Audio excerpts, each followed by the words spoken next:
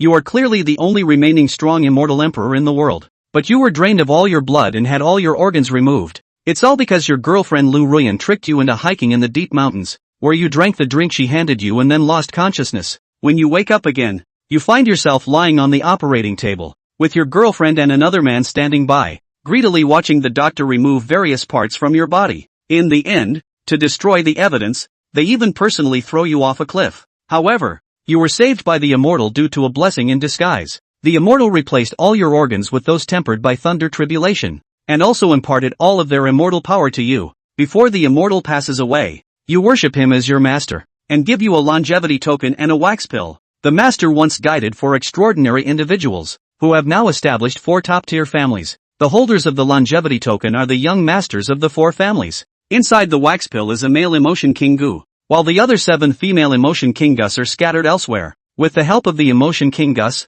your cultivation will surely be twice as effective. In addition, the master was expected to transcend the tribulation and ascend, but unexpectedly was severely injured by the sneak attack of the Qingqing Patriarch. When you have achieved success in your cultivation, seek revenge for the master. After explaining the will, the master stopped breathing. After that, you immersed yourself in the medicine left by your master to heal your injuries. 1 month later, you suddenly opened your eyes, and all your injuries had healed. After kowtowing 3 times in front of your master's grave, you swallowed a wax pill, packed up your things, and left. Just as you were about to climb to the top of the cliff, a woman's angry shout suddenly came. The Yi family will never let you get away with this. Your heart stirred, and you quickly hid behind a huge rock. As you looked, you saw a stunning woman coldly staring at the man in front of her. The man was constantly approaching her at that moment. Yi Qingqing, you know I've always liked you. Seeing Jin Dao getting closer and closer, Yi Qingqing angrily said, Jin Dao, do you know the consequences of doing this?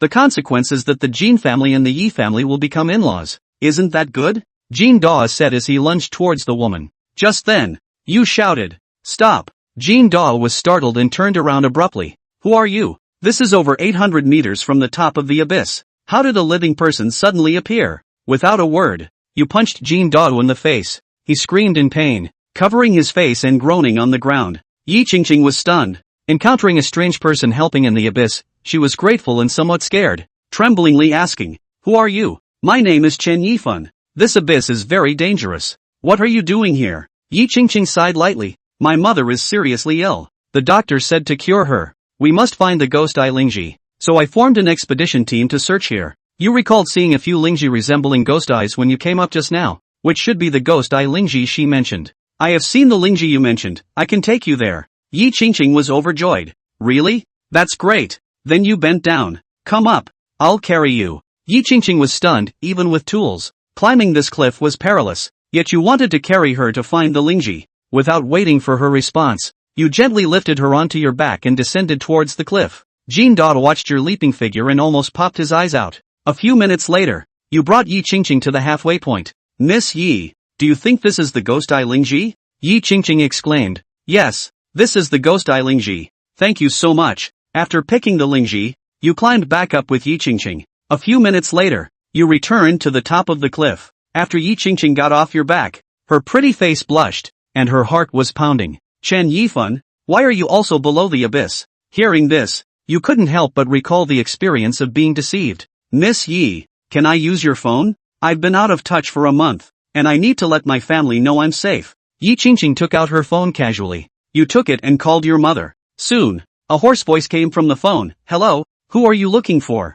Hearing your mother's voice, tears welled up in your eyes. Mom, it's Xiaofan. Your mother's voice trembled. Then she cried and asked, son, where are you? Are you safe? You suddenly felt a sourness in your nose. Mom, I can come home today. Don't worry. At this moment, there was suddenly the sound of things being smashed and cursed by several men on the phone, followed by the sound of the mother crying out. Hearing this, a wave of unease swept over you. Mom, what's wrong? But your mother said it was nothing, just the neighbor getting drunk and dropping by. Xiaofan, come home quickly. You've been missing for a month, and your parents have been worried sick. You frowned. Mom, don't worry, I'll be home soon. After a few simple words, you hung up the phone. After coming down the mountain, Yi Qingqing drove you away quickly. 3 hours later, the car stopped in front of a mansion. Getting out of the car and walking through the gate, you saw a mess, with a group of men moving things from the house. Shouts came from inside the house. Your son stole millions of jewels from the Lu family.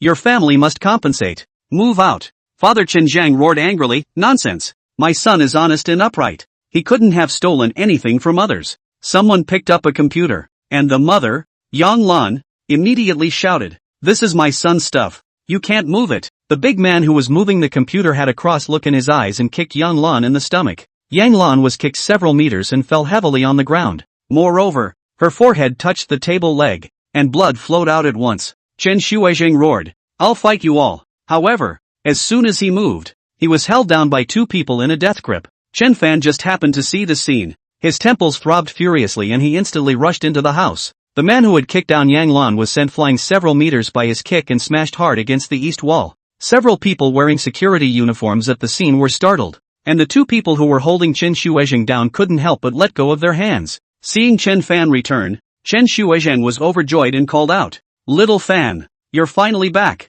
Mother Yang Lan also endured the pain and stood up, came over to hold her son and sobbed. In just a month, she actually had gray hair. She had obviously been beaten. Her left eye was bruised and her face was swollen. Fan, it's good that you're back. Oh, Chen Fan said in a warm voice. Mom, I'm fine. These intruders looked Chen Fan up and down with a look of astonishment. And the leader, a middle-aged fat man, coughed and asked loudly, Are you Chen Fan? Chen Fan said coldly, I am. Who are you people and why did you come to my house to beat and rob people? The man let out a humph and said, We're from the Yellow Dragon Security Company. Chen Shuizheng is provoking trouble. We're here to arrest him. Chen Fan coldly said, You guys are dog brave. The company's security actually dared to run to my house to arrest people. Who gave you the authority? The other party's eyes crossed and said, Of course it's from my boss. Do you know who my boss is? That's Huang Shilong. Duke Huang. Chen Fan, you came at the right time. Stealing jewelry worth tens of millions of dollars. Now even you are arrested together. You father and son happen to be reunited in the jail. With a wave of the fat man's hand, two burly men of 1 meter 8.5 tall jumped towards Chen Fan, trying to hold down his shoulders. As soon as the hands of these two people touched his shoulder, they let out a miserable cry. One of them was sent flying by Chen Fan's punch, and the other's left foot was crushed by Chen Fan. The middle-aged fat man was taken aback and took out a stun baton, pointing it at Chen Fan and yelling, You dare to resist. Chen Fan stared at him and sneered, A few dogs dare to threaten me. Chen Fan had transplanted Li Xiangang's 5 organs, which was equivalent to having a half-immortal body, and with the immortal power in his body, his strength and reaction speed were not comparable to an ordinary person. Just seeing him step out, the stun baton in the middle-aged fat man's hand could not even be discharged in time before Chen Fan stomped on his face. Chapter 4, Nine Sons Immortal Kung Fu. Ka-ching! The fat man screamed miserably. His face was full of blossoms, and he was confused. The few remaining people were startled, and they backed up, not daring to move. Chen Fan was like a tiger entering a flock of sheep, and in 3 tries, he beat this group of people to the point that their arms and legs were broken, and none of them were able to have their whole whiskers and tails. Get the hell out of here! After the lesson, Chen Fan gave a cold shout, and the group of people then held each other up, ouch and scream in pain as they left the Chen family. After the group left, Chen Fan asked, Mom and Dad, do these people often come to bully you? Yang Lan sighed and said, Yes, not only him, but also Lu Sanjie. Ever since you disappeared, your father and I went to the school to inquire about your whereabouts. Your classmates said that you went out with your girlfriend, Zhou Fei Fei, so we went to look for her. But she said you stole tens of millions of dollars worth of jewelry from her family and fled abroad with it. Of course your father and I didn't believe you would steal, so we argued with her. I didn't expect her to be very ruthless, and the next day she got someone to beat us up. Your dad had his arm broken by them and hasn't recovered until now. Your father and I were persistent, and we went to her every now and then to ask for her. But the Zhou family is powerful and often sends people to threaten our family and move our things. They threatened to arrest us all and put us in jail if we made any more trouble. Speaking of this, Yan Lan could not help but wipe her tears. She was just a housewife with little knowledge, and her heart was filled with fear and despair during that time. Chen Fan's lungs were about to explode. Fei Chao, Huang Shilong, I won't spare you guys. Taking a deep breath, he said, Mom, it's over. It's okay now. Yi Qingxue also walked into the house at this time. She greeted politely, Hello uncle and aunt, I am Yi Qingxue, Chen Fan's friend. The couple froze at the sight of such a beautiful girl and hurriedly asked her to sit down. After gossiping for a few moments, Yi Qingxue helped Chen Fan clean up the yard together. The house was empty after a lot of things had been smashed up and the valuables had pretty much been removed. After packing up the yard, Yi Qingxue bid him farewell. Chen Fan knew that she had to go back to use the lingzhi to cure her mother, so he sent her to the door. Before getting on the car, Yi Qingxue handed him a bank card and smiled. There are $2 million in the card. You can take it first. Chen Fan was slightly stunned and asked, "Why did you give me money?" Yi Qingxue sincerely said, "If it wasn't for you today, I might have died under the abyss, much less found the ghost Iganoderma. Do you know how much a piece of ghost Iganoderma is worth? It's at least $1 million, and it may not even be bought with money." Chen Fan was taken aback. Ghost Iganoderma is so expensive. Yi Qingxue nodded her head. "We picked 6 slices of Ganoderma lucidum. When we give my mom a cure, I'll sell the rest of the Ganoderma lucidum. No matter how much money we sell, it will go to you." Chen Fan was indeed quite short of money right now, and after thinking about it, he took the card and said, "I know a little bit about medicine, so if I have time to go and give Auntie a look, it might help." Yi Qingxue's eyes lit up. "Good, then when are you free?" Chen Fan thought for a moment. "Let's do it the day after tomorrow. Right now I have to take care of a little something." Yi Qingxue nodded. "Okay, then I'll go back to Jiangcheng and wait for you."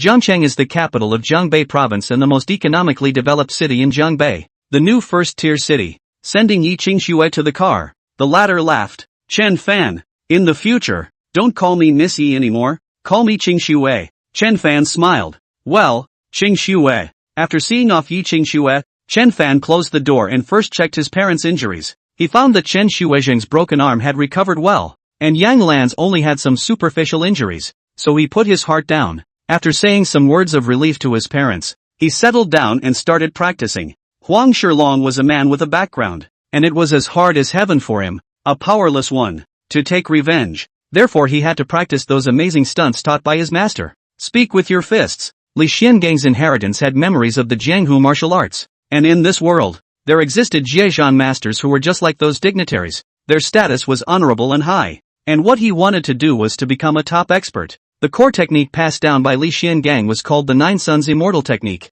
and there were 9 levels of this technique. If someone could cultivate it to the 9th level, they would be able to fly up in the white sun. Chen Fan's body had immortal power and his meridians had been opened long ago. He had only practiced for half an hour and the first level of the 9 Yang Immortal Technique had been practiced, only to see a layer of white light surrounding his body. There was a flow of 9 Yang true Qi in his body, and with a random palm strike, a dull thunderous sound came out of the air. Although it had only reached the first level, it was sufficient for dealing with ordinary martial arts masters. "Huang Shilong, I will let you taste the most vicious means in the Jianghu." Chen Fan's heart was full of hatred. After the first level of the 9 Yang Immortal Kung Fu was practiced, he began to practice an extremely sinister dark hand, the 7 poisonous Yin hands. Chen Fan was born with immortal bones and had obtained Li Xiangang's immortal power, so he had no difficulty in practicing the 7 poison Yin hands. In less than half an hour, his body was bulging with true Qi, and he could simultaneously activate 7 types of Yin energy to hurt people. Once he hit the enemy,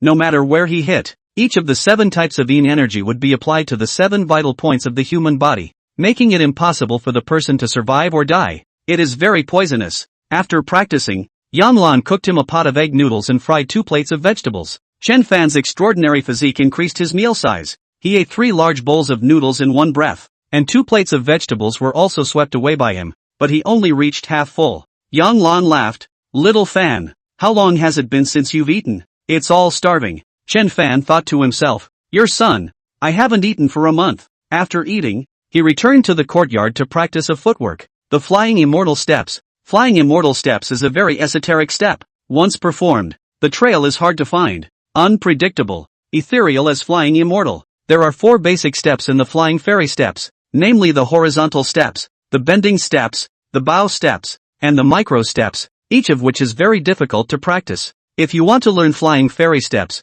you have to learn the 4 basic steps first. Chen Fan first learned the horizontal step, and only when he practiced did he realize that those tiny meridians on his feet and legs were not smooth, causing him to practice with immense difficulty and a burst of pain in his legs and feet. The good thing was that as he kept practicing, the meridians in his legs and feet gradually opened up and the exercises became smoother and smoother. 2 hours later, he was able to move half a meter sideways without bending his knees or moving his feet. It looked as amazing as shrinking the ground. Just as he was practicing his cross steps diligently, the door was kicked open and a bald middle-aged man barged in with a few punks. The middle-aged man is more than 1 meter 8 tall, with a body of horizontal meat, and the visitor is the famous bully in the village, Lu Sandao. When Lu Sandao was young, he was stabbed 3 times, but he didn't die, so he was nicknamed Lu Sandow. Since then, people in the village were afraid of him, and he became arrogant and overbearing, often oppressing the good. And the people dared to be angry but dared not say anything. As soon as Lu Sandow entered the door, he saw Chen Fan practicing. He froze for a moment and subconsciously touched his head, pointing at Chen Fan. "Didn't you kid disappear? When did you come back?" Chen Shuizheng and Yang Lan ran out from the house. The couple blocked Chen Fan behind them. Yang Lan said excitedly, "Lu Sandow, my son has been found. We won't make any more trouble. Don't smash anything in our house again." Chen Fan understood that the one who had run into the house and smashed things when he had called earlier was none other than Lu Sanjie in front of him. He narrowed his eyes and stared at Lu Sanjie and asked, "Why did you come to my house to smash things and beat up my mom?" Lu Sanjie's tongue licked the corner of his mouth and grinned. "I can smash whoever's house I want. I can beat up whoever I want. I don't need a reason." Chen Fan narrowed his eyes. "Really? Then try hitting me." Lu Sandow haha laughed. He stepped forward, rushed at Chen Fan as a fist. Chapter 5, The Speed Chase. Chen Fan instantly moved half a meter sideways before slapping Lu Sanjie in the face. This slap concealed the strength of the 7 poisoning hands. Lu Sanjie screamed miserably. Then he felt a stabbing pain all over his body. And all of a sudden, he jumped up more than half a meter high, and looked at Chen Fan with a horrified face. Chen Fan coldly asked, "Say, who instructed you?" Lu Sandow raised his hand and pointed at Chen Fan, wanting to curse something, when he suddenly felt a sharp pain in his abdomen. So he screamed miserably and lay down on the ground, tears coming out of his eyes from the pain. Chen Fan said in a cold voice, "I'll give you another chance. Say, who instructed you to do this?" Lu Sandow was like being tortured. The pain was so intense that he couldn't hold on any longer and hurriedly called out, "I said, it was Duke Huang who had people find me and instructed me to come to your house often to scare your parents." Chen Fan narrowed his eyes. "Huang Shilong?" Lu Sandow's forehead was covered in bean-sized cold sweat as he nodded and said, "Yes, it's Huang Shilong." Chen Fan kicked Lu Sanjie in the face. The latter actually stopped hurting. He climbed up. The expression on his face was like he had seen a ghost, and the person backed up repeatedly. Chen Fan said indifferently, "The few of you go to the door and kneel. Without my order, you cannot get up." Lu Sanjie where can stand such an insult. He put his eyes aglare. Colorful called out, "Kid, Lu Sanjie is not scared.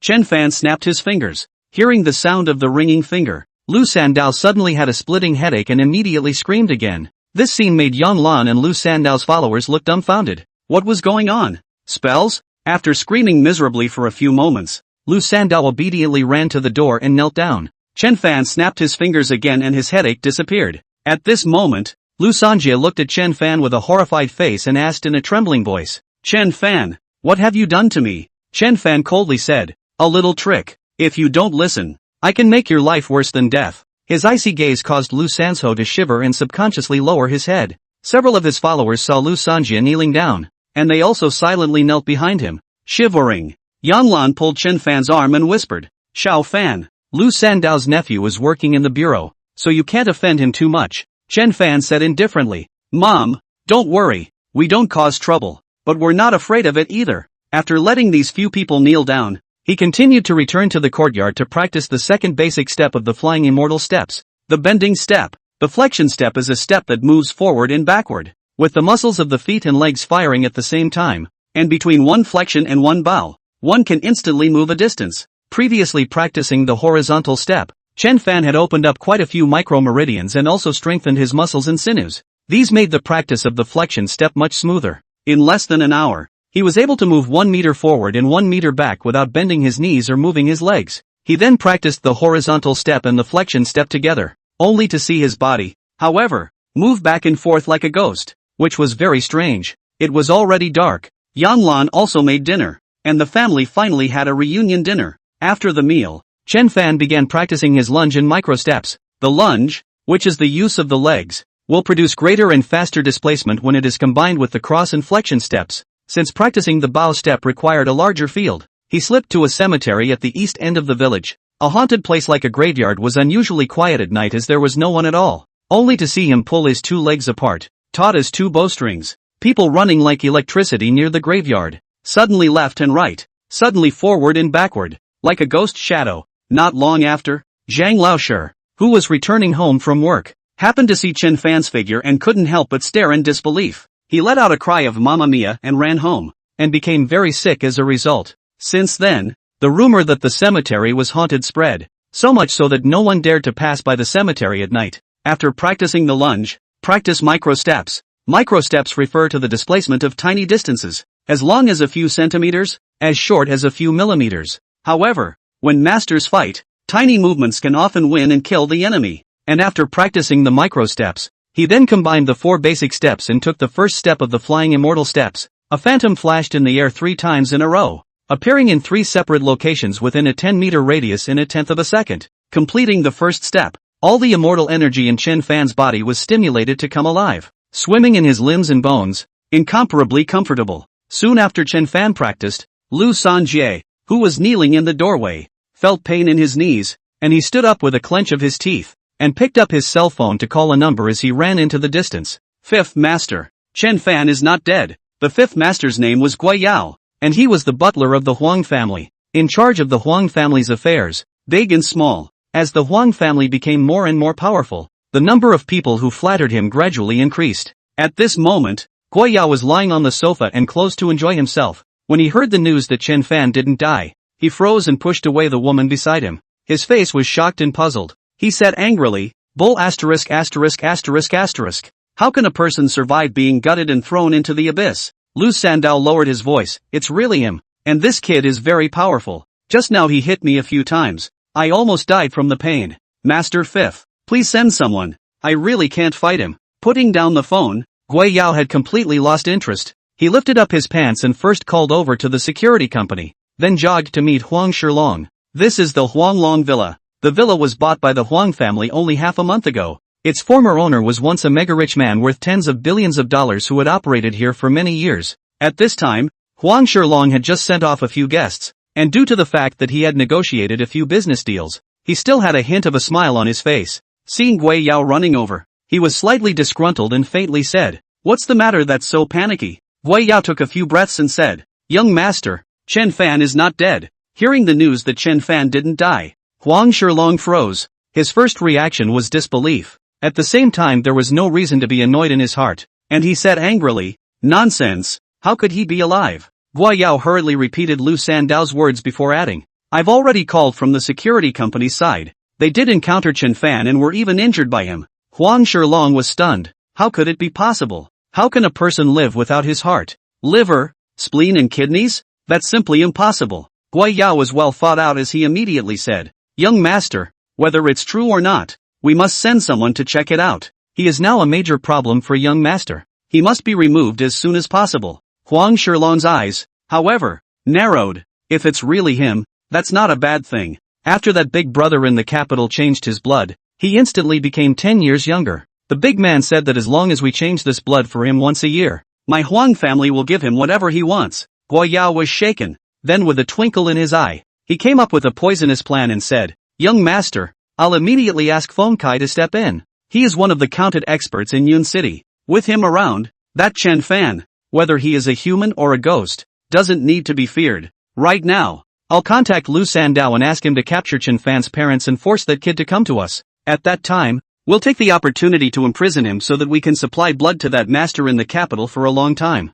Huang Shilong instantly became excited, his eyes glowing as he smiled broadly. "Good, you go and do it right away." Chen Fan had just practiced the 3rd step of the flying immortal steps when he heard a furious roar from his father from his home, 1,000 meters away. Chen Fan was startled, and with a single step, the person reached 20 meters away, more than 1,000 meters. He arrived in more than 10 seconds. A group of masked men broke into Chen Fan's house. 2 of them took control of Chen Shuizheng, and the other 2 put a sack over Chen Shuizheng's head. Yang Lan yelled to stop it, and was knocked down by one of the strong men who swung his fist. The punch was so hard that Yang Lan spat out a mouthful of blood as soon as she fell to the ground, unable to speak, and she was similarly put in a sack. The couple was then dragged to the car and the driver took off with a kick of the gas. When Chen Fan saw the scene from afar, his hair exploded from the roots and his eyes were like they were going to spit out fire. "You all deserve to die." A tiger's roar, like spring thunder exploding, scared the group inside the car to the point of trembling. The car sped faster.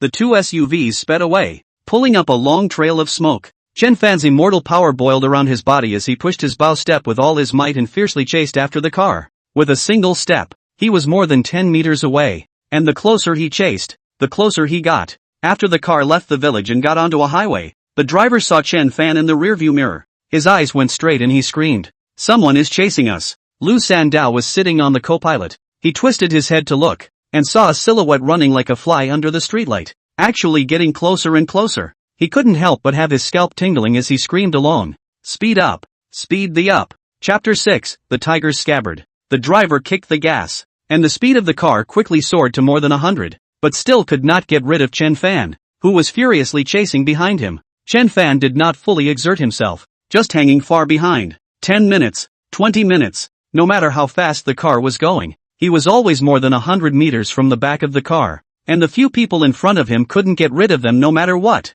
Lu Sanduo swallowed his saliva and took out his cell phone to film the scene of Chen Fan chasing the car and then set it to Guayao. More than 40 minutes later, the car drove into the Yellow Dragon Security Company. Anyone who could run a security company must be someone with both a local background and financial power. When the Yellow Dragon Security Company was first established, it had invited some of Cloud City's most prominent figures to stand in for the occasion, one of whom was called Feng Kai. Feng Kai was a teenager when he worshipped a boxer and learned the internal martial arts. Later, he worshipped an ancient martial arts expert as his teacher and continued to practice hard. For 18 years, he had practiced boxing for at least 6 hours every day. To this day, at the age of 42, Feng Kai had long since become a famous martial arts master in Yun City. At this moment, Feng Kai arrived with a dozen or so men, 2 of them carrying shotguns and the rest holding electric batons. Feng Kai clasped his hands slightly on his arms, his eyes staring at the main entrance. Seeing the 2 SUVs drive in, he smiled slightly and greeted them. The door of the car opened. Lu Sanduo immediately jumped out of the car and called out in panic. Master Feng, that kid is here. Do not wait for him to say clearly. A silhouette, such as a gale of lightning swooped in. Lu 3 knives of these just off the masked men, together with a few people with a gun as if by the flood beasts violently hit, immediately flew out in all directions. Some smashed in the car, some smashed in the door, and some flew to the roof of the building. The scene was quiet all of a sudden. Chen Fan was like a god and devil descending into the world, appearing in front of Feng Kai. His hair was windless, and his eyes were shining brightly. Feng Kai had practiced martial arts for many years. Chen Fan's aura surprised him. He subconsciously retreated 3 steps away and set up his fist stance. Chen Fan glanced inside the car. His parents were sitting inside. Nothing was wrong. He took another look at Lu Sanjie who was spitting blood on the ground. Just now, he was too heavy in his rage, and Lu Sanjie's organs were all broken, so it was obvious that he couldn't survive. You sought death yourself. After saying this, he looked at Feng Kai again. Feng Kai snapped. You're Chen Fan, aren't you? I've been waiting for you for a long time. Feng Kai had just finished his words when Chen Fan suddenly disappeared in place. His scalp immediately went numb and he screamed, turning around to attack the back. However, it was too late. As soon as he moved his shoulder, he received a slap on his neck. Ka-ching! With his neck bone broken, this Cloud City expert immediately collapsed to the ground. Ting and pissing, the rest of them swarmed up with electric batons. Chen Fan transformed into a residual shadow, and in a few shots, he knocked all of the group to the ground, with the lightest ones having their arms and legs broken. Chen Fan first helped his parents down from the car and checked the injuries. Yang Lan's face was a little swollen, but it was nothing more than a bit of shock. He first sent his parents to the road not far away, then turned back, picked up a man bleeding from 7 holes and asked, Huang Shilong sent you? This person had a dozen broken bones all over his body, and all his organs had been injured by the shock, and the terrifying immortal power that erupted under his fury was not something that mere mortals could withstand. This person's eyes are full of fear. Trembling voice, it's the Huang family chief Guayao who let us do it. Don't kill me. The muscles at the corners of Chen Fan's eyes jumped wildly as he asked in a deep voice. Where is Huang Shilong? He's at the Yellow Dragon Villa, he said in a hurry. Chen Fan slapped the man on the head and killed him on the spot, then set fire to the Yellow Dragon Security Company. A few minutes later, the fire spread and hundreds of vehicles were destroyed along with a large amount of supplies. Chen Fan drove away in a van to send his parents home. The van was a black car with no license plate, used by security companies specializing in dirty work. Sending his parents home, Chen Fan let them rest first while he slept on the sofa in the living room. In case someone came again, he could be the first to notice. After dawn, 10 fire trucks came from outside the Yellow Dragon Security Company. Because the fire was too big, the fire burned for more than 10 hours before it was extinguished. The whole company was reduced to rubble, and the loss on the books alone exceeded $100 million. Huang Shilong stood outside the fire, his face as gloomy as water. The butler behind him, Guayao, lowered his head and said in a trembling voice, His lordship's $370 million in deposits and all those antiques and paintings were placed in the company's vault, and were not able to be salvaged. That 300 million is Huang Shilong's father's gray income. The value of antique paintings and calligraphy is equally not low. Worth 1 or 200 million at least. Huang Shilong's eyes seemed to crack as he let out a low growl and asked, "Who did this?" Gui Yao gritted his teeth and said, "Other than Chen Fan, I can't think of anyone else, but the surveillance is all burned out, so I can't find any evidence." Then he opened his cell phone, which had a video of Chen Fan running wildly behind him like electricity. After seeing the video, Huang Shilong's eyes widened and a chill ran down his spine as he asked, "The car was traveling at least 80, right?" Gui Yao's hand trembled slightly as he said, "Estimated speed is at least 90 per hour. That's 25 meters per second. This speed is already twice as fast as the Olympic record." Huang Shilong took another look at the fire scene and gritted his teeth.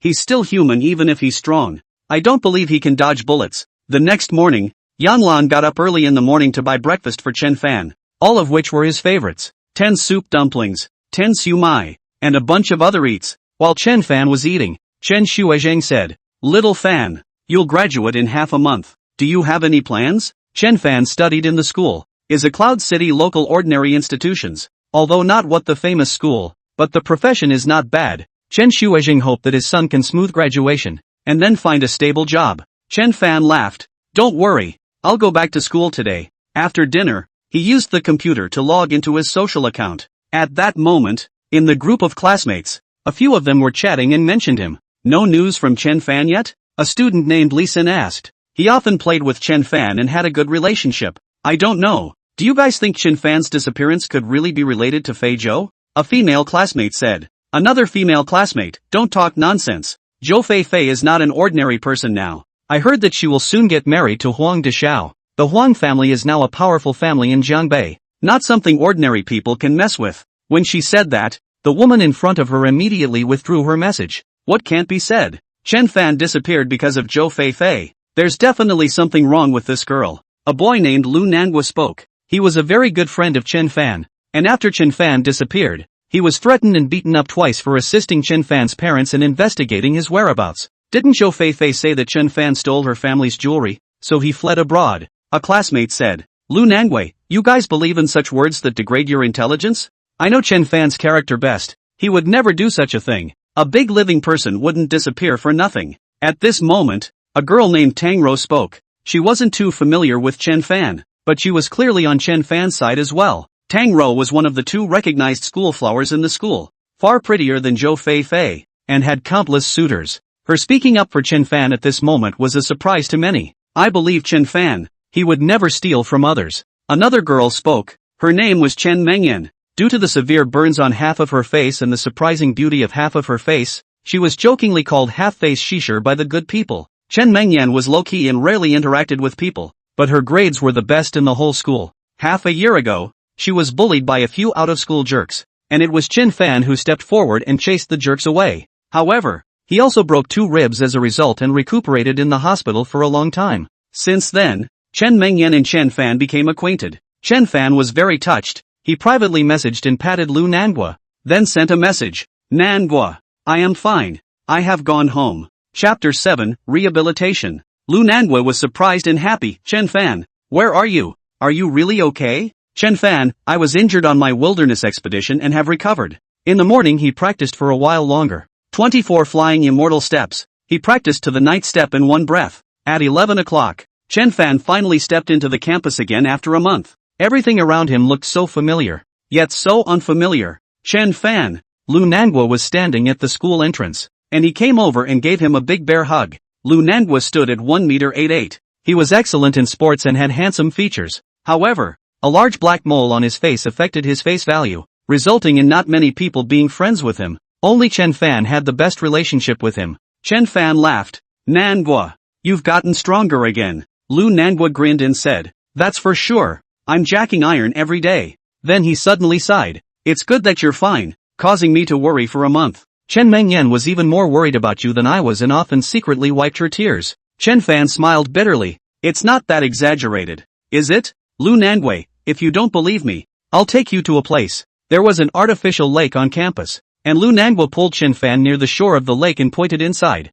"Look." At the moment, a girl was standing on the shore of the lake. She had her hands crossed over her heart and was whispering something. "God bless. Make sure Chen Fan comes back safely." Her voice was not loud, But Chen Fan had extremely strong ears and heard it all. Lu Nanguo, see? She comes to the lake every day and says her grandmother taught him the way and it works. Hearing someone speak from behind, Chen Mengyan turned around violently, and the moment she saw Chen Fan, she couldn't help but freeze, and then her eyes turned red. Chen Fan quickly walked over and smiled. Mengyan, you've lost weight. A sentence you've lost weight. So Chen Mengyan instantly broke defense. Eyes instantly red. I knew you would be fine. Chen Fan was touched and reached out to touch half of Chen Mengyan's badly burned cheeks and said, Mengyan, turn around and I'll help you concoct a kind of ointment that should be able to cure your burns. Although Chen Mengyan knew that this was extremely difficult, she trusted Chen Fan very much and nodded her head vigorously. Good. Isn't this the jewelry thief? The entire internet is looking for you, and you actually dare to come back.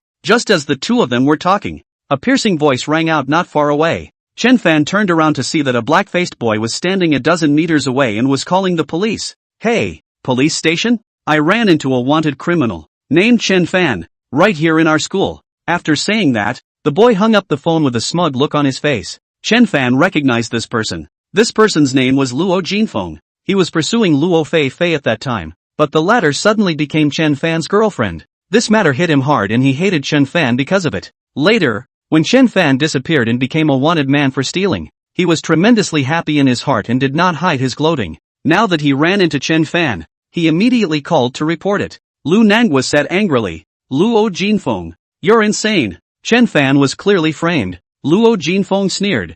Bah! What framing? He's a thief. Chen Mengyan faintly said. Right and wrong will be judged by the public. Chen Fan was too lazy to care about this kind of person as he asked Chen Mengyan, where is Fei Zhou? Chen Mengyan, I heard she's preparing for her engagement, so I guess she's at home. Chen Fan nodded. I'll go find him and tell her to speak clearly. Vengeance can be avenged slowly, but the other party's false accusation that he stole the jewelry must be resolved as soon as possible. Luo Jinfeng called out. Chen Fan, don't go. Rushing over, he was about to stop him. Pop! Chen Fan slapped him across the face and Luo Jinfeng fell to the ground. I'll beat you up every time I see you from now on. After saying that, he left the campus with quick steps. Zhou Fei Fei's home, which was not far from the campus. Chen Fan had been here a few times and quickly arrived. Zhou family, Zhou Fei Fei is trying on her wedding dress in front of the dressing mirror. She is going to marry Huang next month. Her face is full of joy. Suddenly, the doorbell rang. The maid opened the door and saw Chen Fan standing outside. The maid naturally recognized Chen Fan, and with a frightened ah, she turned her head and ran back. Zhou Fei Fei's mother, Zhu Lining, was sitting on the sofa, and she screamed in equal fright at the sight of Chen Fan. They all knew that Chen Fan had died a long time ago. How could a dead person appear at the door? Could it be a ghost? Zhou Fei Fei ran out in her wedding dress, and when she saw the living Chen Fan standing in the doorway, her heart tightened, and she was equally scared. Her face turned pale, and her feet backed up uncontrollably. Chen Fan stared at Zhou Fei Fei dead in the face and questioned in a gloomy voice. Why did you harm me? Zhou Fei Fei asked in a trembling voice. Are you a human or a ghost? What do you say? Chen Fan walked in and sat right next to Zhu Lining. Zhu Lining was so scared that her eyes rolled over and she fainted. Feeling that he didn't look like a ghost, Zhou Fei Fei boldly approached a little closer and asked loudly. Chen Fan, you're not a ghost. You're a human being. Chen Fan looked at her coldly. Do you think that someone who has had their insides gouged out can still live? Zhou Fei Fei took a deep breath and said. I don't know how you survived, but I'm getting married to Shilong Ma soon, and the Huang family is now a powerful family in Yun City. It's not something a little person like you can mess with. Chen Fan stretched his legs and stared at Zhou Fei Fei's eyes and asked. As I recall, you guys gave my internal organs to a big shot in the capital. How does that person know that my internal organs can have no rejection reaction? Zhou Fei Fei knew that she had to be truthful and hurriedly said. You donated blood and there is information about you in the gene bank. Someone used their connections to find out that you have a special physique and transplanting your heart did not produce a rejection reaction. The Huang family designed all of this in order to curry favor with that big shot. So Huang Shilong asked you to deliberately approach me, then trick me into the wilderness and gutted my insides for that person, right? Chen Fan calmly asked. Zhou Fei Fei sighed gently. Chen Fan, that master in the capital has his hands full, and you're just a college student from an ordinary family, so you can only be blamed for your bad fate. Although I don't know how you survived, I advise you that it's best not to be impulsive. Before she could finish her sentence, Chen Fan suddenly stood in front of her and slapped her in the face, and Zhou Fei Fei was sent flying several meters by his slap. This palm shattered several of her teeth and cracked her facial bones, as Zhou Fei Fei let out a miserable scream and was struck dumb. Chen Fan slapped a few slaps on her body and said coldly, Next, You will be in pain every 6 hours, during which life is worse than death. If you don't want to be in that much pain, go right off the case for me and tell the police that I didn't take your Zhou family jewelry. You'll also have to release a statement to restore my honor. Zhou Fei was currently covered in strange itching and pain. She rolled on the ground and called out, Chen Fan, I'm covered in pain. Save me. Chen Fan ignored her and said, the pain will last for 10 minutes. Enjoy it slowly. I will wait for your news at school. Dropping these words, he took off. Chapter 8, Tang Rou. Chen Fan returned to the campus again and saw several police cars parked at the entrance of the school, and many students were there to watch the fun. Lu Nanguo's face reddened and he shouted, it's impossible for Chen Fan to steal anything. Can you guys investigate clearly? Suddenly, Luo Jinfeng next to him exclaimed, pointing at Chen Fan, he's back. Several police officers rushed over, and one of them, a black-faced officer, asked, you're Chen Fan? Chen Fan said indifferently, it's me, middle-aged officer, you are suspected of stealing jewelry.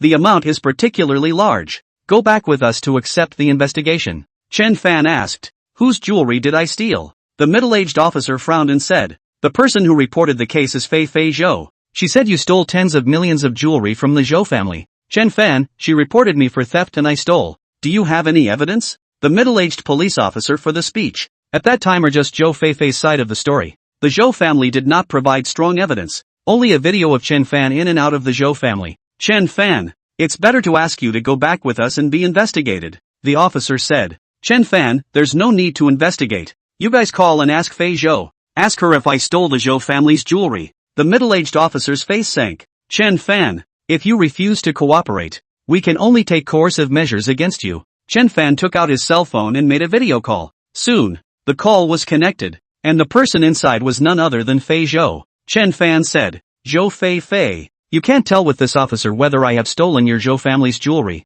At this time, Zhou Fei, her face was pale and in a cold sweat. She had just experienced 10 minutes of life and death. She quickly said, no, my family's jewelry was not lost. It was just misplaced. Chen Fan is not a thief. The middle-aged officer was silent for a few seconds and said, please ask Ms. Zhou to come to the police station and fill out a form to withdraw the case. Fifi Zhou, okay, I'll be right there. Chen Fan asked in a cold voice, did you hear me clearly? Luo Jinfeng, who was on the side, however, became anxious and exclaimed, officer, Zhou Fei must have been threatened. The middle-aged officer also felt that Zhou Fei's state was not right. The middle-aged officer frowned as he righteously said, Miss Zhou, if you are being threatened, please don't be afraid, and be sure to tell the truth. Zhou Fei hurriedly shook her head.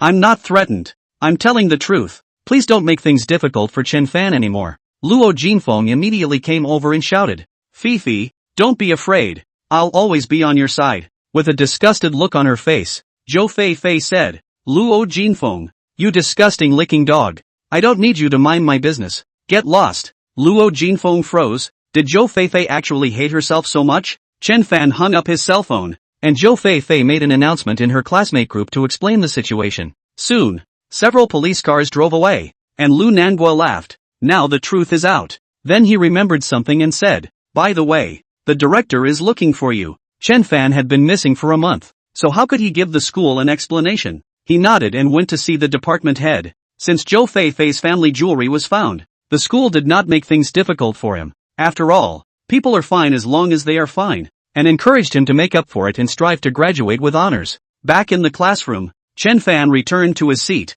and he realized that his deskmate had changed, becoming the great beauty Tang Rou. Tang Rou was the dream goddess of all the boys, only that she was too noble and many quality boys couldn't chase after her. So much so that not many people even dared to chase after her at the back. As soon as Chen Fan approached, the king of love compulsions that had been sleeping in his body suddenly awakened, followed by a wave of breath being released. At the same time, Tang Rou only felt a slight heat between her chest and abdomen, and a strange sensation arose. There was something strange in her heart, but she forced it down and said, sit down, we'll be at the same table from now on. Chen Fan also sat down, vaguely feeling that between him and Tang Rou, there was some kind of mysterious contact. Could it be that there was a female parasite in her body? He asked curiously. Tang Rou, why are you sitting here now? Tang Rou laughed. Everyone said that you died, and the students who were originally sitting here felt that it was unlucky, so they changed their seats. Instead, I felt that this place was quiet, so I sat over here. Chen Fan was speechless,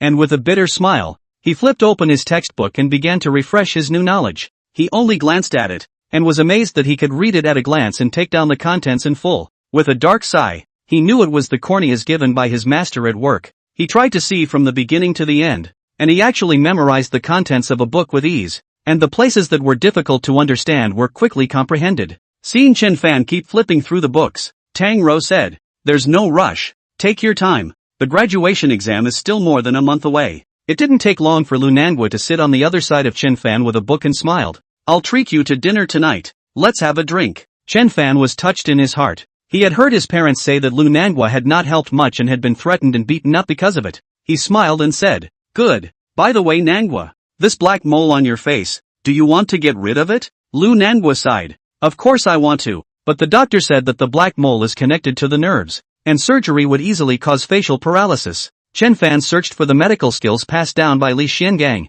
He looked carefully for a while and said, "This kind of mole is called a ghost face mole in ancient times. It will get bigger and bigger and eventually cover the whole face." Lu Nanguo's expression dimmed. "Yes, when I was a child, it was only the size of a coin, and by now it has become more than 10 times bigger." "Chen Fan, how did you know that it is a ghost face mole?" "Chen Fan, I've read a few medical books, which happen to have an introduction on it." "Nanguo, I will help you cure the ghost face mole." Lu Nanguo was very surprised. "Really? Chen Fan, you're not lying to me, are you?" Chen Fan said indifferently, "When have I ever lied to you? I'll write a prescription and you grab the medicine accordingly. After grabbing the medicine, every night before you go to bed, you boil it in a casserole for 10 minutes, then grind the herbs into a medicinal mud and apply it to your face. After applying it, your face will be very itchy. You must hold back and not scratch. The next morning when the mud dries, you can remove it, but you are not allowed to wash your face. In this way for 7 consecutive days, the black mole will disappear."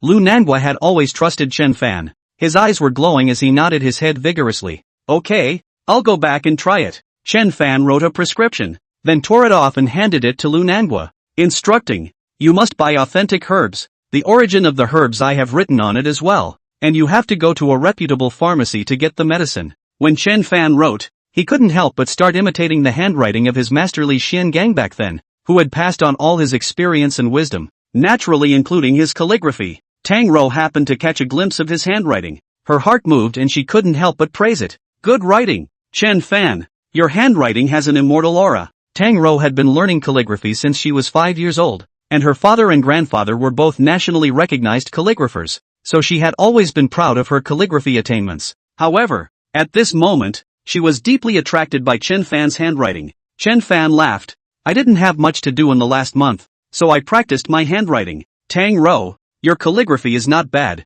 it's just that it's still in the middle stage." Focusing on techniques, Tang Rou's beautiful eyes were glowing. Similar words had been said by her grandfather. It seemed that Chen Fan had a thorough understanding of calligraphy. She laughed. "Those who are metaphysical are called Tao. This is too difficult. Those who can reach this level are none other than the great calligraphers of all dynasties, and I can only try to get closer." Lu Nanguo couldn't sit still and sneaked off to grab some medicine. Chen Fan and Tang Rou talked about calligraphy. Very speculative. This icy beauty rarely showed a smile. IKO. Is Tang Rou smiling? Not far away. A boy's eyes widened. He had been classmates with Tang Rou for 4 years and had only seen Tang Rou smile once. And this was the first time. The other boy next to him froze and murmured, "Tang Rou is so beautiful when she smiles. It's as if all the light in heaven and earth is concentrated on her." "Chen Fan, can you write me a pair of characters?" Tang Rou suddenly asked, her gaze gentle and watery. Chapter 9, The Red Sleeve. "Okay, but I don't have a pen and ink in my hand."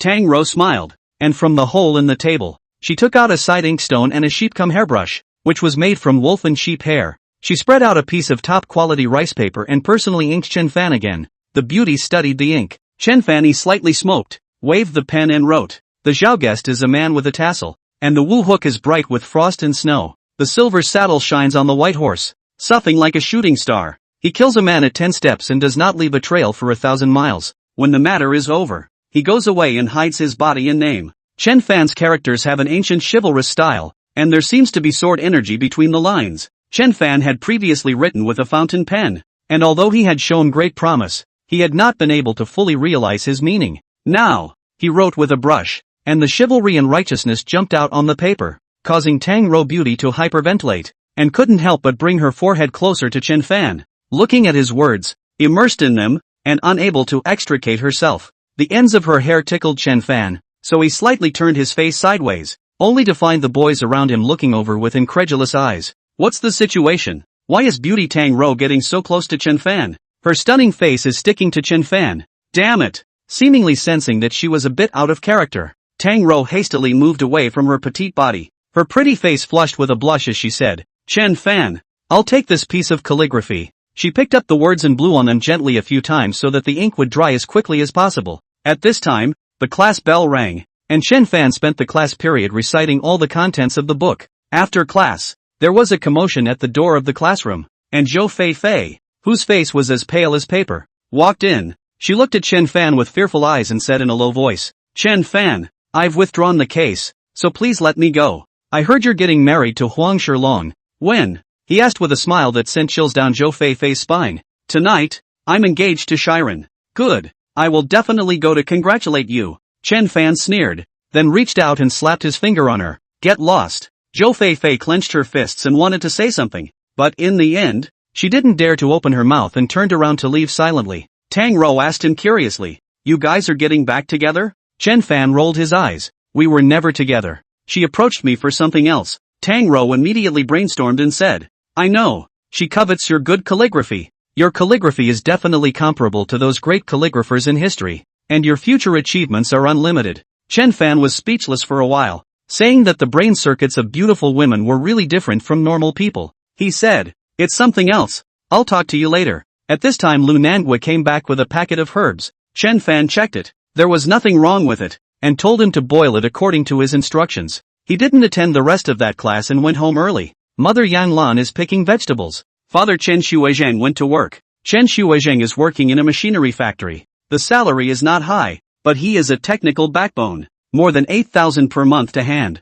This kind of salary in the Cloud City is not high, but also not low. My mother used to work odd jobs, but since Chen Fan's accident, she has no desire to work and stays at home. Seeing her son from school, Yang Lan smiled and said, Xiu Fan, your father and I have discussed this and plan to take advantage of the low property prices to buy you a house. Chen Fan was unimpressed. Mom, our house is quite nice. We won't buy it for a while. Yang Lan, we are an urban village after all. Your future girlfriend may not want to live here. Chen Fan didn't care about this. He had all the skills and it wasn't hard to make money. He then went to the study on the second floor and cultivated the second level of the 9 Yang immortal technique with all his might. With the immortal power in his body as a base, the first 3 levels of the 9 Yang immortal technique were no difficulty for him, so he broke through in less than half an hour. At the second level of the 9 Yang immortal technique, he felt the 9 Yang true chi in his body running like a line of fire, and his true chi turned red. Afterwards, he returned to the courtyard to practice the 7 styles of loose hands. These 7 styles of loose hands were created by Li Xiangang when he was 36 years old, and were named the 7 styles of ease, the 7 styles of impunity. Together with his flying immortal steps, could fight and escape, and ordinary martial artists were simply no match for him. After practicing for a while, Yang Lan called him to eat. Chen Shuizheng wasn't home for lunch. It was just mother and son, but Yang Lan still fried 4 dishes and a soup. In 1 pot of rice, Chen Fan ate 8 bowls alone, and almost all of the 4 plates of vegetables were also eaten by him. Yang Lan was very happy and kept giving her son food. After eating, Chen Bing wiped his mouth. Mom, I'm going to school. It was said to be going to school, but it was actually to buy medicine. In the master's medical heritage, there was a strange formula for treating burns, and he thought that it would be able to cure Chen Mingyan's burns. He went to one of the largest herb stores in Yun City and grabbed a dozen herbs. He didn't realize that the herbs he bought were so expensive, costing him more than $50,000. After buying the medicine, he bought tools to grind it into powder, and then mixed the medicinal mud. After working until dark, he only managed to mix half a bowl of medicinal mud, which he immediately sent to Chen Mengyan. Chen Mengyan lived in the school's dormitory. At this moment, she had just finished eating and was washing clothes in the dormitory. Receiving Chen Fan's call, she smiled and asked, Chen Fan, what is it? Come down quickly, I have something for you. Chen Fan laughed, feeling that he was speaking mysteriously. Chen Mengyan couldn't help but feel her heart jump, and said in some panic, oh, then I'll go down right away. She dried her hands, brushed her hair a few times, and then walked quickly down the stairs. Chen Fan was standing right at the entrance, holding a bowl and some tape and gauze. Seeing this, Chen Mengyan froze for a moment and asked, Chen Fan, what are you holding? Chen Fan laughed, the ointment I made for you is for treating burns. You smear it on your face before you go to bed and put 2 layers of gauze on the outside. Tomorrow I will come over early in the morning to check the situation. If it works well, I will get you more.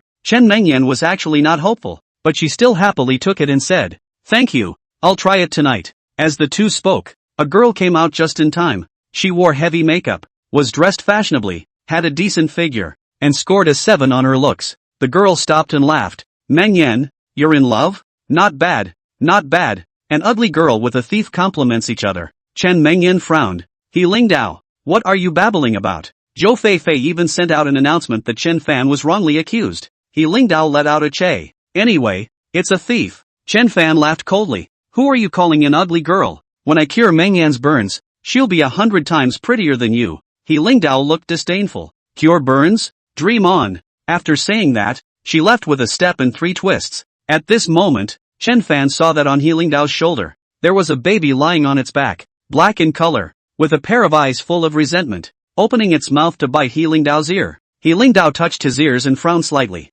Chen Fan froze. What was this? Could it be that Master's transplanted corneas could also see dirty things? Chapter 10, Killing at the Engagement Party. He called out to He Lingdao and said indifferently, "There's a little ghost on your shoulder. You'd better be careful." Like a cat whose tail had been stepped on, He Lingdao jumped up at once and shrilled. "What nonsense are you talking about?" Chen Fan sneered. "Believe it or not." After saying that, he waved his hand at Chen Mengyan and took a big step away, leaving a pale-faced He Lingdao standing there, her body shivering. Leaving the school, Chen Fan went to the Yellow Dragon Villa. The Yellow Dragon Villa was one of the most famous mountain villas in Yun City, covering an area of more than 1,000 acres and surrounded by mountains and water. To be able to buy this place, it was evident that the Huang family was financially strong. In the last month, Huang Shilong's company got several big billion-dollar projects in one breath, and then made more than $1 billion with empty gloves. At this time, the Huang family is decorated with lights and Huang Shilong and Zhou Feifei are holding an engagement banquet.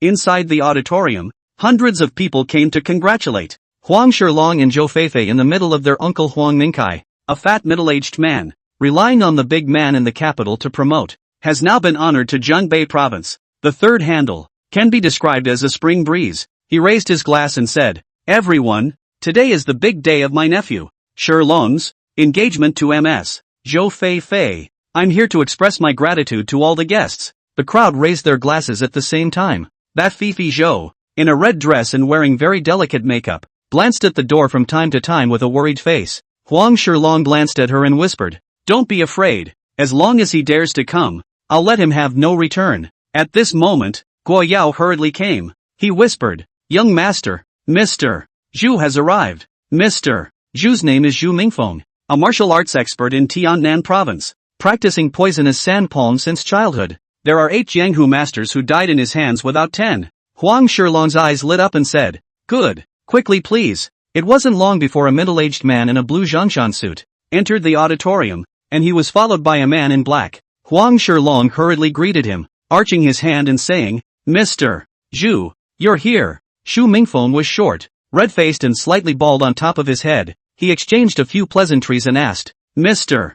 Huang, what is the cultivation level of the expert you mentioned?" Huang Shilong then took out the video taken by Lu Sanjia and gave it to Zhu Mingfeng. After watching the video, Zhu Mingfeng frowned and said, "Running like flying means that this person has practiced true qi and should be an internal expert." Huang Shilong, "Can Mr. Zhu defeat him?" Zhu Mingfeng said, "This person doesn't look very old. I guess he just practiced his true qi. It's not hard to defeat him." Huang Shilong was overjoyed and said, "Mr.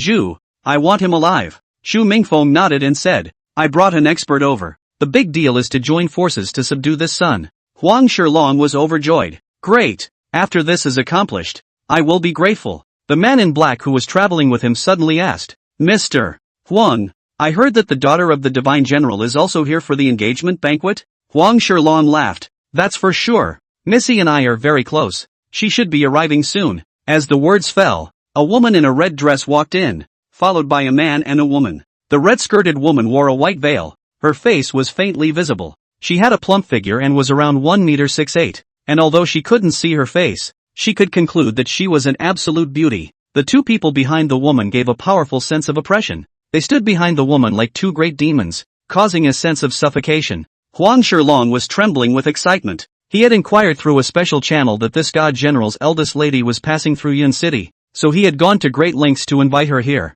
thus enhancing the Huang family's influence in Cloud City. Originally, he didn't hold out any hope, but he didn't expect her to actually come. He hurriedly stepped forward, fawning with respect, and said, "Missy, it's a great favor to the Huang family for you to come to the engagement site." Without waiting for him to finish, Missy's jade hand lightly waved, and Huang Shilong hurriedly stopped his mouth. She seemed to be looking for someone. Just then, Chen Fan walked in. Huang Shilong immediately saw him, and he also saw Huang Shilong. Haters gonna hate each other. Although Huang Shilong knew that he was still alive, he still had the feeling of seeing a ghost after seeing the real person. He reached out his hand and exclaimed, "He is Chen Fan." The few bodyguards at the doorway reacted, and they immediately pounced on Chen Fan. Boom! The floor of the banquet hall shook violently. Chen Fan instantly transformed into several residual shadows, and one by one, the Huang family's bodyguards were like kites with broken strings being sent flying more than 10 meters and smashing heavily on the ground. The worst was the chief manager Gui Yao, who happened to bump into Chen Fan and was hit with a palm that made him foam at the mouth. That Xu Mingfeng's sweat hairs stood up. He felt Chen Fan's powerful aura. It was too terrifying. Could it be a yellow-level martial artist? Huang Mingkai became furious and roared, "Take him down!" Xu Mingfeng was unsure. He took a step back and said to the man in black, "Brother Han, I'm afraid that this person is a yellow-level powerhouse. I'm no match." The world's martial arts experts, first-class experts, are divided into 5 levels: white, green, yellow, black, and purple, with yellow-level martial artists being 1 in a million strong. The man in black took a step forward. His feet were not ding-dong. He looked straight at Chen Fan with his eyes and said indifferently, "My friend, if you make a mess, you should pass through me first." Chen Fan, however, did not pay any attention to him, and his gaze fell on the woman in the red dress. He felt that the compulsion king in his body was getting excited again. Could it be that there was a female compulsion in her body? The woman was also staring at Chen Fan. The reason why she wanted to come to Yun City was because she suddenly felt that there was something here that was attracting her. As for attending the engagement banquet, it was just a side trip. "Friend, I'm talking to you." The man in black got impatient. Chen Fan glanced at him, feeling that his boxing stance looked a bit familiar, and asked, "Your surname is Han?" The man froze and said, "You recognize me?" Chen Fan flashed out a palm-sized gold-encrusted token with an exquisite pattern. Seeing the token, the man in black trembled and exclaimed, "Eternal Life Order. Who are you?" Chen Fan put away the Order of Eternal Life and said coldly, "What do you think?" The black-robed man's eyes rolled, and with a thud, he knelt on the ground, saying in a trembling voice, "Han Wei, a son of Han clan. See the young lord. The young lord has 1,000 generations to come." It turned out that the Han family behind Han Wei was precisely one of the 4 great families supported by Li Xin Gang, and the Han family was so skilled in martial arts that the world referred to it as the Han clan. Chen Fan said indifferently, "Get up." Han Wei got up, half bowed, close to the front, said, "Young master, his old man is okay?" "Chen Fan, let's talk about it when we have time. Why did you come to stand up for the Huang family?" Han Wei looked embarrassed and said, "I was passing by. So this brother Zhu Mingfeng Zhu asked me to come over and do a favor." Xu Mingfeng looked dumbfounded as he glanced at Han Wei and asked, "And this is?" Han Wei said with a straight face, "Brother Zhu, I'm sorry, I'm going to stand behind the young lord today. Whoever makes an enemy of young lord is an enemy of my Han clan." Huang Shilong froze. What a situation. How did he, a poor student, become the young master of Han clan? Chen Fan turned to look at Huang Shilong, who yelled, "Someone, grab him.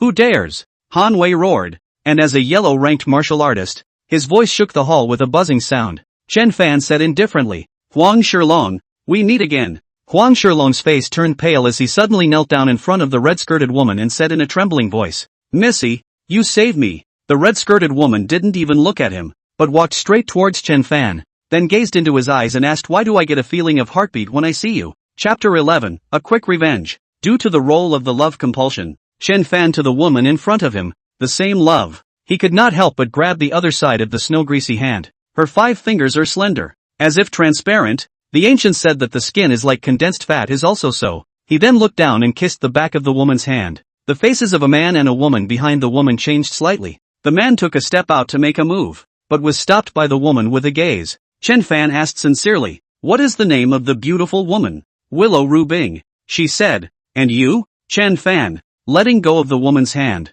he bent down and grabbed Huang Shilong, who was kneeling on the ground, and dragged him straight outward. And when he reached the door he gave a slight vertical movement, and the two of them reached the rooftop. Huang Mingkai panicked and yelled, "Call the police to arrest him." Lu Rubing faintly said, "Tell him to shut up." The man behind him arrived in a few steps and slapped Huang Mingkai to the ground. The latter directly fainted. Huang Shilong on the rooftop's eyes widened as he looked horrified and said in a trembling voice, "Chen Fan, if you have something to say, I can make it up to you." Chen Fan stared at him and said, "Compensation? Fine. What you did to me that day. I'll pay you back all of it now." Huang Shilong's scalp numb. He flopped kneel on the ground. Trembling voice, "Chen Fan, I was wrong. Let me off. I can give you money. How much you want I give." Chen Fan said indifferently, "Money can't buy your life." He reached out and slapped 5 slaps on Huang Shilong's body, one heavier than the other. In Sulan's strength penetrated his body, and his opponent's heart, liver, spleen, kidneys, and stomach were heavily damaged.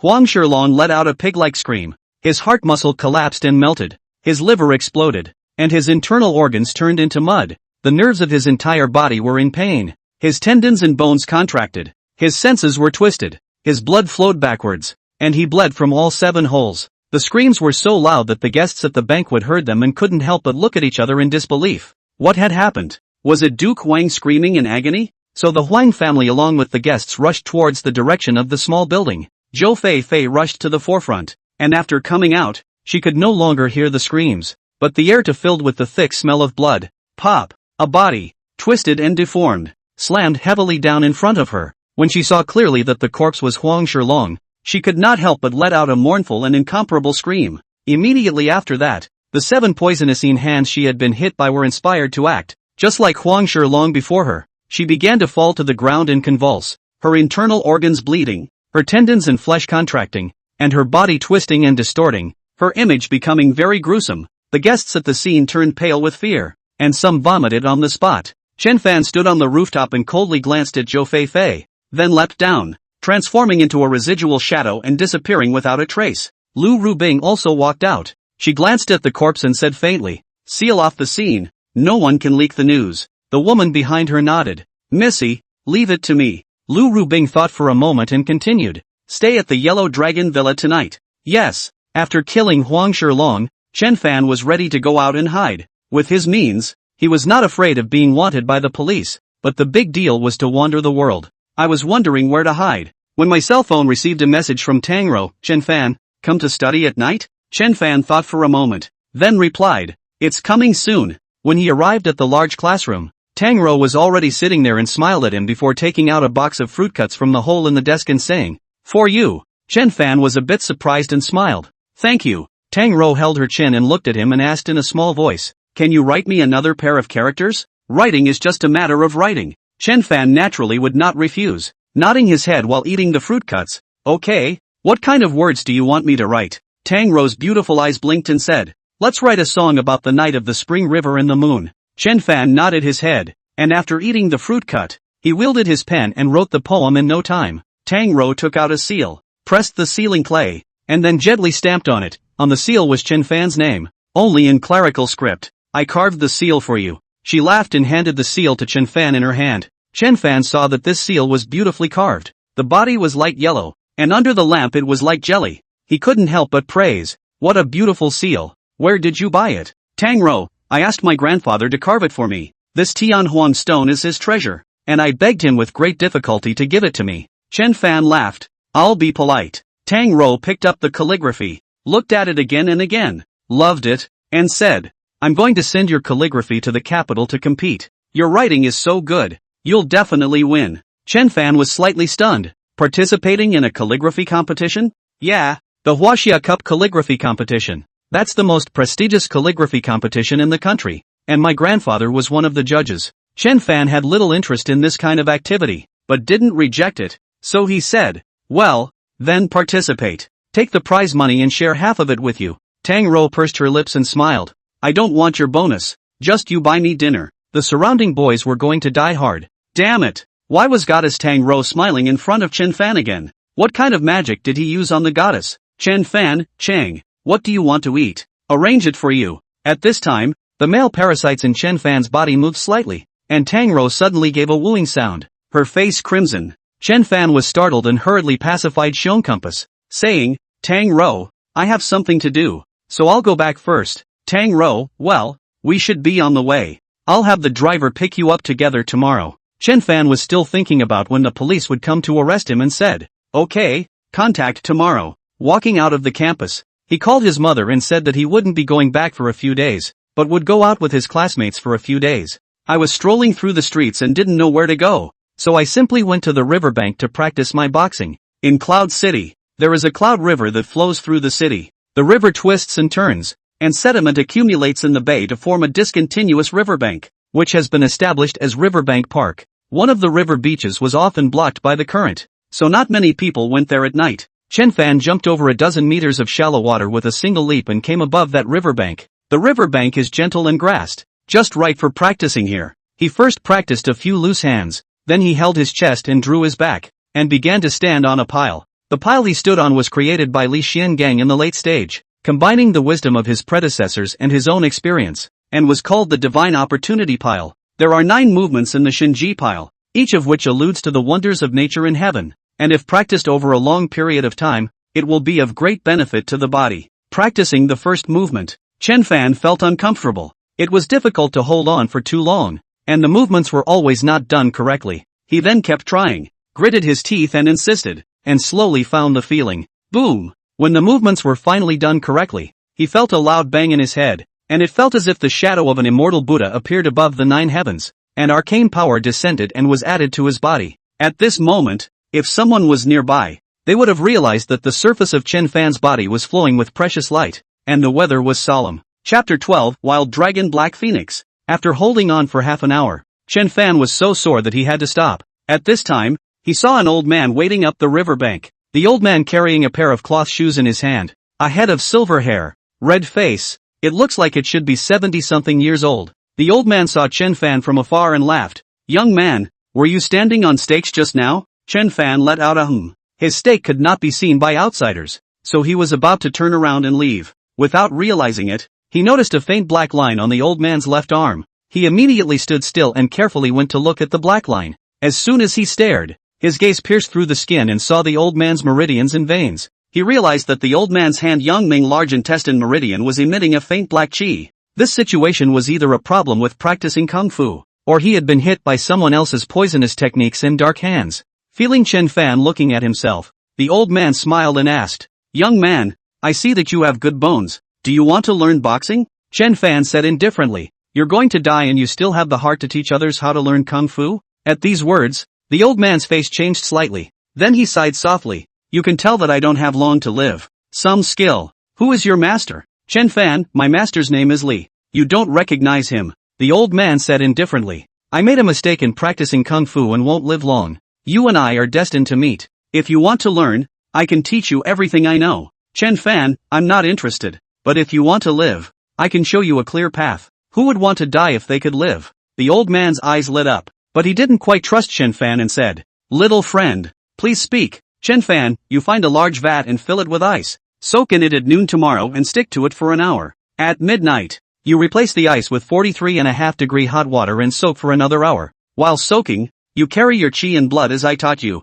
so that you can save your life." The old man took a deep breath and said, "Many thanks, little friend." Chen Fan then passed on the old man's method of carrying. After the old man wrote it down, he gratefully said, 10,000 thanks to little friend. I still don't know how to address you." "Little friend?" Chen Fan said. "A casual encounter. You don't need to know my name." After saying that, he took a big step, then leaped a dozen meters to the opposite bank of the riverbank. When the old man saw him walking away, he said in a loud voice, "I, Chen Minggong." Chen Fan was about to find a place to rest when his cell phone suddenly rang. An unfamiliar number. After answering it, an unfamiliar voice came from inside. Mid-air. "You are Chen Fan?" Chen Fan still thought it was the police and said lightly, "It's me. Opponent, Our Lady is waiting for you at the Yellow Dragon Villa. Can you come?" Chen Fan froze for a moment, remembering the beautiful woman named Lu Rubing, and asked, "You're talking about Lu Rubing?" "Exactly." The other party said, "Miss has already helped you to settle your matter.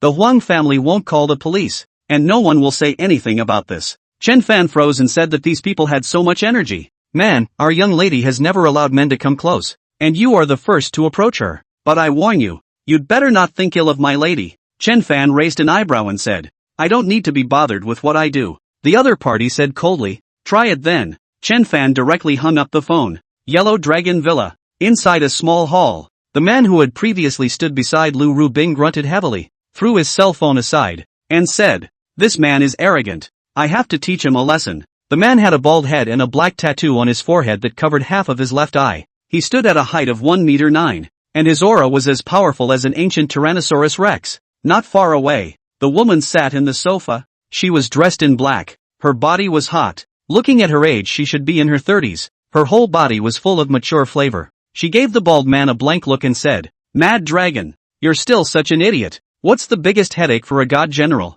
Mad Dragon thought for a moment and asked, "What is it?" The woman shook her head helplessly. "Of course it's Mrs. Lifelong Matter. Since she was 3 years old, the young lady has not been close to any boys, and cannot even stand within 5 meters of her. Even the god general himself can only stay a maximum of 2 meters away from her." Mad Dragon scratched his head. "Black Phoenix, you're right. The god general is fuming about this woman named Black Phoenix, but today, that man came close to the young lady and even kissed the back of her hand. But the young lady didn't resist in the slightest. Think about it with your head. Isn't this a good thing?" Mad Dragon hummed. "But Miss Tianxian like a girl. How can this brat be worthy of it?" "Black Phoenix, is it up to you whether or not you are worthy? It's best for you to stay out of it and just report the situation to the god general." Mad Dragon, "Fine. I don't care. But I just don't see eye to eye with that kid and want to beat him up." Black Phoenix pursed her lips and smiled. "Then it's up to you. But it looks like this kid isn't an ordinary person either. The man from the Han sect actually called him a young master. What is his identity? We need to find out." "Mad Dragon, it's too bad that Hanwei guy ran away and didn't get to ask for anything." Saying that, he glanced at the flower pavilion outside the door. Lu Rubing was sitting in the flower pavilion, her eyes gazing at the adults, seemingly waiting for someone. After a long time, a figure appeared in the doorway. He didn't walk fast, but in a few seconds he arrived outside the flower pavilion. The person who came was none other than Chen Fan, who looked at Lu Rubing and said, "Miss Lu, you're looking for me?" Lu Rubing looked at him and said, "Yesterday, I suddenly felt that there was someone very important to me in the direction of Yun City, so subconsciously I came here. After seeing you, I knew that person was you." "Chen Fan, I have a similar feeling.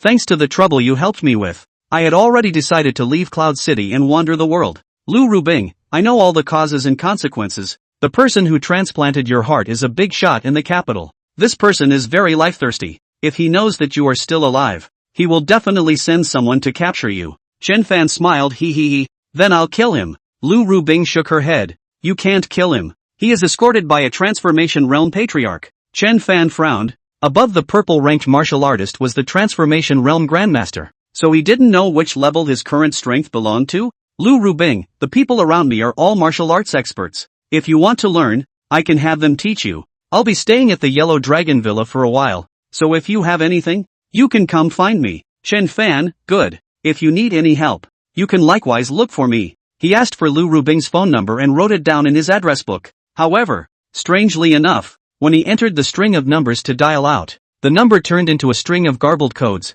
He froze and asked, "What's going on?" Lu Rubing laughed. "It's okay, you can definitely get through." Just as she finished speaking, the phone rang in her hand. "Chen Fan, you're so mysterious. You must come from a big place." Without explaining too much, Lu Rubing said, "I'm still in college. What about you?" "Chen Fan, it's almost graduation. I don't know what I can do after graduation yet." "Lu Rubing, if you're willing, I can introduce you to a job. Only this job is a bit dangerous. Are you interested?" Chapter 13, Ice Skin and Bone. Chen Fan, work matters. After graduation, Lu Rubing nodded. "She's fine. You can find me anytime." Chen Fan, so many people from the Huang family were present. Did you really manage all of them? Lu Rubing laughed. "The people around me have hypnotized them collectively, so you can rest assured." Chen Fan was taken aback. "Collective hypnosis?" Lu Rubing, "Only the one surnamed Han escaped, but he shouldn't be talking nonsense. He seemed to call you young lord?" Chen Fan, "They are a force supported by my master,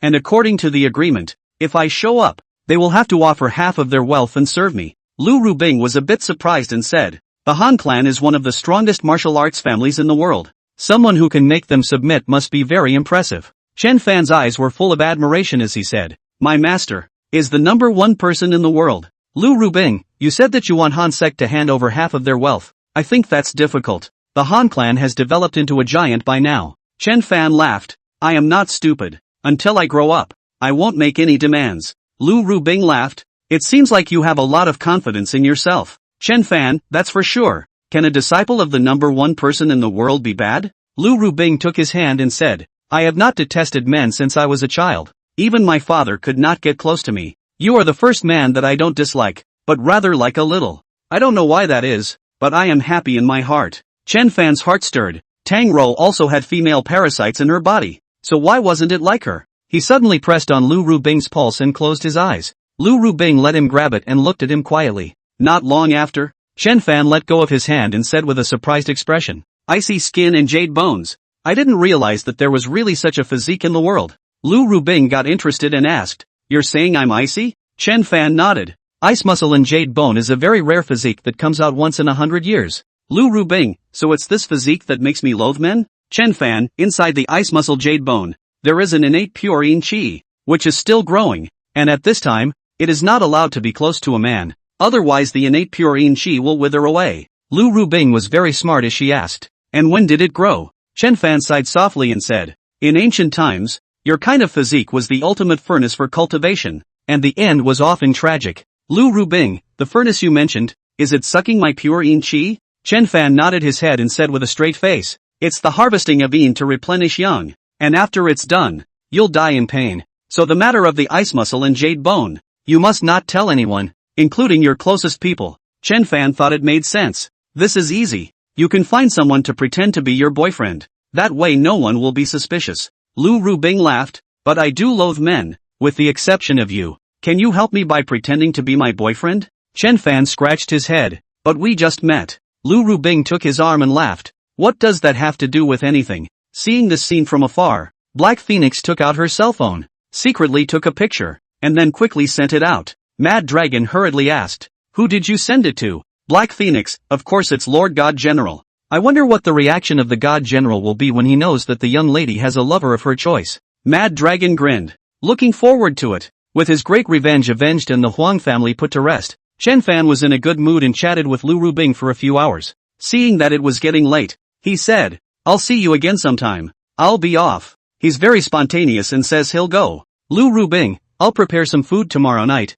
Will you come? Chen Fan, okay, there better be barbecue and beer. When he got home, his parents were long gone to bed, so he quietly went back to his bed and lay down to sleep. He woke up at 6:30, and Janlun was preparing breakfast for him, which he quickly swept away after washing up. Shortly after dinner, Tang Rou sent a text message saying that the car she was sitting in would soon pass in front of Chen Fan's house. He cleaned up and went to the door to wait. A minute or so later, a black business car with 59 license plates stopped. The car door opened and inside sat Tang Rou, who waved her hand. Good morning. Chen Fan got into the car and laughed. Miss Tang, I'll be rubbing up against your car from now on. The driver who drove the car sat straight. He glanced at Chen Fan through the rearview mirror and didn't say anything. Tang Rou, the month you disappeared, you took 3 subjects. You need to make up for it as soon as possible. Chen Fan, well, I'm already preparing. Tang Rou laughed. I made notes. Take them and review them. The two of them talked and came to the school. He told Tang Rou to go to the classroom first and then went to find Chen Mengyan.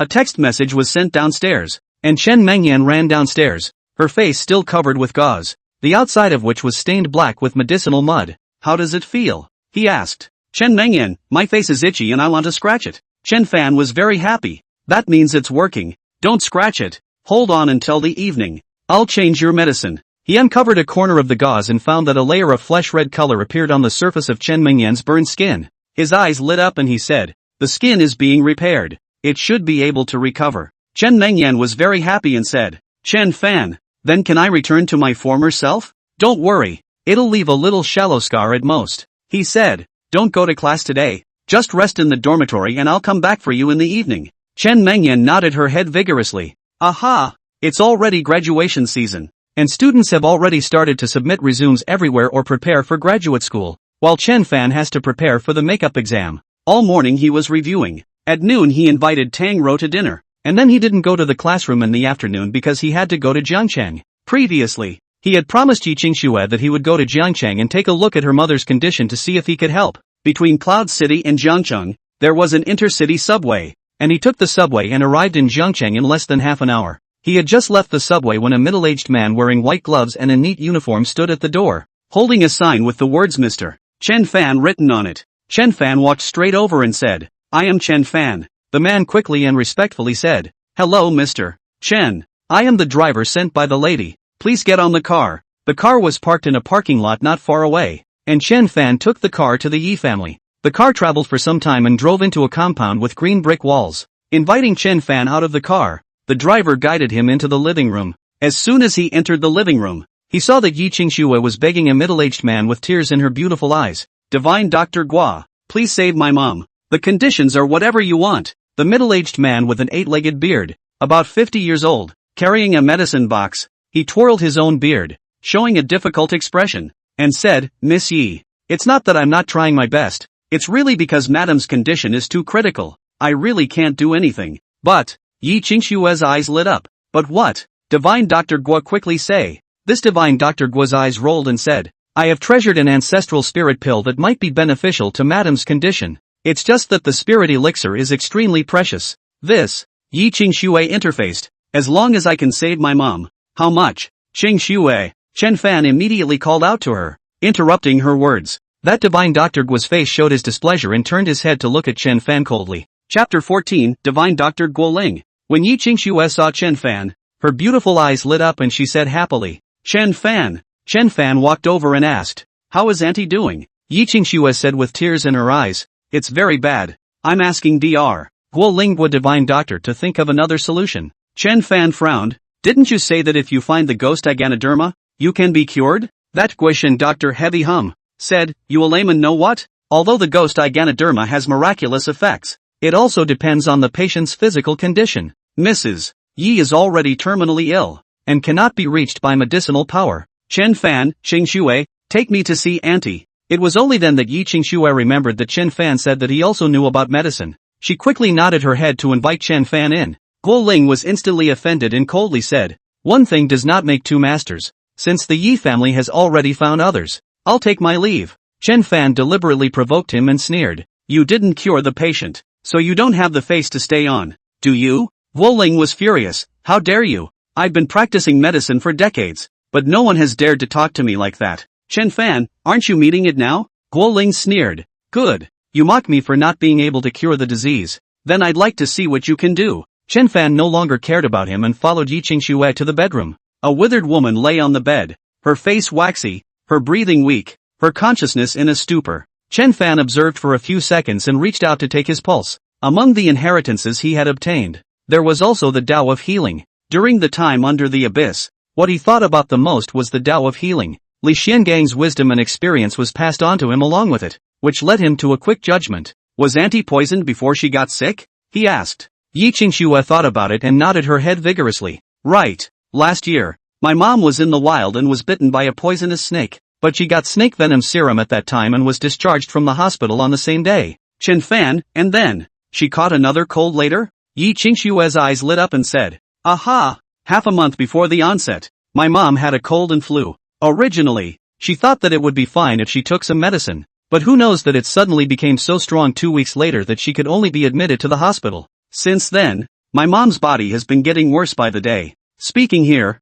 Yi Qingxue's eyes reddened. That Guo Ling was standing not far away. He snorted coldly and said, "This disease is the most complicated and belongs to malignant diseases. Only my elixir has a chance to cure it. Other than that, there is no other way." "That's not necessarily true," Chen Fan said indifferently. Yi Qingxue hurriedly asked, "Chen Fan, do you have a solution?" Chen Fan was just about to open his mouth when a man in a black suit walked in, and seeing Chen Fan, he asked, "Qingxue, what is he?" Guo Ling let out a strange laugh and said, "An amateur that Miss Yi has found actually dares to taunt me for not being able to cure Mrs. Yi. Alright then, I'll let him try." "Nonsense." The man's face was gloomy. "Qingxue, what time is it now? How can you bring messy people to treat mom?" Yi Qingxue hurriedly said, "Brother, he's the one who helped me find the ghost Aganoderma. I trust him." This person's name was Yi Haoji, Yi Qingxue's elder brother. His gaze swept over Chen Fan and asked, "Qingxue told me about what happened in the abyss. Thanks for saving her." Chen Fan, nothing. Yi Qingxue hurriedly asked, "Chen Fan, did you think of a solution just now?" Chen Fan nodded his head. "This disease, which is actually snake venom causing abnormalities in the organism, requires acupuncture treatment." When he arrived, he bought a set of silver needles, just in case. Guo Ling sneered and said, "Xiao Yi, your Hall's illness is not without a chance. I have a spirit pill here. As long as you take it, it should improve. But if someone else treats it indiscriminately before me, then it's hard to say." Slow down. Yi Haoji's heart tightened and he hurriedly stopped Chen Fan. Chen Fan said indifferently, if you're not good at medicine, don't talk nonsense here. Guo Ling let out a humph. Whether you believe in him or me, you guys can decide. Yi Haoji was silent for a moment and politely asked, Dr. Guo, the elixir in your hand, can you? Guo Ling gave Chen Fan a smug look and said faintly, I was originally going to reserve this spirit elixir for a big customer, but on account of your brother and sister's sincerity, I'll sell it to you. Then he stretched out 3 fingers. I don't want more. Just give $30 million. Yi Haoji was startled. $30 million was not a small amount. He couldn't help but hesitate. Yi Qingxue bit her lip and said, Brother, I believe in Chen Fan. Guo Ling sighed and said, in that case, then I will take my leave. He turned to leave. Yi Haoji hurriedly stopped him, and he gritted his teeth and said, Divine Dr. Guo, I'll take the elixir. Please talk in the living room. He pulled Guo Ling to the living room, but secretly gave Yi Qingxue a wink. The brother and sister duo knew each other well. Yi Qingxue immediately closed the door to the room and whispered, Chen Fan, please treat my mom. Chen Fan understood Yi Haoji's worries. He was worried that he would not be able to cure him and at the same time offend Guo Ling, so he thought of a delaying method. He didn't mind either and let Yi Qingxue assist him in applying the needles. He only saw that he was extremely fast and accurate with his needles, and soon he stabbed 12 on the top of the patient's head and 24 needles around his body. 36 needles went down. His hands took turns twisting the silver needle. The woman gradually had a reaction, slowly opened her eyes. Seeing her mother open her eyes,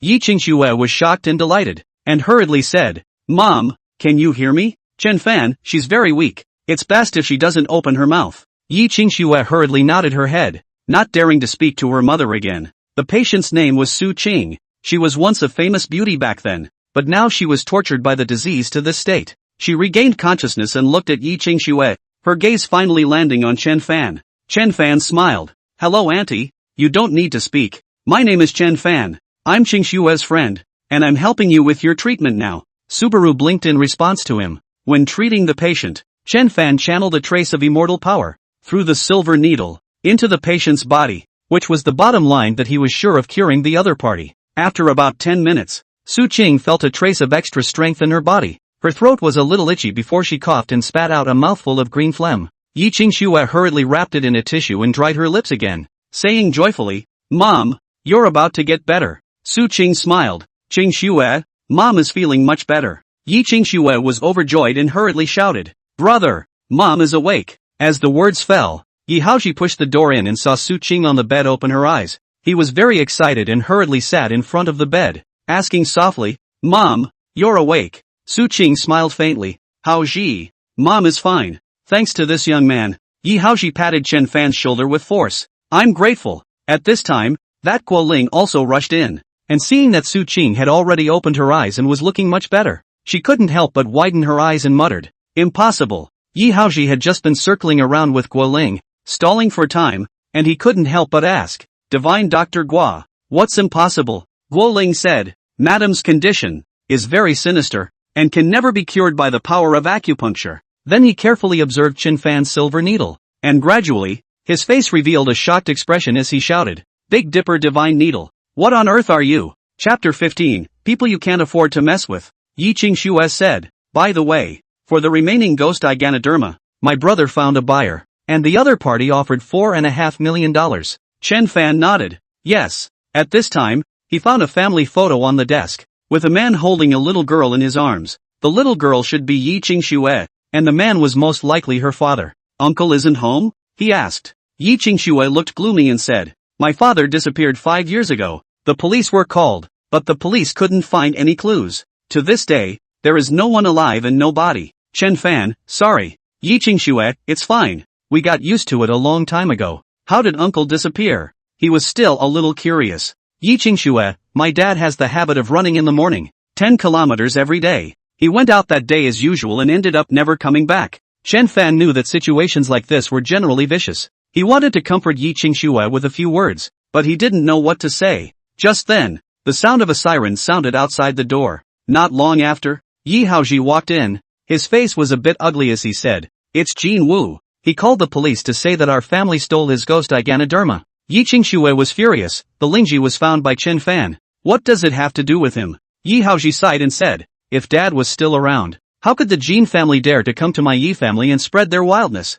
Chen Fan recognized this person, who had plotted against Yi Qingxua under the abyss. I'll testify, he said. Yi Haoji shook his head. The Jin family must have already made their points. The police won't believe you. Chen Fan said indifferently. Try it. When the three of them arrived at the living room, they saw 3 police officers standing in the hall. In addition to Jin Wu. Jin Wu sat there with a big horse and a smug look on his face. However, when he saw Chen Fan, his face immediately twisted. So you're in the Yi family. Excellent. Captain Ho, this kid hit me. Arrest him. A pockmarked-faced officer sized up Chen Fan for a few moments and said coldly, What's your name? Yi Haoji immediately smiled. Officer, he is Chen Fan, a guest of my Yi family, the pockmarked officer blandly said. Cuff him. Immediately, 2 police officers came over to handcuff Chen Fan, but just as their hands touched Chen Fan, it was as if they were electrocuted. Their bodies jumped away at once, and then they fell to the ground foaming at the mouth, their eyes turning white. Chen Fan laughed. This is epilepsy. Hurry to the hospital. The pockmarked-faced officer was shocked and rushed to call the emergency services, but he didn't forget Chen Fan and reached out to grab him again. This time it was even more ruthless. As soon as the pockmarked face touched Chen Fan, his body instantly stiffened and he didn't even breathe anymore, falling straight to the ground. Jin Wu froze, thinking of Chen Fan's leaping as if he were flying in the abyss. He instantly realized and shouted, You dare to attack the police! Chen Fan came to Jin Wu in one step and raised his hand to slap him, causing his eyes to glaze over and his mouth to be full of blood. He coldly said, From now on, you will be worse than death every 1st and 15th day.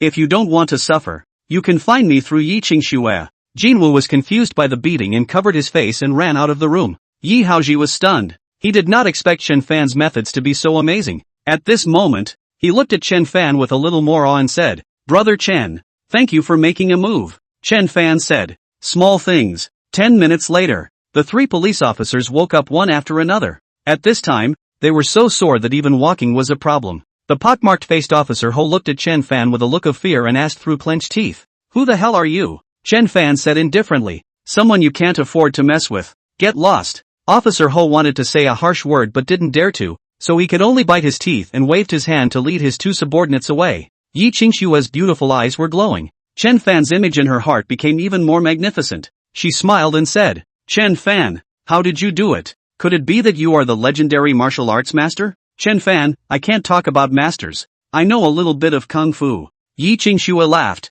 I didn't realize that not only are you good at medicine, but you are also so good at martial arts. It's really awesome. Then she remembered something and after pondering for a moment, she looked at Chen Fan and asked, Chen Fan, I want to beg you for something. Chen Fan laughed. Tell me about it and see if I can help. Yi Qingxua, Chen Fan, your medical skills are so good. Can you go and help me cure a patient? Chen Fan asked. What disease? Yi Qingxua, the city chief's daughter, who was in a car accident a month ago, became a vegetable. If we can cure her, my dad will get his investment back then. Chen Fan asked curiously. What kind of investment? Yi Qingxua narrated. Before Yi Qingxua's father, Yi Xiuqi, disappeared, he had invested $170 million to purchase 18% of the shares of Changqing Company. However, after he disappeared, the relevant formalities and contracts were all gone, so Yi Qingxua's family was unable to obtain the corresponding dividend entitlement. They have been fighting a lawsuit with Changqing for the past few years, but the process is complicated and lengthy.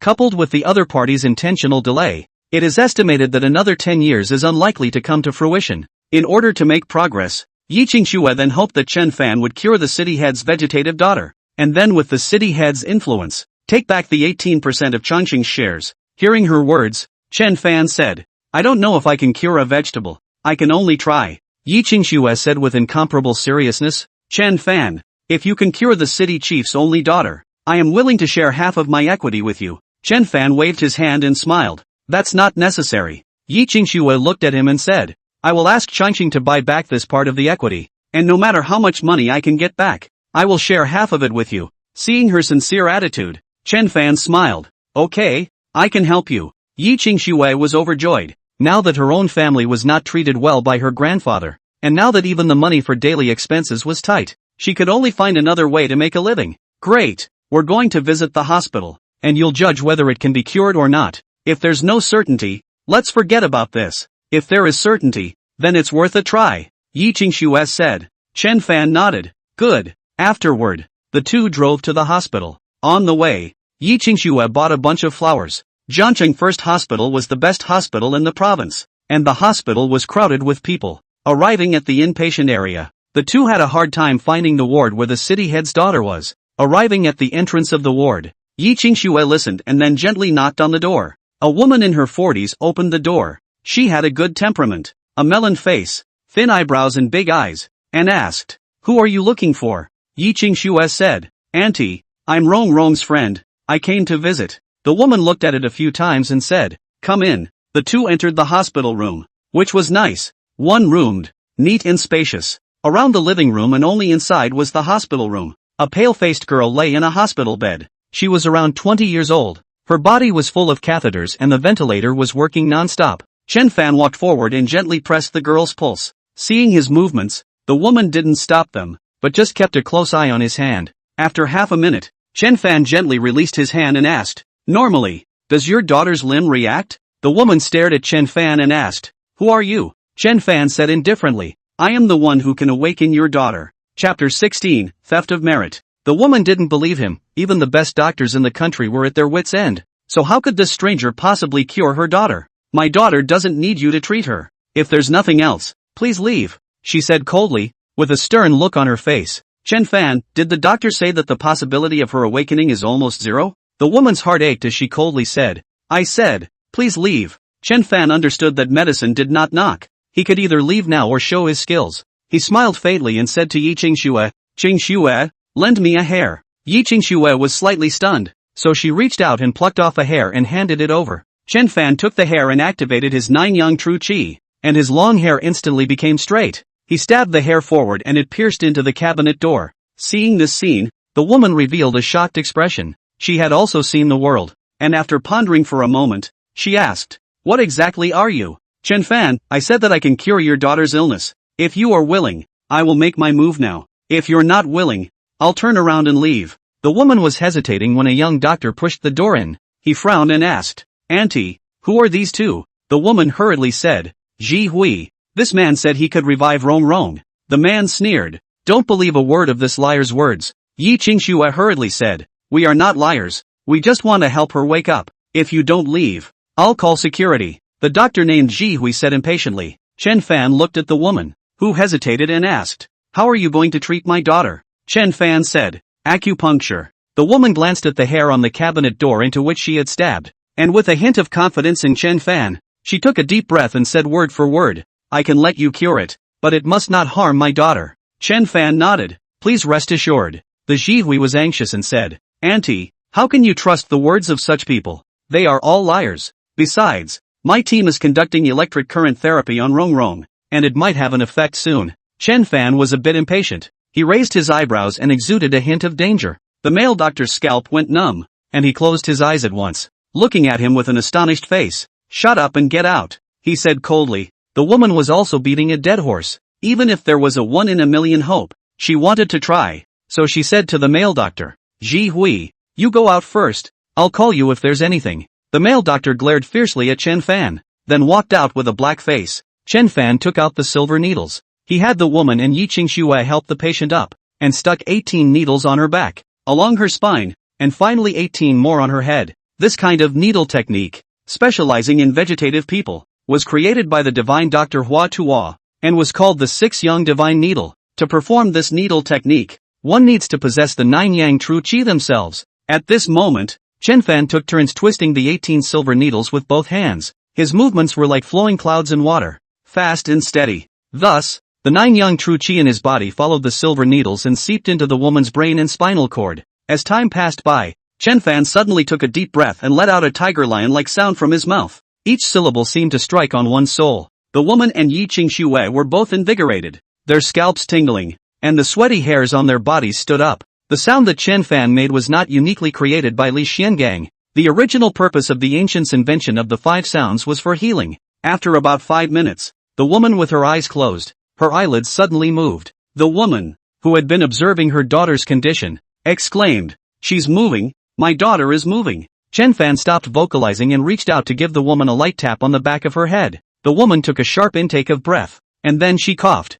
After a few coughs, she looked around her with a confused expression, but still couldn't speak. In such cases, It takes at least 3 acupuncture sessions to be effective. The woman wept with joy and said, Rong, my good daughter, you're finally awake. The male doctor named Zhuhui hadn't left and was guarding the outside. When he heard the commotion, he hurriedly pushed the door in and saw Rong open her eyes. His eyes rolled back in his head and he laughed. Auntie, that's great. It seems that the treatment program I adopted has had an effect. The woman was stunned, and for a moment she couldn't figure out whether it was Chen Fan's treatment that had worked, or the male doctor's treatment. Yi Qingxue was furious. You are so thick-skinned. It was obviously Chen Fan who woke Rong up with acupuncture and sound. What does it have to do with you? The male doctor sneered. You cured it? What a joke. Do you have the qualifications to practice medicine? My team, Luo Zhuhui, has been treating Rong for more than 2 months. It just happened to take effect. Yi Qingxue still wanted to argue, but Chen Fan pulled her back and said indifferently,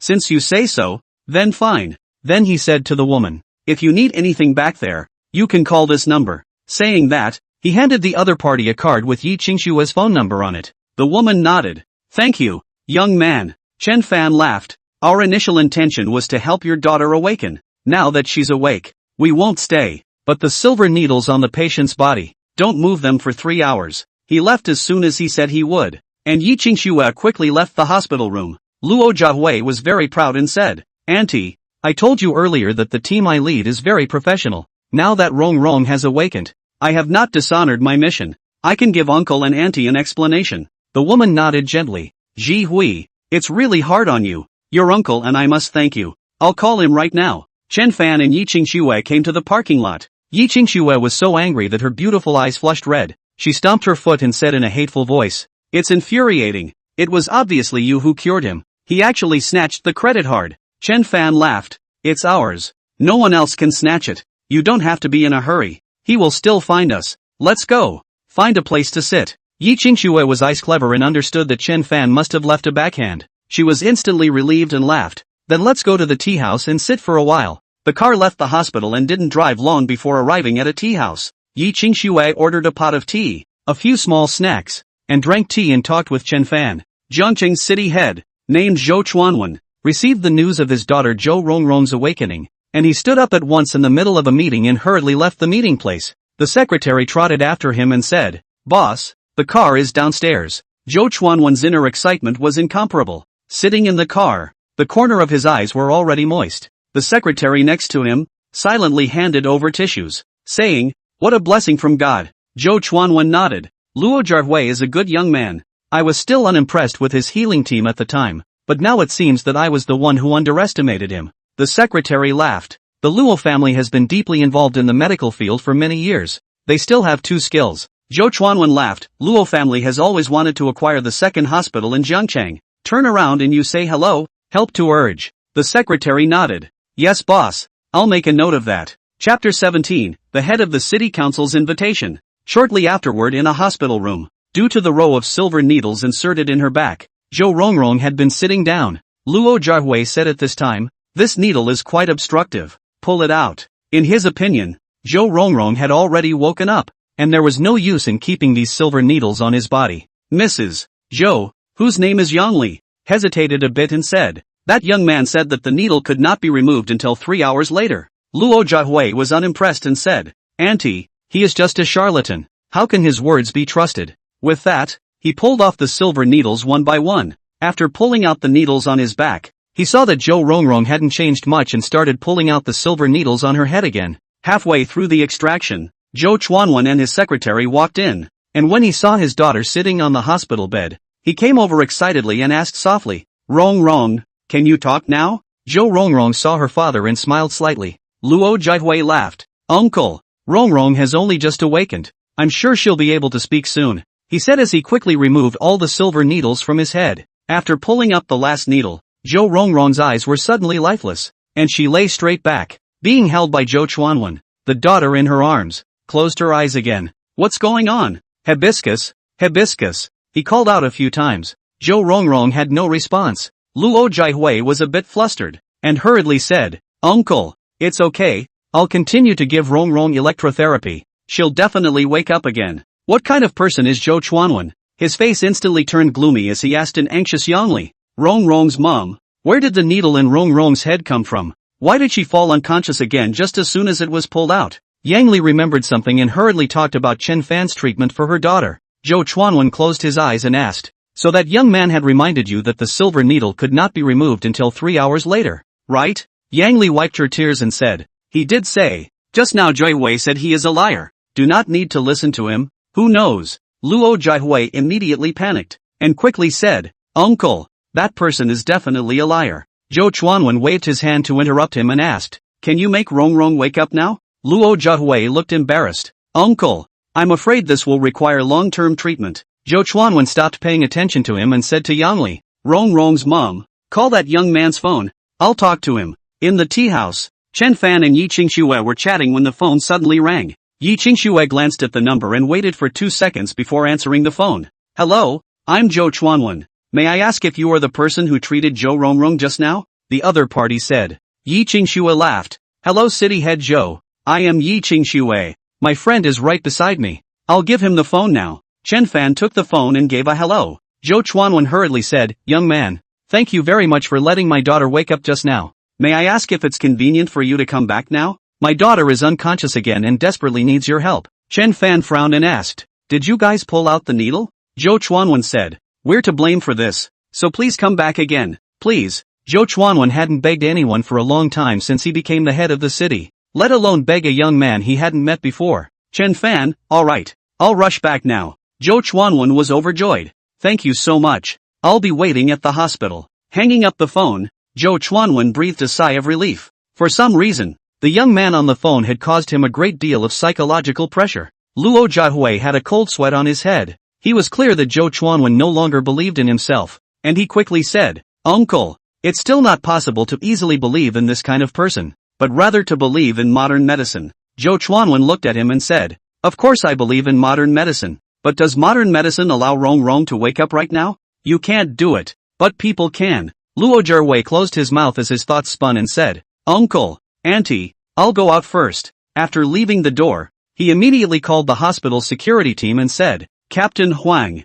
bring a few people to the inpatient wing. There's a man and a woman who are going to come and disturb the Zhou family's daughter's recuperation. Arrest the people and send them to the station. The security chief and Luo Jiahui had a good relationship. Plus the matter also concerned the city chief's daughter. He agreed with his mouth full. 10 minutes later, Chen Fan and Yi Qingxue arrived at the inpatient building, and just as they were about to get on the elevator, they saw Luo Jiahui standing not far away, and with a wave of his hand, several security guards stopped the two. The head security guard asked coldly, what do you do? Chen Fan said indifferently, come to visit a patient in the hospital. The security guard grunted and said, without the patient's permission, outsiders are not allowed to enter the room at will, so hurry up and leave. Chen Fan raised an eyebrow, knowing that it must be Luo Jiahui not far away who was up to no good. He let out a cold smile and said to Yi Qingxue, Qingxue, make a call. Seeing Yi Qingxue take out her cell phone, the security guard glared his eyes and reached out to grab it, shouting, no phone calls,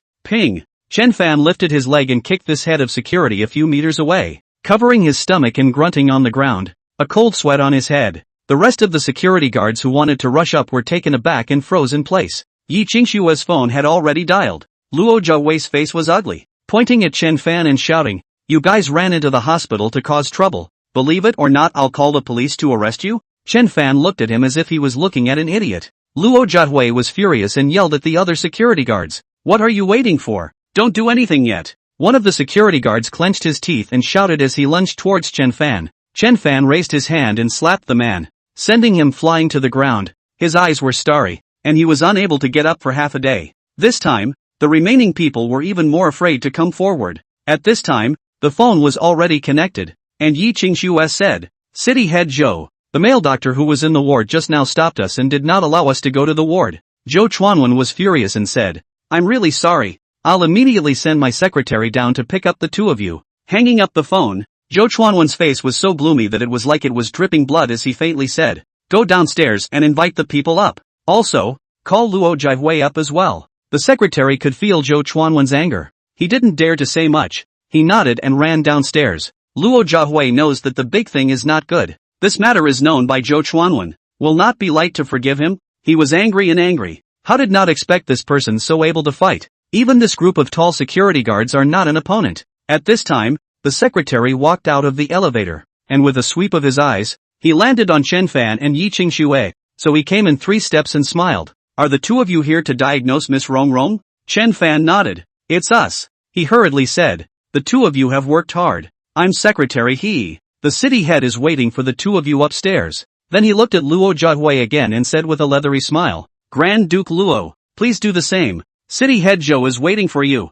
Luo Jiahui's heart sank as he stared at Chen Fan grimly, itching to kill him 10,000 times with his gaze. Chapter 18, Repentance. The few people arrived at the ward and Zhou Chuanwen was standing at the door. Seeing Secretary He appear with Chen Fan and Yi Qingxue, a smile appeared on his serious face and he hurriedly greeted them. Secretary He, boss. This is Chen Fan and this is Yi Qingxue. Zhou Chuanwen smiled and said, Young man, thank you so much. Chen Fan, you are welcome. How is your $1,000 doing? Zhou Chuanwen sighed, comatose again. Then he glanced at Luo Jiahui and said, Someone has coveted your credits and even took it upon himself to pull out the silver needles you left behind. After this matter, I won't spare him. Zhou Chuanwen is extremely deep, never face to say serious words, visible in his heart for Luo Jiahui however hate. His own daughter was obviously about to get well, but he caused her to fall into a coma again. Chen Fan walked to the hospital bed and took Zhou Rongrong's pulse before applying acupuncture again. This time, Zhou Chuanwen, Yang Li,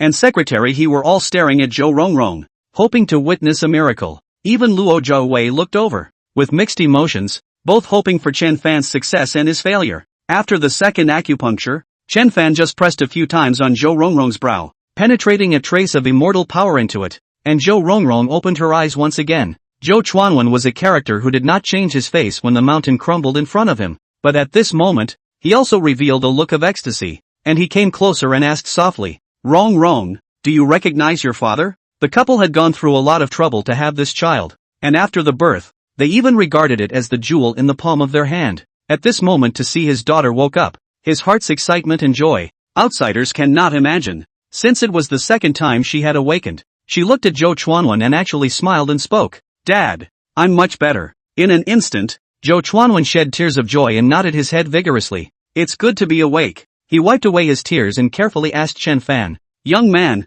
is my daughter Rong not going to be in a coma anymore? Chen Fan laughed, as long as no one interferes, she will soon recover. Don't worry, no one can disturb you anymore. In Zhou Chuanwen's eyes, a fierce light suddenly flashed. Secretary He was secretly surprised. He had only seen such a look on his boss once. At that time, he was still the second in command of Jiangcheng. However, half a year later, the former city chief left the scene in disgrace and was replaced by Zhou Chuanwen. Luo Jiahui lowered his head as he clenched his fists. His hatred for Chen Fan intensified. After the second acupuncture, Chen Fan had Yang Li feed Zhou Rongrong a little thin porridge. Only after an hour did he pull out the silver needles and let her lie down to rest. Afterwards, the two were invited into the living room of the next room. While Luo Jiahui left early, it was incomparably difficult for him to be here as if he were in a thorny bush. After a few sentences of small talk, Zhou Chuanwen had understood why Chen Fan wanted to help himself, and it turned out to be related to the Yi family's affairs. He asked Yi Qingxue,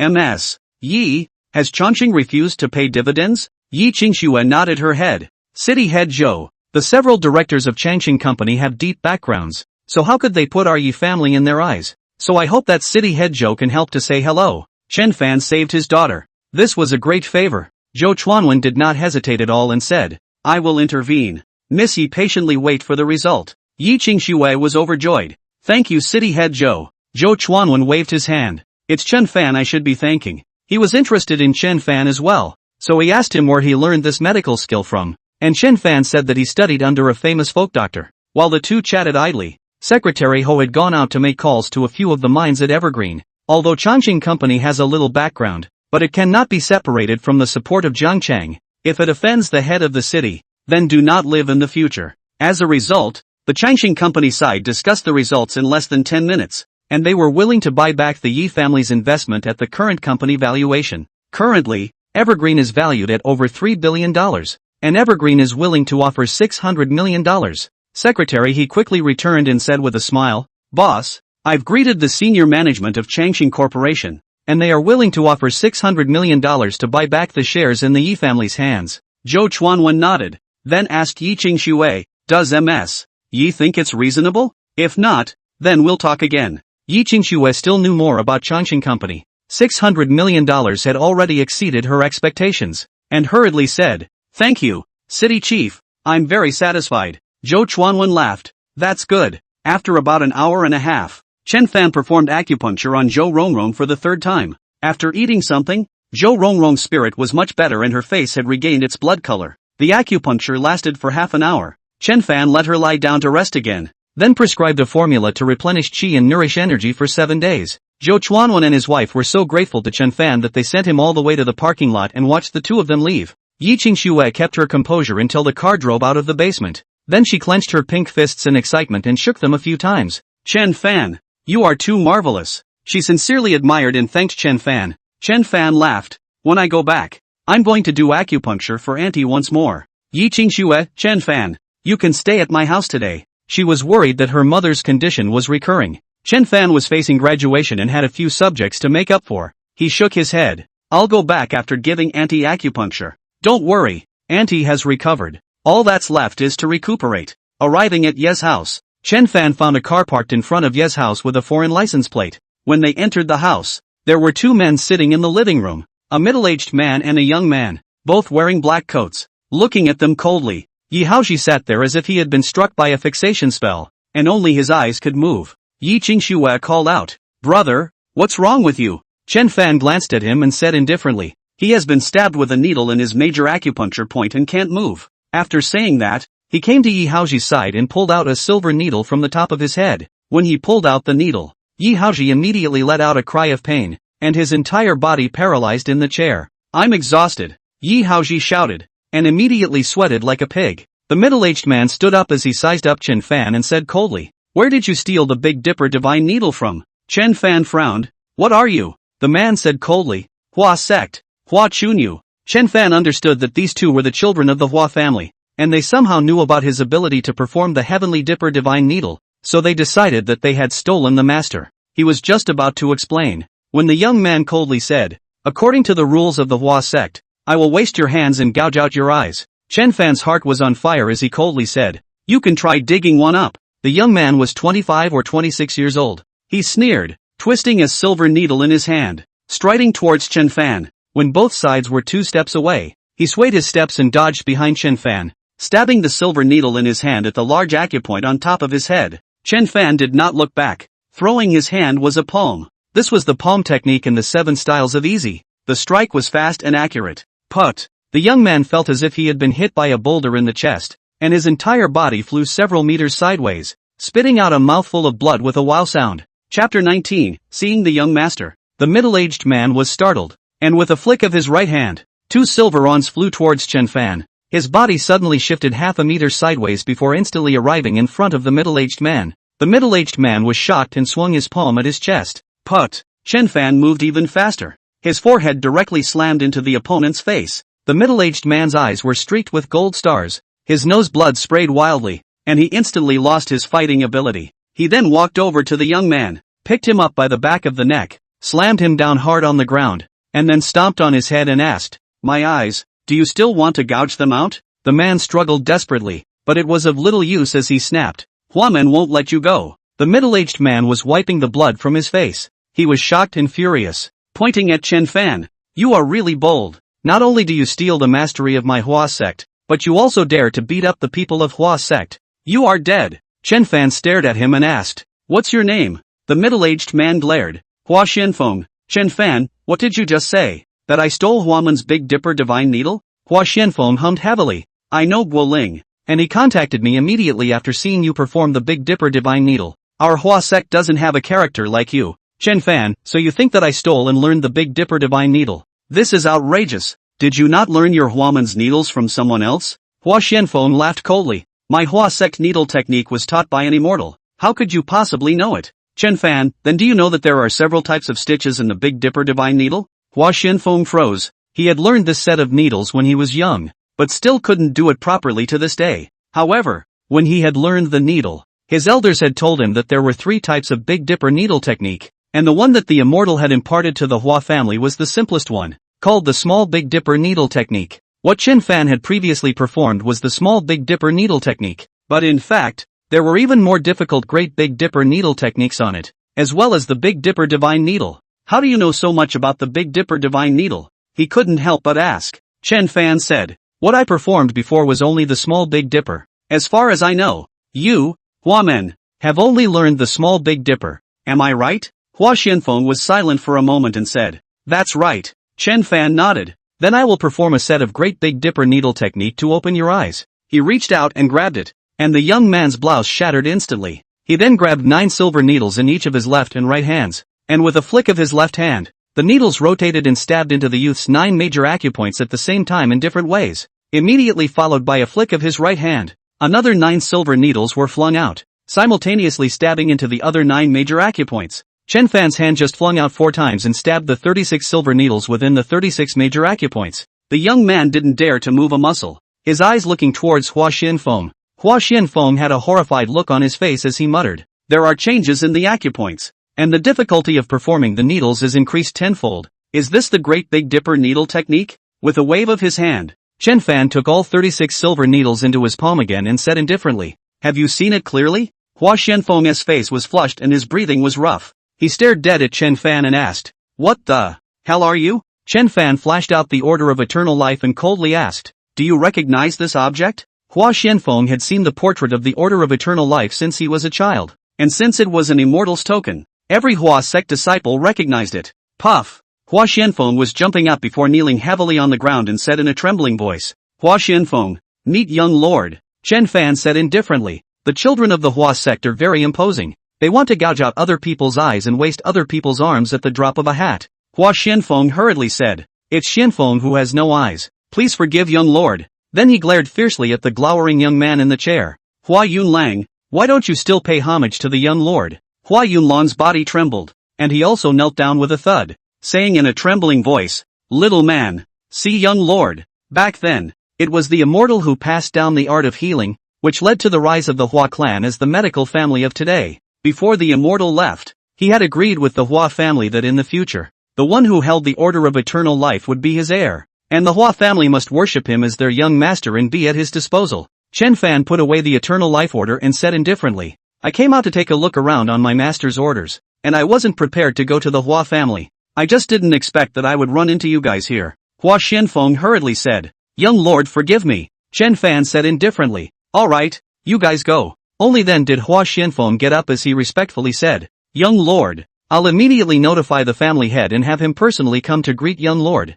Chen Fan was clear that the awe that the Hua sect had for him all came from his master, Li Xiangang. However, his master was no longer alive, so it was inappropriate for him to have too much contact with the Hua clan until he was strong enough. Chen Fan, forget it. I'm leaving right away and don't have time to wait for him. Hua Xianfeng rubbed his hands together and asked cautiously, Then can young lord leave his contact information? It's also convenient for us to greet young lord morning and evening. Chen Fan knew that he couldn't hide all this, so he gave him a phone number. The two people left the Yi family backwards, and when they reached the door, they simultaneously bowed to Chen Fan before getting into the car and leaving. Yi Qingshui and Yi Haoji both looked surprised as Yi Qingshui asked, Chen Fan, you are the young master of the Hua sect? Chen Fan laughed, Sort of, but I'm not familiar with Huamen. Yi Haoji was very shocked and said, Several generations of imperial doctors from the Hua sect, to be their young master. Chen Fan, what kind of person are you? Chen Fan didn't want to say more and said, Let's talk about it when we have time. I'll give anti-acupuncture first.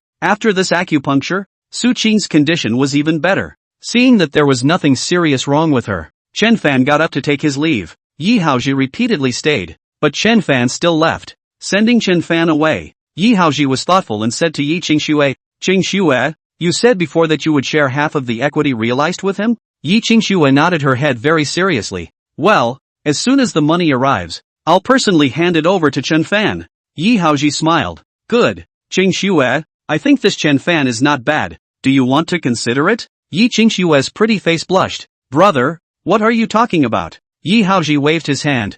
Okay, let's not talk about this. Take good care of our mom these days, and when she gets better, we'll go to the Yi family and ask for what belongs to us. Yi Qingshui's delicate body shook as she nodded vigorously. Half an hour later, Chen Fan got on the high-speed train and finally returned home before dark. Just arrived at the door, Chen Fan saw a police car parked in front of the door. He entered the courtyard, only to see a female officer and two male police officers asking Yang Lan questions in the hall. Seeing her son return, Yang Lan said, Little Fan, these officers are looking for you. Her voice trembled slightly. She had gone through so much in that month that she was now afraid when she saw the officers. Chen Fan's face was as usual as he said, "Mom, it's fine. You go and get busy." Yan Lan took one step and turned back 3 times, afraid that these officers would take her son away. The female officer was in her early 20s, very pretty, with picturesque eyebrows and valiant posture. Her uniform was held up and her body was very hot. The female officer asked, "Are you Chen Fan?" Chen Fan faded.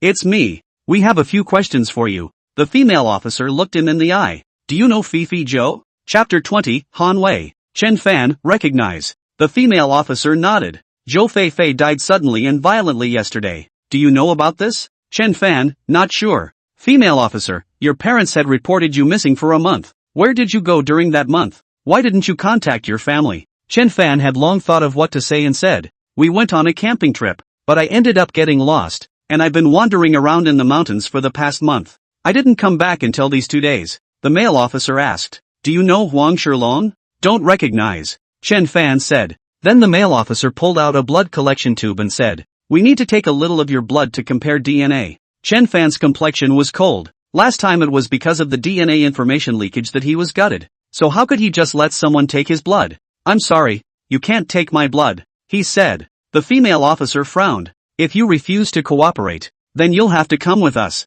It's fine to take me away. Tell me the reason," Chen Fan said. Female officer, "We received a report from the public that you have a grudge against Fifi Zhou. We suspect you have something to do with Fifi Zhou's death," Chen Fan said indifferently. "Then show the evidence." Female officer, "Even without evidence, we have the right to detain you for 20 hours. At this moment, a military SUV drove to the door, and 4 people came down from the car. Chen Fan recognized one of them, which was Han Wei, the son of Han clan. Han Wei came in first, and when he saw the 2 police officers, he took out his credentials from his pocket and flashed them. When the female officer saw the position on the ID clearly, she immediately stood up straight and respectfully said, "Inspector." Han Wei nodded. "Chen Fan is my informant. You guys go back first." "Yes." These 2 did not dare to say more and immediately exited Chen Fan's home. When they left in the police car, Han Wei knelt on one knee. "See you, young lord." The 3 people outside the door followed them in, similarly kneeling behind Han Wei.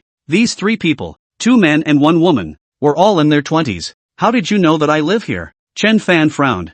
"Han Wei, after leaving the Yellow Dragon Villa that day, I sent someone to investigate. Please forgive me, young lord." "Get up," Chen Fan said. Han Wei stood up and respectfully said, "Young lord, the family head is on his way. Can you see him for a moment?" Chen Fan, "I snuck out and it's not appropriate to meet with him." Han Wei hurriedly said, "Yes, I'll immediately inform the family master that I won't come to disturb young lord, but the family lord gave orders for me to be at the young lord's disposal at all times." Chen Fan thought about what had just happened and asked, "You're a police inspector?" Han Wei, Han family disciples. A large number of them entered the line of duty. "I just hang a false title." Chen Fan let out a hum and told them to go inside and sit down. Han Wei asked, "Young master, is the one from Yellow Dragon Villa familiar with you?" Chen Fan was actually not too sure about the other party's identity. He just felt that she was very mysterious and said, "We are considered friends." Han Wei laughed. Young lord is really communicating broadly. I'm impressed. This Han Wei obviously wanted to inquire about Li Xiangang's whereabouts, but if Chen Fan didn't say anything, he didn't dare to ask, and soon took his leave. After eating at home and seeing that it was about time, he produced another small half bowl of medicinal soup and then went to the school to find Chen Mengyan. It was inconvenient to change the medicine in the school, so he asked Chen Mengyan to the cafe in front of the school, which had small private rooms, and Chen Fan waited for her here. Chen Mengyan came here, her face slightly red, and sat down quietly. Chen Fan observed and realized that the medicinal soup on her face had dried up, so he laughed. "It's time to change." He stood up and slowly removed the gauze, revealing new growths of skin, very delicate, only darkened by the medicinal mud. He observed for a while, was very satisfied, and said, "We'll change it again tomorrow night, and it should be almost ready. Don't go to class for the next few days, and recuperate." After saying that, he reapplied the medicinal mud on Chen Mengyan's person, still wrapped in gauze. Coming all the way here, Chen Fan ordered some melon seeds, dried fruits, and 2 drinks. Half an hour later, the 2 walked out of the cafe side by side. Head on, they bumped into Luo Jinfeng, who was accompanied by a girl whose appearance was hard to describe. Seeing the 2 come out from inside, Luo Jinfeng froze for a moment, then immediately began to taunt. "Chen Fan, you're really hungry. You can't even go down on this kind of ugly monster?" Chen Fan didn't say anything. He just looked at the girl beside him, then sighed and pulled Chen Mengyan forward. Luo Jinfeng shouted as if his tail had been stepped on. What do you mean? Chen Fan, however, didn't bother with him and left. After sending Chen Mengyan downstairs, He Lingdo was standing at the entrance of the dormitory building, panic written all over her face as if she was waiting for someone. Seeing Chen Fan, she hurriedly walked over and said in a trembling voice, Chen Fan, help me. Chen Fan coldly asked, why should I help you? He Lingdo cried, I apologize to Meng Yan for my previous rudeness. Chen Fan, help me. I'm dying. Oh, Chen Fan grunted as he looked over He Lingdao's shoulder. The brat was still there, still glaring at himself with bloodshot eyes. With a cold smile, he pulled He Lingdao to the corner, and put his index and middle fingers together in one place. Then he urged his immortal power and pointed it towards the little brat. Immortal power transformed into a bolt of lightning. The little kid screamed miserably and exploded on the spot, and He Lingdao instantly felt much more relaxed. Meanwhile, in a certain temple in Southeast Asia, a black-clothed old man fiercely stared with wide eyes and black blood flowed down from his nostrils. His eyes were filled with resentment as he shouted in a stern voice. Afterward, a black-robed man walked in, his long hair covering his face. You go on a trip to Huaxia and kill the person who spoiled my big event, he coldly said. The black-robed man nodded. Yes, mage. On the other side, Chen Fan said, you're fine. After saying that, he was about to leave. He Lingdao hurriedly pulled him back and asked, Chen Fan, is the brat still around? Nope. Chen Fan looked at her. How did you get a little ghost on you? He Lingdao said bitterly. I traveled to Southeast Asia during the summer vacation and spent $1,000 to hire it. Chen Fan sneered. Are you sick? There's nothing to invite any little ghosts. If people's destinies were that easy to change, would there still be bitter people in this world? He Lingdao was about to cry. I regretted it a long time ago, but I couldn't send her away. Chen Fan, get up early and go to bed early these days. Don't stay up late. Ordering a few words, he went to the study room. Tang Rou was still sitting next to him, so he nodded, flipped open his textbook and started reviewing. The makeup exam was coming up tomorrow, so he needed to review the makeup subjects tonight. That night, he majored on those few subjects he had already taken, which really didn't matter much since there was only a month difference in between. At 9:30, the study room began to turn off the lights. Tang Rou smiled and asked, going together? Chen Fan stretched his back and said, I still have to go to the river beach to work out, so you go back first. Tang Rou nodded her head, and the two of them packed up their things and left the door together. When he arrived at the school gate, he watched Tang Rou get into a commercial vehicle, and then he prepared to head to the riverbank to practice. Just a few steps away, a sports car came crashing towards him. Chen Fan narrowed his eyes and stood still as the front of the car stopped only a few centimeters away from him. Chapter 21, Veal, Beer, and Middle-Aged People. Out of the car came a boy who was about 5 feet 8 inches, with tongue studs and eyeshadow and a male celebrity-like haircut. He reached out and pointed at the tip of Chen Fan's nose. I'm warning you, Tang Rou isn't something a poor slob like you can pursue. Stay away from her for me, got it? Chen Fan reached out and grabbed his fingers and wrenched them. The boy immediately screamed miserably. His body squatted down and he screamed with a pained face. Pain, pain, pain. Chen Fan said indifferently, didn't your parents teach you that it's impolite to point your finger at others like that? The boy slapped the hood of the car and screamed, let go, let go. Chen Fan not only didn't let go, but instead added a little more force. The latter was in pain with tears in his eyes, screaming miserably, my hand is going to break. Don't break it, I apologize to you. Only then did Chen Fan let go, and the latter clasped his hands and stomped on the ground before turning his head to glare viciously at him. Not convinced? Chen Fan asked. Staring at him, the boy stood up straight and cursed, serves Nima. Suddenly, he swung his fist at Chen Fan's face. In his opinion, Chen Fan grabbing his finger just now wasn't impressive. He had practiced sparring and was confident that he could put Chen Fan down with one punch. Chen Fan stared at his opponent's fist and dodged a blow by slightly leaning back, kicking him in the stomach in the process. Ouch! With this kick, the boys felt as if their intestines were broken, their mouths full of bitter water, covering their stomachs and crouching on the ground. Chen Fan said indifferently, just you still want to fight? Go back and practice well before coming back to me. After saying that, he heavily slapped the front end of the sports car, turned around and left. With that last beat, the immortal power seeped into the engine, destroying the molecular structure and causing all the wiring and metal to deform. The boy covered his stomach and sat down in the car,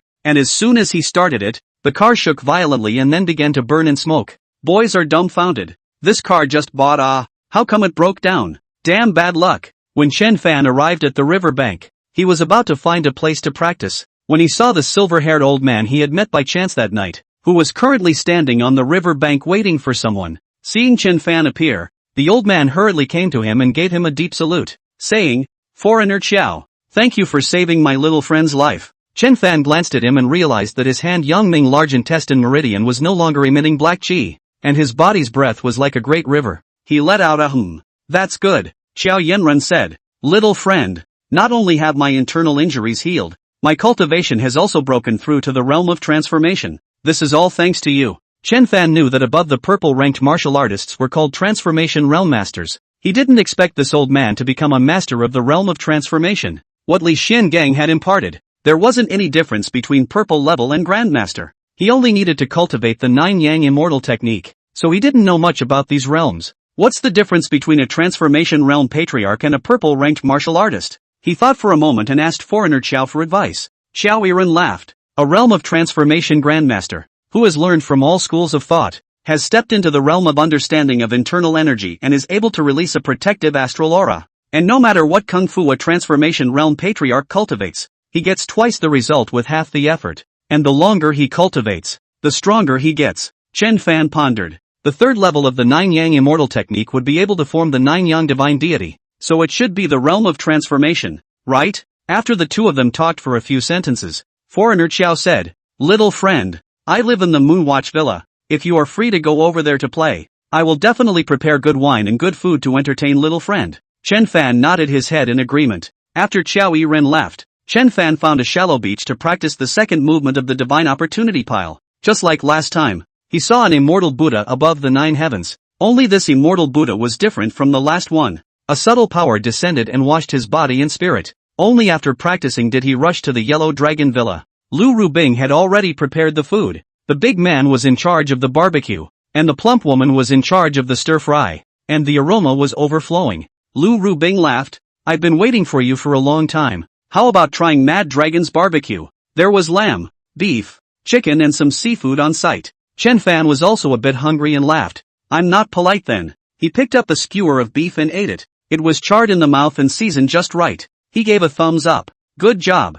Lu Rubing laughed. "This is a barbecued beef cow specially cultivated by the ranch. The calf's age is no more than 6 months, and only the middle and back of the cow's spine is taken." Mad Dragon was upset that the meat he had roasted did not want to be given to Chen Fan. The mutton and seafood were also made with the same elaborate ingredients, and the flavor of Black Phoenix's stir-fry was also very good. Chen Fan ate with his mouth full of oil, frequently clinking glasses with Lu Rubing. At this time, a man in his 40s walked with 8 steps. He wore a black tang suit, had a thick beard. His eyebrows flew diagonally into his temples. He was not tall, but a shocking pressure flowed around him. Chen Fan looked at the man warily and his mouth stopped chewing. The man nonchalantly sat next to him, a warm smile spreading across his face. This smile of his was like the arrival of spring, and Chen Fan's nervousness immediately receded. "How old are you, young man?" Chen Fan was puzzled, thinking, "What does it matter to you how big I am?" He slanted a glance at the other party and said, "Not too big, not too small, just right."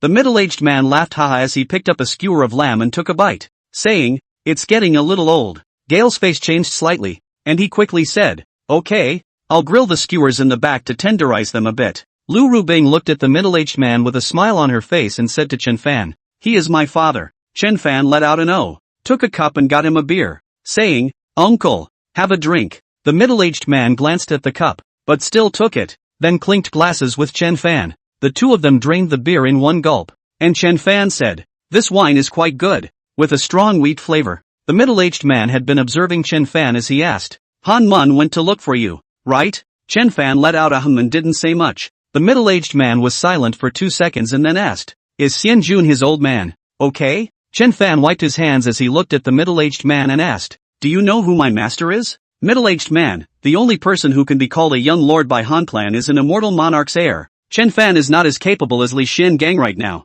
The more vague some things are, the better." So he said, "His old man is quite good, he just doesn't want to come out of the mountain." I still sneaked out. Middle-aged man, I heard that the immortal monarch was ready to ascend to the heavens back then, but failed to do so. Chen Fan, my master said that my qualifications are still good, and that he will only be able to fly up with peace of mind when I have cultivated to the point of his satisfaction. The middle-aged man nodded. The immortal monarch was right to stay out of the mountains. There is nothing in this world that can arouse his interest anymore. Then he took out a purse and handed it to Chen Fan, saying, "Inside are your papers. From now on your identity will be top secret, and no one other than me has the right to investigate you." Chen Fan opened the purse. Inside there is a document, a badge. Written on the document, he is the Deputy Director of the 9th Bureau of Chinese Security. Identity highly confidential. He nodded. "Thanks a lot," the middle-aged man said. "Binger used to loathe men. It's rare that she doesn't hate you. If you need any help in the future, you can call the number on your ID." After saying that, the middle-aged man got up and left. Lu Rubing looked at his back and said, "Dad, I'm not going back for a while." The middle-aged man waved his hand without looking back and said, "As you wish." As the middle-aged man walked away, Chen Fan asked curiously, "Is your father a big official?" "He actually casually gave me a deputy director." Lu Rubing, "This is to conceal your identity. The existence of an immortal monarch is a taboo in Huaxia. Certain people will put you in danger if they learn of your existence." Chapter 22 Taboo. Curious, Chen Fan asked, "What taboo?" Lu Rubing laughed, "We're not going to talk about this today. You'll slowly become clear about it later." She raised her wineglass and clinked it with Chen Fan again. "Good wine and good food." Chen Fan didn't stop until he had eaten his fill. Lu Rubing said, "Chen Fan, Mad Dragon was the king of soldiers back in the day and specialized in all kinds of fighting techniques. You can learn from him if you are interested." Chen Fan didn't feel that he needed to learn any fighting. After all, what his master taught was not trivial. So he said, "It's more like I'll teach him." Mad Dragon immediately took off his apron and threw it aside when he heard this, then walked in stride and stared at Chen Fan. "Then let's have a match." Chen Fan could see that although Mad Dragon's realm was not yet up to the level of a grandmaster, his strength should be very strong. He wiped his hands with a wet wipe and smiled. "Try it then." The two people came to the open space. Mad Dragon punched, fast and hard. Chen Fan slightly sidestepped, did not expect the crazy dragon body tilted and ruthlessly crashed, this time caught off guard. Extremely difficult to avoid. Chen Fan shifted his body half a meter sideways and chopped at his neck with a hand slash. Unexpectedly, Mad Dragon reacted surprisingly fast as he shrunk his neck while raising his foot to kick back. Chen Fan once again shifted and came to the dead center of his vision, and blasted his back waist with a punch. Mad Dragon had a dagger in his hand at some point, and the tip of the blade was aimed at Chen Fan's fist. Chen Fan closed his fist and swept his leg, and Mad Dragon actually came out with his leg and fought him hard. Ping! There was a muffled sound, and even though his body had been tempered by immortal power, Chen Fan's leg bones were still numb with pain. On the contrary, Mad Dragon, expressionless, continued to attack fiercely. The two men were quick and ferocious in their moves, changing their stance several times in an instant. After a minute of fighting, Mad Dragon suddenly jumped back and away as he sneered, "You're nothing more than that." Chen Fan let out a humph and said, "Your fighting skills are average." Seeing that it was getting late, he said to Lu Rubing, "I'll come back to play again when I have time, so I'll go back first." Lu Rubing smiled and nodded, "I won't see you off." When Chen Fan walked away, Black Phoenix suddenly said, "Don't pretend. Shout a few times if it hurts." Mad Dragon's face suddenly twisted up as he reached out and rubbed his calf bone, grinning, "This kid's bones are harder than iron. It hurts me to death." Lu Rubing, he obviously did not use a killing move. Otherwise you may not be his opponent. Mad Dragon took out a potion and applied it to his leg and laughed. No wonder the God General drinks with him. This kid has two tricks up his sleeve. Black Phoenix lamented. His master is the ruthless man who once killed his way through the palace and chopped off the head of the emperor in front of him. No one in the world dares to mess with him. Lu Rubing said with a straight face, "His identity must not be told to outsiders." Black Phoenix, "It's Miss. I just wonder if Han clan will reveal it?" Lu Rubing, although Han sect was instructed by him back then, he did not know his true identity. He had many identities throughout his life, and the identity of supporting the Han clan was only one of them. Mad Dragon, did he really ascend once, as the God General said? Lu Rubing, he should have been able to succeed back then, but it's a pity that he was backstabbed by old man Qingcheng. Back home, Yang Lan and Chen Shuazhang were both awake, and the two were discussing things in the living room. Chen Fan was a bit strange and asked, "Mom and Dad, why aren't they asleep yet?" Chen Shuazhen wiped his face and said, "Xiu Fan, your mom and I discussed it and are going to buy you a suite. 3 rooms and 2 halls, 130-something square feet. The total price is about $2 million. Mom and Dad have about 300,000 in their hands, just enough to give you a down payment." Chen Fan laughed. "Mom, why do you suddenly need to buy a house?" Chen Shuazhen gritted his teeth and said, "Save those neighbors from talking nonsense." Chen Fan looked as normal and asked, "Mom, what did they say?" Yang Lan's face was written with exasperation. "These people said that you stole from a rich family and were supposed to be sentenced to jail. but it was us who paid to get you out. Really? Aren't you afraid of rotting your tongue when you say bad things about others? Chen Fan laughed. So mom and dad want to buy a house to prove that they didn't spend money to fish me out, right? Yang Lan, Xiaofan, we need to buy a house sooner or later anyway. Let's take advantage of the low prices to buy one. Your father and I can still work and slowly help you pay off the loan later. Chen Fan was very touched in his heart. His parents always considered for him first no matter when or where. He took out the bank card given by Yi Qingxue and said, Mom, there are $2 million in the card. If you guys really want to buy a house, use the money in here. Chen Shuizheng and Yang Lan were both startled, and Yang Lan nervously asked, Xiaofan, where did this money come from? Chen Fan laughed. I did someone a favor. This is a thank you fee. Yang Lan was very surprised. What kind of person could give $2 million for a thank you? Chen Fan had to explain to the two old men that he had picked some ghost eye Ganoderma, that the Ganoderma was extremely valuable, and that there were still a few $1,000,000 behind him that he hadn't given. The couple still believed in their son. Chen Shuizheng smiled. That's great. With these $2 million, you'll be able to buy a house with full payment. After talking for a while, Chen Fan finally let them go back to their rooms to rest. However, he didn't sleep and took out his textbook to continue reviewing in preparation for tomorrow's makeup exam. Early the next morning, Tang Rou came to pick him up and the two of them went to school together. The car was some distance away from the school when a car came up from behind and suddenly accelerated to the front, violently stopping the car that Tang Rou and Chen Fan were traveling in. From the car stepped a middle-aged man in a black suit and blue tie, who knocked on the window. The driver opened the window and cursed. What the hell? Looking for death. The man punched the driver in the face, and the driver screamed, his nose bleeding furiously. He then stuck his head through the car window and stared at Tang Rou dead in the face, saying, Young granny, pay attention to your demeanor. You're going to marry into the Song family in the future. Don't get too close to other men. Tang Rou's pretty face was as pale as paper as she trembled. You're not qualified to control me. The man sneered. I haven't informed the young master yet. If the young master finds out that you're so close to another man, guess what he'll do? Tang Rou's delicate body was trembling slightly, not knowing if it was fear or anger. Put! Chen Fan blasted the man in the face with a single punch, and the man in the black suit stifled a grunt as he was punched out of the window and took 3 steps back before he could stand still. Chen Fan then stepped out of the car and kicked him in the face again, sending the man in black flying several meters and smashing heavily on the ground, passing out on the spot. He then straightened his clothes and said to the driver, Drive. Tang Rou's pretty face was written with astonishment. She didn't expect Chen Fan to be so good at martial arts. Chen Fan didn't ask why. He didn't like to pry into other people's privacy.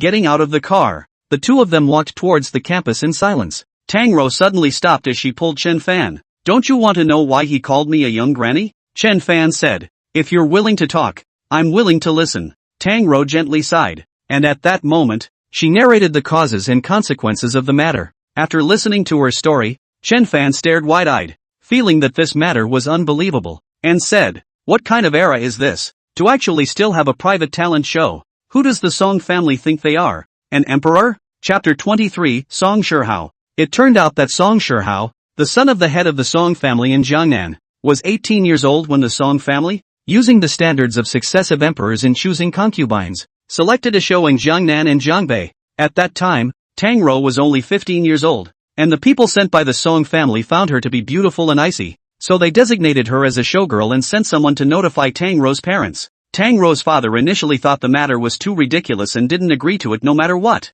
but he underestimated the Song family's suppressive tactics. Just 3 days, Tang's father's business has encountered a variety of difficulties. The supplier receives money not to ship. The company was the various departments of the organization to make things difficult. A large number of orders back orders. The supervisor with a group of people to resign and so on. That's not all. Some local gangsters and thugs also threatened the Tang family. And 15-year-old Tang Rou was even kidnapped. The kidnappers said that if he did not agree to the Song family's agreement, they would torture and humiliate Tang Rou. Father Tang had no choice but to hold his tongue and agree to let Tang Rou become the Song family's showgirl for the sake of his family's safety. On the same day, Tang father's company returned to normal, and everything seemed to be back on track. That person just now was the person sent by the Song family to spy on Tang Rou, and when he realized that Tang Rou and Chen Fan were walking closer to each other, he uttered threats. Tang Rou's gaze was hollow as she said, The Song family's power is so great that it exceeds the imagination of ordinary people. Back then, the newly appointed provincial leader of Jiangnan offended the Song family and was taken away for investigation in less than 3 days. And in the end, even though he didn't find out anything, he suddenly became strangely ill and resigned shortly afterward. in both black and white. The Song family's influence in Jiangnan is unrivaled. Chen Fan, so, once you graduate from college, you're going to marry Song Shihao? Tang Rou smiled bitterly. I'm just a showgirl. The Song family will select a batch of them from the meritocracy by then. Some will be able to marry into the Song family, while most of them can only become Song Shihao maids. Chen Fan said. Don't worry, there will always be a solution. Although the Song family is strong, it is not a true emperor. Besides, even if it is an emperor, so what? Tang Rou was wearing a bitter smile on her face. In the morning, Chen Fan took 2 supplementary exams in a row, and the exams went very well. His scores were all 90 upwards. After the exam, Chen Fan went to find Tang Rou, but found that she was not in the classroom. Looking for classmates to inquire. Tang Rou has just been taken away by a few people. Chen Fan immediately chased after him. In front of the school, Tang Rou was pushed into a business car, and just as the door was about to close, a silhouette rushed up and sat next to Tang Rou. The one who got on the car was none other than Chen Fan. On his left was Tang Rou, and on his right was a grey-clothed man with a flat head and a cold look. When he saw Chen Fan come up, he first froze for a moment. Then he raised his elbow and slammed him in the head. Chen Fan slammed his head into the other man's face, and the flat-headed man suddenly had a wild nosebleed, and the man was confused. He then punched him in the abdomen, and the man's face twisted in pain. There were still 2 people sitting in the back row, and when they saw this, they immediately reached out to grab Chen Fan, only to be knocked out by one of his punches. He grabbed the gray man by the hair, stared at him and asked, "Where are you taking people?" The gray-robed man stared at him viciously and said, "Kid, do you know what happens when you go against Song?" Chen Fan slapped him across the face, causing blood to spill from the corners of the gray-clothed man's mouth. "I ask you a question." The gray-robed man gritted his teeth and said, "Our young master has come to Cloud City. He heard about Tang Rou and wants to see her." Chen Fan said, "Have the chauffeur drive. I'm going to meet your young master Song." Chen Fan was not a reckless person, and when the car started, he dialed Han Wei's phone. Han Wei was very excited. "Young lord, do you have any orders?" Chen Fan, Jiangnan Song. "You know, Han Wei, the Song clan is considered to be the #1 family in Jiangnan, with a reputation that shakes the heavens, so I naturally know about it." Chen Fan, "I'm going to meet the young master of the Song family later, so I should beat him up." Han Wei thought for a moment and asked tentatively, "Will the young lord beat him to death?" Chen Fan, "Beating to death is not so bad." Han Wei sighed in relief. In his perception, Chen Fan was a disciple of an immortal, and the Song family was not worth mentioning in front of the young lord. Of course, the Song family was a big family after all. In case they killed someone from his family, it would still be troublesome for Han's sect to deal with it. He immediately said, "Young lord, as long as you don't die in a fight, it's not a big problem. Where are you located?" "Little man will rush over immediately." Chen Fan asked the gray-clothed man, "Where is your young master Song?" The man in gray let out a humph. "West River Club." In his opinion, the young master was protected by 2 masters, so this person would be looking for death if he went there. Chen Fan said, "Shijiang Clubhouse." "Han Wei, I'll be right there." The car drove for more than half an hour and came to a riverside private clubhouse. The clubhouse was built very luxuriously, covering an area of more than 10 acres, and several houses were built inside, each used to receive guests of different levels. The car pulled up in front of a blue-gray 2-story building, and in the lobby of the first floor, a man in his mid-20s sat on a couch while 2 young women, one rubbing his shoulders and the other pounding his legs. The man glanced at the clock and asked, "Not yet?" Next to him, a middle-aged man in a black tunic and gold-rimmed glasses bowed and said, "Young master, it's almost here." Just as he finished speaking, a car stopped at the door and Chen Fan said to Tang Rou, "Wait for me in the car." He then pulled the gray man out of the car and went straight to the lobby. The man's eyes narrowed at the sight of his men, dragged in by a man, covered in blood. Chen Fan threw the gray-clothed man to the ground, then looked around and asked, "Who is the young master of the Song family?" "Bold, dare to hit the Song family, you're looking for death." A tower-like big man stood out. This person is more than 1 meter 9 tall. Both palms are strangely large. Above the back of the hands are thick black tendons. It looks like he has practiced external qigong. The big man was very direct and grabbed at Chen Fan's shoulder as soon as he came up. Chen Fan moved half a meter across, kicked him in the knee. The angle and timing of his kick was just right. Just heard a click sound. The big man like a tower knelt down on one knee, showing the color of pain. Pop. Chen Fan then kicked him in the face again, knocking him out. The man snapped up, staring at Chen Fan and asked, "What are you?" Chen Fan said, "I am Tang Rou's friend. You are the young master Song, right? Your looks are average. Sharp mouth and cheeks. Born with no fortune." The man was furious. "Asshole. Do you know who you're talking to?" Pop. Chen Fan instantly came to him and slapped him on the face. This first grandson of the Song family, who could be selected in 2 provinces, was beaten to the point that he sat back in the sofa and kept bleeding from his mouth. The few experts around him actually didn't even have time to react. Unbridled. Bold. Damn you. The housekeeper and a few bodyguards simultaneously spoke out to rebuke him, but they didn't dare to approach. Chen Fan was standing right in front of the young master and could take his life at any time. Young Master Song was dumbfounded by the beating, and it took a few seconds for him to come back to his senses as he roared. You dare to hit me. You know, aren't you Song Shihao? It's you I'm hitting, Chen Fan said indifferently. Song Shihao was trembling and his face was white because he was again unable to do anything with Chen Fan. I came here to discuss something with you. I don't care if you pick the show, but Tang Rou is my friend, so cross her off the list and from now on, you can't bother her anymore, Chen Fan said. Song Shihao sneered. Who do you think you are? He's someone you can't afford to mess with. Suddenly, Han Wei stomped into the hall, followed by several attendants behind him. Chapter 24, You'd better watch your backs. As soon as he entered, Han Wei knelt on the ground. See you, young lord. Chen Fan let out a Get up. Han Wei got up and lifted and carried Song Shihao to the side, then swept the sofa with his sleeve and respectfully said, Young master, please sit down. Chen Fan then sat there with a big horse. This scene made Song Shihao and the others look dumbfounded. Who the hell was he? That steward sized up Han Wei and asked, Who is your excellency? Han sect. Han Wei, he said in a deep voice. You Song clan have great guts, daring to offend our young lord. The butler was shocked in his heart. Han clan belonged to a martial arts family. Secular gentry like the Song clan were most wary of offending people from the Jianghu. After all, if you offended a high-ranking person from the Jianghu, sometimes you didn't even know how you died. The butler's face was unsightly as he glanced at Song Shihao and said, Our Song family doesn't have any beef with Han clan, right? Han Wei sneered. There wasn't before, but there is now. You dare to be rude to the young lord. You're simply bold. The butler was dumbfounded. He obviously didn't understand Chen Fan's identity and asked tentatively, Your young master is? Han Wei said indifferently. To put it simply, my family's young master can make your Song family's existence irreversible with a single move of his finger. Too specific. You are not qualified to know. Song Shihao and the butler's few people looked at each other in dismay. There was an existence that made the Song family fall into ruin? What kind of identity would that be? Han Wei stepped forward and said,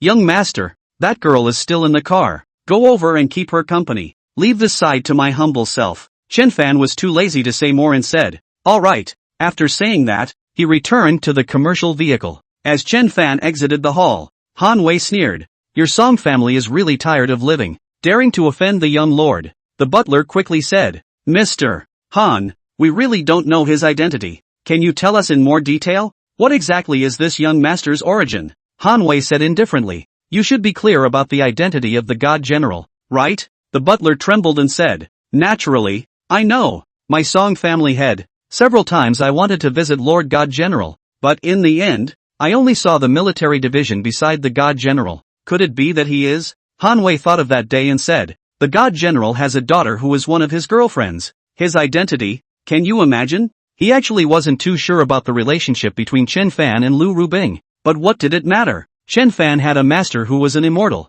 and it was more than normal for a God General to betroth his daughter to him. The butler was in a cold sweat. The son-in-law of a divine general. What kind of family can be married to a divine general? Song Shihao was not a playboy. Instead, he had to learn a lot of things from a young age. A Han clan had already given him a headache, and he actually had a relationship with the God General. Who is the God General? Even one of his subordinates could easily crush the Song family. No matter how strong the Song family was, it was still just a powerful family. Song Shihao's waist had already bent as he respectfully said, Previously, it was me who was unintelligent and offended your young master. So I hope that Mr. Han will say a few kind words. In the future, the Song family will never bother Tang Rou again. Han Wei sighed. That depends on your luck. I can't stop the young lord from doing whatever he wants to do. He then faintly said, I, Han clan, am not the only one behind the young lord. Alright, I've said my piece. You guys take care of yourselves. After saying that, Han Wei turned around and left, leaving behind the disoriented Song Shihao and the others. In the car, Chen Fan was talking to Tang Rou. Tang Rou's beautiful eyes flushed red as she clenched her small hands, her nails almost piercing into her flesh as she cried, Chen Fan, you shouldn't have offended the Song family for my sake. The power of the Song family is not something you can imagine. I'm going to beg him so that he doesn't make things difficult for you. In Tang Rou's opinion,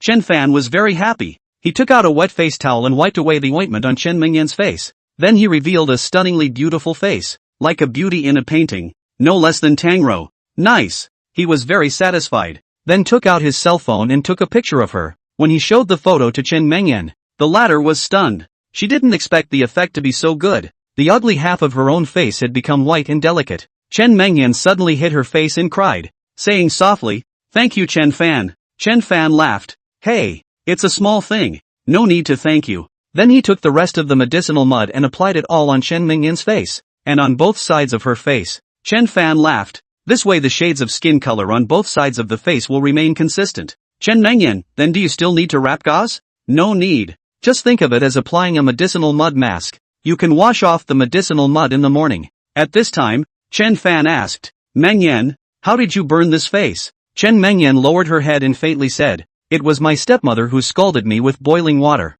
She pressed my head against the edge of the sink and poured boiling water over it for half a minute. I was only 7 years old at the time, and I was powerless to resist." Chen Fan was taken aback. "Your stepmother is too much. Didn't you call the police?" Chen Mengyan smiled bitterly. "My own father forgave her. He didn't call the police." Chen Fan frowned. "What happened then?" "Chen Mengyan, she disliked me very much, always sneered when we met, and gave me leftovers to eat, never buys me clothes or shoes, and never gives me a penny for living expenses. If I wanted money, I had to kneel in front of her and beg her. So I started living in school from middle school, and went out to work on weekends and holidays to earn money, and tried not to go back. After college, I never went back." Chen Fan couldn't help but sympathize very much with Chen Mengyan and said, "You're very strong. If it were me, I would have collapsed long ago." Chen Mengyan couldn't help but shed tears and said, "What can I do if I'm not strong? Other people won't pity you. They will only laugh at you. During these years in college, you are the only person who was willing to help me."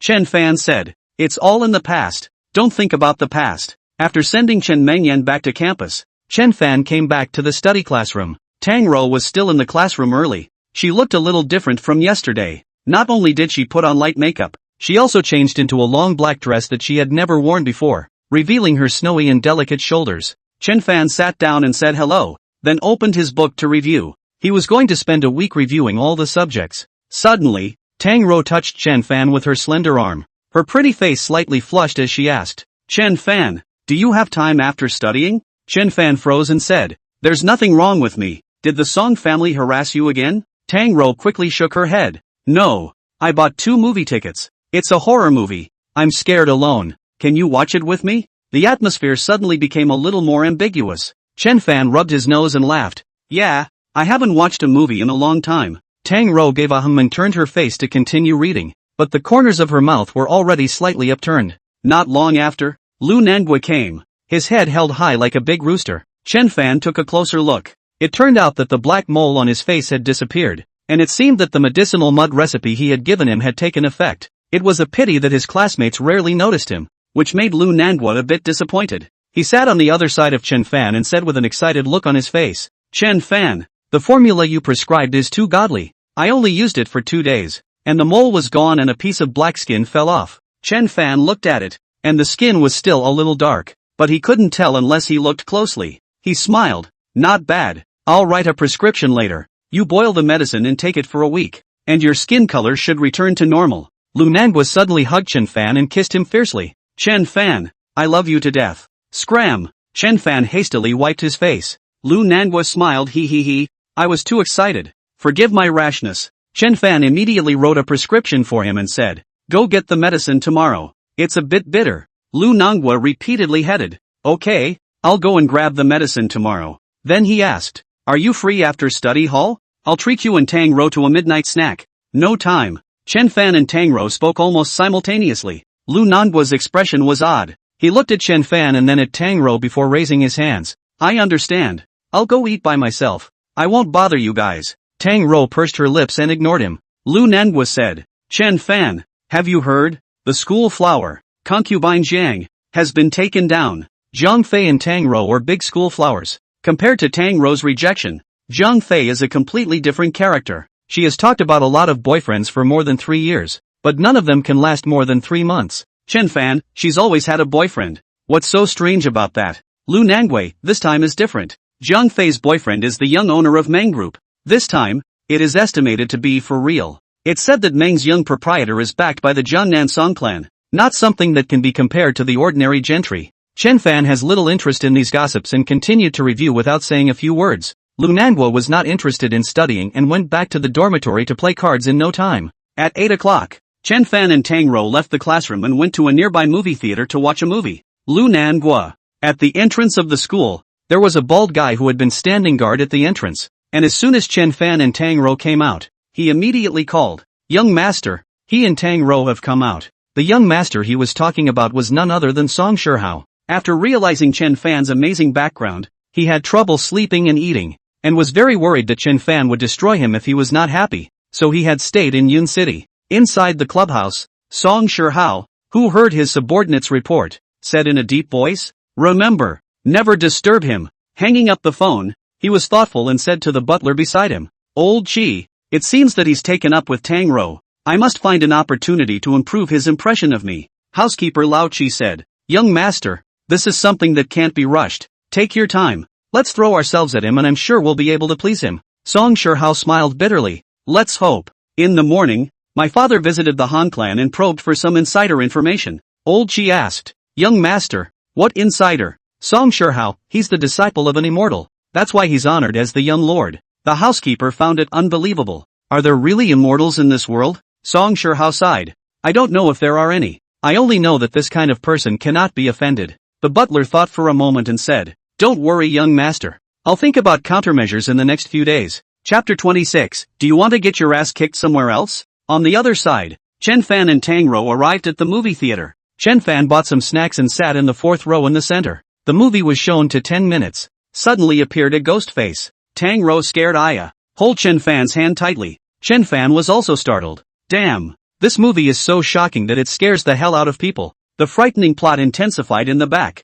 Tang Rou was a bit afraid to look at it and twisted her face to Chen Fan's side, sticking it on his shoulder. Chen Fan has never been in a serious relationship, chased a girl in the second semester of his sophomore year, and was about to get his hands on her when he was cut off by an asshole in a BMW. He was in the middle of his blood, pulling Tang Rou's small hand. His heart was in a whirlwind of thoughts, his mind not on the movie at all. After a movie, Chen Fan and Tang Rou's distance drew a great deal closer, and the two walked out of the movie theater hand in hand. They had just left the theater when two people came up behind them. The woman had white skin and was beautiful. In terms of looks and stature she was a bit worse than Tang Rou, but she knew how to dress better and exuded a flavor of a mature beauty all around her. This woman was none other than Zhang Fei, one of the two major school flowers on campus. Seeing Tang Rou and Chen Fan, she froze for a moment, then pursed her lips and smiled. "Thought you weren't going to talk about boyfriends. It seems like the iron tree has a time to blossom." Tang Rou glanced at her. Although the two of them were not familiar with each other, they were both school beauties, so it was inevitable that they would be compared to each other. They each had a group of fans, but overall Tang Rou had the upper hand. Although Tang Rou didn't think about it, but Zhang Fei was very concerned. She always wanted to press Tang Rou, just never found the opportunity. Now that she saw Tang Rou with an unassuming boy, she immediately developed a strong sense of superiority. "You Tang Rou beautiful, so what? Boyfriend is just ordinary people, far less than my Zhang Fei." At this moment, there was a boy standing next to Zhang Fei, and when he saw Chen Fan, his face changed. It turned out that he was the same sports car guy who had been taught a lesson by Chen Fan at the school gate earlier. Zhang Fei didn't notice the change in the boy's expression and said smugly, "Introducing, my boyfriend, the young proprietor of Meng Group, Meng Sichuan." Meng Sichuan slanted a glance at Chen Fan and gave a disdainful hum through his nose. Chen Fan raised an eyebrow, made a move forward and said coldly, "What are you humming? Oh, you money." Meng Xiaochuan was startled and hastily backed away a few steps, pointing at him and shouting, "I'll call the police if you do it again." It suddenly occurred to Chen Fan that Meng Xiaochuan was driving a sports car to threaten himself at that time, and I am afraid that it was also related to Song Shihao. After all, Meng's family's backer was none other than the Song family. Meng Xiaochuan obviously didn't know this. He was furious at the thought of being taught a lesson by Chen Fan. He pointed at Chen Fan and said, "Kid, you can fight, can't you? Dare you come with me to a place?" Chen Fan was naturally fearless and said indifferently, "What? Do you want to take a beating in a different place?" Meng Xiaochuan gritted his teeth and said, "Okay, if you have the guts, go to the laboratory basketball court. I'll wait for you there." After saying that, he pulled Consort Jiang away. Seeing Meng Xiaochuan walk away, Tang Rou asked curiously, "You beat him?" Chen Fan sneered, "I beat him once, but he obviously has a bad memory and came to mess with me again. Let's go. Go to the workers' complex. Not far away. Someone immediately reported the situation to Song Shihao. When Song Shihao heard this, he immediately became energized and said, "What? You're saying that someone clashed with him and made a date? What location? Industrial basketball court? Good." Song Shihao took a deep breath and said, "Old Chi, bring the man and go to the industrial basketball court." There were a dozen people standing in the basketball court of the industrial complex. As a rich young man, Meng Sichuan naturally knew quite a few people, including some experts. Meng Sichuan had called when he arrived and found a few experts that he thought were very powerful, ready to give Chen Fan a hard lesson. Seeing Meng Sichuan call so many people, Zhang Fei couldn't help but be a little scared. She was afraid that these people would beat Chen Fan, that boy who didn't know the heights of heaven,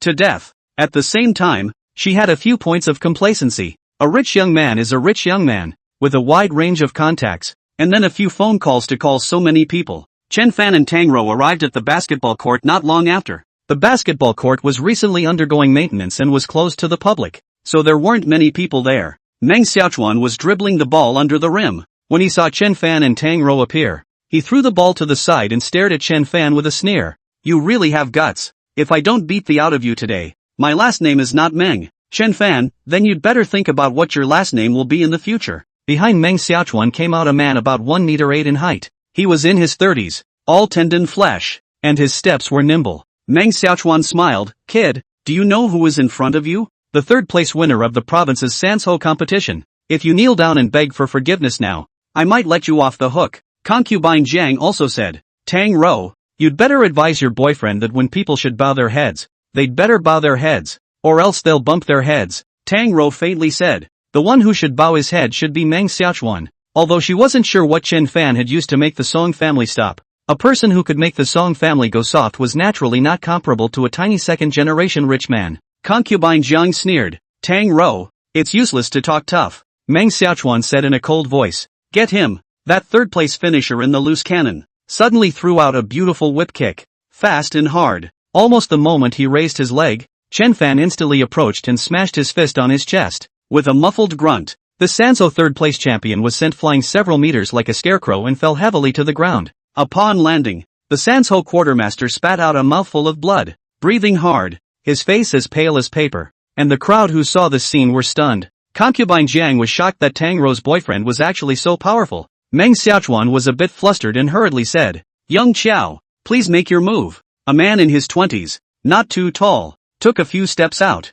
He had little expression on his face and said indifferently, "My friend, to injure someone right out of the gate, you're too arrogant." Hearing that the other party's surname was Qiao, Chen Fan couldn't help but take a few more glances at him and asked, "Who are you?" Meng Sichuan said proudly, "I'm afraid I'll scare you to death if I say it. His name is Qiaoying, and his grandfather, Elder Qiao, is now a transformation realm grandmaster." Chen Fan thought to himself that it was quite a coincidence, and he asked Qiaoying, "Your grandfather's name is Qiao Yirun?" Qiaoying was furious. "How dare you? My grandfather's name. Is it not for you to mention?" Chen Fan sighed and said, "If you leave now, I'll pretend I've never seen you." Meng Sichuan grunted heavily. "What? Are you afraid?" Qiaoying said in a deep voice, "If you kneel down and apologize to Meng Xiao, I can refrain from making a move." Chen Fan shook his head. "I gave you a face and you don't want it. Fine then." He took out his cell phone and dialed Xiao Yiren's number. Qiaoying was, after all, the grandson of an acquaintance, so if he gave a beating, Xiao Farren wouldn't look good on his face. Meng Sichuan had a mocking look on his face. "Calling for someone now, don't you think it's too late?" Chen Fan laughed. "Not too late." The phone was quickly connected, and it was still a video call. On the other side of the phone was a white-haired old man, who laughed and said, "Little brother, why are you free to call this old man of mine?" Chapter 27, Meng Xiao kneels. Chen Fan impatiently said, "I'm not interested in calling you. I just want to ask you if this one in front of me is your grandson." He took the camera and aimed it at Xiaoying. Xiaoying froze when he heard the voice of the Qiao alien. "Grandpa?" Inhabitant Xiao also froze and said, "Ha, isn't this Qiaoying?" Chen Fan said indifferently, "Your grandson stood in for someone else and wanted to teach me a lesson. I was scared and could only call you." Qiao Hetero's face instantly became incomparably ugly as he said in a deep voice, "Little brother, please give the phone to this asshole kid. I have something to say to him." Chen Fan threw the phone over. Xiaoying hurriedly caught it with both hands. His forehead was full of cold sweat, and he trembled. "Grandpa, bastard." Xiao Feirun was furious. He was usually a kind person and never scolded his children or grandchildren. This time, however, he stormed out, his eyes full of rage. Xiaoying was terrified and said, "Grandpa, I didn't know he was your friend." Inger was wrong. The Qiao alien gritted his teeth and said, "Go kneel before my benefactor and thank him. If he refuses to forgive you, you will never return to the Qiao family again." These words were too heavy. Xiaoying hurriedly came to Chen Fan, kneeled down with a thud and said with red eyes, "Un Gong, I'm sorry, I was rude to you just now. Please forgive me." Everyone was stunned. Meng Xiaochuan had a shocked look on his face. How could this happen? Concubine Jiang also froze. Wasn't the patriarch very powerful? Why would he still let his grandson kneel to Chen Fan? Did he mean that Chen Fan was more powerful than the patriarch? Chen Fan still had to give face to inhuman Xiao, and said indifferently, "All right, you can go." Xiaoying was overjoyed and quickly said, "Thank you, benefactor." Then he handed the phone back to Chen Fan with both hands. Xiao Yirun was very embarrassed and said, "Little friend, I'm really sorry. I will definitely teach this little who doesn't know the sky and the earth a hard lesson when I return." Chen Fan, "Alright, I don't blame him either." Xiao Yirun laughed. "Little friend, tomorrow night I will host a banquet at the Shangde building and personally apologize to little friend. Please be sure to show your face. Chen Fan, let's talk about it." After saying that, he directly hung up the phone. Xiaoying was horrified in his heart. His own grandfather was a realm of transformation patriarch, and the person who dared to be rude to a realm of transformation patriarch. Where exactly did he come from? Right at this moment, an extremely arrogant voice rang out. "Tramp Meng Xiaochuan,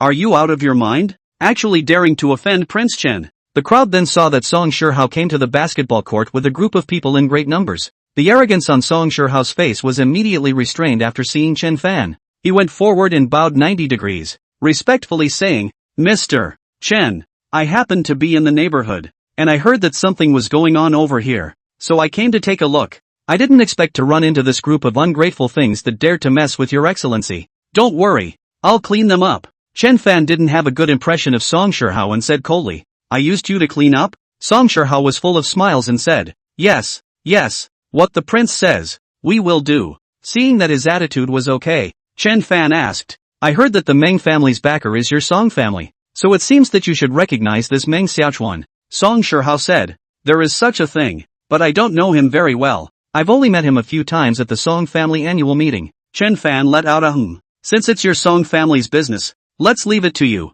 "Yes." Song Shihao turned around, and his face suddenly changed back to an arrogant expression as he looked at Meng Xiaochuan like he was a dead man. Meng Xiaochuan was like being bombarded by 5 thunderbolts. Even Song Shao had to lower his voice to curry favor with someone. What exactly was his identity? Oh, my god. He only wanted to get back his honor, but he ran into him. Concubine Jiang was even more pale and trembling. The Song family was the backer of the Meng family, but even this great young man of the Song family had to respect Chen Fan beyond measure. So what was Meng Xiaochuan in front of him? She sucked in a mouthful of cold air and quietly took a few steps back, trying to stay as far away from Meng Xiaochuan as possible. Song Shihao asked Meng Xiaochuan, "Tell me, will you cut yourself or will you let my men do it?" Meng Xiaochuan scared urine. He flopped kneel on the ground, pants wet a large area, crying, "Song Young, I was wrong. I deserve to die. Spare me this time. I do not dare next time." Song Shihao smiled grimly. "You want there to be a next time? If you don't die, Mr. Chen won't be happy, and I can't let Mr. Chen be unhappy." So, the more Chen Fan heard, the more wrong he was. He stared at Song Shihao and said, "He's sick in the head, isn't he? Trying to get someone killed at the drop of a hat. Don't you Song family even take human life seriously?" Upon hearing this, Song Shihao hurriedly said, "I'm sorry, my lord. I've comprehended it wrongly, but I understand it now." He turned around and rushed the fuming Meng Xiaochuan. "Come over here and kowtow and apologize to Mr. Chen. As long as Mr. Chen forgives you, I won't make things difficult for you." Meng Xiaochuan was overjoyed, his knees sliding on the ground as he came to Chen Fan, crying and begging, "Mr. Chen, I was wrong. I was really wrong. I apologize to you for what happened to Tang Rou last time. This time, I also apologize to you for what happened this time. I hope that Mr. Chen will forgive me." Then he thought of something and said, "Mr. Chen, concubine Jiang is also the school flower, and Tang Rou is known as the Two Beauties. I'll break up with her right away, and from now on, consort Jiang will be yours." Tang Rou was originally smiling, but when she heard this, she said angrily, "Chen Fan doesn't care." Chen Fan also felt that things were not right as he waved his hand. "Alright, get lost." Meng Xiaochuan was overjoyed and thanked him. Chen Fan then left with Tang Rou, and Song Shihao hurriedly said, "Take care, Mr. Chun." Concubine Jiang stood in place in a bit of a daze. Things had changed so quickly that she was a bit unable to accept it. Suddenly, Song Shihao walked towards her, and concubine Jiang was incredibly nervous and held her breath. Song Shihao sized her up and said, "Not bad looking, not as good as Tang Rou, but still considered extremely good. Your name is Zhang Fei, right? From now on, you can only be good with Chen Fan. If you dare to talk about other boyfriends, I'll have someone put you guys in sacks and sink you into the river to feed the Wangbang. Is that clear?" Consort Jiang shuddered and nodded her head vigorously. "Understood, young Song." Only then was Song Shihao satisfied, and he said to the butler, "Old Chi, when Mr. Chen knows I did this, he'll definitely praise me for knowing what I'm doing." The butler nodded repeatedly and gave a thumbs up. Young master is wise. Leaving the basketball court, a commercial car drove up, a chauffeur from the Tang family. Getting into the car, Tang Rou gently wrapped her arms around Chen Fan, pressed her face against his shoulder, and asked softly, "People gave you the school flower, why don't you want it?" Chen Fan rolled his eyes. "One school flower gives me a headache, how dare I want to?" This sentence was a double entendre. Tang Rou lightly bit her red lips and snapped, "Lying." The driver was shocked at the sight and thought to himself, "Oh no, the lady has finally fallen in love." The driver sent Chen Fan home first, and the two of them said goodbye. As soon as Chen Fan went home, he saw the house filled with all kinds of gifts. What aged Mao Tai, ginseng bird's nest, high-level nutritional products and so on, piled up into a pile. Yan Lan and her family were sitting on the sofa waiting for their son to come back. As soon as they saw Chen Fan, Yang Lan asked, "Little Fan, a young man came today, claiming to be surnamed Song. He has a big pie. He came with 8 cars before and after, and carried down so many things from his car." Chapter 28, The past is a bad place to look back. Chen Fan frowned slightly. What did this Song's surname mean? He said, "Oh Mom, that's my friend. In the future, if he sends you a gift, you can accept it." Returning to his room, he rested for a moment and started practicing the 3rd level of the 9 Yang Immortal technique again. 9 Yang Immortal power is not easy to practice. People with excellent qualifications to practice want to complete the first cultivation, at least 1 year. In the future, every time you cultivate a weight, the time will be doubled. The second weight is 2 years. The third requires 4 years. However, Chen Fan's body was underpinned by immortal power. All his orifices were open, and his meridians were smooth, so the first few repetitions were cultivated without any difficulty. The next morning, when the first ray of sunlight shone into the courtyard, he happened to break through the 3rd level. At this time, the 9 Yang true Qi in his body turned purple, and his power went to the next level. Subsequently, the true Qi shook the skin, sinews and bones, and Chen Fan's entire body vibrated at a high frequency as a layer of lavender astral Qi appeared on the surface of his body. The astral Qi grew thicker and thicker, and finally Chen Fan's face became blurred as his body was wrapped in a layer of purple Qi. This layer of astral energy was none other than the 9 Yang divine deity. The divine deity was one of the strongest types of astral deities, and the cultivator not only needed to have super high talent, but also good luck to achieve the divine deity. Chen Fan's divine deity dipper, which was fused with immortal power, was actually more powerful than the normal 9 Yang divine deity dipper. It was the weekend and he didn't have to go to school, so he focused on experiencing the 9 Yang divine deity, not realizing that it was already noon.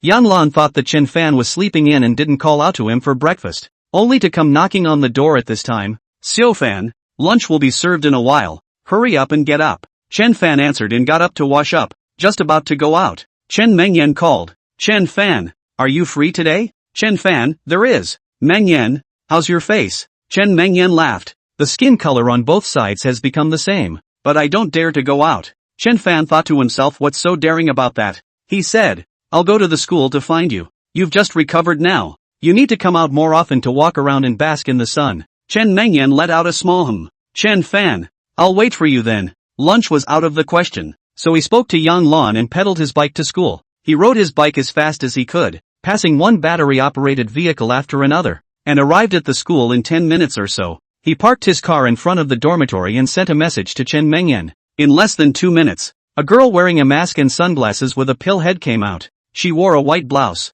a light blue skirt, and changed into gray-blue stockings, stepping on a pair of black small leather shoes. Chen Fan did not recognize at a glance, and then a closer look, only to see that the beauty is Chen Mengyan. He was surprised, said, "How to cover so tight?" Chen Mengyan hurriedly said, "I'm afraid that people will recognize me, so quickly go." Chen Fan patted the back of the bike and said, "Go, take you shopping." Chen Mengyan gently nodded her head as she sat in the car, holding onto Chen Fan's waist, her heart pounding and a little nervous. Chen Fan had a lot of strength, and when he stomped down, the car accelerated violently, and Chen Mengyan let out a cry, and could only tighten her arms around his waist. The car soared out like an arrow off the string. The car sped along the forest path. Chen Mengyan wrapped her arms around Chen Fan's waist and pressed her face against his back. Her heart was unusually calm and she couldn't help but close her eyes. Soon, the bike drove into the commercial street. Chen Mengyan jumped off the bike, and Chen Fan locked it. It was the weekend and the shopping street was bustling with couples passing by the two.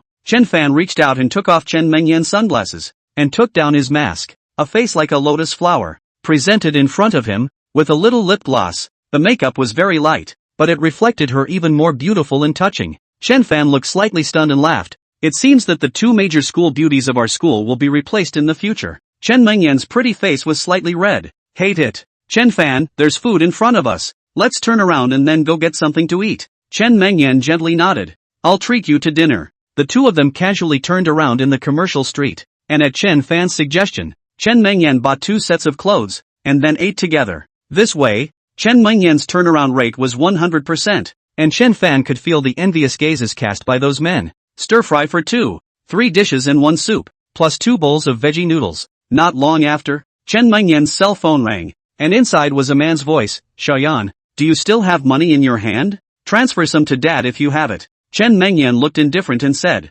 I don't have any money, don't call me again. After saying that, she hung up. Chen Fan asked, your father? Chen Mengyan nodded her head gently. That woman squeezes him badly. He works outside and sends every penny of his money to that woman. When he doesn't have money to spend, he asks me for it. Chen Fan knew that Chen Mengyan had been relying on scholarships and work study to make ends meet, and didn't have much money in her hands. He makes money, raises other people's daughters, and then asks his own daughter for money. That's the kind of thing only he could do. Chen Fan was very speechless and said, then you should ignore him. But not for a while. Chen Mengyan's phone rang again. Naturally, it was Chen Mengyan's father again. He said, Xiaoyan, Dad just lost his job, and his body is not feeling well. How much do you have to give? I'm going to go buy some medicine to eat. Chen Fan really couldn't listen anymore. He took the phone and smiled. Good uncle. I am Mengyan's classmate. Mengyan is in the hospital treating her burns. Now she needs a large sum of money. Can you call some money over from your side?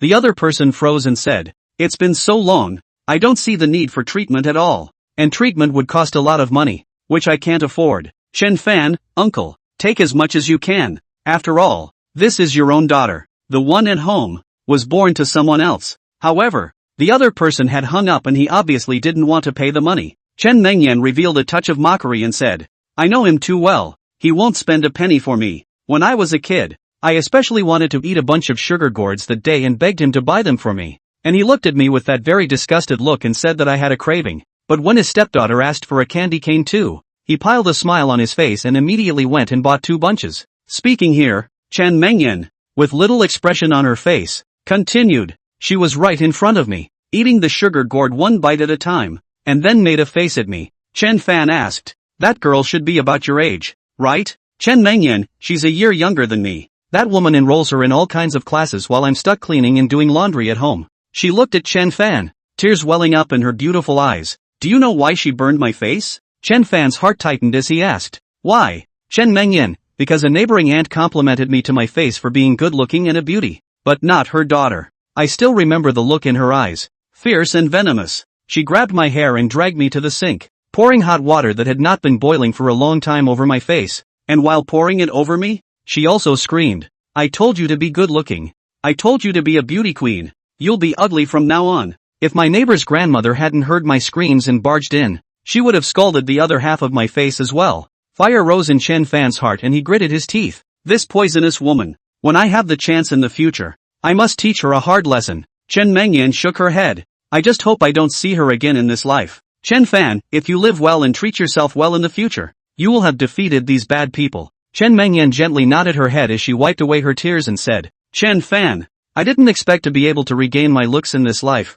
I really don't know how to thank you. Chapter 29, White 5. Chen Fan laughed. It's all trivial, right? Thinking that he was about to graduate, he asked Chen Mengyan, didn't you put in a lot of resumes before? How was the result? Chen Mengyan's grades are very good, with 4 consecutive years of national scholarships, and she is proficient in 3 foreign languages. It's certainly not difficult to find a job like her. She laughed bitterly. I've had burns on my face before, so how could any company be willing to use me? Chen Fan laughed. Now it's good. When I ran into you, a great beauty, to submit my resume, I'm sure they all grabbed it. Chen Mengyan smiled gently. Where am I beautiful? I only hope to find a job as soon as possible after graduation. At least I can support myself. I know some friends. They should be able to provide some work. I can ask them for help if you need it, Chen Fan said. Chen Mengyan shook her head. Thank you, Chen Fan, but I still want to try again. After dinner, the two of them skipped back to the place where they parked their bicycles, and Chen Fan sent Chen Mengyan back to school.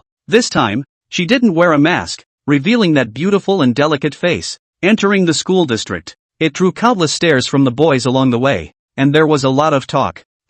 Is that Chen Mengyan? She's so pretty. Is her face healed? Yeah, it's Chen Mengyan. When did she heal? Among these people, there was one person who was dumbfounded. It was Luo Jinfeng. Not long ago he was ridiculing Chen Fan for being too hungry to eat, but now he was ruthlessly slapped in the face. Chen Mengyan turned out to be so beautiful. She is simply a match for Tang Rou. After sending Chen Mengyan to the dormitory, he also rode his bike home. Passing through a dimly lit alley, he suddenly braked and squinted ahead. 10 meters away was an intersection, and 2 people walked out from both sides, their faces filled with a grim aura under the dim light. At the same time, 2 people came out behind him, and the 4 people in front and behind surrounded him. The 4 people came closer and closer. Standing in front of them was a man with long hair, in his 30s or 40s. His hands were covered with calluses, and his steps were extremely steady. Chen Fan had a vague feeling that this person's strength should not be below that of the unpromoted inhuman Xiao. Could it be that the one who was able to send out such a strong person was the Han Plan?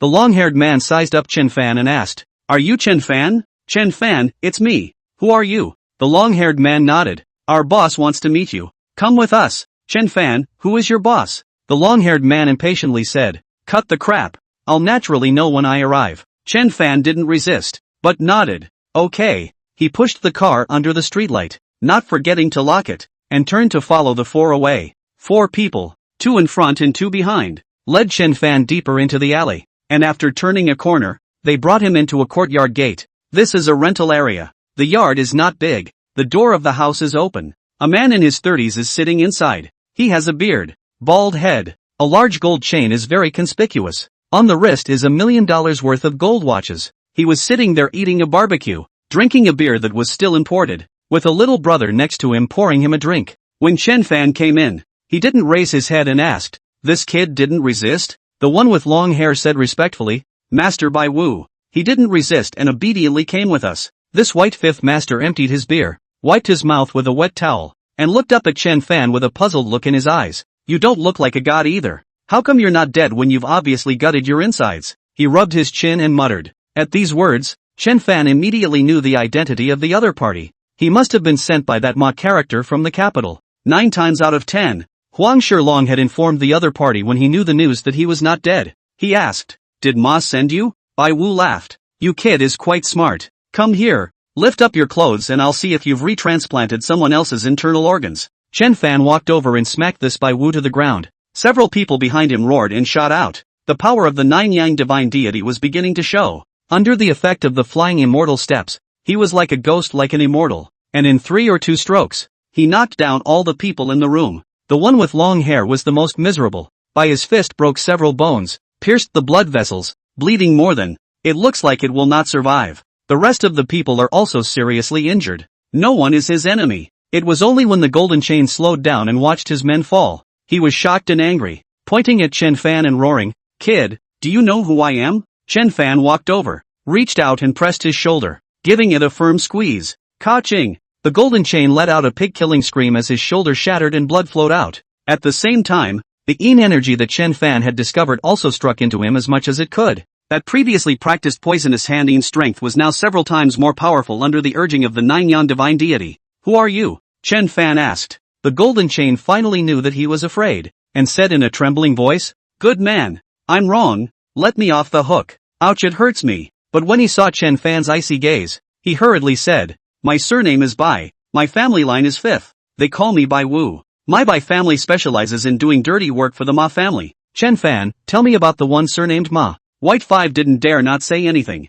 but could only tell the truth. That person who transplanted Chen Fan's heart was named Ma Jingzhu, who held a prominent position in his early years, and then helped his own brother to the top while he went into business. Over the past 30 years, the Ma family had become a large family with hundreds of billions of dollars in wealth. Of course, this is also due to the powerful influence of Ma Jingzhu's brother. After Bai Wu finished speaking, Chen Fan asked again, "What is the purpose of Ma Jingzhu asking you to check on me? Hasn't he already had his heart replaced?" White 5, after he changed your blood, it was as if he was 10 years younger, and he was very happy. Learning the other day that you were not dead, he decided to capture you and change your blood once a year. Chen Fan smiled. Call him now and tell him that he's been captured and will be sent over immediately. Bai Wu's face turned pale as he said, "I don't dare to lie to Second Master. He'll kill me if he knows." Chen Fan said indifferently, "It doesn't matter if you don't dare. I'll kill you now." The muscles on Bai Wu's face twitched a few times, and with a clench of his teeth, he took out his phone and dialed a number. When the phone was connected, he immediately became very humble and respectful, saying, "Second Master, it's done. By the looks of it, he should have transplanted someone else's heart." On the phone was a low man's voice. "Really? What a miracle. This explains why his blood can make me young. This young man must hold a secret in his body." He considered for a moment and ordered, "You bring him to my base 1 immediately. I want to see him with my own eyes." Bai Wu said, "Yes, I understand." Hanging up the phone, Bai Wu's brain was already covered in cold sweat as he looked at Chen Fan and asked, "What to do?" Chen Fan said indifferently, "You take me to him." Bai Wu was taken aback and said, "The Second Master is surrounded by experts. You'll definitely be taken down by him if you go, and then I'll be finished too." Chapter 30, My Heart, You Don't Deserve It. Chen Fan, that's my business. He glanced at the time and asked, "How did you get here?" White 5 said, "Drive." Chen Fan said, "Well, you drive. We'll go into the capital overnight." White 5 said. The driver gave a knockout. "Should we wake him up?" After his identification, Chen Fan slapped one of them awake. Fortunately, this person did not know Kung Fu, so Chen Fan just knocked him out. With that, Chen Fan let the driver drive and he and Bai Wu sat in the back. Ma Jingzhu was the one who had made the Huang family go out and dig up his 5 organs, and now he was still beating himself up, and if he didn't take care of it, he would never have any peace. He first had the car driven to the Yellow Dragon Villa and met Lu Rubing. Seeing the car Chen Fan was traveling in, Lu Rubing asked, "You're going out?" "Chen Fan, Ma Jingzhu sent someone to capture me in a vain attempt to change my blood once a year. I'm going to meet him." Lu Rubing looked at Chen Fan and asked, "You want revenge?" "Chen Fan, what do you think? Should I kill him?" Lu Rubing nodded. "When killed, but it's too dangerous for you to be alone. This person, Ma Jingzhu, is surrounded by experts. There are patriarchs sitting around." Chen Fan said, "Within 10 paces, I am confident that I can kill him with certainty. The patriarch won't be able to protect him."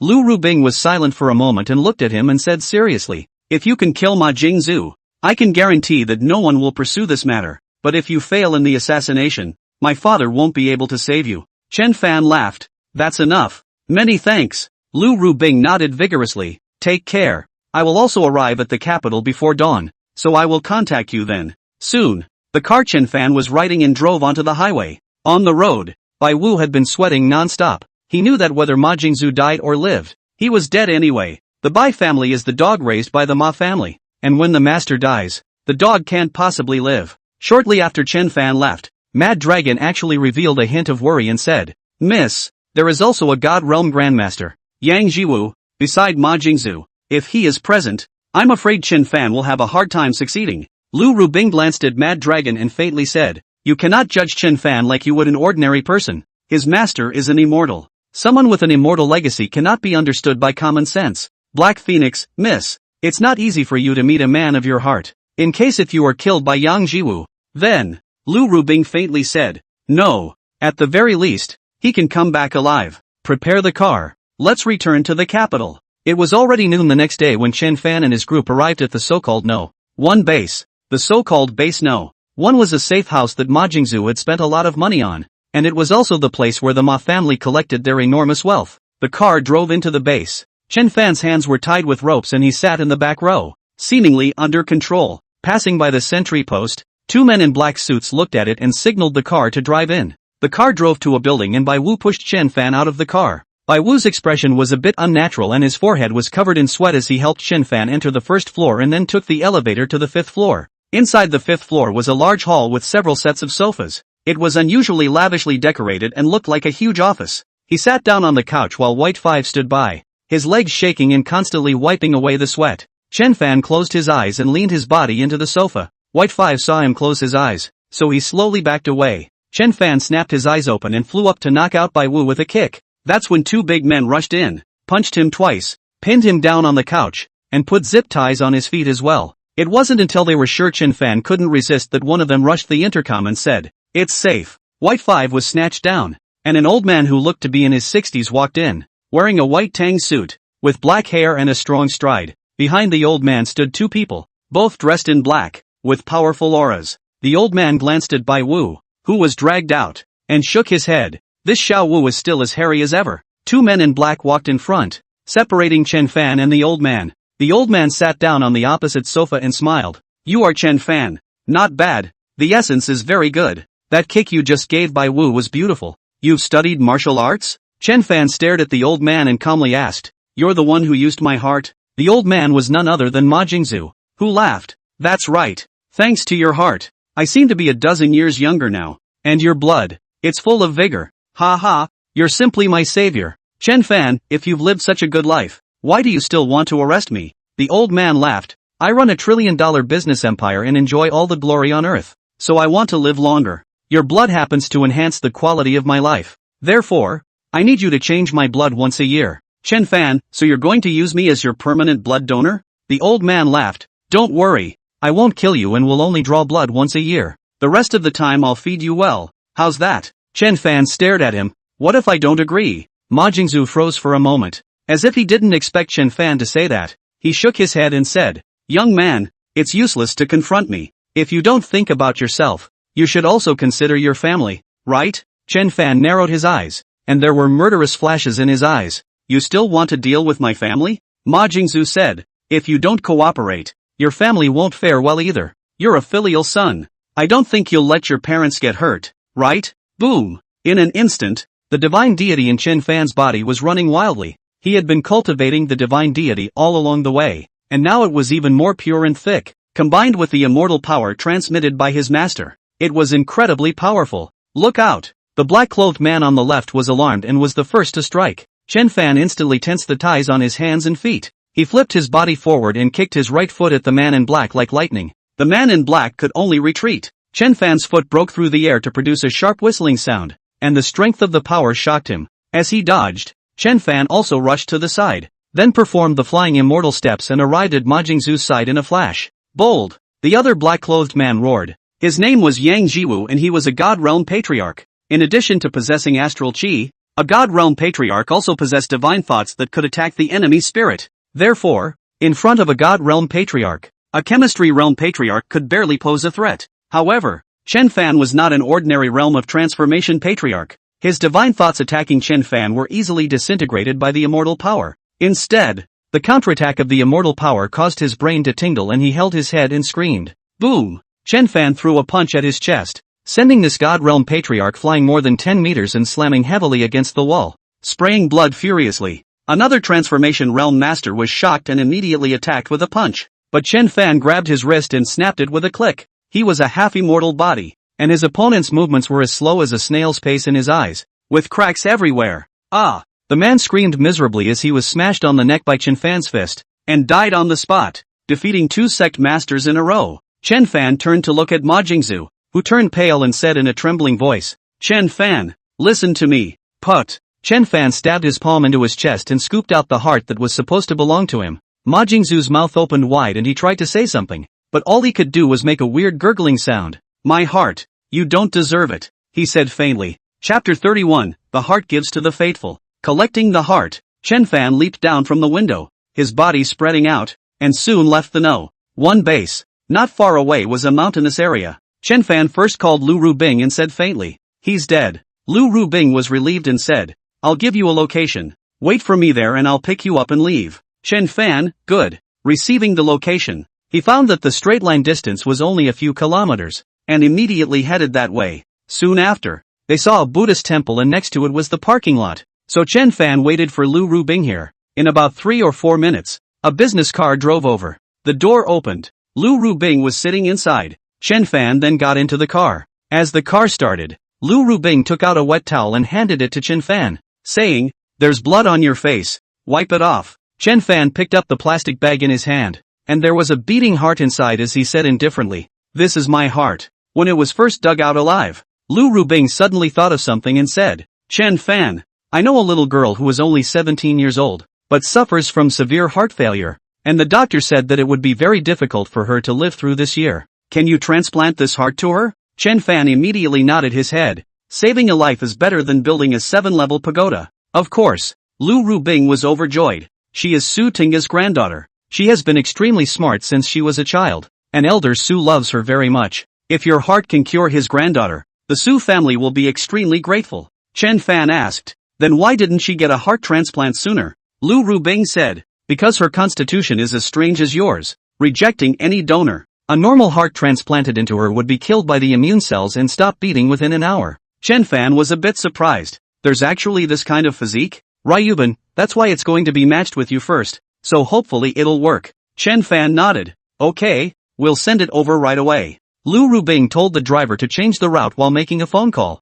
When the phone was connected, she said, "Grandpa Su, there's something very important to talk to you about." The other party was very excited after hearing this and said, "Good. I'll wait for you at the hospital." Chen Fan then deposited the heart in the car refrigerator and set the temperature to 0.5 degrees. Chen Fan then realized that wherever his car went, the red light changed to green in advance, and it had been unimpeded. After driving for a few kilometers, 4 mounted police officers opened the way in front. In less than 20 minutes, the car drove directly into the hospital's emergency entrance. 4 doctors were waiting there, and once Chen Fan arrived, he was invited to the laboratory, where a special person drew his blood for matching. The heart that Chen Fan had sent was also sent directly to the lab. Meanwhile, the doctor asked him about his basic condition and conducted a series of tests. 25 minutes later, the matching experiment was over, and the two were a 100% match. This was because Chen Fan belonged to the universal donor, and his heart would not be attacked by the other party's immune system. Chen Fan had also completed a series of checks and he was in perfect health. As soon as he came out, he saw Lu Rubing talking with an old man, who had a stern aura of power without anger. Behind him stood several middle-aged people, who should be his children. Lu Rubing pointed to Chen Fan at this moment and said, "Grandpa Su, this is my friend, Chen Fan." The old man walked towards Chen Fan, then suddenly knelt down and said in a deep voice, "The great favor of saving his life will never be forgotten by my Su family." The old man's move startled everyone, and the people behind him looked at each other and followed suit. Chen Fan hurriedly helped the old man up. "Old man, you don't have to be like this." The old man burst into tears and said, "Young man, when I realized that Ao Nan was saved, I immediately knelt down and kowtowed 3 times to the heavens." The old man's granddaughter, named Su Anan, talent is different from the norm. Since childhood, the old man Su was loved by the old man. After learning that his granddaughter had heart problems, the old man did not think about food and drink, and became thinner and thinner day by day. "Chen Fan, if there's nothing wrong, it's better to operate as soon as possible."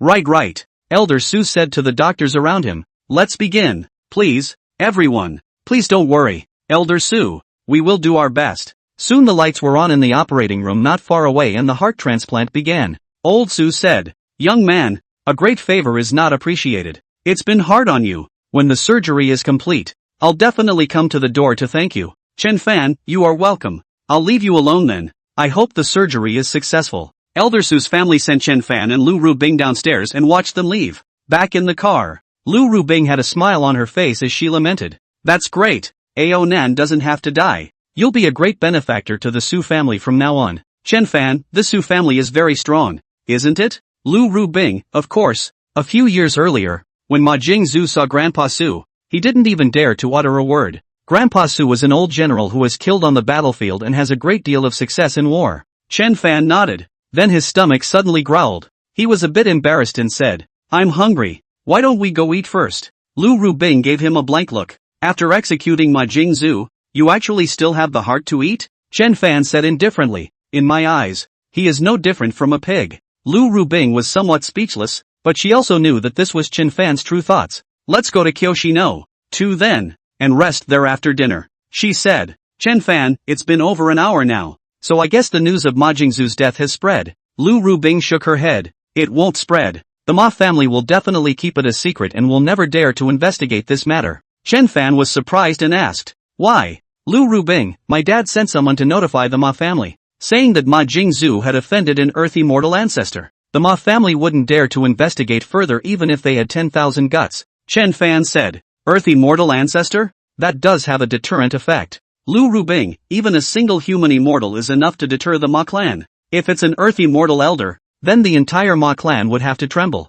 Unsurprisingly, the Ma family will ask my father to mediate from this to avoid extinction." Chen Fan, "Won't the Ma family check it out themselves?" "Lu Rubing, if the Ma family dares to investigate, they don't believe my dad. In fact, my dad didn't lie to them either, right? Your master is in existence even more terrifying than an Earth immortal ancestor." Chen Fan nodded. "I also have to thank your father for this matter, sparing me a lot of trouble." Lu Rubing looked at Chen Fan and asked with a smile, "I'm curious, what was your original plan?" Chen Fan was silent for a few seconds and said, "Kill Ma Jingzhu first. If the Ma family dares to fight back, I will destroy the Ma family. If this year doesn't work next year, if next year doesn't work the year after that, there will be a day when I can trample the Ma family under my feet." Lu Rubing lamented, "Worthy of being that master's heir, wild and strong enough, I believe you can do it. After all, that God Realm master didn't even last 3 moves in your hands." Chen Fan, "All of my powers are passed down from the immortals. They are just mortal martial artists.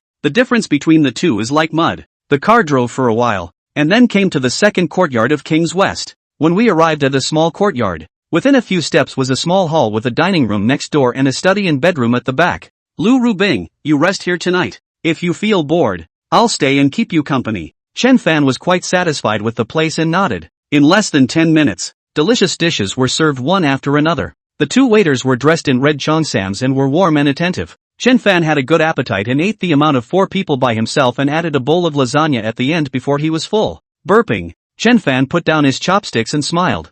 "Thanks a lot. I'm full." Lu Rubing smiled and asked, "Want to hear me play the zither?" Chen Fan did not know much about music, but his master, Li Xiangang, was a saint in this field, and he had naturally obtained the true transmission. Searching his memory, his 10 fingers could not help but tremble slightly as he asked, "Is there an ancient zither here?" Chapter 32 Marrow Cleansing by the Sound of the Qin. Lu Rubing nodded. "One of my zither is right here. I'll go get it." In a short while, she was holding an ancient zither, then sat cross-legged on the couch. With a gentle pluck of her delicate jade hand, a string of zither sounds came out. Chen Fan saw an ancient sword hanging on the wall, reached out and took it off, and after pulling it out, it was actually an open-bladed sword with a hidden murderous aura on the blade. Lu Rubing said, "This was given to him by one of my father's generals. The sword is called Cold Shadow." As Chen Fan held the sword in his hand, many sword moves appeared in his mind, and even a hint of sword intent gradually emerged in his chest. Lu Rubing smiled,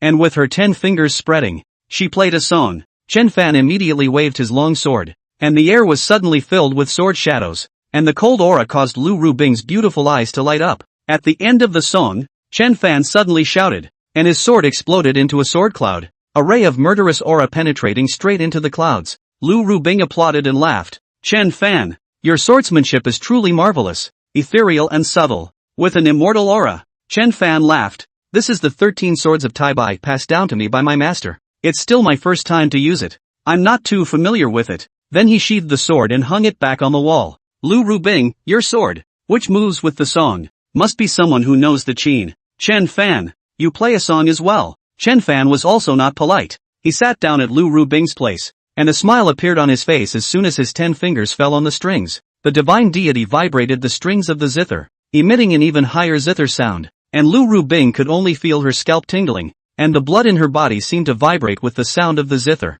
Chen Fan said, "Rubing, the earliest function of the Guqin was to cure diseases, and the 5 tones represent the 5 elements. Your body relaxes. I'll play a piece to cut your hair and cleanse your marrow." The sound of the zither vibrated, and Lu Rubing was immersed in it, as if every cell was resonating with it in a wonderful way. This song was played for more than half an hour, and when it was over, Chen Fan actually saw sweat on his forehead, and a white gas rushed out from the top of his head, as high as a foot. At this moment, Lu Rubing, who was also sweating a lot, opened her beautiful eyes and said with emotion, "It is recorded in the ancient books that someone who listened to an immortal song flew up in the daytime. I now suddenly feel as if such a thing is not impossible." She then went to take a shower and changed her clothes. When she came back, she saw Chen Fan sitting cross-legged on the couch. His precious appearance solemn, he should be practicing cultivation. Without interrupting, She leaned on the other side of the couch and rested with her eyes closed. When Chen Fan opened his eyes, it was already early morning. Lu Rubing was sleeping on the side, covered with a thin blanket. Seemingly sensing Chen Fan's gaze, Lu Rubing's beautiful eyes slightly opened, then stretched her waist like a cat, her eyebrows stretching. After being cut down and cleansed by Chen Fan with the sound of the zither yesterday, her physique was already far better than before, and she was incomparably comfortable walking, sitting and lying down. It's so cozy, I don't even want to get up. She lazily reached out her small, snowy hand. Pull me up. Chen Fan reached out to pull her up and said, Suanan surgery should be over, right? Lu Rubing came into the spirit. It's been so long, it should be over. She immediately dialed the phone and it connected with only one ring, and Su Lao's excited voice came from inside. Rubing, the surgery went very well. After the transplant, Aonan is doing very well. The doctor said that the heart is like it was originally grown on Aonan, without the slightest bit of rejection, and this heart is very healthy. The doctor said that he will be able to leave the hospital in about 2 weeks. Lu Rubing sighed in relief and said happily, Congratulations Grandpa Su. When Aonan recovers for a few days, I'll go see her. Good. She also misses you quite a bit. Elder Su laughed. Right. Where's Chen Fan? Lu Rubing, we're together. Elder Su, tonight, I'm going to personally go to the door to thank him. Lu Rubing laughed. Grandpa Su, Chen Fan is my friend, so all this is not necessary. When the time comes, we'll go visit Aonan together. Elder Su thought about it and said, Alright, it's a bit hasty to go now, and I haven't thought of how to thank people yet. Then he asked, Rubing, after the surgery was completed, Aonan was able to speak, and she was very grateful when she heard that someone had given her their heart to her. She said that Chen Fan is not older than her by a few years, and she wants to recognize Chen Fan as her godbrother, so she doesn't know if the person will say yes or no. Lu Rubing laughed. Good thing. I'll talk to Chen Fan and he'll agree. After a few more words, Lu Rubing hung up the phone and smiled at Chen Fan. Did you hear that? Aonan wants to recognize you as his godbrother. You picked up a sister for nothing. Chen Fan laughed. Speaking of which, she has my heart in her, so we kind of share a common component. I recognize this sister. As the two were talking, a middle-aged man walked in, followed by Mad Dragon and Black Phoenix, who was none other than Lu Rubing's father. Chen Fan got up and greeted. Uncle. The middle-aged man let out a hum. He looked at Chen Fan with a complicated expression and asked, That divine realm master. It seems that he was killed within a few moves. How many moves did you use? Chen Fan, 2 or 3 strikes. Sort of a move. The middle-aged man lamented. Your strength is also too heaven-defying, worthy of being an immortal successor's son. He sat down, tapping his fingers on the tabletop, and said, The Ma family is now worried about being exterminated by you. After all, they know that they can't afford to mess with an Earth Immortal elder. Not to mention that your master is stronger than an Earth Immortal. That's why the Ma family wants me to ask if you've lost your anger after killing Ma Jingzhu. If I don't get over it, the Ma family can hand over all the people related to this for you to kill. Chen Fan said indifferently. That's it. I'm not a homicidal maniac. He nodded. If you are willing to stop there, the Ma family is also willing to hand over one thing to you, even as an apology. With that, he placed a gold and jade box in front of Chen Fan and said, Open it. Chen Fan opened the box. Inside there was a palm-sized piece of golden flesh and blood that was still slowly writhing. The golden blood kept turning into blood beads and then into golden smoke. Chen Fan received the wisdom and experience of Li Xian Gang, and some information immediately surfaced in his mind as he exclaimed, Qi immortal flesh and blood? The man nodded. That's right. You do understand. This is a piece of Qi Xian's flesh and blood, and that gold color is Qi Xian's blood. This thing is a priceless treasure. Countless people lost their lives back then. The Ma family also obtained it by chance. However, the Ma family didn't have the means to refine the flesh and blood, so it was useless to get it. The immortal power in here is not something ordinary people can enjoy. Chen Fan nodded. I'll take the things. Man, okay,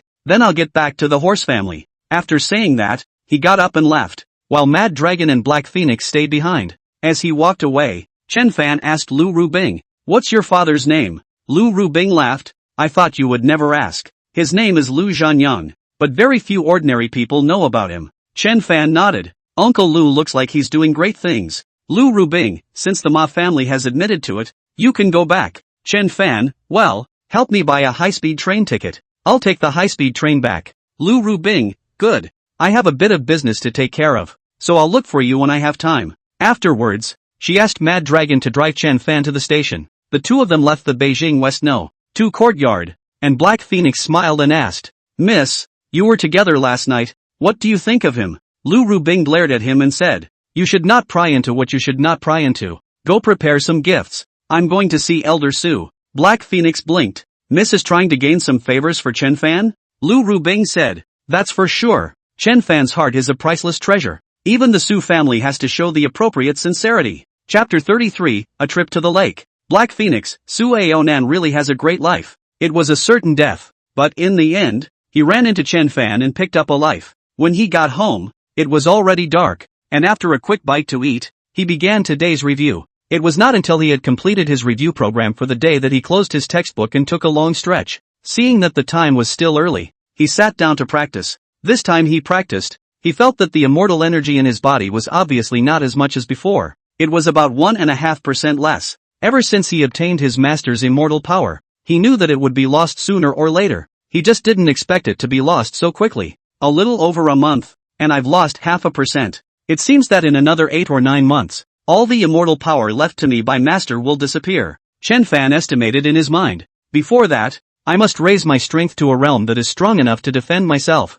Thinking of this, he transported and refined his divine astral body, practicing the third movement of the divine opportunity pile in the courtyard. Once this movement was performed, he saw a third immortal Buddha projection, and a completely different power from the previous one poured into his body, quenching his form and spirit. When he changed his stance every half hour, and the three energies descended alternately, he felt his own muscles and bones getting stronger and stronger. Chen Fan had been cultivating until the light of day, and only then did he return to his bed for a short nap. When he woke up, it was already 8 o'clock, and Young Lan called him to eat. He was still brushing his teeth on this side, when Tang Rou called on the other side. "Chen Fan, do you have time today?" she asked with a smile. "If you don't have anything to do, how about we go swimming in the lake?" Even though today is Monday, the school has been repairing the wiring in the large classrooms for the past few days, so there are 2 extra days off, and it resumes on Wednesday afternoon, so no one has to go to school. When a beautiful woman had an appointment, Chen Fan naturally agreed with pleasure and smiled.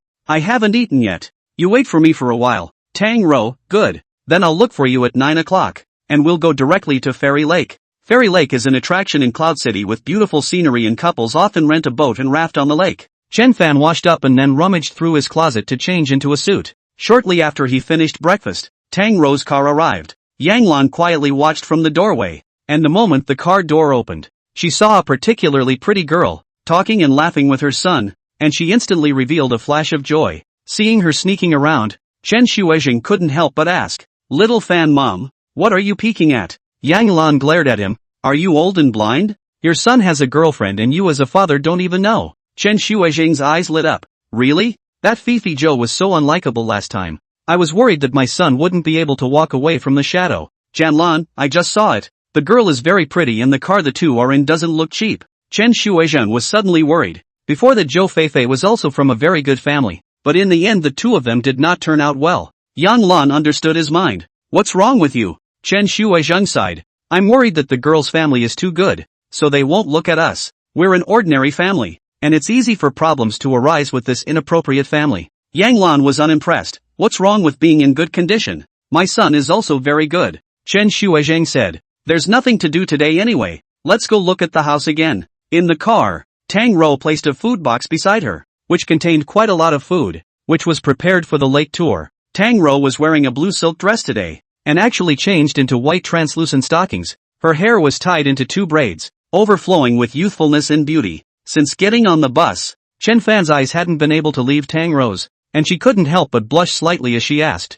"Why do you keep staring at me?" "Chen Fan, because you're so good looking." Tang Rou gently bit her lip and said, "Nasty." She said nasty with her mouth, but her person leaned towards Chen Fan. Chen Fan then boldly wrapped his arms tightly around her slender and soft waist. That wonderful feeling that she did not have when she was with Fei Zhou. Tang Rou asked, "Where were you yesterday?" Chen Fan laughed. "Went to the capital and solved a little trouble. As we talked, we soon arrived at Fairy Lake. Since it was a Monday, there weren't many tourists here, and it was relatively easy to rent a boat." Chen Fan had his eye on a crow's nest boat with tables and chairs and more space, so he paid a deposit and he was responsible for rowing the boat out into the lake. Fairy Lake covered an area of more than 200 square kilometers, not very big, but not small either. Rowing a boat still required a bit of skill. Chen Fan rowed fast and steady, and in no time, he was far away from the shore. There was water all around, and a few water birds flew through the air. There were also fishing tools on the boat, so tourists could fish from the boat.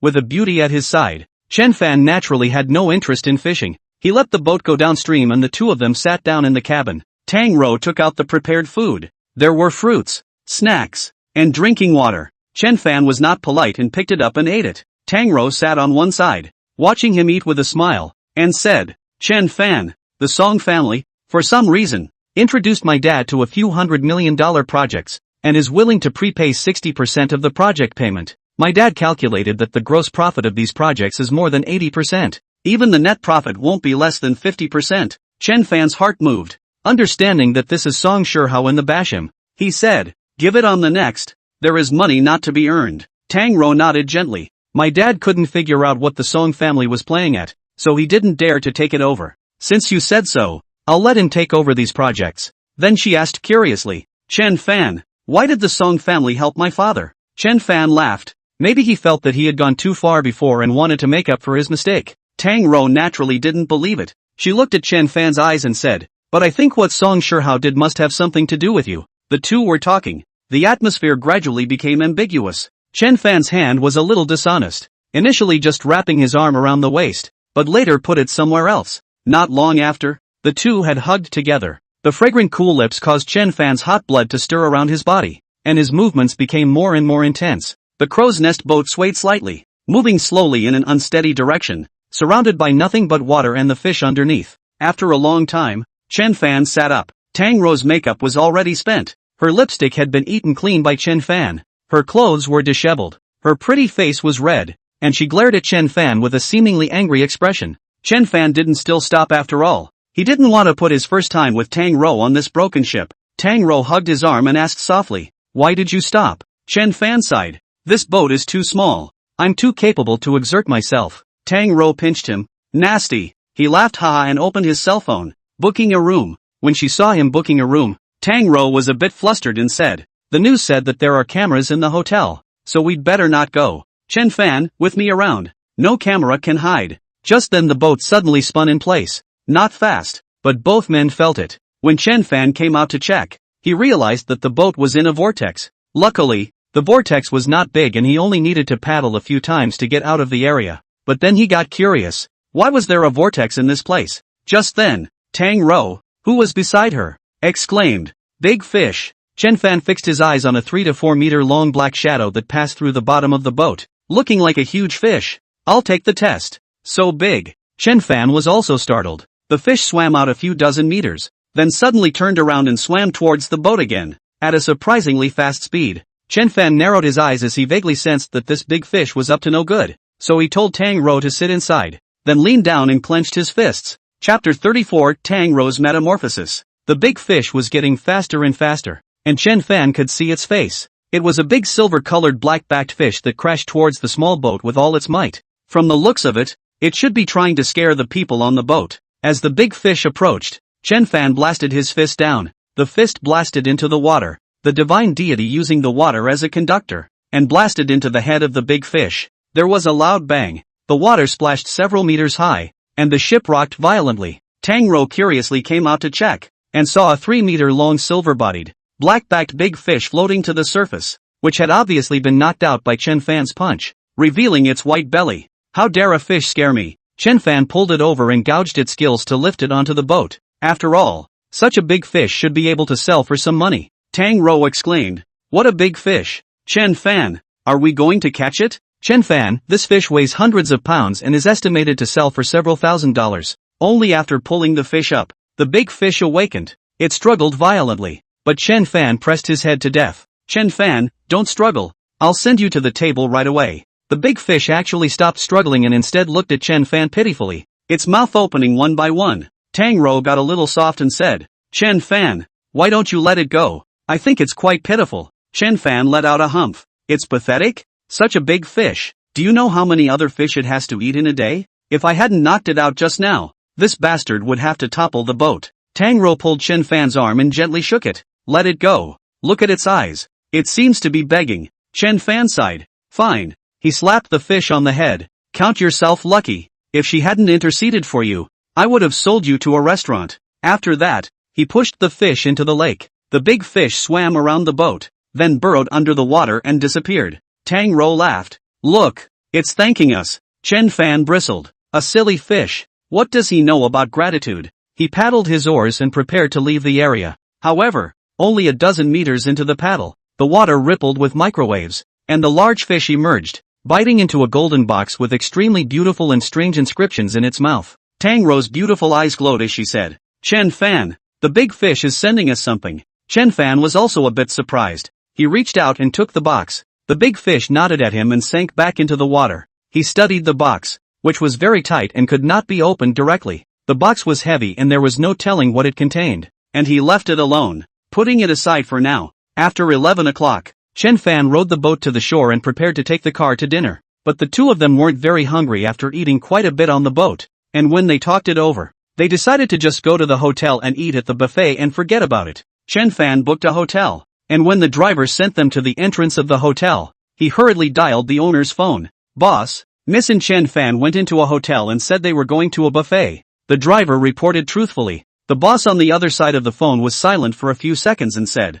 let them be. Tang Rou has her own judgment. Arriving at the hotel, Chen Fan first checked and did not find anything like cameras. He held it all morning and pushed his way in while Tang Rou was taking a shower. Tang Rou let out a cry and snapped, shame on you. Looking at Tang Rou, who had a marvelous figure without an inch of clothing, Chen Fan smiled, closed the door with his backhand, and said, my back is itchy, so help me scratch it. Tang Rou bit her lip and came over to gently hug him. At this moment, the love compulsion in both of their bodies flared up at the same time, and they were like dry firewood doused with fuel being instantly ignited, directly blazing up. When the two of them were closely connected, Chen Fan felt that the immortal power in his body actually left his body and entered Tang Rou's body. It was important to know that the 9 yang immortal power he practiced was most rigid and yang, but the power of the most yang often needed the power of the yin and soft to harmonize. The immortal power ran in a circle in Tang Rou's body and returned to his body, also bringing with it a supremely yin and soft energy. Chen Fan then felt that the 9 yang divine deity in his body was like a drop of water in hot oil,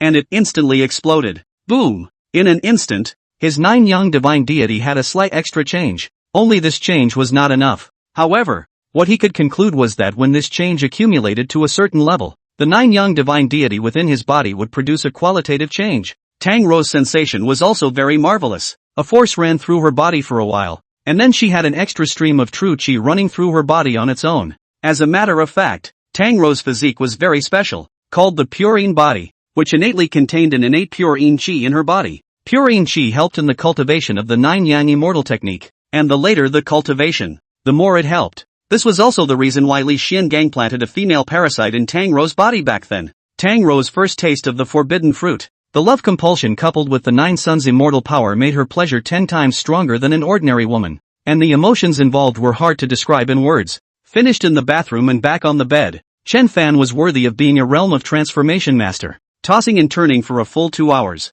After the pleasure, Tang Rou lay in Chen Fan's arms like a kitten, her beautiful eyes staring at him. Chen Fan's waist was a bit sore and asked, what are you looking at me for? Tang Rou asked suspiciously, how do you know so many tricks? Chen Fan scratched his head. Hey, we've seen a few movies before, so we know a bit. Tang Rou gave him a blank look. I see more than a few. Chen Fan hurriedly changed the topic and said, Xiao, your academic performance is so great. Why did you only get into this ordinary university? Tang Rou said, because if you study in Cloud City, you'll be closer to your parents. At that time, my college entrance exam scores were actually not bad, and I had the chance to enroll in one of the top universities in the country. She hugged Chen Fan tightly. Thank you, brother Fan. If it wasn't for your presence, our family might have fled abroad. Chen Fan, over the years, have your mom and dad been planning to escape to a foreign country? Tang Rou nodded. My dad's plan was well thought out, but it was still full of risks. Chen Fan, this song sure how. I'll have to clean him up sooner or later.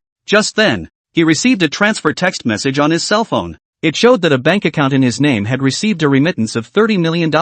Seeing the long string of zeros, Tang Rou exclaimed, so much money. Brother Fan, did you hit the jackpot? Then, Yi Qingxue called. Chen Fan, did you receive the $30 million?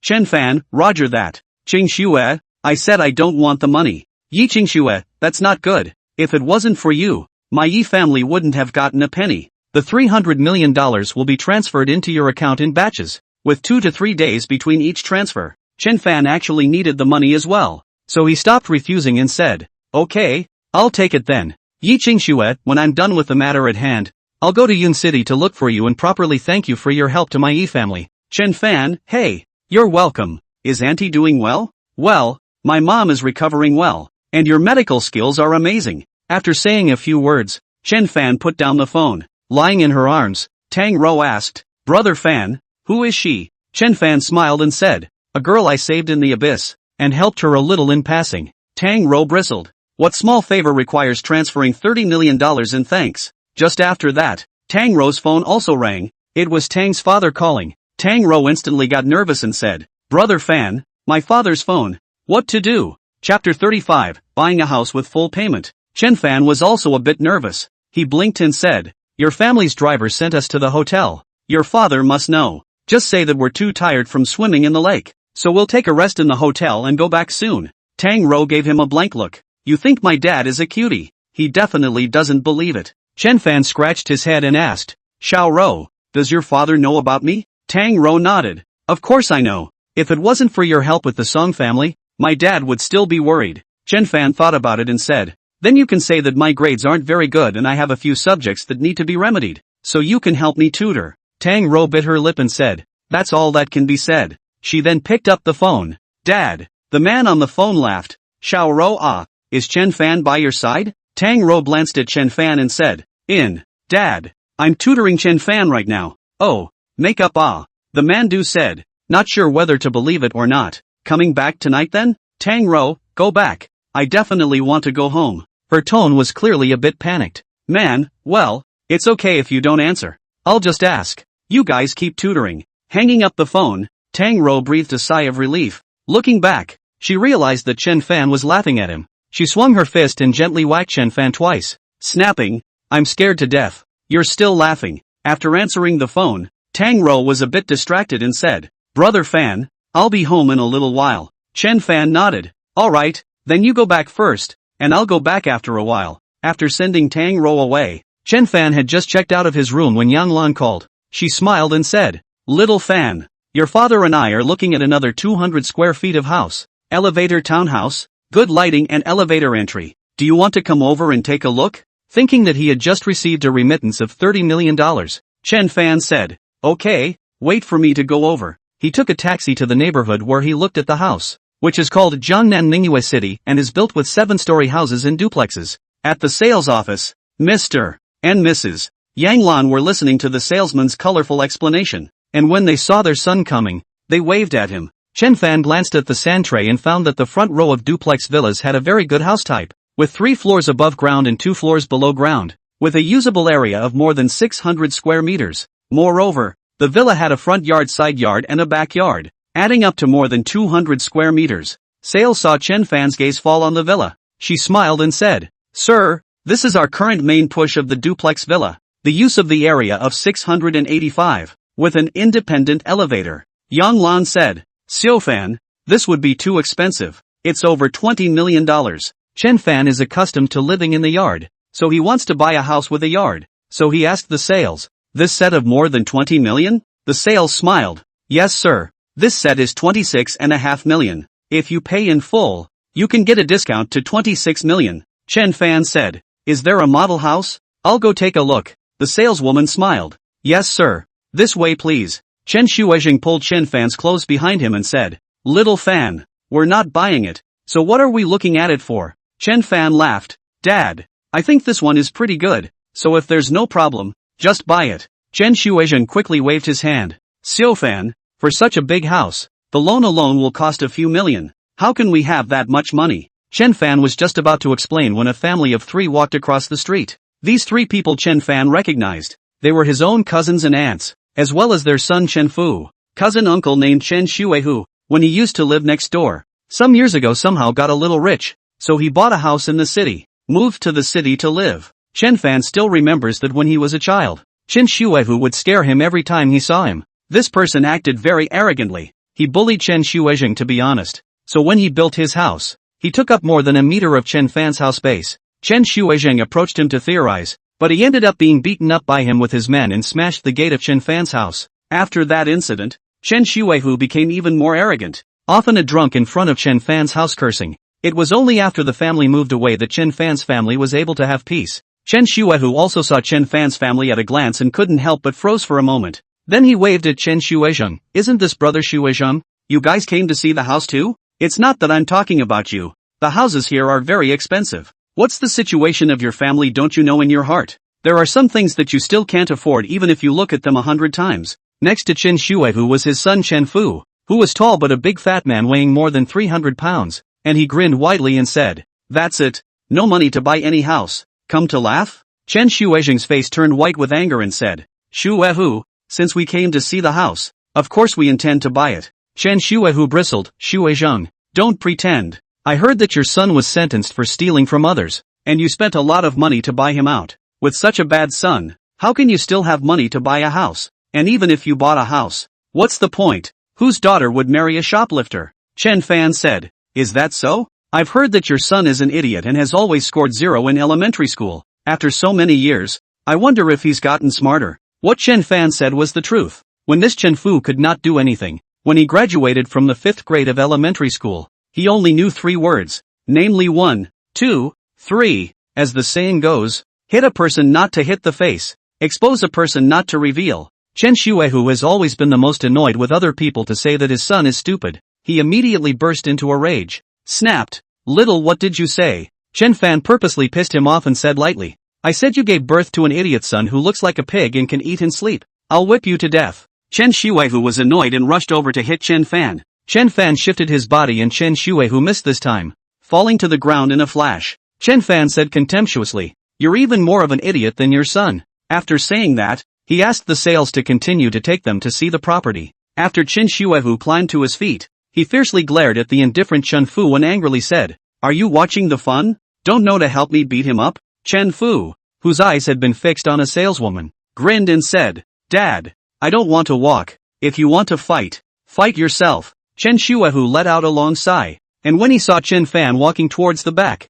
he said, "Follow him over and take a look. I'd like to see if his family really has the money to buy a house." Coming to the sample room in the villa area, Chen Fan turned around from the ground floor to the roof, which was more in line with his expectations, and he asked Yan Lan, "Mom, what do you think of this?" "Jan Lan, it's good, but it's too expensive." Chen Fan, "Good houses are definitely not cheap." Chen Shuehu also followed him in. Seeing Chen Fan's family actually looking at the villa, he scoffed. "I said, what are you guys doing here? So it's just to look at the villa and have a good time." Chen Fan ignored him and said to the always warm and polite saleswoman, "Beauty, I'll take this house. Full payment." After saying that, he handed the bank card to the other party. The saleswoman was ecstatic. She took the card with both hands and said, "Yes sir, please follow me." Chapter 36, Money. Chen Shuehu's family froze. Did he really want to buy this villa? How could it be? His own family's conditions had always been better than Chen Shuezheng's family, but he only dared to buy a large 3-room set.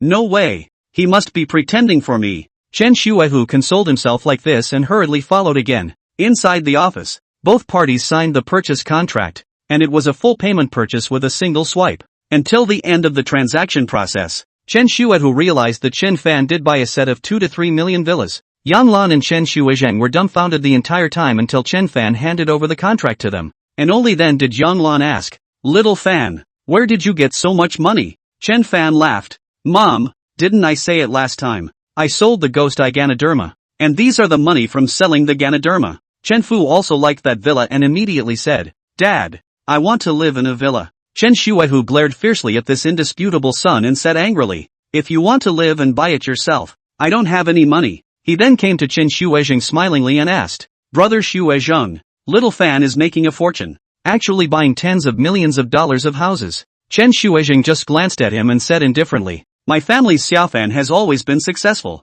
so it's normal to buy a big house." For the first time, Chen Shuezheng had a feeling of raising his eyebrows in front of people, and it was a great feeling. The houses are all existing houses and can be decorated at any time. After taking the key, they went to their own house to look at it, which was a few dozen square meters larger than the model room, and Chen Fan was very satisfied. After buying the house, it was already dark and the family took a taxi home. In the car, Chen Fan said, "Dad, tomorrow I'll buy you a car to drive, so it's convenient for you to take Mom out." 7 or 8 years ago, Chen Fan's family had a car. Once the family went out to eat, the car was stolen outside the restaurant. Later, the police reported it to the police. but there is no result. When that car cost more than 100,000 yuan, Chen Shuizhen was so distressed that he didn't eat for 3 days and swore that he would never buy a car again. Hearing Chen Fan say that he wanted to buy a car, Chen Shuizhen smiled and waved his hand. Xiu Fan, we just finished buying a house, so let's slow down for a while before considering buying a car. Chen Fan laughed. Dad, I still have a few $1,000,000 in my hand, just go buy whatever car you like. The husband and wife looked at each other in dismay. Their son was really getting ahead. In the evening, Chen Fan completed his review task as planned, then took out the golden box. The box was given to it by the big fish in the lake, and he didn't expect a fish to actually know gratitude. He flipped around for half a day and couldn't find a way to open the box, and in the end, he simply urged his immortal power and blasted into the box. Ka-ching! Suddenly, the box emitted a dazzling golden light and instantly popped open, revealing 3 palm-sized coins inside. These coins were all round, crafted from pure gold, their surfaces shining with a golden light. Strange runes and some indecipherable characters were inscribed on top of each coin, giving off a mysterious and ancient feeling. He carefully picked up one of the coins and felt its heavy weight. A single gold coin in the district unexpectedly weighed more than 0.5%. He couldn't help but sigh. What dynasty's gold coin is this? The cost of minting such a gold coin must be very high, right? Just then, however, a cool wind crept up on him, sending a chill down his spine. His mind began to grow dim, as if affected by some kind of power. Immediately afterwards several shadowy hands emerged in the air, twisting and stretching as they reached for the gold coins in the box, as if they wanted to seize them. Right at this moment, the immortal energy within his body suddenly erupted violently like a volcano erupting, exuding blazing immortal flames throughout his body. Several terrified screams immediately came out from the surroundings, and an indescribable odor quickly filled the entire room. Chen Fan instantly snapped out of his daze. His face changed slightly as a strong uneasiness surged in his heart. What exactly happened just now? He immediately reached out and closed the box tightly and looked around vigilantly. However, since the box had been closed, there were no more anomalies of the kind that had appeared around him before. Chen Fan could not help but wonder, what exactly was that force just now? Could it be that there were really ghosts or demons close to him? He searched Li Xian Gang's memories that wherever heaven and earth wonders appeared, they would be snatched by ghosts and demons. Moreover, the faster the ghosts and demons appeared, the higher the value of the thing. His heart raced. So the 3 gold coins in the box were priceless? He didn't dare to open the box again, practiced for a while, fell back to sleep, and woke up at dawn. Opening his eyes, he glanced at his cell phone, which had a message from Tang Rou. Brother Fan, are you up yet? Shortly after the message, he replied, just woke up. What are you doing? Donnie, lying in bed, waiting for you to get back to me. Thinking of yesterday's wanton madness, Chen Fan felt a burst of fire in his body. He replied, I have a few questions that I don't know. Go to the hotel in a while. You continue to fill me in? Tang Rou sent a chopping emoticon. Chen Fan smiled he. Then you come to my house to play. Tang Rou had picked up Chen Fan from school together in the past few days, so she knew his home address, and she immediately said, sure, I haven't had breakfast yet. Chen Fan, let's eat together then. I'll ask my mom to buy more. Okay, be there in half an hour. Chen Fan then took a quick shower and also cleaned up his room. He then said to Yang Lan, Mom, my classmates will come for dinner in a while. What's good to eat? Yang Lan smiled and asked, was it the woman who picked you up the other day? Chen Fan said in his heart, how do you know? He said, yes. Yang Lan, don't you worry about it. Mom went to those old shops to buy breakfast. For the rest of the day, Chen Fan washed his hair and changed his clothes, then came to the door to wait for her. After 2 or 3 minutes, the familiar car stopped at the door, and Tang Rou stepped out of the car. She had changed into a small perfumed dress today, full of ladylike temperament. Chen Fan's eyes lit up and pulled him into the house, saying, Xiao Rou, you're so pretty today. Tang Rou asked him, so wasn't I pretty yesterday? Chen Fan, all pretty, but today is a little bit prettier than yesterday. You're the only one who can talk. Tang Rou bumped him with her fragrant shoulder, coming to the living room of Chen Fan's house, which was spotlessly cleaned. Tang Rou smiled. Auntie cleaned the house so well. Chen Fan, my mom is a clean freak and can't always be bothered. At that exact moment, Yang Lan came back. She was holding a few paper bags and a lunchbox. Seeing Tang Rou, her eyes glowed and she asked with a smile, Little Fan, this is your classmate? Chen Fan, Mom, my classmate Tang Rou. Tang Rou, this is my mom, MS. Yang Lan. Tang Rou got up to greet her and called her auntie sweetly. Yang Lan was very happy and said yes, saying, I just bought breakfast. You're all hungry. Eat quickly. Chapter 37, The Righteous Son. Tang Rou thanked her and handed a box to Chen Fan. Smiling, It's for you. Chen Fan opened the box, and inside were the 4 treasures of literature. It included 6 brushes, a side ink stone, a few pieces of ink, and a stack of top-quality rice paper. I was just about to buy it. Chen Fan laughed. Thanks, Tang Rou, these are my grandfather's collection. He asked me to pass them on to you. You took first place in the last Huaxia Cup calligraphy competition. $200,000 of funds will be remitted to the account in a couple of days. I'll transfer it to you then. Chen Fan laughed. 200,000 funds? That's quite a lot. After having breakfast, the two went to Chen Fan's room. Chen Fan saw the 4 treasures of the literary room and immediately spread out the paper and drew a picture of a beautiful woman in front of Tang Rou. The beauty in the picture was very similar to Tang Rou, except that she was dressed in ancient clothes and the background was a peach forest. Looking at the beauty in the painting, Tang Rou was very happy and deliberately asked him, "The woman in this painting, is she good looking?" Chen Fan laughed. "Good looking, good figure. I even slept with her." "Die," Tang Rou pouted, reaching out to pinch Chen Fan's neck, and the two made a mess. Yan Lan eavesdropped outside the door for a moment and couldn't help but laugh. Chen Fan and Tang Rou were fooling around when they heard someone in the courtyard say, "Auntie, I've come to see you." The voice sounded somewhat familiar. Chen Fan looked out through the window. The visitor was actually Song Shihao. "What is he doing here again?"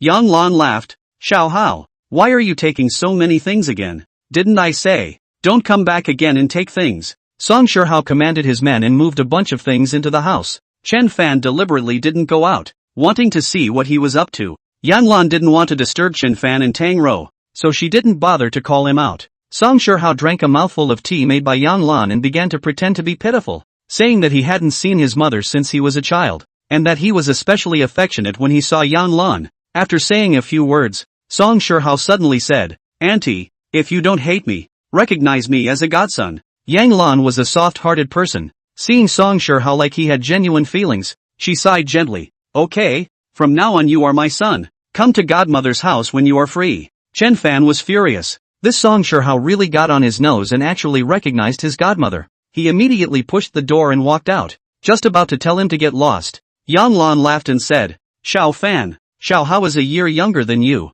so he can be your younger brother from now on." Chen Fan's anger suddenly dissipated under his mother's warm smile, and he let out a "Got it, Mom. Xiao Hao, you come with me." Song Shihao didn't know that Chen Fan was at home, so he was a bit at a loss for words and was forcefully pulled into the room. When Tang Rou saw Song Shihao, her pretty face was immediately covered in frost. Chen Fan stared coldly at Song Shihao. The latter's neck chilled. He quickly shrunk his neck and said, "Mr. Chen, I was wrong. I was being truthful just now. Our mom and my mom really look alike." "Chen Fan, guess what I believe?" Song Shihao immediately touched his cell phone and opened a photo. On it was a gentle woman, in her 20s, holding a baby in her arms. When this woman and Yang Lan were young, they actually did have a few similarities, especially the temperament of the smile was even more similar. Chen Fan also froze and asked, "Is this your mother?" Song Shihao's eyes reddened as he gently nodded. "This is my mom, and she's holding a 1-month-old me. I was less than half a year old when she died in a car accident,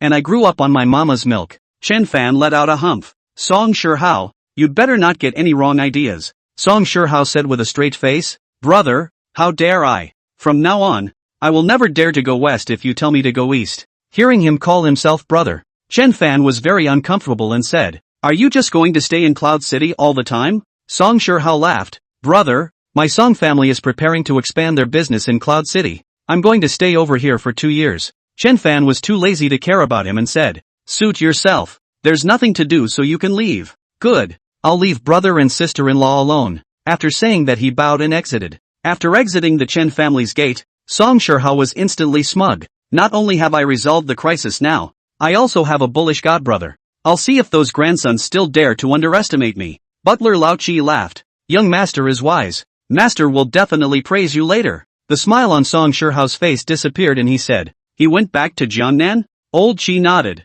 "His lordship returned yesterday. His lordship was very concerned about young master and even asked about you." Song Shihao laughed coldly. "Where does he have me in his heart besides business? Ever since I was a child, it was grandpa who took care of me. Did he ever care about me?" Old Chi, young master. Master manages the entire Song family and only sleeps a few hours a day. He's really too busy. Song Shihao waved his hand. "Let's not talk about him." Then he got into the car and left. Tang Rou obviously didn't understand why Song Shihao wanted to flatter Chen Fan as she asked, "Brother Fan, what does Song Shihao want from you?" Chen Fan, maybe I'm more charismatic. Tang Rou blankly glanced at him and said, I took a few days off, accompanying my mom to visit my sister-in-law abroad in the afternoon. And I don't expect to be back until next week. Chen Fan, your family originally prepared to leave the country. Did you go to join your sister-in-law? Tang Rou nodded. My sister-in-law is opening a company abroad, and had everything ready, and now we're not going over there. So we're going to take care of it. Chen Fan, good.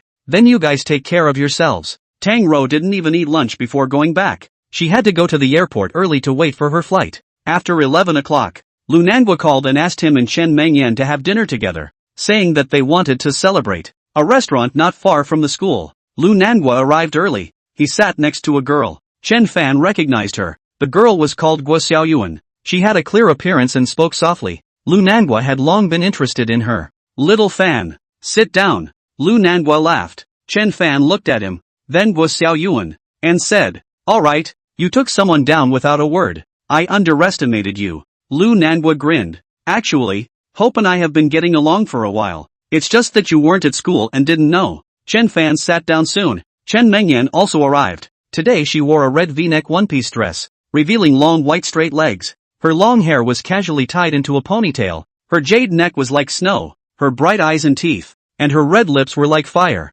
So she looked at Chen Fan and froze for a moment. Lu Nanguo's eyes widened. Wow, Mengyan, you're so beautiful. Chen Mengyan smiled faintly and sat next to Chen Fan. The elegant aroma came. It smelled good. Nanguo, the mole on your face is completely invisible. Congratulations, Lu Nanguo said. I have to thank Chen Fan for this. The formula he gave works too well. Chen Mengyan smiled and looked at Chen Fan, saying, me too. Thanks to Chen Fan. Chen Fan waved his hand. A small matter. You don't need to take it to heart. Lu Nanguo suddenly lowered his voice and said, Xiu Fan, I actually had something else to tell you when I called you out. Zhou Feifei's parents and the Huang family declared bankruptcy yesterday. The one from the Huang family who was an official in the province was also investigated and sentenced to life imprisonment. Chen Fan understood that once Ma Jingzhu died, the Ma family now regarded the Huang family as ominous, and would naturally suppress it with all their might to give that earth immortal ancestor an explanation. The Ma family has changed its face, and the people around it will naturally fall on the well. So the destruction of the Huang family is to be expected.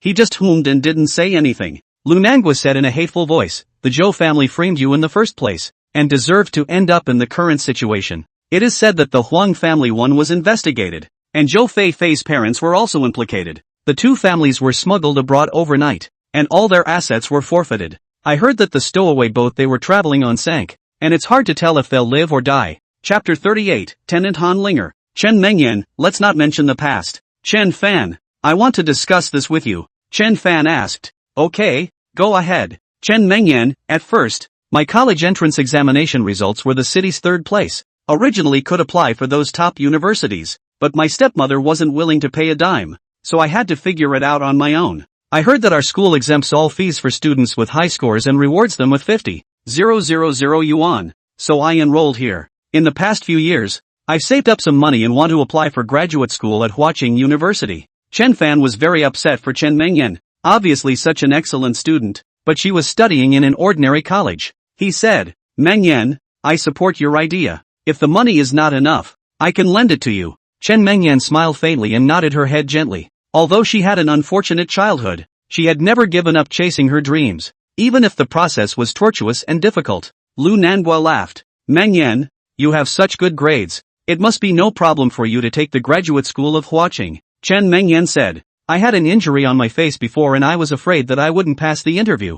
Now thanks to Chen Fan curing my face injury. Otherwise I wouldn't have taken the exam. Chen Fan, the exams won't be until the end of the year. You still have a few months. You're so good. You'll definitely succeed. Lu Nanguo opened a few bottles of beer, and a few people drank and chatted until after 2 o'clock in the afternoon. Returning home, he found some workers tidying up the small courtyard on the neighboring wall. The small courtyard had only 3 rooms, built by Chen Shuijing for Chen Fan's grandmother in the past. After his grandmother passed away, the small courtyard was left empty, and Yang Lan ordered a little bit of food in it. He quickly asked Yang Lan, Mom, what are they doing? Yang Lan laughed. Xiu Fan, someone found me this afternoon and wanted to rent our family's small yard, paying $2,000 a month. I thought it was quite a good deal, so I agreed. This is the tenant looking for someone to clean up the yard. Chen Fan is very strange. This small courtyard has not been living for a long time. very dilapidated. Normal people who would rent him. And the monthly rent of 2,000 is not cheap.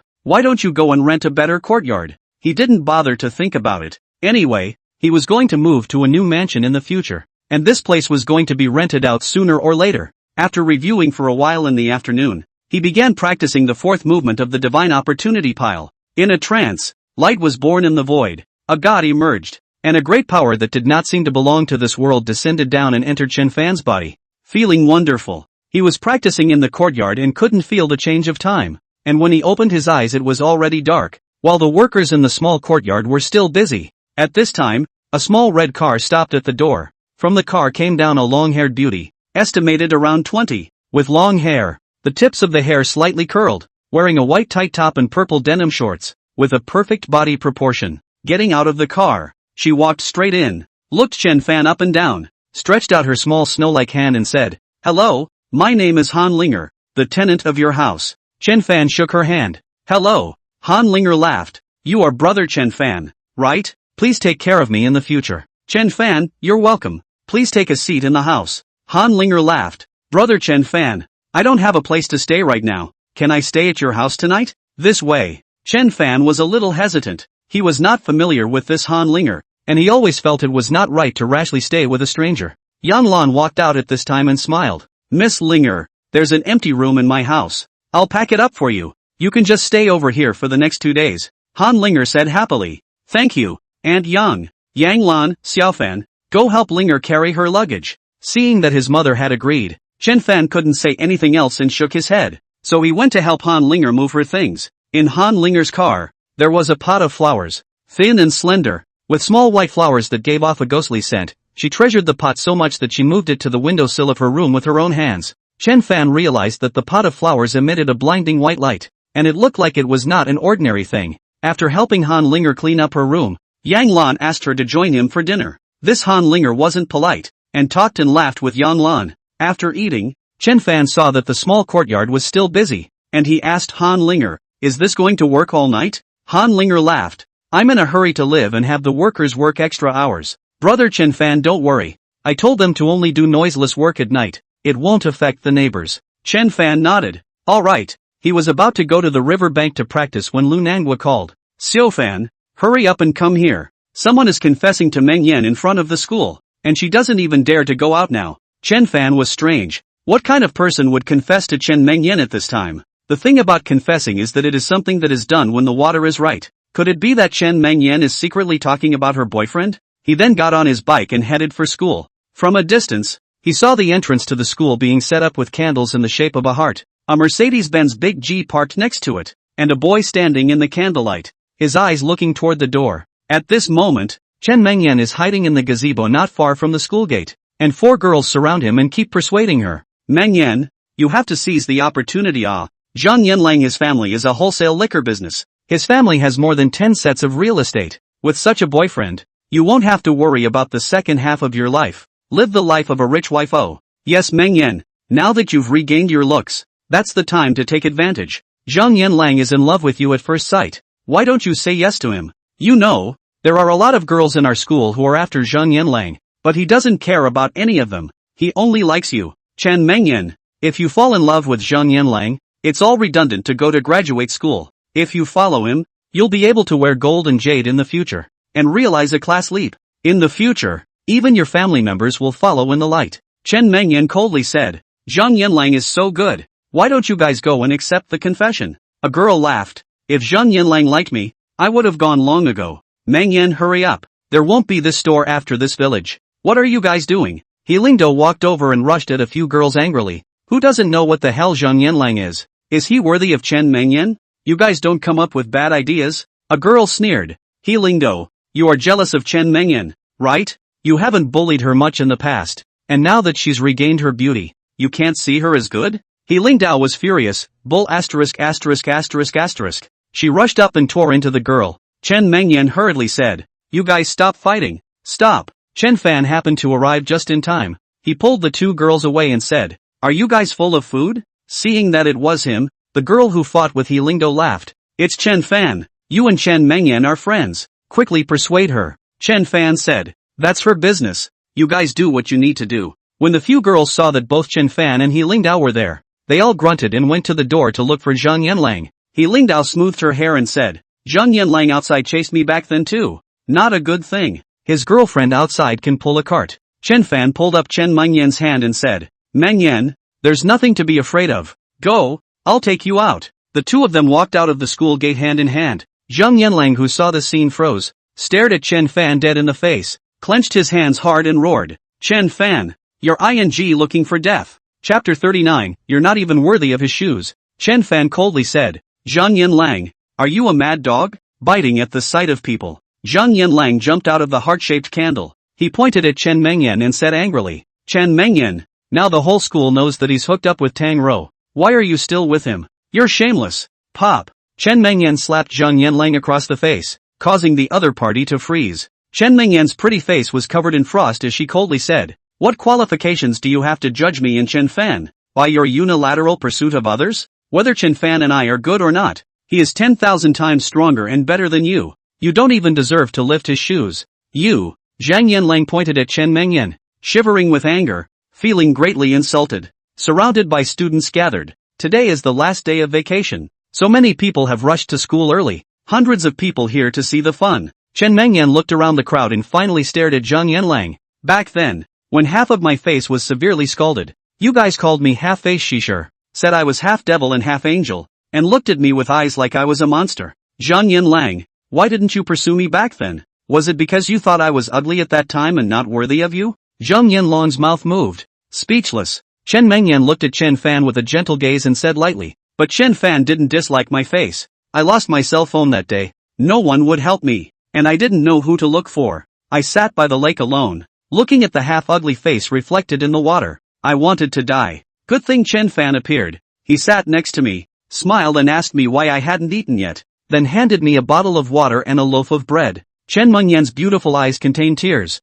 From his eyes, I didn't see discrimination or dislike. Instead, I saw sincerity and concern. We chatted for a long time, and he lent me his spare cell phone to use, and also lent me money to help me get through the hard times. We became good friends after that. He never thought anything wrong with my ugly half-face. He was like the only sunshine that shone into my life under the gloomy sky. Without that sunshine, I might have been in total despair. Chen Mengyan's words caused the crowd to have mixed feelings, especially those boys. Although they all knew that Chen Mengyan was originally a beautiful woman in the beginning, they still couldn't accept her scalded face and even made fun of it from time to time. After Chen Mengyan finished speaking, she gently pulled up Chen Fan's hand, and a light smile appeared on her astonishingly beautiful face as the two of them walked through the crowd, walking farther and farther away. Zhang Yanlang heavily smashed the flowers on the ground, and then kicked down all the candles and hurriedly got on the big G. He also had to go to return the car, which rents several thousand a day. Early return, early easy. Chen Fan and Chen Mengyan shook their arms as they walked.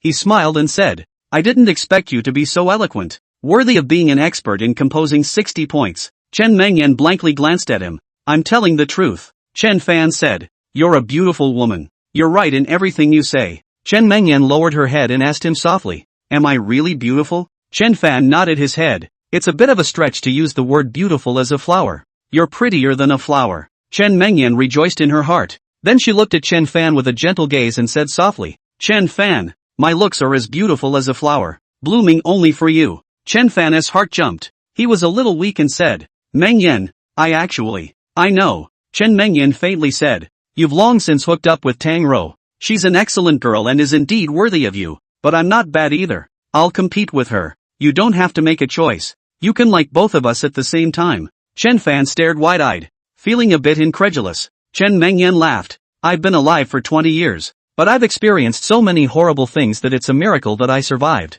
All I know is that you are the only person who has treated me well. Chen Fan, you are a strange man. They may not understand your charm yet, but I deeply understand it. Speaking of this, the two came to a dead corner where the light was shining. Chen Mengyan suddenly hugged Chen Fan tightly, then sent her fragrant lips, passionate like fire. Feeling her salty tears, Chen Fan couldn't help but feel compassion in his heart and wrapped his arms around her in response. It's hard to help yourself when you're in love. And they soon arrived at a nearby hotel and checked in. Chen Fan did not expect Chen Mengyan, such a delicate and introverted woman, to be so crazy, and could not help but secretly lament that people do not look alike. After the wind calmed down, Chen Mengyan was naked. Her fair skin was like a work of art, and her perfect curves mesmerized Chen Fan. And soon, he regained his energy once again. Chen Mengyan used the limited means she knew to please her beloved man with all her might. She obviously had no experience. I don't know how many times. Chen Dan was lying on all fours on the bed at the moment, and Chen Mengyan was staring at him like that from the side with her beautiful eyes wide open.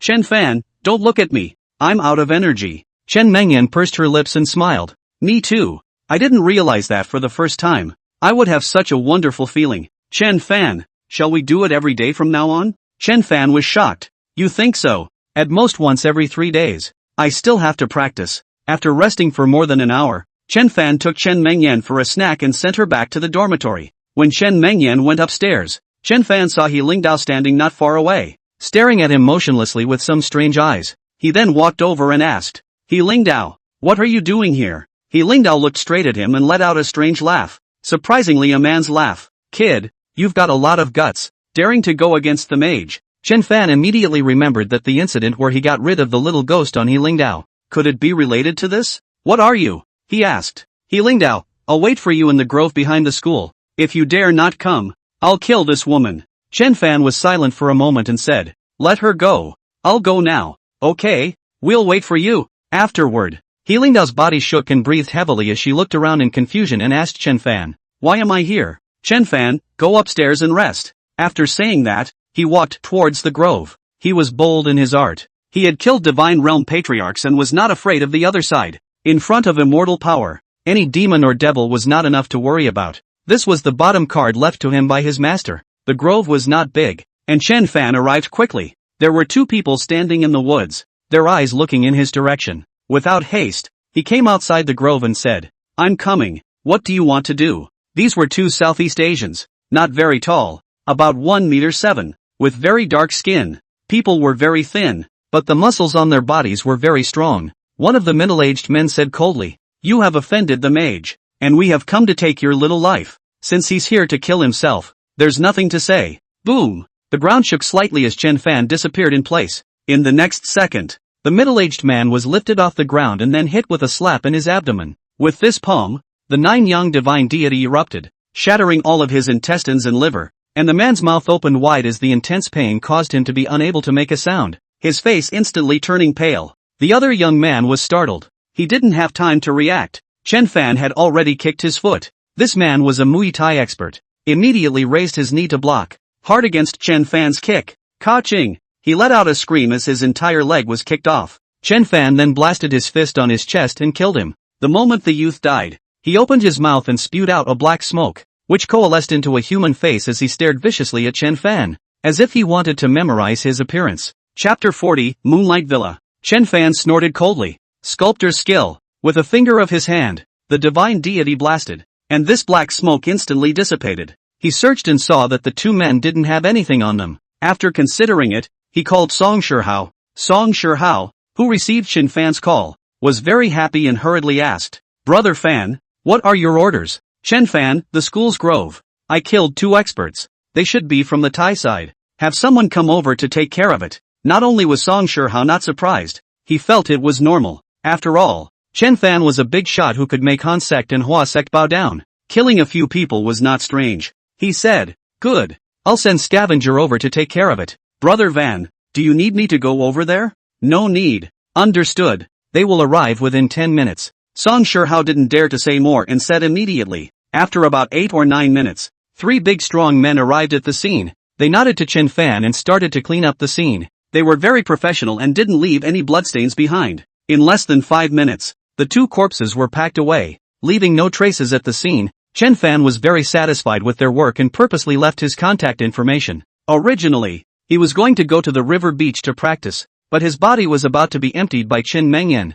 so he decided to rest tonight. Back home, Han Linger was watching TV with Yang Lan with great interest, watching the same godly drama. Xiao Fan is back. The watermelon that was just cut is sitting in the kitchen. Yang Lan said. Chen Fan responded, then went back to his room and opened his books to review. There are 3 graduation exams next week, and he's going to go over some of the difficult points in all 3 subjects. Again, the night was silent, and early the next morning he went to school. Walking to school, Chen Fan felt many boys casting admiring glances and whispering about him. This kid is good. The 2 big schoolgirls are in his pocket. I really don't know how he did it. Yeah, It's rumored that that prospective schoolgirl, concubine Jiang, has also been asking around about Chen Fan for the past few days. Holy, is he having a storm of peach blossom luck? I'm so envious. Concubine Jiang? Chen Fan couldn't help but feel a little strange. What was this woman doing inquiring about herself? When he arrived at the classroom, he realized that concubine Jiang was sitting in the original Tang Rou's seat, and he frowned slightly. Lu Nanguo hurriedly said, "Little Fan, I said this is Tang Rou's seat, but consort Jiang insisted on sitting." Chen Fan sat down in his seat and felt the students around him looking at him as he asked in a low voice, "Concubine Jiang, did you go to the wrong classroom?" The two weren't in the same department. They studied different things, and she had either gone to the wrong classroom or had come here specifically to find herself. Zhang Fei's looks were actually quite pretty. Even if it was a bit worse than Tang Rou's, it was almost less. Still an eye-catching beauty. Moreover, she was a bit more plump and mature, and could dress up, so she actually didn't lose much to Tang Rou in terms of overall trance. Zhang Fei bit her lip and said, "Chen Fan, can I be your girlfriend?" "Don't worry, I won't be jealous." Chen Fan felt strange as he looked at concubine Jiang and asked, "Are you out of your mind?" Zhang Fei wiped her tears and said, "Young Song said that I can only be your woman from now on. Chen Fan, just promise me that I won't pester you. You only need to take me out for a walk once in a while. At that time,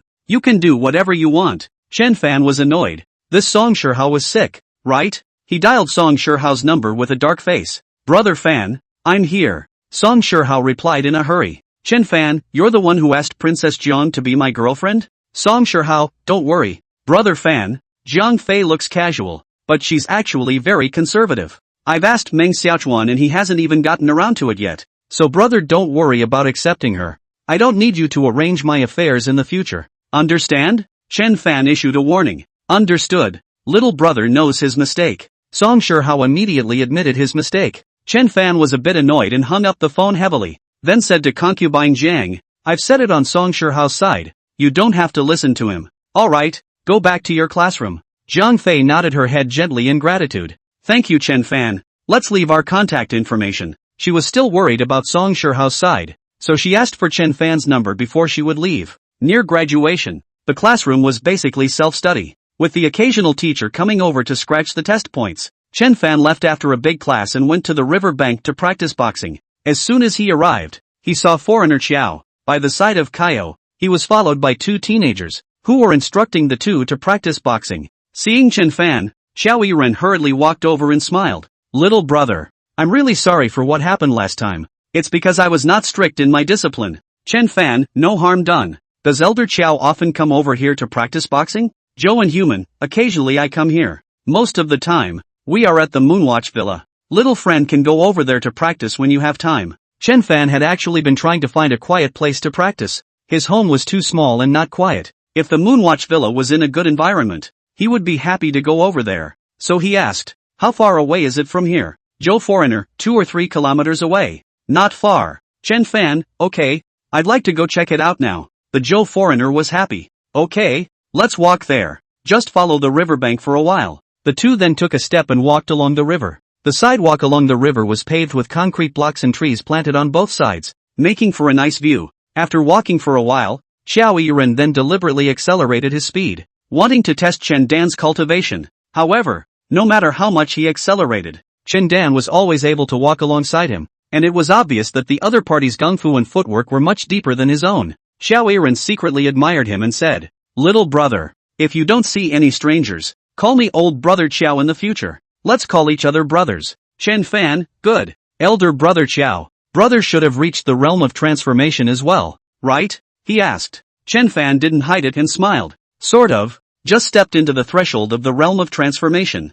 Xiao Yiren gave a thumbs up. "Brother is amazing. So young to be a transformation realm grandmaster. The future is unlimited." 2 or 3,000 meters wasn't far, and it didn't take them long to get there. Chen Fan then saw that there was a mountain a few hundred meters away from the riverbank, and a building had been constructed halfway up that mountain, and it was none other than Xiao Yiren's Moonwatch Villa. The Moonwatch Villa was several times larger than the Yellow Dragon Villa, and the buildings here were also more atmospheric. As a Jiangbei expert, Xiao Fei Man's influence in the area was naturally extraordinary. Far from the Huang family, the gate of the Moonwatch Villa is very grand, and through the gate is a forest, where you can see some plum deer and cranes hanging out in the forest, carefree and at ease. The villa has the style of Jiangnan Gardens, but also has its own unique design. Overall, both the delicacy of Jiangnan, but also not lack of the roughness of the northern gardens, the two styles mingled together actually does not give a person a sense of contradiction and conflict. Chen Fan's inheritance had feng shui metaphysics in it, and he could see that the feng shui layout of this Moonwatch villa was very subtle and must have come from a master's handwriting. Passing through the forest, fake mountains and bridges, he came to a martial arts arena where dozens of people were practicing their martial arts skills. When he reached the middle of the field, Joe Foreigner clapped his hands and everyone stopped practicing and looked his way. Xiao Yiren laughed. Boys, this is my brother, Patriarch Chen Fan Chen. His cultivation is far above that of my master. Come and pay your respects. These people immediately gathered and respectfully saluted Chen Fan. See Patriarch Chen. Chapter 41 The Date Tree in the Small Yard. These people, the younger ones were only in their teens and the older ones were in their 40s and 50s, and they all surveyed Chen Fan with curious gazes. This patriarch was also too young, right? One had to know that Elder Qiao had only broken through the realm of transformation patriarch not long ago, and before that he had practiced martial arts for a year. How old was this patriarch Chen? He was only in his early 20s. How did he become a patriarch? Inhuman Xiao laughed. Brothers, these are all my disciples and grandchildren. More than 20 years ago, I started accepting disciples. There are also some who aren't considered disciples, but follow me in practicing Kung Fu. He pointed at one of the Hans in his 40s and said, my disciple Yang Jinfei, he is now a black-ranked martial artist. Unsurprisingly, within 3 to 5 years, he will be able to step into the purple rank, considered one of the more talented of my disciples. Yang Jinfei was short and wore a purple practice uniform as he stepped forward and cupped his fists. Patriarch Chen. Chen Fan nodded slightly. Not bad. Although Qiao Yiren vigorously praised Chen Fan and said that he was a patriarch, Yang Jinfei did not believe it. After all, Chen Fan was really too young. If he became a transformation realm patriarch in his 20s, it would be nothing short of a miracle. As a martial arts practitioner, Yang Jinfei knew too well the hardships of practicing martial arts. Apart from eating and sleeping every day, most of his time was devoted to practicing Kung Fu, which led to his achievements today. Patriarch Chen, I've been practicing penetrating strength for the past few days, and it's working sometimes and sometimes not. Can you give me some pointers? On the surface, he was politely asking for advice, but he was actually giving Chen Fan a question. It wasn't difficult to hit the penetrating force, but to hit it with a noticeable effect, that was not something that an ordinary person could do. Xiao Yiren laughed. How would Patriarch Chen have time to instruct you? Figure it out yourself. Chen Fan said. Nothing, this is actually simple. With a sweep of his eyes, he found a few red bricks. He stacked the 9 red bricks on top of each other and placed them on a flat surface, then asked Yang Jinfei, by hitting the first brick, can you break the bottom one? Yang Jinfei rubbed his hands together. I'll try. He took a deep breath and slapped his palm down, and he saw the penultimate and second bricks shatter at the same time, but the bottom one shattered more. Yang Jinfei was a bit embarrassed and said, with 7 or 8 bricks apart, the control was not that precise. Chen Fan brought 2 more bricks and placed them at the top. He struck down with a palm and the 9th brick broke in half from the center. He struck another palm, and half of the 9th brick shattered, while the other half was intact. He then struck a 3rd palm, and the other half of the 9th brick shattered as well. Yang Jinfei immediately admired him to the core, and hurriedly said, Patriarch Chen's control over the Jin Dao is simply out of this world. Chen Fan, you are using your strength in the wrong way, and your true qi is not strong enough. There's no rush on this. You should practice more and figure it out. Joe Foreigner gave a thumbs up. Man, that was a beautiful hand. Chen Fan said indifferently, just practicing more. After familiarizing himself with these people, he found a secluded place to start practicing, and proceeded to practice the 5th movement of the Divine Opportunity Pile. At noon, he ate at the Moonwatch Villa, and Inheritor Qiao had the cook specialize in a few dishes. In the afternoon, he practiced the 5th pile of the Divine Opportunity Pile, practicing the 5 piles in turn, absorbing the 5 subtle powers to quench his circumference. It was well into the evening before he excused himself and left to go home for dinner. As soon as he arrived home, Han Linger was already waiting for him, and the table was set up for dinner, just waiting for him to come back and have dinner together. Yang Lan laughed. Little Fan, Miss Linger helped me clean up today and worked all day. Chen Fan gave a hum and asked Han Linger, I think the decoration is almost done. When will we live in? Han Linger laughed. If all goes well, we'll be able to move in the day after tomorrow. Chen Fan, good. Just ask if you need any help. Han Linger smiled. Thank you, brother Chen Fan. After a simple dinner, Chen Fan went to the next door small yard to see. Found that the house inside and outside the house are repainted. Inside and outside the house are new. Even the water and electricity are redoing the layout. Laying a wooden floor. The bathroom replaced the smart toilet. installed a very large bathtub. I can see that the materials used are the best, and the workers are very professional. This set down, the decoration alone will cost hundreds of thousands of dollars. If you add the later appliances and furniture and so on, it will cost even more. Han Linger also followed her over. She smiled. Brother Chen Fan, did I decorate well?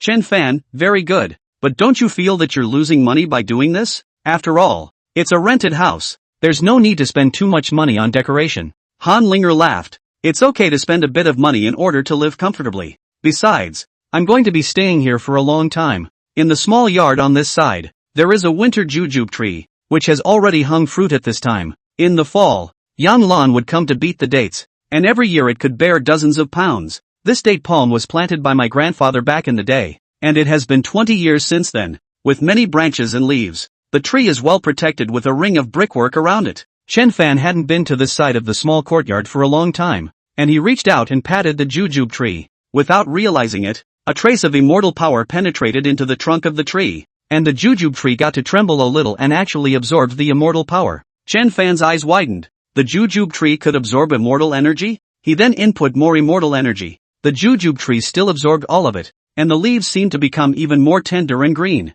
He didn't stop until he felt that there was no way for the date tree to absorb any more immortal energy. Han Linger saw his hands pressing on the jujube tree and asked with a smile, Brother Chen Fan, what are you doing? Chen Fan said, I'll pat it so that the jujube bears big and sweet. Han Linger's beautiful eyes widened. Can it still be like this? Then she followed suit and patted the date tree a few times, saying, date tree, the dates you bear are big and sweet. I want to eat more of them. That night the workers continued to decorate. What Chen Fan didn't notice was that the top of the jujube tree actually gave birth to a turquoise bud. The bud grew quickly and straightened up to more than a meter, and then the top began to sprout again, growing 4 horizontal branches. On each horizontal branch, new branches and leaves grew. When the dawn, the new branches of the jujube tree actually opened a lot of flowers. As soon as the sun came out, these flowers will be thankful, bearing small jujube, the sunlight glittering with crystal light. In the morning, he went to school for one class as usual, and then went to the Moonwatch Villa to practice.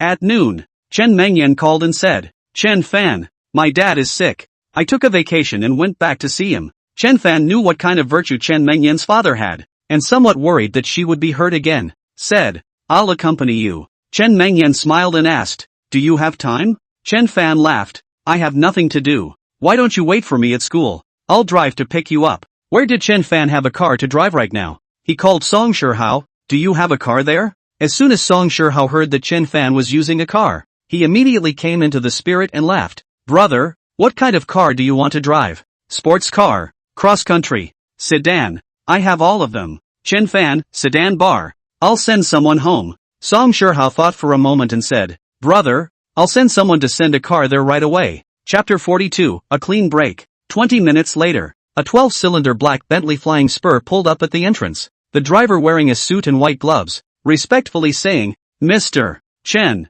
I'm the driver sent by Young Song. My name is Zhou Yang. You can call me Xiao Zhou. From now on, I will be Mr. Chen's full-time driver. Chen Fan gave a Xiao Zhou, go to school. Yes, sir. Xiao Zhou drove and Chen Fan sat in the back row. The 5-meter 3D class car had a very comfortable back seat with rich configurations. The car was parked at the entrance. Chen Mengyan was waiting for Chen Fan there, and many boys around her were peeking at her from a distance. The driver parked the car, came over to help Chen Mengyan pull open the door and smiled. Miss Chen, please get on the car. Chen Fan inside waved at her. Chen Mengyan was a bit surprised. She sat next to Chen Fan and asked softly, whose car is this? Chen Fan, Song Shihao's. I borrowed it. Let's go. Let's go check on your dad. Chen Mengyan's home, more than 400 kilometers from the university, was in the south of another province, a small county surrounded by mountains. The car quickly got on the highway. Chen Mengyan held Chen Fan's hand and said, I don't know if my dad is lying to me again, deliberately letting me go back. Chen Fan, don't worry. I'm here with you. What did your dad say? Chen Mengyan, he said he was injured and broke several ribs, and he took pictures of me. She flipped a picture from her phone of a middle-aged man, his face already beaten into a pig's head, lying in a hospital bed, and in the upper left corner was a sharp-cheeked, thin-lipped woman with a mean look on her face. He asked, is this woman on the side your stepmother? Seeing her, Chen Mengyan blushed slightly before gently nodding. Chen Fan sneered, it looks like something good. Chen Mengyan sighed, it was my bad fate to run into such a person. That's why I've always wanted to escape that county. The farther away from them the better. Chen Fan laughed. Isn't it good now? He asked about Chen Mengyan's mother. Chen Mengyan's mother was a college student back then. Named He Meishin was sold deep into the mountains. Sold to Chen Mengyan's father Chen Dagong, who was still in the countryside back then. Chen Dagong only had elementary school education. And the family took control of He Meishin, giving birth to Chen Mengyan the following year.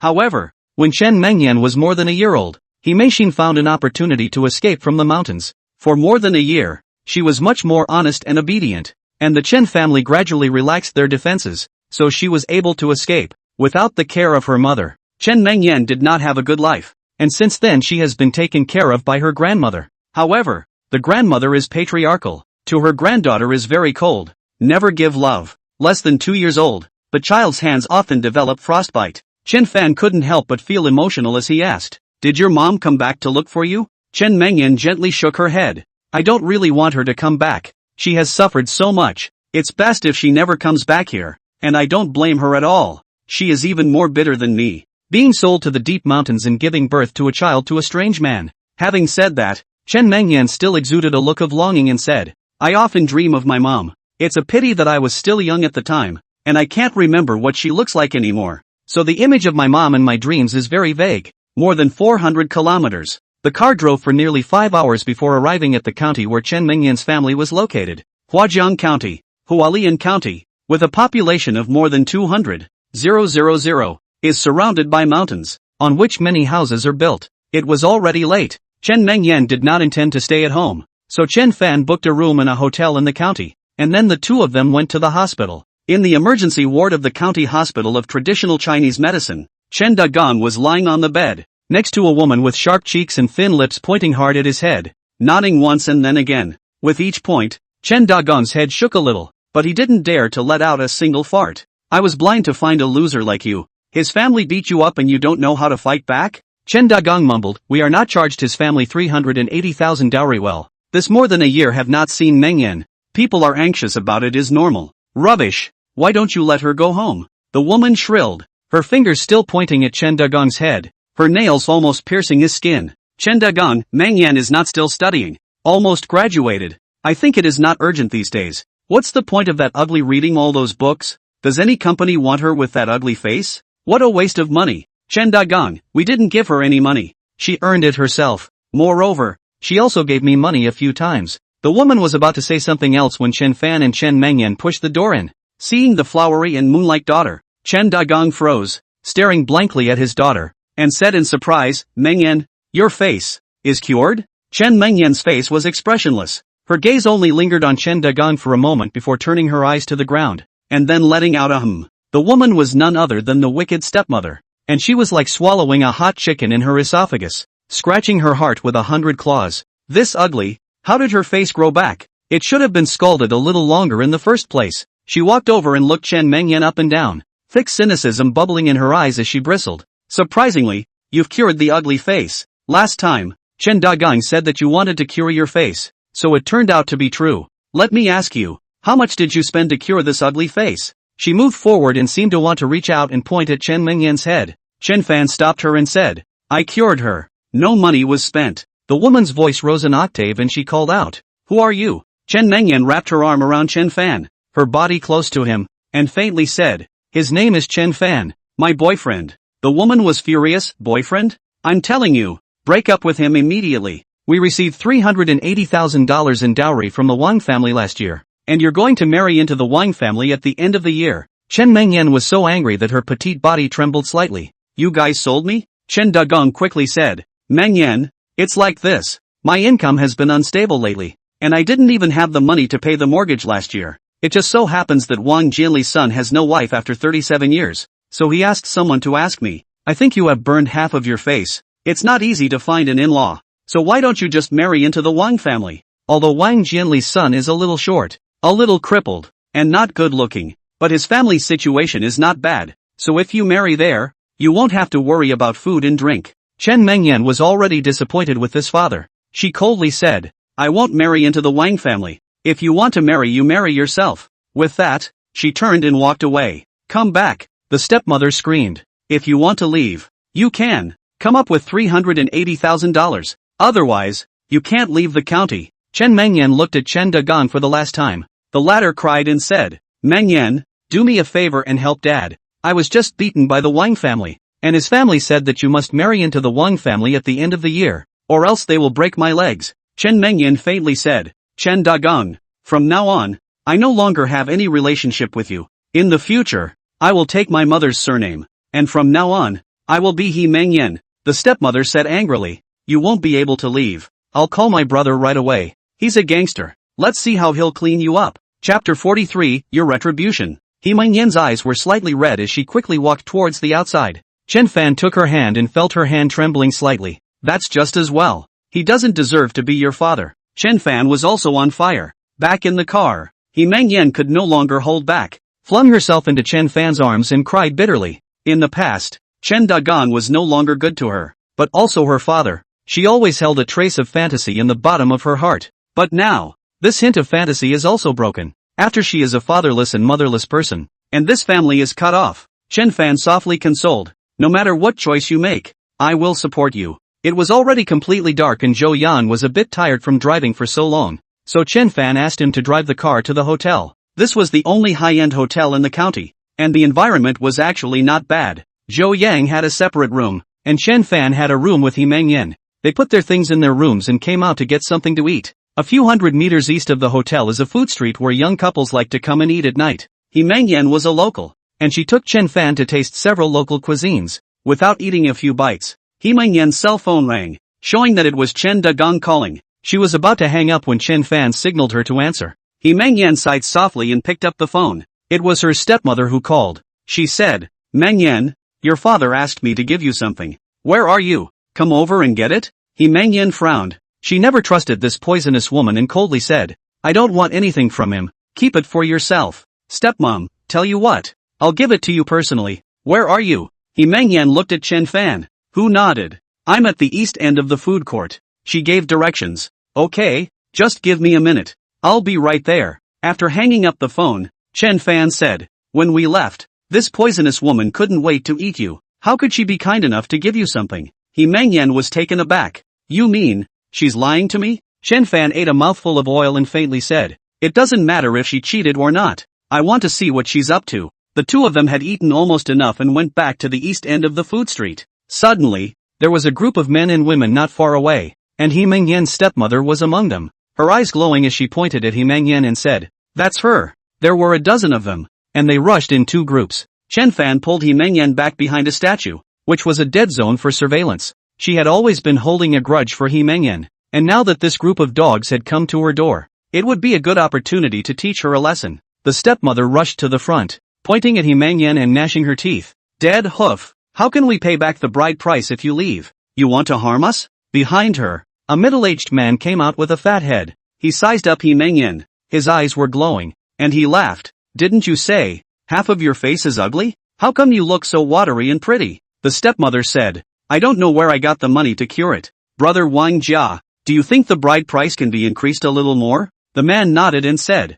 it adds up. I'll give you another $120,000. However, this girl is going to marry into my Wang family this year. He looked at He Mengyan's expression as if he was the groom. The stepmother was overjoyed and said, don't worry, big brother Wang. She will marry into the Wang family obediently. He Mengyan said angrily, if you want to marry your daughter. A flat-headed man in his early 40s walked out. He was his stepmother's younger brother who had been in jail and was uneducated. With his eyes crossed, he stared at He Mengyan and said, if you don't listen, I'll find someone to get you now. Do you believe me? Chen Fan stood out and slapped this flat-headed man in the face, sending him flying a few meters away. With most of his mouth full of teeth missing, his jaw shattered, and the man was even more confused, fainting on the spot. Everyone was stunned. The stepmother glanced at her brother on the ground in shock and suddenly screamed, pointing at Chen Fan and cursing. Pop! Chen Fan went up and slapped the woman, who lay on the ground crying. Chen Fan went up and kicked a few more times, and performed the 7 poisonous hands. The Wang family big brother can see Chen Fan's power. Quickly said, we do not marry. This matter can have nothing to do with us. Quickly go. He pulled a few people around him and walked away, wiping off the cold sweat on his forehead while walking. He pulled a few people around him and left, wiping off the cold sweat on his forehead as he walked. There were 3 others on the stepmother's side, 2 women and a young man, who also backed away in fear. Chen Fan snorted coldly and stared at the stepmother. Poisonous woman. Next, you will be in pain every 6 hours. And the pain will be worse than death. When you did that to Meng Yan, this is all your retribution. After saying that, he pulled Meng Yan's hand and left. Soon after Chen Fan left, one of these few people reported to the police. But Chen Fan had called Song Shihao a long time ago. The Song family had invested heavily in Jianbei and supported a lot of big names, so they had no difficulty in solving this kind of small trouble. In the end, it took more than 3 hours for the police to arrive after responding to the call, and they ultimately failed to find out anything, much less make any arrests.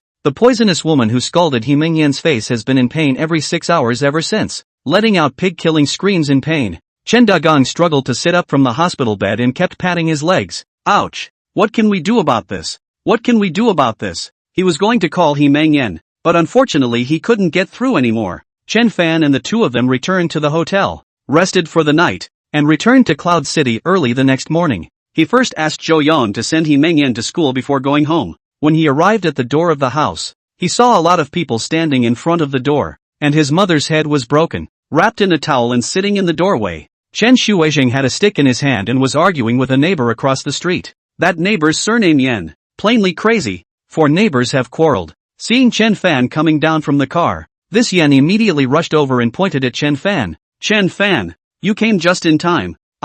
Chen Fan ignored it and came over to check Yan Lan's condition, just a broken skin on her forehead. Nothing internal. He was relieved and asked, Mom, who hit you? Yang Lan waved her hand. Forget it, everyone is angry. I don't matter. It's the surname Yan, right? Chen Fan nodded as he came in front of the other party and said, You dared to hit my mom. Then do you know that he has a godson who is 10,000 times more vicious than you? Surname Jian froze for a moment, and then sneered, What godson god grandson? Come 10 I hit the same. I tell you, your home this gate cannot be built. Do you understand? Chen Fan turned his head to see that the workers that Han Linger had found were renovating the gate. The original gatehouse was demolished, and the new gatehouse was tall and nice. He understood at once. This family surnamed Yan 80% is to see their own family renovation house heart upset, so deliberately to find fault. Yan's wife pointed at Yan Lan with a sharp voice and said, You deserve to die. Who let you build a gate without our consent? You're the only one who can. You're the only one who can show off.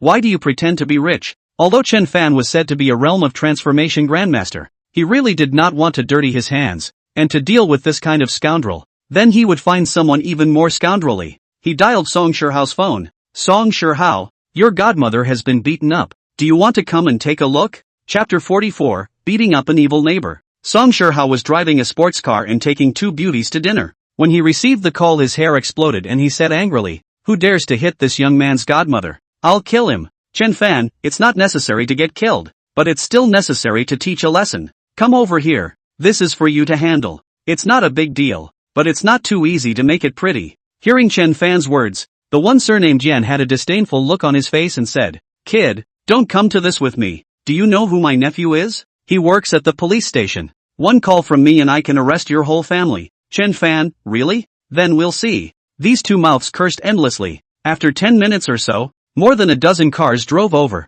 The cheapest is also big hundreds of thousands of dollars. From the car down dozens of mouths. At the head of the car was a sports car. Song Shihao jumped out of the car, jogged to Yan Lan, looked at the injury and asked, Godmother, does it hurt? Let's go to the hospital first. Chen Fan, nothing serious. No need to go to the hospital. I'll bandage it up later. Song Shihao was worried about not having a chance to perform in front of Chen Fan, and he swept his gaze towards the Yin family members. Song Shihao was a dude, and that aura was not something that could be faked, being slanted by him with his eyes. The hearts of the Yin family members all jolted. Fine, dare to touch my mom. If I don't wipe out your entire family today, I won't feel any pain in my heart. With a wave of his hand, several black-clothed men rushed up and beat the Yin family couple, along with their son. The 3 men screamed and begged for mercy, but more and more people went up to fight. Surname Yen broke a few ribs, half of his teeth were knocked out, his legs and hands were broken, and his face was beaten into a pig's head,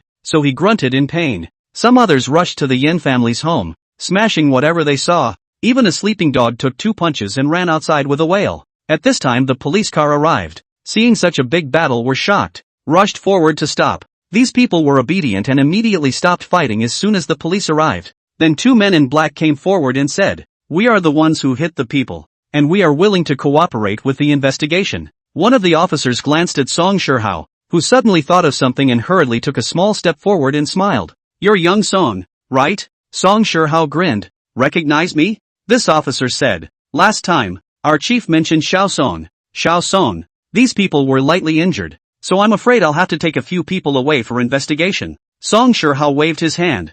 "Feel free to investigate. I'm just watching the fun." The officer smiled and continued with the case. Song Shihao came to the person surnamed Yan and coldly asked, "So badly injured? Weren't you arrogant before? Said to come to my godmother even if it came to 100 godchildren you still beat. Why don't you beat me?" Surnamed Yan was afraid, knowing that he had messed with the wrong one, and cried and said, "We were wrong. That won't work." Song Shihao sneered. "In the future, someone will come to brutally beat you guys up every other day. How can it be more than 3 years? Of course, you'd better not go out. In case you're hit by a car, that would be a disaster. Also, your son doesn't want to go to work. Wherever he goes to work, someone will teach him a lesson." Song Shihao's approach was rogue enough, but Chen Fan did not stop it. This family was not a good thing, and had not bullied his honest parents in earlier years. The parents had always given in when they could, based on the principle of not giving themselves a grudge. Today, if it wasn't for the family across the street going too far, Chen Shuizhen might not have been able to argue with this Yin family.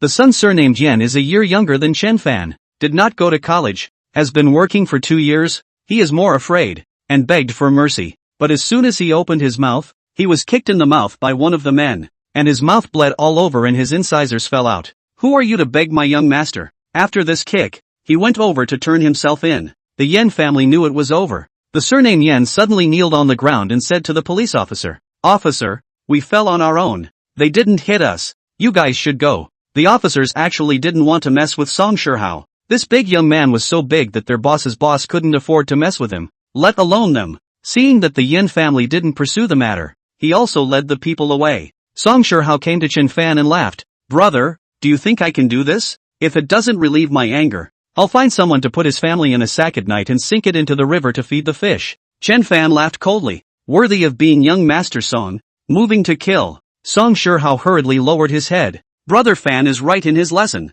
I will definitely learn from my brother in the future. Chen Fan came in front of the one surnamed Yen and coldly asked, "What do you have to say?" The one surnamed Yen wiped his tears and said, "Chen Fan, what happened today is all my fault. I drank a little today, and when I saw the grandeur of your family's gate, I was unconvinced and purposely picked a fight. I was wrong. So forgive me." Chen Fan, forgive you? If everything can be forgiven, then why do humans still fight? Chen Shuizhen came over and pulled Chen Fan. "Little Fan, I think let's just forget about it." His family also hit him pretty hard. Chen Fan laughed. "Dad, don't worry. I know what's in my heart." He walked up to the man surnamed Yen, tapped him on the shoulder and said, "When people do something wrong, they have to be punished, and you are no exception. From now on, you will be in excruciating pain every night, and it will take 100 days of pain to recover." After saying that, he turned around and helped Yang Lan back home and bandaged her wounds. Song Shihao pointed at the Yin family and said, "What the hell? If it wasn't for my brother telling me to let you guys off the hook,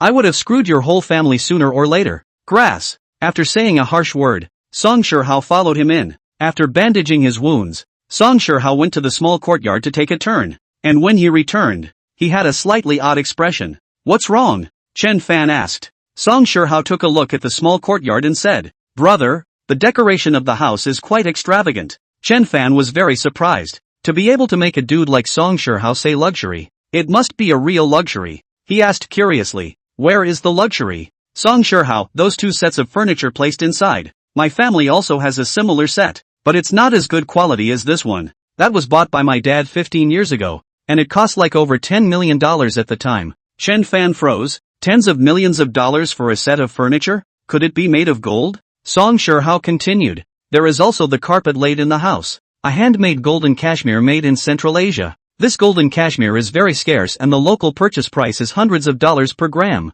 This kind of carpet is only affordable to those billionaires in Europe and America, and you have to have a channel to buy it." The more Chen Fan heard, the more outrageous it became. "So expensive?" At that exact moment, Han Linger arrived and she smiled. "Brother Chen Fan is back." Then she faintly swept a glance at Song Shihao. Song Shihao was like a mouse that had seen a cat. His face instantly turned white and actually showed a hint of fear. Chen Fan noticed his reaction and asked, "You know each other?" Song Shihao opened his mouth to say something, and when Han Linger gave him a look, he immediately laughed. "I don't recognize it. It's just that this beautiful woman looks so beautiful that I'm a bit lost in thought. Ha ha. Chapter 45, Miserable Neighbors. Chen Fan didn't think much about it and said to Han Linger, "Your front door is quite nicely decorated. It's just too flashy. The neighbor across the street ran over to pick a fight today and beat up my mom." Han Linger's beautiful eyes narrowed. "Someone injured Auntie Lan?" Chen Fan said. "It's been dealt with. I guess I won't dare to do it in the future." Han Linger gave a hum and said,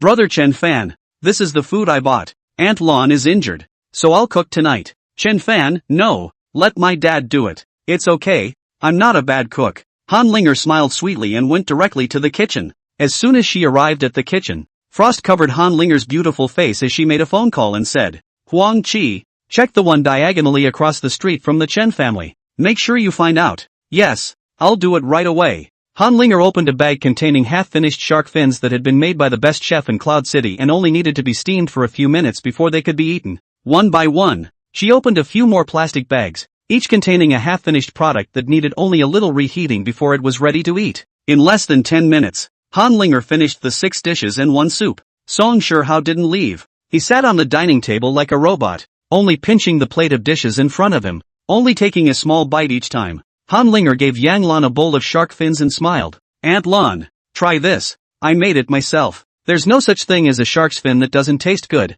Yang Lan took a bite and praised it again and again. "Linger, you're really pretty and smart. And all your cooking is so delicious." Song Shihao secretly skimmed his lips and said that if she made this, "I'd eat my plate." "Xiao Hao, why don't you eat? Eat more." Yang Lan gave Song Shihao food. Han Linger glanced at him and said, "Aunt Lan, it's useless to eat more of this kind of straw bag, so don't mind him." Song Shihao laughed bitterly, but he didn't dare to talk back. After a few minutes, she said the soup was ready and went back to the kitchen. Pulling out his cell phone, he asked, "How's it going?" On the other side of the phone was Huang Chi, who said, "Miss, Yen family has little background. Yanning only has a nephew working in the police station, and a cousin working in the municipal government. There is a situation. Yanning 5 years ago drunk driving hit and injured a child, looking for someone to cover the bag. The injured child's family spent more than 600,000. Yanning did not pay a penny, so far reneged on the debt. Another thing is that the mansion Yanning lives in now is forcibly occupying someone else's,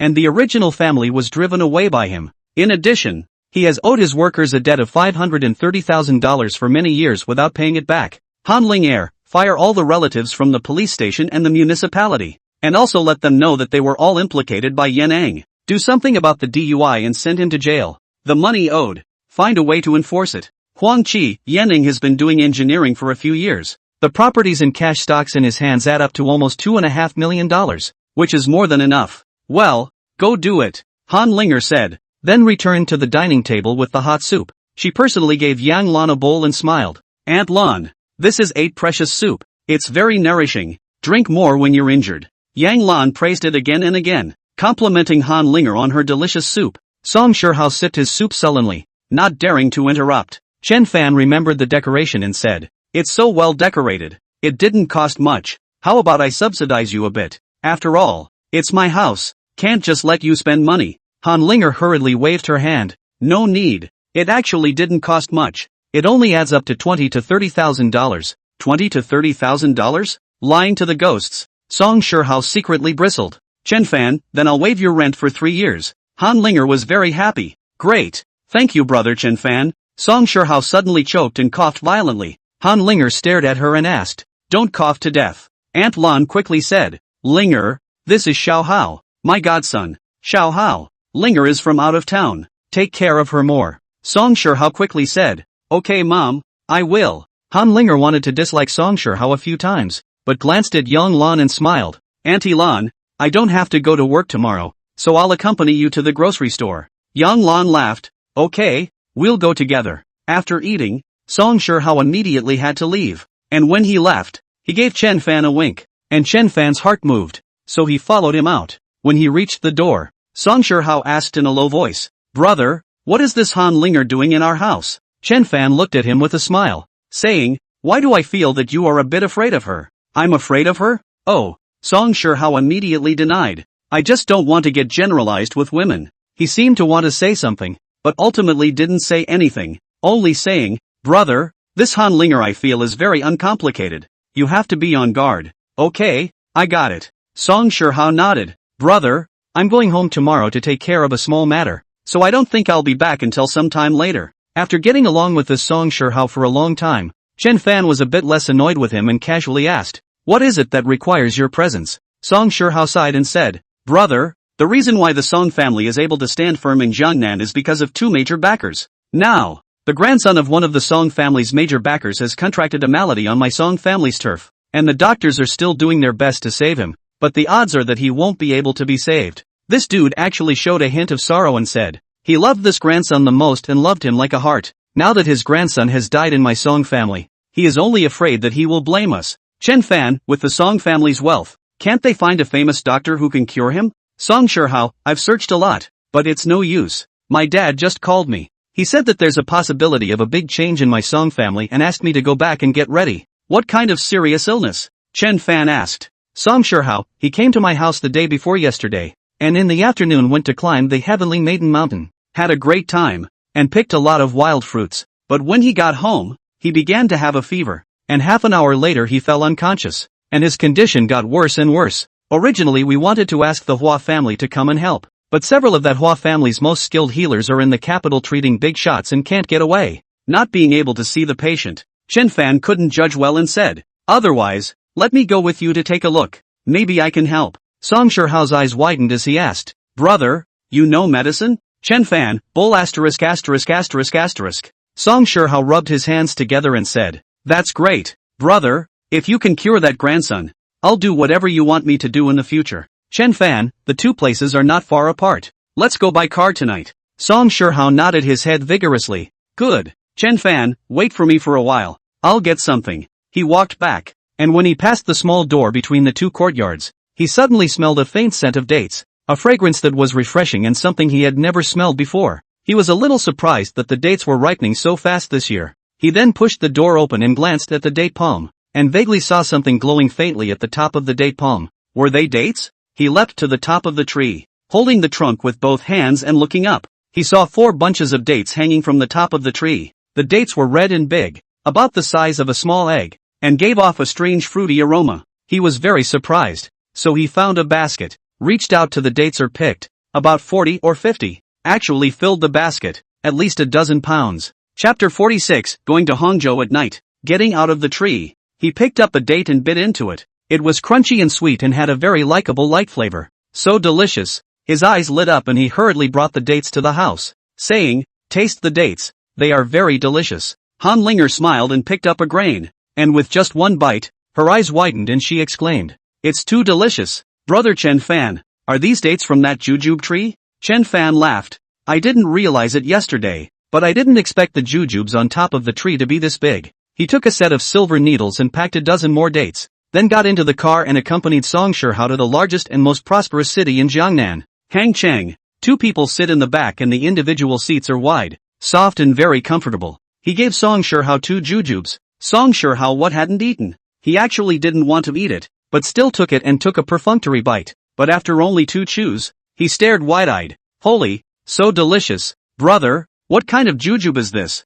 Chen Fan, the date trees in the courtyard bear fruit, but the flavor is different from previous years. Song Shihao ate it all in 3 or 2 bites and asked Chen Fan for it again. Chen Fan opened his hand and then closed his eyes to feel something. He realized that after eating the dates, more than a dozen kinds of medicinal powers that were beneficial to the human body were running through his body. Has this date become a spirit? It actually has so many medicinal properties. He was puzzled and couldn't figure it out. He set aside the lunchbox with the dates and said, "Don't eat it, save it for that grandson. It will save his life." Song Shihao froze. Dates can still save lives? Chen Fan didn't explain much and said, "You'll know when the time comes." The 2 cities are not far from each other, more than 100 kilometers in a straight line, driving only 200 kilometers or so. 2 hours later, the car drove into a mansion. The gate pillars on both sides were dozens of meters high, carved out of whole boulders. The car drove into the gate, a straight boulevard, flanked by gardens and horse farms. After driving for more than 100 meters, there was a huge fountain,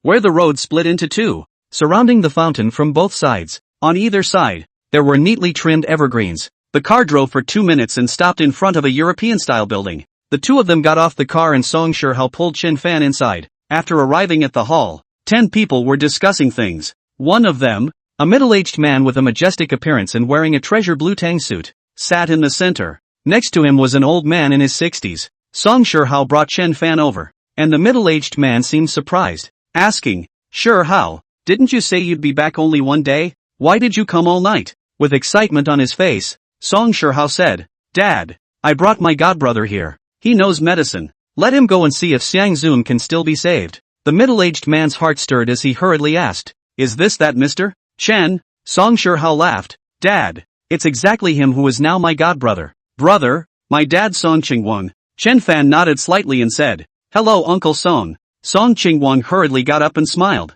Please don't blame me for not being able to welcome Mr. Chen from afar when he arrived. You're welcome, Chen Fan said. However, the people outside of Song Qingguang did not know Chen Fan's identity, and a man in his 20s coldly said, Brother, what the hell are you up to again? Finding a random person to treat Xiang Zun. You don't know clearly what kind of person Xiang Zun is. In case something goes wrong, how are you going to explain to the Xiang family? Song Shihao narrowed his eyes and said, It's your turn to care what I do. The man immediately said to Song Qingguang, Dad, look at brother, always disobeying people. This person was called Song Shiyun. He was the son born to Song Qingguang and his second wife, 2 years younger than Song Shihao, but the city was very deep. Not only did he study well from a young age, but after graduation, he even went straight into the management of a company under the Song Group. In comparison, Song Shihao, the dude, paled in comparison. Normally, Song Qingguang would side with Song Shiyun, but this time it was different. He faintly said,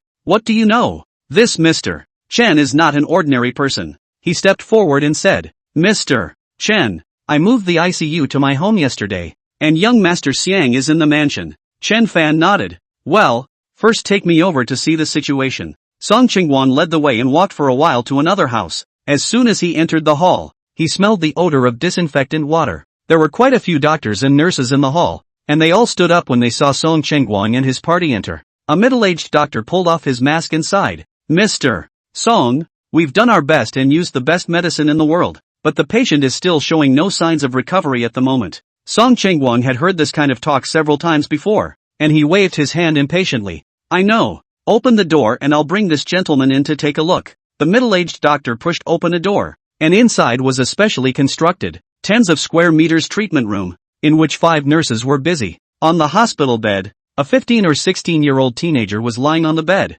and his height was at least 1 meter 85. At this time, his face was black, his eyes were tightly closed, his limbs were swollen, his whole body was full of catheters, and all kinds of monitoring instruments were ringing non-stop. Seeing the patient, Chen Fan went up and took his pulse, and looked at his eyes and tongue. According to the experience passed down from his master, he could see that this teenager had been infected with a kind of evil poison. This kind of poison is invisible and tasteless. To the hospital is not at all able to find out the cause of the disease. The final result can only wait for death. Song Shihao was a bit nervous and asked, Brother, can it be cured? Chen Fan nodded slightly. Evil poison entered his body. He should have been bitten by something. After saying that, he lifted both of the teenager's pants legs. Soon, he found a very small wound on his left leg, like an insect sting, reddish around it and black in the center. Chen Fan took out a silver needle and stabbed it at this location, then brought it to his nose to smell it. And then, he asked the doctor to remove all the catheters. The middle-aged doctor had a serious expression as he said,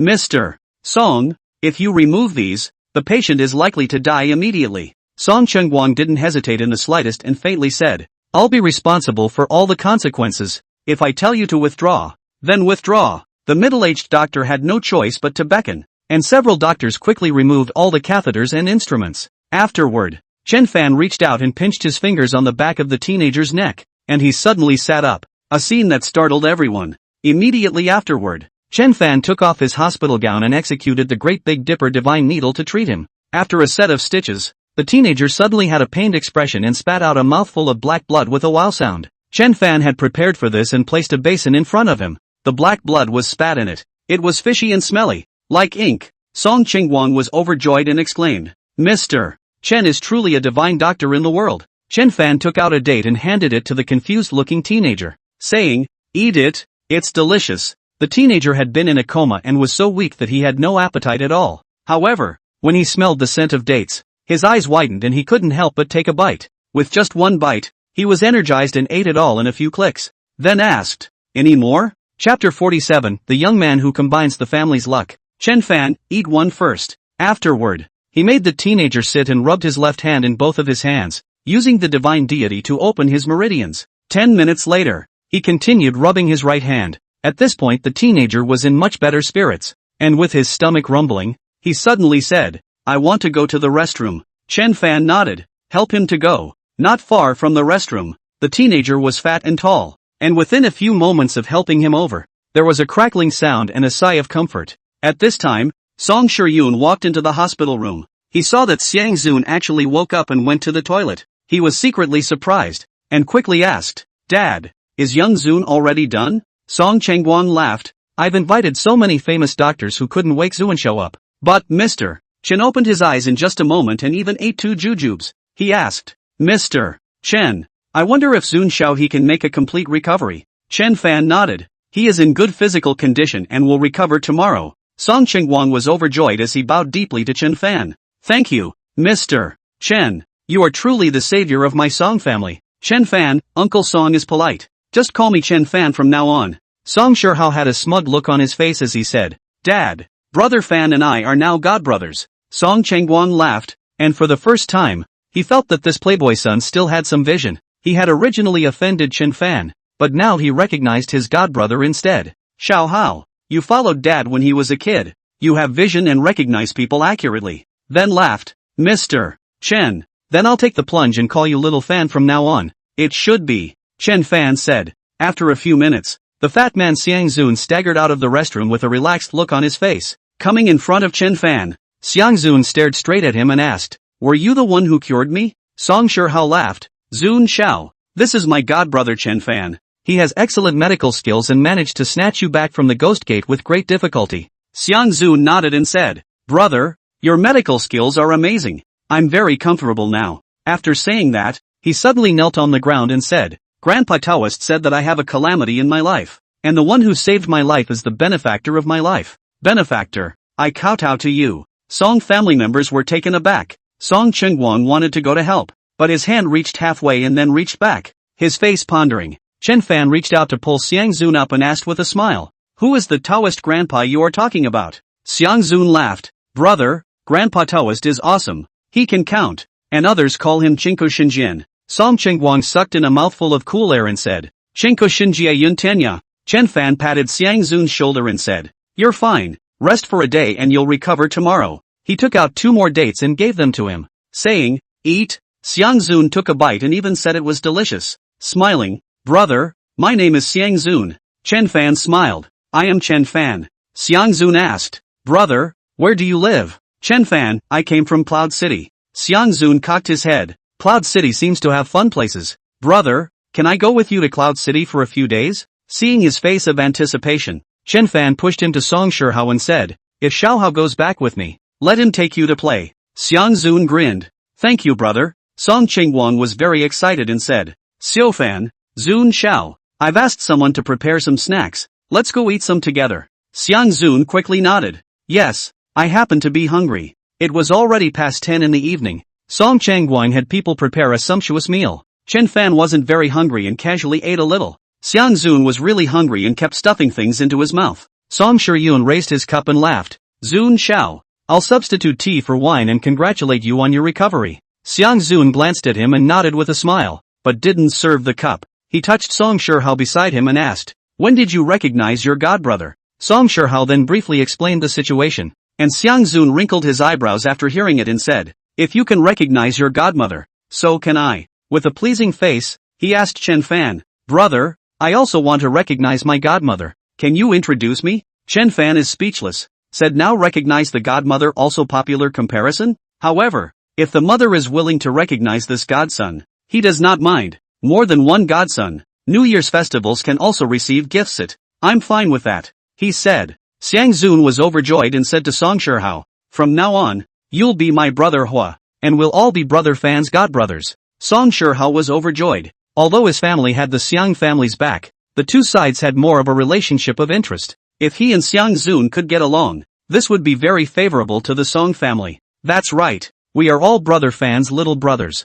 Come, let's toast brother Fan together with tea instead of wine." Next to him, Song Shiyun was inwardly anxious. He had already used his diligence and scheming to steadily suppress Song Shihao, but now it seemed that he had been counter-oppressed by him again. Song Qingguang was very happy as he laughed. Xiao Hao, it's rare for Xiaofan to come here for a visit, so you can take him and Zun Xiao around tomorrow. Chen Fan said. Some other day. I have to go back tomorrow. There are more exams in the graduation season. Song Qingguang said. That's good. I'll send a driver to take you back in the morning. At this time, a butler hurriedly came and said, Master, the Xiao family master has arrived. Our people didn't stop him, and he will be arriving soon. Song Qingguang narrowed his eyes. What is he doing here? He then thought of something and said to Xiang Zun, Young Zun, please also go sit inside for a while. Xiang Zun winked. Is it a good show? Song Qingguang smiled and nodded. And it's a hilarious show. Xiang Zun clapped his hands and said, Success! I'll go sit inside.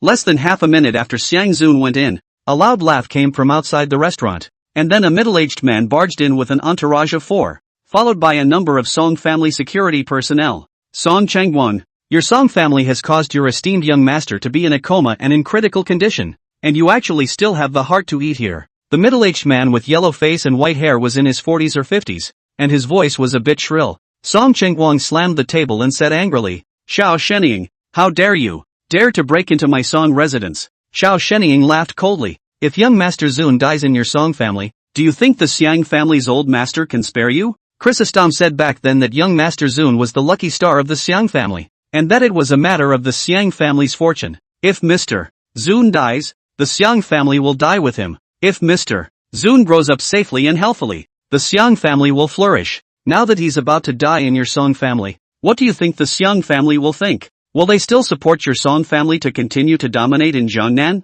The news of Xiang Zun's recovery was not known to the outside world. Only these few people in the room were aware of it, so this Xiao Divine Eagle was obviously unaware of it. Song Qingguang stared at Xiao Shenying and said, Xiao Shenying, I know that your Xiao family has ambitions, and that you've wanted to compete with my Song family for the past few years, but don't you think it's too hasty? The Xiao family has only been on the rise for a few years, and with this much heritage you still want to press my Song family? Xiao Shenying laughed loudly. I couldn't do it before, but I've said it. Once Zun Xiao dies, your Song family will die. At that time, my Xiao family will be able to take its place. Song Qingguang narrowed his eyes. I don't need you to worry about my Song family's affairs. Goodbye. Xiao Shenying suddenly smiled and said, Song Qingguang, your Song family's heritage is indeed not comparable to my Xiao family. That's why I came to your house not to quarrel with you, but to help you. Chapter 48, Go back and prepare for the aftermath. Song Qingguang said faintly, Help me? I didn't hear it wrong, did I? Your Xiao family hates for my Song family to evaporate.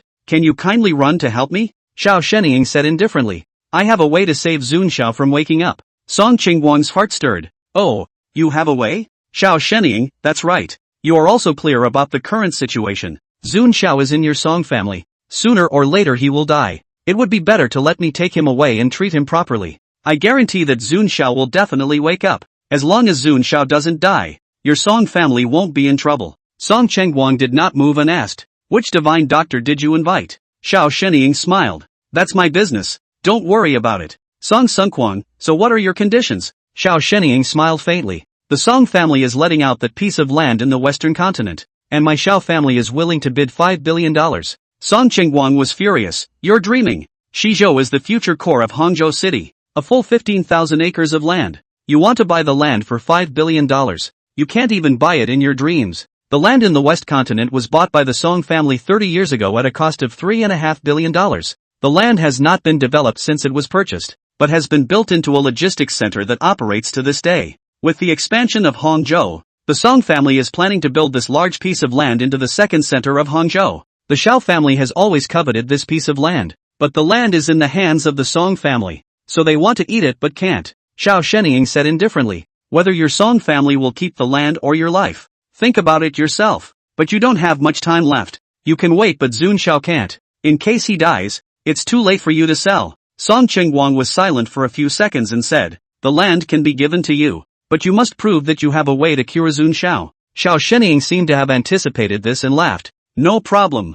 I've brought all the people. As the words fell, a man in black came out behind him. In his 40s, with a long face and protruding eyebrows, slender eyes, and a gloomy temperament, Xiao Shenying said, This is the witch doctor I invited. Mr. Yang. Mr. Yang has a way to cure Zun Xiao. As soon as this person appeared, Chen Fan could smell the odor of a toxin on his body. And this toxin was exactly the same as the one Xiang Zun was suffering from. In his mind, he noticed a buckskin pocket hanging from his waist, so he took a step in front of him and reached for his waist. The man in black was furious, and while retreating, he slapped out a palm towards Chen Fan. However, Chen Fan's speed was too fast. The man in black had just retreated half a step, and before he had time to slap out his palm, the deerskin pocket had already reached Chen Fan's hand. The man in black was shocked and roared, "Give it back!" Thump! Chen Fan kicked him several meters away, then opened the bag and sniffed it, saying lightly, "It's really the same kind of poison. This matter of Xiang Zun's poisoning has something to do with you, right?" The black-clothed man's face changed as he said, "What nonsense are you talking about?" Chen Fan shook the deerskin pocket and said, "The poison in here is the same kind of toxin as the one Xiang Zun spat out. My judgment will not be wrong." Xiao Sheniying's face changed slightly as he coldly asked, "Kid, who are you again? What's going on here has nothing to do with you. What kind of person was Song Qingguang?" He instantly understood what had happened. The Xiao family had sent this person to secretly poison Xiang Zun and frame the Song family. When the Song family was at their wits' end, he then stepped forward. Not only could he cure Xiang Zun to gain the Xiang family's support, but he could also take away the land in the western continent from the Song family, killing two birds with one stone. Xiao Divine Eagle, you're really bold. For the sake of your Xiao family's ambitions, you actually poisoned Zun Xiao. Song Qingguang scolded sternly. Xiao Sheniying was worthy of being a lord of the party. He did not change his color and said lightly, "Bull asterisk asterisk asterisk asterisk. With this mouth of yours, how could the Xiang family believe it? Xiang Zun died in your Song mansion, not my Xiao mansion. The Xiang family's anger will definitely burn on your Song family's head. Who said I'm dead? The old thing actually dared to curse me." Xiang Zun couldn't hear anymore and rushed out in a huff, pointing at Xiao Sheniying's nose and cursing. Xiao Sheniying froze, then immediately reacted and immediately looked surprised. "So Zun Xiao is fine. Thank goodness. Zun Xiao, you don't know since I knew you were in a coma, I couldn't sleep at night and invited a high-ranking person to save you overnight. It's a good thing that there's nothing wrong with Zun Xiao, so I'm relieved." Although Xiang Zun was young, he wasn't stupid. He asked Chen Fan, "Brother, is the poison I've been hit by really the same as the poison in this bag?" Chen Fan laughed. "Isn't it the same? Don't you know if you find someone to try?" Xiang Zun's eyes lit up as he said, Right. Just try it and you'll see." Then his gaze fell on the man in black. The man in black was so shocked that he turned and ran outside. "Take it!" Song Qingguang gave a low shout. A figure, as fast as lightning, pounced on the man in black from the side. The man in black was simply powerless to resist, and was knocked to the ground in a single glance. The one who struck out was a man in his 30s, not very tall, wearing the same uniform as the other bodyguards, and looking mediocre. No one would have thought that he was actually a great expert hidden among the bodyguards. Chen Fan took out a small spoon and took a bit of powder from the bag towards the man in black. The man in black desperately resisted, but to no avail, and watched as Chen Fan poured the powder into his mouth. The bodyguard controlling him pressed his mouth to prevent him from spitting it out. In a short while, the poison kicked in, and the black-clothed man's face began to darken. Then his limbs stiffened, and then he fell into a coma, which was exactly the same as Xiang Zun's previous symptoms. Xiang Zun stepped forward and kicked it, laughing, "It really is a poison." Then he looked at Xiao Sheniying,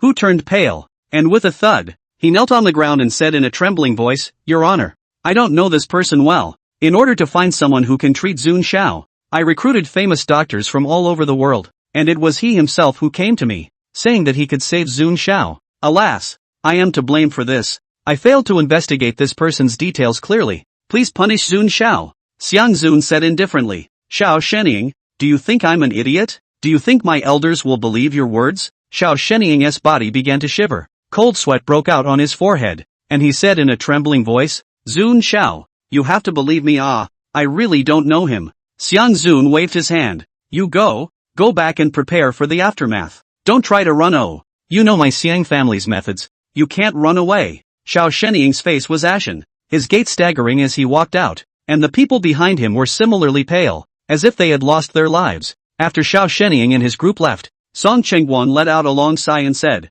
"It's because I didn't protect him well, letting someone harm Zun Xiao." Xiang Zun laughed. "It's fine. Aren't I fine? Grandpa Taoist said that as long as I step over this hurdle, I'll soar into the sky with a bright future." Song Qingguang is incredibly excited. The Xiao family rely on the provincial capital of the mountain. A few years quickly rise, as the sky. Now that the Xiao family has collapsed at their own peril, the Song family can have a full stomach. He took out a card made of pure gold, encrusted with crushed diamonds, with a black dragon head pattern on both sides, very beautifully crafted. He handed the card over to Chen Fan and smiled. Little Fan, this is Uncle's meeting gift for you, keep it. Jiangnan and Jiangbei, as long as it's a Song family property, this card can be used without limit. Song Shihao's eyes widened as he exclaimed, Dragon King Supreme card. Dad, you wouldn't give it to me before when I begged you for so long, how can you give it away now? Chapter 49, The Four Heavenly Kings of the Physical Education Academy. Song Chengguang glared at his son and said,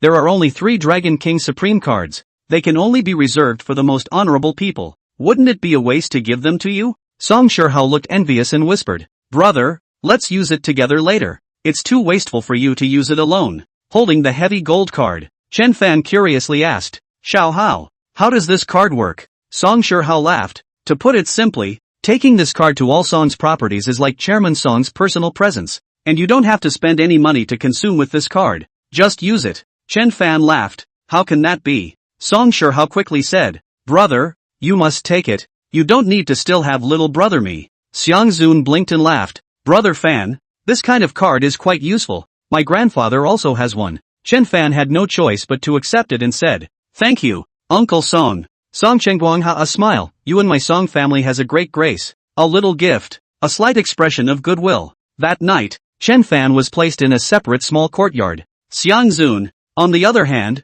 stayed next door to him, saying something about being afraid that Chen Fan would run away alone tomorrow and not take him to play. After everyone had left, Song Chengguang went to his study. He took a deep breath and dialed a familiar number on his landline. The phone rang 3 times and connected. A low voice came out of the receiver. Still no improvement in Zuni? Song Chengguang hurriedly said, please don't worry, Elder Xiang. Zun Xiao is already awakened. He's very healthy, and we just had dinner together. The other party sighed in relief. That's good. You said this afternoon that Zuner was a bit seriously ill. I was a bit worried and was preparing to send someone to bring him to the capital for treatment. Song Chengguang, Elder Xiang. It was actually someone who poisoned Zun Xiao. I just found out. The other party was silent for 2 seconds and asked faintly, who? Song Chengguang told the truth. And the other party faintly said after hearing this, I know. You also prepared to take over the Xiao family's industry. Yes. Chen Fan practiced for a while at night and went to sleep, waking up at 7 o'clock. After having breakfast with Xiang Zun and Song Shihao,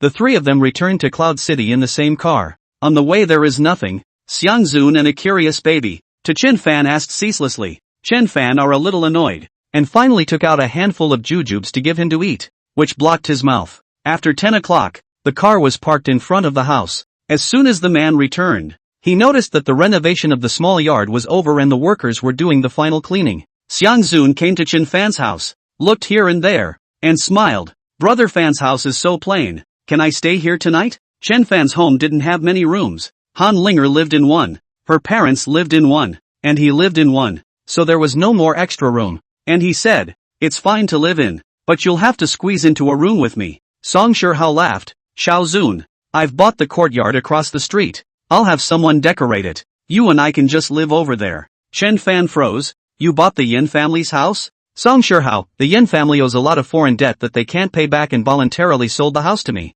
I've already asked the housekeeper to find a decorating team, so I can start decorating today. Chen Fan shook his head and said, as you wish. Another guest came to the house. Yang Lan was very happy and immediately started to prepare lunch. Xiang Zun's mouth was very sweet, and he called Auntie Lan with every mouthful. Chen Fan didn't care about them. He climbed up to the jujube tree to take another look and didn't find any new jujube. As he pondered, he reached out and pressed his hand on the tree trunk, inputting immortal power as he did yesterday, until the jujube tree could not absorb it. He clearly felt that the date tree had absorbed twice as much immortal energy today than last time. Lunch was very sumptuous. Xiang Zun, a young master who was used to eating mountains and seas of food, actually ate with relish, and even praised Yang Lan's excellent cooking skills. After eating, Song Shihao and Xiang Zun muttered a few words and then went out without saying what they were going for. Chen Fan ignored them and went to school in the afternoon. Back in the classroom, Lu Nanguo was waiting for him early and said, Chen Fan, Hong Wei, one of the 4 heavenly kings of the next-door gymnasium, came to see you in the morning. Chen Fan froze for a moment. The school he was in was located in the university city of Yun City, which was built 20 years ago when 13 colleges and universities in the province relocated here. Among them, located next door to Chen Fan's school was the Zhongbei Sports Institute. Zhongbei Institute of Physical Education is strong, and has trained more than 10 world-class champions for the provincial and national teams. The four most influential boys in the academy are called the four heavenly kings by good people. These four people all had a very good background. There were high cadre sons and daughters, as well as the second generation of rich people and sports families. For example, Huang, one of the four heavenly kings, was born in a sports family. His parents were both basketball players, and his grandfather and grandfather were also basketball players back then, and are now leaders of Jiangbei province and the National Basketball Management Department respectively. Huang is 6'8" and plays well, and has also participated in the college basketball league as a member of the varsity team and won a place. Huang's looks aren't exactly handsome, but his height and status as the son of a basketball family have endeared him to many girls, so much so that he changes girlfriends every now and then. Chen Fan, I don't know him. What does he want with me? Lu Nanguo sighed. He had a cross tone and asked me to tell you that at 3 o'clock in the afternoon, he'll be waiting for you at the number 5 basketball court. Chen Fan, who does he think he is? I'll go if he tells me to? Lu Nanguo, Chen Fan, I think you'd better avoid the wind. I feel that Huang is up to no good. Chen Fan said indifferently, whether he harbors good intentions or not. I don't care. Ignore him and read the book. After a period of self-study, Chen Fan left the classroom as usual to go to the Moonwatch Villa to practice. When they came to the entrance of the school, 5 boys were waiting there. All of them were above 1.85 m, and the tallest one of them was 1.98 m. The 1.98 m boy walked towards Chen Fan with his hands in his pockets. He had a row of diamond studs tied in his left ear. His voice was rather thick and low. He looked at Chen Fan and asked, "Are you Chen Fan?" "Chen Fan, I am. Who are you?" The corners of his mouth rose slightly, revealing a touch of contempt and mockery as he said, "I'm Huang. I told you to meet me at the basketball court at 3 o'clock. Why don't you go?" Chen Fan said indifferently, "I told you to eat. Do you eat it?" Huang's face instantly turned gloomy as he stared at Chen Fan and said in a single word, "If you're so courageous, then follow me over there." Chen Fan frowned. "What exactly are you looking for me for?" Huang raised an eyebrow and said coldly, "I'm warning you to stay away from Tang Rou, Chen Mengyan, and concubine Jiang in the future." Chen Fan was happy. "Did your mom fall on her brain when she gave birth to you? Your brain is sick." After saying that, he continued to walk forward. Huang was furious, and when Chen Fan walked over, he lifted his foot and kicked him violently in his waist and eyes. Chen Fan was like the North One had grown eyes. A cold aura flashed in his eyes. He sidestepped and then kicked out a foot. The palm of his leg was like a meteor hammer, slapping heavily on Huang's face. Pop! Huang was whipped into a 360-degree rotation in place, then fell heavily to the ground. His mouth was full of blood. Looking at the surrounding people were stunned. Chapter 50, Spiritual Dates. Chen Fan stared at him coldly and said, "Next time you dare to sneak up on me, I will waste you." The rest of them were shocked because Chen Fan's kick was so beautiful, fast and accurate that a sports student like Huang, who was close to 2 meters tall, couldn't even dodge it. He continued to walk forward. Huang's brain was buzzing and he couldn't move, but a roar still came out of his mouth. "Grass! You're dead. I'll get your whole family." Chen Fan suddenly stopped and was silent for a second. He turned around and walked back to Huang, raised his hand and pressed on him a few times and said, "Don't move to get someone's whole family killed. It's not good." After saying that, he patted Huang's face and left the campus with a big stride. Chen Fan had just left with his front foot when Huang suddenly twitched and his muscles began to cramp. The pain caused him to let out a pig-killing scream. At the same time, he was in severe pain all over his body. This pain was more than 10 times more painful than cutting his flesh with a knife. He fainted from the pain. At the Moonwatch Villa, Xiao Yuren had prepared a separate small courtyard for him. On one side of the small courtyard were 3 tiled rooms, with a living room and dining room in the center, a bedroom on the left, and a study on the right. The doorway was also covered with a toilet and a place to take a shower, so Chen Fan could have stayed here for a long time if he wanted to. There was a peach tree planted in the yard and about 10 camellias. The yard was large and the ground was hard clay, suitable for practicing martial arts. Chen Fan cultivated, unaware of the change in time, not realizing that the sun had already set. He sat under the peach tree and drank a cup of tea, when he suddenly thought of something and reached out to press his hand on the peach tree. At once, the immortal energy in his body surged out and was quickly absorbed by the peach tree. Only when there was no way for the peach tree to absorb any more immortal energy did he take his hand away and muttered to himself, "If dates are spawned by immortal energy, can it spawn peaches?" It was almost dinner time when he resigned and returned home. It was just dark when I arrived home, and Yan Lan had already made dinner,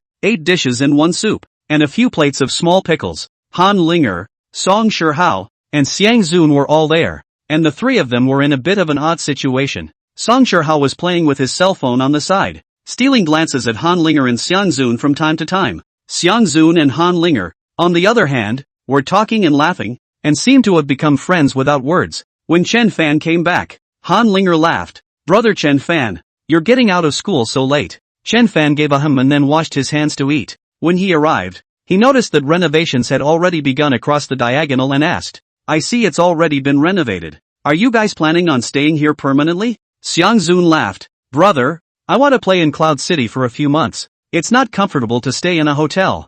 I'm going to stay with Brother Hao for the time being. Chen Fan, do as you wish. Just don't get me into trouble. Song Shihao hurriedly said. Brother, how could it be? Yang Lan pinched food for a few people and laughed. Xiao Fan, Xiao Hao and Xiao Zun are good kids, so they won't get into trouble. They even bought things this afternoon and went to visit a few widows and orphans in the village. Chen Fan, Mom, doesn't the house we bought still need to be decorated? I think Han Linger's decoration team is good. Why don't we let them do it? Han Linger nodded her head quickly. Brother Chen Fan, I am very familiar with them. Don't worry, there is absolutely no problem in contracting the work to them. If something goes wrong, I'll be responsible. Song Shihao quit and said, Brother, that decoration team of mine is also reliable. Hand it over to me and it will definitely make Brother satisfied. Han Linger's ghostly gaze looked over, and although Song Shihao's scalp went numb, he still said, Brother, when I'm done loading this side, I'll let them go and load it for you. Chen Fan, yours hasn't been renovated yet,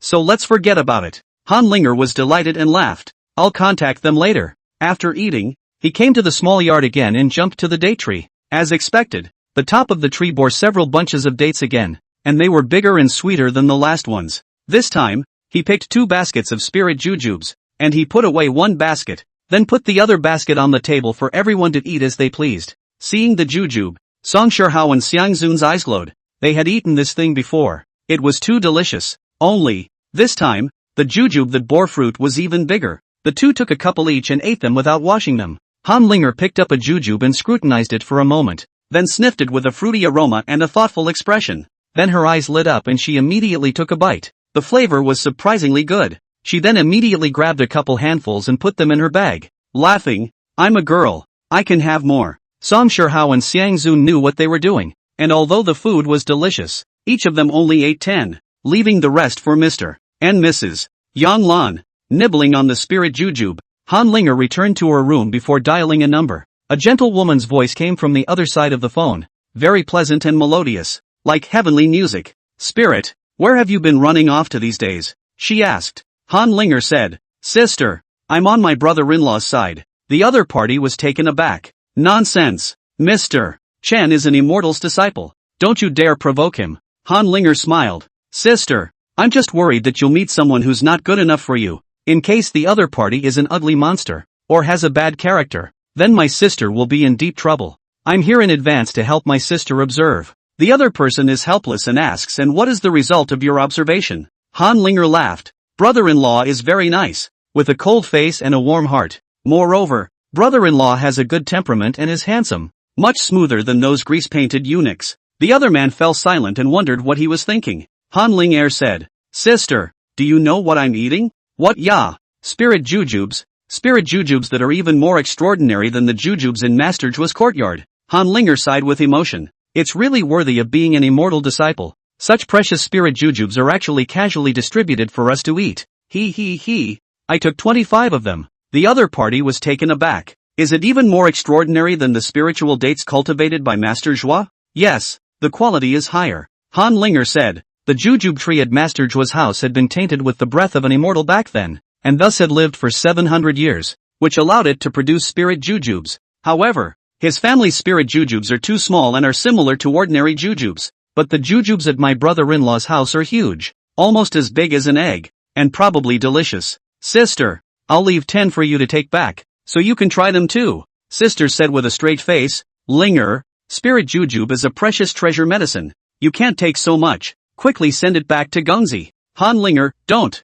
It's so delicious. I want to eat more. And brother-in-law said to let us eat whatever we want. Sister thought about it and said, all right, but there's no need to keep them for me. Rather, old ancestor's cultivation has gone wrong and his lower limbs have trouble moving. So you should just keep a few of them for him. It might help him recover. Han Linger nodded. Good, but old ancestor has been in a wheelchair for over a decade, so I'm afraid it won't be that easy to recover. With a soft sigh, a sigh that seemed to carry a heavy weight of worry, my sister murmured, let God have his way. After eating, Song Shihao and Xiang Zun disappeared again. So Chen Fan went to the next small courtyard and practiced under the jujube tree for a while. At this time He Mengyan called. She asked worriedly, Chen Fan, didn't you hit Hong Wei? Chen Fan, you know? He Mengyan smiled bitterly. Hong Wei is now hospitalized, and is said to be seriously injured. A police officer came to me just now to inquire about the situation, and they even mentioned you. Chen Fan let out an "Oh, it's fine, just say what you know."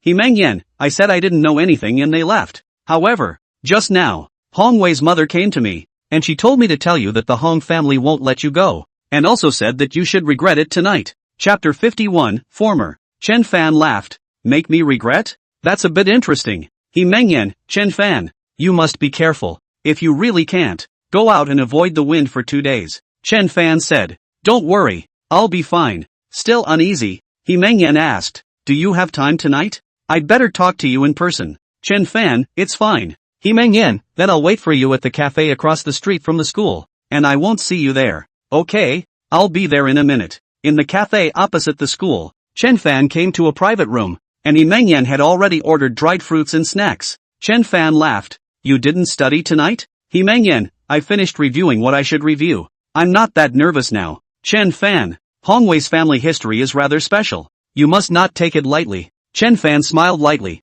I know. This grandson wants to hit on you, and knowing that we are closer, he came over to threaten me. Don't worry, he will kneel down and beg me later. He Mengyan, as long as you're safe, I have nothing to worry about. Mengyan, how's your preparation for graduate school going? He Mengyan laughed. It's almost done. The back is review. After chatting in the cafe for more than an hour, the two left. Not far from the cafe was the night market, which was bustling with people selling food, clothes or jewelry. You come across an archery booth, shoot an arrow 10 times, and for every time you hit the bullseye you get to smash a golden egg. He smiled at He Mengyan and said, this is good, play a few games. He Mengyan, it's hard to hit the bullseye for those of us who haven't seen archery lessons. Chen Fan blinked. Try it. He picked up his bow and arrow, only to see that it was like a full moon. True, with the first arrow, Chen Fan hit the bullseye. In truth, the angle of the bow and arrow was off, but this was easy to adjust for a realm of transformation master. The next 9 arrows,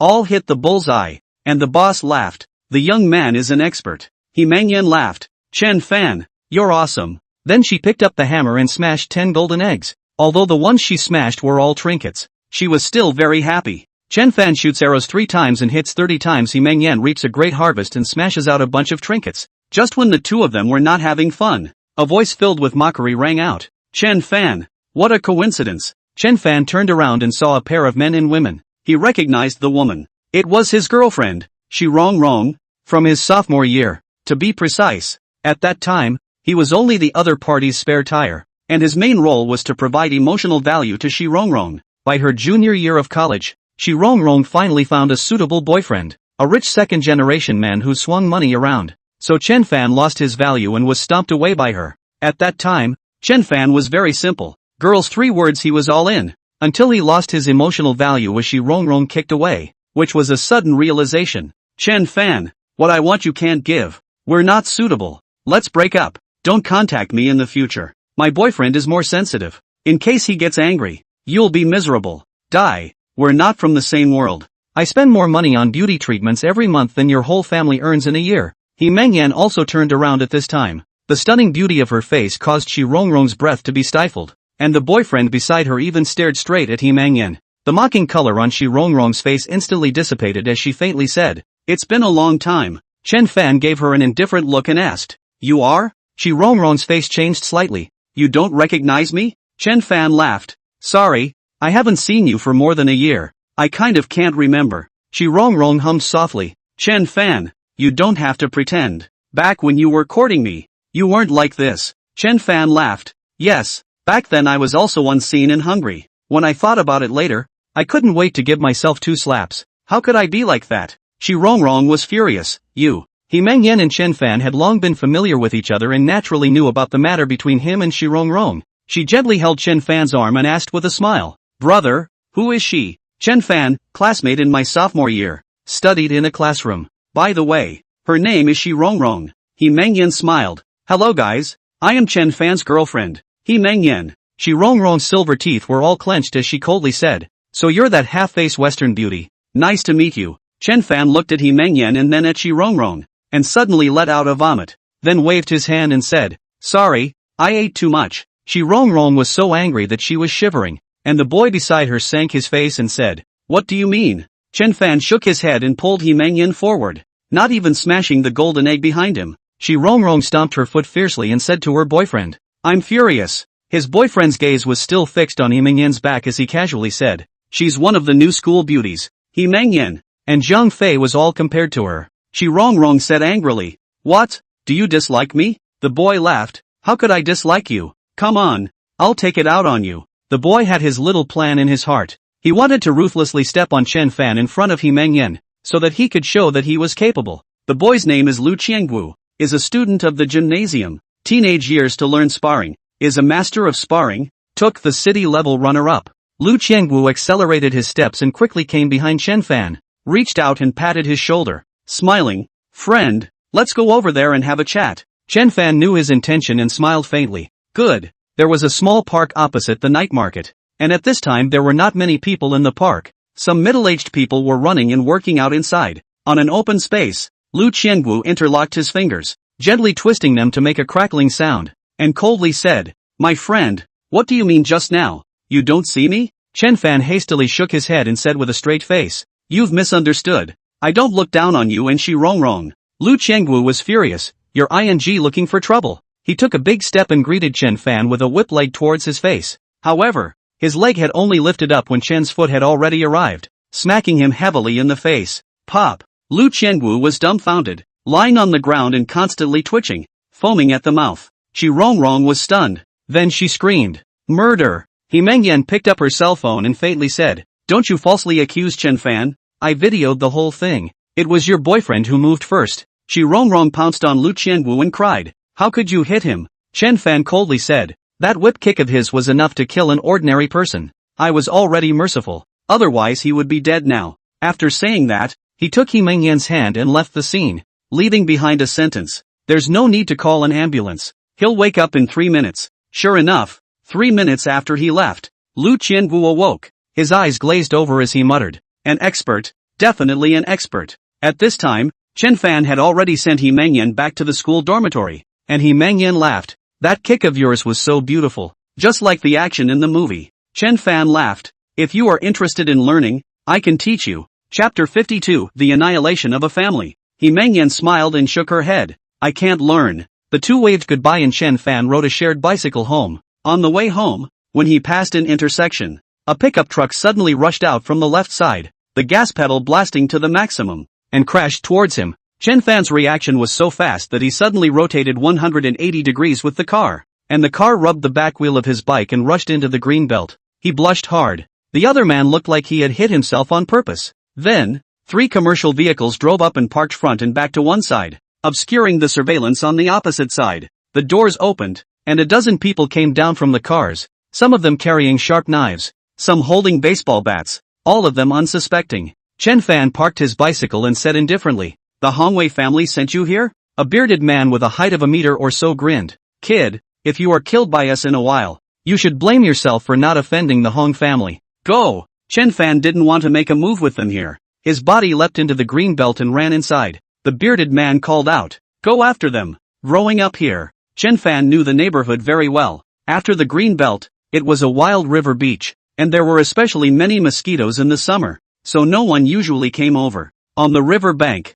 there was an area that was all river sand and no grass. He stood there, waiting for the group to come. 17 or 18 people surrounded Chen Fan, and the bearded man gasped, "Kid, you're quite capable of running." Then he picked up his cell phone and dialed the video phone. On the other end of the phone was a woman in her 50s. She was currently sitting in front of a hospital bed, and lying on the bed was her son Hongwei. At this moment, Hongwei was letting out miserable screams. Even if he was sedated, it was of little use. The woman's eyes were red as she stared viciously this way and asked, "Is he the one who injured my son?" The bearded man laughed, "That's him. We've followed him all the way. There's no mistaking it. Woman, hit me. I want to see you break every bone in his body." The bearded man waved his hand. "Go!" The 2 closest ones rushed over. Chen Fan flew up and kicked one down, unconscious on the spot. The second one froze and was swept to the ground by him, fracturing his calf and letting out a miserable scream. The bearded man was taken aback and called out, "All of you, use the guys."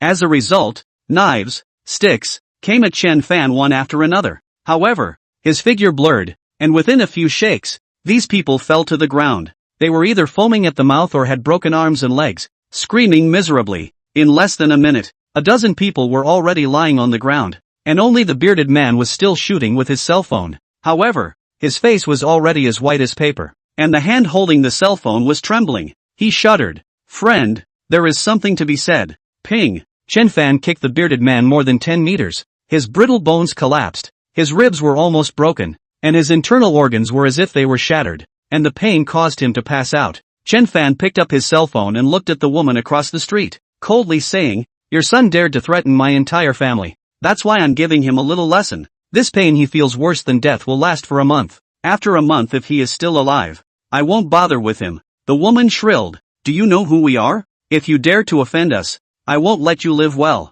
If anything happens to my son, I want your whole family to die with you." Chen Fan laughed, "Wanting my whole family to be buried with me? No wonder Huang is so crazy. So he has an arrogant mom." He then threw his cell phone into the river and got back on the road, continuing to ride his bike home. While Song Shihao and Xiang Zun were both away, Han Linger had moved into the small courtyard next door to live. Hearing the commotion of Chen Fan's return, she entered the courtyard through the small door and asked with a smile, "Brother Chen Fan, can I ask you something?" Chen Fan was washing his face and said, "What is it? Say it." Han Linger walked over with her hands behind her back, tilting her head as she asked, "I heard little Zun say that you cured him. Is that true?" Chen Fan let out a "Hmm. There is such a thing." Han Linger's eyes glowed. "Brother Chen Fan, I heard Song Shihao say that Xiao Zun was in a very dangerous situation and all the famous doctors were unable to do anything about it. But you cured him after only a short while. Brother, your medical skills are too powerful." "Chen Fan, what is your purpose in praising me so much?" Han Linger smiled. "Brother Chen Fan, my grandfather's legs have been paralyzed for many years and he can only sit in a wheelchair. Do you have a way to cure him?" When asking this question, Han Linger was very serious, her eyes gazing at him without blinking. "Chen Fan, then how do I know? Unless you bring the patient to me, I can only judge if it's treatable." Han Linger blinked and said, "Then is it okay if I ask my grandfather to come over tomorrow?" Chen Fan, also looking to verify his medical heritage, and nodded his head in agreement painfully, saying, "All right, let him come over and I'll give it a look." Han Linger was overjoyed. "Thank you, brother Chen Fan." Chen Fan went back to his room to rest and Han Linger returned to her small courtyard when a man in black appeared in front of him and said softly, Mr. Chen was attacked on his way home, but those people's strength was limited. So Mr. Chen quickly took care of them." Han Linger frowned. What kind of person is so inconsiderate as to dare mess with him? Man in black, the other party should not know his identity. I've already sent someone to check. Here's the other party's information. He handed Han Linger his cell phone, which had some information about the Huang family and the cause and effect of what happened. This family surnamed Huang. They really don't know how to die. She thought for a moment and said, "This kind of small person. Leave it to Song Shihao." At this moment, Song Shihao was drinking and singing with Xiang Zun in a private club, surrounded by a group of beautiful young women. When he saw the incoming call, he immediately had the music turned off, then ducked into the restroom and smiled. "Second miss, do you have any orders?" Han Linger, someone is messing with Chen Fan. You deal with it. This kind of little person. I'm too lazy to do anything. Song Shihao laughed. "No problem. Leave it to me." He then received information about the Huang family. That night, Huang Wei's grandfather and grandfather, parents, aunts, uncles and others, were simultaneously investigated from the top. These people are unclean, living in mansions, driving luxury cars, and receiving high salaries, and they are investigated at the drop of a hat. By noon the next day, all of the Huang family line gave an honest account of the situation, and all of them had to be sent to jail, along with spitting out all that money they had embezzled. Soon, Huang Wei's house was seized. Since his mother and father, along with relatives, were arrested, he was left to lie alone in the hospital screaming in misery. The limited paternal energy of someone like Huang Wei was not on Chen Fan's mind, and he did not pay attention to it subsequently. The next day, he went to school as usual, and after reviewing one lesson, he went to the Moonwatch Villa. Arriving at the small courtyard in the mountain village, he immediately walked towards the peach tree. Since he often came here to practice his kung fu, Xiao Ran did not allow anyone else to come in anymore, and the door was closed when Chen Fan was not around. On the peach tree, there were 3 peaches. All of them were as big as 2 fists, red and emitting a tantalizing peach fragrance. Chapter 53, Zhou Foreigner's Blood Feud. Chen Fan murmured. It seems that the immortal power in my body has the effect of ripening fruits. It's only been one night, and it has produced 3 large peaches. He understood that this peach must have the same effect as the spirit date, and belonged to the spirit peach, so he picked one and took a bite. It was juicy and sweet. The flavor was indescribably good. He ate all the peaches, which weighed over a pound, in a few moments. Then he picked the remaining 2 peaches and put them inside. After practicing until noon, Xiao Yiren invited him to a small restaurant for dinner, and he specifically had someone fry dishes to treat Chen Fan to a few drinks. Filling up the wine, Xiao Yiren smiled and said, "Elder brother Chen, tomorrow I'm going to leave for a while. If I don't come back, I'll also trouble you to come and take care of these disciples and grandchildren of mine more often when you have the time. If you see that any of them have good qualifications, then give them some pointers." Chen Fan was a bit strange as he asked, "Elder brother Xiao, where are you going?" Xiao Yiren laughed. "Before I became famous, I actually lived in Shuxi. I was 30 years old and married my wife. At that time, I was a little famous, so a young local boxer of little fame approached me and wanted to spar with me. I knew he was trying to step on me to become famous, so I gave it my all. But the other man's boxing was very skillful, and we obviously had about the same amount of power, but he was still injured. The young boxer became famous overnight, while I became a laughingstock. 3 days later, he came back to me and insulted my wife in front of me. I fought back desperately and was seriously injured by him. I still remember what he said when he looked at me with a smile on his face. I'm just going to stomp on your dignity so that you'll be too scared to challenge me when you see me in the future." That day, my wife hanged herself. I hugged her cold corpse and cried for a day and a night. I hated myself for being incompetent, for being useless, for not even being able to protect my own wife. The next day, I left Shuxi, came to Jiangbei and went into hiding, teaching disciples, knowing that I was afraid that I would never be a match for that person in my life. I wanted to take on more disciples in the hope of training someone stronger than me so that I could avenge my death. Unfortunately, after so many years, not a single disciple has been able to meet my requirements. I'm getting older and can't wait any longer, so I must make a trip back to Shuxi. Xiao Hetero's eyes looked towards the door, and the muscles in the corners of his eyes were slightly throbbing. Obviously, he had been holding back for decades and had been waiting for an opportunity. Now that he was a transformation realm patriarch, he was going to return to Shuxi to take revenge. Chen Fan nodded his head. He understood the feelings of the Qiao foreigner and asked, "Elder brother Qiao, what was your name before?" The Qiao alien said, "Shu Tingyun. That's a name I haven't used in decades. What is the name of your enemy again? And what is his cultivation level now?" Chen Fan was still a bit worried for him, so he inquired about the situation over there. "Xiao Yiren, his name is Yu Jiuchuan, and he has already started a sect long ago. His cultivation level, 10 years ago, was already a transformation realm grandmaster. What it is now, I'm still not sure." Chen Fan was even more worried. If Qiao Hetero went to seek revenge on the other party now, it was highly likely that he would die at the hands of the other party. But he knew that he couldn't persuade him. He had already endured for decades.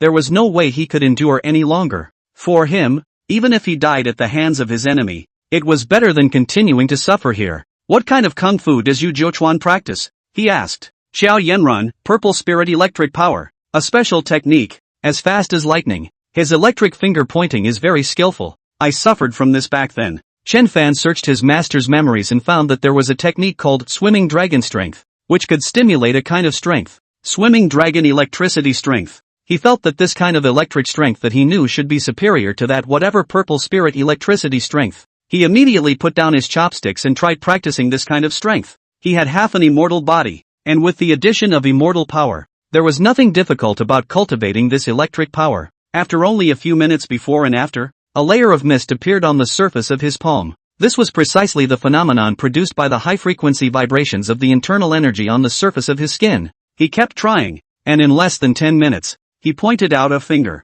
and a wisp of finger wind flew out, punching a hole in the opposite wall, and dust and ash kept falling from the hole. Xiao Yiren was taken aback and said, "Brother, what kind of kung fu is this?" Chen Fan laughed and asked, "This is also an electric finger. How do you think my electric finger compares to Yu Jiuchuan's?" Inhabitant Xiao took a deep breath. "Much more skillful. Although the opponent can strike finger wins, there's no way to generate such great power at this distance." "Chen Fan, that's fine. Eat first. I'll teach you afterward." After finishing their drinks, the two of them went to the small courtyard where Chen Fan practiced. He had Xiao Yiren lie down on the bench, exposing his back. Afterward, he used a silver needle to stab him in all the major acupoints around his body. Wisps of immortal energy entered his body through the silver needles. Even though it was only a tiny bit of immortal power, the change it had on Xiao Feirun was enormous. His eyes snapped open, his breath all raging, his head of white hair turning black. A portion of the meridians that had not been opened were all instantly opened as well, and his breath was incomparably deep. Chen Fan then reached out and lifted him up, allowing him to sit down and said, "You have a deep foundation, so you might still be able to break through." Although he was shocked, foreigner Qiao listened to Chen Fan's advice and immediately attempted to impact the next realm, the Divine Realm Patriarch. The biggest difference between a Divine Realm Grandmaster and a Transformation Realm Grandmaster was that the former possessed divine thoughts. Divine thoughts could make the strength more subtle and the perception of the surroundings sharper. Both were sect masters, but there was an essential difference. Generally speaking, if a Transformation Realm faced a Divine Realm, they would basically lose in less than 10 moves. The wisp of immortal power impacted towards the top of the head of the Qiao foreigner. There was a loud boom in his head, like a thunderclap exploding in his brain, shaking him. Immediately afterward, a soft force formed in his head, under the attraction of immortal power. These energies gradually converged together from the discrete. The whole process lasted more than 3 hours, and when the energies coalesced together into a ball of light, the Zhou foreigner realized that he could see everything around him without opening his eyes, and that it was clearer and truer than if he had used his eyes. He snapped his eyes open and said with an incredulous expression, "Older brother, I've made a breakthrough. I have a divine idea." Chen Fan was not surprised as he smiled. "Congratulations, old brother. I don't think you need to rush to take revenge now. First stabilize your realm, then I will teach you electric power. When your electric power is pure, then it won't be too late to take revenge. Don't you think so?" Xiao Hetero was very grateful, his eyes with tears. Suddenly Flop sound kneeling on the ground. Chen Fan was startled and hurriedly helped him up, saying, "Older brother, you and I don't know each other for a day or 2 or 5 left. Don't be like this. If you are like this, I will no longer come to the Moonwatch Villa in the future." Xiao Feiren had no choice but to get up, wiping his tears and saying, "I can't repay you for your kindness to me, old brother. From now on, old brother, my life is all yours. If you let me die, I won't even blink. I will wipe my neck right away." Chen Fan rolled his eyes. "Be nice, why would I let you die?" He looked at the time. "It's getting late. You cultivate well. I have to go beforehand." Yesterday, Han Linger said that her grandfather would come over to seek medical attention.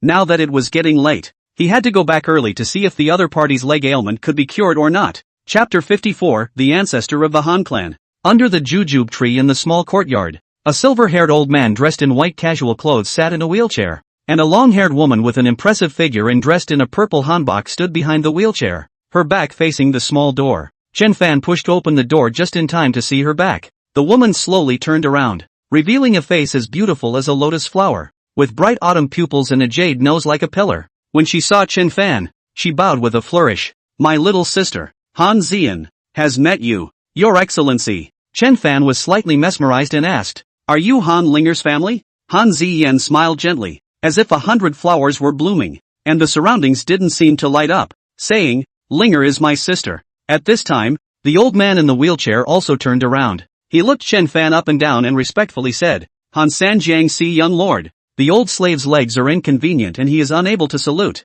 Please forgive me, young lord." Chen Fan was not surprised. The first day Han Linger appeared, he suspected that the other party was a member of the Han clan, only he did not ask in detail. "Well, no harm done. Which generation of the Han clan are you from? Who is Han Yuxing to you?" he asked. One of the 4 people that Li Xiangang instructed back then was named Han Yuxing. Han Sanjiang hurriedly said, "That's the old slave's grandfather." Chen Fan nodded. "So it has been so many years. How many people from your generation are still alive?" Han Sanjiang was a bit emotional and said, "Only the little man is left." Chen Fan came over and pressed his pulse, and a moment later, he said, "You made a mistake in practicing Kung Fu, and injured the foot Yangming stomach meridian and the foot Shaoyan gallbladder meridian, and the injury was very serious. Although you had saved yourself, you were no longer able to recover, and your legs were getting worse day by day. About 7 years ago, your legs were completely unable to walk, and even affected the operation of his breath around his body." Han Sanjiang was very excited as he nodded his head vigorously. "Young lord's medical skills are mystical. My experience back then was indeed like this." Chen Fan continued, "Not bad. You have opened up your spiritual veins to absorb the spiritual chi of heaven and earth. It seems that your meridians were injured when you first received the spiritual chi into your body." Han Sanjiang said, "Yes, young lord. Back then, I was too eager to impact the spirit realm and forcibly absorbed the energy of the red inferno spirit stone during the second stage. which resulted in searing my meridians, and even the spirit veins that had been opened with great difficulty were closed. Alas! I regret it every time I think about it now. Han Sanjiang, young master, is the old slave still saved? Chen Fan, if you were to find someone else, you would have no cure, but running into me, count yourself lucky. Han Sanjiang was overjoyed. Immortals are highly skilled in healing. It seems that the young master has already received the immortal's true legacy. Chen Fan, I'll write a prescription and you find all the herbs I need. These medicines are rare. I'm afraid they're not easy to find. So try it. He brought a pen and paper, wrote a prescription and handed it to Han Sanjiang, saying, try to find all of them. And if you really can't, I'll use other herbs instead. Only the efficacy will be discounted. The old slave will just have people try their best to find it. Han Sanjiang said, regarding my identity, you can't tell anyone. I snuck back this time, so in case master finds out, I'll inevitably receive a lecture. He faintly said. Han Sanjiang said, please don't worry, young lord. I will never let more people know your identity. Chen Fan, alright, then let's find the medicine first, and call out to me when you found all the medicine. He turned to walk back, and Han Sanjiang hurriedly said, greetings, young lord, and he glanced at Han Zian. Han Zian hurriedly followed over and softly said, young lord, I'll see you off. Chen Fan was a bit helpless and said, don't call me young lord in the future, and next door is my house. There's nothing to give away. Han Sanjiang hurriedly said, yes, then the old slave will temporarily refer to you as Mr. Chen from now on. Having said that, Han Zian still sent Chen Fan to the door and watched him return to his home. It was just after dark, and Yan Lan was already preparing today's meal. Song Shihao and Xiang Zun weren't coming for dinner, but there was still a Han Linger, as well as her sister and grandfather. So dinner was hearty. Chen Shuizhen was also helping in the kitchen as he said, little Fan, Grandpa Linger and sister are here and will be staying for a few days. You go to the butcher store at the village entrance and buy 2 more pounds of beef brisket, and I'll stew a pot of beef brisket and tomato soup. Chen Fan agreed and went out to buy meat. Without taking a few steps, he saw a black cat with oily fur walking along the road. Its left front leg was injured and it was walking on 3 legs with blood still dripping down from its paws. This road has a lot of traffic, and often dogs and cats are run over and crushed, and this black cat should have just been injured. Passing by the black cat, Chen Fan stopped his steps, considered for a moment, and reached out to pick up the cat. It was a stray cat, and Chen Fan had seen it a few times before. The black cat didn't resist, just gave a soft meow and allowed Chen Fan to pick him up. Don't you look for cars when you cross the street? Now it's good. Broken leg. He gushed at the black cat. The butcher store wasn't far away. Chen Fan quickly finished buying the brisket. He carried the meat in his left hand and held the black cat in his right hand. He soon arrived home. When he arrived home, he dropped the meat and carried the black cat into his room for treatment. Its front leg bone was broken, and the broken bone also pierced the flesh, which was quite serious. He cut off the hair on the cat's leg, applied antiseptic water and then set the bone. His technique was extremely subtle, connecting all the broken bones and fixing them with a small wooden board. In order to allow the black cat to recover as quickly as possible, he also inputted a bit of immortal power to speed up the recovery. Don't move around. Mess up the board and you'll be a disabled cat from now on. Chen Fan warned the black cat and then took some meat for it to eat. The black cat was actually obedient, and after eating the meat, it just lay there and didn't move. After Chen Fan went out, in the black cat's pupils, a few strands of golden aura flashed out, and then on its head, a handful of golden hair grew out. The cat's claws also gave birth to some changes. The edges actually grew 2 more meat pads and claw toes. On the black cat's head, a slit opened up underneath the handful of blonde hairs, and some sensitive cells grew rapidly inside. In fact, the black cat's whole body is undergoing a marvelous change. Its ears are more sensitive, its sinews stronger, and its bone shape altered. For dinner, Han Zian came over for dinner, and finally Han Linger returned. Han Sanjiang, the Han clan's oldest ancestor, was actually very restrained, pushing that he wasn't feeling well and didn't come over. So Han Linger served him some rice and sent it over. Between meals, Yan Lan looked at Han Zian for a while, and then Han Linger for a while, and laughed. You sisters are really pretty, and you'll both definitely be able to find a good family in the future. Chen Fan smothered his meal and went back to his room to practice after eating. So Han Linger didn't have a chance to talk to him more even if she wanted to. His 9 Yang immortal technique had already come to the 3rd level, and unlike the first 2 levels, he had achieved it almost overnight due to the foundation he had laid. But now, he had to cultivate slowly in order to bring the 3rd weight of the immortal technique to perfection. In this level, the cultivation was Yuan Shen. With the Yuan Shen, he was also a God Realm Patriarch. After this period of hard cultivation, The violet true qi was converging in his mind. A wonderful feeling arose. And in a trance, Chen Fan felt his consciousness detach from his body, slowly ascending higher and higher into the air. He then saw his own body. He was sitting on the bed, his precious face solemn. Chapter 55, The body is like a furnace refining hundreds of evils. The moment Chen Fan's consciousness was detached from his body, a precious light shot up into the sky. Within a radius of 1,000 miles, countless demons and evil spirits caught wind of it and transformed into black light and gusts of black wind, like 10,000 birds returning to their nests, furiously dashing towards his physical body from all directions. Han Sanjiang, who had a spirit realm cultivation, had a keen sense of sensation,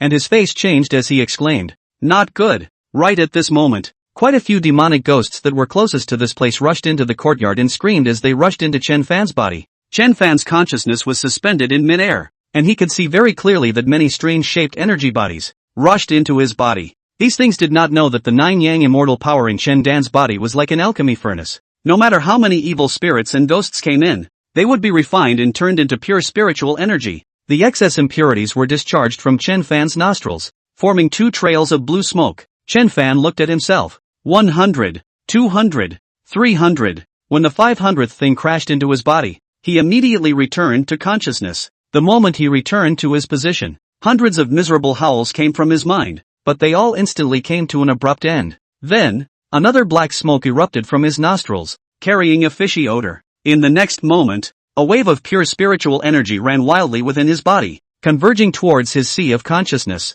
Boom! There was a thunderous noise. The air pressure in the room instantly increased several times. The windows sounded loud, and the walls and furniture buzzed for more than a second. In Chen Fan's sea of consciousness, an energy body identical to him appeared, with a clearly recognizable face and a height of 2 meters 3, like an enlarged version of himself. "Is this my genjutsu?" he muttered. At this moment, Han Xian's eager knock came from outside the door. "My lord, are you alright?" Chen Fan knew that Han Sanjiang should have sensed something and said, "I'm fine, just practicing." Outside the door, Han Ziyan breathed a sigh of relief. "It's good that your son is fine, so Ziyan won't bother you anymore." He closed his eyes again and his divine thoughts radiated out towards his surroundings. 10 meters, 30 meters, 100 meters, 1,000 meters. After his divine thoughts spread out to 3,000 meters away, they began to decay drastically, and his senses were already very fuzzy 5,000 meters away. Currently, the perception range of my divine thoughts is only 10 miles.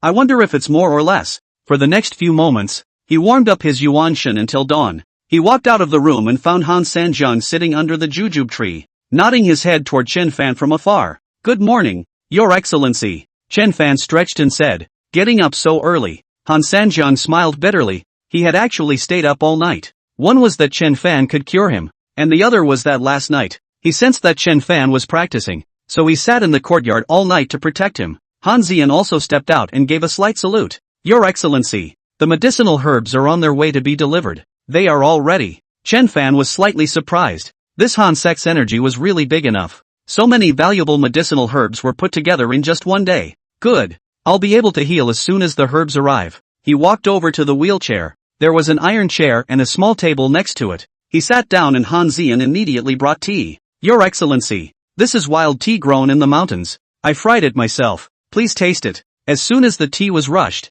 the aroma of the tea overflowed. Chen Fan couldn't help but take a deep breath and smiled. "Good tea." Then he asked, "Old Han, when you condensed your yuanshan back then, how high was your yuanshan and how far could your divine thoughts radiate?" Han Sanjiang laughed. "My lord, how am I qualified to condense yuanshan?" Throughout history, those who have condensed their yuanshan are all proud sons of heaven with authentic immortal biographies. Chen Fan froze. He remembered that foreigner Qiao had said that God realm patriarchs possessed divine thoughts. Han Sanjiang laughed. "Back then, when I broke through the divine realm patriarch, I had only condensed a trace of divine thoughts. At first, my divine thoughts were weak and could only explore a dozen or so meters outside my body. Later on, after my cultivation deepened and my divine thoughts were perfected at the divine realm, I was already able to explore a range of more than 100 meters in a radius. This is already a very good achievement among divine transformation realm sect masters. As for Yuan Shen, those of us can only look beyond our reach, and it's impossible to attain it in this lifetime."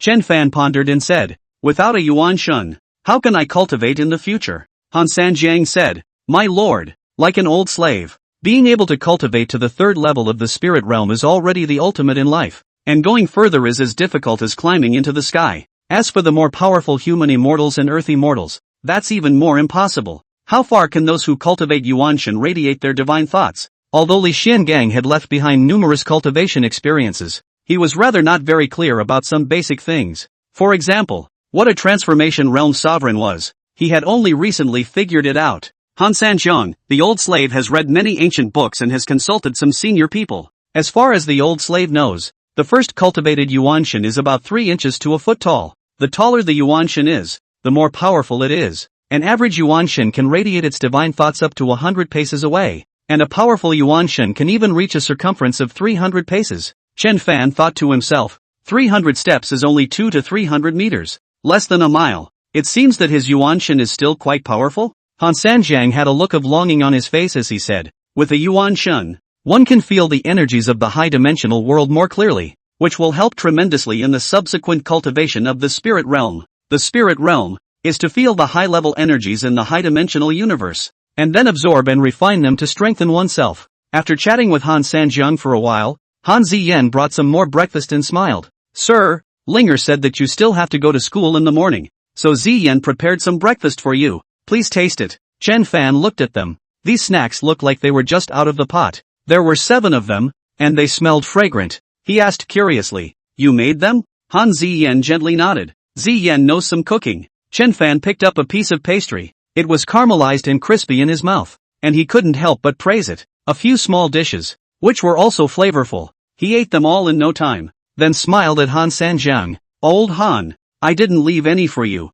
Han Sanjiang laughed. Your Excellency still has to go to school. You eat first, and Ziyan will do it again later. Wiping his mouth, he said, okay, I'll be back at noon to see you. After waving goodbye to his grandchildren, Chen Fan rode his bicycle all the way to the school in a whirlwind. The car rode into the school, and as he passed around the corner at the southeast corner of the school, he saw that not far away, Ginger Fei was blocked in the corner by a tall, skinny boy cursing profanities at her. The ginger princess scowled, and when the boy saw that no one was around, he reached out to touch her breasts. Zhang Fei violently pushed him away and the boys were furious, scolding, stinky cousin, what are you pretending for? So many boys have screwed you, can't I? Z, with a sharp brake, Chen Fan stopped the car on the side of the road and came over with big strides as he stared at the boy and asked, what are you doing? The boy was half a head taller than Chen Fan. His eyes glared and he said, grass, what I do is none of your business. Get lost. Ping. Chen Fan kicked him off.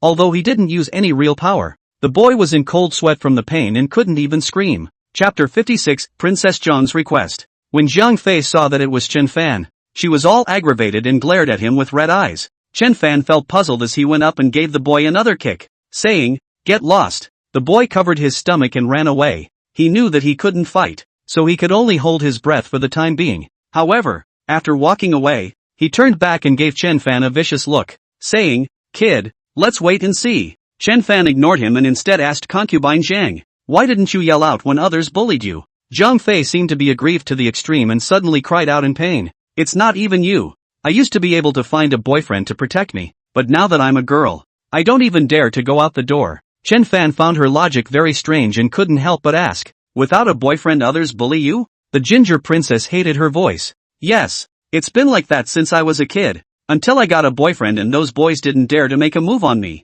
Chen Fan suddenly thought of something and reached out to press her pulse. A few moments later he came to a realization and said, no wonder, it turns out that your charming bones are heavenly and you are born to attract men. At this point, if you don't have someone around you who can protect you, you will be in constant trouble. In ancient times, the so-called red-faced scourge refers to your type of beauty. Some women are not the most beautiful in the world, but their natural charm makes them more attractive to men, which is the case with concubine Zhang. Being called a beautiful woman by Chen Fan, Zhang Fei suddenly stopped crying and asked with red eyes, what should I do then? Chen Fan sighed, you're born with it. There's nothing to be done. Princess Kong cried again, I can't have a boyfriend now, so who will protect me in the future? Chen Fan, didn't Song Shihao tell you that no one cares about you now, so why can't you have a boyfriend? Princess Jian wiped her tears and said, with Meng Xiaochuan in front of her and you behind her, which boy dares to want me? Chen Fan frowned, they dare not want you, so they dare to bully you? Princess Kong, so they're going to test it, and if you don't care, they'll get an inch. Chen Fan was a bit helpless as he said, tell you what, I'll give you my cell phone number, so you can directly find me if you run into this kind of problem again. Ginger concubine bit her lip and asked, "Then can I tell others that you actually like me and will cover me?" Chen Fan thought about it and felt that saying this would not have any effect on him, so he nodded his head and agreed. "As you wish." He sent consort Jiang to the classroom, and many people saw this scene and couldn't help but talk about it. Tomorrow was another weekend, so Chen Fan reviewed. At this point, he had already reviewed almost all of his subjects, so next week's exam should be no problem. After 2 big classes, he rode his bike home, and when he got to the front of the school he found Princess Kong standing there and waving at him. Chen Fan stopped in front of her and asked, "Something wrong?" Jiang Fei's pretty face was slightly red. She stepped forward and said softly, "Chen Fan, I may not be willing to believe it when I just say it. Can you take me on a bicycle and take me around the school twice?" Chen Fan was speechless for a while.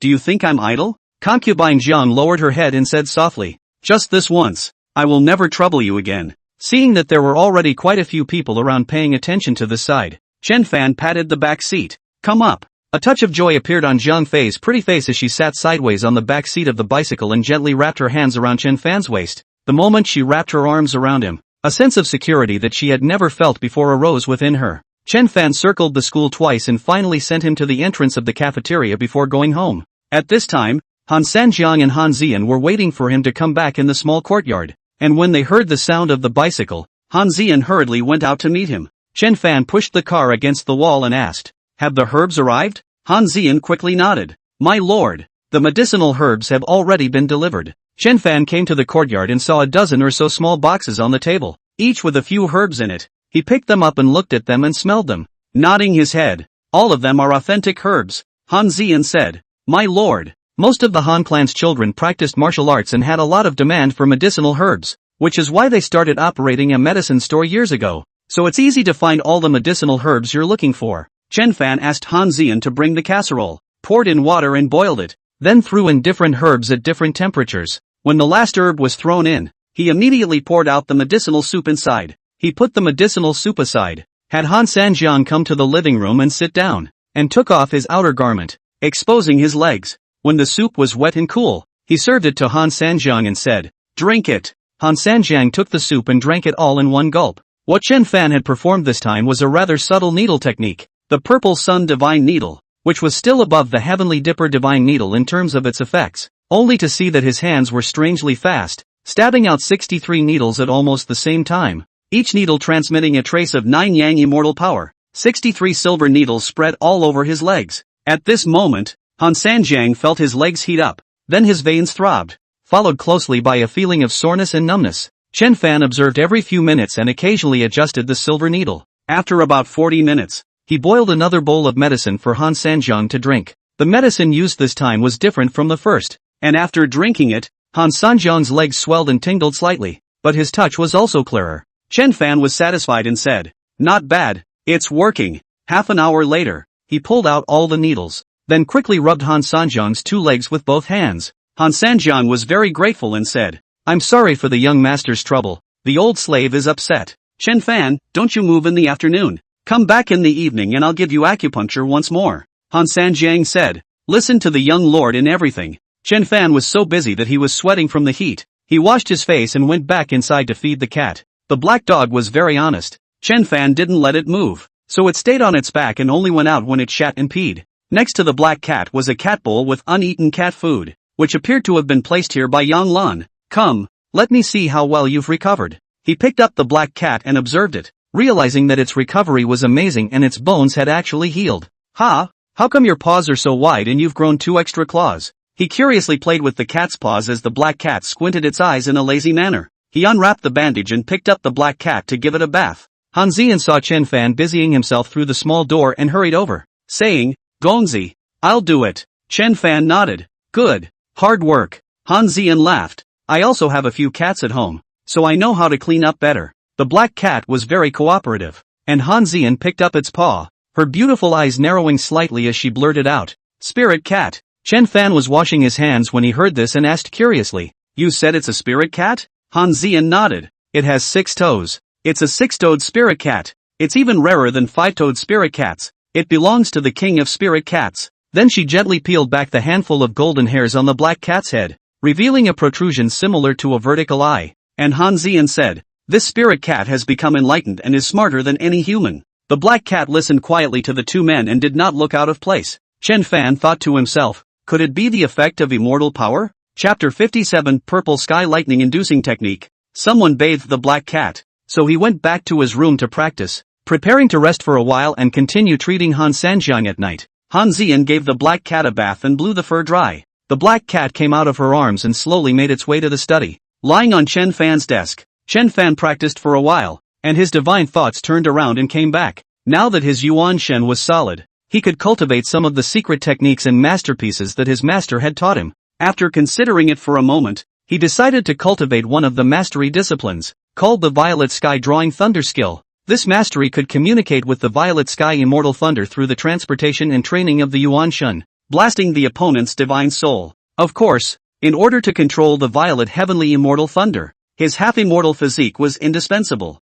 Otherwise, if the immortal lightning entered his body, he would instantly turn to dust. The first step in cultivation was to first absorb the faint Violet Sky Immortal Lightning to allow the Yuan Shen to gradually adapt, and this process would last for 10 days and half a month, after which it would be possible to formally cultivate. In order to practice, he climbed to the roof of the building, but it still felt almost interesting, so he got on his bike and went out, heading for the nearest mountain, Wind Thunder Mountain. Wind and Thunder Mountain was more than 30 kilometers away from Chen Fan's house by car, but he took a straight line. After riding for 7 or 8 kilometers, he came to a turn in the highway and started hiking on foot. After walking less than 10 kilometers inward, he arrived at the bottom of Wind Thunder Mountain. Wind Thunder Mountain was more than 900 meters high, and when he arrived at the top, he jumped onto a huge rock and sat down to receive the Violet Heavenly Immortal Thunder. The Violet Immortal Thunder was actually a high-dimensional spacetime energy that ordinary God Realm patriarchs could not perceive. While Chen Fan possessed a powerful Yuan Shen,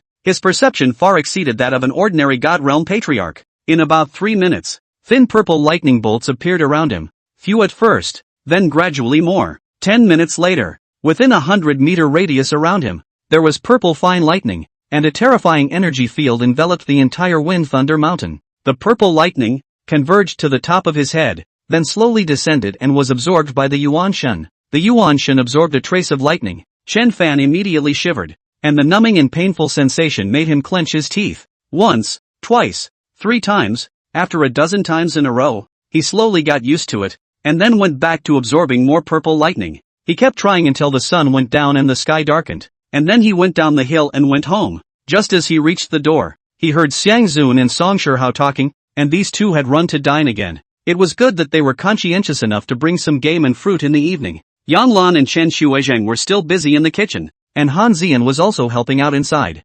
"Brother, you're back." Xiang Zun smiled and came over. Seeing him being, Chen Fan asked, "What is it?" Xiang Zun scratched his face and said, "Brother, just now I told Auntie Lan that I wanted to recognize her as my godmother, and Auntie Lan agreed. Now, I am your godbrother. If my godbrother is bullied, don't you have to help me out?" Chen Fan laughed coldly. "Your grandfather is the backstage of the Song family. What kind of person is crazy enough to dare to bully you? The Jade Emperor?" Xiang Zun pointed towards the small courtyard. "That old man inside. I just went to pick dates and this old man actually kicked me. Brother, help me teach him a lesson." Chen Fan was speechless for a while and asked, "What are you doing there for nothing?" Xiang Zun laughed. "I want to go and see if there are any more dates on the trees." Chen Fan shook his head. "You took a kick from him, so bear it." Xiang Zun froze. "Why?" "Chen Fan, he's the Han clan's oldest ancestor, a spirit realm powerhouse. Your grandfather may not even dare to mess with him." Xiang Zun was dumbfounded. "What? A spirit realm powerhouse? Boy, it's a good thing I didn't make a move with him, or else I'd be in deep." Chen Fan pulled him to the small courtyard, where Han Sanjiang was sitting in a wheelchair, twisting a jujube leaf in his hand and scrutinizing the veins of the leaf. "My lord." He bowed his head slightly, his tone respectful. "Chen Fan, this kid's name is Xiang Zun, and he recognized his godparents in a deadbeat, and is now my godbrother." Han Sanjiang hurriedly said, "Little friend Xiang, I was rude just now. I hope you won't blame me." Xiang Zun rubbed his nose. "Good point." Chen Fan said, "There are no more dates on the tree, so don't climb up there if you're fine." Xiang Zun gave a dry laugh. "Brother, the day after tomorrow is my grandfather's birthday. I want to give him a gift. Thinking about it, those dates are the best." Chen Fan asked, "Oh, how old is your grandfather?" Xiang Zun, "This is my 80th birthday. Grandpa loves me the most, but I'm not good at anything. My grades are lousy, and I don't have any special skills, so my cousins don't like me and think Grandpa is biased. This time, I want to give Grandpa a different birthday gift to make him happy. Chen Fan could see that Xiang Zun cared a lot about his grandfather's opinion of him. He thought for a moment and said, there is no way to send dates for a birthday gift. It's better to send a birthday peach. Xiang Zun's eyes glowed. Brother, we still have birthday peaches at home? Chen Fan went back to the house and took out a large reddish peach. Fragrant. One weighing 1.5 pounds. Xiang Zun's eyes widened. Is this a spirit peach? The fragrance is even better than that of spirit jujubes. The efficacy is a little stronger. So you can send this. Find a package to wrap it. Chen Fan said. Xiang Zun nodded repeatedly. Thank you, my brother. After saying that, he hugged Spirit Peach and ran away with his butt in his arms. Han Sanjian laughed. My lord, this Spirit Peach, like the spirit date, is cultivated by you, right? Chen Fan, sort of. It's almost time. I'll continue to give you acupuncture. This time, he didn't let Han Sanjian drink the tonics, just acupuncture and massage,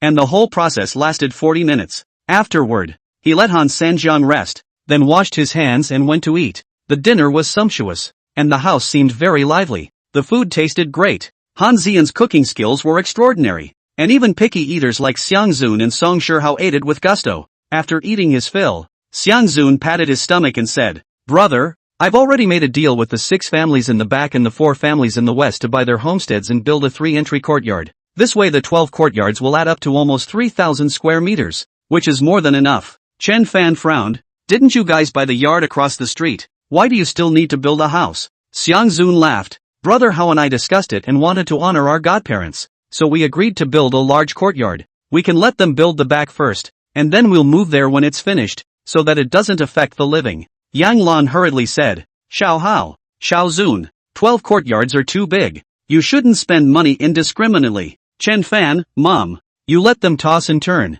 Don't worry about it. Let's move to the villa later. Hearing that Chen Fan had bought a villa, Xiang Zun hurriedly asked where he had bought it. After eating, Han Xian went back to the small courtyard to check on Han Sanjian, and then a cry of alarm came from the small courtyard. Chen Fan went to check and found that Han Sanjian was already walking with his step still steady, holding onto the wall. He frowned. Did I tell you to get off the floor? Sit back down. Han Sanjian, as the Han sect's oldest ancestor and a great man of the spirit realm, was at this moment like a small child who had done something wrong, hurriedly sitting back in his wheelchair before awkwardly saying, My lord, the old slave knows that he's wrong. He didn't explain, he just admitted his mistake. Chen Fan, although your meridians are open, your spiritual veins are still closed. If you don't want to open your spiritual veins, just keep walking.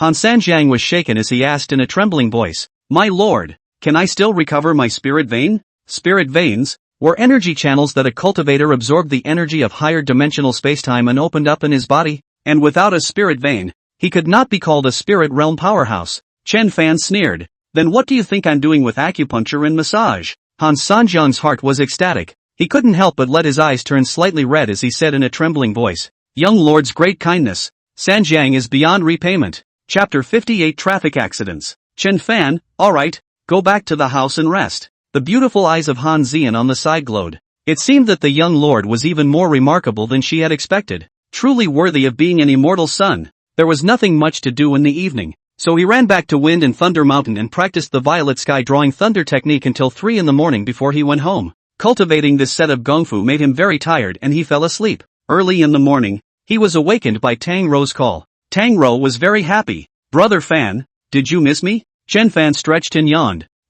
Think. Tang Rou let out a hum. So how much do you want it? Chen Fan, as loud as the thunder that strikes in the spring. Tang Rou gave a cheeky smile. Brother Fan, I'm already home. I slept the whole way and want to eat something. Chen Fan glanced at the time and said, Sure, what do you want to eat? I'll take you there. Tang Rou, let's just have some of Suji's noodles, but it's quite crowded at this hour and there's a line. Chen Fan, you've just arrived. Take a break first. I'll go ahead and line up. Suji's noodles are a local specialty, operating for 3 generations of old. A few years ago on TV, resulting in many netizens running to hit the spot, making locals want to eat a bowl of Suji's noodles have to wait in line for a long time. After washing his face, he rode his bicycle straight to Suji Noodle House. The sun was already high, shining on his scalp. He rode as fast as he could and stopped after a stoplight intersection. At this point, to his left was a red Palmer with an urbanite driver and a 1-year-old girl sitting in the back, with the female driver turning around from time to time to interact and talk to the child.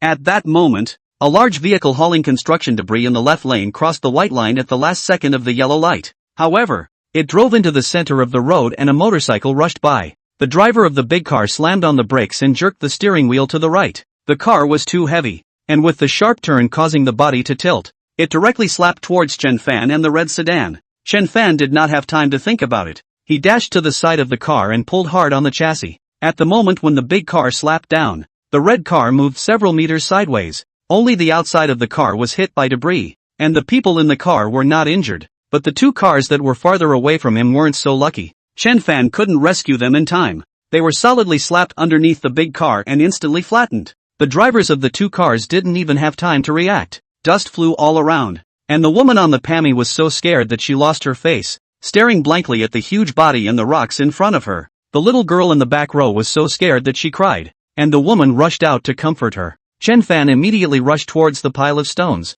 and the people around him also came over to help. But these stones weighed at least 100 pounds, and no one else could do anything about it. After pushing through a hole, Chen Fan suddenly stopped moving. His five senses were so sharp that he could no longer hear the heartbeats below. The three people in the two cars had stopped breathing. The driver of the big car climbed out of the overturned cab, and when he saw the scene he crouched on the ground holding his head, and the battery car that ran the red light took one look and sailed away. Nearby traffic police rushed to the scene, directing rescue. Not far away, a middle-aged man with a backcombed hair looked this way. He frowned, saw that the red car is fine and turned away. He got into a car, then dialed his cell phone and said, "Mission failed. Reprogramming." Chen Fan's bicycle was also slapped under the car, and he did not want it, silently leaving the scene with a heavy heart. Fresh life in front of the accident is so fragile, lost in an instant. Firefighters arrived at the scene shortly afterward, and the big rig was hoisted aside and the two cars were cleared. But the people inside had long since stopped breathing. The woman got out of the car, dressed in a long red dress, with long flowing hair and picturesque eyebrows, and began to be questioned by the traffic police. Hearing her say the car suddenly moved aside, the traffic police think something is not right, so accessed the nearby traffic surveillance to check. Surveillance is very clear. The big car was jerking because of the battery car, causing the body to tip over. Just then, a boy on a bike instantly jumped out of the car, bent over and pulled the chassis of the sedan dragged a few meters into the distance. He moved so quickly that the woman mistook the car for a rock to push it away. The woman looked at the surveillance video with a shocked expression and muttered, "So it was him who saved me and my daughter." Without a bicycle, Chen Fan ran to the noodle shop. Good thing it's only 2 miles or so. It won't take long to get there. The line wasn't too long, so he waited about 10 minutes to get his number. And then Danzo called. Tang Rou's house was not far from here, 6 or 7 minutes away. The two ordered 2 small dishes and 2 bowls of noodles, then simply ate breakfast. Feeling that Chen Fan was not in a very high mood, Tang Rou asked, "Brother Fan, are you unhappy?" Chen Fan didn't say anything about the traffic accident he ran into and laughed. "No, I was thinking about things." "Xiao Rou, did you have fun abroad?" Tang Rou laughed. "Well, it was quite fun. I was planning to go back home next week, but the exams are coming up next week, so I went back home early." After finishing the noodles, Chen Fan took out a few spiritual jujubes from his pocket and handed them to Tang Rou, saying, "Taste it." Tang Rou took a bite, crunchy, sweet and refreshing, with an aroma that she had never experienced before. She exclaimed, "Yummy, Brother Fan, what kind of date is this?" Chen Fan laughed. Born from his own jujube tree, Chen Fan had been considering one thing in the past few days. Since the immortal energy in his body was gradually draining away, why not use them to cultivate some more spirit dates and spirit peaches? When the immortal energy disappeared in the future, he would still be able to eat some spirit peaches and spirit dates to replenish them. Soon, the Tang family's driver drove to pick them up, and Tang Rou smiled. "Brother Fan, go to my house. I brought some gifts from abroad for you and your aunt and uncle." Chen Fan laughed. "Why are you so polite?" Tang Rou smiled. "Bought you a wristwatch and a belt, and also brought some specialties from over there for my aunt and uncle." The car drove to Don's house and the car drove straight to the basement parking space with a couple of large spaces in front of the door. Getting out of the car and walking inside, there was the negative floor of the residence. Tang Rou and Chen Fan took the elevator to the first floor. The living room on the first floor was super large, with a European style of decoration. A man in his 50s was sitting on the couch playing with his cell phone. When he heard the commotion he looked back. Tang Rou laughed. "Dad, he's Chen Fan." "Chen Fan, hello Uncle Tang." The man smiled and said, "Hello Chen Fan, Xiao Rou often mentions you. Please have a seat. Mrs. Lu, pour tea for little Fan." The man was tall. He stood around 1 meter 87, with dignified features and an excellent temperament. The other man's hair was combed without a trace of disarray, and he was wearing a white shirt, so he could tell that he was a handsome man when he was young. The man's name was Tang Rou, and he smiled as he sized up Chen Fan. After many years in the business world, he was very accurate in reading people, but at this moment, he felt that Chen Fan was unfathomable. The kind of calm demeanor he had on him was something he had only partially seen on a very few higher-ups. Chapter 59 The Tea Garden. The maid poured tea for Chen Fan, and Tang Rou smiled. Little Fan, try the homegrown Longjing tea. Chen Fan didn't drink much tea, but after smelling it, the tea carried a faint aroma, similar to a bean fragrance. Does Uncle's family have a tea garden? He asked. Tang Rou laughed. Back then, one of my business partners borrowed a sum of money from me because of cash flow. At that time, he mortgaged a tea garden to me. The tea garden was not big, more than 200 acres. Later, he could not repay the money. The tea plantation also returned to me. I like to drink tea myself, so I hired a tea fryer. Most of the tea leaves were given away or used for my own use, and a small portion was sold. He pointed to the tea bowl in front of Chen Fan and said, "This is 100 years old tea tree, not tea. The flavor is the best. I don't even want to give it away. Keep it for your own family to drink." Chen Fan took a small sip and felt a faint aroma between his lips and teeth, nodded his head and praised. Good tea. I don't know much about it, but I can taste several of its aromas. Tang Rou froze and couldn't help but ask, "Xiu Fan, you said you can taste several aromas?" Chen Fan nodded. Well, there are 4, 3 are more obvious and 1 is lighter. Tang Rou was greatly surprised to know that even he could only taste 2 aromas. The so-called 4 aromas were the words of a tea-tasting master, and he didn't think so at that time, but now after listening to Chen Fan, he realized that people were not wrong. Little Fan, it seems that you are a connoisseur, and it is modest to say that you don't know tea. He laughed. Chen Fan, it's true that I don't know much about it. Tang Rou sat beside him and didn't avoid Tang Rou's presence, holding his arm and saying, Brother Fan, my dad has saved a lot of tea. I'll get you a few pounds to go back and drink in a while. Tang Rou laughed. Yes, take a few pounds away in a while. Tang Rou, Brother Fan, why don't go away for the night? I'll take you to the tea garden to play. I raised 2 puppies in the tea garden. Especially cute. Let's eat over there at noon. The side of the tea garden is the restaurant opened by my family, which is a little famous in the area. There was nothing to do today on the weekend, so Chen Fan nodded his head and said yes. Tang Rou said, let's go together then. I happen to receive a client over there at noon. Tang Rou laughed. Dad, then we'll go to the tea garden first, so we won't wait for you. Tang Rou still wanted to chat more with Chen Fan and find out more about his family background, but seeing Tang Rou in such a hurry, he couldn't say anything else and smiled. Alright, let the driver send you there. When she went downstairs, Tang Rou asked the driver to put a bunch of gifts in the car, all gifts for Chen Fan's family. Yuncheng has been the main production area of Longjing tea since ancient times, and Tang Rou's tea garden is located on a hill, totaling more than 230 acres. The scenery of the tea garden is very good. The entrance is an open gate, surrounded by a circle of wooden fence. The car drove a little further in. There is a row of houses, on which hangs a signboard, written famous tea restaurant 4 words. Farther away, there are a few rows of tile houses where the tea plantation workers store their equipment and rest. As soon as Tang Rou stepped out of the car, a black and a red 2 little fat dogs rushed over, surrounding her and wagging their tails. Little black, little red, miss me? Tang Rou smiled and stroked the puppy's head. The 2 little ones are only 2 or 3 months old and are too fat to run. After teasing the dogs for a while, the 2 of them headed for the tea hills, with little black and little red following behind with their tails wagging, but they were so fat that they fell on their heels every now and then. At the bottom of the hill was an orchard with pears, peaches, apricots, walnuts, and so on, about a few acres of land. In the orchard, there are also some green vegetables and so on, and in the distance there is a fish pond, some chickens and ducks and other poultry in the vegetable field to find worms to eat. Tang Rou said the fruit trees and greens are homegrown and pesticide-free.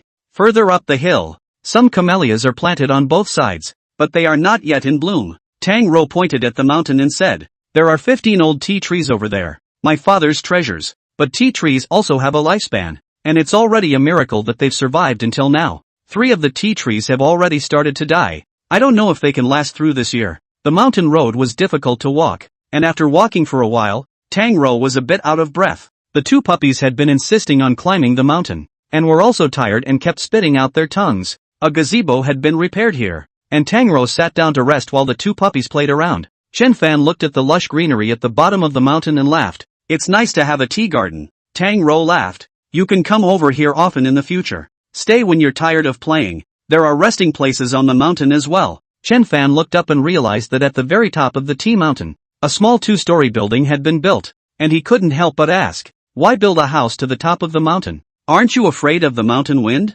Tang Rou, the scenery in the mountains is good. I live in the mountains for a while every year. And the house was built to guard those old tea trees. Chen Fan asked, are old tea trees so precious? Tang Rou nodded, aha. My dad is still counting on the tea fright from these old tea trees to participate in the famous tea selection conference and get a ranking. As long as we can get a ranking, the tea from the tea garden will be able to sell at a higher price. Chen Fan, tea here, how much profit per acre? Tang Rou laughed, around 20,000. More than 200 acres of land. Almost 4 million profit per year. Chen Fan, your father is in big business. This amount of money shouldn't be on his mind. Tang Rou laughed. That's true. But my dad treasures this tea garden and comes here whenever he can. Chen Fan felt strange, but didn't think much about it and smiled. Let's go and take a look at the old tea tree. Finally, they saw the first old tea tree after climbing for 10 minutes. The tea tree was partially dead, but the living part still had flourishing branches and leaves. Tang Rou said, Brother Fan, this tea tree is over 150 years old.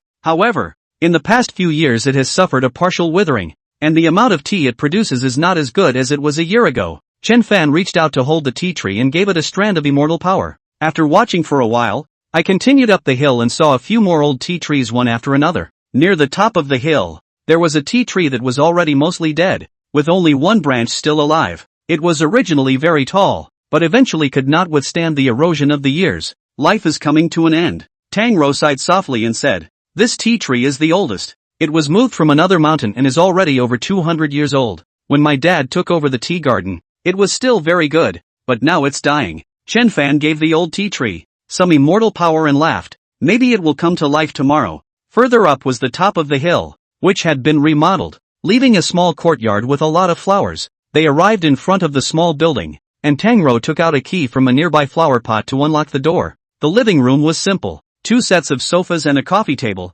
though it was dusty. Tang Rou, have someone come over and clean it up later. Then she asked, Van, why don't we just stay here tonight and go back tomorrow? Chen Fan, did you used to live here by yourself? Tang Rou laughed. I dare when dad is around. I don't dare much on my own. Chen Fan nodded. Okay, stay here tonight. The first floor was the dining and living room, and the bedrooms and study were on the second floor. One of the bedrooms was Tang Rou's, and there was a faint odor of perfume inside. Tang Rou immediately collapsed onto the bed and lazily said, I'm exhausted. I need to rest for a while. Chen Fan looked at her delicate figure and couldn't help but wrap his arms around her slender waist, and his hands were not honest. Suddenly, his phone rang, an unfamiliar number. He answered it impatiently and a woman's voice came from it. Hello, thank you for saving me this morning. Where are you? Can we meet? Chapter 60, I'll take it out on you. Chen Fan remembered the red Pammy and asked curiously, how do you know my number? I asked someone to find out. The other party said, I didn't mean anything else.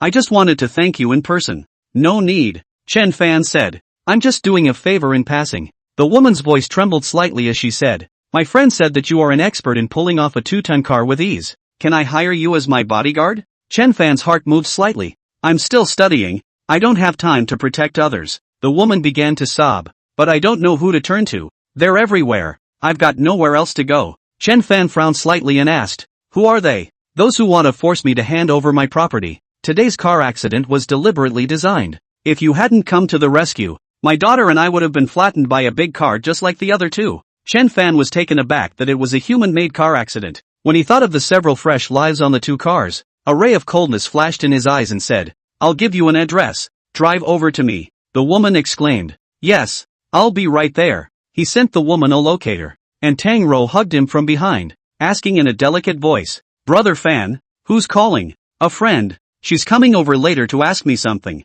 Just then, there was a great deal of talking coming from the backside of the mountain, and it sounded like there was more than one person. Tang Rou pulled back the curtains, glanced toward the back of the mountain, and frowned. It's them again. Chen Fan came to the window to check. There were 5 17 or 18-year-old teenagers at the bottom of the mountain. They were climbing towards the mountain. They were talking and laughing loudly. What are they? Chen Fan asked. Tang Rou, I don't know them. They've been running to the mountains a lot in the last 6 months. And one time they smashed the lock on the door and beat the big yellow dog I keep to watch the door alive. Another time, these people tried to make a move on me. And then the uncle who was watching the tea plantation rushed over and whisked them away. Speaking of the yellow dog, Tang Rou was sad and looked hatefully at the group of teenagers at the bottom of the hill. Chen Fan's eyebrows went up. These little brats owe it to themselves. Xiao Rou, I'll take it out on you. He jumped straight out of the window and headed towards the group of teens. Soon, the two sides approached, and a few teenagers sized him up with squinted eyes. Chen Fan smiled and asked, "What are you guys doing up the mountain? Does it matter to you?" A yellow-haired teenager skewered him back. "Chen Fan, go back. This is a private tea garden. No outsiders allowed." One of the teenagers, who was close to 1.87 meters in height and tall, glared his eyes out and walked up to Chen Fan, leaning his face very close, and said viciously, "Your little master just wants to get in. Will you bite me?" Chen Fan hit him with his head, and the man was hit so hard that his nose blood spurted wildly, covering his mouth and backing away. Blood kept flowing down from his fingers. The other four were furious and pounced on him at the same time. How could they be Chen Fan's opponent? They were all put down on the ground in 3 or 2 times, screaming in pain. Chen Fan kicked each of them a few times and said in a cold voice, "Get off the mountain. If you dare to come again in the future, I'll beat you up once I see you." The 5 men were so scared by the beating that they got up and fled up the hill. There were 2 SUVs parked at the bottom of the hill and 2 people in tracksuits were talking in front of them. The man was in a blue tracksuit, the woman was in red, and the 2 were talking and laughing. Male height of 1.8 meters or so, broad shoulders and waist, thick eyebrows and square face. He raised his eyes and looked, only to see 5 teenagers are very wretched. Some swollen nose, some black eye circles, but also in the ouch called. The man's brow furrowed as he asked, "What's going on?" The tall boy with the bleeding nose cried and said, "Brother Feng, there's a kid on the mountain who beat us up when we met, and said that we wouldn't be allowed to go up the mountain in the future, or else we'd be beaten up once." The man known as Brother Feng became furious. "Go, take me to him." The woman in the red sweatshirt pulled him back and said, "Brother Feng, I'll go with you." The 5 teenagers were instantly energized, and the taller teenager's eyes glowed as he said, "Brother Feng is a 4th-degree black belt in karate. Beating him up is like playing." "Yes, Brother Feng, teach him a hard lesson. Let him know how powerful we are." As these people headed for the mountains, Chen Fan had already returned to the small building and was teasing the 2 puppies at the door. He held the red dog in his arms and fed it a strand of immortal power. The little red dog narrowed its eyes at once, grunting very comfortably, and exposed its belly to Chen Fan. The little black dog immediately came over as well, pampering and being cute. Chen Fan smiled and followed by also feeding the black dog a strand of immortal power. The 2 puppies obviously endured much more immortal energy than the date tree and peach tree, and after absorbing the immortal energy, they ran to the corner and lay down, their eyes seemingly open. Tang Rou, on the other hand, cleaned up in the living room and wiped down the dining table and chairs. At this time, the 5 teenagers from before went up the mountain again, followed by a man and a woman in sportswear. Unlike the lousy situation when they came down the mountain, the 5 teenagers at this time were in a flurry of wind and fire, and their chins were tilted up to the sky. "Brother Feng, that's him." The sportswear man walked over and stared at Chen Fan and asked, "Did you beat them up?" Chen Fan put his hands in his pockets, stared at the 5 teenagers and said, "Did I say that if I go up the mountain again in the future, I'll beat them once I see them?" The 5 teenagers subconsciously took 2 steps back,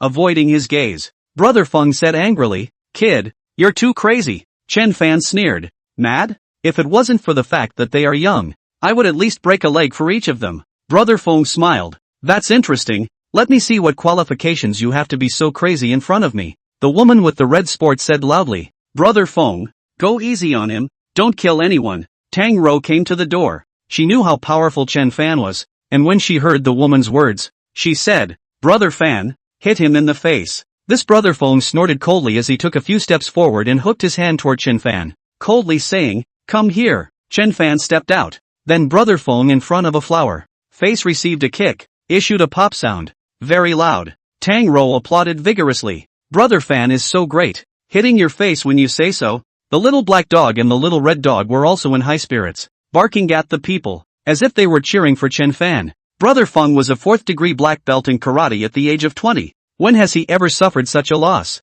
His face turned into a pig liver color. Flew up and kicked at Chen Fan. Chen Fan suddenly approached, and with a push of his right hand, he pushed the karate master away for more than 10 meters, and smashed heavily on a rock, letting out an cry of pain. The sportswear woman hurriedly went to pick him up, her face filled with shock. A 4th-degree black belt in karate was a very strong level of actual combat, but he actually couldn't even catch a punch from the other side. Chen Fan then walked towards the 5 teenagers and said coldly, "I said that if you go up the mountain again, you will be beaten once you see it. Will you do it yourselves or will I do it?" Looking at the most capable brother Feng lying in the distance grunting, 5 teenagers suddenly goat. The tall man quickly said, "We will be fine, do not bother you to do it." Chen Fan held his bladder and said indifferently, smacking each other's mouths, "You are blessed with 10 each." Chapter 61, A Woman with No Way Out. So, these 5 people smacked each other's mouths. At first the force was small, but by Chen Fan stared at, so they had to hit harder. Slap sound endless, with 10 slaps each. The faces of all 5 teenagers were swollen, and 2 already had tears welling up in their eyes. "Get lost," he said coldly. 5 teenagers rushed to pick up Brother Feng, fled down the mountain. When Brother Feng was about to go down the mountain, he suddenly turned to Chen Fan and said, "I'm not as skillful today, so I'll come back to teach you some other time." He was clearly not convinced and dropped this harsh comment at the end. Chen Fan said indifferently, "Next time, bring someone who can fight. Don't be a straw man like you." Feng's face hardened and he grunted heavily. When the group of people walked away, Tang Rou suddenly giggled and said, "I should have let you come, and taught these bastards a hard lesson." Chen Fan laughed. "They won't dare to come in the future." After playing for a while, he started practicing at the top of the mountain. The divine opportunity pile had already been practiced 5 times, and he started practicing the 6th one. In an hour or so, his 6th pile was practiced. A mysterious power infused his whole body, and his yuanshan was like bathing in immortal light. His form and spirit were all marvelous.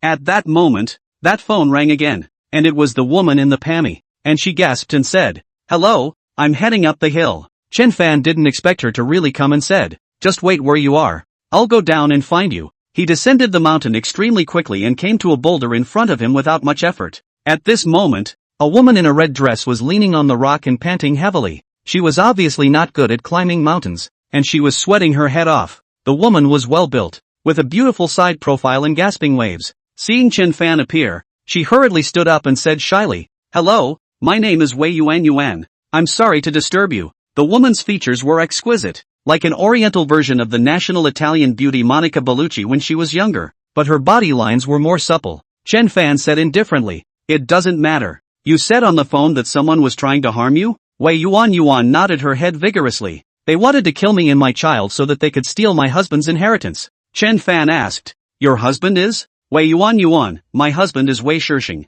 Chen Fan was taken aback. Wei Shishing of the Strong Star Group? Strong Star Group was one of the largest enterprises in Cloud City, with an annual revenue of more than $50 billion, making it a major taxpayer in the area. The president of the group was originally Wei Shishing's father, Wei Dizhi. When Wei Dizhi died of illness a year ago, Wei Shishing took over the Strong Star Group and became the chairman of the new group. Wei Yuan nodded. 2 weeks ago, my husband died strangely and suddenly, and then I've been constantly followed and my home has been rummaged through. Chen Fan sighed. A large group with tens of billions of dollars in annual revenue. The benefits were large enough to make many people desperate. This woman was already in a perilous situation. "What do you want me to do when you look for me?" He looked at Wei Yuan and asked. Wei Yuan's beautiful eyes were in tears as she said in a trembling voice, "I come from an ordinary family. I don't know who to ask for help. My daughter and I should have been crushed to death by a big car that day, but it was you who saved us. I have both gratitude and respect for you, so I rashly came to seek your help.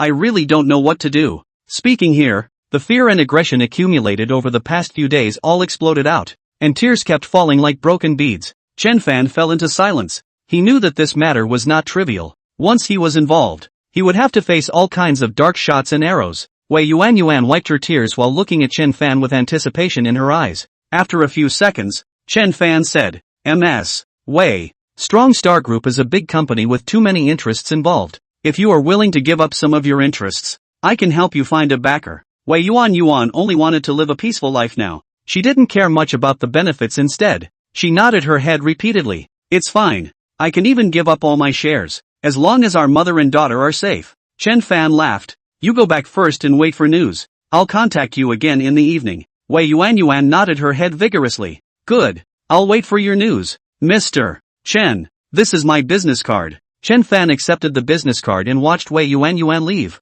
After going back and practicing for a while, Tang Rou came out and called him. "Brother Fan, my dad asked us to go to the restaurant." So the two skipped down the mountain. The little black dog and the little red dog immediately followed. The two little guys' pace is much more flexible than when they went up the mountain, running like a gust of wind. There were several luxury cars parked in front of the hotel, and not far from there were 5 arrow stacks where Tang Zhua and a man in his 30s were bending their bows and arrows. The bowstring vibrated, and both of them shot their arrows at the same time. But Tang Rou shot on the edge and failed to score. The man hit the 9th ring, and he laughed very pleased with himself, seeing Chen Fan and his daughter coming over. Tang Rou introduced the other party. Boss Feng, this is my daughter Tang Rou. This is Chen Fan, Tang Rou's boyfriend. The man was not tall, but had a strong middle voice and a loud voice. He laughed. Your daughter is a great beauty. If I were a few years younger I would definitely pursue her. Chen Fan said in his heart, what are you thinking? He saw that there was also a bow next to him, so he picked it up and pulled it twice.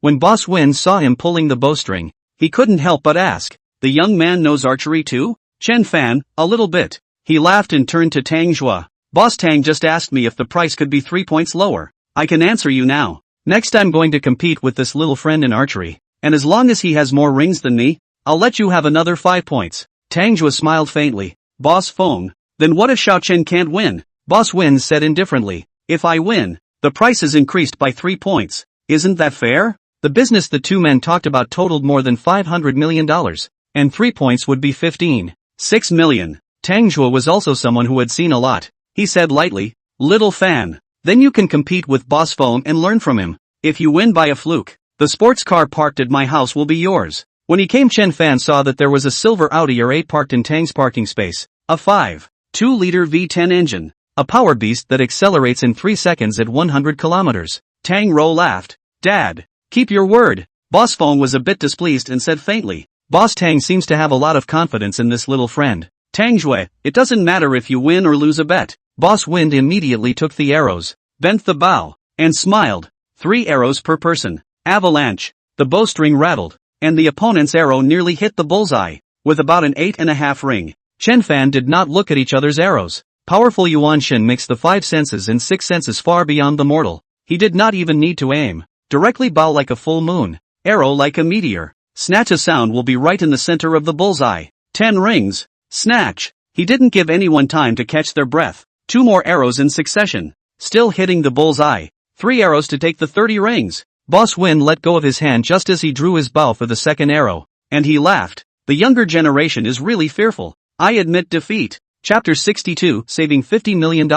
Tang Rou applauded vigorously. Brother Fan is great. Tang Rou laughed. I also didn't expect little Fan's archery skills to be so good. Boss Feng was a bit embarrassed on his face and said, Boss Tang, your bow is too light. It's not much fun. Otherwise we can play with a moving target. Chen Fan said, I haven't played with a moving target yet, but it's a pity that this bow is too light. It's better to be a bit heavier. Tang Rou laughed and asked, how heavy a bow do you want? Chen Fan, the heavier the better. Donzo, I was into archery some years ago and customized a compound bow with a pull of up to 200 pounds. Would you like to try it? Chen Fan's eyes lit up and smiled. Try it. Tang Rou went to the warehouse and took out a compound bow. Compound bows usually topped out at 100 pounds or so, but this one was a custom-made one he had found, with a maximum pull of up to 200 pounds, or more than 180 pounds. The arrows are also custom-made and are a little heavier than normal. Chen Fan slightly pulled back the bowstring and nodded. Not bad. Boss Wind raised an eyebrow and said, Kid, a 200-pound bow.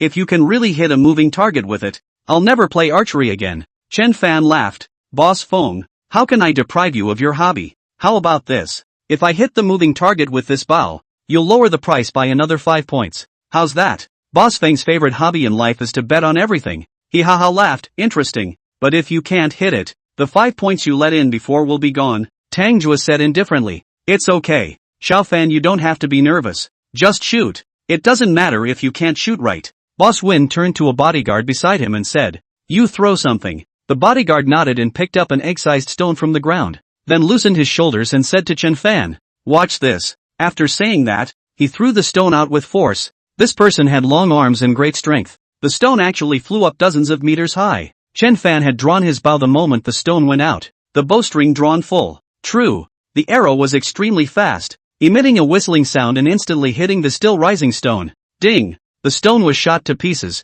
and the arrow, with its remaining power, flew a long distance further before it began to land. Yes, Tang Rou loudly applauded, his eyes glowing, knowing that his daughter had picked up a treasure. Tang Rou also jumped up happily. Brother Fan is awesome. Boss Wind opened his mouth wide with an unbelievable expression and muttered, how is it possible? Tang Rou laughed. Boss Feng, it was just a fluke. Now you have to give up 5 more points. I'm really sorry. This Boss Feng could afford to take it. He gave Chen Fan a thumbs up and said, "Amazing. I'm convinced." Boss Wind was no longer in the mood for archery, and didn't even drink any wine at lunch, ate a little and then excused himself. Before leaving, this Wind boss asked for Chen Fan's phone number and said that he would contact him often in the future. Sending off Boss Feng, Tang Rou sighed in relief. He smiled and patted Chen Fan's shoulder, saying, "Little Fan, saved me $50 million.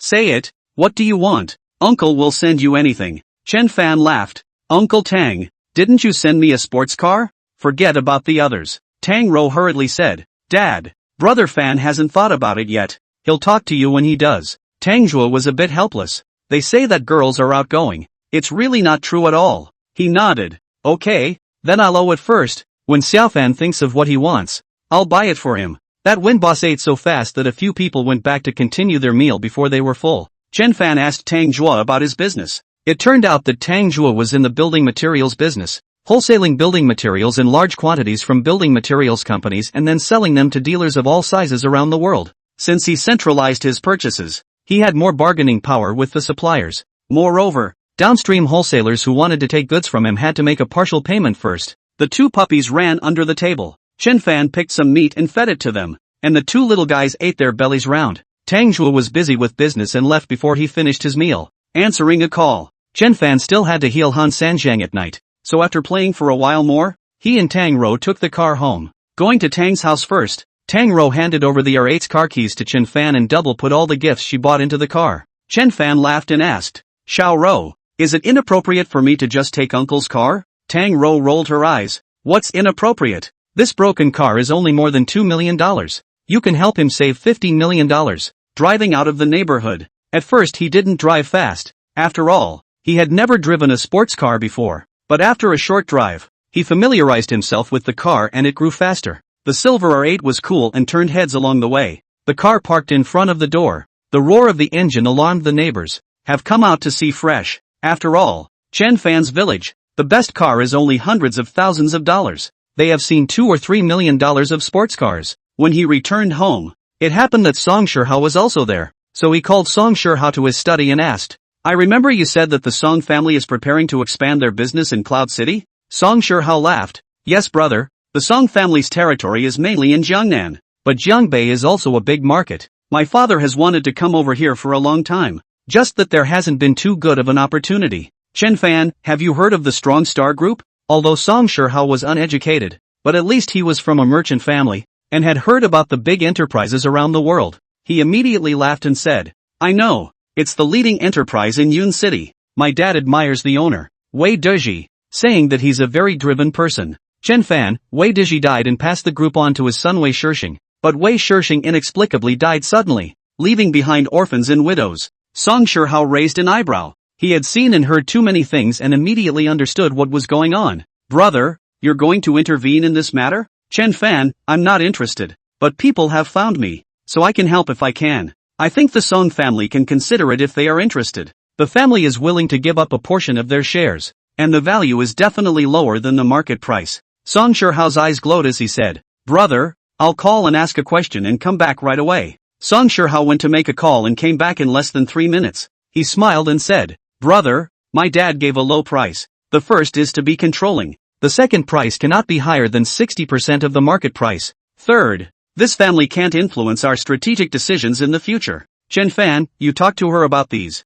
I'll make an appointment." Song Shihao nodded. "Brother, let's talk tonight." He immediately called Wei Yuan and asked her to meet him at a neighborhood restaurant at 6 tonight. After finishing this matter, he continued to treat Han Sanjiang. He once again urged his immortal power to stimulate his closed spirit veins. The silver needle stuck all the way down, during which it constantly vibrated and stimulated. 10 or so minutes later, Han Sanjiang felt his spirit vein heat up and faintly show signs of opening, and was instantly very excited. Chen Fan frowned. "What are you excited about?" Han Sanjiang smiled awkwardly and said, "I'm sorry, Your Excellency. I'll get it under control right away." After a few more minutes, a thin channel opened up in which the spirit vein began to run. Han Sanjiang was in tears at the moment, but he didn't dare to make a sound for fear that Chen Fan would yell at him again. Chapter 63, Reopening of the Spiritual Vein. Soon after, Chen Fan put away the silver needle and smiled. "Not bad. You can slowly cultivate in the future and recover in a month." Han Sanjiang got up and was about to kneel down, but Chen Fan pressed him and said, Sit still. I'll write a prescription and you have someone grab the medicine so that you can recover faster. Han Sanjiang wiped away his tears and laughed. To be able to meet young lord is a blessing that I, Han Sanjiang, have cultivated for 10 lifetimes. Han Xian was also wiping her tears and said softly, My lord, I just heard Song Shihao say that the Song family is buying up local businesses. Chen Fan said, I'll hold the line and let them talk on their own. Han Ziyan, my lord, this kind of big business involves too much. Although the Song family has a lot of money and power, as the old saying goes, a strong dragon can't overwhelm a snake, so this matter should be handled with great care. Why don't I find some local friends who have some power and give the Song family a stand? Chen Fan also felt it was reasonable and said, Good. For the negotiations at night, you can go along. Han Sanjiang said, Your Excellency, if someone does not know what to do, I will personally go out. You rest well. Chen Fan was speechless to this old man. When Chen Fan was out of the small courtyard, Han Sanjiang's expression turned serious as he said, Zi Yen, you quickly summon the Vermilion Bird Battalion to come to Yun City, and at the same time activate the Listening to the Wind eyewitnesses to investigate this matter with all your might. Yes. In this instant, an aura of solemnity flowed around Han Xian. Chen Fan returned to the courtyard. The black cat jumped down from the courtyard wall, circled around him, meowing, and then walked out. After a few steps, it turned back and meowed again. Ever since Chen Fan brought the black cat to the house, Yang Lan took it in and fed it on time every day. However, the black cat was used to being wild, and was out of the house most of the time, and didn't know what it was doing. Chen Fan could see that the black cat was calling for him, so he asked, Take me where? The black cat purred and picked up speed. After leaving the house, it ran into a piece of wasteland at the east end of the village in a puff of smoke. This place was deserted decades ago. The earliest person built a house here, and the result was that the whole family died in less than 2 years. Later, some people didn't believe in evil and came to build houses again, and as a result, the whole family got a terminal illness within a year. After several consecutive times, no one in the village dared to go near this place, so it became a wasteland. In fact, the land was very fertile, a good piece of land, but no one dared to plant it. In the last decade or so, the area has been built as a dumping ground, where the village's garbage was once thrown haphazardly, and piled up into a mountain of garbage back then. Then the city paid for remediation, cleaned up the garbage, and then planted many trees. Now that many years have passed, the trees here have grown very tall. The black cat came to a large tree, spun in place a few times, and began to paw at it, quickly making a pit. Chen Fan's heart stirred as he asked, There's something down there? The black cat gave him a look and continued to pick at the pit. Chen Fan went home to find a shovel to return his strength. Not long to dig out 2 meters deep a large pit. The last shovel down issued a wind sound. He dropped the shovel and raked his hands a few times,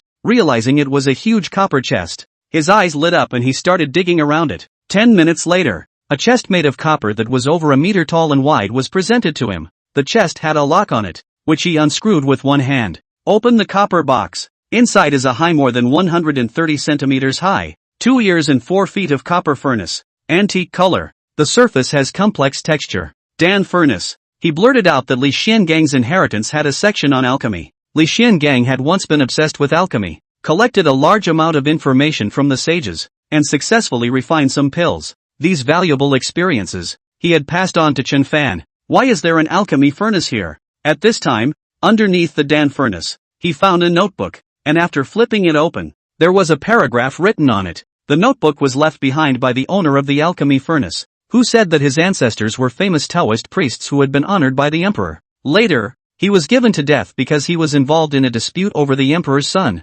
Before his death, the Taoist priest only asked his descendants to protect the alchemy furnace, so his descendants kept the furnace well protected. During the most turbulent years, this person was worried that the alchemy furnace would be destroyed, so he buried it in this place at night and waited for a chance to dig it up again. Seeing a glance at the inscription, the other party's name is Chen Zhaofeng. Seeing this name, Chen Fan froze. Chen Zhaofeng is his own great-grandfather. After half a day, this thing is his own family? His own ancestors of the Taoist ancestors are to be killed, but also instructed the descendants to save this furnace. That it must be extraordinary. He stroked the black cat's head and praised it a few times, then carried the copper box and headed for home. Along the way, he met a lot of people from the village and asked him what he was carrying, and he said he was buying handicrafts. Putting the Dan furnace away, he took some dried fish and fed it to the black cat, then channeled some more immortal energy into it. After studying the Dan furnace for a while, the time came to 5:30 p.m.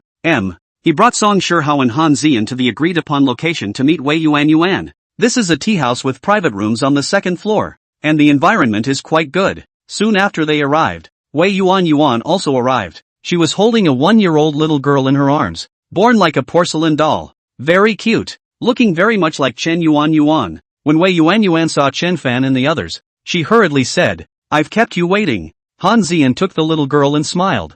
"Baby, Auntie hold you okay?" The little girl was not afraid of being born and nodded her head gently. "Chen Fan, let me introduce you guys. She is Wei Yuan. Now the heir of the Strong Star Group, MS. Wei. This is Song Shihao, a representative of the Jiangnan Song family. She is Han Ziyan, from the Han clan. These two people, both have the ability to bail you out. You can talk to them properly." Wei Yuan, however, looked at Chen Fan and said, "Mr. Chen, I'll listen to everything you say." Chen Fan laughed bitterly. "You trust me that much? Aren't you afraid that I will pick you?" Wei Yuan smiled. "Mr. Chen saved my life and my daughter's life. This kind of favor is bigger than heaven. I trust you unconditionally." Chen Fan had no choice but to ask, "Tell me about the Strong Star Group." Wei Yuan, I hold 63% of the shares of the Strong Star Group in my hands, and the rest of the shares are in the hands of the group's group of executives. Chen Fan, the Song family has a few conditions, so listen to them first. First, the Song family has to get at least 51% of the shares. Second, the price has to be a bit lower than the market price, roughly 60%. Third, you have to fully cooperate with all the Song family's decisions in the future. Wei Yuan nodded. "I don't have any other requests. As long as my daughter and I can be safe, nothing else matters." Some time ago, the investors valued the group at $85 billion. Chen Fan, according to this valuation, the Song family will give you $261,010,000 to purchase 51% of your shares on hand. Of course, you can also transfer all of your shares. The choice is yours. Wei Yuan thought about it and said, "Then transfer 51%. Song Shihao laughed. "MS. Wei, don't worry, with my Song family around, no one can threaten you in the future." Wei Yuan, when I came here, there were cars following me all the time. I think they might want to do something to me again. Can you provide the necessary protection? Han Ziyan, of course. I'll send a few people back with you in a bit. They'll be your bodyguards from now on. You can trust them. Just finished. The door of the private room was pushed open. 5 black-clothed strong men rushed in. The leader was a bald man. Bare arms thicker than an ordinary person's legs. Tattoos all over the body. He swept a glance at the crowd, grinned, and said, "Other than Wei Yuan, all of you get the hell out of here." Chapter 64, Imposter Incident. Song Shihao and Han Ziyan looked at each other, and the latter was about to get up when Chen Fan had already stood up, and he said indifferently, "You guys get lost now, and I can pretend that nothing has happened." The bald head touched his bare scalp and grinned. "Pussy brat, mouth is not small." Before he finished speaking, Chen Fan had already slapped him on the face. The bald man spun around in place 3 times and sat down heavily, his mind blinded. The rest of the group froze and backed away. Chen Fan picked up the bald man by the collar and threw him into a chair, then patted his face and asked, "Who sent you?" The bald man came back to his senses as he stared at Chen Fan and fumed. "Kid, do you know who I am?" "Ka-ching." Chen Fan reached out and crushed his peepa bone, causing him to let out a pig-killing scream in pain. "You have to say who you are as well." Chen Fan's hand was still pinching, and the bald head was hanging on to the pain. "I said, stop pinching." Ouch. Only then did Chen Fan let go, and the bald guy sucked in a breath of cool air and said, "It's Jijiu. He sent us here." "Who is Jijiu?" Wei Yuan said. "Jijiu is the chief of the group's defense section. Jai Chongfu, line 9 at home. So everyone calls him Jijiu." Chen Fan nodded, then grabbed the bald head and threw it to the door, saying faintly, "Get lost." These people knew he was powerful and immediately helped the bald man leave. All that remained was for both parties to sign the contract. After the signing, a man in black knocked on the door, a hidden murderous aura on his body, and respectfully said to Han Ziyan, "Missy, 300 brethren from the Vermilion Bird Battalion have arrived in Cloud City." Han Ziyan nodded and pointed at Wei Yuan. "You send a group of people to take care of MS. Wei's safety." "Yes," the man said respectfully. After things were settled, Han Ziyan had someone escort Wei Yuan mother and daughter back. Song Shihao called home to explain the situation, and the Song family fully supported it. Song Shihao still had business to attend to, so Chen Fan and Han Ziyan returned home first. It was already dark, but he had just come home when he heard someone cursing and swearing at his own door. Chen Fan heard that it was Chen Shuehu. He didn't even live at home anymore. Why did he come back to his old home to scold people? What the hell? You think you're a big deal just because you bought a villa? Let me tell you, your whole family is a short-lived ghost, making money today and dying tomorrow. What are you, Chen Shuizheng? What's the point of getting perfect scores on your exams? You didn't get into college, did you? Then he scolded Chen Fan, your son has the look of a short-lived ghost. Within 3 days, he will be struck by misfortune. Even if he cursed himself, he actually cursed his own son. Yang Lan and Chen Shuizheng both pushed the door out and were about to argue with him. Chen Fan walked over at this time and said indifferently, Chen Shuihu, are you having a brain fart and running to my door to curse? After being taught a lesson by Chen Fan last time, Chen Shuihu was a bit scared of him. He subconsciously retreated 2 steps away and glared. What? You hit me? Smelling the smell of alcohol all over Chen Shuihu's body, Chen Fan said indifferently, what am I hitting you for? You have this short-lived look. I see that you're going to have a stroke soon.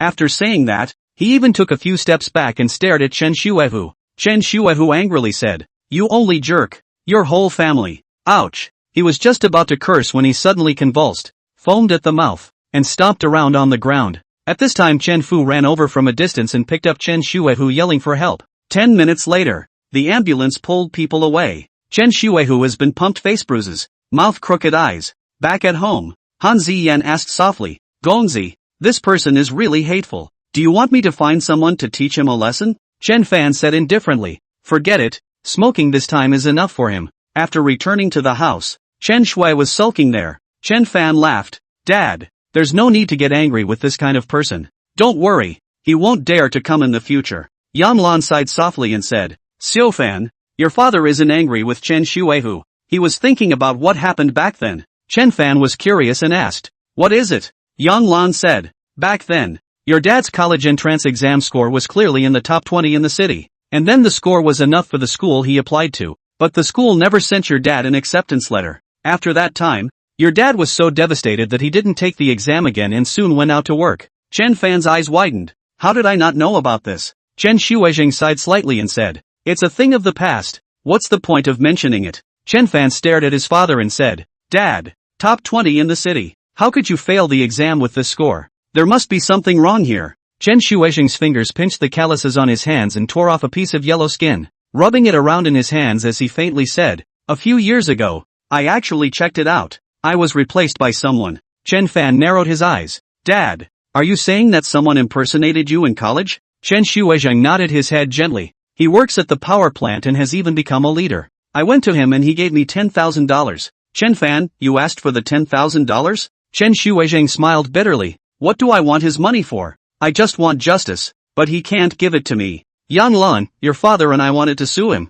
but on the same day, Lu Sandao came to our house and threatened to cut off your arm if you dared to make trouble. Even if your father had a great deal of grievances, he couldn't let you be threatened. Chen Fan laughed. Dad, your grades are so good. It's too bad that you didn't repeat your studies in the first place. Chen Shuizheng laughed. Isn't it quite good now? If I hadn't gone out to work back then, I wouldn't have been able to get to know your mom. Chen Fan looked at Chen Shuizheng and then at Yang Lan and asked curiously, Mom and Dad, how did you guys meet? Chen Shuizheng smiled embarrassedly, and Yang Lan gave him a blank look and said, at that time, it was very hard to work outside, so I worked hard to get my license after work, but I was stupid, and your father saw me struggling to learn and took the initiative to help me. He's so smart. He understands everything. That's how we got to know each other. Chen Shuizheng laughed. Your mom was the factory flower in the factory back then, and there were many people chasing after her. Yang Lan laughed. What's the use of that? It ended up in your hands. Chen Shuizheng, it's just that I've made you suffer all these years.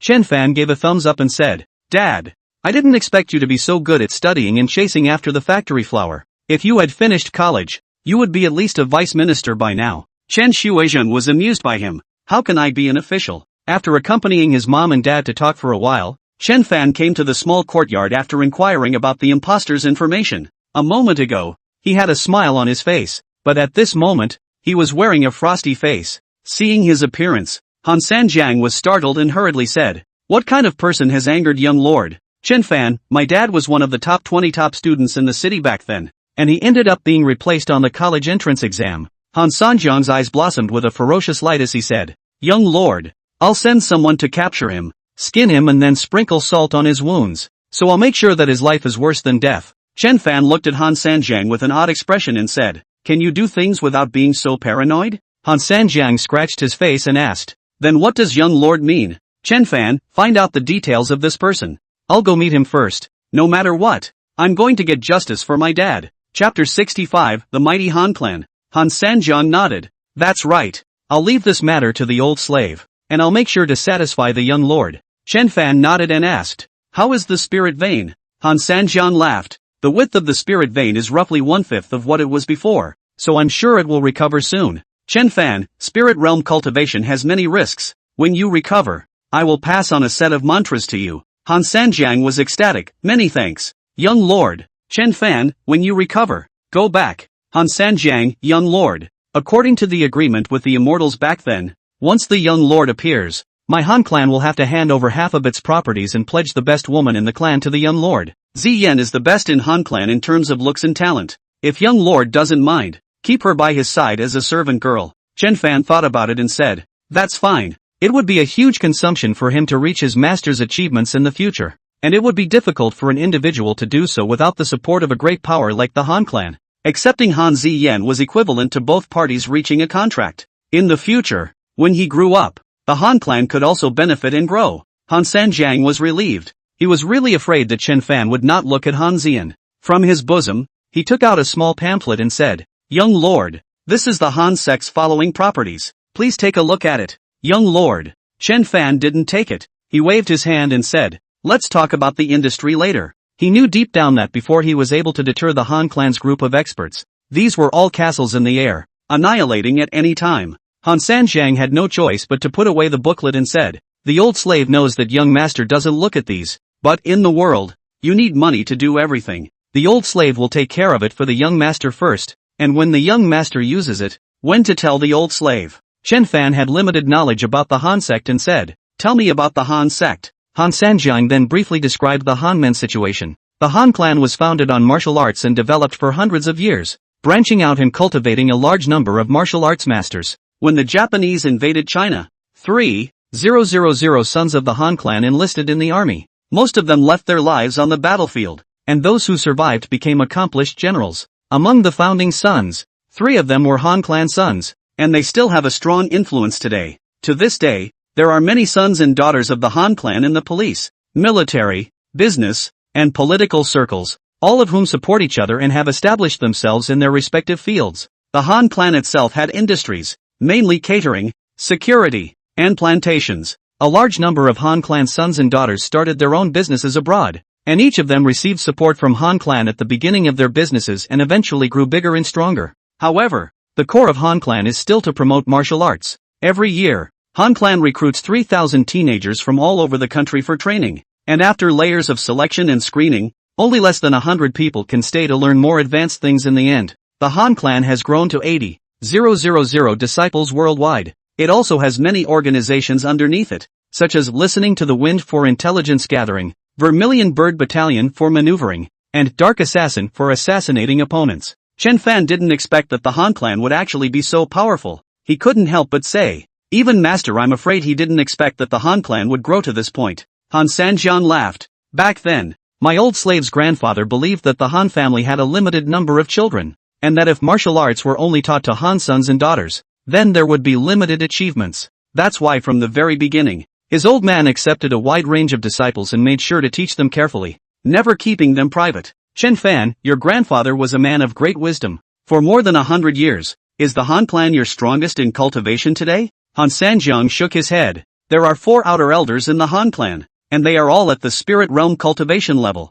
However, they all have to act at my command. It's just that in the past 10 years or so, my cultivation has fallen out of the spirit realm, and these 4 have become less and less obedient to my orders. Chen Fan frowned. They have a backlash? Han Sanjiang, that won't happen. After all, they can't leave Han clan either. They probably feel that I'm no longer worthy of commanding them. In fact, the reason I was in a hurry to break through back then was that I felt the pressure from the 4 elders. They're all younger than me, but their cultivation is on par with mine. So if I don't break through, it'll be hard to suppress them in the future. Chen Fan, the Han sect is a large sect with 80,000 disciples, and it's even harder to manage than a large company. Han Sanjiang laughed. Now that it's better, the young lord has healed my injuries, they'll at least listen to what I have to say. Chen Fan nodded. There is no need to worry. When your cultivation recovers, I have a way for you to press them.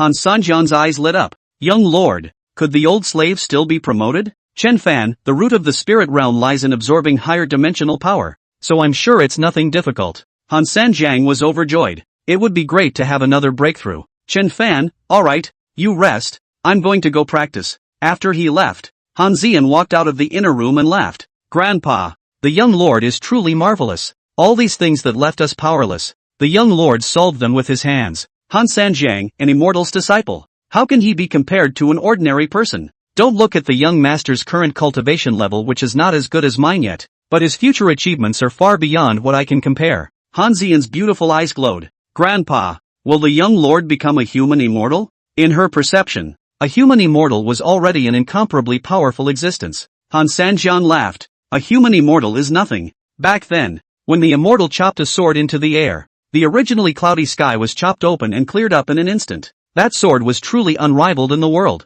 Do you think that this is something a human immortal can do? Han Zian's beautiful eyes widened. That's an earth immortal tactic, right? Han Sanjiang, it's at least a late-stage earth immortal. Zi Yen, those four families don't know about the existence of the young lord, and they don't even know about the pact between the Han family and the immortals. So you have to understand that the young lord is the Han family's last card. No matter how high their four elders' cultivation is, but without the young lord's support, they are going to be suppressed by my Han family forever. Han Ziyan nodded vigorously. Grandpa, I understand. Han Sanjiang, when I'm almost recovered, I'll return to the Han clan. You stay and take care of the young master. The young master is still young. You must follow his nature in everything and not make him angry. Han Ziyan had been instilled with similar ideas since she was a child, and she had known of the existence of a young master since she was old enough to understand. Ever since she was a child, she had learned all sorts of skills, even some means of pleasing men. Now that she had finally seen the young lord, her mood had changed from excitement and apprehension to one of admiration and joy now, because she knew that this man was worth all she had to give.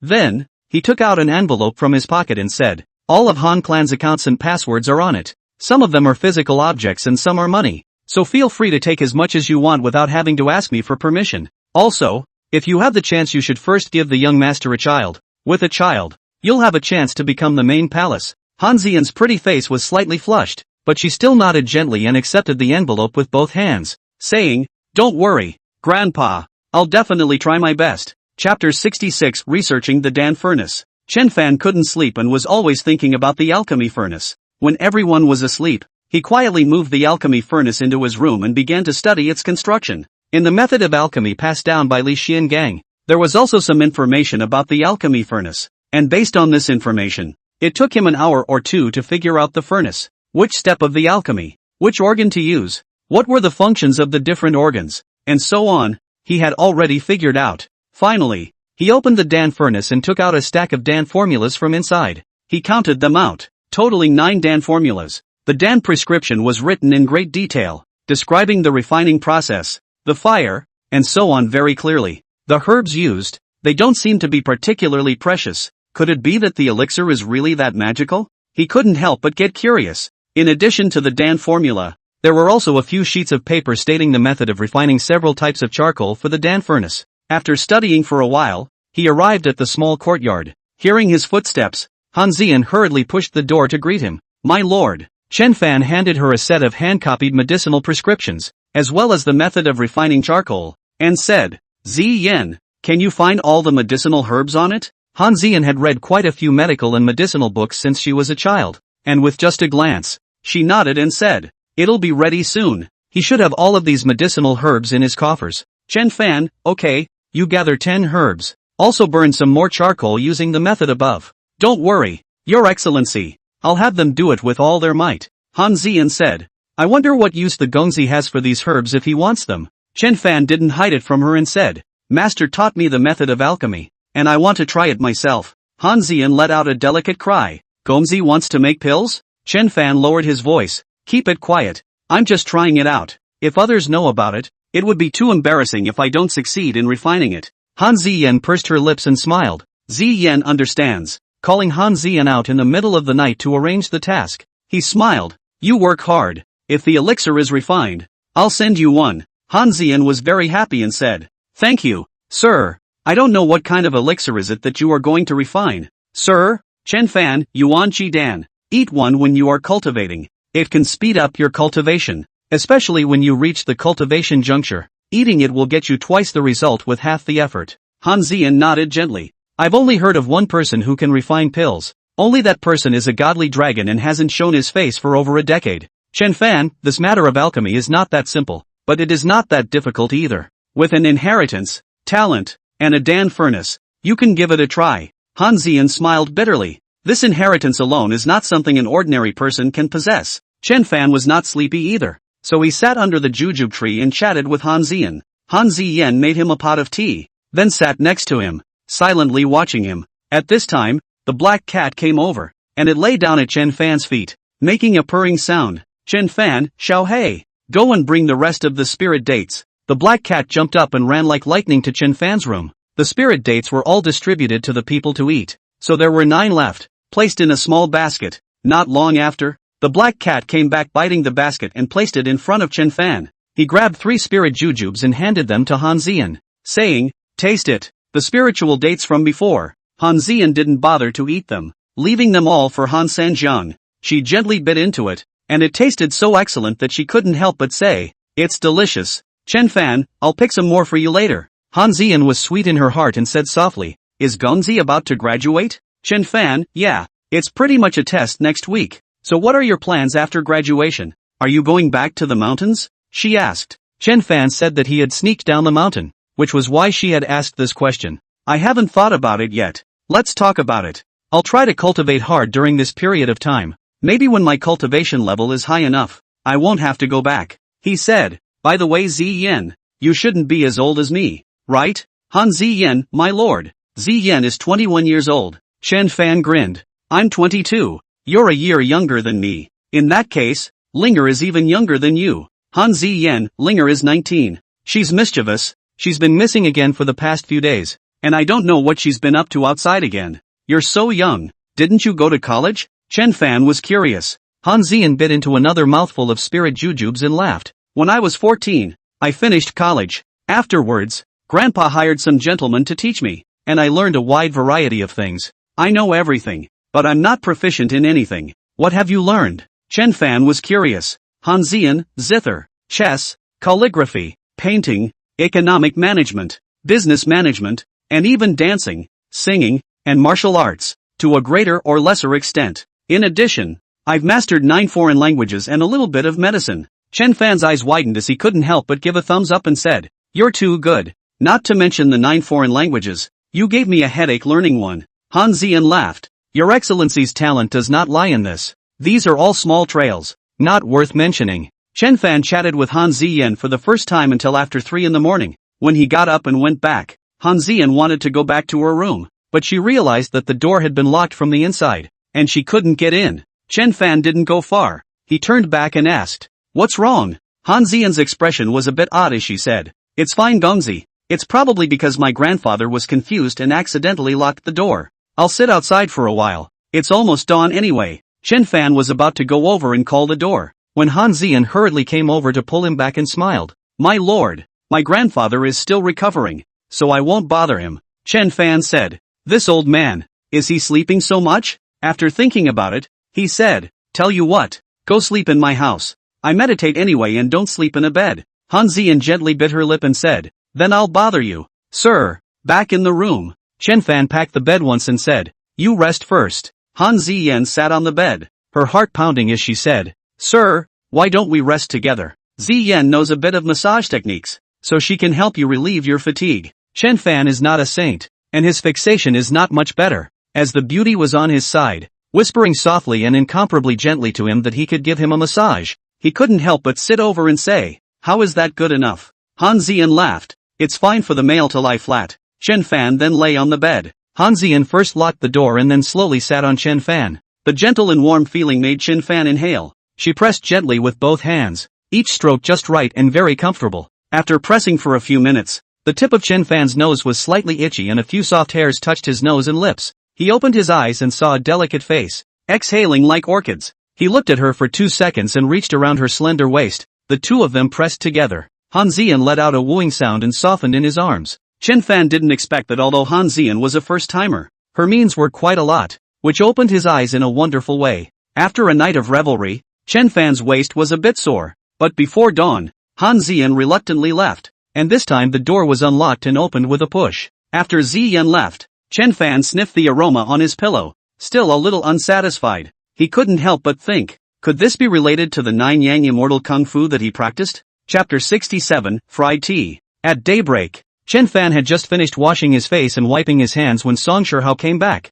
He said, "Brother, the acquisition of Strong Star Group has been finalized, and the contract will be officially signed today." Chen Fan, those troubles solved? Song Shihao smiled. Hanman has already investigated the situation clearly. Last night, those few people who were secretly messing around were dragged out from under the quilt and hung on the roof of the building to blow the wind for the whole night. These grandchildren were scared silly, and now they do whatever they're told to do. Humph. A bunch of jumping clowns. It's not easy to set them straight. Chen Fan, it's good that everything is going well. This is good for the Song family and Wei Yuan. Song Shihao said, and the man left. He had other things to do. Han Ziyan had prepared an exquisite breakfast and Chen Fan ate some of it haphazardly before driving to the tea garden. Yesterday, he had utilized his immortal power, so he wanted to go and see if the 2 tea trees were also able to produce new tea after the night's changes. Tang Rou made an appointment with him and came to the tea garden early in the morning as well. The two of them climbed halfway up the hill, and when they saw the 150-year-old tea tree, they only saw that the tea tree had grown a little taller in one night,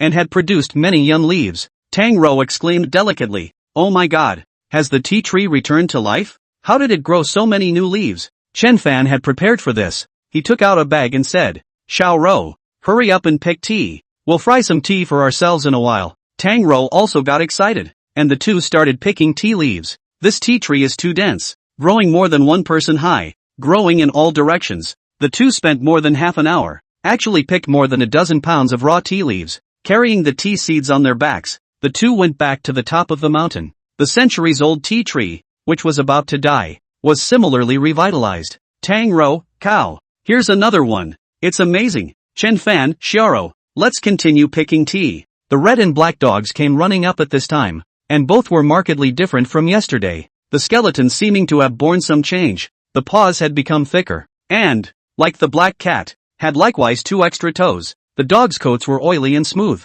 as if they had been anointed with oil. While picking flowers, Chen Fan observed the puppy and said, "Xiao Rou, I'll take the puppy home to raise it." Tang Rou laughed. "Good, they're very easy to raise, just follow giving things to eat. Chen Fan, they are obedient and good to feed." This time, it took more than an hour to pick flowers and more than 30 pounds of tea leaves. Then they came to the site of tea frying, where several masters were busy. Chen Fan asked for advice on the techniques and then began to fry the tea himself. With the Yuanshan observing the tea leaves, his ability to grasp the fire far exceeded that of these master craftsmen. The first pot fried the old tea tree at the top of the mountain. 3 dozen pounds of fresh leaves, fried out of small 6 pounds of tea. When this tea came out, the aroma drew the masters over. Which tea plant produces this leaf? It smells so good. I've been frying tea for 50 years and this is the first time I've smelled such fragrant tea. An old man in his 70s exclaimed, then pinched a tea leaf and put it in his mouth. Suddenly, his expression froze, and after a full minute,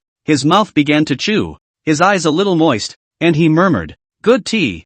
I didn't expect that our tea garden could also fry such high-quality tea. If we put it in ancient times, this kind of tea would only be available to the emperor." Chen Fan laughed. "I'm not bad with my hands, am I?" The masters praised it. The second tea tree fried 3.5 pounds of tea. The flavor is a little worse than the old tea trees, but it is also the best of the best. Here alone are 20,000 packages, and Chen had the masters seal the tea. 2 taels to a packet. After frying the tea, it was lunchtime and the two ate at the restaurant in the tea plantation. However, not long afterward, Han Ziyan called and said, "Gongzi, the other party's identity and details have all been found out, and I've sent it to Gongzi's mailbox." Chen Fan, good. Han Ziyan, I've already used Uncle Chen's name to ask him out. Tonight at 7 o'clock, meet at the private room on the 2nd floor of the Spring and Autumn Tea House. Chen Fan, well, I'll be there. He then opened his email and checked the other side of the message. This person's original name was Zhao Fangjing. His father used to work in the education department,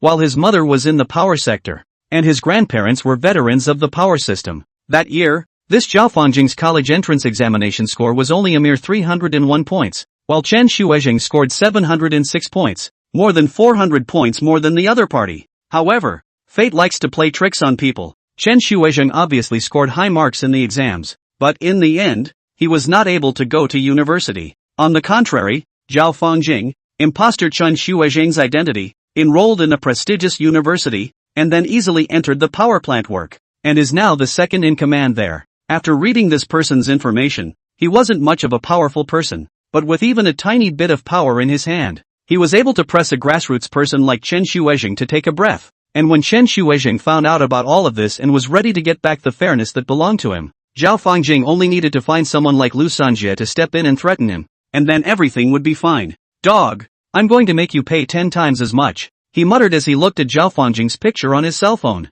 Van, what's wrong? Tang Rou came closer to look at the phone and asked, who is he? Chen Fan told the situation, and Tang Rou was surprised. There's actually such a thing. This person is too shameless. Uncle was so outstanding back then, but he actually didn't get into college. These people are truly lawless. Chen Fan, I'll make him hand it all over. Tang Rou, brother Fan, my dad knows some friends in officialdom. Do you need his help? Chen Fan laughed. I've already made arrangements. If there's a need, I'll call you again. After dinner, he sent Tang Rou home first, with the 2 puppies sitting quietly in the front of the passenger side. Back home, when he carried the 2 puppies to the yard, Yang Lan couldn't help but say, little ancestor, you just carried a cat a few days ago, and today you carry 2 dogs. Chen Fan grinned. Mom, the puppy is obedient. Look. He put the dog on the ground and started giving commands. Sit. The 2 puppies sat in a row, wagging their tails at this new owner. Stand up. The 2 puppies then stood up. Go pee over there.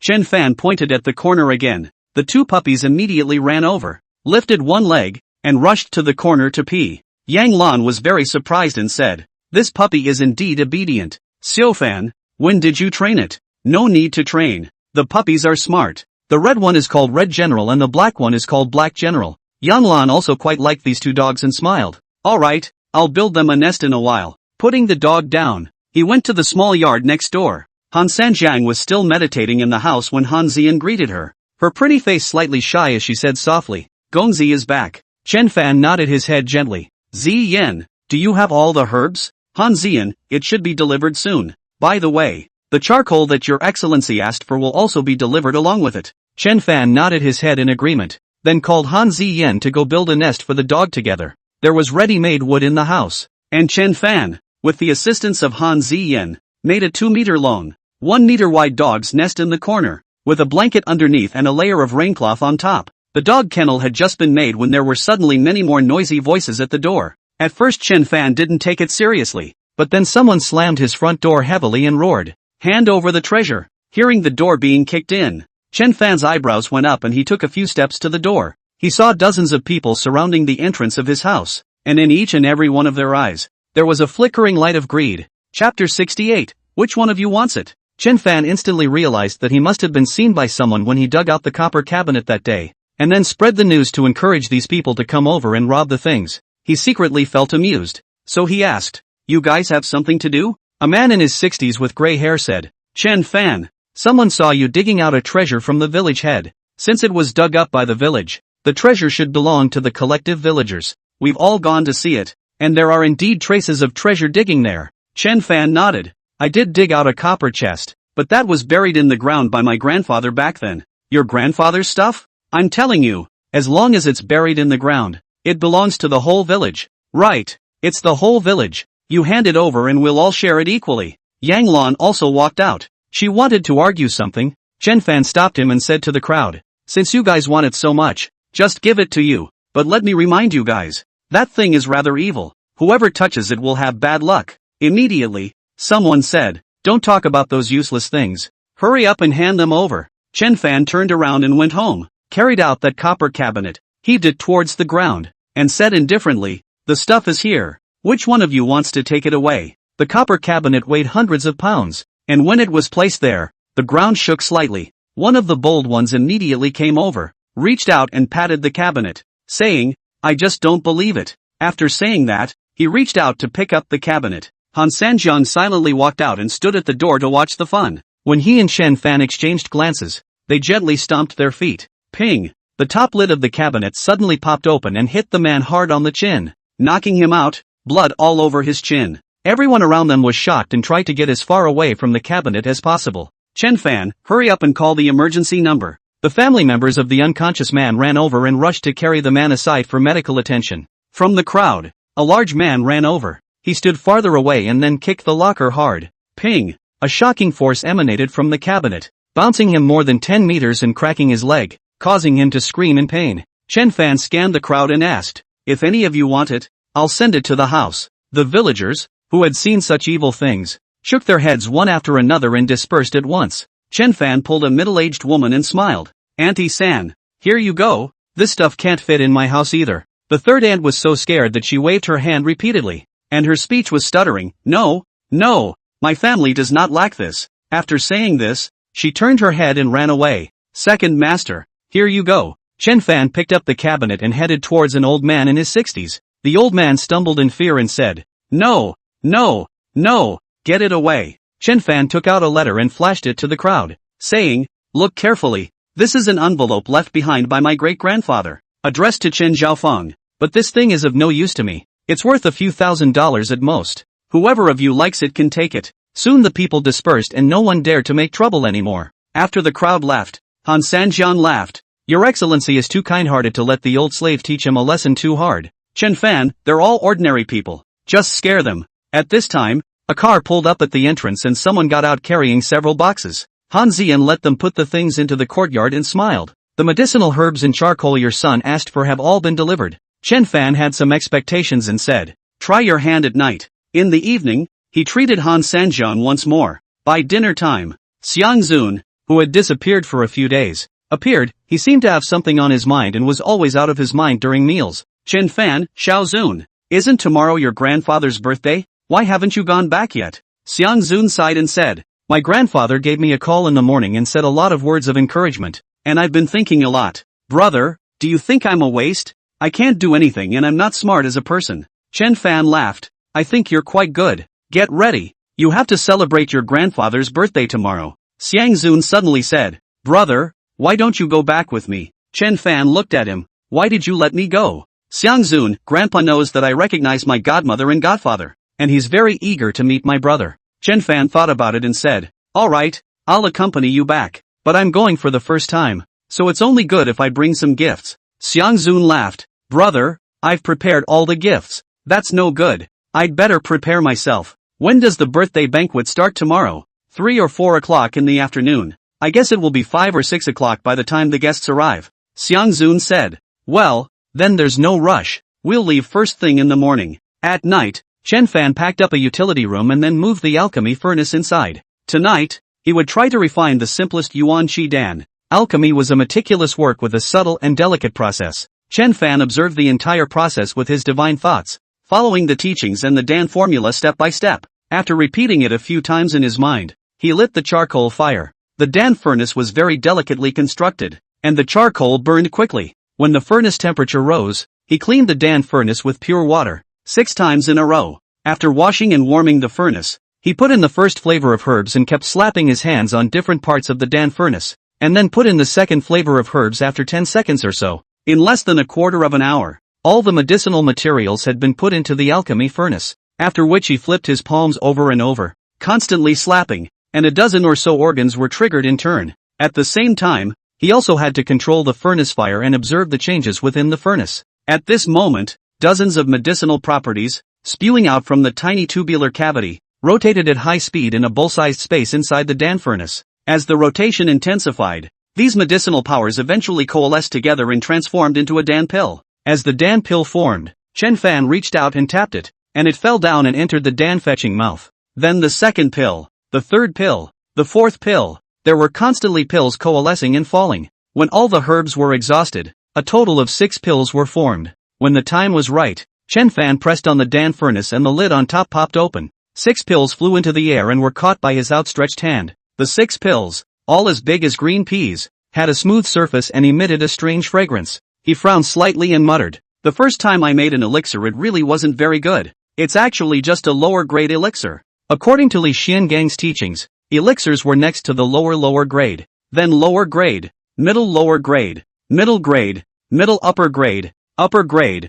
upper grade, extreme grade, and absolute grade. He wasn't discouraged. After all, it was the first time he made an elixir, and he could definitely make it better later. He swallowed a pill, and the medicinal power quickly dispersed, traveling through his body. He savored these medicinal powers, and his entire body was incomparably comfortable. 10 or so minutes later, he opened his eyes and said to himself, "Not bad. This elixir can save lives when it matters." He took out 2 pills and stuffed them into the mouths of Chen Shuizhang and Yang Lan. Both of them only felt that the pills melted in their mouths and were slightly bitter but full of fresh flavor. They both asked what they were. "Good stuff. Eating it can beautify your face," Chen Fan said with a smile. Then he found a porcelain bottle, filled it with 2 grains, and gave the last one to Han Zian. Han Zian was washing Chen Fan's clothes. Since she came, Chen Fan's clothes couldn't even be touched by Yang Lan. This side had just taken them off, and that side was taken by Han Zian to wash them. "Open your mouth," Chen Fan said.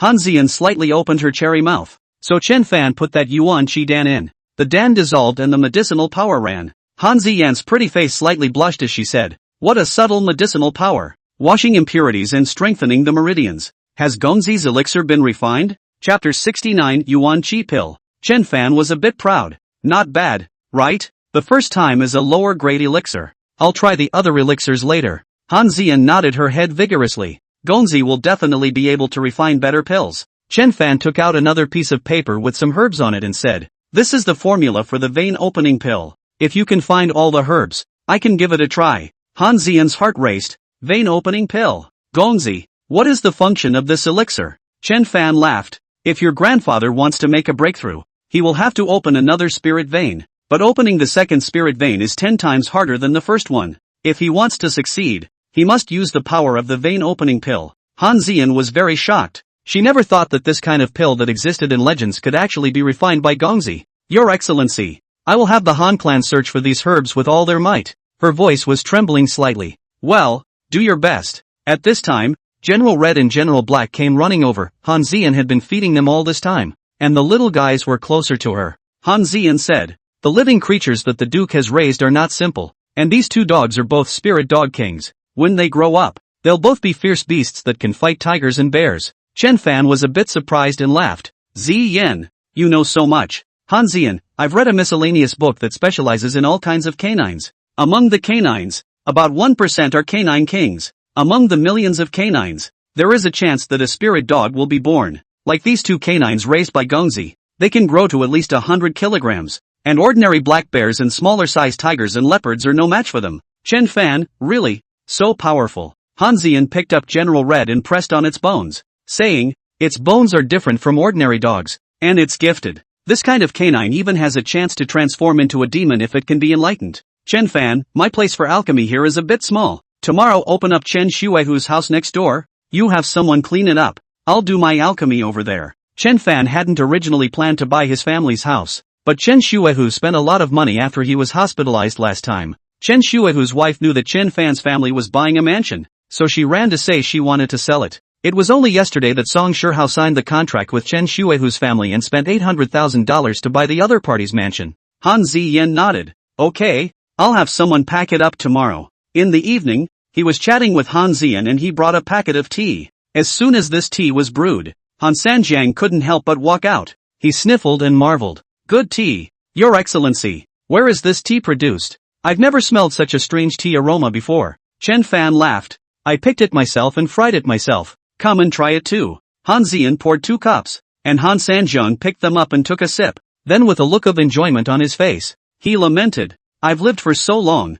and this is the first time I've ever had such a marvelous tea. Chen Fan, let Ziyan get you a pound to drink in a while." Han Sanjiang was overjoyed, but said, "How can that be good? Chen Fan, I feel that you recovered faster than expected, so you can go back and recuperate for a few days." Han Sanjiang nodded. "My lord, I'm also prepared to go back tomorrow. Ziyan will stay here to serve you." That night, Han Ziyan still slept in Chen Fan's room, and then quietly slipped back to the west side of the small courtyard before dawn. After having breakfast with Han Sanjiang in the morning, there was a commercial car parked at the entrance, and several black-clothed subordinates picked up Han Sanjiang. This old man was finally gone, and Chen Fan was in a good mood. Soon, Xiang Zun's car also arrived, and Chen Fan took 2 pounds of spiritual tea and 2 yuan qi dan and accompanied him to the capital. "Your Excellency, have a safe journey." Han Ziyan waved goodbye from the doorway. As the car drove, the 2 chatted idly. Xiang Zun laughed. "Brother, Grandpa knows that you are also going to be very happy,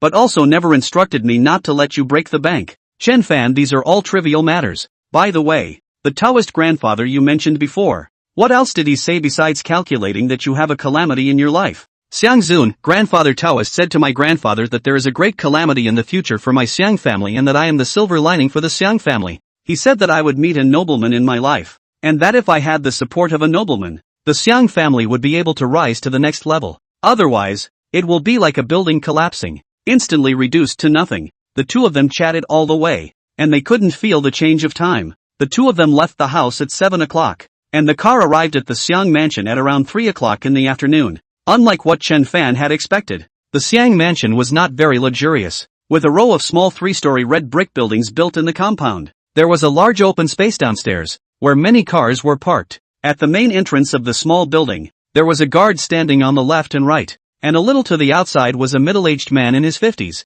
Not tall, thin, but very spirited. Xiang Zun, brother, this is my father, Xiang Yuan Chen. Xiang Yuan Chen was here to receive guests, and when he saw his son return, he smiled and said, Xiao Zun, quickly go inside to greet the guests. Xiang Zun smiled. Dad, my godbrother, Chen Fan. Chen Fan slightly owed his body. Hello Uncle Xiang. Xiang Yuan Chen laughed. It was you who saved Xiao Zun, wasn't it? I haven't had time to go and thank you yet. Small matter, Chen Fan said. Fine, Zun, take your brother to sit in the house. Your grandfather is waiting for you. The two went inside, into the living room, and to the left was a larger hall. At this moment, there were a dozen people sitting in the hall. An old man in his 80s with white eyebrows and white hair was sitting on a taisha chair, and he was smilingly talking to the crowd. Xiang Zun came in, and the old man hastily beckoned. Little Zun, quickly come over and say hello to the guests. Xiang Zun went up to greet them one by one, calling this one uncle and that one grandfather, and after shouting in a circle, he came to the old man's side and smiled. Grandpa, my godbrother is also here. Only then did Chen Fan step forward and salute. Greetings to the old master. The boy wishes you good fortune like the East Sea and longevity like the South Mountain. The old master was very happy and said, You are Chen Fan, aren't you? He, what a talent. Thanks to you for saving little Zun last time. We haven't thanked you properly yet. Come, sit over here. It's all trivial. Not worth mentioning. Chen Fan carried over the 2 pounds of tea and placed it by the old man's side in passing. Smiling, I brought you some tea. The old man smiled. Thank you very much. Chen Fan took out that porcelain bottle again and said, There are 2 pills in here. You can take them when you're not doing anything. It's good for your body. Xiang Zun laughed. Grandpa, my brother is very powerful, and the medicine he sent will be useful for safekeeping. Really? In case this is some kind of wild medicine, are you responsible if Grandpa eats it badly? Suddenly, a conspiratorial voice rang out. Xiang Zun twisted his head to look. A man in his 20s and 30s walked in and was squinting at him with a look of disdain. Xiang Zun narrowed his eyes and said, Brother Tong, what do you mean by that? My brother Fan's medicine is not wild medicine. Ordinary people who want it still don't have it. Yes? This person's thin lips plus hawkish nose, a face that is not easy to deal with. He pointed to the 2 packages of simply packaged tea on the table and said, This kind of tea bought on the ground stalls is also good enough to be used as a birthday gift? It's really a case of things coming together. People coming together. Xiang Zun, you are a waste of space, and the friends you make are all from the bottom of the social ladder. Chapter 70 Birthday Peaches. This person's name is Xiang Tong. Is Xiang Zun's second uncle's son, a few years older than him, since childhood did not often bully Xiang Zun, and extremely despise him. Compared to Xiang Zun's uneducated, Xiang Tong's grades are excellent, and he was admitted to a prestigious foreign school, graduating only last year. After graduation, he entered the family business to practice, and is now a manager. Hearing him talk about Chen Fan like that, Xiang Zun angrily said, Xiang Tong, shut up, raising an eyebrow toward the same. What? Don't let anyone say it? What did I say that was wrong? Are you a loser? Are your friends bottom feeders? Xiang Zun was about to argue with him when Chen Fan patted him on the shoulder and said,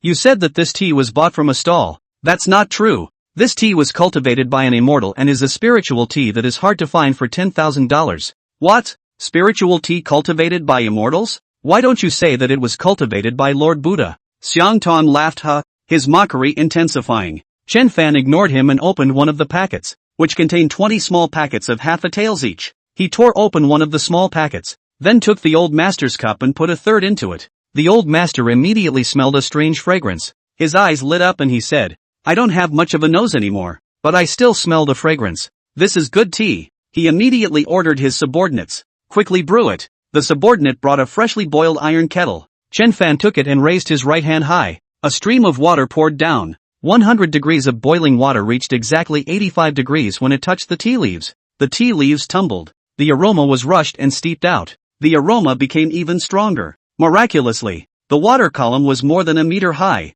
but did not spill the slightest bit. Chen Fan picked it up and delivered it to the old master. Smiling, "Old master, please use the tea." The old master took a sip, and the expression on his face suddenly froze. After several seconds, he moved his mouth gently before letting out a long sigh and said, 10 years ago, Chrysostom Divine Interpreter once invited me to drink a pot of tea, which was half a taels of tea that he had begged for a long time from a foreigner. After I drank it, I only felt that it was the best tea in the world. But this tea today is even better than the pot I drank back then. He picked up 2 pounds of tea leaves and his face broke into a smile as he said, "A full 2 pounds, oh. Next time I'll have to make Chrysostom God breakbeg me properly a few times." Ha ha, he was very happy, and carefully put the tea into a small box, and handed it to the steward at his side, handing over the instructions, "Go and lock it up for me, and let no one touch it." Xiang Tong was dumbfounded. Could it really be spirit tea? He couldn't help but come closer to smell it, and it was indeed an exotic aroma. Who knew that the old master took the teacup away, afraid that this grandson would rob him of his tea? Xiang Zun was very proud and said, "Grandpa, am I right? The tea my brother sends must be the best." Then he took out a box, very beautifully packaged, and said, "Grandpa, my brother sends you spiritual tea, and I'll send you immortal peaches." The old master's eyes lit up. "Oh, fairy peaches, open it up and take a look." Xiang Zun opened the package layer by layer, and inside was a large peach weighing 1 or 2 pounds, red and covered with a transparent cover on the outside, held on a plate. Seeing this large peach, Xiang Tong laughed again. "Xiang Zun, you have a rich imagination, buying a random peach and calling it an immortal peach. Ha ha, although large peaches aren't easy to find, they aren't rare. If you want it, I'll find someone to send you a cart." Xiang Zun let out a che. "You don't know. This immortal peach and spirit tea are produced in the same place." After saying that he took open the lid, a fruity aroma to the nose too, the old master's eyes glowing. "So fragrant flavor." Xiang Zun laughed. "Grandpa, whether it's a fairy peach or not, you'll know if you taste it." He had a ceramic knife brought in and gently sliced off an egg-sized piece and put it in the old man's mouth. The old master chewed twice, his eyes glowing, feeling a sweet juice oozing out of his mouth, a coolness that went straight from his stomach to his brain, soothing to the core. Chen Fan said, "The old master has a spleen deficiency, and this peach is just right for it. Eating this peach will extend your life by 5 years, to say the least." The old master looked for a famous doctor to see that he was indeed suffering from spleen deficiency, but the disease was innate and difficult to regulate. Hearing Chen Fan speak out at this moment, he was shocked and delighted. "That's right, I was born with a spleen deficiency. Eating this small bite, I feel warm in my stomach. I think it must have worked." Chen Fan laughed. "This peach is a bit big, just eat 1/3 at a time, don't eat too much." Xiang Zun then cut some more and put them on a plate for the old master to eat. The rest was allowed to be sealed and saved for another meal. The old master was very happy. He patted his precious grandson Xiang Zun's head and said, "Little Zun, Grandpa didn't love you for nothing. Just how did you get such a precious immortal peach?" Xiang Zun glanced at Chen Fan and smiled. "Grandpa, I'll look for my brother to figure it out." Xiang Tong's face was a bit ugly. At the same time, his heart was very shocked. He couldn't help but resurvey Chen Fan. Could it be that he had looked away? The old master again remembered the small porcelain bottle Chen Fan sent. He opened it and poured out 2 pills. The strange fragrance. His eyes lit up. He asked, "What kind of medicine is this?" "Chen Fan, old master, this is the Yuan Qi Dan. It can replenish vital energy, strengthen immunity, and enhance longevity. Its effects should be a little stronger than the immortal peach." The old master was so shocked that he hurriedly put the elixir away and asked in a low voice, "Is it true that if I take a pill when I'm about to die, I can live for a while longer?" Chen Fan couldn't help but lose his smile. "If your old man is not feeling well one day, or is seriously ill, then take a capsule of it, and you will be able to recover in a short while for safekeeping." With the spiritual tea and immortal peach in front of him, the old master was already convinced of Chen Fan, and he lamented. Chinka Shenjian said long ago that little Zun has a calamity in his life, but if he meets a nobleman, he will be able to turn the calamity into a blessing. It seems that his noble person is you, little friend. "I dare not," Chen Fan said. Xiang Tong already didn't dare to say anything. He had mixed feelings after being punched in the face repeatedly today. Afterwards, more guests arrived, and Xiang Zun and Chen Fan sat beside the old master and talked in whispers. Soon, someone walked in with a huge golden gift box. and Chen Fan glanced at it and realized that there was a hidden layer of black gas on the outside of the gift box. Xiang Tong saw such a large gift box and laughed. What is it? Let me see. After saying that, he was about to reach out and untie it. Stop. Suddenly, Chen Fan and a middle-aged man with an average appearance behind the old master spoke out at the same time. The two looked at each other and nodded to each other before coming near the gift box at the same time. The middle-aged man, who was about 1.7 meters in height and dressed as an attendant, asked, Brother Chen, what do you think this is? Chen Fan said, it should be a poisonous fury. Once it is opened and the poisonous fury spreads, at least half of the people in the hall will die. The old master's face changed drastically. What? The middle-aged man looked serious and said, the other party knows that this thing can't glare at us, but he still sent it in. What is he going to do? Chen Fan explored with his divine thoughts and found that there was a dense black gas inside, and there was even a strong strand of grievances in the black gas. He said thoughtfully, this thing can't be forcibly suppressed, or it will still burst open. The middle-aged man was taken aback. So that's how it is. If it wasn't for Brother Chen's reminder, I would have moved it for sure, and that would have been bad. Chen Fan said indifferently, it's just a small carving skill. He reached out and pressed on the gift box. Immortal power blasted into it, only to hear a poof sound. The black gas in the box instantly burned empty, turned into flying ash. Chapter 71. Only then did Chen Fan open the gift box, which was empty, only a pile of cardboard. The middle-aged man had a look of admiration on his face as he said, I didn't expect a brother to have such extraordinary hands. If I'm not mistaken, brother should be a top expert among the divine realm sovereigns. When these words came out, Xiang and the others all changed color. He was so young, but he was actually a divine realm grandmaster. Chen Fan said, I am flattered. I have not yet asked for your name. Don't dare. I am Tai Qianshu. If brother doesn't mind, let's make a friend. Saying that, he reached out and shook Chen Fan's hand. The old master laughed touched Xiang Zun, and said, Little Zun, you casually recognized a divine realm patriarch as your godbrother. Good luck. Xiang Zun was smug as he deliberately glanced at Xiang Tong. Things come together. People come together. I'm so outstanding. The friends I make are certainly not simple. Who was it that said that my brother was the bottom of the social ladder just now? If a divine realm patriarch is the bottom layer, then what does that make you? Xiang Tong, the 18th layer of hell? Xiang Tong's face turned red and he grunted heavily, but he couldn't say anything to retort. However, he was not an ordinary person and smiled at Chen Fan. Patriarch Chen, just now Xiang Tong was offended. Don't be offended. Chen Fan just gave a faint hum. At this point, Xiang Yuan Chen angrily rebuked the man who had carried the gift box and asked, where did you get the gift box? The man who delivered the gift box was not very old, in his early 20s, and he looked dumbfounded. Then suddenly his body jerked up and he fell backward. However, the moment he fell, Chen Fan dodged behind him and placed 2 fingers of his right hand against his back as the divine deity penetrated his body. Inside this man's body, there was an insidious force controlling his nerves and muscles, and he couldn't help but raise his head to look into mid-air, only to see a dozen or so extremely thin threads dangling down in the air. These threads were so thin that even Chen Fan could not notice them without looking closely. Following the line upward, he saw a masked face with 2 cold stars in the 2 eye holes.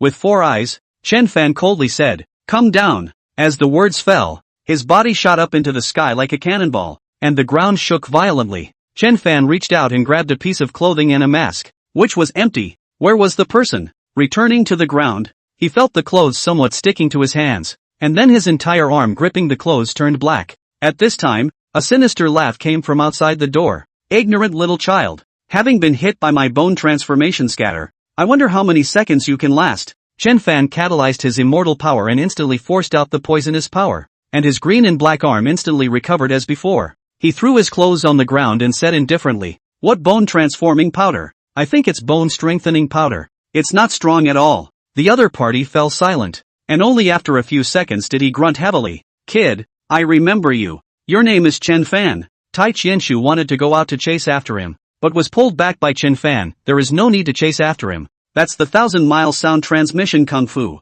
The person ran away long ago. Tai Qianshu was astonished as he looked at Chen Fan's hand and said, I've heard about the horror of bone transformation scattering for a long time. It melts flesh and blood at the sight of blood and ends up leaving behind only a puddle of yellow water. Chen Fan, a trivial skill. Not worth mentioning. He had the men take the clothes and masks and other things, put them all into a bag and take it to a faraway place and burn it. The crowd had already admired Chen Fan to the core. If it wasn't for him today, the Xiang family would have been in chaos. The old master stroked his beard and laughed. What a good young man. It's a pity that we don't have any pretty girls in the Xiang family, otherwise we could have made a marriage. Xiang Zun suddenly said, Grandpa, is my cousin okay? Xiang Zun had an aunt who gave birth to a daughter 19 years ago, and to this day, outsiders don't know who the child's real father is. She raised the child all by herself and is now a junior at Huang University. Xiang Zun's cousin's name is Su Yan, gorgeous, delicate and moving, called by the alumni of Huang the first beauty since the founding of Huang. Hearing Xiang Zun's words, the old master was taken aback and said, This is afraid to be difficult, right? That girl's eyes are high. The last time the pavilion elder's grandson pursued her, he was severely taunted, and it is said that when he returned home, he didn't eat for 3 days. Xiang Zun whispered, Grandpa, I think my brother can subdue Sister Yan. You know that the Han sect ancestors are all polite in front of my brother, just like subordinates meeting their superiors. The old master thoughtfully said, It seems that this god brother of yours has an uncomplicated identity origin, and he is really your nobleman. Okay, a moment later Xiao Yan will arrive. You be the intermediary. The people who came to celebrate the birthday were all the Xiang family's own people, or those who were close, so the number of people who came was not particularly large. Bored in the living room, Xiang Zun dragged Chen Fan to his room, located in an area on the 3rd floor. Xiang Zun's room was filled with pictures of female celebrities, each with a signature on it. He said smugly, Brother, I have pictures of all the beautiful actresses of today,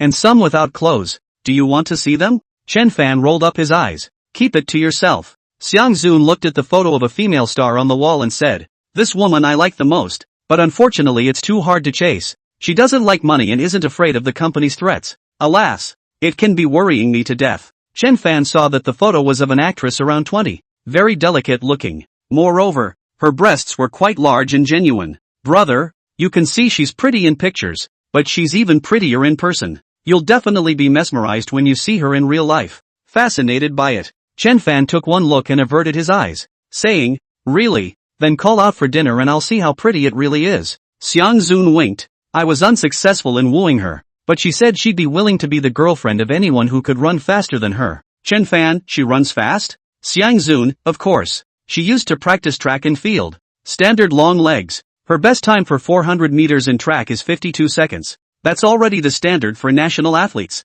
Chen Fan looked at Xiang Zun's size and said, You really don't have much of a chance. Xiang Zun pulled up his hair. I'm not willing. Brother, why don't you go after her? If I can't get it, I'll let brother get her too. At that moment, footsteps came from outside. Then someone knocked on the door. Zun, I'm coming in. Hearing the voice, Xiang Zun's expression changed and said, It's my cousin. He rushed to the door and opened it. Outside the door stood a long-haired beauty. None of her features were the prettiest, but together they were incredibly nice and smooth. She was about 1 meter 6'7" tall, with a black dress, graceful and beautiful. She was Xiang Zun's cousin, Su Yan, a junior in the clinical department of the medical faculty of Huang University. Grandpa said that you met a nobleman. Where is the nobleman? She came in and scanned around, then saw Chen Fan. Her beautiful eyes swept over Chen Fan for a few moments and smiled. Hello, I'm Su Yan. Chen Fan was flipping through Xiang Zun's photo album as he nodded slightly. Hello, Chen Fan.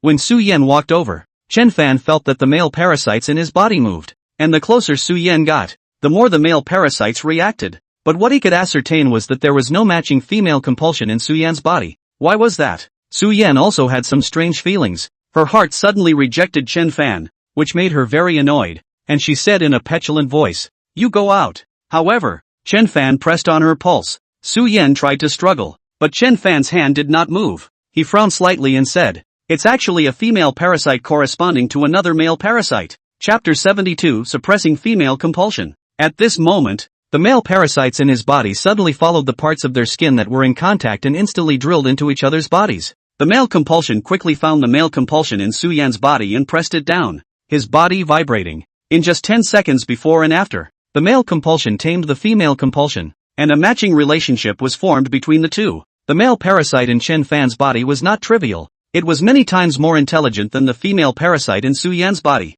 and thus possessed the strength to assimilate the other party instantly. When the female parasites were domesticated, Su Yan's body gave birth to a strange feeling, which was 10 times stronger than the previous female parasites. Her pretty face was flushed, and she developed a strong love for Chen Fan. Suddenly she hugged him tightly and said in a trembling voice, Kiss me. Xiang Zun was stunned. How could he not expect this outcome? Chen Fan was also startled. He just wanted to take the other party's pulse and check the other party's condition. He didn't expect the male parasites to be so overbearing and directly forcefully tame the female parasites. He gently pushed Su Yan away, turned around and ran out. Because the influence of the male compulsion on the female compulsion was too huge, especially since the female compulsion in Su Yan's body was of a lower grade, the male compulsion's attraction to it was even stronger. Chen Fan ran away. Su Yan then returned to normal. She still remembered what had just happened. She couldn't help but be very shy and covered her face. What's wrong with me? Xiang Zun looked at her dumbfounded and said, Cousin, you went too far and scared my brother away. After saying that, he rushed after Chen Fan and found him in the small garden at the back. He gave a thumbs up and laughed. Brother, you're too good. Cousin has always been incredibly arrogant and doesn't put any man in her eyes. But you just pulled her hand, and she loved you to death. Brother, teach me. Chen Fan rolled his eyes at him. Someone has put a love compulsion on her. I just accidentally touched the female compulsion in her body just now, which caused her mood to change. Xiang Zun was taken aback. Love compulsion? Is it bad for my cousin? Chen Fan, the person who possesses the male compulsion can control her emotions and make her fall deeply in love with herself. Xiang Zun said angrily. Outrageous. Who used such underhanded tactics against my cousin? Chen Fan was quite embarrassed. To put it mildly, he was no different from the person before. Only, it wasn't that he was doing this on purpose. Everything came too suddenly. Brother, is there any way to clear the female parasites? Chen Fan also felt that this was not the way to go. With the female compulsion, this Su Yan would not fall in love with a second man, or even reject other men. He thought for a moment and said, I'll write a prescription. You go grab some medicine and give it to her. After taking 2 pairs of medicines, the female parasites in her body will fall into a deep sleep. When the time is right, I'll help her remove the female parasites. Alright, I'll have someone grab some medicine right away. Xiang Zun sighed in relief. Chen Fan wrote him a prescription and said, Your cousin and I can't meet for a while. I'll leave here first. Xiang Zun said, Brother, why don't I have someone send my cousin away? Chen Fan waved his hand. No need. I've finished paying my respects, so I can leave. Xiang Zun, brother, I have a mansion in the capital, and I play games over there when I'm not doing anything. I'll have the driver send you there, so you can rest over there first. Chen Fan nodded. Good. So, he bid farewell to the old master and rode in Xiang Zun's chauffeur's car to a piece of the mansion that was not too far away. He flipped through his phone in boredom as the car drove along. Hundreds of messages popped up from a chat group that had been silent for over half a year, and he curiously scrolled through them. This is a university alumni group, except that the alumni in it are not limited to current students. There are also many seniors who have graduated for many years. Alumni. I'm in a bit of trouble. Can anyone help me? The first to speak was a person Chen Fan also did not recognize. The avatar is a ponytail girl. Nickname is called Xiao Duan Duan. Unexpectedly, as soon as her message was sent out, a large number of men in the alumni group started to come up with ideas. The girl said that she is now working for a Fortune 500 company and is still in the internship stage. Her performance was good and she should be able to be transferred if there was nothing wrong. However, her top boss was constantly harassing her, and lately he had been getting more and more out of line, to the point where he would call her into his office alone and make passes at her. She wants to call the police, but she is worried that this will affect her transfer. She is now very distressed, wanting to escape from this company, but not willing to give up such a good job position. Male alumni offered a variety of suggestions. Some told her to call the police. Some said they knew the manager of this company and could ask around. And some told her to hold back for a while. Chen Fan was just watching the fun, but he didn't expect someone in the group to suddenly at him and say, Chen Fan, come up with an idea instead. And he was no one else but Luo Jinfeng, who was at odds with him and each other. Chen Fan slightly frowned. Originally did not want to take care of this person, but on second thought, he might actually have a way. Previously, he chatted with Xiang Zun and mentioned that when the boss of this 500-strong company came to Beijing, he was worshipping this bodhisattva, the Xiang family. He then returned. I'll take care of this. When these words came out, the whole group was quiet. After a full minute or so, Luo Jinfeng sent a hello funny emoticon. However, the little group at him asked, Really? Thanks so much. Can I friend you? The male alumni in the group went crazy because this little group was the school flower of that year. Hua Qianyu. She had, for some unknown reason, transferred from another major school to attend the school where Chen Fan was, and left after only 3 months of study. Although the time is not long, but because she looks very pure and delicate, was called the most beautiful school flower in the university city. At that time, Chen Fan was still a freshman and she was in her sophomore year, so Chen Fan didn't know her very well. After all, 3 months was too short. Luo Jinfeng had intentionally embarrassed Chen Fan, but he didn't expect him to be so braggadocious, saying, "I'll take care of it," and letting the most beautiful schoolgirl in the university city add his friend. It was really abominable. So he quickly said, "Hua Qianyue, I'm just kidding. You don't really think he can help you, right?" However, Hua Qianying did not reply as she had already added Chen Fan's friend and asked him for advice. "Hello, I'm Flower Chance." Seeing her report her name, Chen Fan remembered. He remembered that once when he was eating in the cafeteria, he was sitting at the table next to Hua Qianyue. At that time, he secretly looked at her for a meal, and in his heart, he sighed, how could there be such a beautiful girl? It was simply a masterpiece of the heavens. For a long time after that, Hua Qianyue became his dream goddess. It's just that there are too many suitors for Hua Qianying. It's not something that an ordinary student like him can get close to,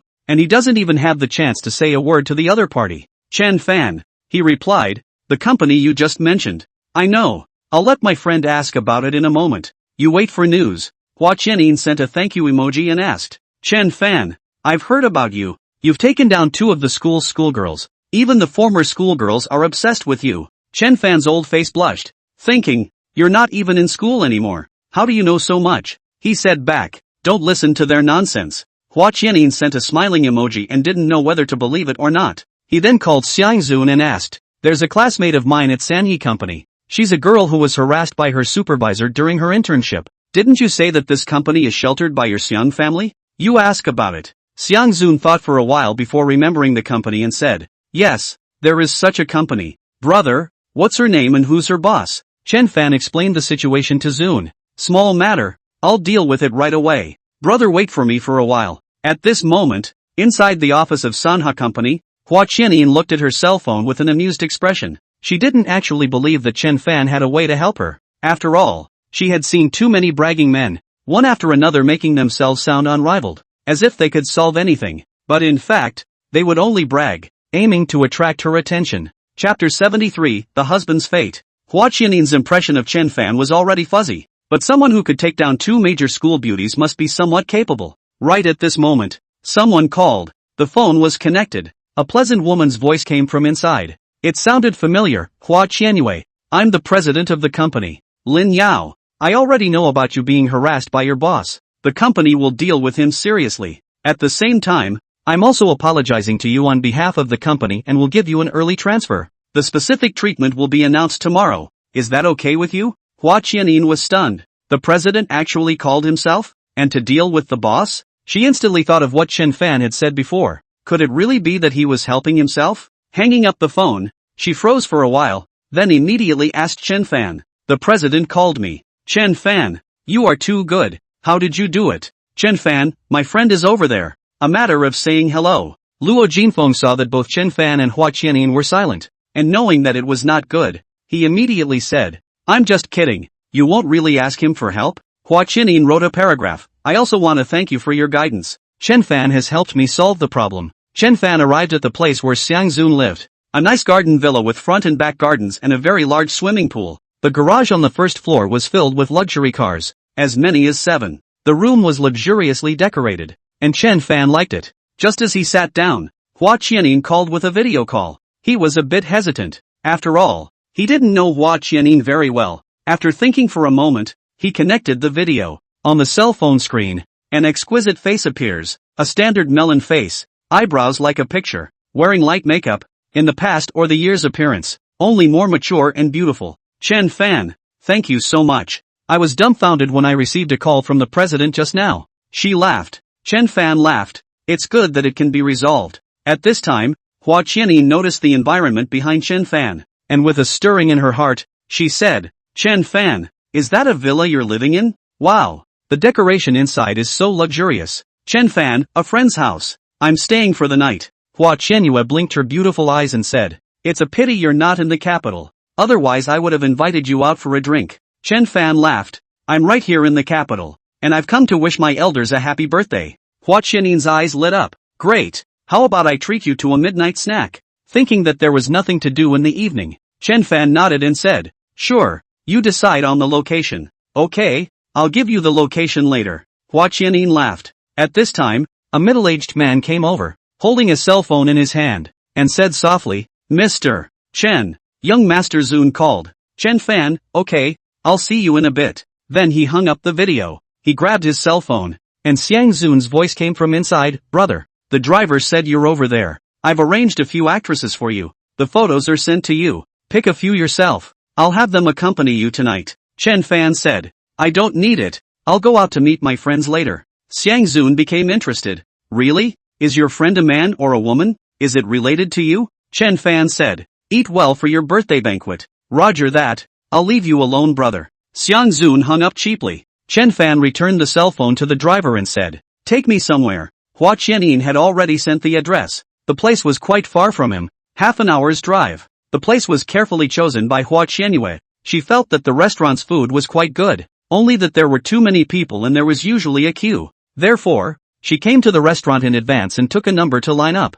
Hua Qianyi used her mind to put on her makeup, red lips and willow eyebrows, and also changed into one of her favorite dresses, which showed off her perfect figure without losing her elegance. Queuing for 20 minutes before an empty table appeared inside. Hua Qianyin took the table and then used her cell phone to scan the code to order. She asked Chen Fan, I'm here first, do you want to eat? I'll order first. Chen Fan, order whatever you want. I'm fine with it. I'm almost there too. 3 minutes or so. Hua Qianyin was studying the menu carefully, and before the dishes were ordered, Chen Fan had already arrived. She hastily rose to greet them and smiled. You came quite quickly, please have a seat. The environment of the restaurant was average, and the tables were close together, making a lot of noise. Chen Fan didn't mind, sat down on the opposite side and said, you're still as pretty as ever. Hua Qianyin pursed her lips and smiled. Thank you. She sized up Chen Fan and felt that his temperament was very special and manly. Her eyes fell on Chen Fan's wrist, which was a wristwatch worth more than $400,000,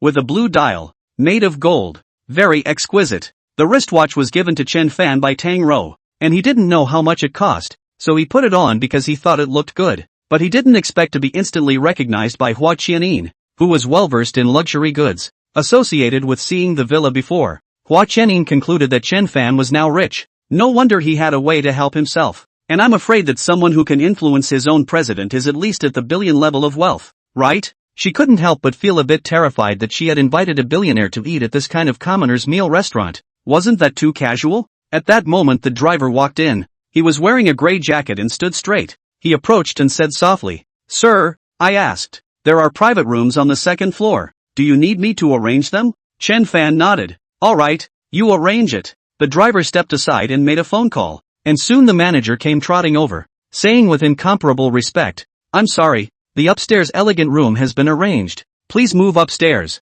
Chen Fan nodded. Thank you. There weren't many private rooms on the second floor, and the room the two were in was small, but nicely furnished and decorated, and it had a specialized waiter to serve the guests. Hua Qianyin asked cautiously, Chen Fan, what kind of person was that just now? Chen Fan, a friend's driver. I guess he knows the owner of this place. Hua Qianyin let out an "Oh." Your friend is quite powerful. The atmosphere gradually lightened as the two chatted about old stories from school. Hua Qianyin suddenly asked, Chen Fan, do you believe in fate? Chen Fan laughed. Why are you suddenly saying that? Hua Qianyue was silent for a few seconds and said, when I was a child, a fortune teller told me my fortune, saying that I have a destiny to kill my husband, and that no matter if it's my boyfriend or my husband, he won't live for more than 3 months. Chen Fan, do you believe it? Hua Qianyue smiled bitterly. My first boyfriend, 3 days after he met me, had a car accident and became a vegetable. The second boyfriend found out about a terminal disease about a month after he met me. After that, I didn't dare to talk about boyfriends anymore. I didn't want to harm others. She picked up her beer and drank it all in one gulp. Her pretty face flushed slightly. In Li Xiangang's heritage, there was also the art of phrenology, and he then said that it could be a coincidence. I'll do the math for you. Hua Qianyin asked in surprise. You know how to tell fortunes too? A little bit. Chen Fan said, then asked the other party's birth date and birth direction. He then pinched his fingers to calculate, and a moment later, he had a somewhat odd expression on his face. It turned out that he had calculated that Hua Qianyue would kill 10 men in her life. This kind of destiny was 1 in a million among women. However, if someone's life is hard enough to last for 100 days without illness, death or injury, then it can change her fate and turn a grudging life into a prosperous one. Seeing Chen Fan as this expression, Hua Qianyin nervously asked, how is it? Am I really a husband killer's destiny? Chapter 74, 100-Day Girlfriend. Chen Fan hesitated and decided to tell the truth, saying, your gram is a gram a life, and it will kill 10 men in your lifetime.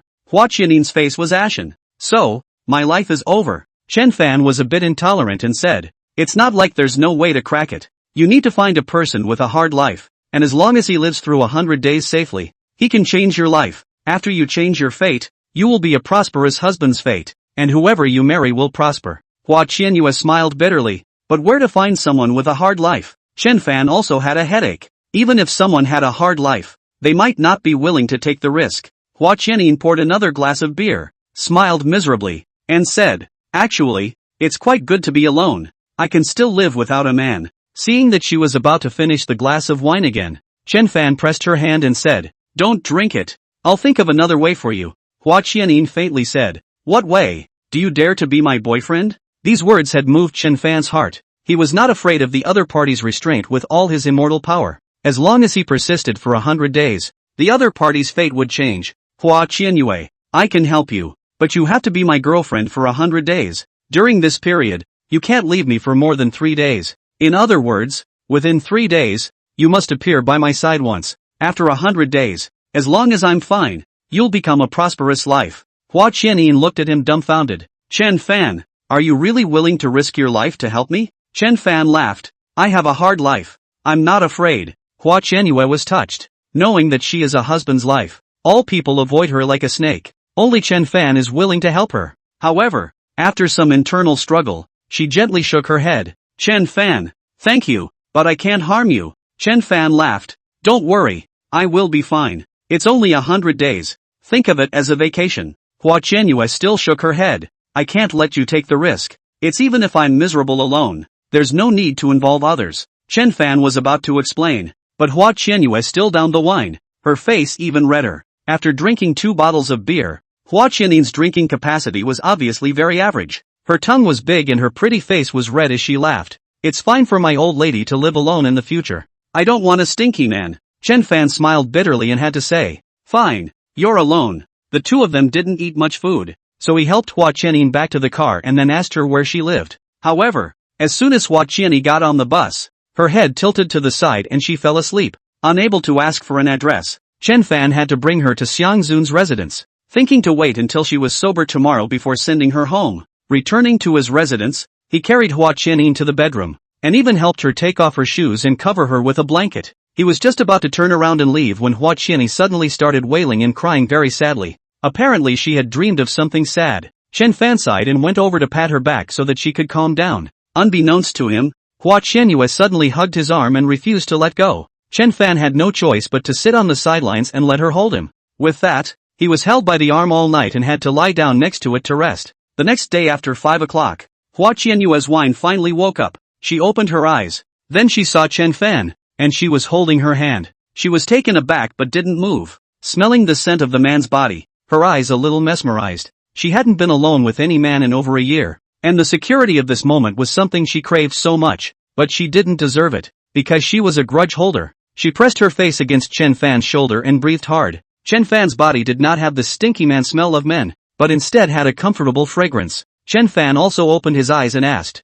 awake? Hua Qianying sat up in a hurry. She scratched her loose hair somewhat awkwardly and asked, where is this? My friend's house. You were drunk yesterday and I didn't know where you lived, so I had to bring you over here. Hua Qianying was embarrassed. Sorry to trouble you. It's okay. Drinking water? Hua Qianying nodded her head. Chen Fan got up and poured him a glass of plain water and said, I'll have the driver send you back after breakfast. Receiving the cup, Hua Qianying took a small sip as she asked in a low voice, are you really not afraid that I'll quench you? Chen Fan remembered yesterday's topic and he smiled. Of course, I can help you tell your fortune, so naturally I can figure out if I can help you change your fortune. Hua Qianying's heart jumped and said, is that from now on? Seeing that she was willing to try, Chen Fan nodded his head. Good. Start today. In 100 days, you will be able to change your fate. Hua Qianying put down her cup and gently wrapped her arms around Chen Fan's waist, faintly saying, I am now your girlfriend. The moment she hugged the man tightly, the longing that had been suppressed for a long time within Hua Qianying's body was released, and she was so hot that she took the initiative to kiss Chen Fan. Everything came too suddenly. The former goddess of his dreams threw herself at him, and Chen Fan's first reaction was to hold her tight. The sun rose high. Chen Fan leaned on the bed naked. Next to him Hua Qianyue's jade hand gently stroked his robust body. Every muscle was perfect and full of strength. Chen Fan looked at her and said, I was going to pretend to be your boyfriend. You came for real.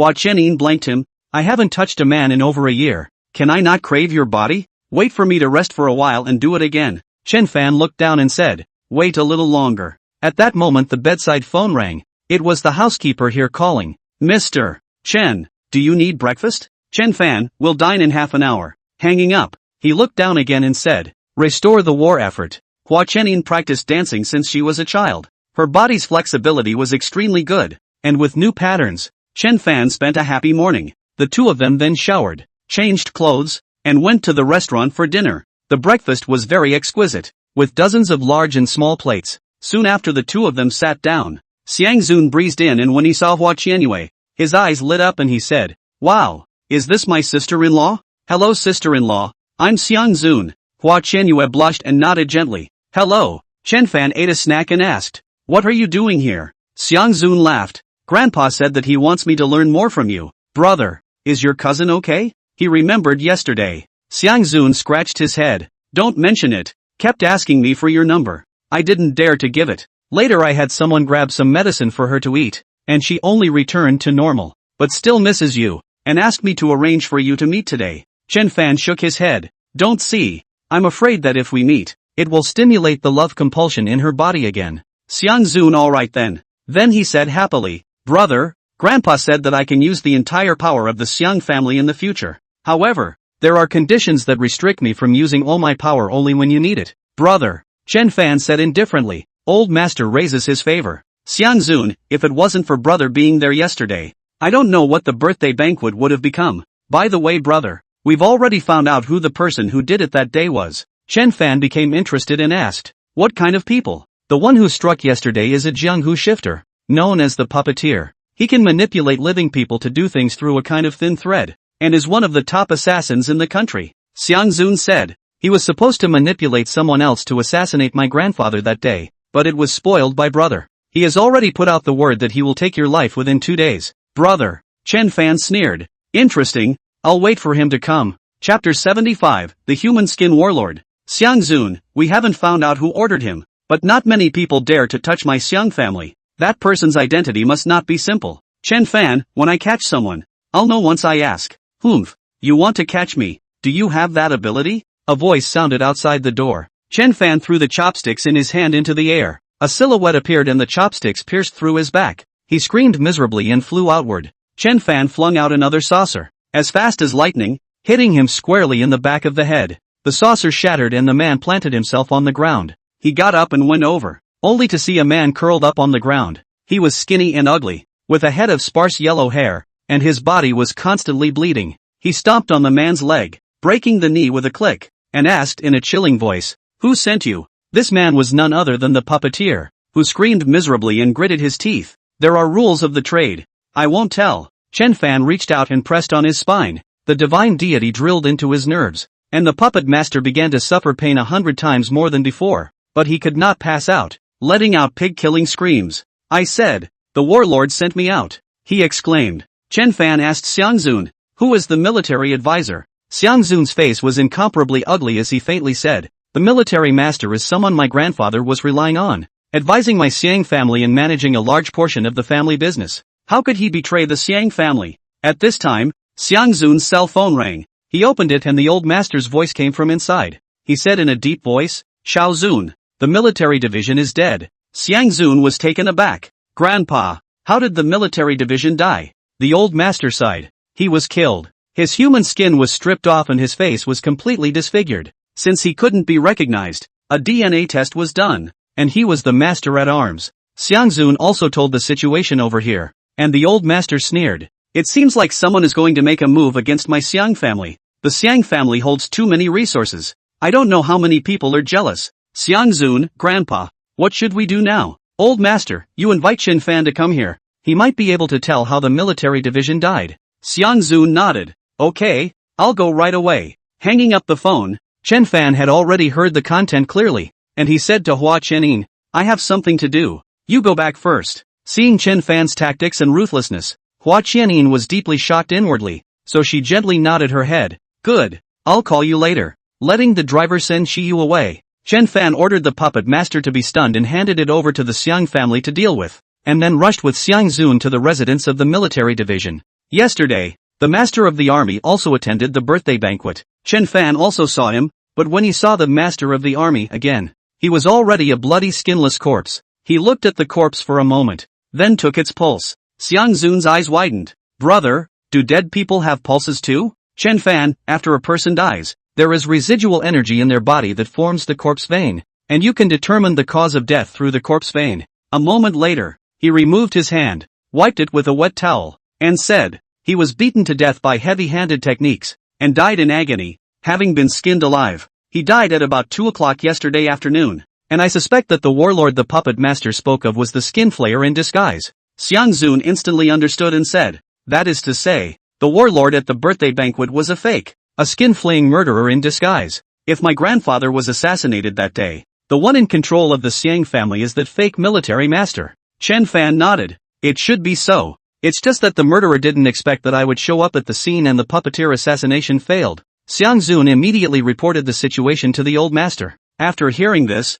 the old master fell into a deep thought. He said, good, you and Chen Fan come back. Someone else will take care of it over there. Before leaving, Chen Fan cut off some fat from the corpse and put it into a small bag. Xiang Fu. The old master Xiang Longchen frowned tightly. The Xiang family is a behemoth. The big families like the Song family also need to have their backs to the Xiang family in order to survive. There are only a handful of people in the world who would dare to make a move against the Xiang family. But who would that person be? The core figures of the Xiang family were present. Xiang Longchen conferred with them, but could not think of a way to do so. After all, this was a Jianghu tactic. While they were not in the Jianghu, Chen Fan arrived at the Xiang family, and Xiang Longchen smiled. Mr. Chen, it's been hard on you. Chen Fan, it's just a small matter. Xiang Zun, Grandpa, can you find out who is dealing with the Xiang family? Xiang Longchen shook his head. It's still unclear. There's no way to make a judgment yet, unless we can find the person who pretended to be the warlord. Chen Fan, I can try.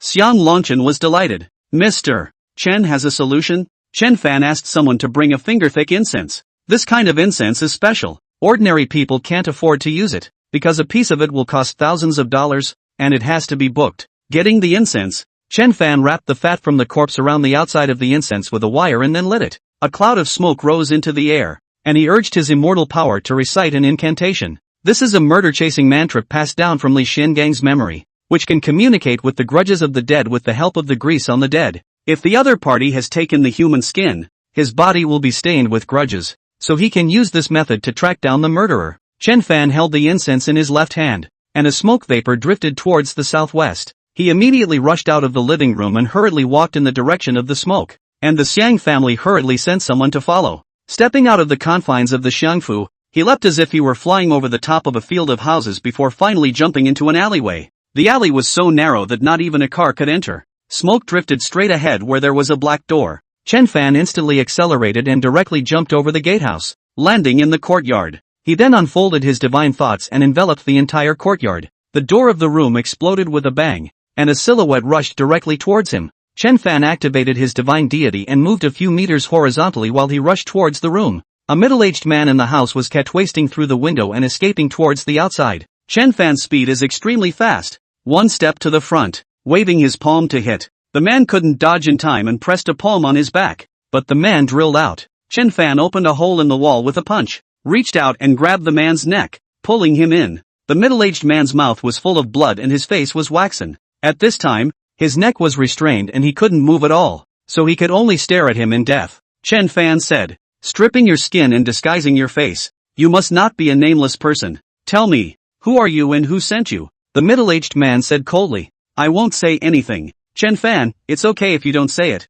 I'll make you say it. He knocked out the middle-aged man with a slap, then carried him back to the Xiang family. He believed that even if he didn't make a move, the Xiang family had 100 means to make this man talk. When he left the man in the living room, Xiang Longchen stood up and asked, Mr. Chen, is he the one who killed the military division? Chen Fan took out the incense, and the smoke actually wound its way towards the person on the ground for a long time. Xiang Longchen said in a deep voice, take it to the back for interrogation, and make sure to ask who ordered him. As the people were brought down, Xiang Longchen lamented, shame on me. My Xiang family has been operating in the capital for many years, but I actually had to let you out to find the real culprit. Chen Fan, the other party came prepared, so it's normal that they can't find it. After talking for a while in the living room, half an hour later, A middle-aged man with a bloody face came out and whispered something in Xiang Longchen's ear. Xiang Longchen had little expression on his face as he said to Xiang Zun, "Xiao Zun, take Mr. Chen around the capital and remember to come home for lunch at noon."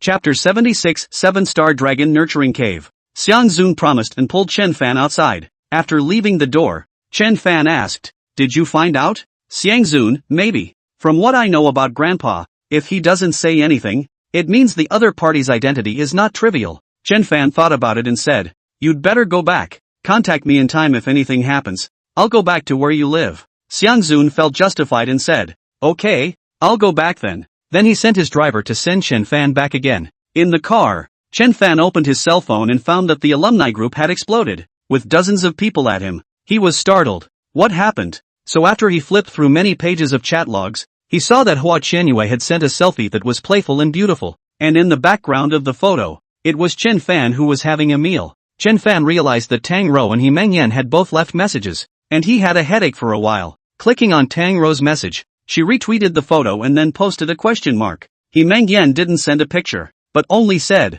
"Are you a schoolgirl Reaper?" Chen Fan smiled bitterly, so he dialed Tang Rou's number. Tang Rou on the other side of the phone spoke in a calm tone and asked, "Brother Fan, where are you?" "In the capital." He said, "That's me in that picture." Then he spoke about Hua Qianyue's situation and said, "I happened to run into her and had a meal. Knowing what happened to her, I helped him in a moment of weakness." If someone else said such a reason, Tang Rou naturally didn't believe in it, but she believed in Chen Fan's words, and she couldn't help but be very worried. "Brother Fan, but won't this make her gram you? Will you be alright?" Chen Fan laughed. "How could I be fine? Once the 100 days are up, she'll be fine." Tang Rou sighed in relief. "It's good that you're okay, the rest doesn't matter." Chen Fan felt strange and asked, "Aren't you jealous?" Tang Rou, "Since it's to help her and it's only to be her girlfriend for 100 days, I'm totally fine with it. By the way, I went to look for you yesterday and you weren't there. There's one called Han Xian. She's really pretty and has a good temperament. Chen Fan, the tenant of my house,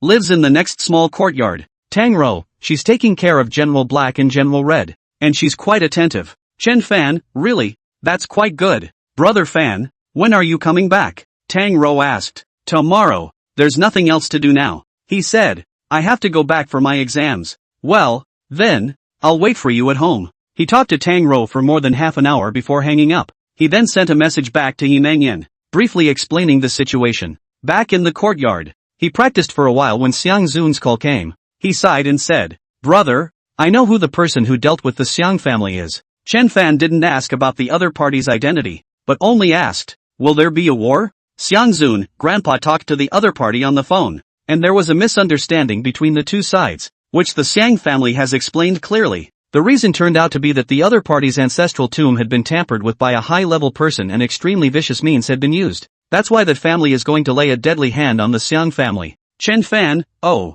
what evil means?" Xiang Zun, "I didn't ask in detail, but anyway, there is no way for that family to crack it. Even if they succeeded in breaking it, the family's chi luck would have dissipated." Hatefully, someone told that family that this matter was the work of our Xiang family. Alas, what an evil, almost causing the destruction of my Xiang family. Chen Fan, the other side took the man's word for it without investigating? Xiang Zun, because the one who speaks never lies. Chen Fan was surprised. There are still people in this world who never lie. Xiang Zun, because he's Chrysostom God breaks Yun Tianya. Chen Fan suddenly sighed and said, "You guys went to look for Yun Tianya?" Xiang Zun, "He travels the world in the clouds and his tracks are uncertain. Unless he comes to you, you won't be able to find him." Chen Fan pondered for a moment and said, "If someone can impersonate a military commander, they can definitely impersonate golden-mouthed divine interpreter Yun Tianya as well, can't they?" Xiang Zun said, "My grandfather thinks so too. With Yun Tianya's relationship with my grandfather, there's no reason for him to harm the Xiang family."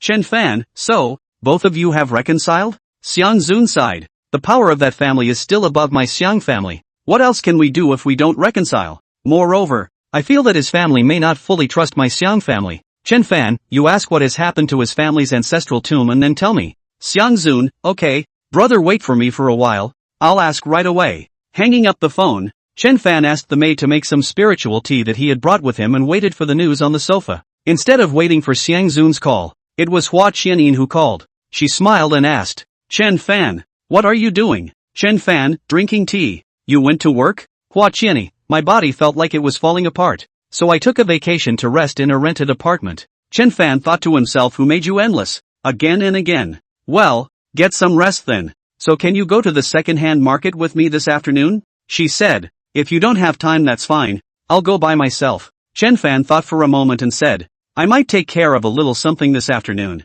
so I'll let you know if it's not too late. Hua Qianin, okay, then I'll wait for your news.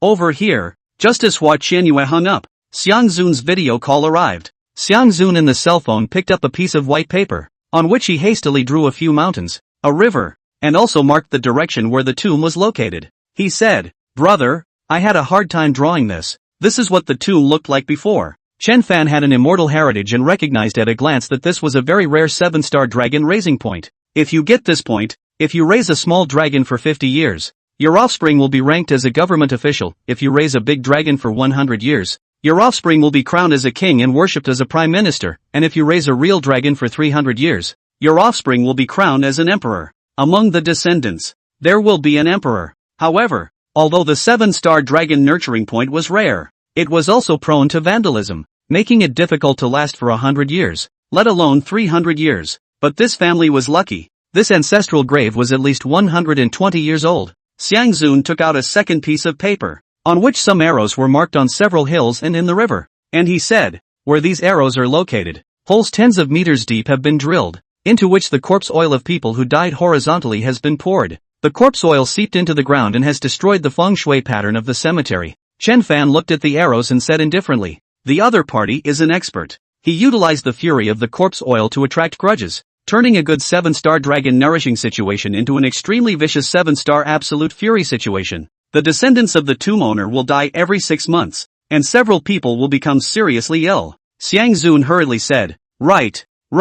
His family has already died 2 deaths and 5 illnesses. Grandpa said that family is preparing to move their graves. Chen Fan, as the saying goes, rich people don't move their graves. If they move the graveyard, his family's chi will also be lost, and from then on it will be in ruins. Xiang Zun, then this person also understands, but losing the foundation is better than dying one by one, right? Chen Fan, there is actually a way to crack it. Xiang Zun's eyes lit up. Brother, you have a solution? Chen Fan, you go and find the following things. 9 large black roosters over 3 years old, half a caddy of yellow ox tears, 5 caddy of rhinoceros horn powder, 15 caddy of sulfur powder, 7 caddy of mercury, 6 caddy of vermilion sand, and 100 caddy of the child urine of a 7-year-old boy. When you found all of them, you call me back. Xiang Zun quickly wrote it down, then asked, Brother, then do I still have to tell that family? Chen Fan, just say that you have found someone who can crack this game, but the other party needs a few things. Curious? Xiang Zun asked,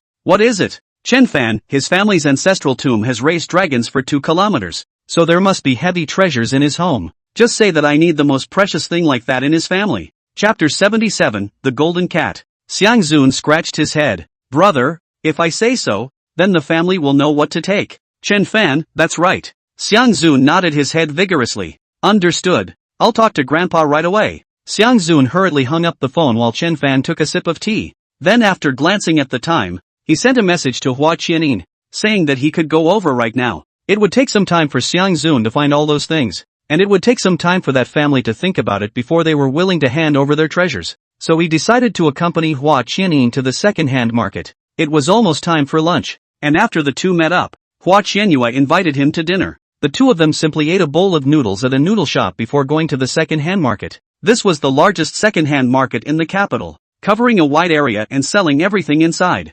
Second-hand furniture, second-hand appliances, second-hand clothes, as well as cultural curiosities, paintings and calligraphy, and so on, everything. Chen Fan put his hands in his pockets and walked side by side with Hua Qianin on the not-so-spacious road. On both sides were a variety of stalls with a wide array of second-hand goods. Chen Fan asked, Chi Yu, what do you want to buy? Hua Qianyue laughed, go over there and find a few second-hand bags and some accessories. These things are very expensive first-hand. Second-hand is much cheaper. Chen Fan, you do know how to live your life. Of course, I have a small goal of saving money, $600,000 in 5 years, she said. Chen Fan asked, save up for what? Hua Qianyue smiled down and said, my mom is paralyzed at home. My dad is taking care of her all by himself. It's very hard. I want to buy a house in the capital and bring them over to live together. Chen Fan, then why don't you work in your hometown? Hua Qianin, I also have dreams.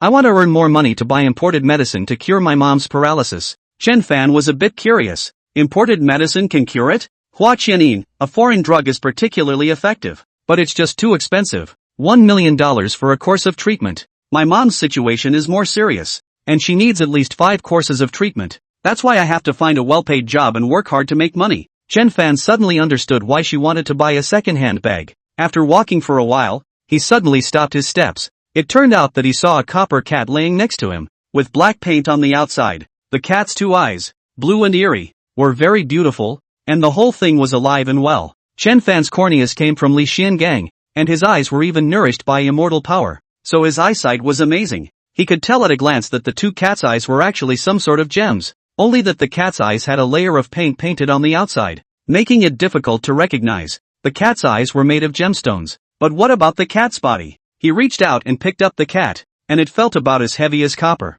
about 30 pounds. When he scanned it with his divine thoughts, he realized that the cat's belly was hollow, so it was actually far denser than copper. Golden cat. His eyes lit up and he said to Hua Qianyue, this cat is quite good, why don't you buy it? Hua Qianyue also thought that Black Mang was quite pretty and reached out to take it, but it didn't move and she laughed. It's so heavy. Boss, what is this cat made of and how much does it cost? The boss laughed. Copper cat, pure copper, 5,800, no bargaining. Hua Qianin skimmed her mouth and lost interest, but Chen Fan grabbed her hand and laughed. Buy it, it's quite good, I like it too. Hua Qianyue was slightly stunned. She looked at Chen Fan's eyes. He was very serious. She was a smart girl. She hesitated slightly and said, Boss, my boyfriend likes this cat, but I think it's too expensive. How about this? I'll take it for 2018. The boss rolled his eyes. Girl, now a catty of copper costs tens of pounds. This cat is 37 pounds. And such a good work of art.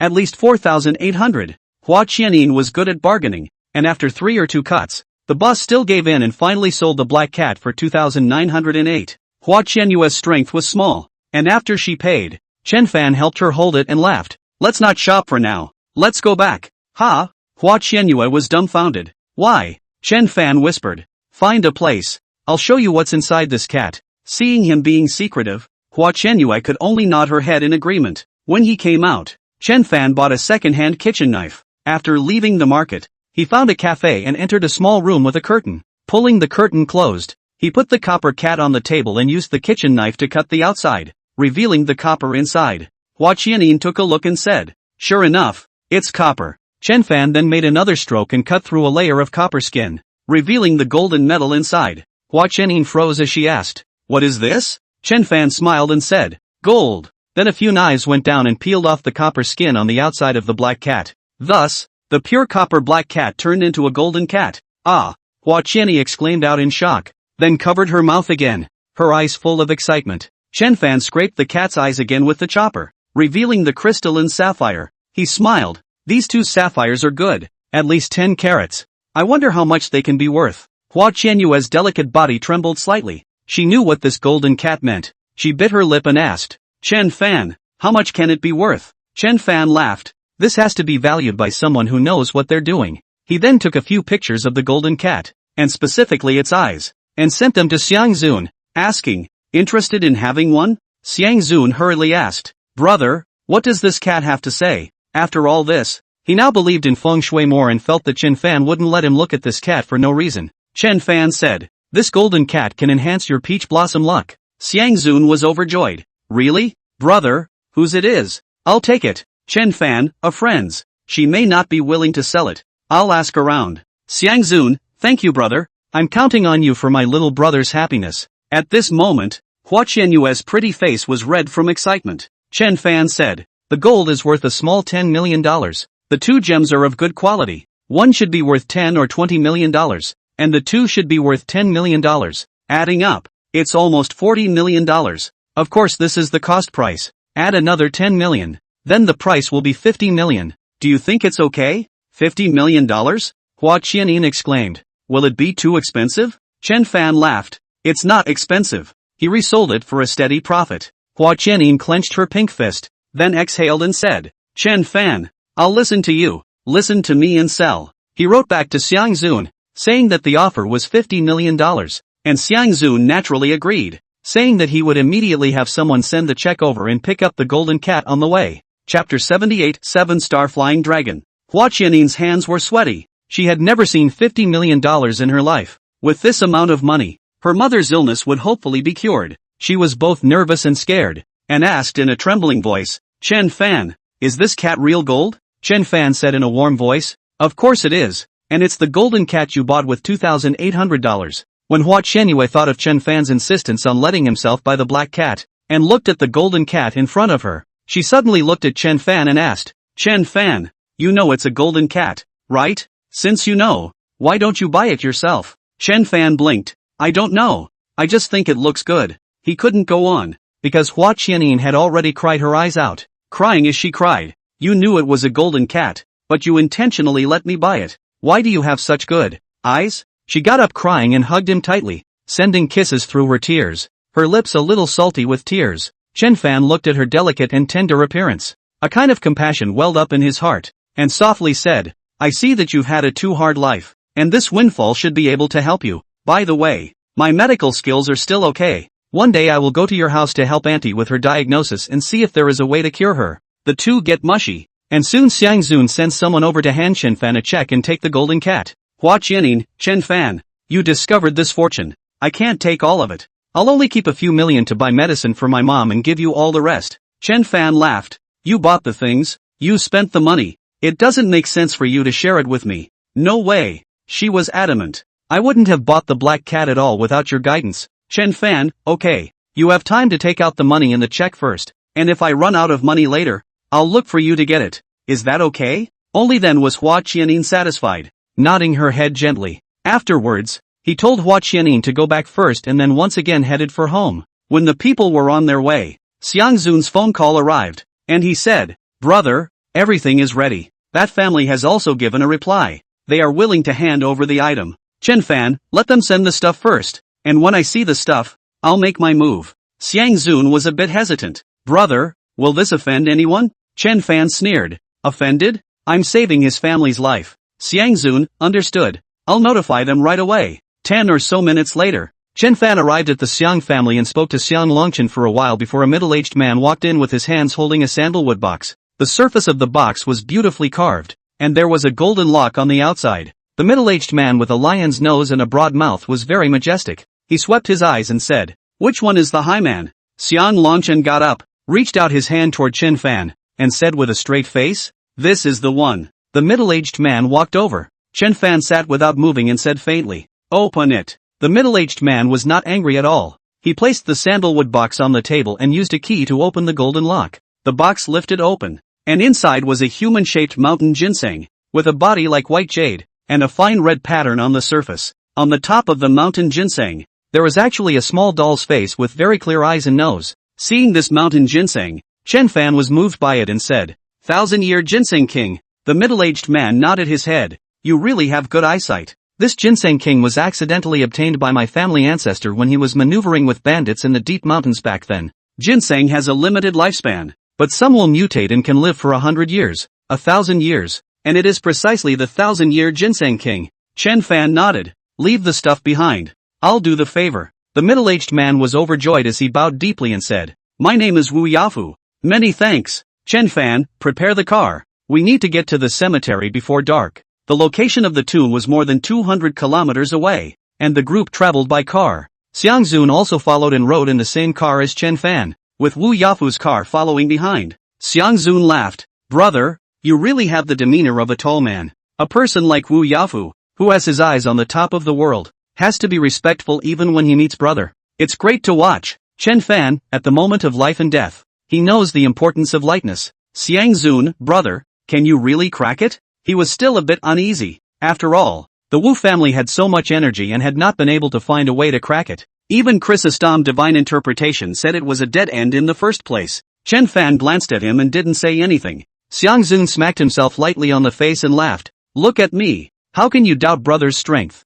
Deserve a beating. Chen Fan, after my arrangement, the 7-star Absolute Fury Bureau can be transformed into the 7-star Flying Dragon Bureau. Xiang Zun asked curiously. Brother, let me say a few more words. Why is it that you can do what others can't? What is the difference? Chen Fan, when the Feng Shui Bureau produces a change, It will attract the fury of heaven and earth, which is beyond the ability of mortals to withstand. And if they are in the middle of it, they will be struck by a terrible disaster. Xiang Zun was startled. Then brother, aren't you afraid? Chen Fan smiled. I have a way to deal with it. Xiang Zun lamented. Brother, I didn't expect your feng shui to be so powerful as well. When he arrived at the Wu family's graveyard, there were already quite a few people here, and all the things Chen Fan had asked for had been delivered. At the scene, all the places that were previously destroyed were dug down 10 meters with machinery. After looking at the scene, he ordered people to mix vermilion sand, chicken blood and cow tears, and mixed glutinous rice noodles into it, finally turning it into a kind of dark red mud ball. Chen Fan rolled up his sleeves and pinched a statue of a god out of red clay dough, and he didn't know what the origin of this statue was. He pinched a total of 9 idols, each one different. After pinching them, he bit his finger and placed a bit of blood on the idol's brow. Although his master had failed to ascend, he was still considered a half-heavenly immortal, and the blood injected into his body belonged to the blood of immortals, possessing incredible power. Immortal blood was smeared on the idol's brow, and the idol instantly heated up, coming out in a steaming vapor that quickly dried up and became as hard as stone. He beckoned one of the men and pointed to a mountain peak. Throw it in to mark the location of the arrow and bury it in rubble. The people here worked ahead of time and dug all those spots deep enough that the idol could be put right in. He went on to anoint the second idol with blood and got someone to put it in the second place. In this way, the first 8 idols were put into different pits and then filled in. After taking out the last idol, he said to the crowd, "Everyone leave the scene." Wu Yafu immediately greeted the crowd and drove away from the cemetery, leaving Chen Fan alone. Only when he saw that everyone had gone away did he take the blood from his fingertips and point it at the brow of the 9th idol. The water vaporized and the idol hardened, and he got up and threw it into the last pit, then pushed the rubble next to it into it. As the 9th priest took his place, electricity was generated in the void, and the sky was soon overcast with countless bolts of lightning attracted to the 9 idol strewn floors, zipping and sparking. Chen Fan was fearless of these thunderbolts as he came on top of the tomb, made a seal with both hands and recited a mantra. This incantation was completed before the feng shui pattern of this place could be officially changed. His voice was so loud that it shook the air, creating a water wave-like phenomenon, and the air was filled with thunder and lightning as 9 thick bolts of lightning blasted the ground, again and again. Chapter 79, Another Level Up. I don't know how many times it has been bombarded. The underground corpse gas and grievance gas has been erased as much as possible, and the buried idol at the same time began to glow, vaguely laying out a formation. Boom! The ground shook violently for a moment, then a dozen white and purple lightning bolts struck down and struck Chen Fan. As the lightning passed through his body, he only felt a little hot and numb. One must know that Master had experienced a heavenly tribulation back then, so what was this bit of lightning compared to a heavenly tribulation? Subsequently, the clouds dispersed and the thunder rested, and everything was calm again. In the west, a ray of residual sunlight shone on Chen Fan's face, and he slightly squinted his eyes. Those who saw this scene from afar were stunned. This was simply a divine tactic. It was too shocking. Chen Fan waved at them, and Wu Yafu immediately ran towards the car and was the first to rush over. As soon as he stopped the car, he ran towards Chen Fan. When he got close, he suddenly crouched his hands on the ground and bowed deeply towards him. Mister's great kindness, my Wu family will never forget it.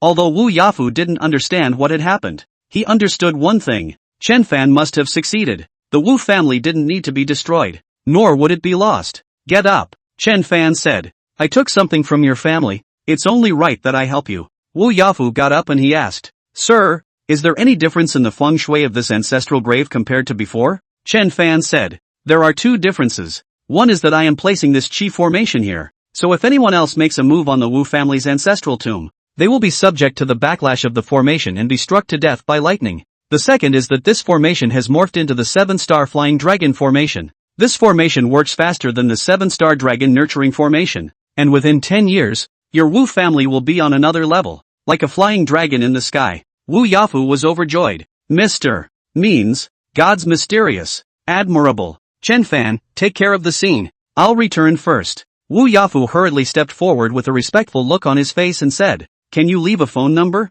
Sir, in the future, on New Year's holidays, I can also give Mr. a greeting. Ask Xiang Zun for it, he's my brother. Chen Fan said. Wu Yafu, yes, take care sir. Chen Fan sat in the car and Xiang Zun jumped up. He skimmed his lips and said, Brother, isn't this cheaper for the Wu family? Chen Fan, within 10 years, the Wu family is like the sun. After 10 years, it will go downhill. If you want to change your luck, you can only look for me. Xiang Zun gave a thumbs up. Awesome, brother, you're the person I admire the most in this world. Chen Fan, less ass kissing. I have to go back today. Send me directly to the high-speed train station. Xiang Zun, brother, stay for a few more days. You've accomplished such a big thing. Mustn't you let the Wu family thank you properly? Chen Fan, no need. Xiang Zun scratched his head. Alright then, brother, I'll go back to you in a few days. To the house. Xiang Longchen received a call from Wu Yafu and was relieved to learn that everything went well. Wu Yafu said, Uncle Wu,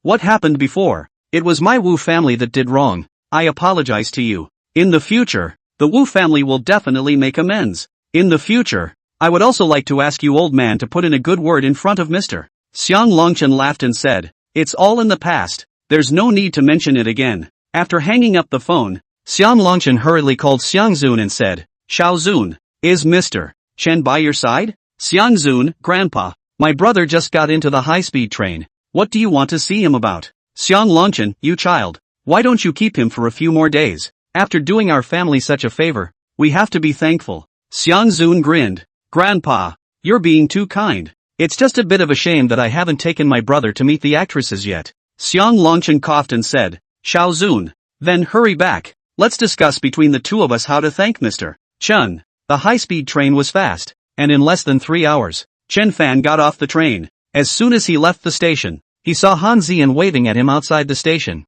Your Excellency, it's been a hard journey. She laughed and then took Chen Fan's luggage. Chen Fan, it's okay. How come you're the one who came? Isn't it Xiao Hao? Han Ziyan, I don't have much to do at home, so I came to fetch Gongzi instead. Sitting in the car, Han Ziyan asked, Gongzi, was the birthday banquet lively? Chen Fan, lively as lively. Then what happened? Was briefly told. After hearing this, Han Ziyan's eyes glowed and she said, it seems that your son's feng shui and physiognomy is also deeply passed down by the immortals. This kind of bureau originally had no solution and could only relocate the grave. But the feng shui was reversed by Gongzi. In the future, that Wu family will definitely vigorously proclaim the reputation of Gongzi. Chen Fan, I didn't want to be in charge of this matter, but that 1,000-year-old ginseng king of the Wu family is good, so I'll reluctantly take a shot at it. Han Ziyan laughed. 1,000-year-old ginseng king for a peaceful one. The Wu family has earned it. Back home, General Red and General Black immediately pounced over and circled around Chen Fan. In just 2 days' time,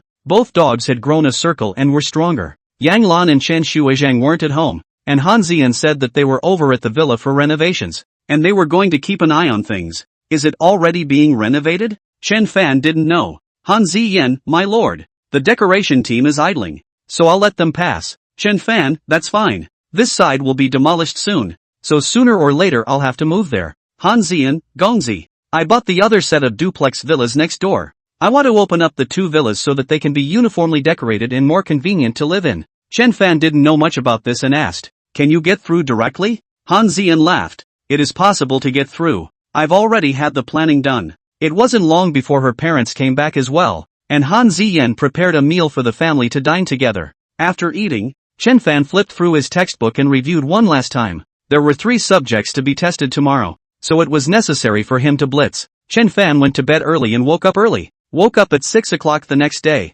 and arrived at the school at 7:20 to prepare for the test. The exam rooms have been assigned. 2 subjects in the morning and 1 in the afternoon. The exam process went very smoothly and Chen Fan would all. After the exam, Tang Rou asked him to have lunch with him, saying that a new hot pot restaurant had opened near the school, and the ingredients used were very authentic. The hot pot was not far from the school, so Chen Fan walked there. He didn't notice that Zhang Fei was following far behind, and when she saw him enter the hot pot restaurant, she also followed him in. Tang Rou was ordering her food and smiled when she saw Chen Fan. Brother Fan, what kind of pots and pans do you like? Is chicken soup and tomato good? Good. Chen Fan didn't care and let Tang Rou order whatever she wanted. She had only sat down when Zhang Fei sat next to Tang Rou. She was a little embarrassed and looked down, not daring to look at Chen Fan. Chen Fan froze and asked, why are you here? Tang Rou laughed. Brother Fan, I asked her to come. Actually, I've known Zhang Fei since high school, and we're still very good friends, so she's told me all about what's going on between you two.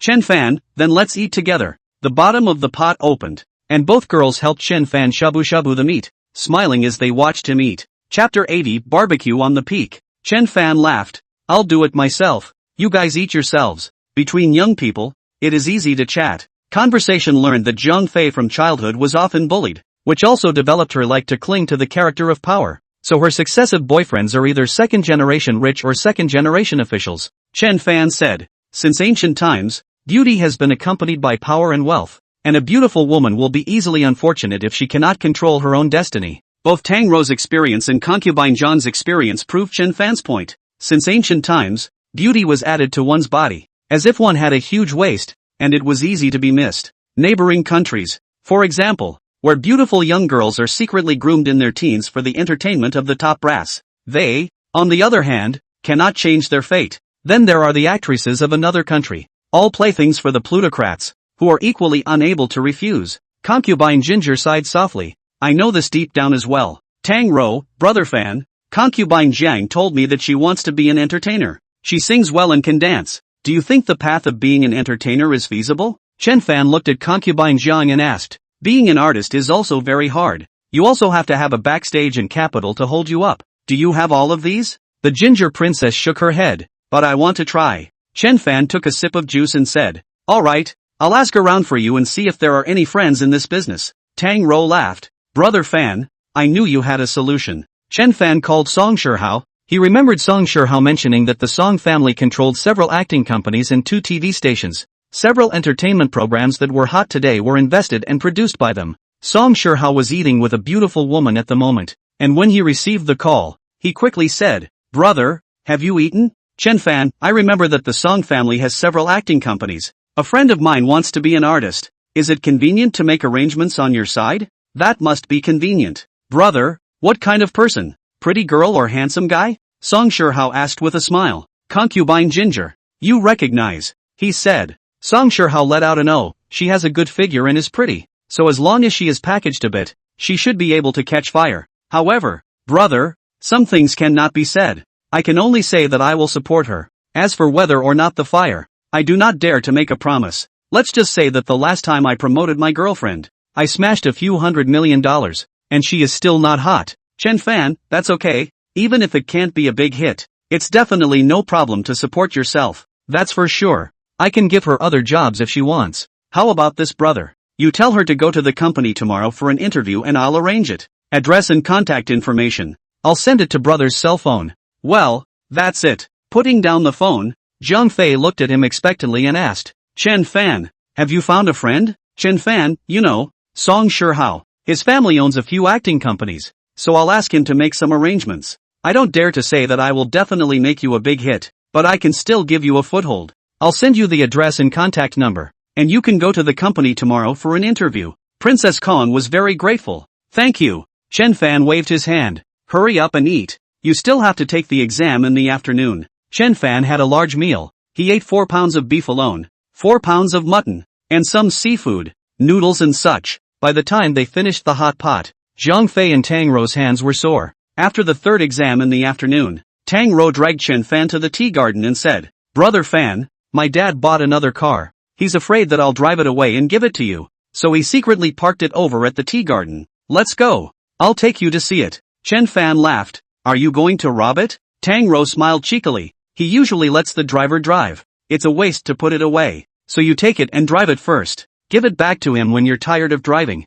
Chen Fan laughed. Then I won't be polite. Let's go. Take a trip home first and bring General Red and General Black with you. The car passed by the front door of the house. Chen Fan whistled, and both dogs and cats ran up to the car. 2 people, 2 dogs and a cat, skulked through the tea gardens just after 4 p.m. in a cool mountain breeze. In the garage, there were 2 cars parked, one of which was very large, with a length of nearly 5 meters 9, a width of more than 2 meters 1, and a height of more than 2 meters 2. It's a white Mercedes-Benz G63 AMG 6x6 with very strong off-road capabilities and horsepower, limited to 100 units worldwide. This car was sold for more than $3 million abroad that year, and Tang Zhou spent more than $9 million to buy it from a friend before he drove it once. Isn't this car overbearing? Tang Rou handed a car key to Chen Fan. Drive away in a while. Chen Fan, uncle must have bought this car to play off-road. Tang Rou bristled. What's the point of playing cross-country when you're a handful of years old? Then he came to the top of the mountain,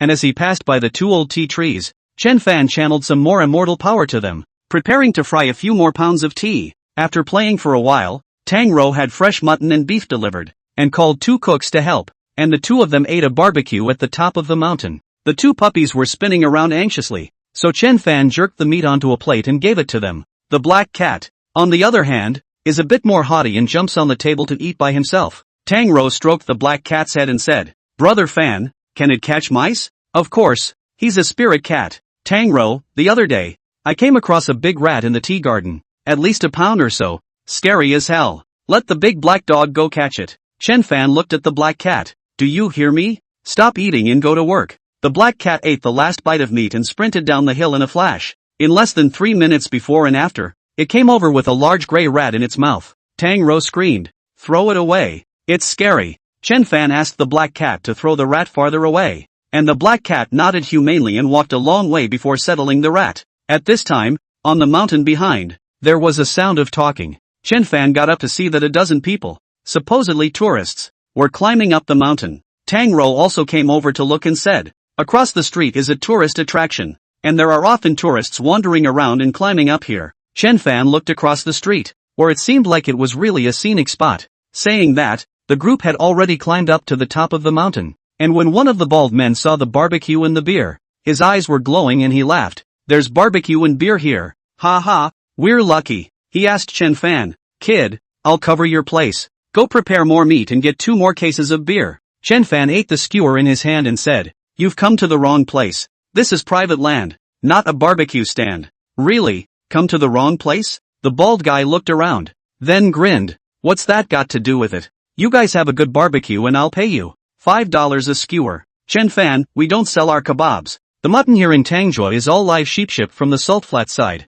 eaten now and killed. The beef is also cold chained all the way to preserve freshness, and the texture and flavor are much better than those outside." The bald head was a bit unhappy and reached out to pat Chen Fan's shoulder. "Brothers, when you go out, give each other face." Chen Fan pushed his hand away and said, "You guys go down the mountain. There are restaurants on the mountain. Feel free to eat." The bald head was a social mixer when he was young. His face sank and he said, "Kid, don't give me face." Behind him, a bearded man laughed. "Brother Light, report your name back then, and make sure this kid is scared out of his wits." The bald man gave a humph and pointed to his nose. "Me, Zhao Li Guang. Have you heard of me?" This name, Chen Fan had really heard of it. A ray of coldness flashed in his eyes as he nodded. "I've heard of it. Back then, there was a Zhao Li Guang who got drunk and raced a car on the highway, killing 4 students and seriously injuring 5. And in the end, he was only sentenced to 3 years. Was it you?" Chapter 81. What goes around comes around. Zhao Li Guang froze for a moment.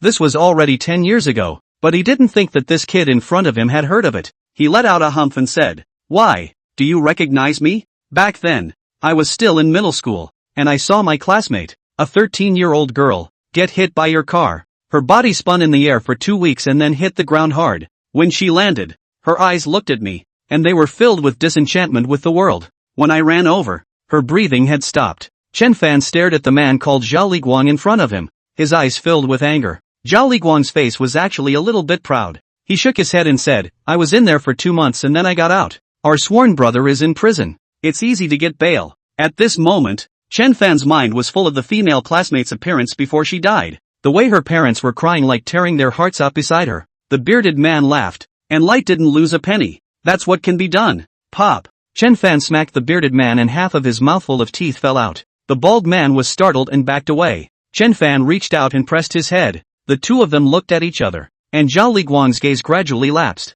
With the help of Yuan Shun, Chen Fan could easily control a person's will and even turn them into his slave. Find the families whose children you ran over and injured back then and distribute all your assets to them. If you don't have any, go borrow from loan sharks, from your friends and relatives. After you've divided the money, drive your car across the river bridge and rush into the center of the river to atone for your sins with this dog's life of yours." Zhao Li Guang straightened his eyes and muttered, "Atone for my cheap life. Split the money, and borrow the money." He turned and walked away, and those behind him still didn't understand what was happening when the bearded man struggled to his feet and screamed, "You dare to hit me!" Chen Fan kicked him in the stomach. The bearded man rolled over a few times, sweating like a pig in pain, no longer dared to say harsh words, covered his stomach and walked down the mountain. The rest of them, seeing that something was wrong, also descended the mountain and quickly disappeared. Tang Rou hugged Chen Fan's arm and said softly, "Brother Fan, you're thinking of the past." Chen Fan pulled Tang Rou to sit down and said, "This person has no empathy and should be punished."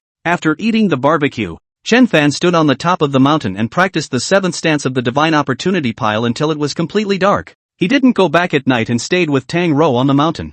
That very afternoon, Zhao Liguang mortgaged his house and car for a loan, and borrowed a few million, and compensated the money to the families of the students who died and were injured that year, totaling more than 18 million. Subsequently, he drove his car from the bridge into the center of the river. When the relevant personnel to salvage him, he has been dead for a long time. At night, Chen Fan spent most of his time standing for the divine opportunity piles, the 7 types of piles that allowed his body to absorb 7 types of advanced energies, and under the nourishment of these energies, his Yuan Shen and body became stronger and stronger. The next day there were exams to be taken, so Chen Fan drove the monstrous G63 and took Tang Rou back to school. The school has a parking lot for faculty and staff, but students with cars can drive in, except they have to pay an hourly rate of $3 an hour. Driving the car into the school and just stopped. Lu Nanguo chased after him from behind with a shocked face, calling out, "Holy, this car is too dominant, drive it for me too in a while." Chen Fan laughed, "Go out after the exam.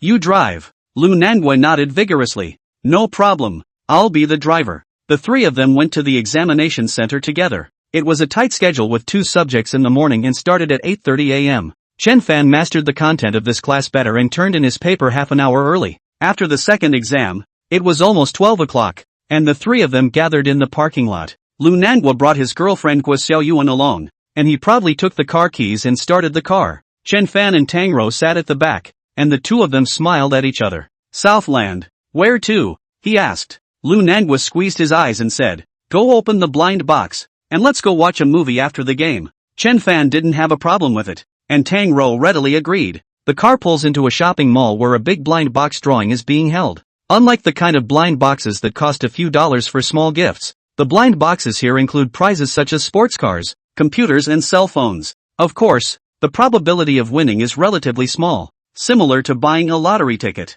But young people like this, and go to draw one if they have nothing else to do. When I came to the event site, I saw that it was crowded with people, all of whom were couples drawing blind boxes. Inside a huge inflatable mat, there were numerous palm-sized blind boxes that people could jump into and pick out for $50 each. Chen Fan saw that those who opened blind boxes were either keychains or lollipops, but occasionally people opened cell phones, headphones, and other things that cost hundreds or thousands of dollars. Lu Nanguo rubbed his hands together and said, "I'll pick one first." Chen Fan laughed and asked, "Is there really a car?" "That's for sure. Last week someone raffled off a $200,000 sedan." Tang Rou had been observing and said, "There are at least a few million blind boxes in here, and a 50 is worth hundreds of millions. So even if someone draws a multi-million-dollar sports car, the operator won't lose money." Chen Fan laughed. "Then let's go and try our luck." He opened his mind and searched inside, and soon found a cardboard box with the words 4090 graphics card set, worth 888 written on it.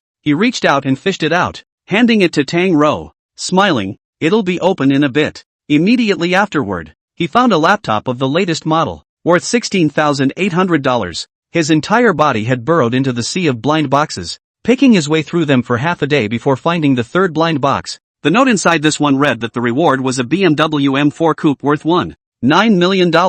He continued to look but didn't find a sports car, but did find a blind box with a Bentley Flying Spur for $3.78 million. These 2 cars are pretty good too. He walked out holding the blind box and Guo Xiaoyuan next to him laughed. "Chen Fan, it's fine to look for it outside law. It's all just chance anyway. It's the same everywhere." Tang Rou laughed. "Brother Fan, come on out." Climbing outside, he handed Lu Nanguo the 2 blind boxes with the M4 and the graphics card and smiled. "Nanguo, these 2 are for you. Go pay." Lu Nanguo grinned. "Alright, little Fan, you've always been lucky. I'll borrow your luck." He went to scan the code to pay, and unwrapped the first one in front of the staff, which contained a card with a picture of the video card, and the market price. "Holy!" Lu Nanguo exclaimed. "I won 4,090. The staff immediately congratulated them and then took pictures of them to send to their friends. The surrounding people also applauded and envied Lu Nanguo's good fortune. Then Lu Nanguo opened the second box, and on the card was a picture of a coupe,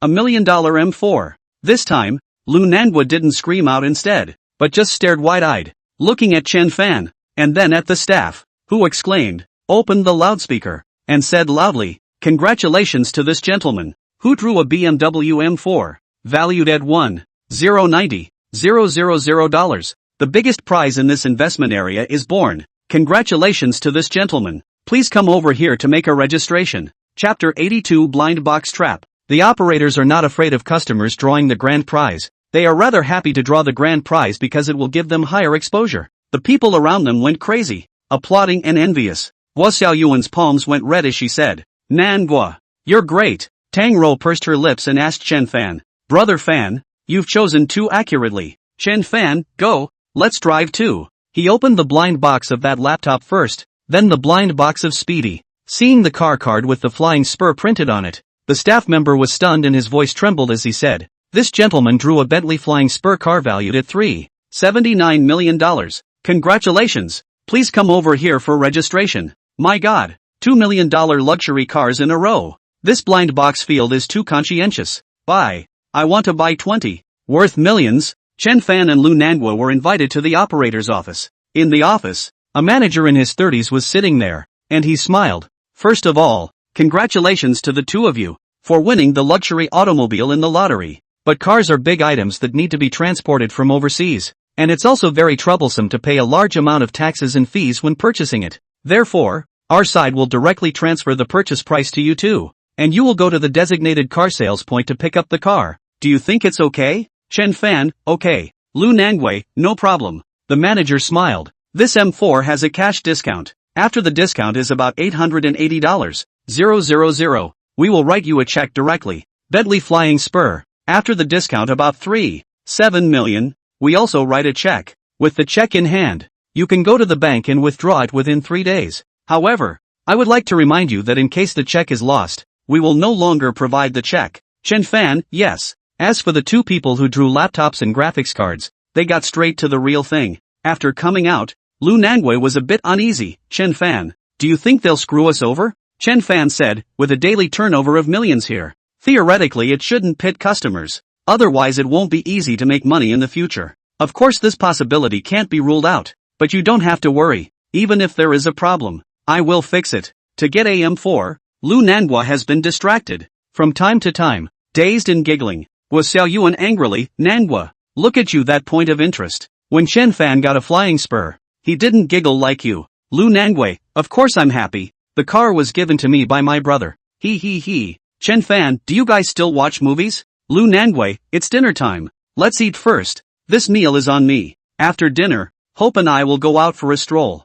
Chen Fan knew that they must be going to the hotel. After all, after eating and drinking, it was time to get down to business. He said, okay, we'll leave you guys alone. In the evening, the four of them ate barbecue meat at the mall. After dinner, Lu Nanguo and Guo Xiaoyuan went ahead and Chen Fan took Tang Rou around again. Tang Rou picked out a few clothes and bought a bracelet. After buying clothes and posting out, the opposite side ran over a person who seemed to be very critical, and he and Chen Fan bumped into each other. The moment of impact, Chen Fan felt that the other party reached for his wallet. He reacted surprisingly quickly, grabbing the other man's wrist with his wallet still cupped in his hand. The man's face changed as he raised his foot and kicked at Chen Fan's face, fast and furious, but his feet only raised. Chen Fan hand lift, he lifted up, and then clicked to break his wrist, and kicked him away a few meters. Ah! The thief screamed in agony and grunted on the ground, covering his stomach. At this time, two more black-clothed men rushed over. One of them picked up the thief, and the other glared viciously at Chen Fan.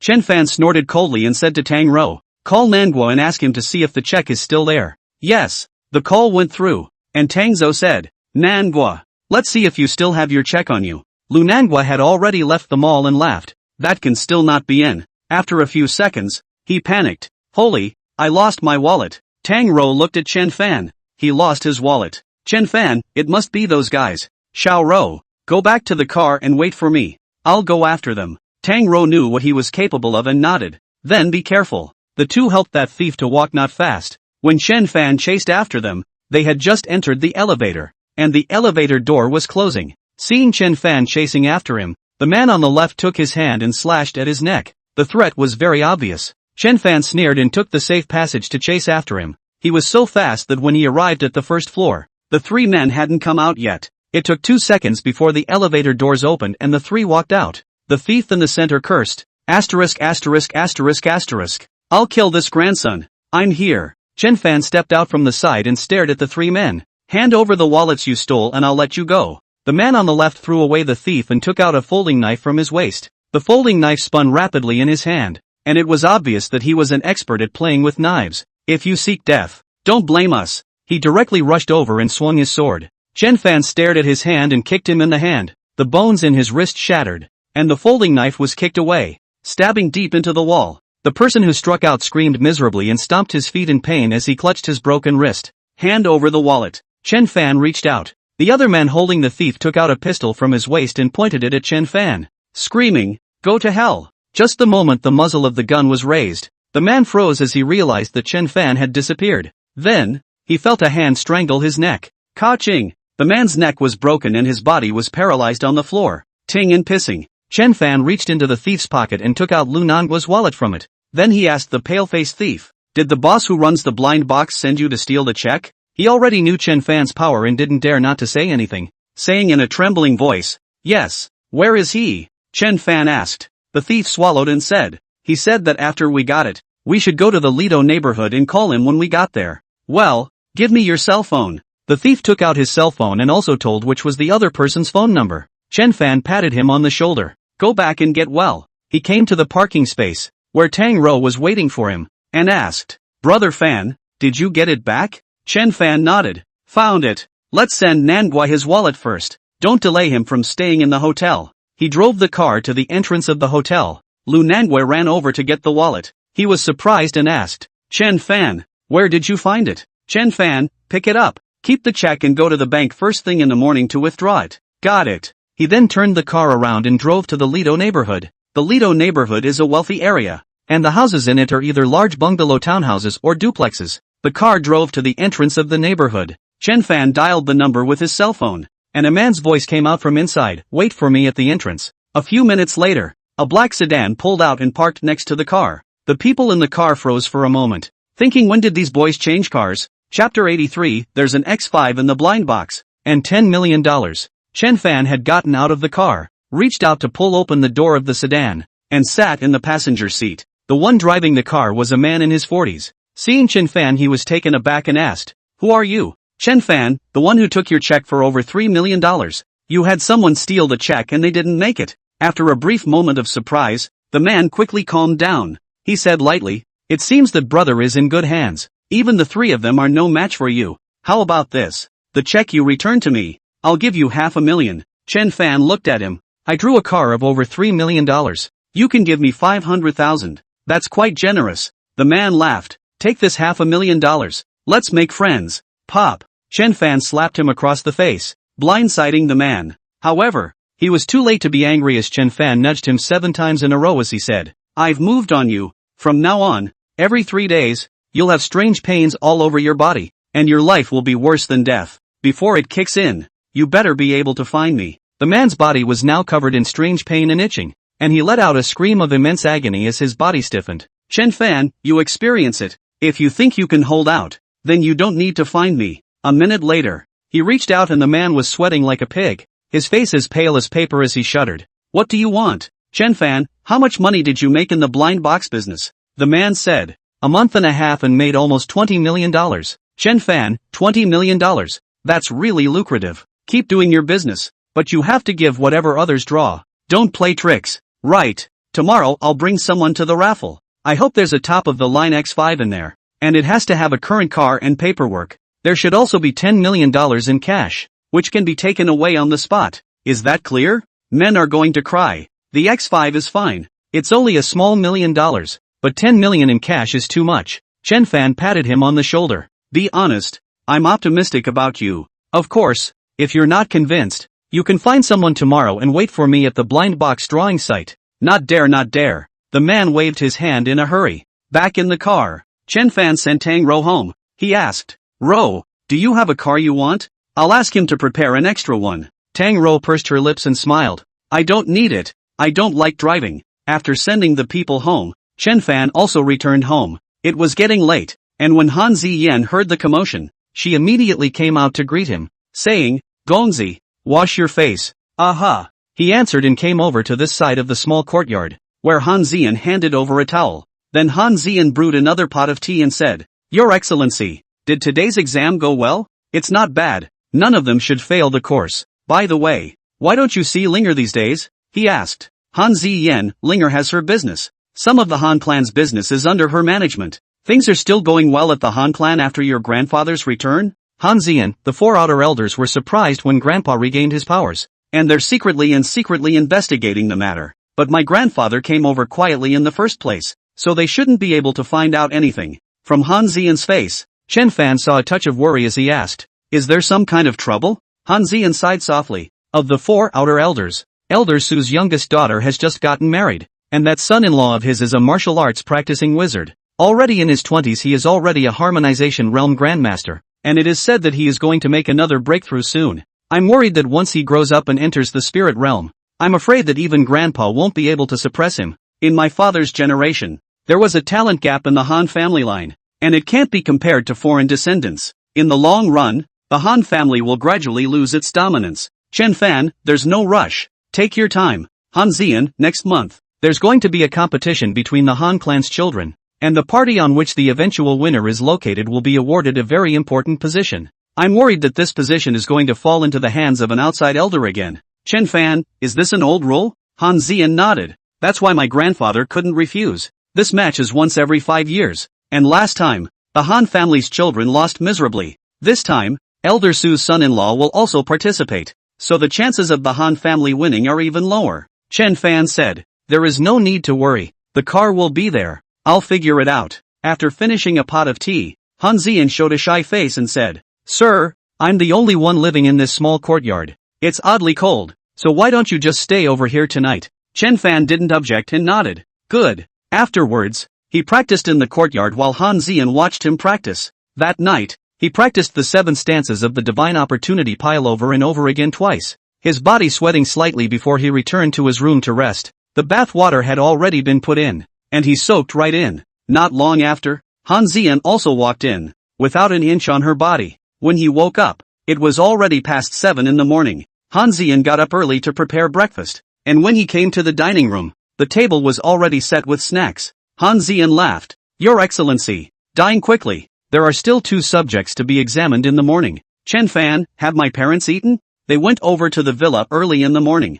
Han Ziyan said. I said I didn't need to watch, but the 2 old men insisted on going. Chen Fan, just go. Come back and tell them that we'll go to the lottery in the afternoon. Han Ziyan's beautiful eyes lit up. Good. He then rode his bicycle to school. After the 2 subjects in the morning, the whole campus was jubilant because everyone was about to graduate. Walking out of the examination room, Tang Rou and Zhang Fei were waiting for him outside the door. Tang Rou, brother Fan, Zhang Fei's interview went well, and after graduation, she can go straight to work for the company. Concubine Zhang gave Chen Fan a deep bow. Brother Fan, thank you for helping me. The company side will first send me to a professional school to learn acting and singing for a while, and then this year, they'll arrange a performance opportunity for me as a second female. Chen Fan laughed. Not bad, go for it. Tang Rou, brother Fan, don't forget to attend the graduation party tomorrow. Chen Fan, something going on this afternoon? Tang Rou, I'll accompany my parents to visit my grandmother in the afternoon, so I can't accompany you. After parting, Chen Fan rode his bicycle to his home. After arriving home, he drove the G63 and brought his parents and Han Ziyan back to the site of the blind box draw at the mall. The same boss from yesterday was there, and when he saw Chen Fan coming over, he greeted him with a smile on his face. Sir, you're here. Chen Fan let out a hum. There should be something I want in here, right? The man nodded repeatedly. Yes, and they're all in stock. Chen Fan was satisfied as he patted the man's shoulder and said, business is booming. Seeing his son rummaging through the pile of blind boxes, Chen Shuizheng laughed and shook his head, saying, he's almost graduated from college, and he's still so playful. Han Ziyan laughed. Uncle, the Duke's hand must be extremely good. At this time, Chen Fan threw the 2 blind boxes to Chen Shuizheng and said, Dad, you drive first. Chen Shuizheng smiled and took the blind box to the lottery, and after opening it, the first blind box was 1,888,000 cash. Seeing the prize money, Chen Shuizheng murmured, this is real? Han Ziyan laughed. Uncle, of course it's true. This money is yours. The staff helped open a second blind box, which contained a picture of a BMW X5, valued at $820,000. That boss immediately clapped his hands and stepped forward. Congratulations to this gentleman. He won 18,888 in cash, as well as a BMW X5. Chapter 84. Take from my family and spit it out. At this time, Chen Fan had already drilled out from the pile of blind boxes and handed Yang Lan and Han Ziyan 2 blind boxes each. When Yang Lan opened it, inside the first blind box was a card with $10 million in cash. The second one was a laser TV worth $50,000. Han Ziyan's was not bad either. A set of cosmetics worth $38,000 and a new bag worth more than $28,000. Han Ziyan didn't lack these things, but she was incredibly happy when Chen Fan gave them to her, and her pretty face was full of joy. Yang Lan was dumbfounded and said, $10 million? Chen Fan, yeah mom, you're so lucky to draw $10 million. Chen Shuizheng, also dumbfounded, said, we're not dreaming, are we? And the latter fact proves that this is not a dream. X5 is parked not far away. Complete formalities, ready to go on the film. $10 million in cash, actually placed in the car. Yard neatly, $10,000 a bundle. A total of 1,000 bundles. Almost filled the trunk. The boss was incomparably polite and went up. Several of you are really lucky. Congratulations. Chen Fan laughed. Mom and Dad, it's rare for you to come here. Let's go buy something. With an extra $10 million in cash in his hand, Chen Shuizheng also had a bottom line. He nodded. Your mom has been with me for so many years, and I haven't bought her a few decent clothes. Let's break the bank once today and buy her a few more. I say it's a bust, but Janlan isn't really worth spending money on, and a few outfits come down to a few $1,000s. After shopping, the four of them found a place to eat at the mall and then went home happy. Chen Shuizheng went straight to the bank as soon as he left the mall and deposited $10 million into the bank. Chen Fan also took the opportunity to take out the $3 million or so from the check and deposit it into his account. He also called Lu Nanguo, who had long ago withdrawn the money and was on his way to pick up the car. Back at home, the older couple discussed what they would do with the money in the house. Han Ziyan called Chen Fan to the small courtyard and said, Your Excellency, all the information about the person who took Uncle's university place has been investigated. She handed a document to Chen Fan, who looked at it, and the more he looked at it, the more angry he became. This dog is doing very well now. As the second in command of the power plant, he is a good hand at eating, taking and asking for money. His son is studying abroad, spending millions of dollars a year, and has bought a house worth more than $30 million abroad. His account overseas, on the other hand, had more than $150 million lying in it. In addition, his divorced wife has 10 properties and 5 luxury cars in her name, while she is also a major shareholder in several companies. Moreover, this person has 4 beautiful young women and is busy every day. Han Ziyan, Gongzi. Should I have someone publish this person's situation on the internet? Chen Fan said indifferently. I said that I would make him pay back tenfold. Ask him out tonight. I'll meet him. Han Ziyan nodded. Okay, I'll have someone go do it. In the afternoon, Chen Fan practiced the 8th stance, the divine opportunity pile, and only after he had practiced this stance to completion did he go to see that person. Zhao Fangjing, the second in command of the power plant, came to the hotel at the moment. He talked about a young and beautiful girl on the internet. The other party is very much in love with him, but also video a few times. Today, the girl asked him to come to the hotel to meet, so he put off all the entertainment, happy to come to the hotel. After getting a room, he lay down on the bed, humming a little song as he waited for the girl to arrive. A few minutes later there was a knock on the door and he immediately got up and opened it. However, there was a young man standing outside the door. He frowned and asked,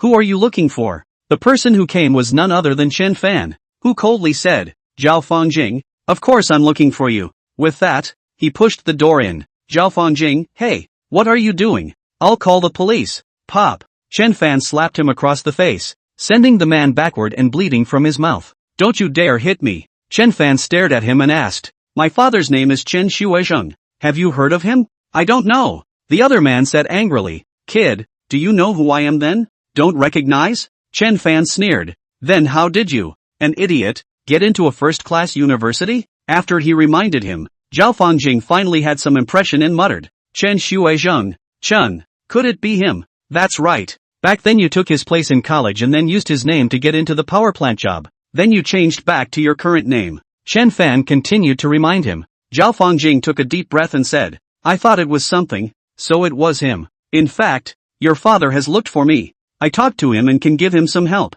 As long as it doesn't go overboard, I will meet. Pop. Chen Fan raised his hand and slapped again, causing Zhao Fangjing to scream wow wow wow. What seems insignificant to you has made my dad regret his life. He was so good and worked so hard back then. Who are you to take away everything from him? You're a stupid thing like an idiot. Do you deserve it? Zhao Fangjing was hit with extreme pain as he exclaimed, I'll give you whatever you want. Chen Fan stared at him and said word by word, I'm going to make you a life worse than death. Are you willing to do that? Zhao Fangjing's face sank as he said, young man, be realistic. I have some power in the power plant. I can arrange a good job for your father. And even you can be arranged together. Pop. Chen Fan slapped again, causing Zhao Fangjing to lose 3 large teeth, blood flowing from his mouth. And he said in horror, I lost my teeth. My teeth. Chen Fan took those materials out and showed them to him one by one, saying, you've been living a fast life all these years. 3 wives outside. This one. 2 of them even gave you children. The money you got from the power plant all these years. At least 2 to 300 million. Right? Zhao Fangjing was finally afraid. These things were not known in such detail even by his closest people. He said in a trembling voice, how did you know? Chen Fan, I know you too well, so I will let you slowly lose it all. Status, money, and health. Zhao Fangjing gritted his teeth and said, what exactly do you want? Chen Fan coldly said, if you took my families, spit it out for me, then accept the punishment. He then pressed Zhao Fangjing's head with both hands, his 4 eyes facing each other, and used his powerful Yuan Shen to forcefully brainwash him. In less than half a minute, Zhao Fangjing was already under his control, his gaze empty. Transfer your domestic and foreign, all your money to this card. Chen Fan gave him a card number. Then go to the police station and turn yourself in, and tell us all about the embezzlement offenses you've committed over the years. The account was an overseas account provided by Han Zi, and once the money was credited, it was transferred in batches and could not be traced. After saying that, he planted 5 types of yin hands on Zhao Fangjing's body, and these 5 types of yin hands would each produce an effect that would make his life worse than death. Go. Zhao Fangjing got up and left, and when he went back, he immediately started selling his family's assets and transferred all the money into the account provided by Chen Fan. At home, Han Zian was waiting for him to return and asked softly, my lord, is it over? Chen Fan let out a hum. He won't live for more than 7 days and will die in agony. Han Zian, this kind of person deserves what he gets, even if the eunuch doesn't make a move. I won't let him go. Chapter 85, the second place of the 10 most popular people in the university city. Chen Fan sighed softly. It's a pity that my father, what a hard-working and intelligent person, had his life stolen by someone else just like that. Han Zian laughed. People have their own destinies, and it's not a bad thing for uncle to be like this. Without those changes, how could one give birth to such an excellent son as Gongzi? Chen Fan laughed. I can't talk about excellence. I haven't let my dad worry about me since I was little.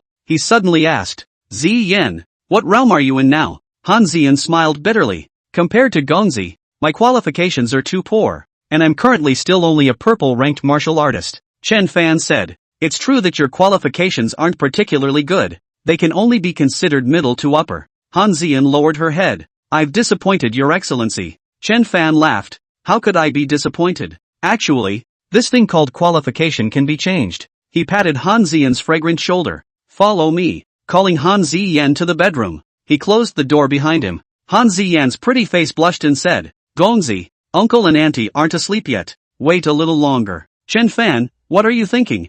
I'm helping you reshape your roots. Han Ziyan was dumbfounded. Can root bones be remodeled? Others can't. I can. Chen Fan made her lie down and undid her clothes in 3 or 2 strokes. With the beautiful scenery in front of him, Chen Fan swallowed his saliva and said, the fixation is still not enough. Han Ziyan bit her lip. Sir, why don't we have Ziyan serve you first? Chen Fan rolled her over, turned her back upwards and said, first things first. He took out a set of golden needles and stabbed Han Ziyan's major points around her body. Each needle had immortal power attached to it, which penetrated into her strange meridians and 8 veins, and the 5 viscera and 6 bowels. As he performed the needles, he said, Ziyan, you are my woman and the person I will trust the most in the future. Now, I'll pass on to you a set of true immortal sex gong method, the vegetable maiden immortal scripture. This gong method matches with my 9 sons' immortal kung fu, so when the time comes, we will gain from each other. He spoke the heart method and used his immortal power to simulate the path of the vegetarian lady immortal sutra within his body, and Han Ziyan memorized each and every one of them in her mind. After an hour and a half, Chen Fan had her sit cross-legged while she sat across from him, continuing to run needles on her to open the deeper meridians. At this time, Han Ziyansu under the guidance of Chen Fan, vegetarian woman immortal scripture has been the first glimpse of the doorway, the body of a vegetarian woman true chi slowly running. Although it had only just been practiced, it had already brought great changes to her body. After another hour, Han Ziyan's vegetarian lady immortal scripture had been cultivated to the 2nd level, and Chen Fan had pulled out the golden needles from her body. Subsequently, The two of them pressed their palms against each other. Their two bodies pressed against each other, and their yin and yang merged. Chen Fan helped her continue her breakthrough with the help of the more advanced Nine Yang Immortal Kung Fu. The two energies, operating within the two of them, complemented each other's yin and yang. By the early hours of the morning, Han Ziyan had broken through to the third level. The vegetarian lady immortal scripture had a total of 9 weights, which just happened to match the 9 suns immortal technique. Practicing to the third level, Han Ziyan had already transformed her body. At this moment, Chen Fan only pressed his hand on top of his head and said, Ziyan, I will now teach you to experience what the realm of transformation is. Han Ziyan sensed with her heart, and when the sky had just dawned, she waved her jade hand, and dozens of strengths struck out, producing a thunderous sound in the air. Chen Fan was satisfied and smiled. The transformation realm is actually easy. As long as there is someone to guide you, you will be able to break through. The divine realm in the back is a bit more difficult, so if you cultivate well these days, within a month, you should be able to advance to the divine realm. Rest first, I'll teach you a set of feats in the afternoon. Han Ziyan was filled with joy as she hugged Chen Fan tightly and said, Young lord, you are so good to me Ziyan. Chen Fan, my identity can't be released to the public yet, and I need to have a trustworthy person by my side. Han Ziyan nodded her head vigorously. Don't worry, young lord. In the future, Ziyan's life will be young lord's, and she's willing to do anything for young lord. Chen Fan laughed. That's not necessary. You will be mainly responsible for guarding my parents and keeping them safe in the future. If you want to rise to power, you will inevitably offend people, and you can't do it without someone at home. Han Ziyan said, Don't worry, young lord, with me around for a day, uncle and auntie are safe. After a tiring night, Chen Fan collapsed and went to sleep, saying, Call me at 9 o'clock. I'll go to school and pack up my things. Finally graduating. When he said sleep, Han Ziyan got up and went to clean the courtyard and do the laundry and cooking. After sleeping for 3 hours, Chen Fan was woken up by Han Ziyan, who ate something haphazardly and drove the G63 to the school to haul things. As the car drove into the school, He Mengyan called and said, Chen Fan, I've rented a house outside. Is it convenient to help me move things? Chen Fan, yeah, I just got to school. I'll be right over. He then called Lu Nanguo, and the two quickly moved He Mengyan's things to the car. He Mengyan looked at the campus, sighed softly, and said, So fast. 4 years have passed in a flash. Chen Fan, the end is also a new beginning. Mengyan, aren't you going to go to graduate school? Cheer up. You will succeed. He Mengyan nodded her head vigorously. I'll work hard. The two of them moved their things into He Mengyan's rented place, a room and a hall, the bedroom to rest and the living room to study. This place is close to the campus and usually quieter, so it's appropriate to review here. After moving the stuff, Lu Nanguo said, The classes are going to take a group photo at noon, so we still have to go back. When he went back, it was Lu Nanguo who drove the car. He pulled up to a red X6 and laughed. Chen Fan, how about it? Is my X6 handsome? Chen Fan, you actually went to pick up the car. That's for sure. Lu Nanguo said. Chen Fan, you can find me anytime you want to drive this car. If it wasn't for you, I wouldn't have been able to draw this X6. At 11 o'clock, the whole class took a picture. The whole department took a picture together, and after all this, it was already 12 o'clock. Chen Fan and Tang Rou, along with Lu Nanguo and Guo Xiaoyuan went to eat fried vegetables. A few people also called He Mengyan, but she still had to prepare for the exam and simply ate something and went back to study. Lu Nanguo, the graduation dinner in the evening is arranged by a few of the school's popular figures. Want to go? Chen Fan asked. What kind of windbag? Lu Nanguo, brother, you are getting more and more ungrounded. Don't you even know the top 10 most popular people in the university town? Chen Fan shook his head. Too many things had happened in the past few months for him to pay much attention to them. Lu Nanguo said, The 10 most popular people either have an uncomplicated family background or have done amazing things. For example, one of them is Li Luoshui. His father is the third in command of Yun Chang. There is also Zhang Tiefu, the national sparring runner-up, known as the Iron Leg. I have personally seen him bend a steel pipe with a single kick. Then there's Chen Fan, Grand Duke Chen, also one of the 10 most popular figures. Chen Fan froze and pointed at his nose. Me? Lu Nanguo laughed. Of course it's you. Who could have gained the favor of 3 schoolgirls at the same time? And also dined with the #1 schoolgirl in the university city, Hua Qianin? Chen Fan shook his head. How boring. This is the result of several thousand students voting on the university city forum, and your votes ranked second. Only 30 votes less than the first place, Lu Nanguo said with a straight face. Chapter 86 Graduation Banquet. The diners inside the eating pavilion were also mostly students from the university city, and a few of them came often. The two girls ordered their food, and Lu Nanguo opened the University City Forum and smiled. See for yourself. Chen Fan scanned and realized that the one with the most votes was a man named Huang Qifeng. He asked, "What does this Huang Qifeng do?" "Lu Nanguo, don't you know? Huang Qifeng is now a big internet celebrity. He often performs inch fist on the internet, and also specializes in kickboxing, and has succeeded a few times, and now has more than 1 million fans. Coupled with his fit body and good looks, he has attracted quite a few teenage fans." Lu Nanguo flipped out a short video to show Chen Fan,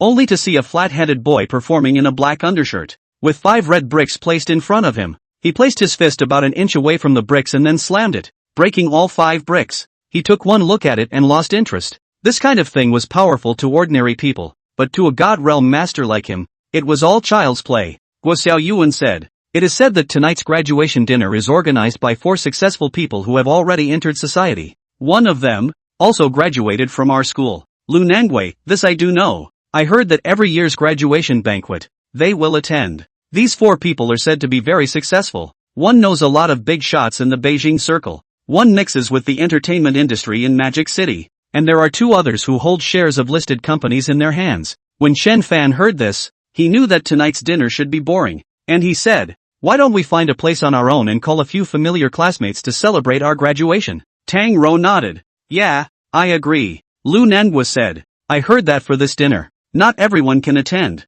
You have to receive an invitation. Anyway, I didn't receive it." Just after that, Tang Rou's cell phone received a text message to the effect of inviting him to tonight's graduation dinner. She held it out to Chen Fan and said, "It's not received." Then Chen Fan's cell phone also vibrated, also receiving an invitation text message. "Lu Nanguo, one of you is the school flower and the other is a top 10 man of the hour. It's not surprising that you were invited. There is a chat group on the text message. Scan the code to add a group." Tang Rou scanned the code and entered a group called Schoolmates. There are fewer men in it, and most of them are girls. Chen Fan also swept the SMS code, and ended up in a chat group called All Brothers of the Four Seas, in which there weren't many girls, and most of them were boys. There are actually 2 groups. It's a bit interesting. Chen Fan said, "Tang Rou, brother Fan, so are we still going?" "Go. People are invited, so it's not honorary not to go," he said. After dinner, Chen Fan and Tang Rou went to the tea garden. The old tea tree had indeed borne a lot of tea again, and it was of better quality than the last time. Apparently enough immortal power had been given, so the tea tree had undergone more mutations. With the experience of the last time, Chen Fan's level of tea frying has been improved, and several masters have praised him. This time, the yield was a little higher than last time. The tea tree below fried 4.5 pounds, and the tea tree above fried 9.5 pounds. This time, Chen Fan used more exquisite packaging and encapsulated it on site. His tea had just been fried when Tang Zhuo came over and nonchalantly took 4 pounds of tea. Tang Rou said, "Dad, this is something Chen Fan and I had a hard time firing up. You're just going to take it away?" Tang Zhuo grinned and said, "I'm taking this to the Green Tea Awards, and when we win the award, we can make a brand out of it." Watching Tang Zhuo leave, Chen Fan asked Tang Rou, "Xiao Rou, do you like pears, or peaches?" Tang Rou, "Love them all, but the time for apricots and peaches to bear fruit has passed. It doesn't matter, we'll have something to eat tomorrow." He walked towards that orchard, picked the oldest peach tree, and began to input his immortal energy. After that, he found a pear tree, an apricot tree, and a large cherry tree. At this time it is not early. Loaded tea. The 2 drove to attend the graduation dinner. The dinner was held at the Fortune Hotel, and when they arrived, a banner had been put up in the lobby on the first floor, suggesting that the graduation dinner would be held in the banquet hall on the 2nd floor of the university town. The 2 took the elevator to the 2nd floor, where a sign was erected not far away, indicating that the lobby was on the left. To the left was the corridor. 2 boys changed into waiters' clothes and stood there. One of them Chen Fan still recognized. It was Luo Jinfeng. He actually looked proud and held his head high, as if this waiter's errand would enhance his lifestyle and social status. Seeing Chen Fan coming over, Luo Jinfeng's face sank, thinking to himself, how did Chen Fan get mixed up in this kind of high society's high-end banquet? He then raised an eyebrow and said, "Chen Fan, did you receive an invitation? Without an invitation, you can't enter." Tang Rou raised her eyebrows and said, "Fine, don't let us in, let's go." The other man quickly laughed and said, he was joking, "I've seen the list, there are 2 of you, please come in." After the 2 of them went in, Luo Jinfeng let out a paw and said, "I really don't understand what they invited Chen Fan to do." Another person whispered, "Don't you know? I just heard the one from Mordor talking to the one from the capital circle, and Tang Rou and concubine Jiang are their targets tonight. Luo Jinfeng's eyes lit up as he said, "You're saying that tonight is actually where these guys are hunting?" The man nodded. "Don't tell anyone. We're just here for a couple packs of cigarettes and a meal." When Chen Fan and Tang Rou entered the banquet hall, they saw that there were already about 20 people here, and one of them, a man in a white suit, 27 or 28 years old, was standing not far away and chatting with Princess Jiang. Concubine Jiang's gaze, however, glanced at the entrance from time to time. When she saw Chen Fan, she hurriedly said sorry and quickly walked towards him. "Van, Zoe, I've been waiting for you guys for half a day." She laughed.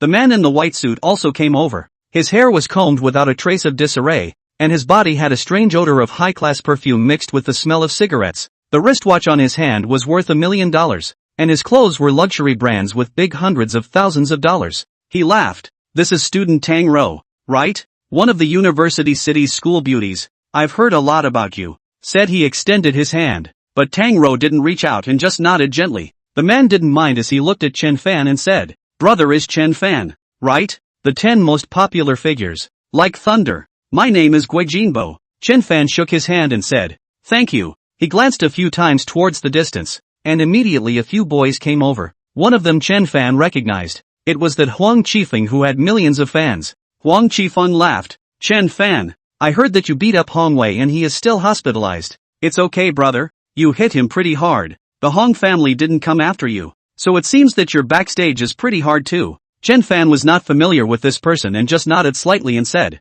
"There was a little conflict." "What? You know him?"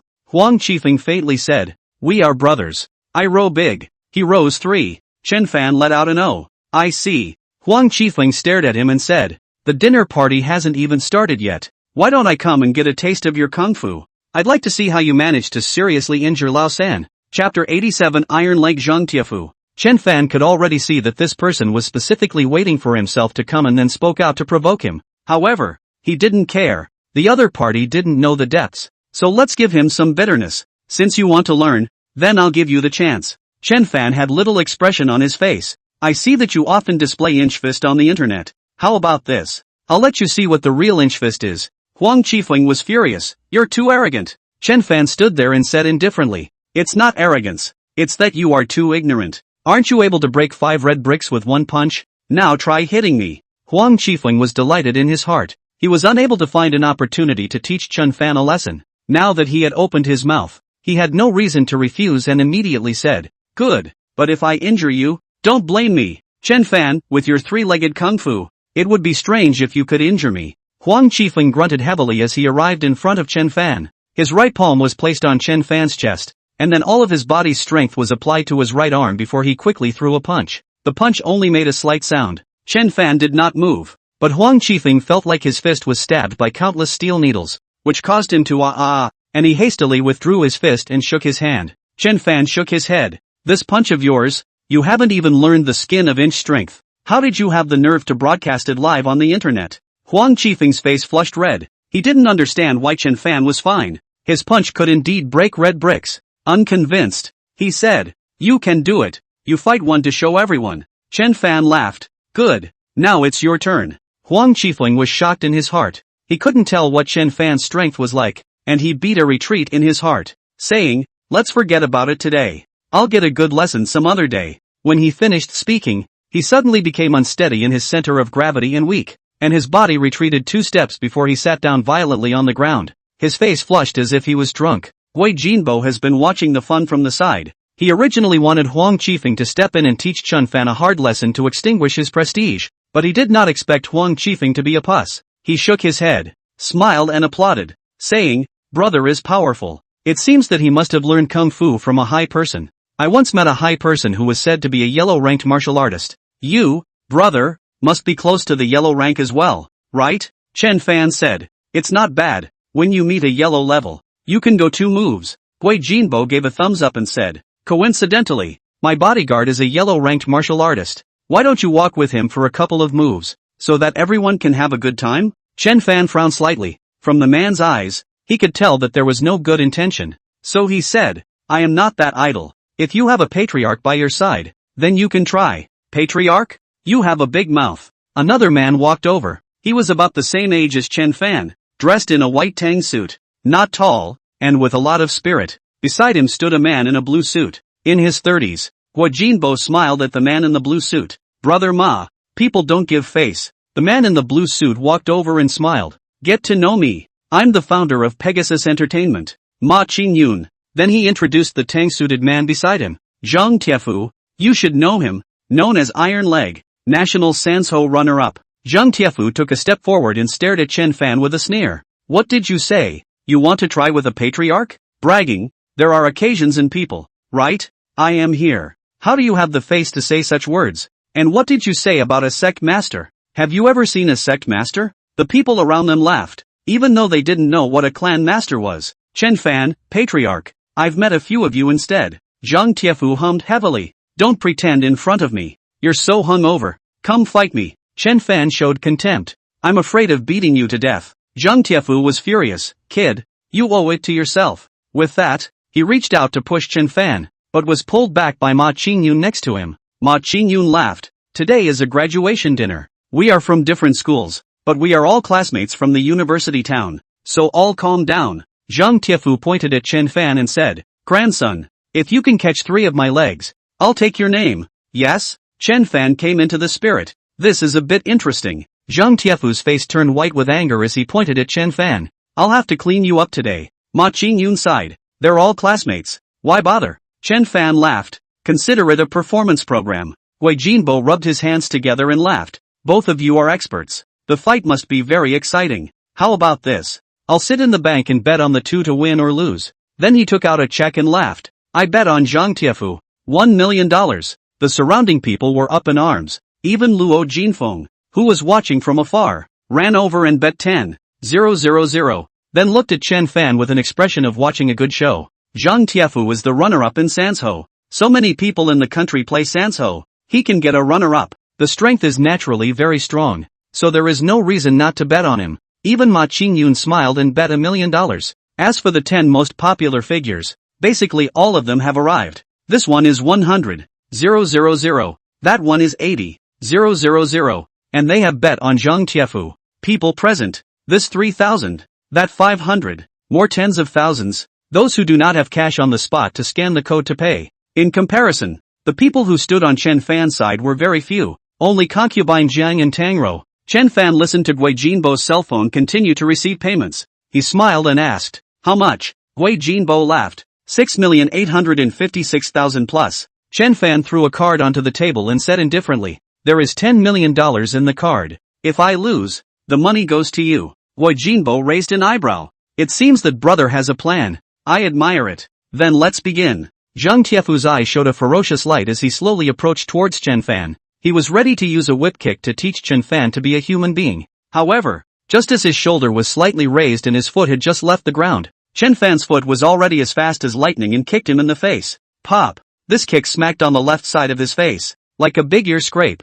hitting Zhang Tiefu to rotate 360 degrees in place, and then fell heavily to the ground, opening his mouth to spit out a few teeth mixed with blood. He had been blinded by the smoke and was staring at the bloodied teeth on the floor. The surrounding people were also stunned. It was so fast, they didn't even see clearly how Chen Fan had kicked out. Zhang Tiefu had already fallen to the ground. Is everything alright? Ma Qingyun's face changed and he hurriedly went forward to check on him. Zhang Tiefu shook his head and asked suspiciously, where is this? Taking a kick in the face. He suffered a concussion in his brain and briefly lost his memory. Chen Fan threw his cell phone onto the table and said indifferently, transfer the money. An icy cold aura came, causing Gui Jinbo's heart to shrink slightly. He immediately entered Chen Fan's bank account number and gave him a payment of 6,815,600,000 on the spot. Receiving the transfer, he smiled at concubine Jiang. You put in $20,000. Turn around and transfer it to you. Tang Rou he a smile. There is still my 100,000.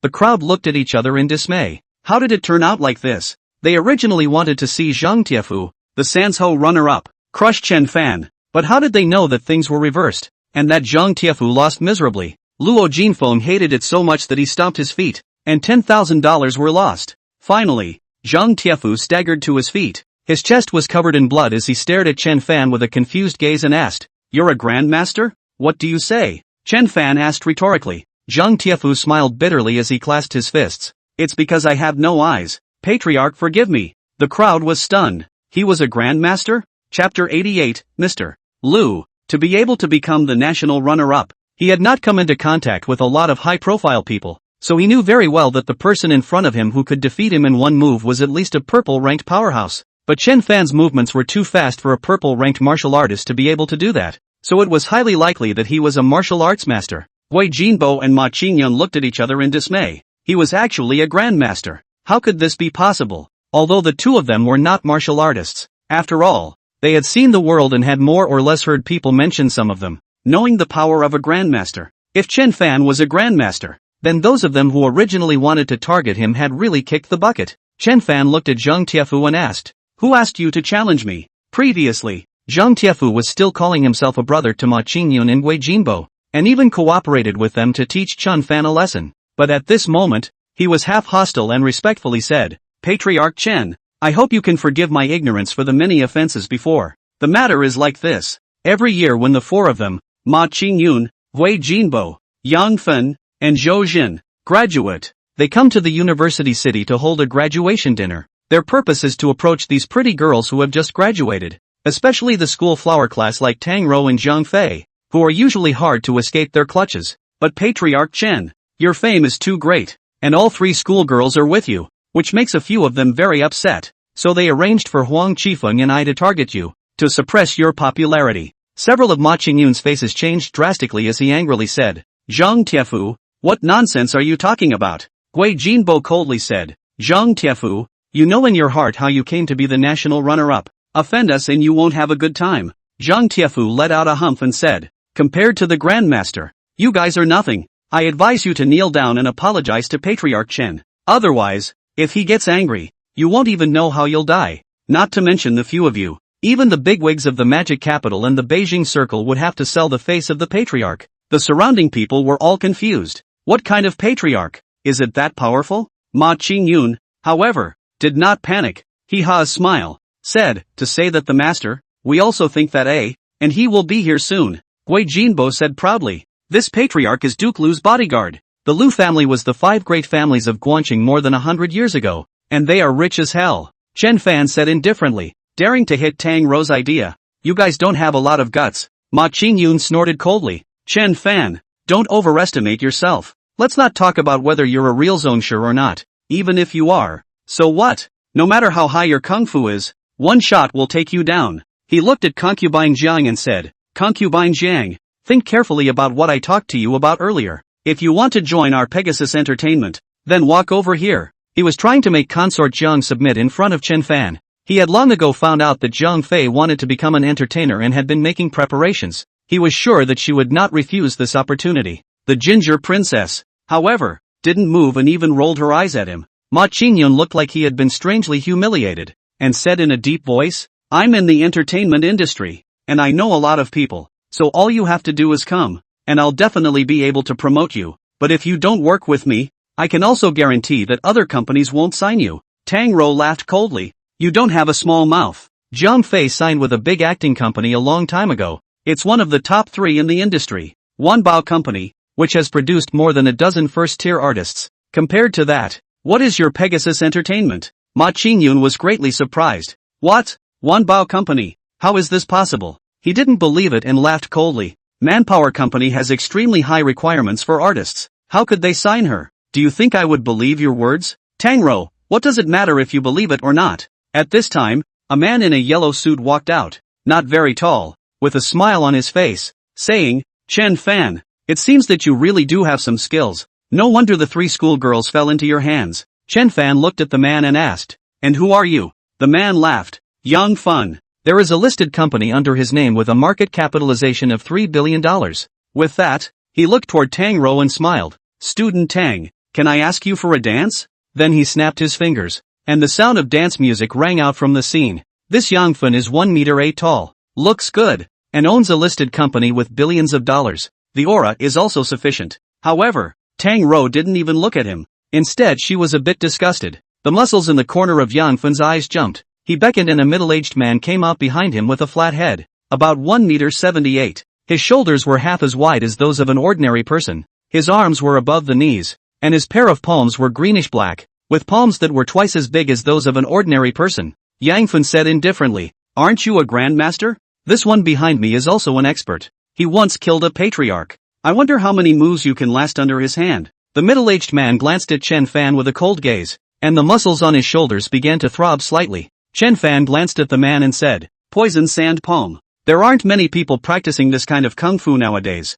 and those who do usually don't live past the age of 50. Being nailed by Chen Fan, the middle-aged man grunted heavily and said, "I can let you die right now." "Let me die? You really overestimate yourself." Chen Fan shook his head, then looked at Yang Fin and asked, "It's fine if you want him to fight me. Then take out a little bit of color as before." Yang Fin sneered, "Fine, how do you want to play? I'll play along." He still didn't believe that he, a big boss of a listed company, still couldn't play with a boxing practitioner. The poisonous sand palm expert beside himself was a bodyguard he had specially hired, earning $10 million a year. Chen Fan is just a fresh graduate. What can he do? The so-called grandmaster is just bragging. "Chen Fan, don't you have a listed company? If this one loses, the company belongs to me." Yang Fan was stunned, then laughed out loud. "Wanting my company? What do you have?" Chen Fan said indifferently, "If you don't dare to gamble, get out of the way and don't be an eyesore here." Yo, so lively. Suddenly, the crowd parted.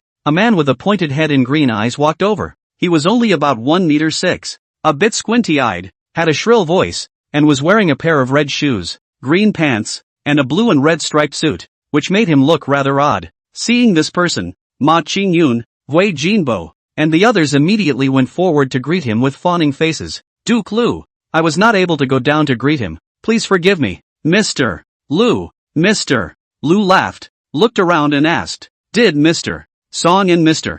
Xiang not come?" A few people froze. "Song Xiao? Xiang Xiao?" Hearing him mention these two, Chen Fan's heart fluttered. The young Song and young Xiang he was talking about. Could it be little Hao and little Zun? Duke Lu's gaze fell on the middle-aged man beside Chen Fan and Yang Fan as he smiled and asked, "You guys want to compete? Fine, I'll be the referee." Yang Fan hurriedly said, "Your Excellency, this person claimed to be a grandmaster and provoked a few of us. I just wanted to have the bodyguards around me, to teach him a lesson." Although Duke Lu was unimpressive in appearance, he had been exposed to strange people since he was a child, so he naturally knew what a patriarch was. So he turned around and asked the attendant beside him. The attendant himself was a realm of transformation patriarch and had been close to Duke Lu since he was a child. So he looked at Chen Fan. As soon as he looked, Chen Fan's Yuanshan instinctively galvanized and a terrifying pressure locked him in place. Instantly, the attendant's face turned pale and sweat fell like rain as he hurriedly averted his gaze before whispering in Duke Lu's ear, "Duke, this person is at least a divine realm patriarch." Chapter 89, I'm just kidding. Duke Lu was startled. It was at least the god realm. Could it be a spirit realm powerhouse? He immediately glared at Yang Fun and cursed. "Are you? You dare to mess with a Zongshi? How many heads do you have that are big enough for someone to pick?" Yang Fun was scolded silly and was stunned in place. Ma Qingyun hurriedly said, "Eunuch Lu, I think this patriarch of his is nothing more than bragging." Duke Lu looked at Ma Qingyun like he was an idiot and said, "That's because you're blind." He smilingly cupped his fists towards Chen Fan and said, "Patriarch, my name is Lu Shaosheng. I love to make friends with capable people in my life, so I hope to make a friend." Chen Fan originally had little interest in him, but since he recognized Xiang Zun and Song Shihao, that was another story. So he asked, "You recognize Xiang Zun?" Lu Shaosheng froze. He instantly remembered something and said with a slap on the head, "Look at me. So you're brother Fan." Chen Fan frowned, thinking, "Am I familiar with you?" Lu Shaosheng hurriedly said, "Brother Fan, I,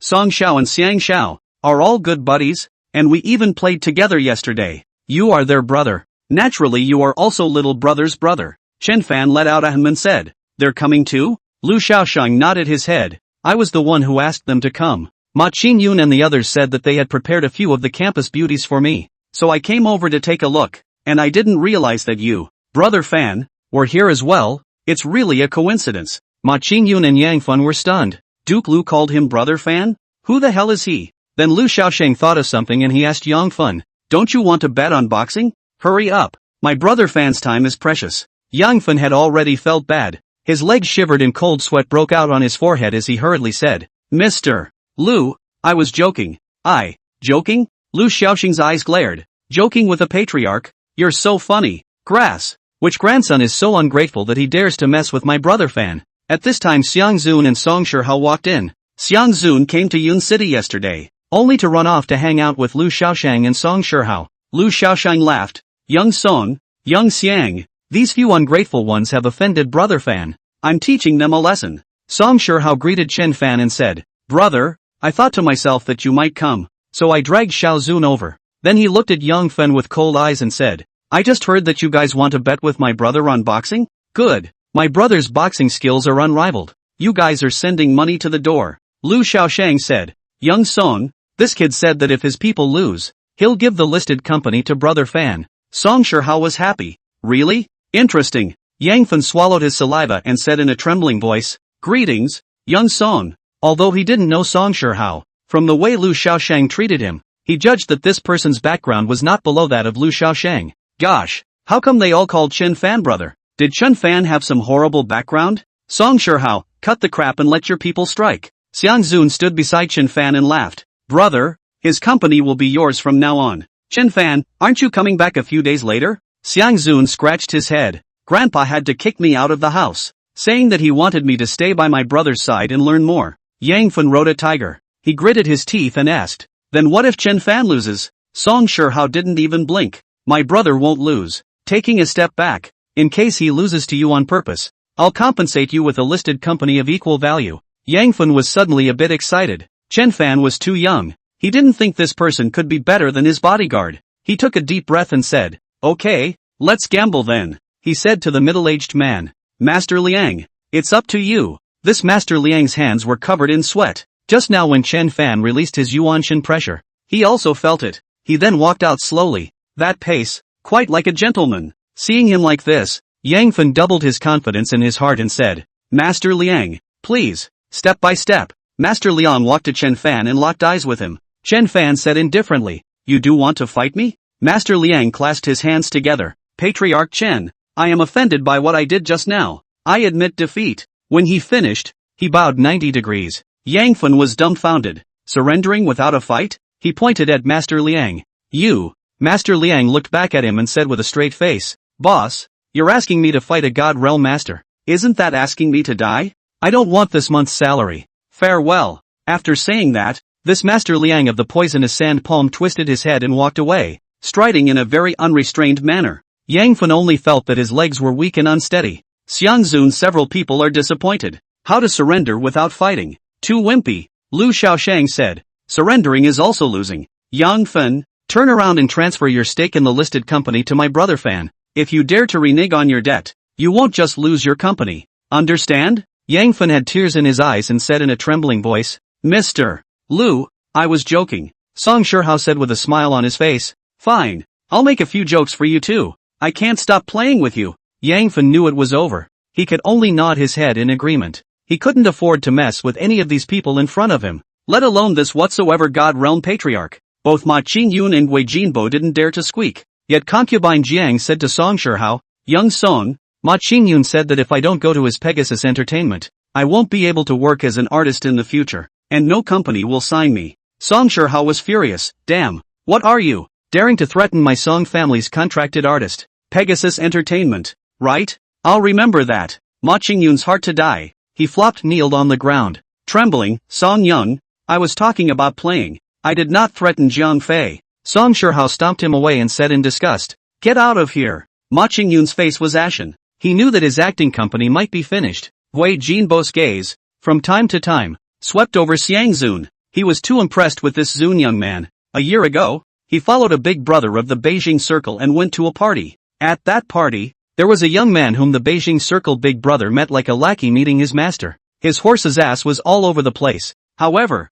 when Xiang Zun arrived, the young man nodded his head in front of him, saying Zun Xiao, but Xiang Zun didn't pay much attention to him, and left after a short walk, with a room full of people going out to see him off. Later, he asked his big brother in the capital circle, Zun Xiao identity, and only then he realized the existence of the Xiang family. This giant, Wei Jinbo's body kept pushing back. He hoped Xiang Zun wouldn't see him, and even if he did, he wouldn't recognize him. However, Xiang Zun happened to recognize him. Xiang Zun had an ability that ordinary people didn't have, and that was that anyone who saw him once would never forget. Even though he had only met Wei Jinbo once in the beginning, he still remembered him and asked, Who's that? Aren't you the one who hangs out with Zhao Wen? Zhao Wen, the young man who was treated like a master by his big brother in the Beijing Circle, was not even qualified to give him a toast with Wei Jinbo's segment. Gui Jinbo hurriedly trotted over, so nervous that he couldn't speak well, saying, I am Zun Young Good. Chapter 90, Host Lu Xiaoshang. Xiang Zun, why did you run to Cloud City? Chen Fan, these guys, they're going to take out all the beautiful women in the university town of Yun City. Xiang Zun was furious and went up and kicked. My brother hasn't even done it yet. You still want to kill them all? What a dog's guts. Gui Jinbo cried in fear. There were tears in his eyes. He squeezed out a smile that was worse than crying and said, Zun Xiao, I was wrong. I didn't know that Patriarch Chen was here. Turn around and apologize to my brother. If my brother doesn't forgive you, I'll let Zhao Wen clean you up. Xiang Zun said. Gui Jinbo was relieved. As long as he was given a chance, then there was still a way to live. He hurriedly said, Yes, I will definitely make amends and apologize, and strive to gain Patriarch Chen's forgiveness. There's nothing left for you. All of you get lost. The pretty girl stays. At once, all the boys were driven out except for Chen Fan, and only the school girls of each school were left at the scene. Although these girls were not quite sure the identities of Lu Xiaoshang, Song Shihao and these people, but the existence that could make Gui Jinbo, Yang Fun and the others so afraid must be extremely powerful. With Chen Fan around, Lu Xiaoshang's few didn't dare to hit the girls. They just ate together and got to know each other. The girls sat together and Chen Fan's 4 guys sat together. He then also called Lu Nanguo and Gui Xiaoyuan over to eat together. Lu Xiaoshang actually wasn't sure what Chen Fan's background was, but the identity of a God Realm patriarch was enough to dominate a party. Lu Xiaoshang usually doesn't drink much, but today he drank 3 cups in a row, and immediately became a bit drunk. Then he cried and said, Brother Fan, how I wish to be as heroic and powerful in force as you are, but look at me like this? It's good enough to grow up, let alone practicing martial arts. Chen Fan could tell early on that there was something wrong with Lu Xiaoshang's body, and he asked, Is your family like this in every generation? Lu Xiaoshang lowered his head. In every generation, there are always a few, and I'm the unlucky one, born short and ugly. Even my dad doesn't like me and gets annoyed when he sees me, but I'm also the smartest one. I can hang with the others in reading, and I'm better than them in business. I can learn anything as soon as I learn it. Chen Fan nodded his head. Your situation was also seen in some of the great families in ancient times. Lu Xiaoshang sighed. It's all fate. Chen Fan picked up his wine glass and took a sip, saying lightly, It can actually be cured. Lu Xiaoshang was dumbfounded and looked at Chen Fan and asked, Brother Fan, what did you say? My condition can be cured? Chen Fan, actually, it's because your physique is too good to be parasitized by something, thus affecting your appearance. Do you often have strange dreams about becoming something else? Lu Xiaoshang nodded his head vigorously. Right. I often dream of turning into a big black snake. Since I was a kid, almost several times a week. Chen Fan, that snake, it's the thing that parasitized you. It has a bit of Taoist skill, but it's not very high. It parasitized you when you were very young and grew up with you. From a young age, you didn't take a lot of medicine, did you? Lu Xiaoshang, yeah. What with the 100-year ginseng and Ganoderma lucidum? I'm practically eating it for dinner. Chen Fan suddenly reached out and slapped his hand on top of Lu Xiaoshang's head. His immortal power penetrated into his body, where his dantian was located. A snake-shaped black chi roared at it, but it was shaken by the immortal power and instantly dissipated. After that, Chen Fan urged his immortal power to swim around in Lu Xiaoshang's body, dispersing all the residual evil chi, and by the way, he also helped him to open up some of his meridians. After a few minutes, he let go of his hand. Lu Xiaoshang felt incredibly comfortable, and shook himself to sleep. Chen Fan said to the bodyguard, Take him to the hotel to rest and look for me tomorrow.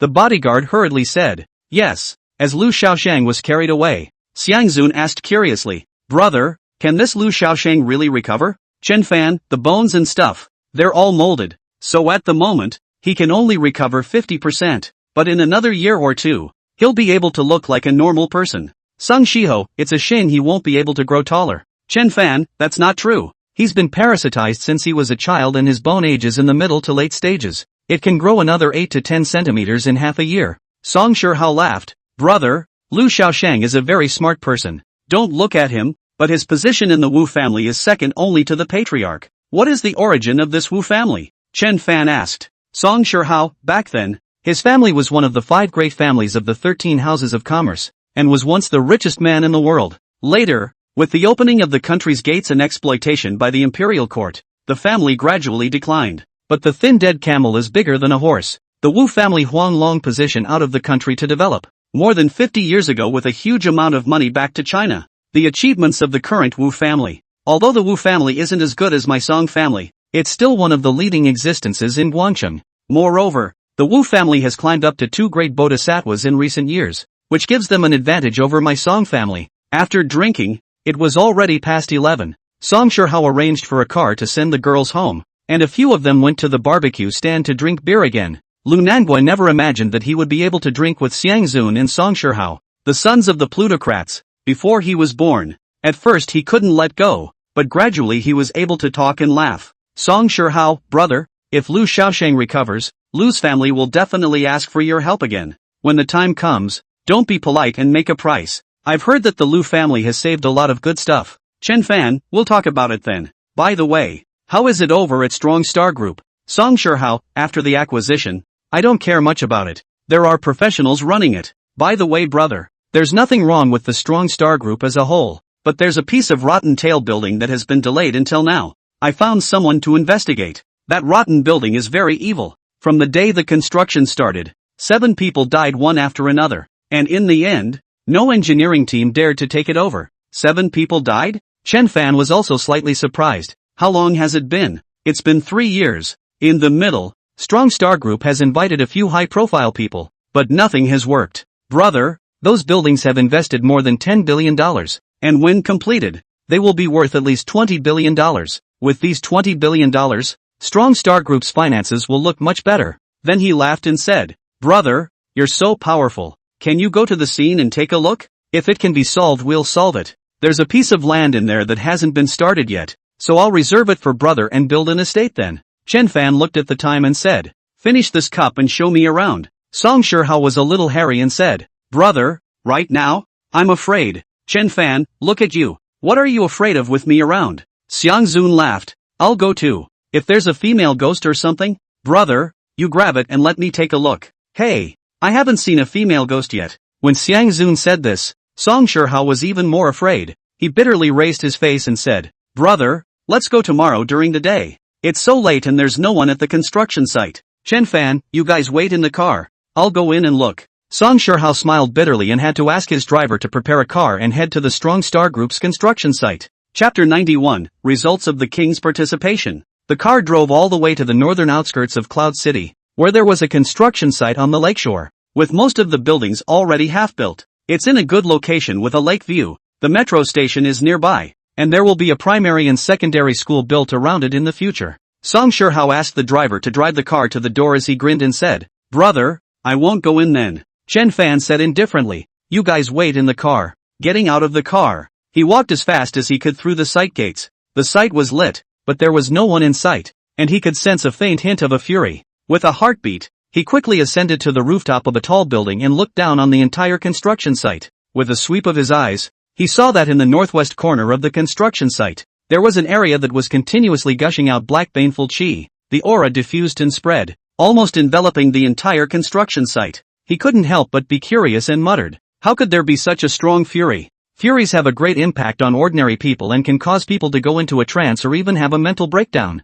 If a worker is in the vicinity of a bane, he or she can easily get into trouble. Going downstairs, he quickly came near the bane and saw a small puddle of water from which the bane rushed up 10 meters high and then spread in all directions. He then ran his divine mind to drill into the ground and found a stone box more than 30 meters from the ground. The stone box was 1 meter long and half a meter wide, and inside was a short sword. The short sword was unsheathed, half a meter long, and had a bizarre red inscription on its surface, which was like blood writhing within the inscription, revealing a frighteningly fierce aura. Next to the short sword lay a string of Buddha beads. There were 108 of them. Each bead was the size of an eyeball, crystal moist like jade. On top of the Buddha beads, Buddhist scriptures were engraved, and these scriptures seemed to be alive. The words were glowing and twisting and changing at all times. Chen Fan judged that the Buddha beads had been suppressing the baneful chi in the short sword. Recently, the balance had broken and the Buddha beads were unable to completely suppress the baneful chi in the short sword. So the baneful chi rushed out of the ground and affected the site personnel. Understanding why, he returned to the car. Song Shihao hurriedly asked, brother, can you fix it? Chen Fan, you'll get 2 diggers to come over tomorrow. There's something underground. Dig it out and you'll be fine. Song Shihao was overjoyed. Good. If it wasn't for this lousy project, Strong Star Group would have sold at least 10 billion more. Lu Nanguo was taken aback. $10 billion.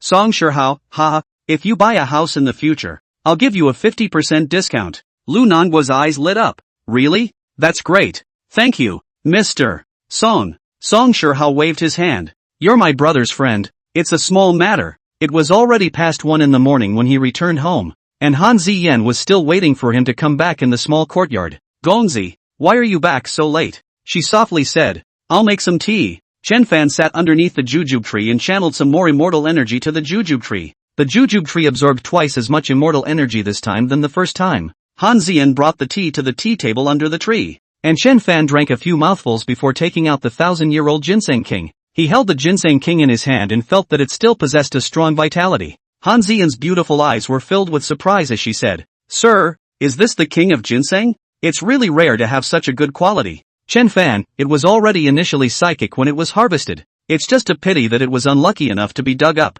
If it had grown until now, it would have long since turned into a legendary spirit ginseng. Han Ziyan, sir, is spirit ginseng a ginseng doll? Chen Fan laughed. A ginseng doll is equivalent to the cultivation of an earth immortal, so how can it be that easy? However, spirit ginseng belongs to spirit medicine and is likewise extremely rare. With that, he channeled his immortal energy to the Millennium Ginseng King. Unexpectedly, the 1,000-year Ginseng King was much more capable of absorbing immortal power than the Day Tree, greedily devouring the immortal power for 3 minutes. In the end, the Millennium Ginseng King had sucked in roughly 2% of the immortal energy before stopping. At this time, Chen Fan realized that the Millennium Ginseng King's small face had undergone a tiny change. From a bitter face to a smiling face, Chen Fan froze for a moment and immediately said to Han Ziyan, Ziyan, go get a bigger flower pot and bring it over with some soil in it. Han Ziyan usually loved to plant some flowers and plants, so she immediately brought an earthenware jar and asked, Gongzi, what kind of soil do you use? I have a dozen kinds of planting loam here.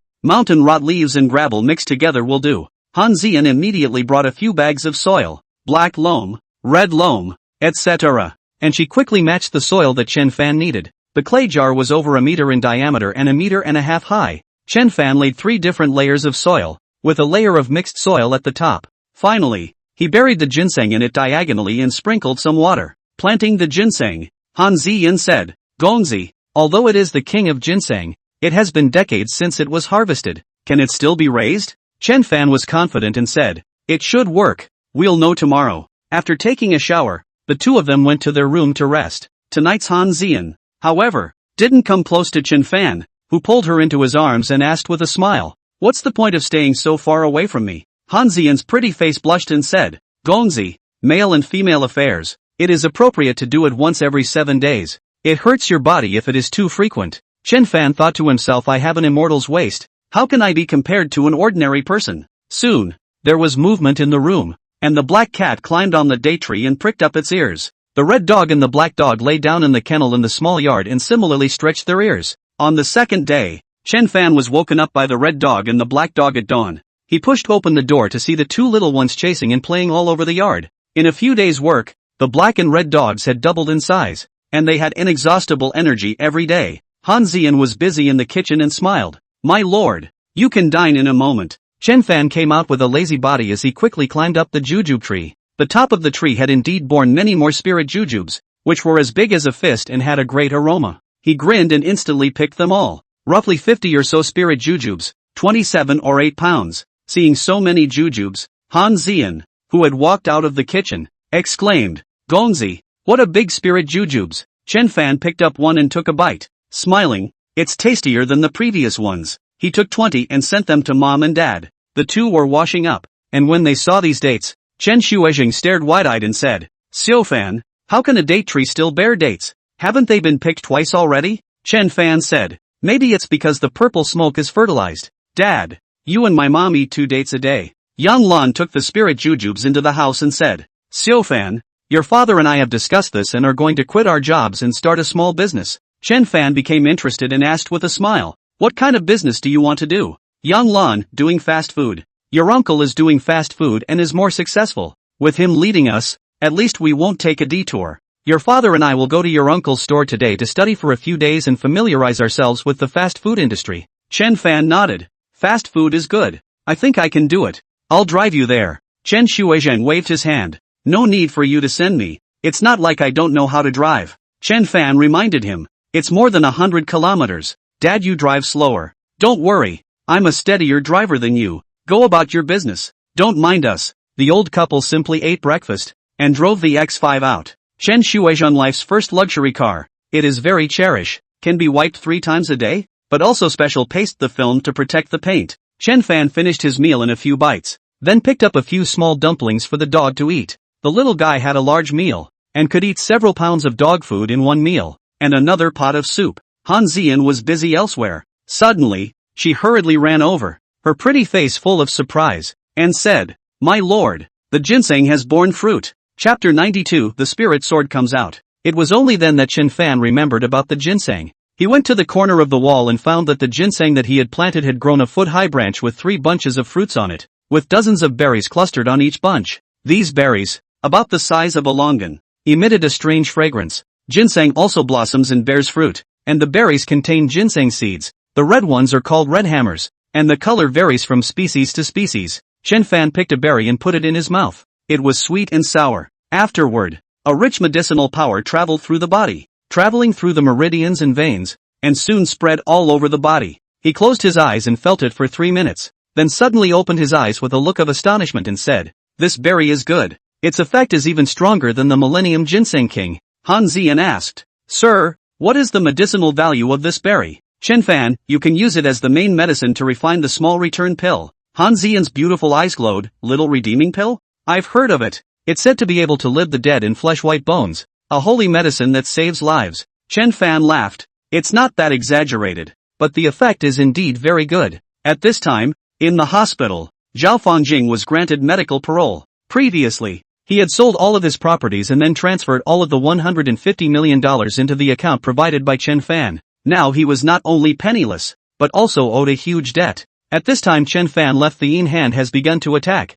He was covered with pain and itching, simply worse than death. Non-stop screaming. His voice is mute. This kind of pain will last for 7 days. Chen Fan had only just put the red berries away when the mall's blind box owner called, and he asked cautiously, "Sir, are you still coming today?" He said lightly, "I'll go over there this afternoon, and you prepare another $10 million in cash." The mall owner is going to cry. It looks like he's going to work for nothing these days. After going out for a dog walk, only as soon as he returned, Song Shihao called to say that the digger was ready, so he drove the G63 to the construction site. Song Shihao and the workers stood outside the door, not daring to go in. Seeing him coming, Song Shihao hurriedly said, "Brother, the diggers have all arrived." Chen Fan nodded as he called the digger masters and tapped on each of their eyebrows, inputting a trace of immortal power. Immediately, the 2 digger masters were clear-headed and refreshed. "Follow me." The excavator drove to the site and started digging down according to Chen Fan's designated spot. Even though there was a deadly chi here,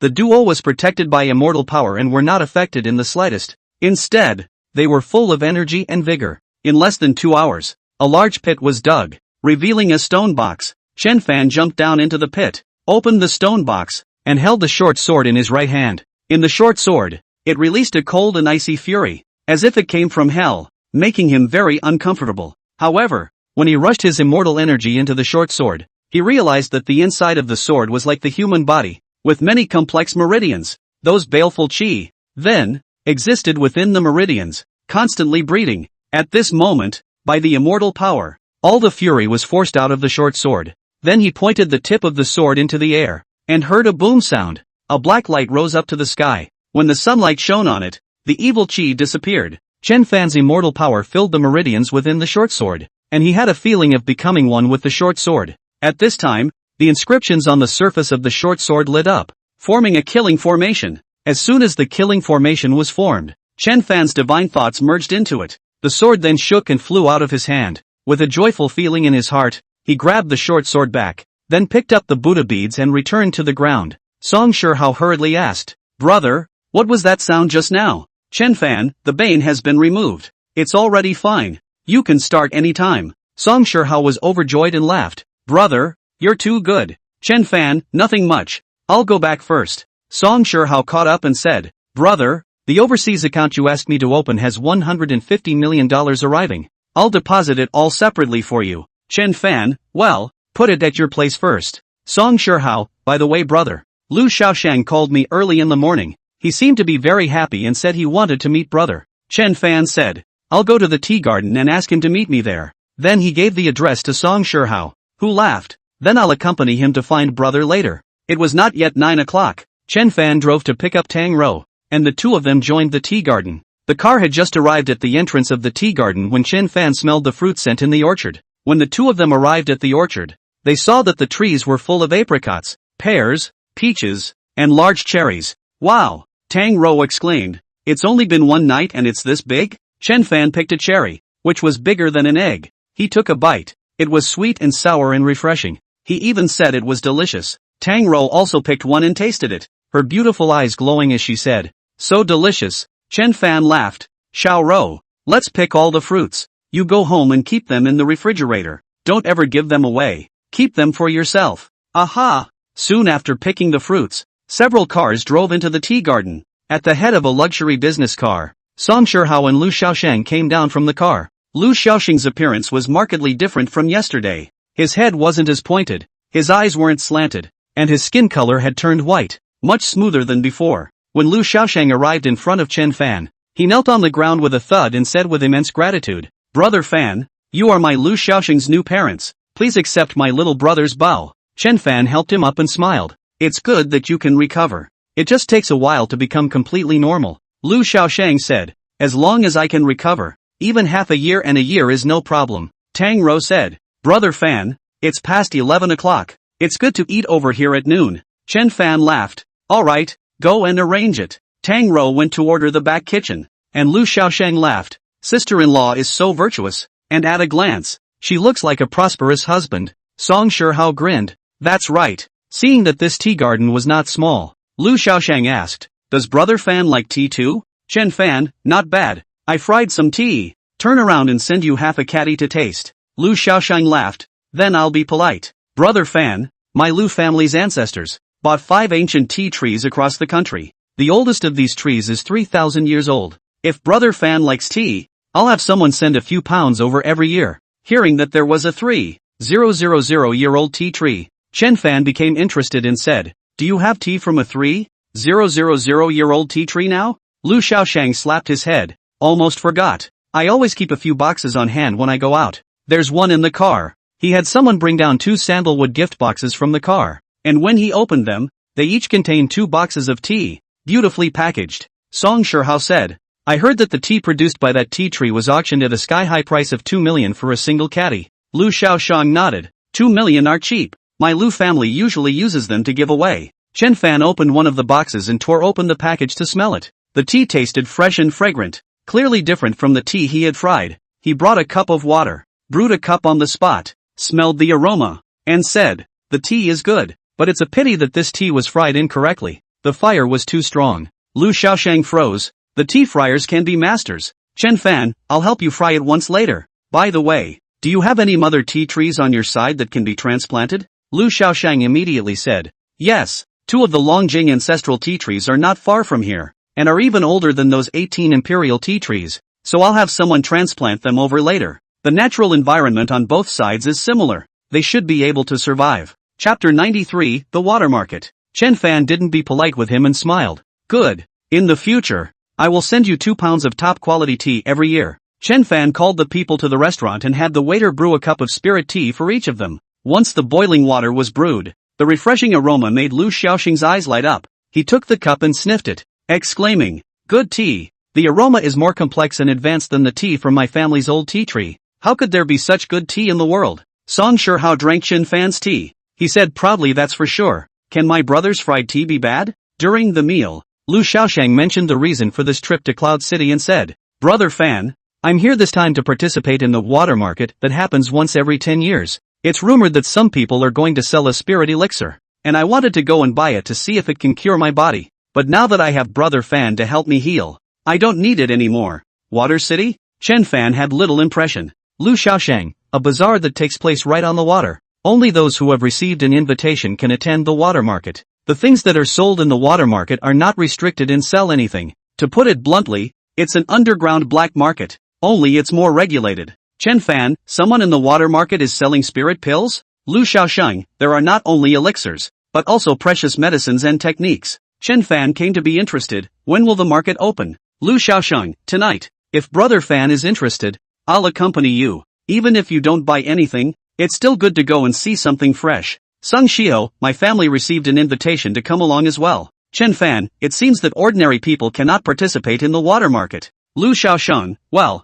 there are only about 1,000 people who can enter the water market. Song Shihao, the transactions inside have to be done with the treasure notes they print. And when the transaction is completed, the treasure notes are then exchanged for currency. Only, when exchanging, the extra treasure notes will be taken 5% as an administrative fee. Chen Fan, then go around. After dinner, Song Shihao and Lu Xiaosheng took their leave first, and both parties agreed to meet at the park by the river at 7 o'clock in the evening. In the afternoon, Chen Fan drove the fruit to Tang Rou's house and deposited it in the refrigerator to keep it fresh. Afterwards, they went to the mall where the blind boxes were drawn. The boss had been waiting for him, and Chen Fan drew another $10 million in cash and a lady's wristwatch worth more than $200,000. The wristwatch was quite nice, so he gave it to Tang Rou. On the way back, Tang Rou said, "Brother Fan, there's something to discuss with you. Auntie has already arranged for me to go abroad for graduate school, and if everything goes well, I'll be leaving the country next week." Chen Fan felt a bit sudden as he asked,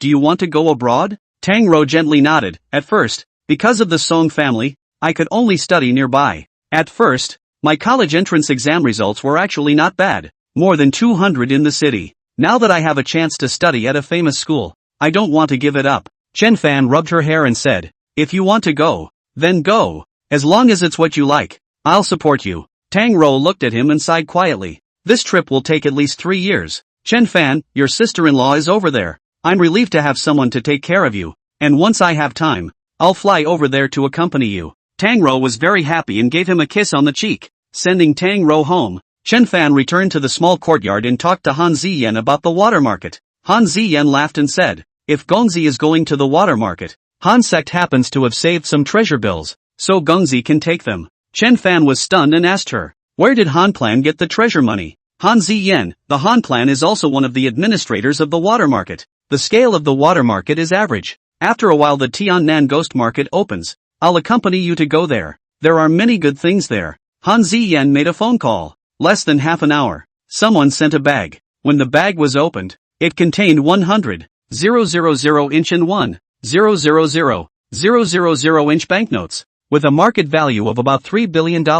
"Chen Fan, you accompany me." There was still some time before 7 o'clock in the evening, and he proceeded to practice the 9th stance of the Divine Opportunity Pile. The Divine Opportunity Pile had a total of 9 stances, and after the 9 stances were practiced, they could draw on the extraordinary power of the 9 heavens above to refine the form and spirit. The Divine Opportunity Pile was compiled by Li Xiangang before he ascended, collecting the notes and techniques of the sages, and only Chen Fan would know it under the heavens. Li Xiangang's cultivation level was already very high at that time, but he still benefited a lot from it. After practicing until 6 p.m., the 9th stance of the Divine Opportunity Pile finally succeeded. In the void, a god emitted divine light, and Chen Fan's Yuan Shin and body were bathed in the divine light, which was marvelous. Half an hour later, Chen Fan opened his eyes. His body was indescribably comfortable. He stretched his waist and said to Han Ziyan, "Ziyan, let's set off." Driver Zhou Yan drove and sent the two to a park by the river. In the small pavilion at the entrance of the park, Lu Xiaosheng and Song Shihao were already waiting there. They rushed to welcome them, and Lu Xiaosheng laughed. "Brother Fan, the water market is about to start, so we can go over." Chen Fan nodded. "Let's go." After a short walk forward, they came to the bank of the river, where a wooden boat was waiting for a few people. A few people stepped on the diving board to board the boat and sail towards the river. Song Shihao introduced Han Ziyan to Lu Xiaosheng. "This is the Han clan's eldest miss, Han Ziyan." Lu Xiaosheng was taken aback and saluted in a panic. "Greetings, Miss Han." Han Ziyan nodded slightly and said, "The Lingnan Lu clan, having been brilliant for 200 years, is really rare." Lu Xiaosheng waved his hands repeatedly. "Missy is too kind. Lu's clan is not worth mentioning compared to Han clan. Han sect has 80,000 disciples all over the world. The Han sect's old ancestor is a godlike figure. Song Shihao, from now on, Miss Han is your sister-in-law, so you don't have to be so polite." Han Ziyan's pretty face was slightly red, but she didn't deny it. Chen Fan took the box, which contained treasure notes,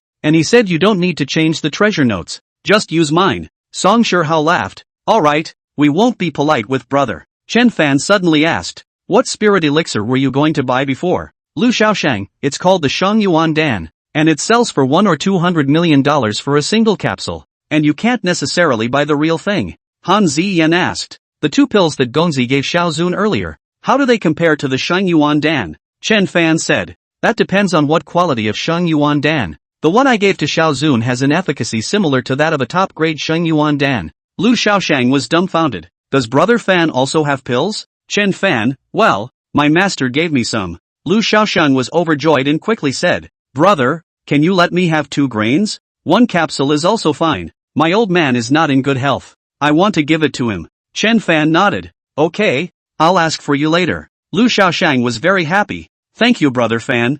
I can't take something from Brother Fan for nothing. $1 billion a pill. Song Shihao gave him a blank look. $1 billion?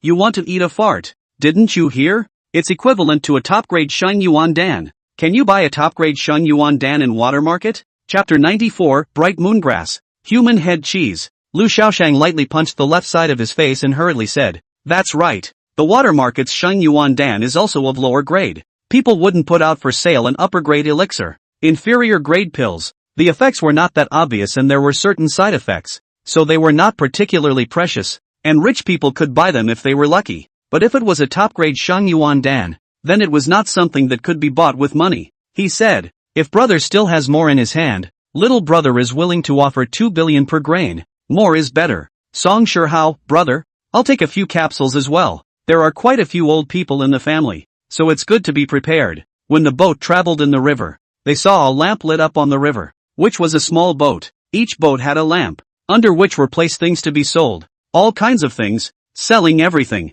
The boat comes to the middle of these boats and slows down so guests can check out what's on either side, stopping and boarding the boat if they're interested. Not far away, there was a large boat with bright lights on which guests could go to exchange precious notes. Cash transactions are prohibited in the water market, and once discovered, all cash and goods will be confiscated and heavily fined. Soon a small white boat with a tricolor flag sailed over to check Song Shihao's and Lu Xiaosheng's invitations and saw that there was nothing wrong with them before leaving. Chen Fan looked at those ships around him. There were antique jade, precious swords and medicinal herbs, and some things that were not allowed to see the light of day. After passing by dozens of boats, Chen Fan realized that on a boat on the left, there were about 10 pots of medicinal herbs. These herbs should have been dug from the wild, and in order to keep them fresh, they were put into the pots along with the soil. Among them were 2 pots of medicinal herbs that exuded a precious light in Chen Fan's eyes. Not mortal medicines. He jumped onto the boat with a gentle leap, and the boatman immediately leaned over. The medicine seller was an old man in his 50s,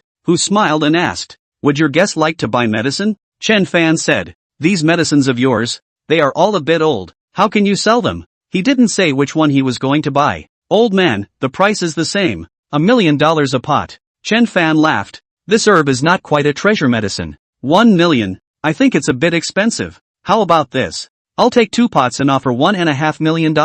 After thinking about it, the old man nodded his head painfully. That's fine. Our first order of business. $1.5 million for you. Chen Fan picked up the 2 pots of herbs and ordered 1.5 million treasure notes to the other party. Back on the ship, Song Shihao curiously surveyed the pot of herbs and asked, Brother, what kind of medicine is this? It smells a bit fragrant. Chen Fan had a large amount of memories about herbs in his mind and said, This is the bright moon grass, which only blossoms and bears fruit at night when the bright moon is in the sky, and the fruit it bears is called the moon spirit fruit. The moon spirit fruit will fall and rot at the first light of the day, and it is usually very difficult for medicine pickers to get the fruit, so they can only dig up the bright moon grass. Song Shihao, brother, then can't we stand by the side of the bright moon grass and wait for it to blossom and bear fruit? Chen Fan, bright moon grass is extremely sensitive. If there are living people around, it won't blossom, much less bear fruit, but if you are too far away, you will be shortchanged by animals ambushed nearby. Song Shihao smiled bitterly.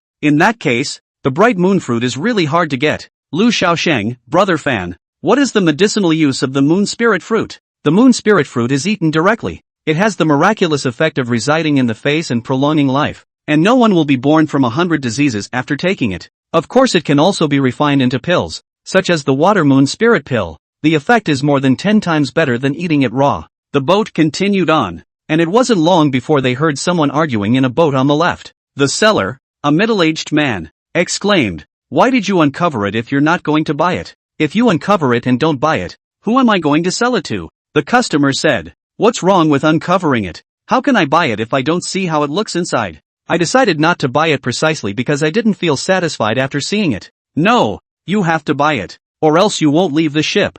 The seller raged. The customer was also angry. Yoo-hoo, try it then. I've been traveling for decades, and I've seen a lot of people like you. Many people brought their boats closer to see the fun, and the surrounding waters became very crowded. Chen Fan looked at it, and the boat held a white human head-like object with hair like mycelium growing out of it and hanging down in a circle. This thing Chen Fan recognized. It was called human head cheese, an extremely valuable fungus. This kind of fungus was so rare that only very few people knew about it. An ordinary person who came across this thing would probably trample it with 1 foot. At this moment, he found that this human head cheese emitted a golden precious light. A precious light that only he could see. Chen Fan gently leaped onto the boat and smiled. Both of you. Harmony makes wealth. Let me take a look. If there's nothing wrong, I'll take this head cheese, the seller hastened to say. This honorable customer, do you really want it? Chen Fan reached out and uncovered the hair on top, revealing something like a brain, with a fist-sized area in the center, beating like a heart.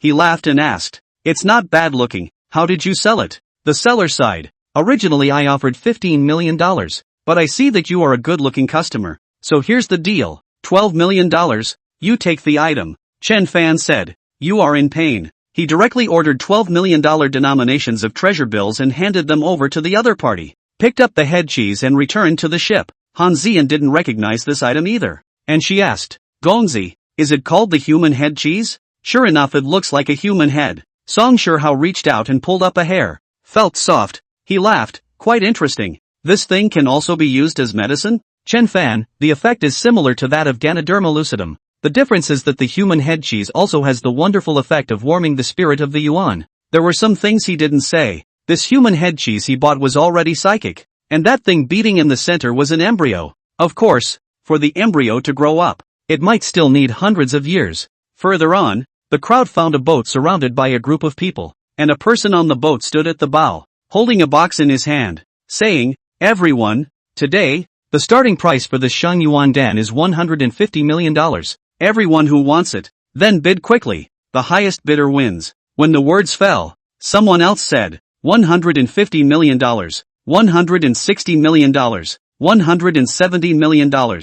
All of these people tried to buy the elixir, and in the end it was taken for $230 million, and those who didn't grab it shook their heads and sighed. Song Shihao, it actually sold for $230 million.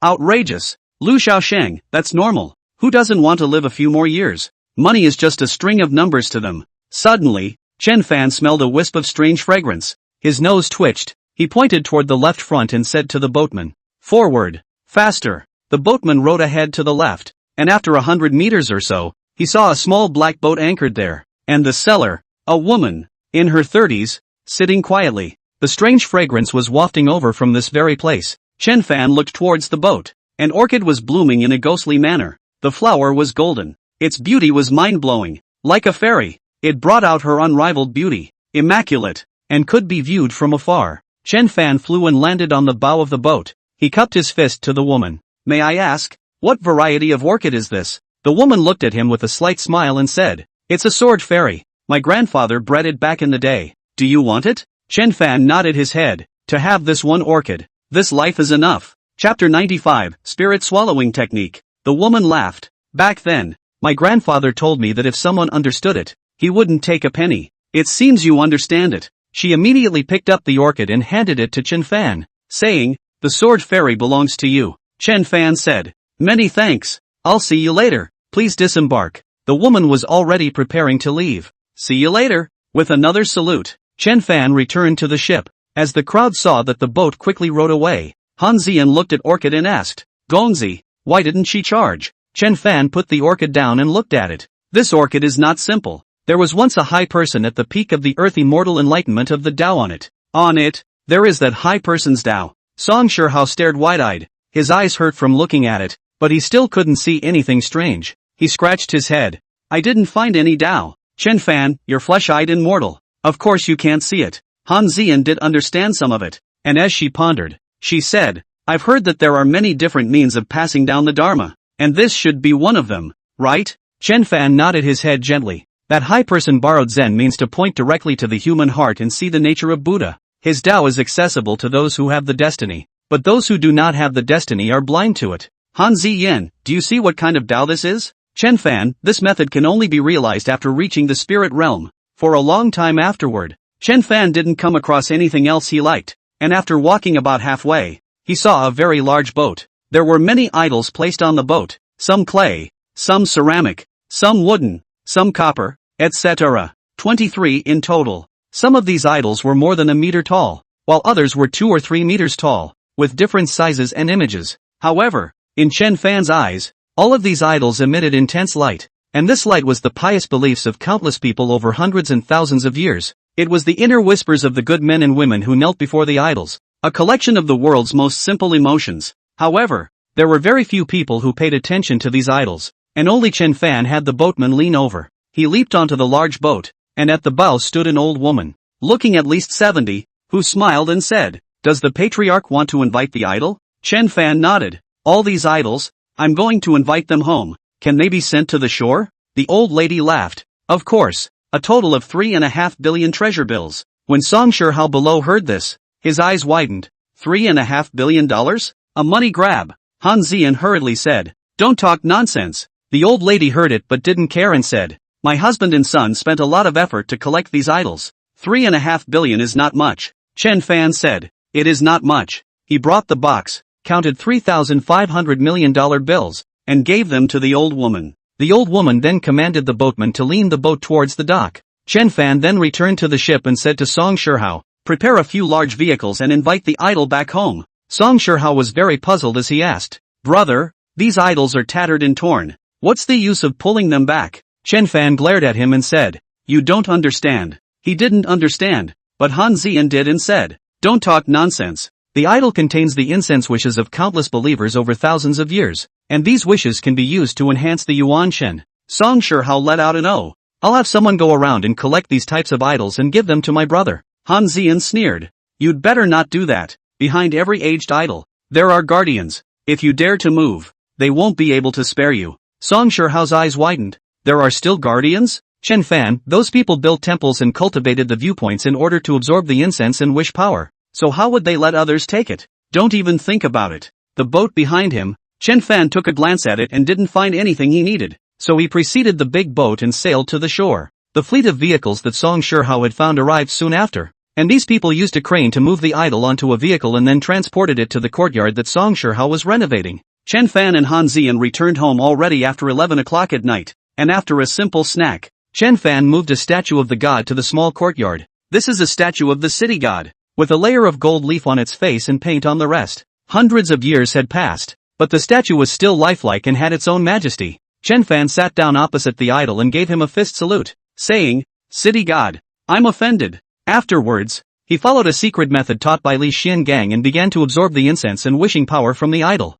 This secret method was called the spirit swallowing art. The spirit swallowing technique could devour all sorts of energies in the heavens and earth, including wish power, and use them to enhance the Yuan Shen and Yuan Ying. To cultivate the spirit swallowing art, one must first cultivate the Yuan Shen. This requirement alone made all the cultivators in the world sigh in dismay. As strong as Han Sanjiang, he was unable to cultivate his Yuan Shen, and only possessed a wisp of divine thought. Secondly, the spirit swallowing technique passed down by Li Xiangang also had extraordinary roots, created by Lu Dongbin, one of the 8 immortals of the upper cave, and known in the world as Ancestor Lu and Myriad Path Heavenly Father, among others. Without such a root, it would be difficult to absorb the wish power of the idol, and it might even backfire. Chen Fan had never practiced the spirit swallowing technique before, and at this moment, as he urged his mind and recited the incantation, a cloudy wind suddenly rose around him, and 6 small whirlwinds swirled around him. As the small whirlwind rotated, the eyes of the idol emitted purple light,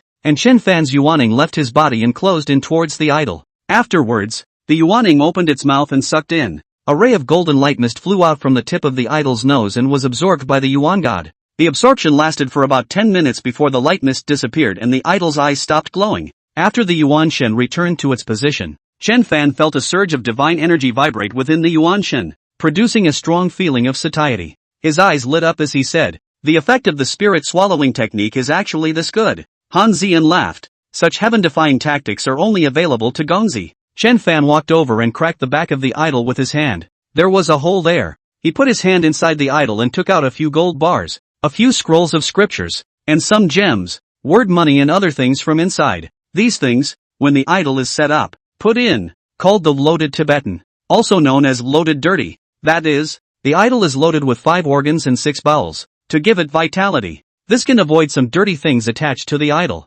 Take over the nest, steal the incense and wish power. He took out all the items inside and had Han Zian put them away one by one, saying, "These things have been imbued with the power of incense and wishes for hundreds of years, and they all have spirituality, so they can be crafted into magical artifacts or ornaments." Han Zian's beautiful eyes glowed as she said, "This string of character money, called incense money, is very rare. No wonder the other party is asking such a high price." That night, Chen Fan taught Han Zian a set of steps from the vegetarian lady immortal scripture. Han Zian didn't learn it quickly, but it was solid. Early the next morning, he went out to walk his dogs. General Black and General Red followed him and were very obedient. Chen Fan's home used to be called 10-Mile Spring Village. In the early years, there was a spring in the village that formed a 10-mile-long stream, hence the name. Later, as urbanization progressed, 10-Mile Spring Village was transformed into 10-Mile Spring Residence, with more than 1,000 households and 4,000 people. 10-Mile Spring Residence is quite large.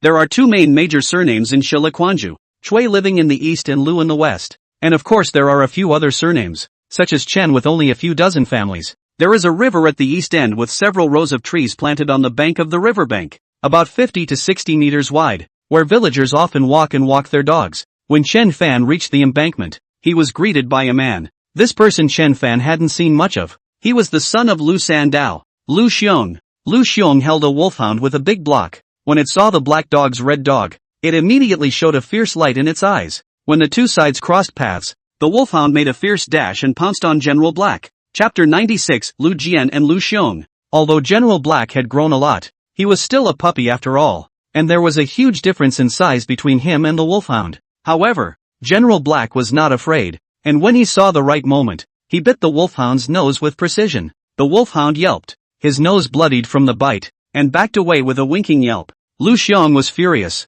pointing at Chen Fan and cursing, "How the hell do you know not to watch the dog?" Chen Fan already had a grudge against Lu Sanjie, and when he saw Lu Xiong yelling at him, he said, "Dogs aren't a thing, and their masters are even less of a thing." Lu Xiong threw the dog rope, reached out to grab Chen Fan's collar. Chen Fan foot hook. Lu Xiong fell to the ground with a thud. "Your father's a loser, and he's even more of a loser than he is," Chen Fan coldly said. Lu Xiong climbed up and actually lunged at him again. Chen Fan smoothly pulled and pushed, and Gao Xiong's man flew up more than 10 meters away, and actually fell into the river. Thump sound. Lu Xiong screamed inside. Many residents around to check. Chen Fan gave a soft grunt and continued to walk forward. "Chen Fan, stop!" Behind him, 4 youths called out to him. The leader had long hair and was wearing a black casual suit. This person Chen Fan recognized. His name was Lu Jian. He had practiced in a martial arts school for a few years when he was a child, and he had been sucking up money and lending money for the past few years. In just a few years, he had already bought 2 cars,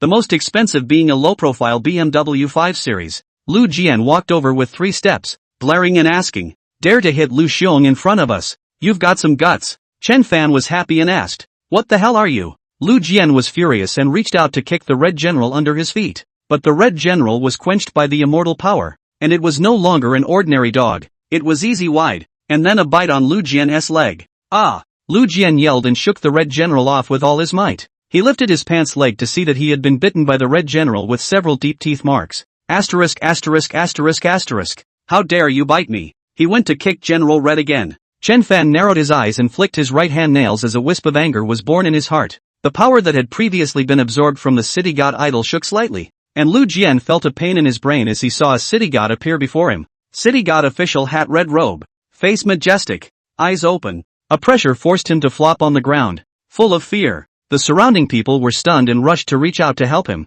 but Lu Jian cried for a while and laughed for a while, like crazy, and kept kowtowing to Chen Fan. Lu Xiong, who was swimming in the river, also climbed up, and he cursed from a distance, cursing while rushing toward Chen Fan, attracting many residents who watched. Lu Xiong had just come over. Chen Fan only looked at him, and with a slight movement of his yuan shen, he, like Lu Jian, suddenly cried and knelt on the ground to kowtow. Shortly afterward, the 2 men together told the city god about the bad things they had done. Lu Xiong said that he had slept with his younger siblings and was sorry for Lu Jian. He also had an affair with his second sister-in-law next door, who was young, only in her 30s this year, and has good skin. It so happened that the husband of the second sister-in-law, second brother, was at the scene. He shouted, rushed over and Lu Xiong wrestled with. Lu Jian said. He put out the money has to come back. Now do not know what to do. Ready to go out to hide a few years before saying. A lot of people in the whole village had put their money with him at a monthly interest rate of 1 cent. When he said that, the news quickly spread, and dozens of people rushed over and surrounded Jian Lu, demanding that he return the money. Chen Fan shook his head and whistled, so General Red and General Black followed him and continued their walk. After taking a turn on the riverbank, he went home for breakfast. Han Ziyan made a different breakfast every day. Chen Fan was very satisfied and said, Ziyan, no need to work so hard. Go out and buy some for breakfast. Let's simply eat. Han Ziyan laughed. I'm idle, so why don't I make it myself? After all, what's out there isn't always to your son's liking. After eating, Chen Fan practiced in the small yard, but the yard in the back was already busy, with a large area of houses being bulldozed and dust flying, followed by the roar of machinery. Chen Fan sighed and said, This place, I'm afraid I can't live here. The noise is noisy. Han Ziyan said, My lord, Ziyan has made arrangements. There's a manor house not far from here, covering an area of about 10 acres, which is the residence of a Han clan son. I've already made a deal with him to stay there on loan for a while. Chen Fan, oh, go take a look. The two drove, less than 10 kilometers, to a manor house near the wetland reserve. The manor house was large, built in the middle of a bamboo forest, backed by green mountains, with a beautiful view. Chen Fan's eyes lit up and smiled. What a good place. It's best to practice here. The car drove to the entrance. The electric gate scanned the license plate and automatically moved away, and drove straight in. This is a 3-entry courtyard with more landscapes, rockeries, pavilions, bridges and rivers, etc. And a lot of trees are also planted. The car stopped in the front yard, and as soon as they got off, a middle-aged man in black practice clothes walked over. He took small steps and gave Han Ziyan a deep salute. Eldest miss, you're here, Han Ziyan said. Zhou Gongli, I'm going to stay here for a while with this Mr. Chen, and I'll go back once the new house is decorated. Zhou Gongli laughed. It doesn't matter how long Missy wants to stay. This manor house has only been built for half a year, and people haven't officially moved in yet. However, the decoration furniture and whatnot have all been completed. Han Ziyan, thank you very much. You're welcome, Missy. If you and Mr. Chen need anything in the future, just talk to me. My house isn't far from here and I can come over in a few minutes. Taking the two around the various parts of the manor house, Zhou Gongli left the key and took his leave. After he left, Chen Fan couldn't help but say, this person practiced external hard kung fu. His kung fu base is good. It's just that he practiced it in the wrong way, leaving hidden dangers. Han Ziyan said, he is an outer court disciple of the Han clan, practicing the family's kung fu, so Gongzi can instruct him a bit when he has time. Zhou Gongli is a little known in the area and has taken in quite a few disciples. Chen Fan, let's talk about it when we have the chance. There was a small garden in the backyard, and Chen Fan said, you find some people to move the idol over here, and we'll stay here for at least 2 or 3 months. Han Ziyan, well, I'll have someone do it right away. In addition to moving the idol, those things for daily use are to be moved.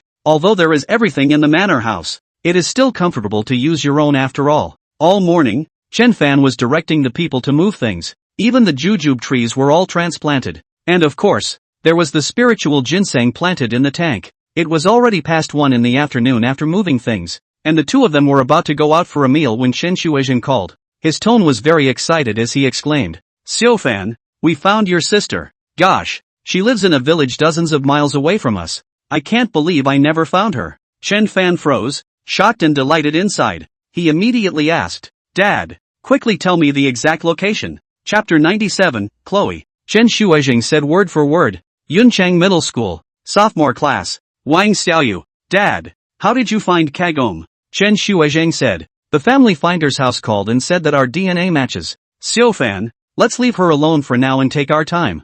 I'm afraid Kor will have a hard time adapting for a while. Got it, Dad. Your mom and I are on our way home in 2 hours. Good. I've just rented a courtyard and everything has been moved over. So you guys come over here first, he said, and sent the address to Chen Shuizhen. Hanging up the phone, Chen Fan's heart fluctuates, difficult to calm. 12 years ago, his own 3-year-old sister was lost in front of the house. Chen Shuizhen mobilized relatives and friends to look for half a month, and finally found nothing. The family reported to the police, but in the end they could not find any useful clues. For 12 years, Chen Fan had been blaming himself. He clearly remembered the day when he was babysitting his sister, Chen Kor, and Kor heard the robin's call and clamored for him to catch it. He then climbed up the tree, and when he returned to the ground with the robin, Kor was gone. To this day, he still dreams of that day from time to time in his midnight dreams. Gongzi, what happened? Sensing that Chen Fan was agitated, Han Ziyan hurriedly asked. Chen Fan, Ziyan, my sister has been found.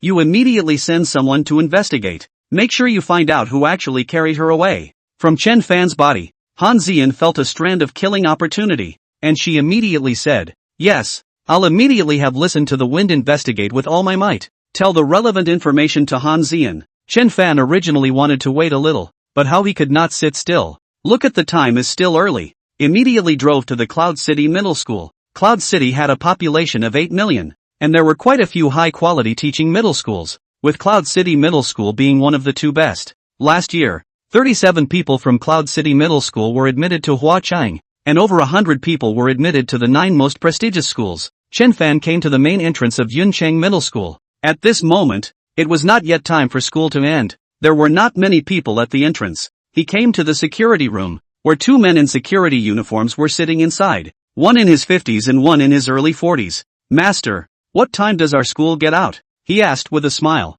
The 50-something security guard came out and asked, who are you looking for? Chen Fan laughed. My sister is studying here. I wanted to come and see her. Security guard, the school is closed. So if you want to see your sister, call the homeroom teacher first. We can only let you in if the homeroom teacher gives us permission. Chen Fan smiled. Thank you, I'll contact the teacher. At this time, Han Ziyan sent some information. Wang Xiaoyu's current homeroom teacher was named Yuncheng, who had just worked for a year, and had her phone number attached. Chen Fan immediately dialed this phone, but the other party did not answer. He could only helplessly wait at the door. About 10 minutes later, the other party returned the call. Chen Fan hurriedly said, hello Mr. Yun. I'm Wang Xiaoyu's brother, can I meet with you? The caller was none other than Yuncheng, who said faintly, I remember that Xiaoyu doesn't have a brother. Chen Fan had to be honest. Xiaoyu is my long-lost sister. I just found out. Yuncheng's tone was a bit cold, and even carried a bit of disgust as she said,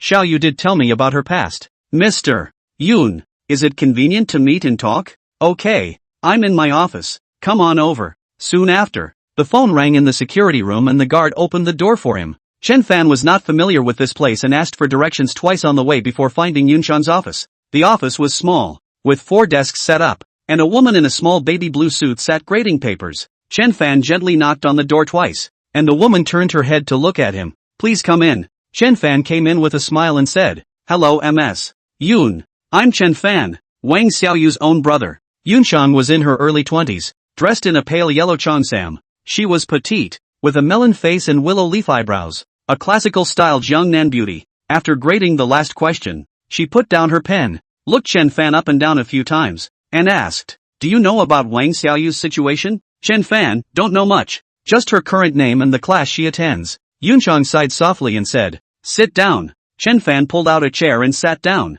placing his hands on his knees to listen, as if he was back in his high school days. Yuncheng, Xiaoyu is very smart and hardworking. Without any surprises, she should be able to get into Huang. Chen Fan's eyes lit up and smiled. That's great. She was smart when she was a child and could recite hundreds of poems at the age of 2 or so. Yuncheng suddenly interrupted him. If she's so smart, why did you abandon her? Chen Fan was stunned. Then he understood why Yuncheng was looking at him in a bad light. He quickly said, how could we possibly abandon Kor? Kor was carried away by someone, and our family searched for a long time. Yuncheng sneered. Kor said that she was abandoned. When her foster mom found her, it was freezing cold and she was a little girl rummaging through a dumpster for something to eat. Chen Fan frowned. Kor was still young when she lost it. If someone made up a story to trick her, she would believe it. Saying that, he took out his cell phone and flipped out the stale photos that he had previously taken with his cell phone. On the photo was an older boy, vaguely resembling Chen Fan. He was holding a beautiful little girl around 3 years old in his arms. She was wearing a pill head and smiling happily. Chen Fan laughed. I took all of Kor's pictures with my cell phone, so I'll flip through them when I miss her. Yuncheng couldn't help but believe a few points as she asked. Kor was Wang Xiaoyu's previous name? Chen Fan nodded. Her name is Chen Ku. Her nickname is Kuer. Yuncheng, you. Kagom, she's very good. In her first year of high school, her adoptive parents passed away in a car accident. The adoptive father's brother said he was taking care of his niece, but when he got the house and the savings, he kicked Kuer out of the house and said that Kuer wasn't his Huang family seed and that he wasn't obligated to raise her. Just like that, Kuer was homeless and didn't even have the money to live on for school. Her class teacher at the time let her stay in her teacher's dormitory and helped her apply for national scholarships and poverty grants. When she moved up to her second year of high school, Core's senior class teacher, Ms. Shang, even approached me and asked me to take care of her. Chen Fan's heart ached as he said, Core must have suffered a lot. Yunsheng, yeah. During vacations, she goes to the mall and restaurants to work to earn living expenses. She's very frugal. She doesn't throw away her clothes even when they're too small, and she wears her school uniform all year round. Chen Fan said, Teacher Yun, we want to recognize Core, but we are afraid that she won't be able to accept it for a while, so we have come to discuss it with teacher. Yunsheng said, the most difficult thing for Core to accept is being abandoned by her family in the first place. Whether that's true or not, at least that's what she thinks. Chen Fan thought for a moment and felt that he should resolve the misunderstanding first, so he asked, what is Core's favorite thing? Yunsheng, she loves cats and dogs and often goes to feed the stray cats on campus. She also likes calligraphy, and her handwriting is especially good. Chen Fan was happy in his heart. There were cats and dogs in the house, and his own characters were not bad. So he said, Teacher Yun, is there any way for Core and I to get to know each other first? Yunsheng looked at the look of anticipation on Chen Fan's face and couldn't bear to reject it, saying, during the weekends, Core would go to a place called Firecat Stall to do odd jobs, working from 6 in the afternoon to 3 in the morning, with a daily wage of 103. Chen Fan's eyes lit up as he said, I see. Thank you, Mr. Yun. As he was about to leave he asked, can I see Kegom from a distance? Chapter 98, Meeting Without Recognizing Each Other. Yunsheng nodded. Alright, follow me. Chen Fan followed behind Yunsheng. The perfume she used smelled quite good, and his eyes couldn't help but look at her graceful figure. Coming to a classroom, Yunsheng said, I'm going to go in and say a few words while you watch the door. The third row, fourth from the left, is Kagome. The students were studying on their own. Yunsheng pushed the door in, knocked on the table, and said, Students, you still have 342 days before the college entrance exam. We must carefully review according to the plan. Chen Fan stood in the doorway and looked at the fourth girl from the left in the third row. She looked a bit thin, simply tied a ponytail and wore a school uniform. The girl vaguely looked like she was a child. She looked at Yunsheng seriously as she spoke, and although she had been through hardships, there was still light in her eyes. Chen Fan smiled, his eyes filled with favor and love. He then picked up his cell phone and took a picture of the girl. However, his gaze and photo-taking behavior caused the students who saw the scene to misunderstand it, and thought that his gaze was for Yunsheng. Wow, the homeroom teacher finally has a boyfriend, a student whispered, and then more people looked over. When Chen Fan saw Core looking over as well, he hurriedly retreated to the side of the door to avoid being spotted by her. After a few minutes of talking, Yunsheng, who had finished her speech, walked out of the classroom. She said seriously, I hope you guys can treat Core well. She's really good and excellent. Chen Fan nodded his head vigorously. Don't worry, Teacher Yun. I will make Core the happiest girl on campus. Yunsheng laughed. Good, I believe you can do it. You have my phone number. Feel free to contact me if anything happens. Good. Thank you, Mr. Yun. Leaving the school, Chen Fan went directly to the Firecat stall. It was still dark, and there were not many customers at the stall, dining there in 2s and 3s. Chen Fan came in and the waiter asked, What would you like to eat? Chen Fan, get your boss over here. The waiter shot him a look, turned around and went to call the boss. Soon, a bald fat man came out, in his 40s, not very tall, weighing at least 200 pounds, and he asked, You looking for me? Chen Fan smiled. Boss, I want to discuss something with you. He pulled his boss aside and said a few words, and the boss, wide-eyed, asked, Why are you doing this? Chen Fan, that's my business. The boss thought about it and said, Alright, I'll let you be the manager on weekends, but I have to remind you, there are all kinds of people who eat here, and they often get into fights and trouble, so if you can't handle it, I won't care. Chen Fan laughed. That's all trivial. Saying goodbye to the boss, Chen Fan left $20,000. In the manor house, Yang Lan and Chen Shuozheng had been back for more than half an hour and were now anxiously waiting for Chen Fan to return. Chen Fan's car had just driven into the courtyard when the door was pulled open by Chen Shuozheng, who asked nervously, Little Fan, have you seen Core? Chen Fan laughed. I've seen it, but I didn't recognize her. I just looked at her from afar for a few moments. Chen Shuozheng couldn't stop his tears from flowing as he asked, So how is Core doing? Tickled by his father's tears, Chen Fan instantly got a sore nose and couldn't stop his tears from falling, saying, Dad, Core is very good. She's smart and motivated, and her teacher said that she can sprint to Huang next year. That's good. That's good. Chen Shuozheng sidestepped and wiped his tears. Chen Fan took out his cell phone. opened the photo album, and showed his sister's picture to his parents. It's Core, it's my Core, oh. Yanglan cupped her cell phone, her hands shaking. Chen Fan wiped his tears and forced a smile. Mom, it's good to find Koer. Don't cry all of you. I've already asked around. Koer will go to a big stall to work odd jobs on the weekends, so you'll all go see her then. Yang Lan cried. Xiao Fan. Mom wants to see Koer now. My good daughter. She was so small when she was lost. Han Zian hurriedly helped Yang Lan wipe her tears. Aunt Lan. This kind of thing can't be rushed. We have to take our time. At least let's first understand clearly Koer's disposition. What she likes and what she hates. Knowing that Han Zian had a point, Yang Lan only nodded and suppressed the idea of going to see her daughter. Chen Shuizheng, we'll go as a family. Even if we can't recognize each other for a while, we can still see her for a few moments. Chen Fan laughed. I made a deal with the owner of the big stall. I gave him a sum of money and I will be the manager. When the time comes, you and Ziyan will pretend to be customers. Han Ziyan smiled. Good. A few people returned to the house. Chen Fan talked about Koer's recent situation, and Yang Lan was again distressed to the point of tears. Chen Shuizheng sighed. If only I could find a way to give Koer some money. Chen Fan's eyes lit up and said, there's a way. He immediately called Yunshan, who had just returned to the teacher's dormitory at this time, and she asked, Brother Koer, do you have something to do? Chen Fan, Mr. Yun, can you do me a favor? Yunshan, tell me, what can I do to help you? Chen Fan said, the mall has an open blind box event for $50 apiece. I'll give Mr. Yun $1,000 and each of you grab 10. Yunshan didn't understand and asked, why are you grabbing the blind box? Chen Fan laughed, the boss is my friend, so I asked him to do some maneuvering and give Koer a little money to spend in disguise. Yunshan considered for a few seconds and said, alright, I haven't eaten yet, so it's a good time to take her to a meal. Chen Fan hurriedly said, I'll treat you guys, I'll pay for whatever you want to eat. Yunshan laughed, no need, it's just the cost of a meal. Chen Fan, Teacher Yun, I'll go over there in advance to make arrangements. Alright, I'll send you a message when I'm almost there. Yunshan laughed. Putting down the phone, Chen Fan said, Mom and Dad, you guys are at home? I'll go to the mall with Ziyan. Han Ziyan laughed. Smoking a blind box? That's a good idea. In the shopping mall, the owner of the blind box business has mixed feelings, because before that, there were consecutive people who won 10 million cash. Bentley, X6, watches, etc. The blind box business is surprisingly several times better than before.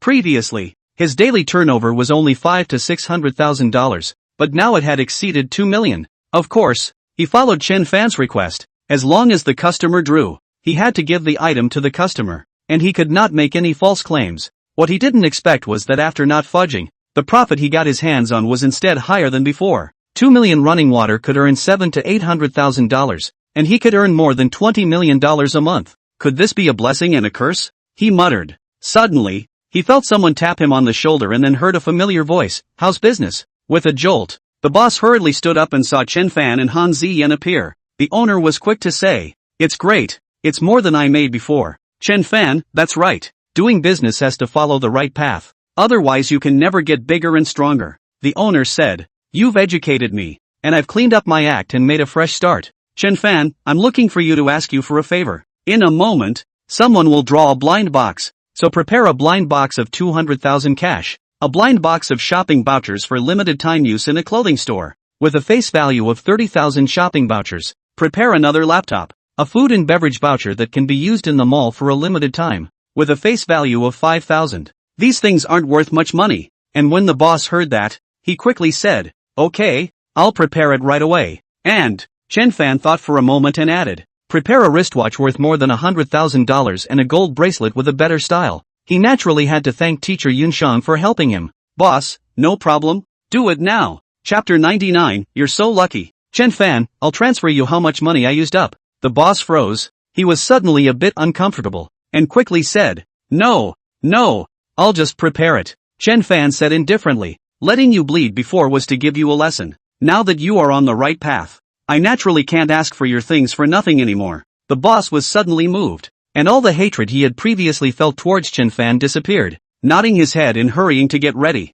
At that moment, Yunshan drove a sedan and drove Kagome to the mall. Kagome's pretty face was puzzled. She didn't understand why her homeroom teacher suddenly wanted to take her to the mall. She only had $1,000 on her. She really didn't have any spare money to buy anything. But Yun was very kind to herself, and it was just a matter of accompanying her to the mall. So just go. Little you, what do you want to eat later? Teacher's treat. Yunshan laughed. Wang Xiaoyu gently nodded. Thank you, teacher. Eat whatever you want. Half an hour later, the two came to the scene of the opening of the blind box. The scene was very crowded, and the boss was already ready. At this time, Chen Fan wore a cartoon mask and pretended to be a service person at the scene. Seeing that the scene was so lively, Yunshan laughed. I heard that someone opened $10 million in cash here, as well as a few $1,000,000 in a luxury car. Xiao Yu, let's buy 10 each. Teacher's treat. Let's see if we can win. Wang Xiaoyu smiled and nodded, then went to pick the blind boxes. Chen Fan walked over and with a quick pick underneath,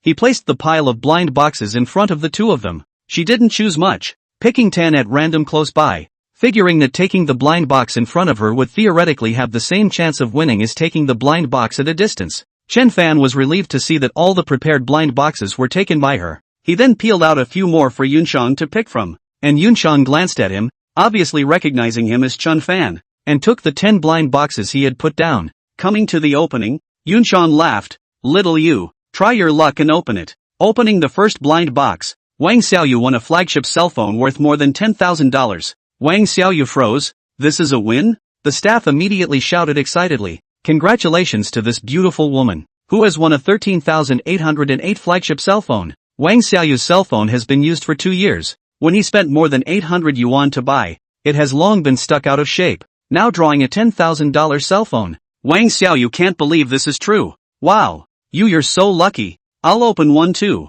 In Yunshan's blind box was a lady's wristwatch, worth 168,800, with a very beautiful shape. She froze for a moment and couldn't help but look at Chen Fan. It was just that Chen Fan was wearing a mask and couldn't see his expression. In the second and third blind boxes, Wang Xiaoyu only opens thank you for your participation, but the fourth blind box contains $200,000 in cash. Next, a $30,000 time-limited shopping voucher for use in the mall, as well as a green laptop and a $5,000 time-limited food and beverage voucher were issued in succession. Yunshan also opened another 50 grams of enameled gold bracelet and a set of skin care products worth over $10,000. Everything is physically packed into a bag. When the two of them carried their bags and left the blind box site, Wang Xiaoyu felt like she was dreaming as she said to Yunshan, Teacher, this winning rate is too high, isn't it? Yunshan laughed. This is luck. When luck comes, nothing can stop it. Little you, with this $200,000, you can study in peace.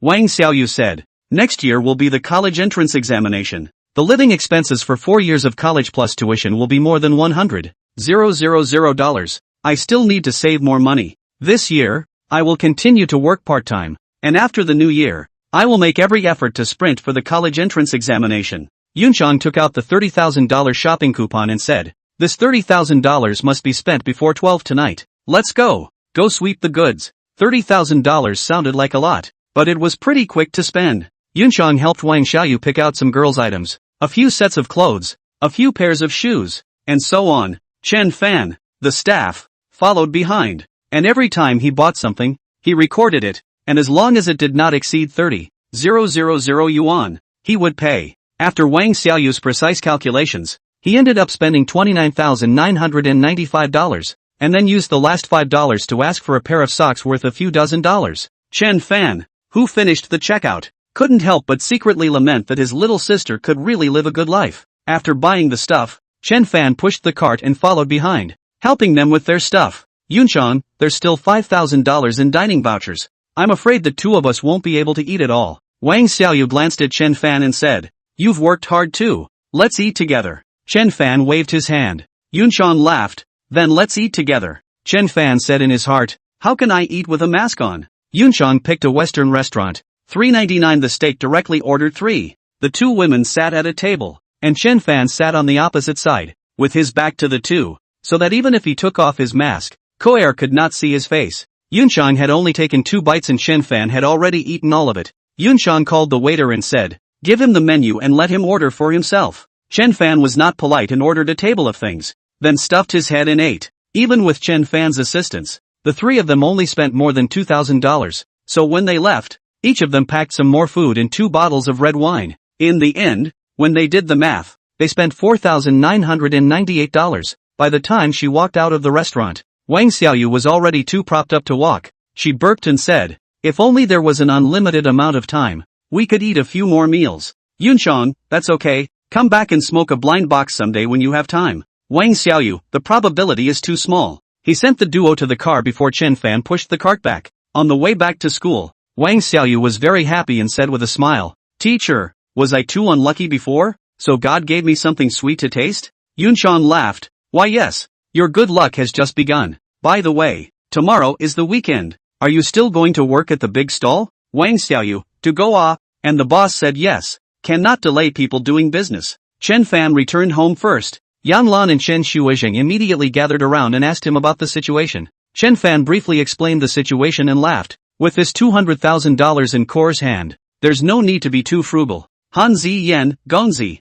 So will Core still go to the big stall tomorrow? Chen Fan, listening to her. She still wants to go. But that's good. I'll let her earn more money. Perhaps because they found their daughter. Tang Lan and Chen Shuizheng stayed up until late, and the two of them kept talking in the house. Instead, Chen Fan went to the backyard and planted the human head cheese into a jar, then placed it in a dark corner. The two dogs and the black cat were also brought along, and they followed Chen Fan wherever he went. After placing the human head cheese into the tank, Chen Fan reached out and pressed the human head cheese and began to input his immortal energy. The human head cheese absorbed more immortal energy than the 1,000-year ginseng king, absorbing about 3%. After absorbing the immortal energy, the embryo of the human head cheese pulsed violently for a few moments, and then the mycelium grew crazily, quickly filling up the space inside the tank. Chen Fan no longer cared about him and went back to sleep after practicing the divine opportunity pile for a while. He hadn't been idle all day and fell asleep, waking up already early the next morning. Mr. and Mrs.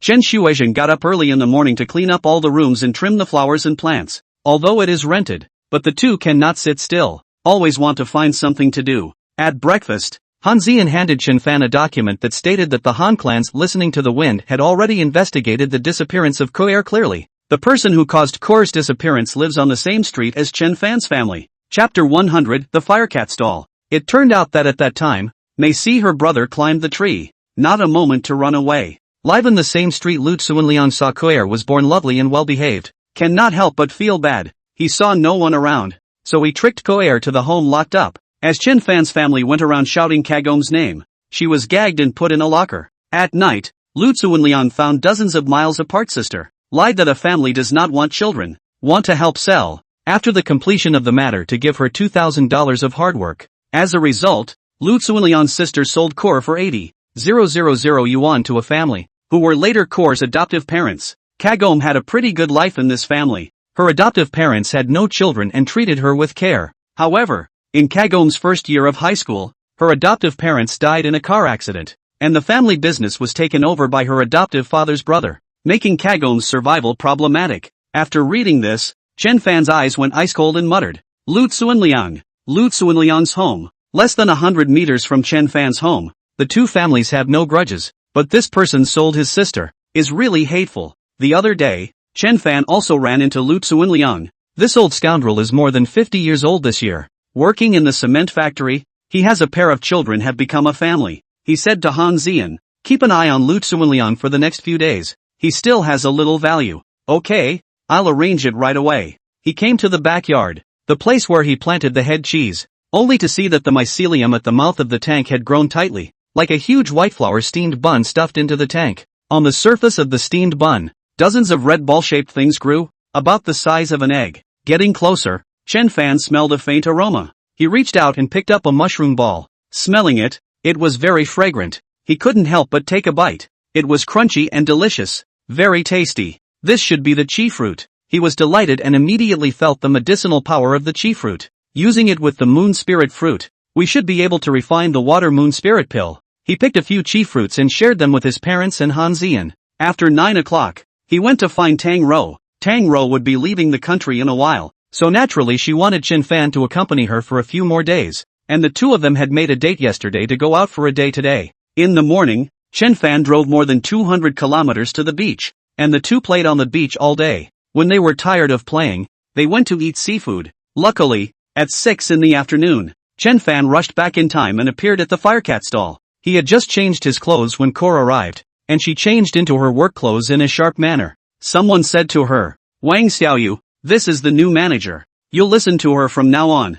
When Wang Xiaoyu saw Chen Fan, she couldn't help but be slightly stunned. She felt that Chen Fan looked déjà vu and gave her a friendly feeling. Chen Fan smiled. Your name is Wang Xiaoyu, right? I am the new manager. Chen Fan. Wang Xiaoyu nodded. Hello Manager Chen. Chen Fan, your job from now on is to be in charge of the accounts. What dishes were ordered at each table? What wines were drunk? And how much money was spent? You have to keep track of it all. Wang Xiaoyu nodded. Good. At this time the guests gradually more and more. Wang Xiaoyu was busy writing the menu, urging the chef, counting the accounts. Busy. Chen Shuizheng, Yang Lan and Han Zian, at this time, also found a table to sit down. Wang Xiaoyu busy another table, then came over and asked with a smile, what are you guys eating? When she saw Chen Shuizheng and Yang Lan, she froze. These two people looked so familiar and kind. Han Zian hurriedly said, let's order 20 lamb kebabs, a beef pot, and 2 plates of cold dishes. Wang Xiaoyu was in a bit of a trance and actually forgot to memorize it until Han Zian said it a second time.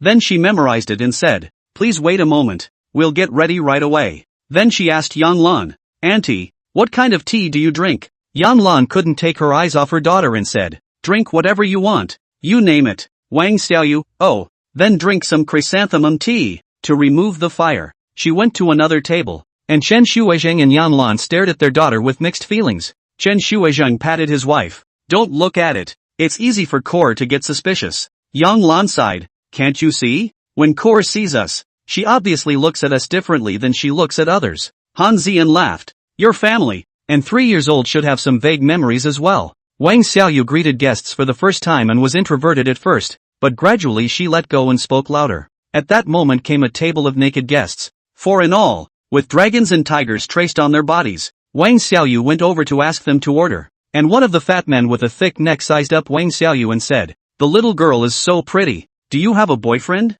Chen Fan was skulking around the neighborhood. He walked over, stared at Fatty and asked, does it matter to you if she has a boyfriend or not? The fat man frowned and said, where did you come from? Chen Fan didn't make a move. He just glared at Fatty. Then the latter's pupils suddenly shrunk, and the city god's pressure made his face pale, and he trembled. I was wrong. Chen Fan said, if you want to eat, order properly. Don't eat and get lost. This man didn't know what was going on, but a great fear of Chen Fan arose within him, and he obediently ordered his food, not even daring to blow his cowhide, and drinking silently, feeling that the atmosphere was too depressing. These 4 people got up and slipped away before they had taken a few bites of their food. When he wasn't busy, Wang Xiaoyu would look in Yang Lan's direction a few times, his eyes a little confused. At this time, a boy arrived, about the same age as Wang Xiaoyu, and he smiled. Xiaoyu, I'm a little late. Wang Xiaoyu wrote the list and gave a soft The boy took out a fruit box and said, for you,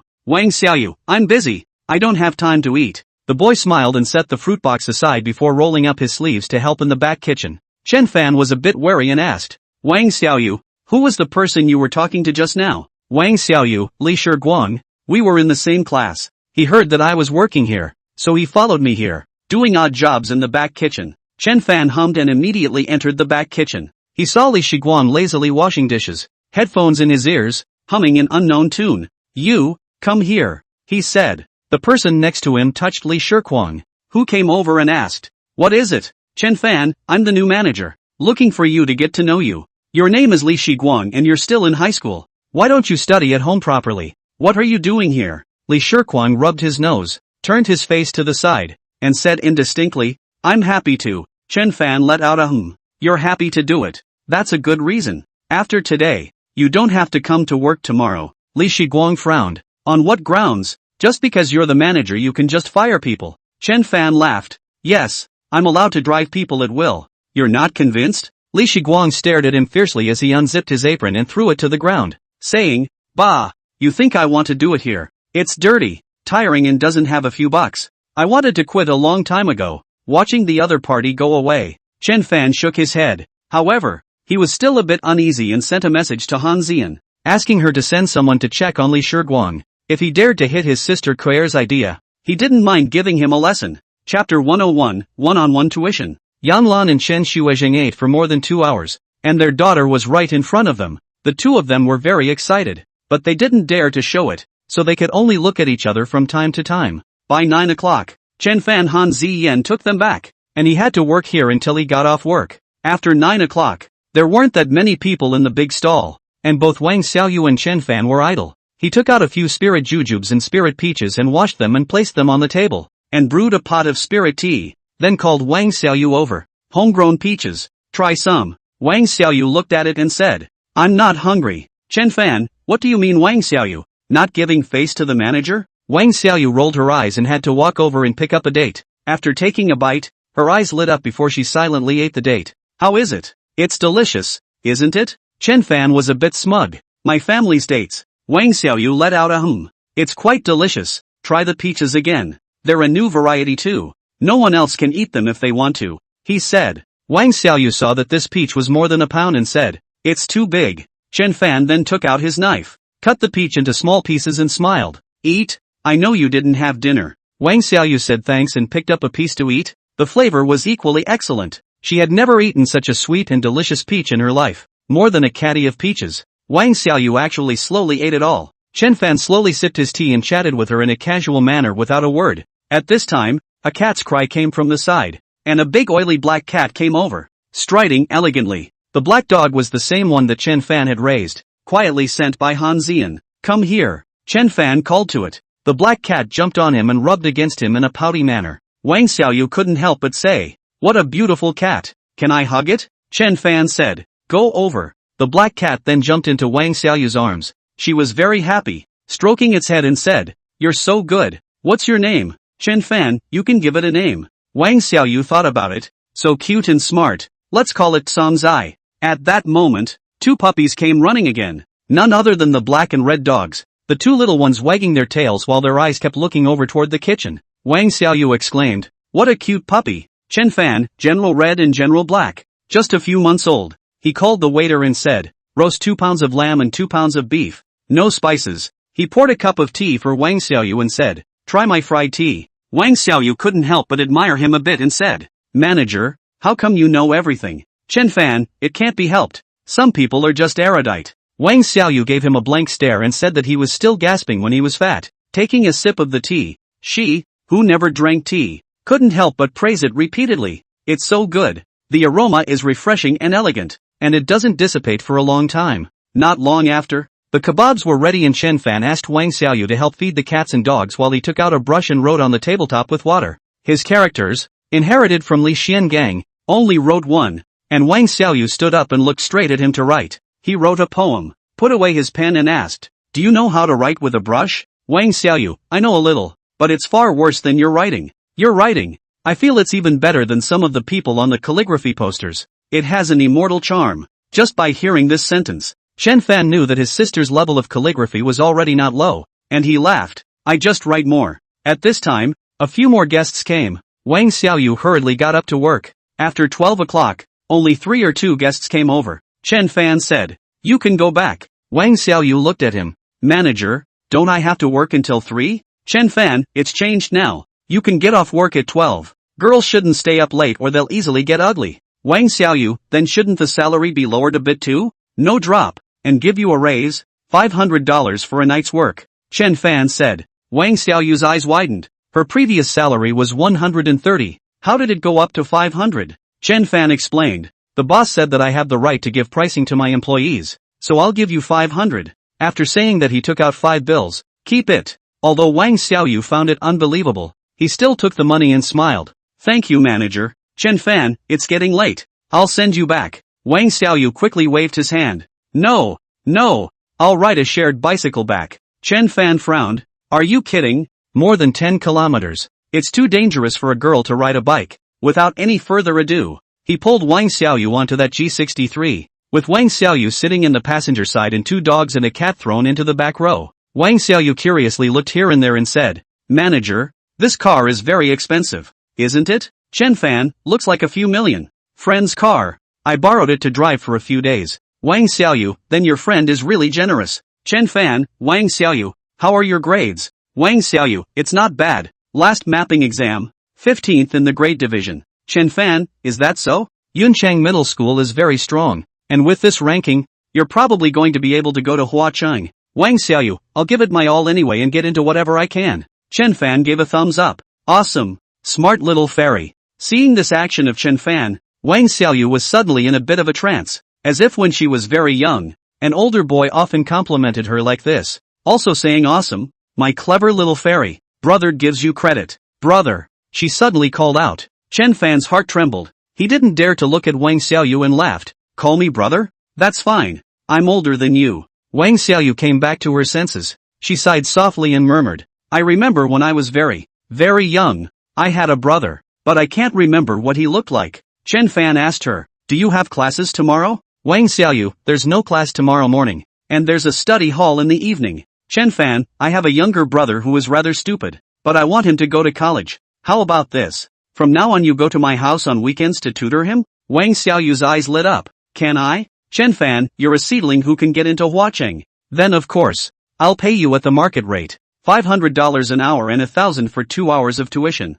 Wang Xiaoyu was taken aback. Is it that high? Chen Fan, those teachers with a high level have $1,000 an hour. You are a seedling of Huang. 500 is not expensive. If you speak well, I'll even give you a raise. Wang Xiaoyu was a little nervous. I'm afraid I can't teach well. It's okay, you can try it for a few days. By the way, I'll send a driver to pick you up when you come. Wang Xiaoyu quickly waved her hand. No, I'll take a taxi there myself. Alright. Chen Fan didn't force himself. My brother's name is Xiang Zun. He's just growing in size but not in brains. You must teach him well. Wang Xiaoyu, don't worry manager. I'll definitely be able to boost his grades. Chen Fan, just call me brother from now on. I won't be able to be that manager for a few days anyway. Wang Xiaoyu smiled and said, brother. Chapter 102 Zun. Do me a favor. Sending Wang Xiaoyu to the school entrance. The uncle in the security room laughed. Xiaoyu, you're back so early today. Wang Xiaoyu laughed. Uncle Duan, you're off work early today. Good. Then you rest early. The security guard smiled and said that it seemed like they knew each other well. Who wouldn't like a girl who studied well and was pretty? After Wang Xiaoyu left, Chen Fan sighed and then drove home. Neither of his parents had slept and were waiting for him to return. As soon as they arrived home, Chen Fan said, Dad, tomorrow you and Mom will go home and restore the home's arrangement and furniture to the way it was 12 years ago. Chen Shuizheng said, That's good. I have photos from that year. I'll find someone to clean it up just a bit. Chen Fan called Xiang Zun again and asked, Xiao Zun, where are you? Xiang Zun laughed. Brother, I'm playing with my friends over here in the provincial city. Chen Fan said, Xiao Zun, you have to come back and do me a favor. Xiang Zun immediately patted his chest. Brother, just tell me what's going on. I'll make sure to satisfy you. Little brother. Chen Fan, it's very simple. I found my long-lost sister, who is now called Wang Xiaoyu. I said that I have a younger brother who is not doing well in school and needs her to tutor him. You are 16 years old, almost the age to be a freshman or sophomore in high school. I'll let her tutor you in your first year of high school, twice a week for 2 hours at a time. Xiang Zun was dumbfounded and stammered. Brother, can I help you find a similar age to make up for it? I really don't like to study. I haven't finished my junior year. Chen Fan didn't say anything. Xiang Zun panicked a bit. Brother, are you listening? Chen Fan, cut the crap and come over early tomorrow morning. Xiang Zun looked up to the sky and sighed, then clenched his teeth. Okay, since brother asked me to make up for it, then I'll make up for it. Chen Fan laughed. Learning is actually very simple. Tomorrow I will help you develop your intelligence. Xiang Zun froze. Intelligence can still be developed? Chen Fan, of course I can. After instructing Xiang Zun, Chen Fan said, we still have to move some things back tomorrow. Han Ziyan smiled. I'll make the arrangements. Chen Fan was in a good mood and pulled Han Ziyan to practice, saying, Ziyan, I'll continue to teach you footwork tonight. The night was silent, and at 5 o'clock the next day, Chen Shuizheng and Yang Lan went back to their old home to set up. Chen Fan was unhurried, practicing the divine opportunity pile for a while and then having breakfast. After eating, he picked some chi fruits and ginseng fruits and took Han Ziyan back, bringing Song Ziyan generals black and red with him in the process. When he got home, Xiang Zun had arrived early and was sitting there with a bitter look on his face. Chen Fan called him to the house and made him eat 2 chi fruits, saying, This is the fruit of the human head chi, which can develop intelligence. I am now opening the meridians in your brain with a golden needle so that you will become intelligent. The chigo was quite tasty and Xiang Zun finished it and asked, Brother, is there any more? Eat 2 first. Afterward, he stabbed dozens of needles in Xiang Zun's head and used immortal power to develop his brain cells. Half an hour later, Xiang Zun felt refreshed and his mind was spinning fast. He said in surprise, Brother, I feel like I've gotten smarter. Chen Fan, you have to study even if you're smart. When Kor comes in a while, you'll study hard for me. When the time comes, you and Kor will take the college entrance exam together. Xiang Zun said pitifully. Brother, don't.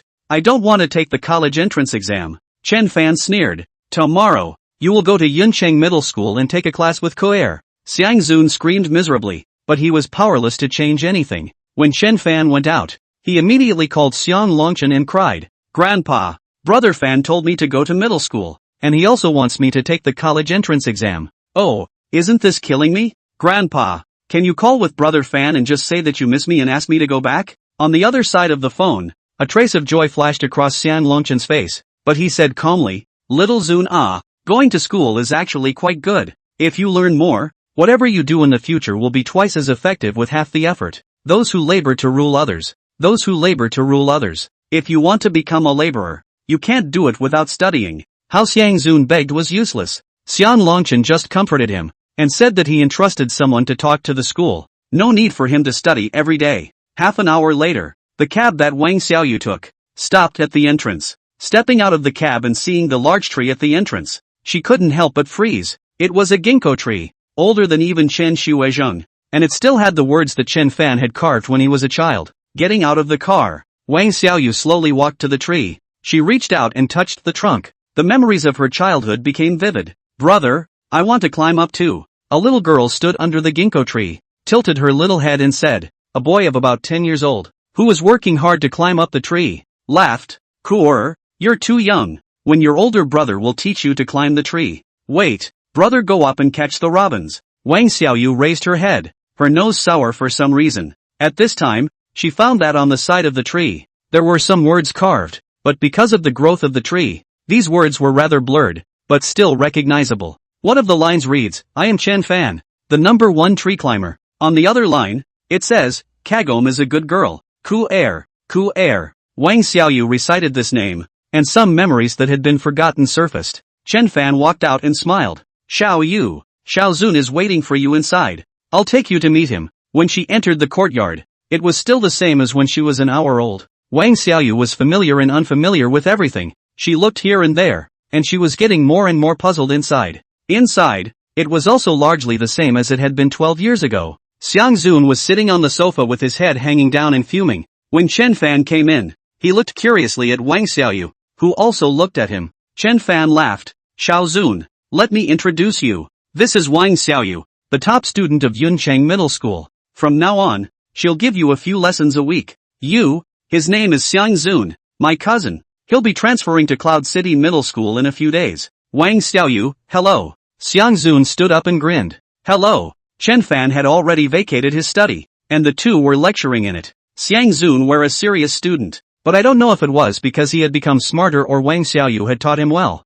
He actually got better and slowly learned. Today's remedial work was math, and after teaching a unit, Xiang Zun was actually able to do the practice problems in the back alone and solve them quickly. Yang Lan and Chen Shuizheng had already started to work in the kitchen. Their daughter was at home. How could they not have a good meal? The internship was over and it was almost 12 o'clock. Xiang Zun was very excited and showed Chen Fan with his exercise book. Brother, I did all these questions. Sister Xiaoyu praised me for being smart and being a study material. Wang Xiaoyu also walked out and said, Brother, Xiao Zun has a good brain and flexible thinking, but his foundation is poor. Some formulas are forgotten. I can only teach him slowly. Chen Fan laughed. You've worked hard. Xiao Yu, eat before you go. Wang Xiaoyu quickly waved her hand. No need. I'll go back to school to eat. Chen Fan, where to eat is not eating. Don't be polite when you come here. Soon, a table of dishes was set up. Ever since Wang Xiaoyu sat down, Yang Lan kept looking at her and smiling, saying,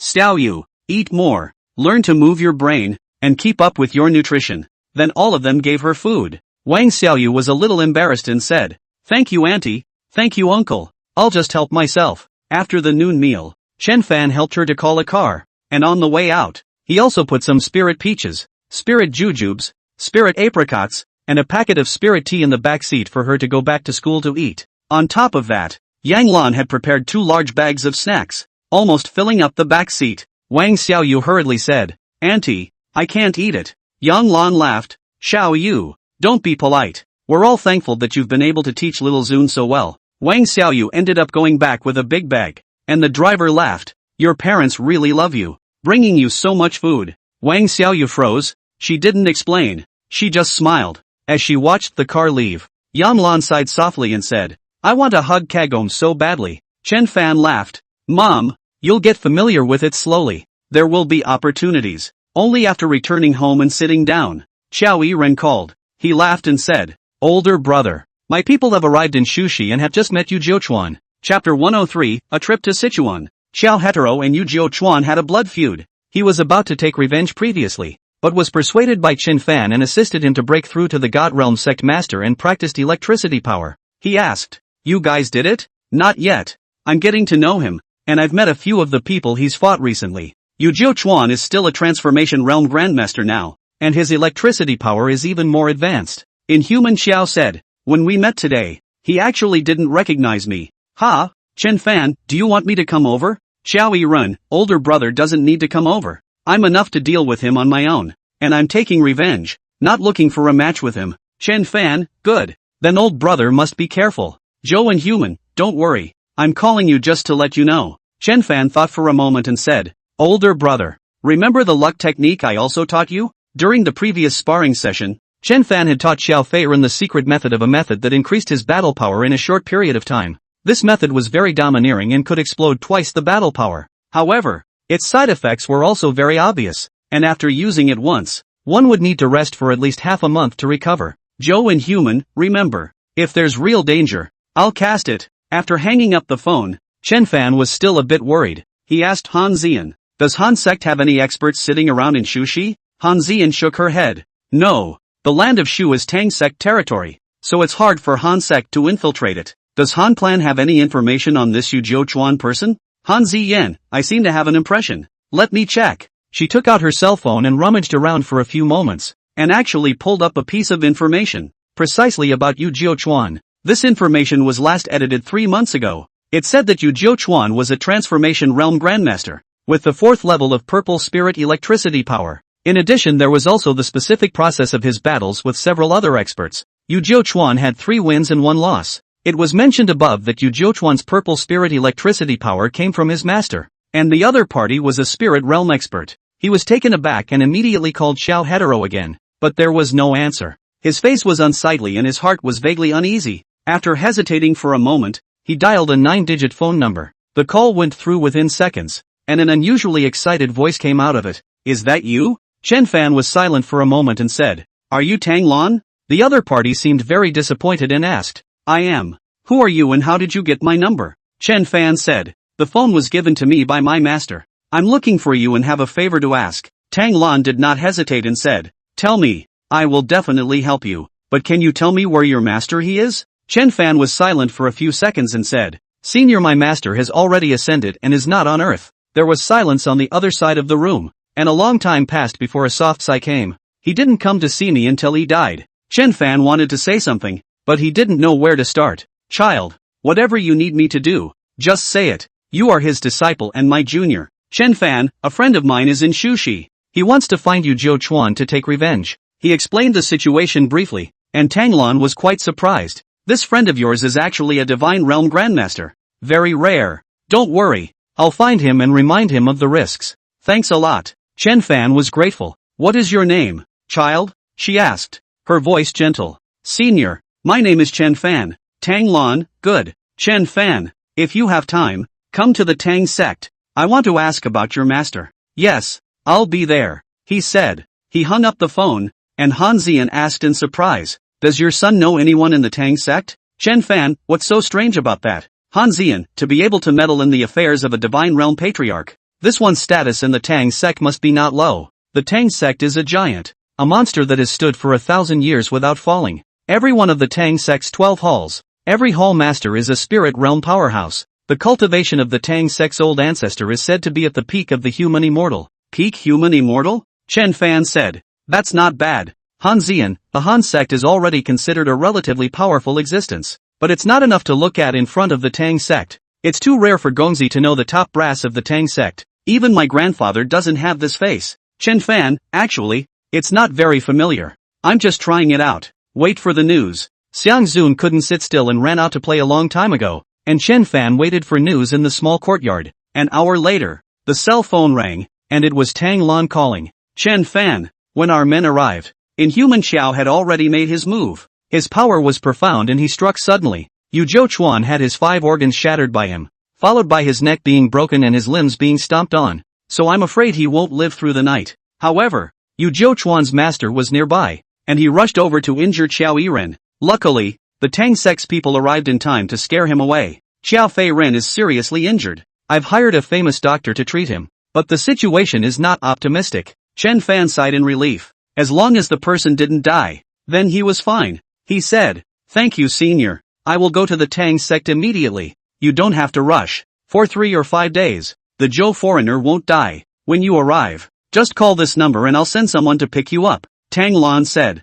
Putting down his cell phone, Chen Fan immediately returned to the Zhuang courtyard. He picked some berries and added a few usual herbs to start refining the small reduction pill. The main medicine of the small reduction dan is the berries. Other herbs are just auxiliary, and the auxiliary herbs are 1 or 2 less, or changed to something else. The effect on the efficacy of the medicine is not big. Chen Fan locked himself into the house and came out after more than half an hour. When he came out, he had an extra small bottle in his hand, which contained 3 medium-grade lesser return pills. Han Zian had long ago booked a ticket for him and immediately drove him to the airport. Before boarding the plane, he said, "Ziyan, I won't be home for the next few days, so I'm counting on you for everything." Han Ziyan smiled. "Don't worry, Your Excellency. Ziyan will definitely take care of the family." Chen Fan touched her delicate face and waved goodbye. After the plane lifted off, it took 2.5 hours to arrive in Shu. When he stepped out of the airport, he saw a man in his 30s holding a sign that read "Welcome Mr. Chen Fan." Chen Fan walked over to him and the man hurriedly put down his sign and respectfully said, "Mr. Chen, hello, my name is Tang Yuanjie. I came to pick up the airplane by order of Missy." Chen Fan nodded. "Thank you." Tang Yuanjie took his luggage and laughed. "Mr. Chen, let's get on the bus first and then go to the Spirit Bamboo Villa." Chen Fan, good. Tang Yuanjie invited Chen Fan to a business car and drove out of the airport, saying the car would take more than an hour to drive. With nothing else to do, he decided to make a call to Tang Lan, but he took out his cell phone only to realize that there was actually no signal in the city. He narrowed his eyes and tried to press the window, but it didn't respond and he said faintly, "Where are you taking me?" Tang Yuanjie laughed. "Duke Chen, go to the Spirit Bamboo Villa." Chen Fan asked, "Who is waiting for me there?" Tang Yuanjie, "Of course it's Missy." "Missy asked you to pick me up?" Chen Fan asked. Staring at him, Tang Yuanjie froze for a moment and said, "Of course." Ping. The car was still in motion. Chen Fan decisively punched the door and dodged and jumped out of the car. Tang Yuanjie ate a shock. A foot brake stopped the car. He then looked for Chen Fan. The other party has long disappeared. Chapter 104. At this time, Chen Fan had already arrived at a green belt, where there was obviously a cell phone signal. He dialed Tang Lan's number and it was quickly connected. Tang Lan asked, "Chen Fan, have you arrived yet?" Chen Fan, "I just got off the plane and was picked up by someone who called himself Tang Yuanjie. I didn't feel right and got off halfway." Tang Lan said angrily, "Those dogs in the dark hall dared to check up on me. How audacious." Chen Fan, "Sure enough, it wasn't someone sent by Senior. Tang Lan, I'll give you an address. You rush over there now and the people there will send you my way." Chen Fan didn't ask more questions and only said yes. Half an hour later, he took a cab and arrived at an automobile repair shop. Just as he entered, he was approached by a woman in red of about 30, with short hair, a long thin face, and a very lean look. She said, "Is it Mr. Chen? My name is Tang Yun. Missy sent someone to greet you." Chen Fan nodded and followed her into a car as she drove Chen Fan away. After driving a bit, he asked, "What does the Dark Hall do?" Tang Yun smiled and said, "My lord, people in the Tang sect are not allowed to talk to outsiders about all the affairs of the Tang sect, so I'm sorry, I can't talk about it." Chen Fan, "Okay." He watched the scenery outside the window change as the car kept driving up the hill. In about 45 minutes, the car pulled into a compound built halfway up the mountain. Parking the car, Tang Yun said, "Mr. Chen, we're here." The two of them got off the bus, and Chen Fan followed her forward for a while, entering a small, ancient 2-story building with red walls and green tiles, carved beams and painted buildings. Inviting Chen Fan to the living room, Tang Yun said, "Mr. Chen, Missy hasn't arrived yet. Please wait a moment." She made tea for Chen Fan, and although the tea was not as good as his spirit tea, the flavor was quite good. Drinking 2 cups of tea, outside finally sounded footsteps. A look at the 30-sou appearance of the woman walked in. Her eyebrows have a delicate atmosphere. Eyebrows like a picture, like a fairy in the painting. He hurriedly got up and said, "Senior." The person who came was none other than Tang Lan. She looked Chen Fan up and down for a few moments and sighed softly. You do have a few moments of your master's temperament. Chen Fan took out half a jade pendant, and seeing it, Tang Lan also took out half a piece. The two jade pendants were put together just enough to make a complete piece. Determining the identity of the other party, Chen Fan immediately performed a great salute. Apprentice Chen Fan, see Master Mother. This was also what Li Xiangang had explained to him, asking him to recognize this master's wife as a way to officially give her a name. With a cry of Senior Mother, Tang Lan's tears fell like rain as she helped Chen Fan up and said, "Good boy. No need to be polite. Quickly get up." When the two sat down, Tang Yun and the two women accompanying her both stood at the door and closed it behind them. Chen Fan, Shifu Maiden, is my friend here? Tang Lan said. Don't worry, he's in pretty good shape, not far from here. The reason why I didn't let you go directly over there was in case you were followed. Chen Fan was puzzled and asked, Senior Mother,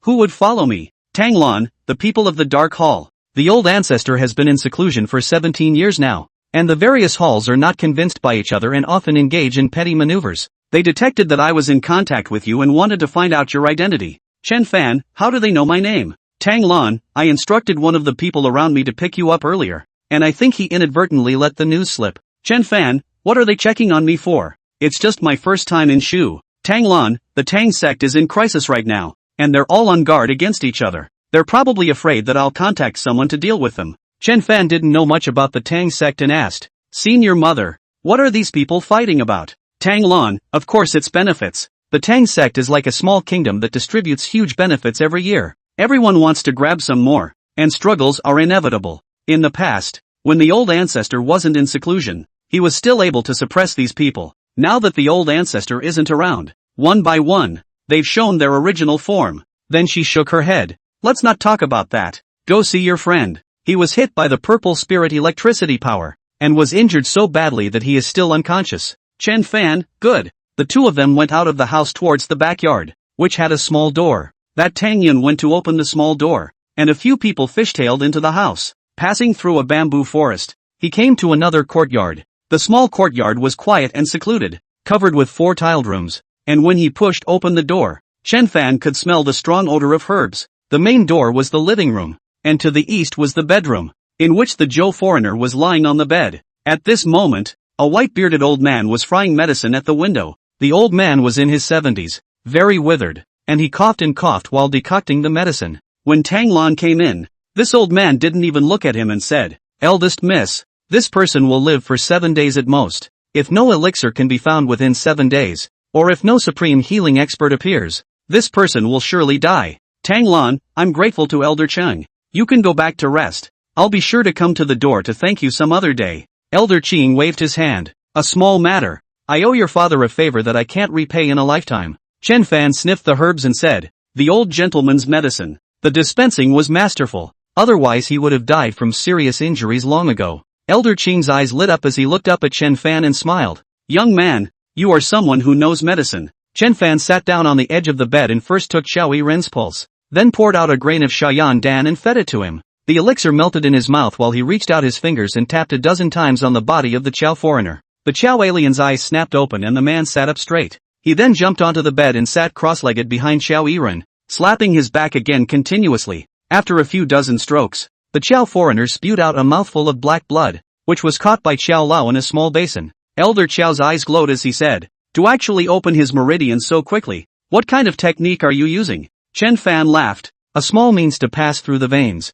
At this time, the medicinal power also traveled open, and Xiao Yiren regained his consciousness. He heard Chen Fan's voice and smiled bitterly. Older brother, why are you here? Where is this? Don't talk, feel at ease and recuperate, Chen Fan said, then helped him lie down. Elder Qing's eyes widened. This can talk? Amazing. Could little friend be one of the Hua sect? Tang Lan laughed. No, her name is Chen Fan. His medical skills are much more authentic than the Hua family's. Elder Qing was stunned. More authentic than the Hua family? Chen Fan, older brother. You recuperate for 1 night. During this period of time you will not speak or move or utilize your energy. I will come back to see you at that time. After that, a few people went back to the living room to talk. Elder Chang was filled with curiosity about Chen Fan and followed him out as well. Tang Lan asked, Chen Fan, is your friend okay? It's fine. Chen Fan nodded. I'll be able to get out of bed tomorrow. Tang Lan sighed softly. It seems like you've already gained his true skills. In the beginning, his medical skills were just as amazing. Back then, the old ancestor had clearly run out of gas, but with a little help from him, he helped him break through to human immortality, adding an extra year of longevity to his life. Chapter 105, Always Be Arrogant. Elder Qing hurriedly asked, "May I ask, what medicine did you just give the injured man?" Chen Fan didn't hide it and said lightly, "Little redeeming Dan." Elder Qing's breath hitched, revealing an incredulous expression. "Little redeeming Dan. Tang Lan, Elder Qing, you've worked hard today." Elder Qing slightly clasped his fists. "If little friend has the time, let's have a meal together someday." The other party was interested in getting to know himself. Chen Fan said, "Okay, let's leave a phone number." Elder Qing directly took out his cell phone and swept the code with Chen Fan to add his friends before he excused himself and left. After sending off Elder Qing, Tang Lan then asked about Li Xiangang, and Chen Fan only said that his master was framed when he ascended and left his legacy behind before he sailed away. Tang Lan shed tears and said, "So he's been suffering all these years. I thought he'd abandoned us mother and son." Chen Fan, Master misses Shifu's mother very much, but it's a pity that he can't leave there. Master also left his last orders for me to take good care of senior mother and senior sister. Tang Lan, Ice doesn't know who his father is yet. Chen Fan, didn't senior mother tell senior sister? Tang Lan, I'm unmarried and have a daughter. So I've been hiding her existence. So Ru Bing has been taken care of by her grandmother since she was a child. Her name is Li Ru Bing, and she's 19 years old this year. Wiping away her tears, Tang Lan said, "Chen Fan, you must have inherited your master's medical skills, and senior aunt has something to ask of you." Chen Fan hurriedly said, "Senior maiden is overstating the case. If there is anything, just command." Tang Lan, the Tang sect's current old ancestor, is my grandfather. And back then, Xiangang said that he would have a calamity 20 years from now. As expected, the old ancestor has been trying to break through the human immortal realm in the last decade or so, and step into the more subtle earth immortal realm. But this step was too difficult, and 3 years ago he had a problem with his breakthrough, and the condensed golden Dan would come to fruition before it did. He can only maintain this situation with all his might now, unable to advance or retreat. Chen Fan, the Tang sect's old ancestor, is close to an earth immortal. I may not be able to help, so I can only take a look first. Tang Lan said, "But nowadays, the 12 halls are closely monitoring me. If I take you there, they will definitely obstruct me. At that time, you must act arrogantly, just like your master did back then." Chen Fan asked curiously, "Senior mother, what did my master do back then?" Tang Lan revealed a smile. "Back then, your master had the 12 hall masters learn to dog crawl on the ground, from the east gate of Tang Gate all the way to the west gate." Chen Fan's eyes widened. "They're willing?" Tang Lan, "Of course they don't want to, but if they don't climb they'll have to take a beating from your master. Back then, the 12 hall masters were all strong in the spirit realm, but in front of your master they were like 3-year-old children, taking them at will."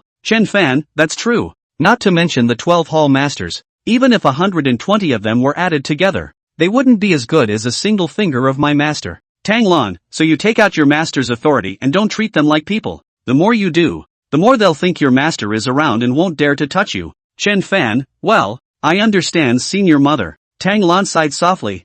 "I didn't want you to get involved in the Tang sect's infighting, but there's not much else that elder mother can do right now. In recent months, they've already tried to send people to break into the place where the old ancestor is in seclusion to find out what's going on. A few times, my father even clashed with them." Chen Fan couldn't help but wonder. "Senior mother, senior ancestor has been in charge of the Tang sect for many years. Hasn't he placed his own men in the 12 halls?" Tang Lan, "The Tang clan's master 20 years ago wasn't my grandfather, but the lineage of the Tang clan's direct lineage. For the past 1,000 years, most of the Tang clan's lords have come from the direct lineage, and your master used his own strength to forcefully push my grandfather onto the Tang clan throne. The 12 hall masters and Tang clan elders at the time opposed it in unison, and as a result, they were all honest after being taught a few lessons by your master." Chen Fan understood that this time, the revolt of the 12 halls must be related to the Tang clan's direct lineage. With hundreds of years of accumulation, even if he was no longer the sect master, he could still influence the Tang clan. Chen Fan, "Senior mother,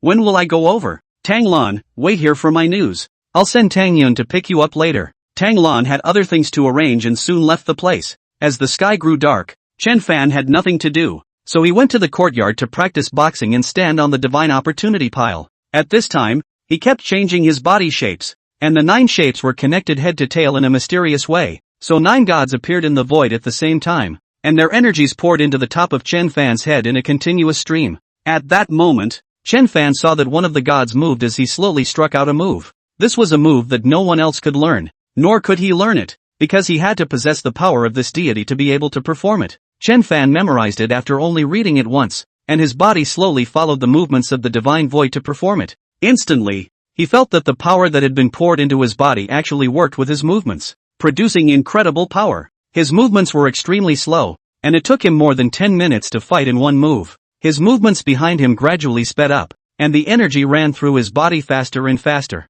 Moreover, whenever he performed this maneuver, the god's shadow would surface in the sky, granting him more energy. Once, twice, 10 times, after practicing 100 times, his movements were already as fast as lightning, and his entire body turned into a blurry shadow. At this time, Tang Yun walked into the courtyard. She said, "Gongzi, the car is ready. Let's go there now." Chen Fan nodded as he got into the car and traveled with Tang Yun for more than 40 minutes before entering an ancient, at least 1,000 years old pagoda. The lights around the pagoda were brightly lit, and the car slowly passed under the pagoda. Chen Fan saw that there was a huge word Tang written on the pagoda, and on one side of the pagoda there was a monument with inscriptions by emperors. Suddenly, a tall man with a height of over 2 meters and a muscular double bladder jumped in front of the car. He was barefoot, his hair was loose, and his eyes were scarlet. Seeing this person, Tang Yun said, "My lord, this person is the #1 expert among the younger generation of the battle hall, Tang Xuanba, a god realm grandmaster."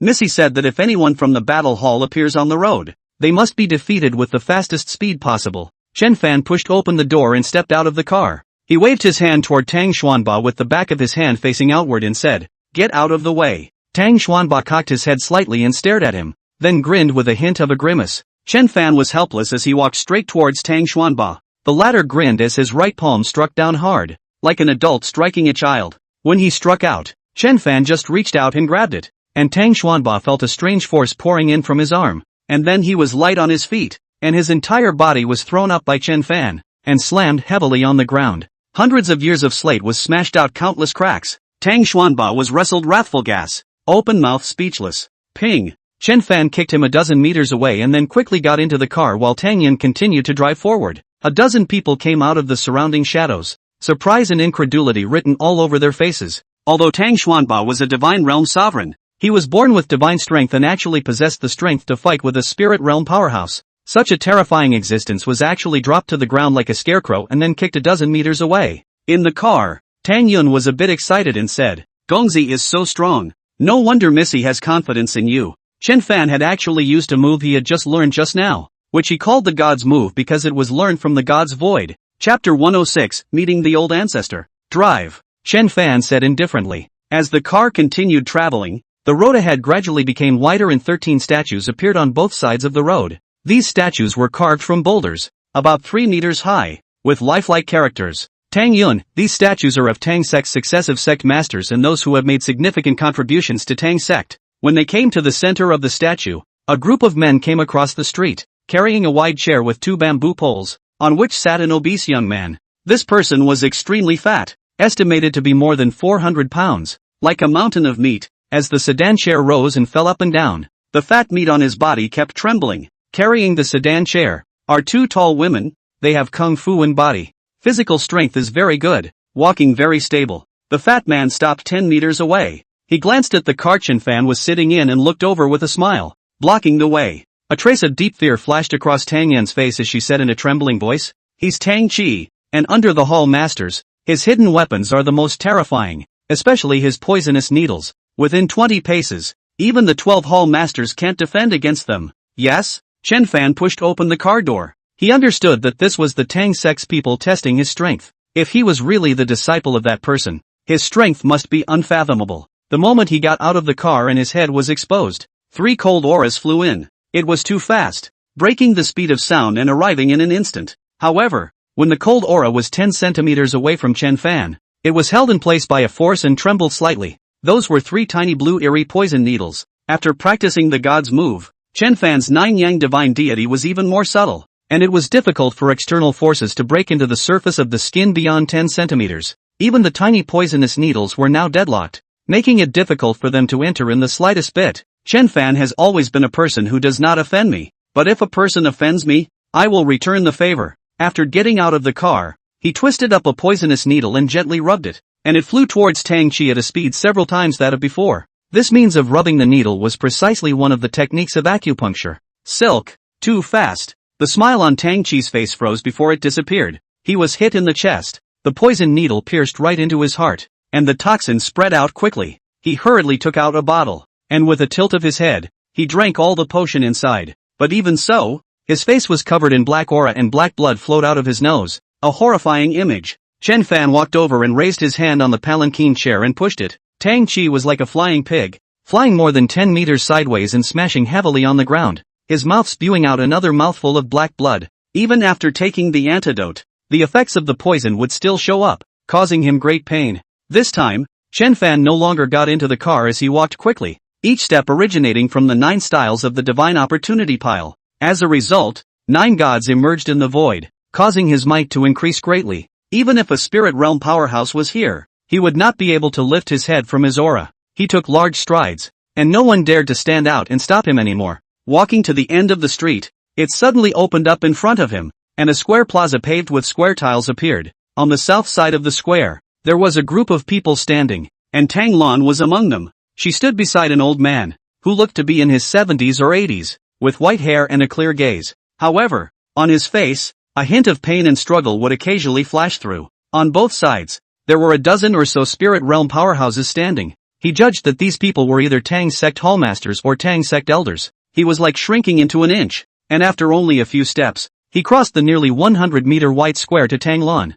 He bowed deeply to Tang Lan. "Seen your mother." Tang Lan's face was filled with joy as she gently nodded. There's no need for Fanner to be polite. He looked at the old man again. This person's breath was disorganized, so he must be that lord of the Tang sect whose cultivation had gone awry. Tang Henian. He owed a slight bow to Tang Henian. "Old sect master." Tang Henian smiled and asked, "Is your esteemed master well?" "Chen Fan, my master is very well, and asked me to greet the old sect master on his behalf." Tang Henian, "That's good." At this moment, Chen Fan saw that Tang Henian's neck had a chaotic flow of qi that looked like earthworms squirming. He immediately knew that the old man was a bit unable to suppress the scattered Jin Dan qi in his body. Chen Fan then shook his hand and smiled. "Old sect master, my master asked me to ask you something." As he spoke, a wave of immortal energy traveled into Tang Henian's palm, following his arm to his dantian. In his dantian, there were 2 types of energy, black and white, held together in a ball, in a critical state before condensing the golden dan. 1 step forward, and the golden dan would be forged. 1 step backward, and the work would be undone and his body would explode. The appearance of immortal power instantly suppressed the 2 forces. In order to counter the suppression of the immortal power, they had to work closely together, shrinking smaller and smaller. Shock appeared in Tang Henian's eyes as he and Chen Fan walked arm in arm towards a gate. The 2 of them walked at the front and passed through the gate. Chen Fan suddenly said, "I have something to say to the old sect master. Everyone please wait for a moment." After saying that, he waved his hand and the 2 gates closed heavily, isolating both sides. Chen Fan said in a low voice, "Old sect master, find a safe location and I will help you achieve the golden dan." Tang Henian nodded his head vigorously. "Many thanks, little friend. Follow me." The people outside looked at each other in disbelief. How come they weren't allowed in? 1 minute, 5 minutes, 10 minutes. Finally, someone couldn't help it, and a big fat old man walked out and shouted, "Sect master, haven't you guys finished yet?"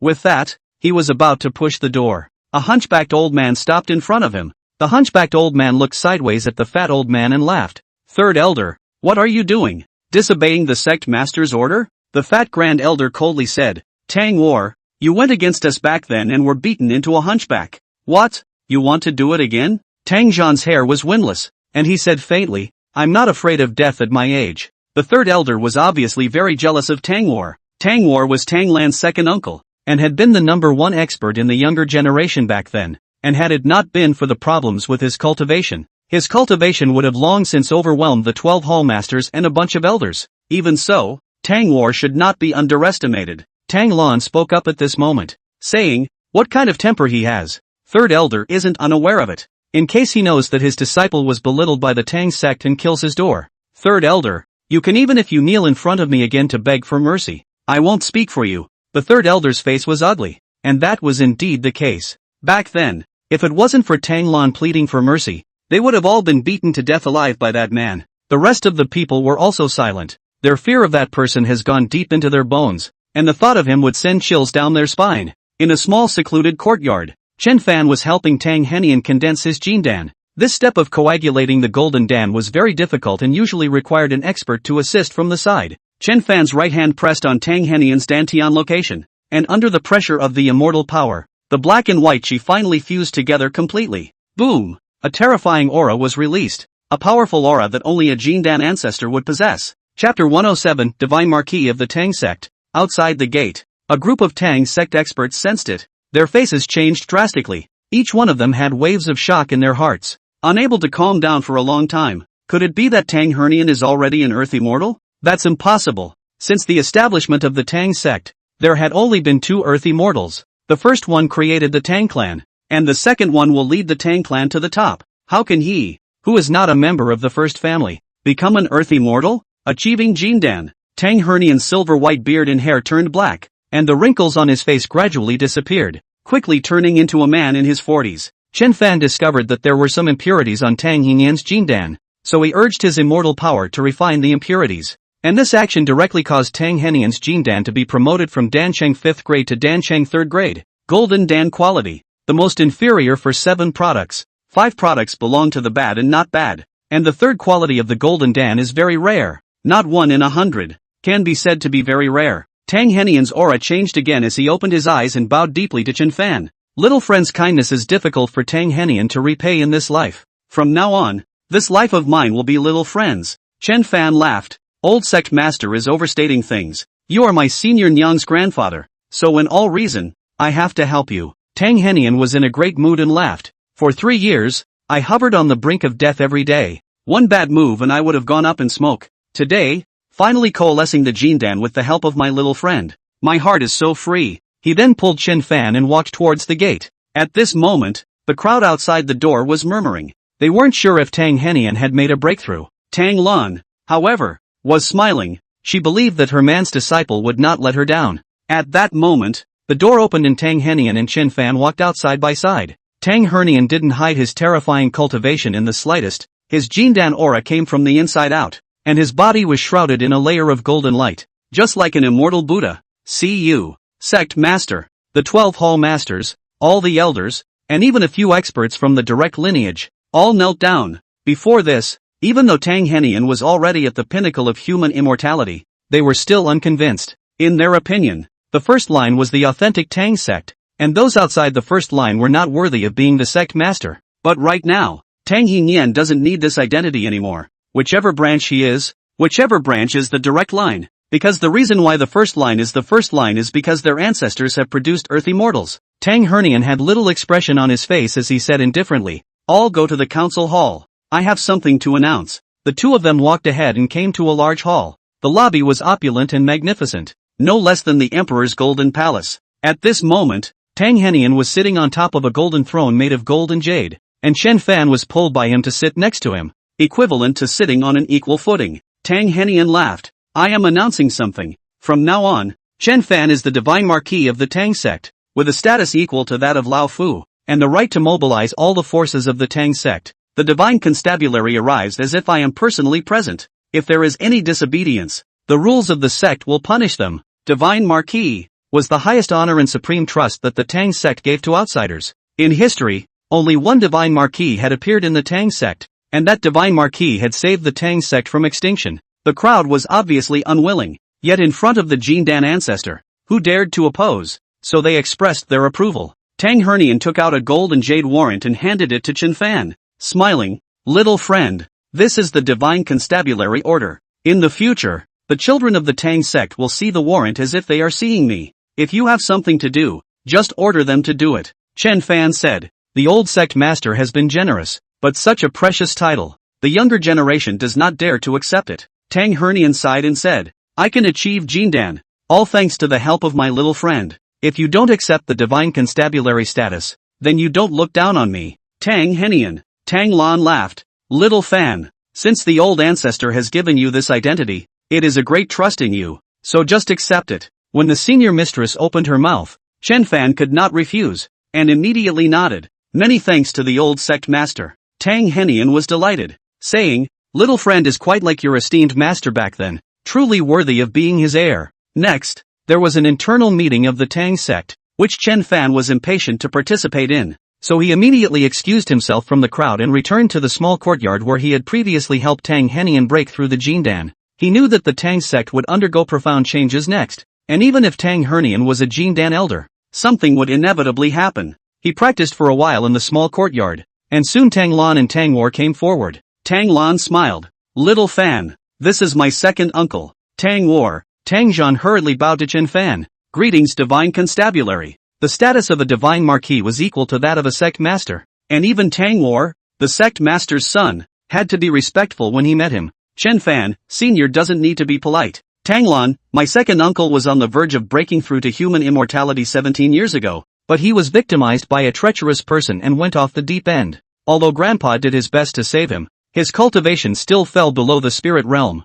Later on, he clashed with the Tang sect's original direct lineage, and although he seriously injured the other party, he himself was not lightly injured and turned into a hunchback. Xiaofan, you have excellent medical skills. I wonder if my second uncle can still regain his cultivation. Chen Fan nodded as he went up to check. It was discovered that Tang Zhan's meridians and Dan orifices were severely damaged, and his spine had adapted to the current situation. A moment later, he said, taking a small return pill and treating it with acupuncture, the cultivation can be restored. Although the spine can also be restored, that will damage the meridian direction, which is not good for cultivation. Hearing that he could regain his cultivation, Tang Warrior said, Divine Constabulary, as long as you can regain your cultivation, this hunchback won't hurt. Chen Fan thought for a moment and said, let's put it this way. I know of a gong method called the Heavenly Hunchback Technique. The gong method was created by a hunchbacked expert more than 800 years ago. When seniors cultivate this technique, they will get twice the result with half the effort and may be able to achieve something. Tang Warrior was overjoyed. Thank you, Divine Constabulary. Thus, Chen Fan fed him the small return pill, and then restored his cultivation with a subtle needle technique. Of course, what really worked in the end was the immortal power within his body. If not for that, even the small returning pill would not be able to completely restore Tang Zhan's cultivation. In just a few hours, Tang War felt that his cultivation had recovered to the spirit realm, and there was still refinement. If it wasn't for the fact that he had just recovered, he would definitely try to impact the human immortal realm. After that, he taught the heavenly camel technique to Tang War. Tang War stayed in the small courtyard that night, and Chen Fan had been observing his changes. In the wee hours of the morning, he had only slept a little. When the sun rose and he saw that Tang War had fully recovered, he immediately bid farewell to Tang Lan. Tang Lan, Xiaofan, it's rare for you to come here. Why don't you play here for a few days? Chen Fan said. Senior Mistress, the Tang sect is in an eventful time right now, and you all have things to do, so I will leave you alone for now. When the dust settles, I will come back to visit Senior Mother and the old sect master. Tang Lan sighed softly. All right, once you leave this time, Elder Mother is a bit sad to see you go. After having breakfast in the small courtyard, Chen Fan went to take his leave from Tang Henian, who personally sent him under the Tang Gate Pagoda, and presently he rode away in the car. He sighed softly and said to Tang Lan and Tang Zhan, Chen Fan is truly a timely rain. A cold light flashed in Tang Zhan's eyes as he said, Father, it's time to settle the score with them. Chapter 108, Homecoming. Tang Henian faintly said, there's no rush, take your time. Chen Fan arrived at the courtyard where Xiao Xiren was. The latter had already recovered more or less and was practicing boxing in the courtyard. Seeing Chen Fan's car coming, he smiled and said, Older brother, thank you for saving my life. Chen Fan asked, the great vengeance has been avenged. Will you stay, or will you follow me back? The Qiao alien sighed and said, go back. There are no more relatives of mine here,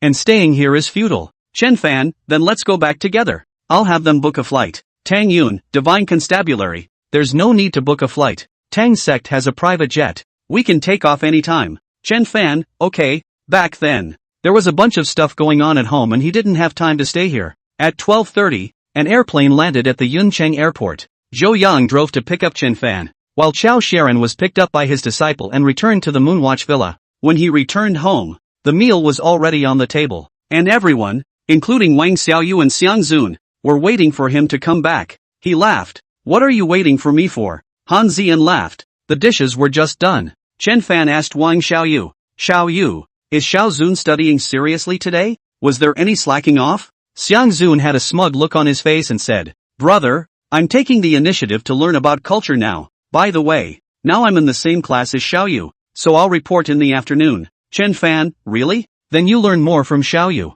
Wang Xiaoyu laughed. Brother, Xiao Zun works very hard. and he's very smart. He even got a few Olympiad questions right today. Yes? Chen Fan praised Xiang Zun fiercely. After having dinner and sending Wang Xiaoyu away, Chen Fan said to Yan Lan, "Mom, I think it's almost time, so I'll tell Cora about our identity tomorrow." Yang Lan was a little unsure in her heart. Will it be too sudden? Chen Fan, don't worry. Which child doesn't want their parents? It's just that there's a little misunderstanding in there. I'll have someone explain it clearly. Returning to the small courtyard, he said to Han Zian, "Tomorrow morning, you have someone bring Lu Tsuanliang here and have him talk about what happened back then." Han Ziyan, well, I guarantee he'll tell the truth. It was too noisy here, and the family moved to the stately home again in the afternoon. As soon as he returned, he went to look at the ginseng and the human head cheese. At the top of the human head cheese, a white pole as thick as an arm grew out, and 7 or 8 two-finger thick branches stuck out from the pole. On the branches,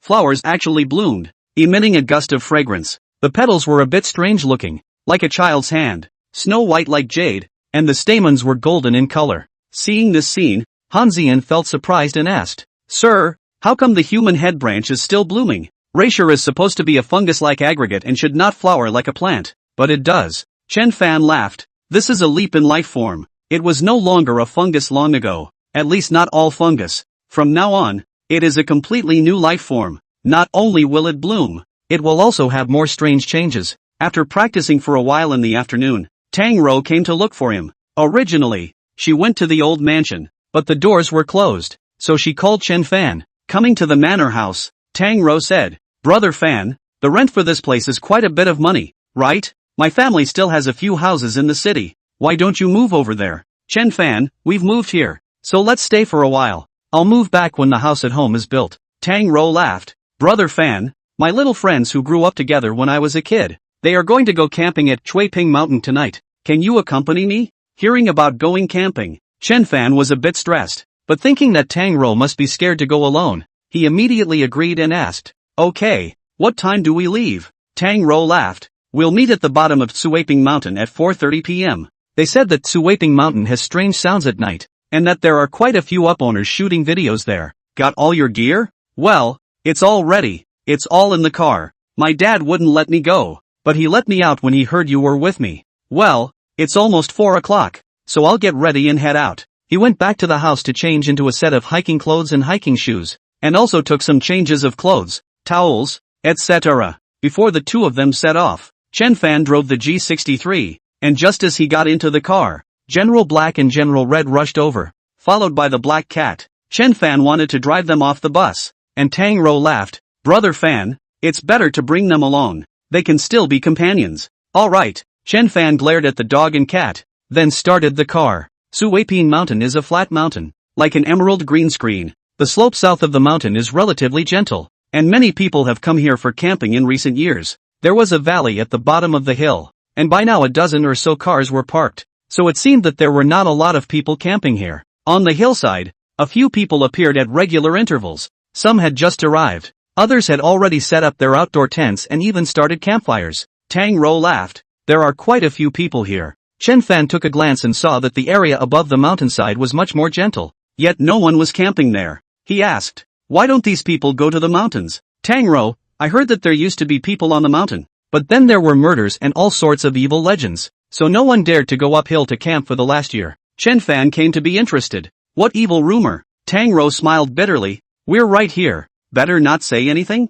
"Chen Fan, I know what's going on so I can judge whether or not to go camp up there." Tang Zhou said. "All right then, I'll tell you. 3 years ago, 4 couples went camping at Shuiping Shan, and in the middle of the night, one of the men stabbed the other 3 to death with a knife, and he cut his girlfriend's throat after slashing her face. The police later found out that the murderer's girlfriend had gone out that night to have private meetings with 2 other men, and he found out that she had committed the murder on purpose. Since then, those who camped up there would hear strange noises at night, like the cries of women, and were scared away in successive batches. Some say that it is the spirits of the dead that roam the mountain and haunt everyone who comes to camp here. Since then, no one has dared to camp up there, only down there. The mountain and the bottom of the mountain seem to be 2 worlds. The mountain is secluded and the bottom of the mountain is bustling. After listening to Tang Rou finish her story, Chen Fan said, "Your friend hasn't come yet. Wait for me on the mountain. I'll go up and take a look." Tang Rou, "Well, you be careful then." He then climbed the hill at a brisk pace,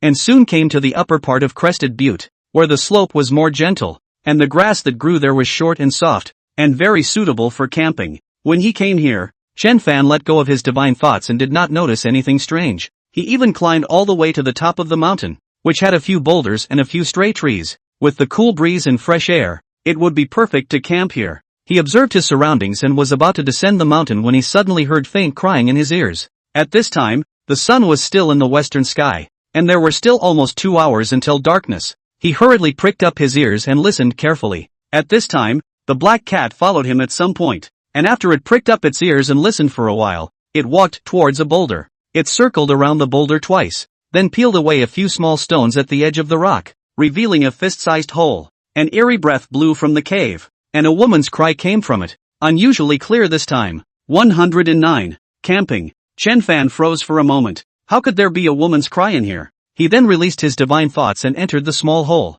There was a lot of space below, and a huge stone cave appeared a dozen meters down. Inside the cave was a red-painted coffin locked with chains, and golden runes were engraved on the surface of the coffin. At this moment, the runes were faintly glowing, seemingly suppressing the object in the coffin. That crying sound was emitted from the red coffin. Chen Fan, who possessed the immortal biography, was naturally fearless as he asked, "Who is in the coffin?" With the news of the cries, a soft woman's voice came into the ears. "Gongzi, my little girl is trapped here by the evil path. Please save me from going out." Chen Fan asked, "Oh, so how many years have you been locked up here?" "It's been 193 years, the woman said. Chen Fan, 193 years. That's quite a long time. Why don't I lock you up for another 7 years to make up a hole? How about if I'm in a good mood then? I'll come and save you?" The woman in the coffin was silent for a few seconds. Then a shrill voice sounded in his head. "Let me out. Otherwise I will kill you." Chen Fan sneered. "Threatening me? You've got the wrong person."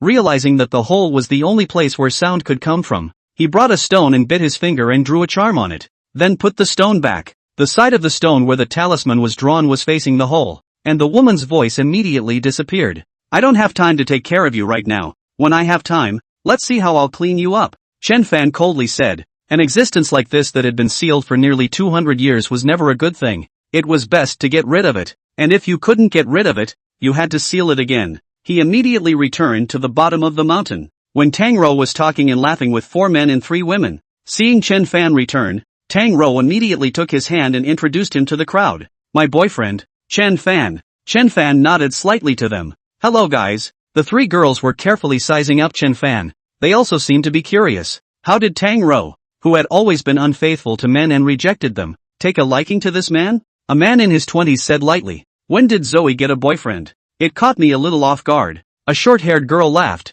"Juntong has been studying abroad for the past few years, and as soon as he came back, he asked us to contact you to come out and play." This man was 1.8 meters or so tall, with long hair, tied with earrings, not bad looking, only his chin was a bit long, and his left eye was big and his right eye was small. He had his hands in his pockets, and his sight seemed to be glued to Tang Rou. Tang Rou laughed. "Jundong, you went abroad to study in high school, and now that you've graduated from college, is life abroad okay?" The man named Junto sighed. "Foreign countries are nice, but it's a shame I don't have you around." The boyfriend was around, yet he said such words, obviously not putting Chen Fan in his eyes. They had both grown up together and knew each other well. Tang Rou tilted her head toward Chen Fan and said, "I already have a boyfriend." Jundong shook his head as he raised his chin at Chen Fan. "Hey, as long as you break up with Tang Rou, the conditions are whatever you want." Tang Rou frowned slightly. "Zhao Jundong, you've gone too far." Chen Fan patted her fragrant shoulder and said, "It's not impossible if the conditions are random.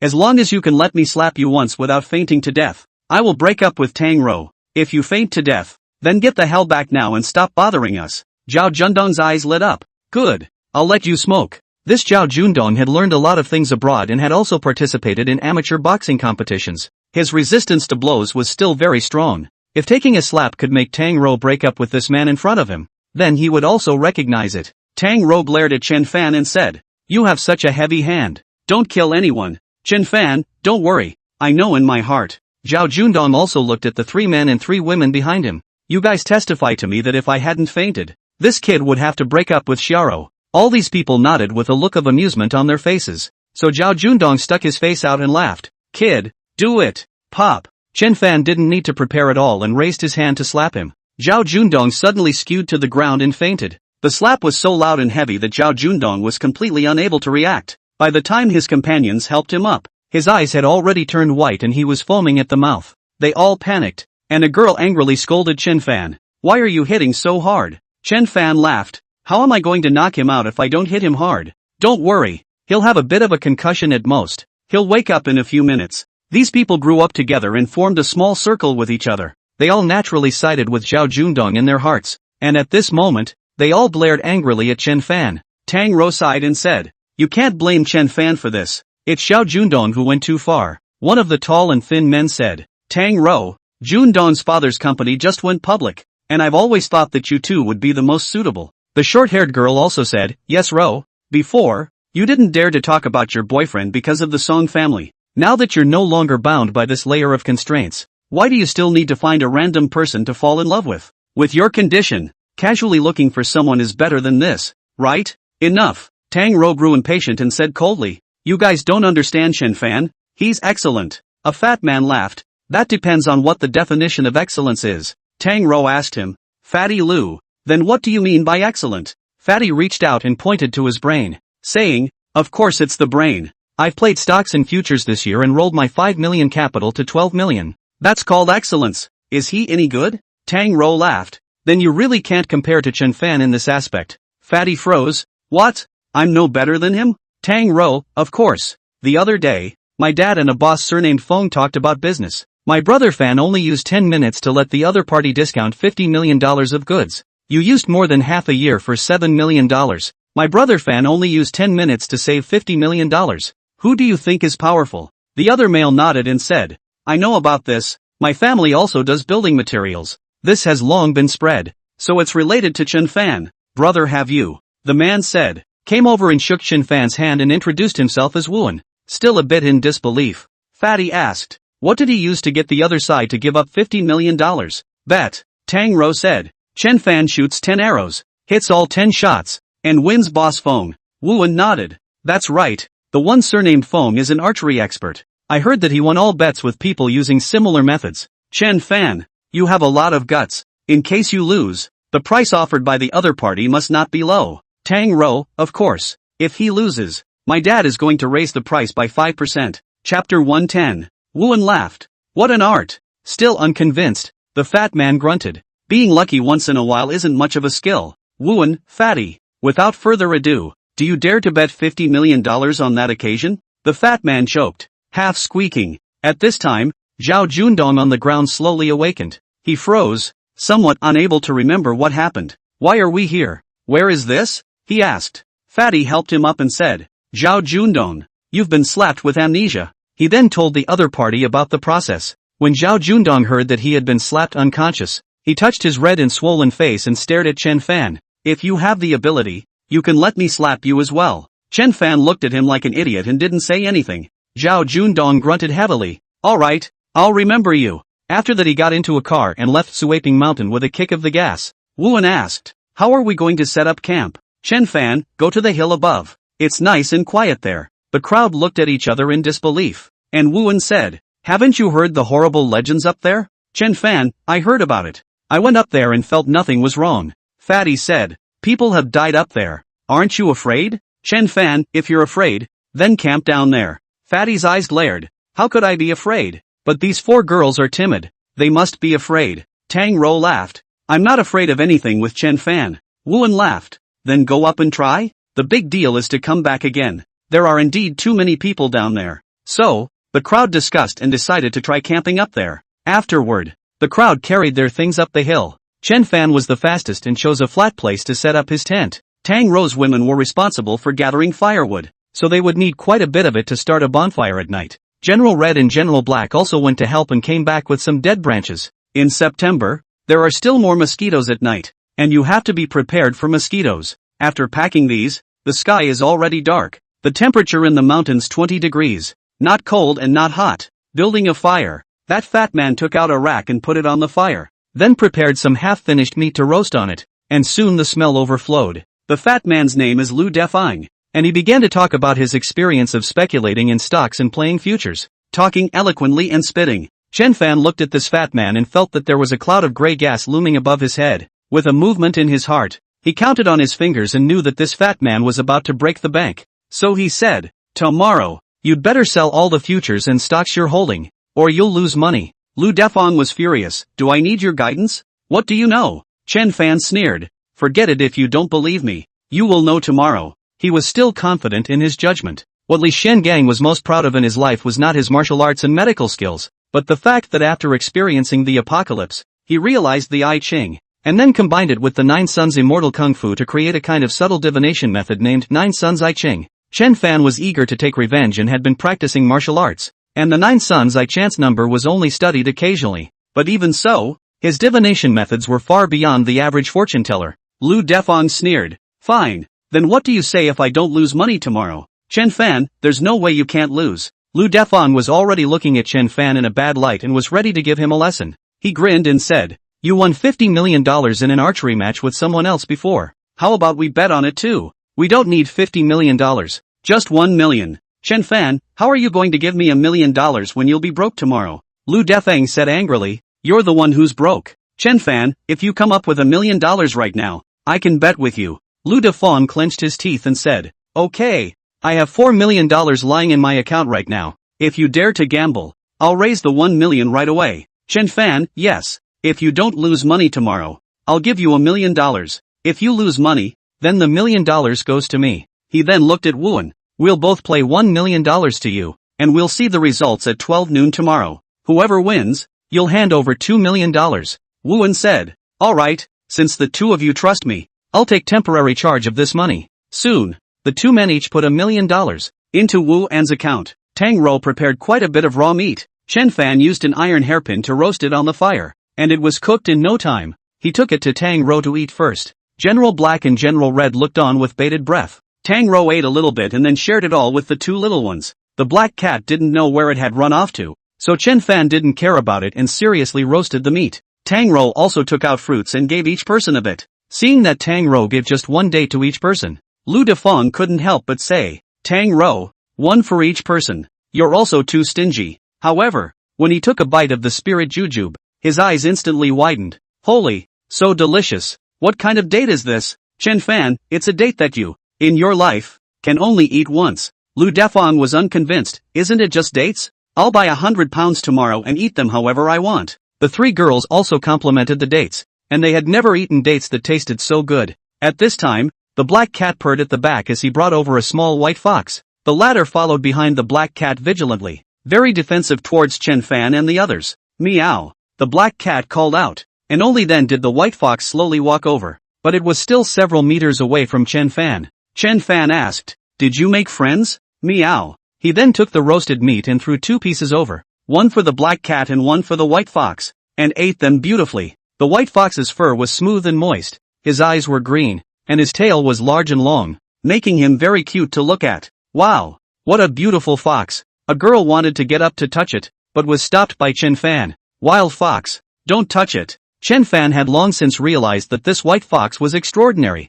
It emitted a soft spiritual light throughout its body. Of course, this kind of spiritual light could only be seen by Chen Fan. Being able to emit spiritual light meant that the white fox was already psychic. Otherwise it wouldn't have become friends with the black cat. After throwing a few pieces of meat, the white fox stopped eating. It glanced at Chen Fan and twisted its head to run towards the mountain. The black cat also followed. The short-haired girl laughed. "Your black cat is awesome and makes friends with foxes." The short-haired girl was Wu An's girlfriend, named Zhang Qian, who also played with Tang Rou. The other guy, a gentlemanly-looking guy with dark-rimmed glasses, who hadn't been talking much, at that point pulled out a guitar and strummed. The guitarist's name is Lu Sichuan, and he plays very well. Not long after, Chen Fan suddenly turned around and saw White Fox biting a plump gray rabbit and walking over, placing it in front of Chen Fan. He couldn't help but laugh. "Eating my food and giving me a rabbit? Not bad. You do know how to be grateful." He took the rabbit and realized that it had just been bitten to death, and he instantly walked over to the creek a short distance away to dispose of it.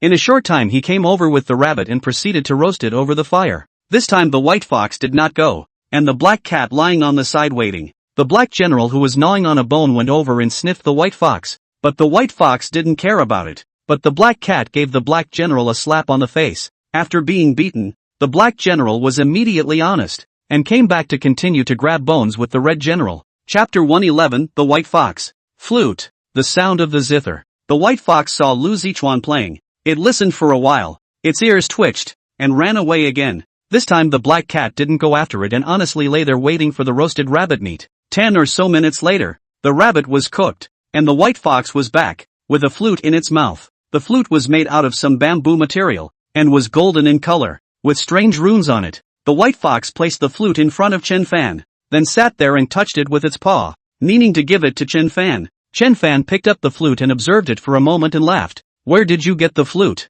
The white fox cocked its head and looked at him, as if hoping that Chen Fan would blow it. Chen Fan smiled. He tore the rabbit into several portions and distributed them to a few little ones to eat. Then he wiped the flute with a wet towel and tried the tone. The sound was loud and clear. A rare good flute. Lu Zichuan stopped playing and said, "Good flute." Tang Rou laughed and asked, "Brother Fan, do you play the flute?" Of course Chen Fan knew how to do it, and it was still Li Xian Gang's true tradition. So he said, "I'll give it a try." He held the flute across his body, and the melodious sound of the flute rang out with an out-of-this-world flavor. Lu Zichuan closed his eyes, clearly intoxicated. Tang Rou rested her chin and quietly listened to him blow. For his part, the white fox stared at him blankly, seemingly lost in memories. The tune grew higher and higher, and the sound of the flute seemed to rush up into the sky and then spill out onto the earth. The people camping on the mountain looked this way, and those who were talking stopped and listened to the sound of the flute in a daze. Suddenly, a melodious zither sound came from the top of the mountain, echoing the flute's sound in perfect harmony. Chen Fan's heart stirred. Who was playing the guqin? The song ended and the sound of the zither died away, and a ghostly sigh seemed to come from the top of the mountain. Chen Fan immediately probed with his yuanshan, but the mountaintop was empty. Who was playing the zither just now? At this moment, the white fox was lying on Chen Fan's side next to him, and had long since lost its defenses. After eating and drinking, everyone went back to their tents to rest. The white fox stayed a while and left, and the black cat and the two dogs lay down in the doorway to sleep. The place Chen Fan found was very flat, with loose sand underneath and a layer of turf growing, making it quite comfortable to sleep on. The place Lu Defang was looking for had more rocks, and his girlfriend kept complaining that the rocks were choking her, and there was no way she could sleep. Tang Rou lay in Chen Fan's arms and said, "Brother Fan, I may have to go abroad early. Mom will accompany me the day after tomorrow." "Chen Fan, that fast?" Tang Rou hugged him tightly. "Aha, Brother Fan, I'll finish my studies as soon as possible and return home as soon as possible." Chen Fan laughed. Good. It was past 1 in the morning, and Tang Rou had already fallen into a deep sleep. Chen Fan walked out of the tent and found Lu Defang sitting on a rock, staring at her cell phone. He asked, "Up this late?" Lu Defang twisted his face. He looked pale and said, "The futures I bought plunged. It's over." "Chen Fan, you don't sell when you're told to." Lu Defang walked over and asked bitterly, "Chen Fan, I didn't expect you to be so awesome that you actually know how to tell fortunes." Chen Fan asked, "How much did the futures lose?" Lu Defang, "I added the marker and put $20 million into it. Now it's down 15%, and there's only $4 million left of the $20 million.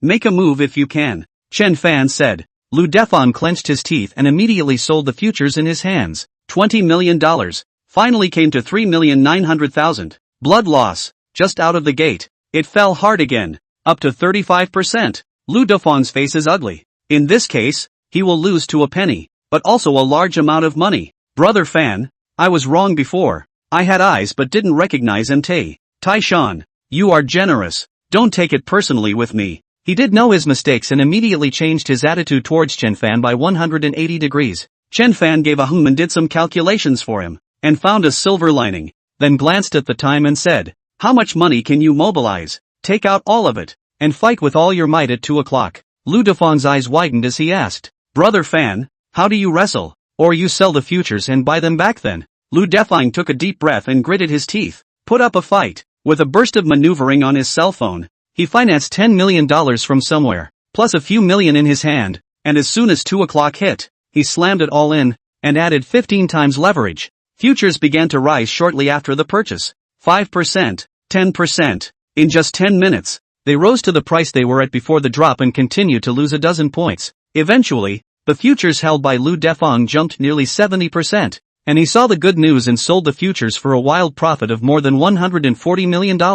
After the money earned was paid back for the financing, there was still $130 million left. He looked at Chen Fan with a face of adoration and said, "Brother Fan, you're too good to be true. For this $130 million, I only need the change." The rest of the 100 million will be given to Brother Fan. Chen Fan shook his head. This is your fortune. I can't take it. Lu Defang, but without Fan's guidance, I would have gone bankrupt long ago. This money, you must take it. Chen Fan, I said it's your fortune. Lu Defang scratched his head. Then how should I thank Brother Fan? Chen Fan, it's late. Go rest. Lu Defang thanked him again and again before he burrowed back into his tent to sleep. After practicing the divine opportunity pile for a while, Chen Fan continued to cultivate that movement, sensing its subtleties. It was light before he went back for a nap.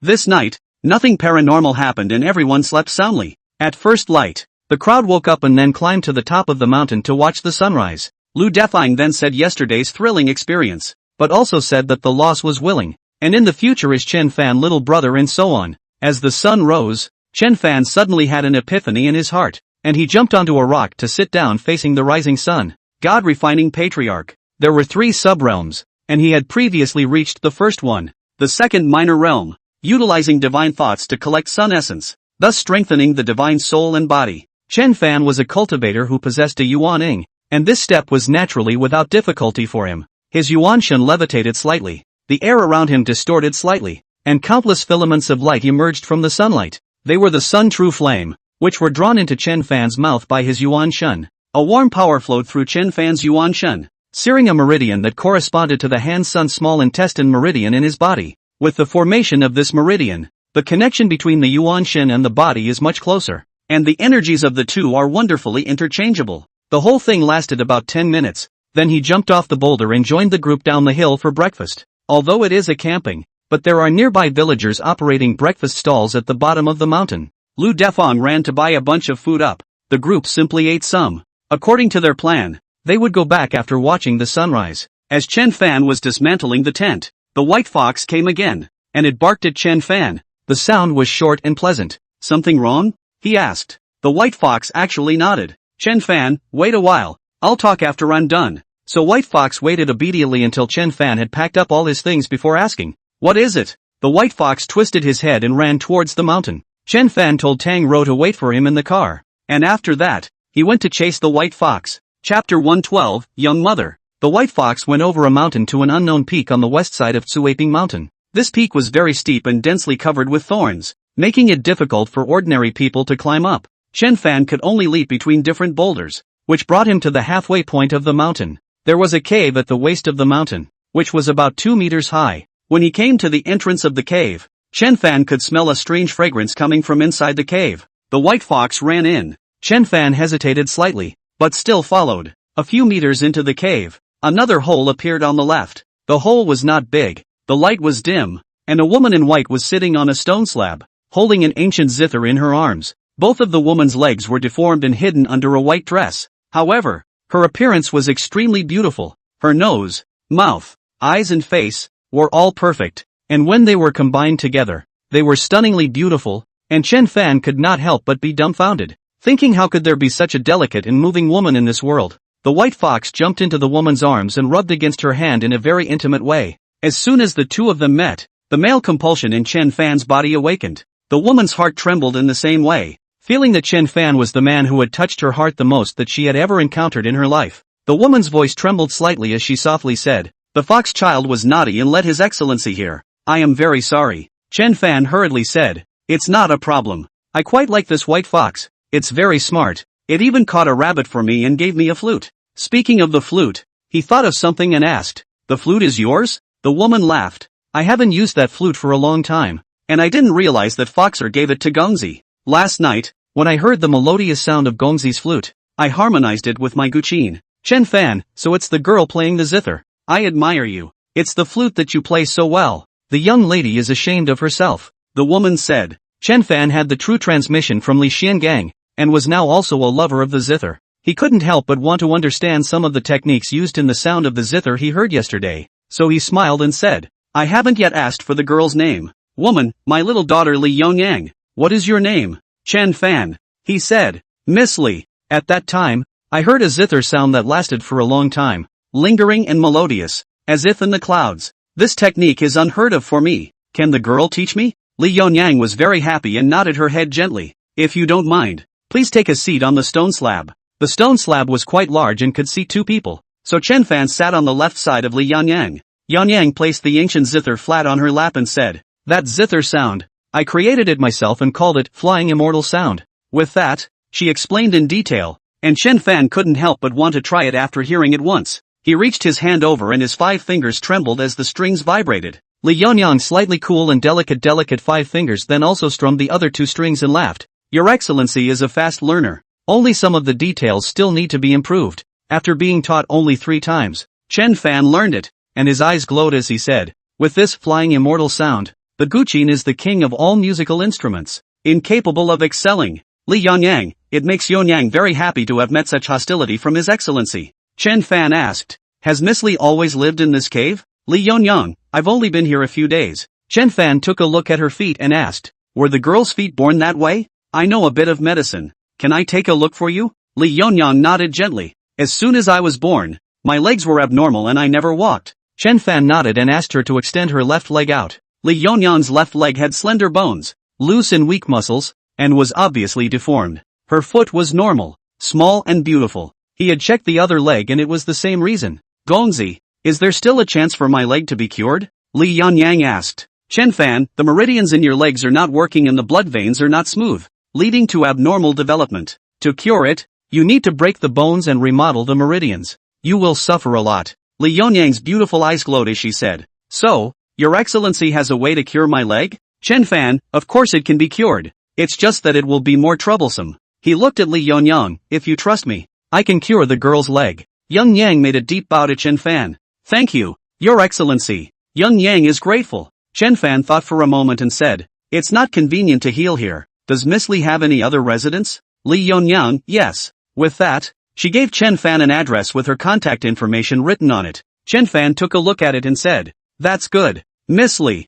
I'll take my leave then. I'll look for you again in the evening." Li Yonyang, "I can't move well, so I won't see the Duke off." "Foxer, send the eunuch off on my behalf." The white fox walked ahead and sent Chen Fan out of the cave. Chen Fan stroked its small head and said, "Fox, see you at night." After Chen Fan descended the mountain, 2 Cheongsam women came from the side, both in their 20s, and the 2 women entered the cave and knelt down towards Li Yonyang. "Sovereign, Li Yonyang, the previous plan. Suspend the implementation. You guys pack up the other courtyard. I have a VIP guest tonight." A woman wearing a black Cheongsam with a very hot body, a melon face, and soulful eyes, her hair coiled up, said to Li Yonyang, "Patriarch, is it that person from just now?" Li Yonyang, "That one is Mr. Li, he has a way to cure my leg." The black Cheongsam woman said, "Patriarch, back then, even the old patriarch was at his wit's end. Someone as young as him may not really have a solution. Now that the patriarch is being pursued by those few traitors, it's better to be cautious and not trust others so easily." Li Yonyang faintly said, "I will not be wrong about anyone. From the sound of his flute, I can hear his heart. He is a man of abject sincerity and will not lie to me." Another woman, wearing a red Cheongsam, with a slender figure, a round face, and the same hairstyle, said, "Patriarch, if this person can really cure your leg, then his origin must not be simple, and we need to be even more careful. Li Yonyang, if I don't cure my leg, I'll never be able to break through to the spirit realm. Anyway, give it a try." On the other side, Chen Fan had already carried his things back to his car as he drove Tang Rou home. Tang Rou wasn't at home and Chen Fan didn't leave until the afternoon. When he returned home, Lu Nanguo, who had carried off Kur in the first place, was already sitting on a chair in the small courtyard, his body covered in bruises and his eyes filled with awe. Seeing Chen Fan back, Lu Nanguo flopped on his knees, hit his face and said, "Chen Fan, I was wrong. You spare me. I never dare again." Chen Fan sat across from him expressionlessly and stared at him. Within a short while, Lu Nanguo lowered his head and then began to cry. Chen Fan said indifferently, "Lu Nanguo, in a moment, you will tell my sister Kuer what happened in the first place." Yes, I will definitely say it properly," Lu Nanguo hurriedly said. At 5 o'clock, Wang Xiaoyu walked into the courtyard carrying a school bag. Yan Lan and Chen Shuizheng were both waiting for her and slowly got up at this time. Wang Xiaoyu smiled. "Uncle and auntie, you're all at home. Where's little Zun?" Chen Fan walked out and smiled. "Xiaoyu, you come with me." He followed Wang Xiaoyu's hand to the big tree at the entrance and pointed at it. "Don't you remember? When I was little, my brother used to climb up the tree, and you were down there yelling and clamoring to go up as well." Kuer was shaken and looked at Chen Fan in a daze. 113. Family reunification. Chen Fan looked straight into her eyes and said word for word, Chen Ku, you are my sister. I am your brother Chen Fan. Did you think of that? After saying that, he pointed a finger at the center of Chen Ku's eyebrows, and under the stimulation of immortal power, those vague memories of Ku when he was 3 years old suddenly became clear. At this time Han Ziyan walked out with Lu Tsuanliang. Lu Tsuanliang came to Kor and asked, Kor, what are you doing under the tree? Go to Uncle's house to play. Uncle will give you candy to eat. When he said this, Lu Tsuanliang had a smile on his face, but his eyes were filled with trepidation. Chen Ko remembered. She looked back at Yang Lan and Chen Shuizheng, and then looked at Chen Fan, and the bean-sized teardrops could not stop falling. These days she was wondering why this family looked so kind. It turned out that they were her family. She looked at Lu Tsuanliang again, and she remembered that it was this person who had tricked herself away and given it to someone else. After that, she never came back. Kor. Yang Lan took a few steps forward. Her eyes filled with tears as she reached out and touched Kor's face. Chen Ke suddenly jumped into her arms, tears falling like rain. Mom, my good daughter, my heart, you're back. Mommy missed you so much. Oh, I used to think that it was you who didn't want me. I was so sad. So sad. Chen Ke sobbed uncontrollably, but now I remember. It was this bad man who took me away. Mom, I will never leave you again. The mother and daughter were crying in a ball, and Lu Tsuanliang, who was on the side, put his head down deeply and shivered. He was afraid. Chen Shuizheng huffed, went up and patted his daughter, saying, Kor, don't cry. Let's go home. Chen Ke nodded. Leaving her mother's embrace, she jumped back into her father's arms,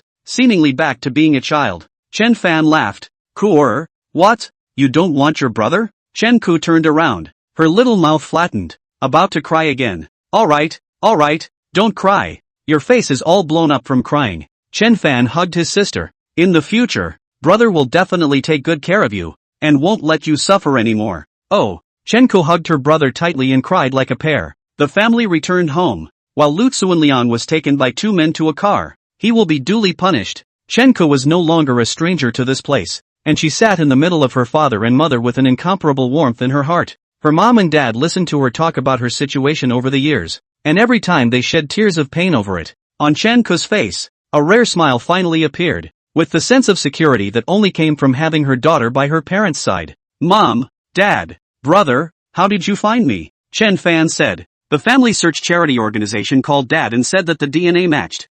I gave them the information my freshman year of high school. I wanted to find my parents and find out why they abandoned me in the first place. Chen Fan, you know the truth now. Chen Ko nodded vigorously. Alright, we have a family reunion. It's noisy to build a house here. Let's go back to the manor first. A few people drove back to the manor, and Han Ziyan arranged a room for Chen Ku and took her to familiarize herself with the place. Chen Ku was very surprised and said, Sister Ziyan, this place is so big. Han Ziyan laughed. It's a temporary place to live, and when the house at home is built, it won't be any worse than here. Recognizing his sister, Chen Fan was in an extremely good mood, so he contacted Li Yunyang and asked him if he had time in the afternoon, and he would go over to heal her now. Li Yunyang had already returned to her residence in the city by now. She smiled and said, I'm available anytime. Hard work, Your Excellency. Chen Fan picked some ginseng berries and went back to look at the human head cheese. The rod that grew out of the human head cheese bore 7 small golden fruits. He sniffed them and his eyes lit up as he said,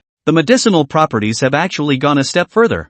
Good stuff. So he picked 2 more fruits, then took the golden needle and went to find Li Yunyang. In a mansion in the east of the city, Li Yunyang sat in the living room waiting. It didn't take long for Chen Fan to arrive, and the woman in the black cheongsam invited him in. Li Yunyang laughed. Your Excellency has a joyful look on his brow. He must have met with great joy. Chen Fan laughed. I can't hide it from the girl. My sister who has been separated for many years is coming home for a reunion today. Li Yunyang, congratulations. Sir, Chen Fan, I don't have anything to do in the afternoon, so I came over early to heal the girl. The black cheongsam woman said. This gentleman, can you really cure Our Lady's leg? As far as I know, congenital leg ailments cannot be cured. Chen Fan nodded. Of course, but what others cannot do, I can. The black cheongsam woman frowned. She didn't believe Chen Fan's words and asked, then how is the gentleman going to heal? Chen Fan looked at her and asked, are you a doctor? The woman shook her head. No. Chen Fan, if you're not,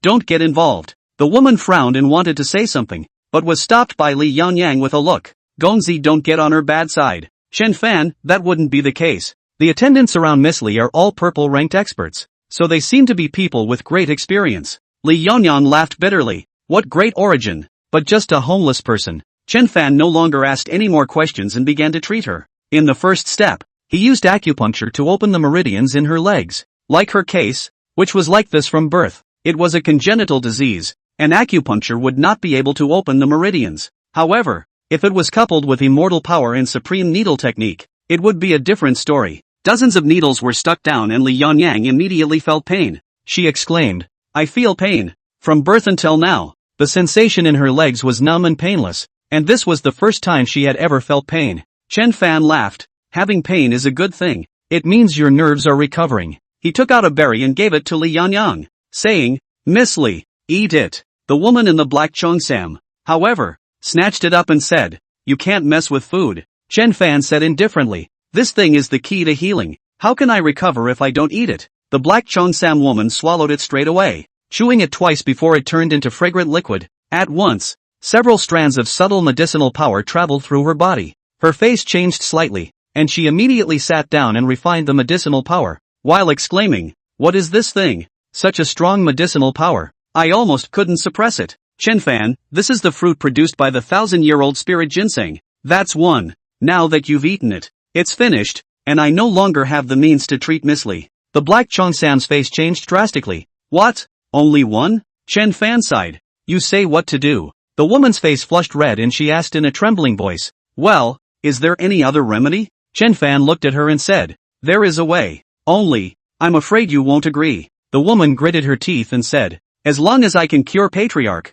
I'll do anything and promise anything. Chen Fan nodded. That's fine. Just cut 2 pounds of meat from your leg. Chapter 114 Golden Dragon Patriarch. The woman's face changed miserably. Cutting off 3 pounds of flesh. Would she still be able to live then? But after a glance at Li Yonyang, she put out a white and long leg, closed her eyes and said, Do it. Chen Fan took a look at the leg, which was still covered with purple stockings, and said, This leg is quite nice. I'll think of something else. Li Yonyang could see that Chen Fan was intentionally scaring her and said, Don't be angry. Your Excellency, Jianyun, she has bad temper, but she is also concerned about me. Chen Fan, not angry. Don't eat other people's food indiscriminately in the future. With that, he took out another berry and handed it to Li Yonyang. Li Yonyang ate the berry and the medicinal power quickly took effect. She exclaimed, What a strong medicinal power. Your Excellency, this medicine must be worth a fortune. Young Yang is grateful. Slender Cloud's face turned red. Such a precious medicine. She actually ate it. It was too wasteful. Next, Chen Fan waited for the medicinal power to travel away as he asked, It's admirable that Miss Li was able to cultivate into a divine realm grandmaster even with her legs and feet. Li Yonyang sighed softly, but my innate flaws have prevented me from breaking through to the spirit realm. If I had broken through earlier, I wouldn't have fallen this far. Chen Fan asked, What do you mean by that? Li Yonyang, my father was the sovereign of the Golden Dragon sect. 3 years ago he went into a cave to study the mastery, but he ended up having problems with his cultivation and passed away within a few days. Before he died, he passed on the position of Golden Dragon sect master to me. Several elders within the clan united and forced me to hand over the Golden Dragon technique. I was no match for them and could only take the opportunity to flee. Chen Fan asked her, Couldn't your father have predicted all this? Li Yonyang smiled bitterly. I'm not sure. Father seems to have a lot of confidence in me and said that someone will help me. Chen Fan's heart stirred. What kind of person? Li Yonyang shook her head. I'm not sure. My father fell into a coma without having time to elaborate. Chen Fan comforted him by saying, When your legs get better, your cultivation will soar. Waiting for the medicinal power to travel away, Chen Fan took out a set of surgical instruments, which he had asked Han Zian to order to be built out of super steel, and was now being used for the first time. Lighting an alcohol lamp to sterilize the instruments. The first step was to cut through the skin, followed by separating the tissues, and finally finding the bone to cut it off and put it back together. Despite the use of acupuncture anesthesia, Li Yonyang still broke out in a cold sweat and clenched her silver teeth. After piecing together the bones, Chen Fan restored the tissues and sewed up the cuts. He then urged his immortal power to promote the growth of the bones. Immortal power had incredible miraculous effects, and in just half an hour, the broken bones had grown together and the wounds had healed. At this moment, Chen Fan closed his hand, then handed a golden fruit to Li Yonyang and said, Eat it and rest. I will come back tomorrow. Li Yonyang's true qi was already able to operate in her legs. She knew that Chen Fan had succeeded, and she was inwardly incredibly grateful as she said, The kindness of your excellency, Yonyang is beyond repayment. Chen Fan, rest first. Li Yuanyang, slender cloud. Fei Xing, send Mr. Chen off for me. The woman in the red cheongsam was named Fei Xing. The two women nodded and respectfully sent Chen Fan to the door. Returning to the manor house. It was already more than 10 o'clock at night. Chen Ke was still awake, sitting next to Yang Lan, mother and daughter chatting and eating snacks. Chen Shui was watching TV next to her, interjecting a few sentences from time to time. Brother, you're back, Chen Ke said, getting up to take the box in Chen Fan's hand that held the surgical instruments. Chen Fan laughed. Cool, take an early rest. I'll send you to school tomorrow. Chen Shuizheng, Xiaofan, you busy yourself. I'll see your sister off. Having been separated from his beloved daughter for many years, he hated to be by her side at all times. Chen Fan, okay. At this time, Han Ziyan brought a fruit plate for everyone to eat.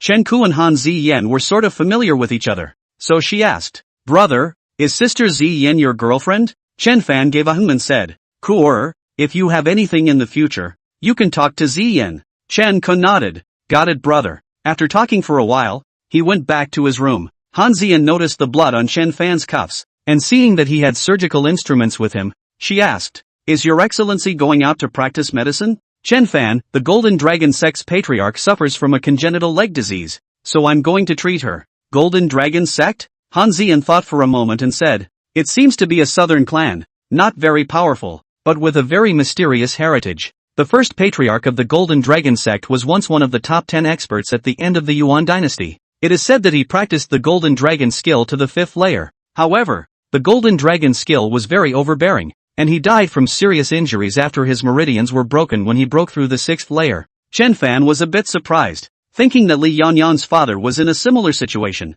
and asked, Is the Golden Dragon technique so easy to practice to death? Han Ziyan, it's not strange for people who cultivate to die. Cultivation is supposed to be against the heavens, and there are risks at every step. It's just that cultivating the Golden Dragon skill is even more risky. Is the Golden Dragon Sect powerful? Han Ziyan, the Golden Dragon Sect doesn't have many disciples, but there are quite a few experts, and the strength of the sect masters is often unfathomable, so very few people dare to mess with them. Chen Fan, it's not bad to have a good relationship with the Golden Dragon Sect. Li Yuanyang's qualifications are extremely high, and when she recovers, her accomplishments will definitely be above the old patriarch. Han Ziyan laughed. Your son's vision is naturally not wrong. After standing for a while on the divine opportunity pile, Chen Fan went to bed to rest. The next day, Chen Fan woke up early in the morning and drove to Tang Rou. She was leaving the country today and he was going to see her off. When they came to Tang's house, Mr. and Mrs. Tang Rou were packing their bags. Tang Rou was very reluctant to let go of her daughter, saying, This time she goes abroad, she won't be able to see her a few times a year. Tang Rou laughed. Dad, if you miss me, just go over there and see me. Chen Fan brought a box with 3 golden fruits inside and said, Eat one on the way, and when you get there, eat one every 3 days. Tang Rou nodded. Brother Fan, I'll be back after Christmas vacation. Packing up their things, Chen Fan and Tang Rou sent the mother and daughter to the airport. When they were about to break up, Tang Rou and Tang Rou hugged each other before jumping into Chen Fan's arms. Chen Fan patted her. Go, I'm going to have nothing to do, and I'll be looking for you within the month. Tang Rou was then happy. Be true to your word. Pull the hook. Watching Tang Rou enter the airport, Chen Fan's heart was a little empty. Tang Rou said, Let's go back too. If we have time this month, we'll go see Xiao Rou together. Tang Rou had something to do first, while Chen Fan drove to see Li Yuanyang to check on her condition. Li Yuanyang was still lying on the bed. After a night of recovery, she felt that her legs were strong enough to support walking, but without Chen Fan's words, she didn't dare to move off the ground. Chen Fan looked at her legs. Although they were still slender, their shape had returned to normal. As her muscles grew, she would have a pair of long, well-boned legs. Not bad. I'll give you one more acupuncture session and you'll be able to walk on the ground by noon. From now on, 3,000 steps a day for 7 days. After 7 days, 7,000 steps per day. By that time, you should have recovered more or less. Soon, Li Yuanyang's legs were pricked with golden needles. Chen Fan then took her pulse and couldn't help but change his face slightly. Immortal pulse. Although the immortal vein was not as good as Chen Fan's immortal bone, the two complemented each other. The immortal bone was yang and the immortal vein was yin. And if someone with an immortal vein and someone born with an immortal bone gave birth to a child, there would be a high chance that the resulting child would be an innate Dao body. The acupuncture was still going on when a cold laugh came from outside the door. Li Yuanyang, do you think that we won't be able to find you if you hide? Li Yuanyang's face changed slightly when she heard this voice. As for Slender Cloud and Flying Star, they had already rushed out. Chen Fan asked, "Is the one who came here an elder of the Golden Dragon sect?" Li Yonyang nodded. "They are so well informed. I've only been staying for a day and I've been found." Then she sighed softly and said, "Your Excellency, this is my business. Please excuse yourself for a while." With that, she struggled to sit up. Chen Fan frowned. "You can't get out of bed yet. Lie down. I'll go and come." In the courtyard, a man in his 40s with two subordinates was confronting Slender Cloud and Flying Star. The man had a date-red face, wore thousand-layer top-cloth shoes, and was dressed in black with golden stripes of mountain people's clothes. He coldly said, "Fiber Cloud, Flying Star, you two kneel down and beg for forgiveness right now, and I might be able to spare you from death." Chapter 115, Golden Dragon Skill. Fibrous Cloud said angrily, "Elder Shao, the old patriarch has treated you well. Why did you betray the Golden Dragon sect?" Elder Shao grunted heavily. "Not mean to me? Then why didn't he teach me the fourth weight of the Golden Dragon skill? All my elders can only learn the third weight Golden Dragon skill. Only he himself has mastered the entire Golden Dragon skill. Is that fair?" Fei Xing had an additional short sword in her hand. She coldly said, "Cut the crap. Do it." Chen Fan walked out at this moment and said, "What's all the noise about?" Elder Shao did not recognize Chen Fan as he looked the other party up and down and asked, "Friend is? Chen Fan, who I am has nothing to do with you. Get lost." He could tell at a glance that Elder Shao was a Transformation Realm Grandmaster, and he did not put it to heart. Elder Zhao's face was cold, and with a movement of his right foot, a cold aura flew out from the bottom of his foot, aiming straight for Chen Fan's face. Chen Fan dodged with a twist of his head, and the cold aura struck the door of the room behind him. It was a thin piece of round dart with three-edged tips, almost all of which had not entered the door. Elder Shao was about to send out a second dart when Chen Fan suddenly arrived in front of him. He was unable to react in time, and the top of his foot was heavily stepped on by Chen Fan. Ka-ching! Elder Zhao's foot surface and 10 toe bones were crushed by stepping on them, and he screamed out in pain from his horse before he received a slap from Chen Fan on his chest. Ping! His person flew backward a dozen meters, smashing heavily on the ground and spitting out a large mouthful of blood. Scram! If he dares to set foot in this courtyard again, I'll take his dog's life. The strength Chen Fan displayed was shocking, and the two subordinates hurriedly picked up Elder Shao and headed out. That Elder Shao had already fallen into a semi-coma, unable to speak. As the few people retreated, Fiber Cloud breathed a sigh of relief and said, "Thank you, Your Excellency, for stepping in. Otherwise, Fei Xing and I would have had to fight them to the death." Little things. Returning to her room, Li Yonyang smiled bitterly. "If it wasn't for Gongzi's hand today, I would have had to get out of bed and fight them. Chen Fan, when you get off the ground, the people outside are no match for you." Li Yonyang took out a red-skinned pamphlet from her bosom and handed it to Chen Fan with both hands, saying, "Your Excellency, on this is the first 5 levels of the Golden Dragon skill, and I am now presenting it to Your Excellency." Chen Fan didn't take it as he said, "Miss Li, this is your Golden Dragon sex mastery. How can I take it?" "Li Yonyang, there's nothing I can do to repay Your Excellency for saving my life. Although the Golden Dragon skill is rigid and overbearing, it refers directly to the Great Tao. If you can cultivate to the 12th level, you can ascend in the flesh." Chen Fan was taken aback. "Flesh body ascension?" Li Yonyang nodded. "This Golden Dragon skill is something that the first patriarch of the Golden Dragon sect topographed from the stone wall of the Golden Dragon Cave. When the Golden Dragon skill is cultivated to the 5th level, the strength is almost at the level of a mid-human immortal." Seeing that she was sincere in her gift, Chen Fan opened the booklet, and on the first page were recorded hundreds of serpentine characters that he did not recognize. "Li Yonyang, these words, you need to figure out for yourself, and different people figure out different meanings." Chen Fan's eyes widened. "Figuring out the different meanings, is it still possible to cultivate then?" "Li Yonyang, this is where the subtlety of the Golden Dragon technique lies.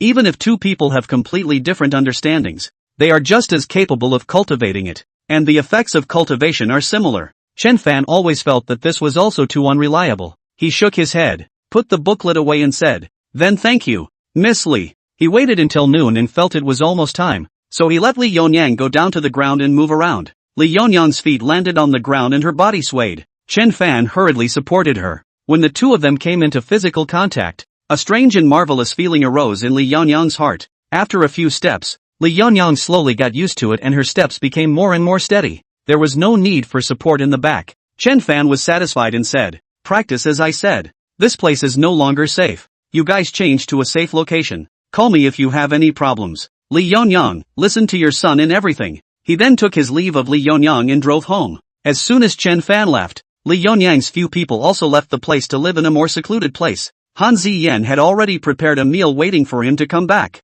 and it was still the same 6 dishes and 1 soup without any repetition, as well as a few of Chen Fan's favorite pastries. Both Yang Lan and Chen Shuizhen were not at home and had to take Chen Ke to eat near the school at noon. Having just recovered their daughter, they couldn't wait to be with them 24 hours a day, and they had to eat a meal together. Chen Fan sighed. "You don't even bring me to dinner anymore." Han Ziyan laughed. "It's the same as eating at home." Clipping a few mouthfuls of food, Han Ziyan said, "My lord, the Tiannan Ghost Market opens next Tuesday for 3 days. Chen Fan had heard Han Ziyan say it and knew that it was the biggest ghost market, so he said, "Of course we have to go." "Where is this Tiannan Ghost Market? Is it far away?" Han Ziyan, near the Centipede Mountain in Lingnan. There's a huge man-made cave there that stretches for 10 miles, and the ghost market is located inside. Chen Fan, why does the ghost market have to be located in a cave? Isn't it more convenient to be outside? Han Ziyan, this makes it easier to manage. The Tiannan ghost market has a history of hundreds of years and has always been like this.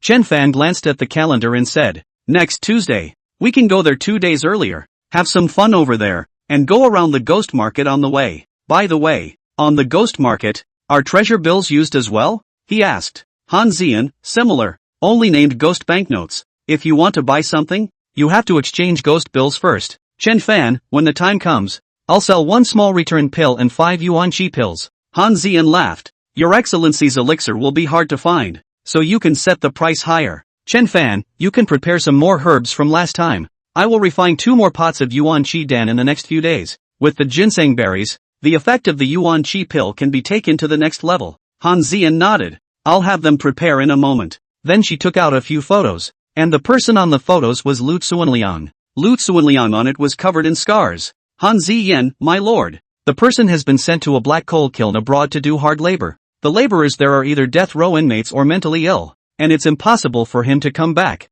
Chen Fan, "Well, it's cheap."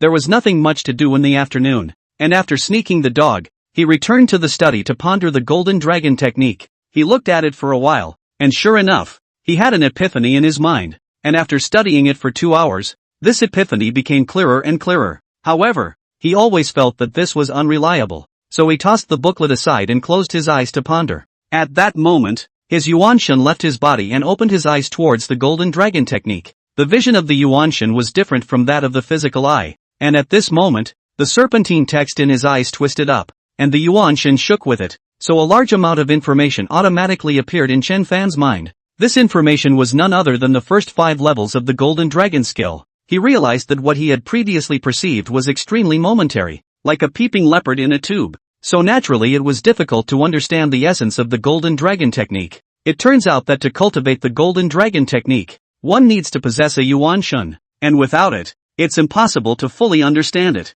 In that case, the golden dragon sect's successive patriarchs from the golden dragon sect are all wrong in practicing the golden dragon technique? Before he had time to cultivate, Chen Ke was released from school, and it was Chen Shuizheng who drove him home. Chen Ke didn't look too happy, and he asked, "Kuer, did you run into something you're not happy about?" Chen Ke sighed. "The results of the mock college entrance exams came down yesterday, and they weren't too good." Chen Fan asked, "How many grade sections?" 75. Chen Ke lowered his head. "They're too strong." Chen Fan laughed. 75. "You're already very good." Chen Ke shook his head. "I was still 15th last time." Chen Fan asked her, "So, do you think, this time, it's because you didn't play well?" Chen Ke thought for a moment. "I was in pretty good shape for the exam, but I only scored 127 points in math and 75 points in physics, for a total score of 659. Chen Fan, how much does this score rank in the province? Chen Ke, within 2,000. I guess.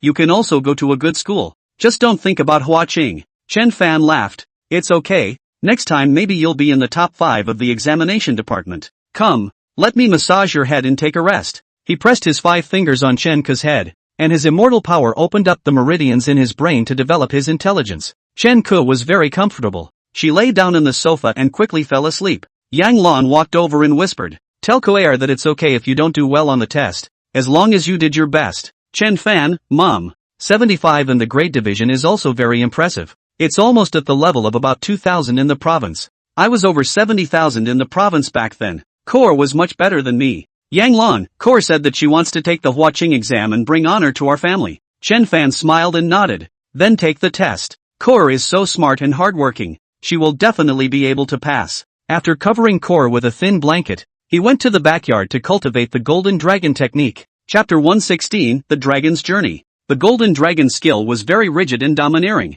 cultivating the power system of the entire body. Chen Fan's physical strength, divine deity, and Yuan Shen could all be incorporated into the power system of the Golden Dragon technique. The first layer of the Golden Dragon skill was called Dragon Swimming, using the footwork to match the body technique and the strength of the whole body, so as to achieve the body like a swimming dragon. The dragon swimming was very difficult. Chen Fan practiced it for most of the night, but he only got a glimpse of it. He incorporated the footwork he had previously learned into it, and several residual shadows appeared in the courtyard, drifting about. Han Ziyan was called over by him to accompany him and said, "Look where I am," and disappeared. Han Ziyan turned around violently and still couldn't find Chen Fan. Then she quickly looked left and right and still couldn't find it. Chen Fan had always been in the dead center of her vision. Soundless. After searching for a full minute, fine sweat broke out on Han Ziyan's pretty nose, and she was a little bit numb as she asked, "Gongzi, are you still there?" Suddenly, her fragrant shoulder was tapped, and Han Ziyan leapt into the air, her body spinning rapidly before flipping headfirst. Even so, she still failed to spot Chen Fan. Returning to the ground, she let out a bitter laugh. Gongzi's stance is too terrifying. Chen Fan stepped out from behind her side and laughed. "This is the dragon swimming. I am not familiar with it yet. Do you want to learn it or not? I'll teach you." Han Ziyan nodded her head vigorously. "I want to." However, when Chen Fan tried to teach Han Ziyan the dragon tour, he could not express it clearly. He immediately realized that the contemporary language was simply unable to carry the Golden Dragon technique. Language had its limitations in expression, while the Golden Dragon technique itself was so mysterious that it could only be understood, not conveyed in words. After a few tries, he refined what he could express in words, and a low-level version of dragon traveling appeared, which he called Dragon Traveling Technique. Han Ziyan did not take long to learn and had already mastered it. Although her stance was not as good as Chen Fan's, it was equally subtle, so she practiced until the early hours of the morning. While practicing with Han Ziyan, Chen Fan's dragon swimming continued to improve. After breakfast, he personally sent Chen Ke to school, driving the very same X5 that Chen Shuezheng had. Parking was available on both sides of the road in front of Yuncheng Middle School, so Chen Fan stopped the car and sent Chen Ke to the entrance of the school. "Brother, go back," Chen Ke said. Chen Fan laughed. "I transferred $10,000 to you, so you can buy whatever you want to eat. You don't have to be frugal now." Chen Ke, got it. He watched his sister walk through the school gates before he turned to leave. It had been some days since he'd been to the Moonwatch Villa, so he went to pay a visit to the Zhou foreigner. Xiao Yiran had not reverted to his former name, and when Chen Fan arrived, he was instructing a few teenagers in practicing kung fu. Seeing him coming, Xiao Yiran was very happy and laughed. "Older brother, you're just in time. I was just about to look for you." He let a few teenagers practice well, invited Chen Fan to the living room and smiled. Xu Longchamp, the richest man in Jiangbei, organized the Jiangbei Martial Arts Conference. As long as the age of not more than 30 martial arts practitioners can participate, Xu Longchamp is generous. The first prize of $20 million, and give a 1,000-year-old sword. The reward is secondary to the fact that through this martial arts convention, one can spar with the young masters of Jiangbei and grow an insight. Chen Fan, I'm afraid there aren't even many under the age of 30 that have a transformation realm patriarch, so I won't participate. Inhabitant Xiao laughed. "It's true that you're not suitable to participate, but you can serve as a judge. Mr. Xu found me and said that he asked me to find a few more people to serve as judges, and I immediately thought of you." Hearing that it was a judge, Chen Fan laughed.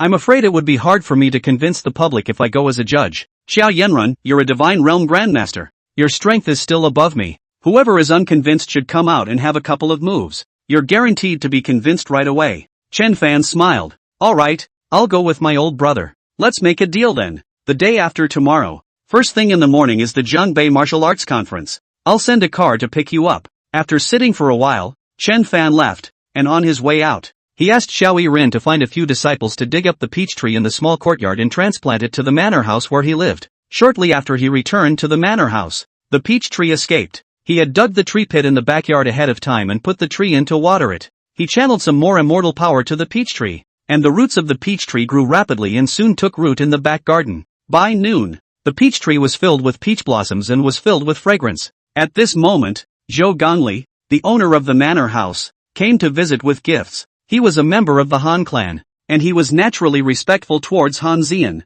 the great lady. Chen Fan also came out and chatted with Zhou Gangli for a few moments, and as he spoke, Zhou Gangli suddenly coughed violently. After coughing for half a minute, he smiled awkwardly. Sorry, always coughing lately, Chen Fan said. I'll take your pulse. Zhou Gangli glanced at Han Zian, and then stretched out his wrist. Chen Fan lightly pressed his 3 fingers on top of his pulse, and after a moment, he said, you can't go on practicing your outer hard skills. Zhou Gangli was slightly startled and said, Your Excellency can tell that there is something wrong with the kung fu I am practicing? Chen Fan, your hard work injures the lung and kidney meridians. If you continue like this, you'll be all sick in less than 5 years. Zhou Gangli let out a bitter smile and said, Your Excellency is truly a man of God. I cultivate Tai Ao Qigong, and when I practice it, I have to combine it with medicines. However, the family prescription was lost, and it was my great-grandfather who got someone to reformulate the prescription, but it was far less effective than the original formula, so before the age of 50,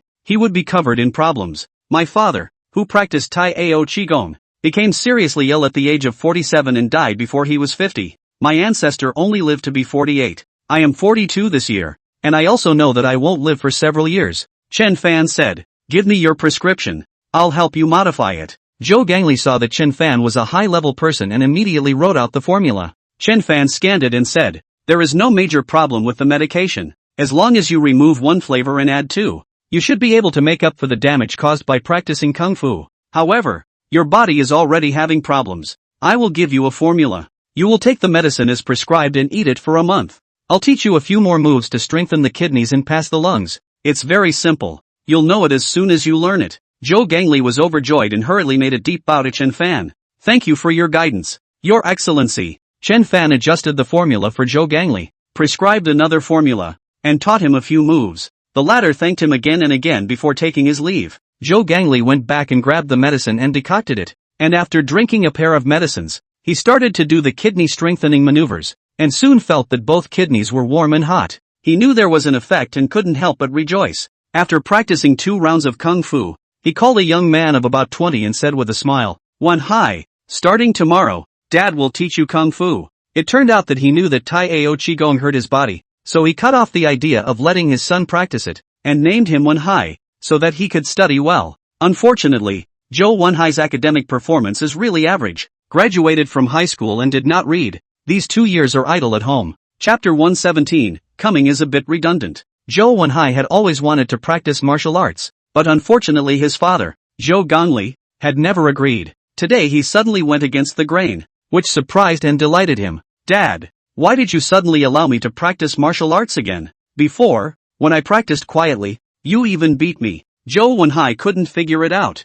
Zhou Gangli laughed. Wanhai, that's because our family's ancestral Tai Ao Qigong has problems. The prescription is not right. Now, I have found a senior person who has modified the prescription, so from now on, you can practice without fear of hurting yourself by practicing Qigong. Zhou Wanhai was overjoyed. That's great, Dad. Who's so great? Zhou Gangli laughed. That tall man, the boyfriend of Miss Hanmin, is unfathomable. He's about the same age as you. You go, and give that new what's-her-name Pa's car you bought to Mr. Chen, as a token of my appreciation to him.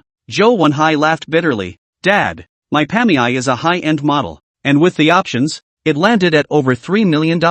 Behave and Dad will buy you one later. Go quickly. When you see Mr. Chen, you must be polite. Zhou Wanhai nodded. Okay, I know. Zhou Wanhai then drove to visit Chen Fan. The car drove into the manor courtyard. Chen Fan was practicing the Shinji pile in the courtyard. When he saw the stranger enter, he looked over. Zhou Wanhai parked his car in the parking space and then jogged over. He had a smile on his face as he said, Mr. Chen, my name is Zhou Wanhai, and Zhou Gangli is my father. Chen Fan nodded. You have something? Zhou Wanhai handed the keys of that Pamiai car to Chen Fan with both hands and smiled. Mr. Chen, my father is very grateful for your help and specially asked me to send this car over. Looking at the streamlined silver-gray sedan, Chen Fan was not polite as he took the keys and said, Thanks a lot then. Zhou Wanhai laughed. If it weren't for Mr. Chen's help, I wouldn't have been able to cultivate my family's techniques until now. It's truly a million thanks. If you have anything in the future, just look for me. I'll be at your beck and call.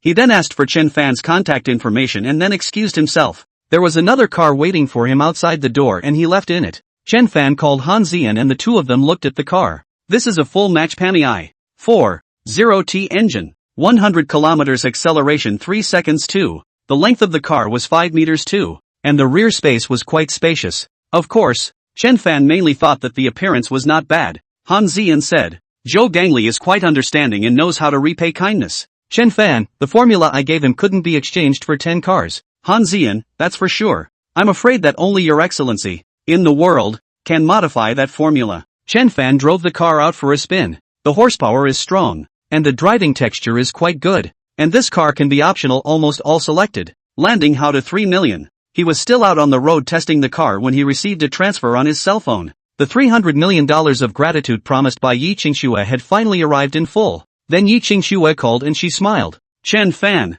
do you have time? I just arrived in Cloud City. Previously, Yi Qingxue said that she came to look for him. She didn't think that she really came. He said, there is time. Where are you? I will go to look for you. Yi Qingxue, I'm at the Xiling Hotel. If you have time, come and accompany me to meet some friends. Okay, I'll be there in 20 minutes. Xiling Hotel in the backyard of a box. The box is next to the lake. Open the window, we'll be able to see the courtyard full of flowers and trees. The environment is very quiet. Yi Qingxue sat here with 3 men and 2 women. All about the same age. They all worked in Cloud City and were all classmates from Yi Qingxue's university days. Yi Qingxue came here to seek help from one of her classmates, but it was not good to invite him alone, so she invited a few other classmates as well. Qingxue, you're still so beautiful. A 4-eyed man laughed, wearing an executive jacket with a slightly blonde figure. Yi Qingxue laughed. Old classmate compliments. A short-haired girl laughed. Zhang Zhe, among our classmates, you're the best. At such a young age,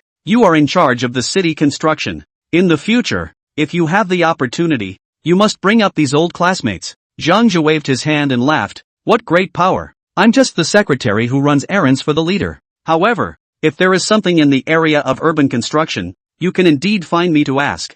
I can't be of great help, but it's still fine for me to do some small favors. At this time, Chen Fan knocked on the door and came in. Yi Qingxue smiled. Chen Fan, sit over here. Then she introduced herself to a few people. Let me introduce you to my friend in Cloud City, Chen Fan. When Zhang Zhe saw that there were still men he didn't recognize coming in, his heart became a bit upset. The reason why he came over was because he was rushing towards Yi Qingxue, a beautiful woman. The beauty but brought a man over. That would be too unintelligent. Zhang Zhe cleared his throat and said, listening to Brother Chen's accent, you are from Yunchang? Chen Fan said, yes, from Cloud City. I see that you are not very old. Just graduated, right? Zhang Zhe asked with a smile. It's just graduated. Haven't found a job yet. Chen Fan said. Zhang Zhe's heart then more than a few points of contempt, thinking that a freshly graduated college student, but also do not need to take it to heart. He no longer pay attention to Chen Fan. Rushed to Yi Qingxue laughed. Qingxue, when the university, I can be secretly in love with you, but you were like a goddess on high. I had a thief's heart but not a thief's skull. Yi Qingxue laughed. Look at what you said. You were the man of the hour on campus back then, and I'm still too high to reach. Zhang Zhe waved his hand repeatedly. What kind of man of the hour? But it's just the president of the student council. Oh, but those times were really nostalgic. Qingxue, don't leave today. I'll treat you at night. Let's eat and sing and exchange feelings. Yi Qingxue laughed. Good, but old classmate, there's something I want to ask for your help. Zhang Zhe took off his jacket and put it aside. Haha laughed. Qingxue, your business is my business. Just say it. As long as I can do it, I will definitely help you do it. Yi Qingxue, then thank you so much. She said, 5 years ago, my father undertook the sports center project in Yun City. At that time, there were still more than $30 million of the project payment has not been settled. Have run how many times, but the leaders of the city construction has been pushed to say that the funds are tight. The other day, I just heard that you, my old classmate, work in the city construction of Yun City, so I wanted to find you to ask about it. Zhang Zhe struck an official tone. Oops, the hardest thing now is to ask for money. Qingxue, you may not know that the total debt of the city construction is more than $5 billion. And there are 800 people lining up to ask for money without 1,000. It's too hard for you to get this money. He deliberately made things extremely difficult so that he could slowly make demands from Yi Qingxue later on. So be it. Yi Qingxue sighed softly. Chen Fan, it's a bit much to not settle after 5 years. Qingxue, otherwise, I'll find a friend to ask? Yi Qingxue's eyes lit up. Chen Fan, you have connections? Chen Fan, it's not a city building connection, but it's not a big problem. I'll go out and make a call. He got up and went to the door, and Zhang Zhe's face was already a bit ugly. Hee-ha smile. Qingxue, I came a bit redundant today. Ha, your friend is quite capable. Even our city construction matters are in charge. Yi Qingxue didn't want to offend anyone and said with a smile, didn't I come here specifically to ask for your help? But after hearing you say it, I also feel that it's difficult. Since Chen Fan has the way, let him ask. Chen Fan directly called Song Shihao. He was in the Cloud City these days. Up and down the relationship is very familiar. This small matter must not be a problem. Song Shihao on the other side of the phone was having dinner with someone. He smiled and said, brother, I'm here. At your command. Chen Fan, Xiao Hao. Do you know anyone from the city construction? A friend of mine is tens of millions of dollars short on his project payment and wants it back. Song Shihao laughed, small things. The hand of the city construction is begging me to finance it. I make a phone call to solve. By the way brother, I'm having dinner with a few leaders of Yunchang at Xiling Hotel. Do you want to come and get acquainted? Chen Fan, coincidentally, I also eat over here. The room is Listening Lake Xian. Okay, brother, then I'll meet you over there later. Chapter 118 Double Jedi Master. Listen to the Lake Xian inside. Zhangji's face has hung a cold smile. He is too clear about the situation of the city construction. This matter unless a hand personally asked. Otherwise it is absolutely impossible. Seeing that Chen Fan was still on the phone, he said, Qingxue, this friend of yours is quite capable. I think we should leave this matter to him. Yi Qingxue can see Zhangji's displeasure, but she doesn't care much. If this old classmate is willing to help, she is naturally grateful. It didn't matter if he didn't help. After recovering that amount, the family wasn't short of money. Moreover, she believed that since Chen Fan had asked, there must be a way to help her. It so happened that Chen Fan pushed the door in, and he said to Yi Qingxue, Qingxue, I've made the call. This should be resolved. Hearing his words, Zhangji decided that he was deliberately pretending in front of himself, so he asked with a slight sneer, this brother, what kind of person did your friend find? I should know anyone who is capable of solving this matter. Chen Fan, it's not clear yet. He'll come over in a while. I'll ask. Zhang Jia happy, ready to see Chen Fan's joke. He had already made plans. No matter who Chen Fan's friend asked for help, he would secretly stir up trouble. Yi Qingxue did trust Chen Fan and smiled. Thank you Chen Fan. Little things. Yi Qingxue ordered the waiter to serve the food. And just as 4 cold dishes came up, Song Shihao knocked on the door and came in. When he saw Chen Fan, he smiled and sat next to him. Brother, is this beautiful woman your friend? He asked with a smile. Chen Fan, introducing. Yi Qingxue, my friend. Qingxue, his name is Song Shihao. Song Shihao grinned. Nice to meet you. You're my brother's friend, which means you're my friend. So if there's anything you need, just ask. The matter of the city construction arrears will be resolved when I speak to them. Zhangji could not sit still. He happy. Asked, who are you going to talk to? Is it Director Zhao, or Manager Ma? Song Shihao glanced at the man and didn't recognize him, so he didn't talk back to him. He, a Song family's youngest, wasn't just anyone who could talk to him. Seeing Song Shihao ignoring him, Zhangji was furious and said, I'm Director Zhao's secretary. How come I didn't know that Director Zhao knew someone like you? Song Shihao glanced at Zhangji and asked Chen Fan in a low voice, brother, who is this person? I don't know him well. Qingxue originally wanted to ask him to get the payment back. He said. Song Shihao instantly understood. He grinned and said to Zhangji, the Director Zhao you mentioned. I'm not very familiar with him. However, I do know Director Lu of your URA. We just had a drink a while ago. Zhangji was slightly stunned. Director Lu was Director Zhao's top boss. How did he know him? He was a bit startled and asked, you said that Director Lu was also at the Xiling Hotel? Who's looking for old Lu? A middle-aged fat man walked in with a smile on his face and a wineglass in his hand. And behind him were 4 people, all with official looks. Seeing these people, Zhangji's mind was confused and he hurriedly stood up. Director Lu of the URA was clearly among them, while he was the one with the smallest official rank among the 5. The middle-aged fat man who came in first came to Song Shihao and smiled. Young Song's friend is also our friend. Let's come together to make a toast. Song Shihao laughed. City Chief Huang, I was just about to ask your Director Lu for a favor. City Head Huang smiled. If young Song opens his mouth, Director Lu will definitely get it done. Director Lu immediately took 2 steps forward and said with a smile, if young Song has anything to do, just order. He hugged Chen Fan's arm and said, let me introduce you to my brother, Chen Fan. My brother's specific identity is too mysterious for me to say. I will only mention one thing. The Xiang and Wu families in the capital have asked my brother to help them solve their troubles. At the level of city head Huang, his connections were only in the province, but if he was talking about the capital, it was beyond his reach. His heart beat wildly as he hurriedly said, Mr. Chen, nice to meet you. Nice to meet you. Chen Fan laughed. A few of you please sit down and talk. This table could seat 15 people. So Zhang Jia hurriedly pulled out the chairs and invited the 5 people to take their seats while he stood aside. That director Lu only swept him a glance without saying anything, and he didn't dare to go up to greet him. Song Shihao then introduced these 5 people one by one to Chen Fan, and then introduced Yi Qingxue. Yi Qingxue, my brother's girlfriend. Director Lu, your subordinate urban construction department, owes people more than $30 million that has not been paid back. Director Lu, there is such a thing? Please don't worry. Ms. Yi, I'll go back and immediately have someone repay this outstanding amount. Yi Qingxue smiled. Thank you, Director Lu. After things were done and a few words were said, Song Shihao left with these 5 people and even pulled Chen Fan over, insisting on drinking over there. Chen Fan had no choice but to follow over. Once the few people left,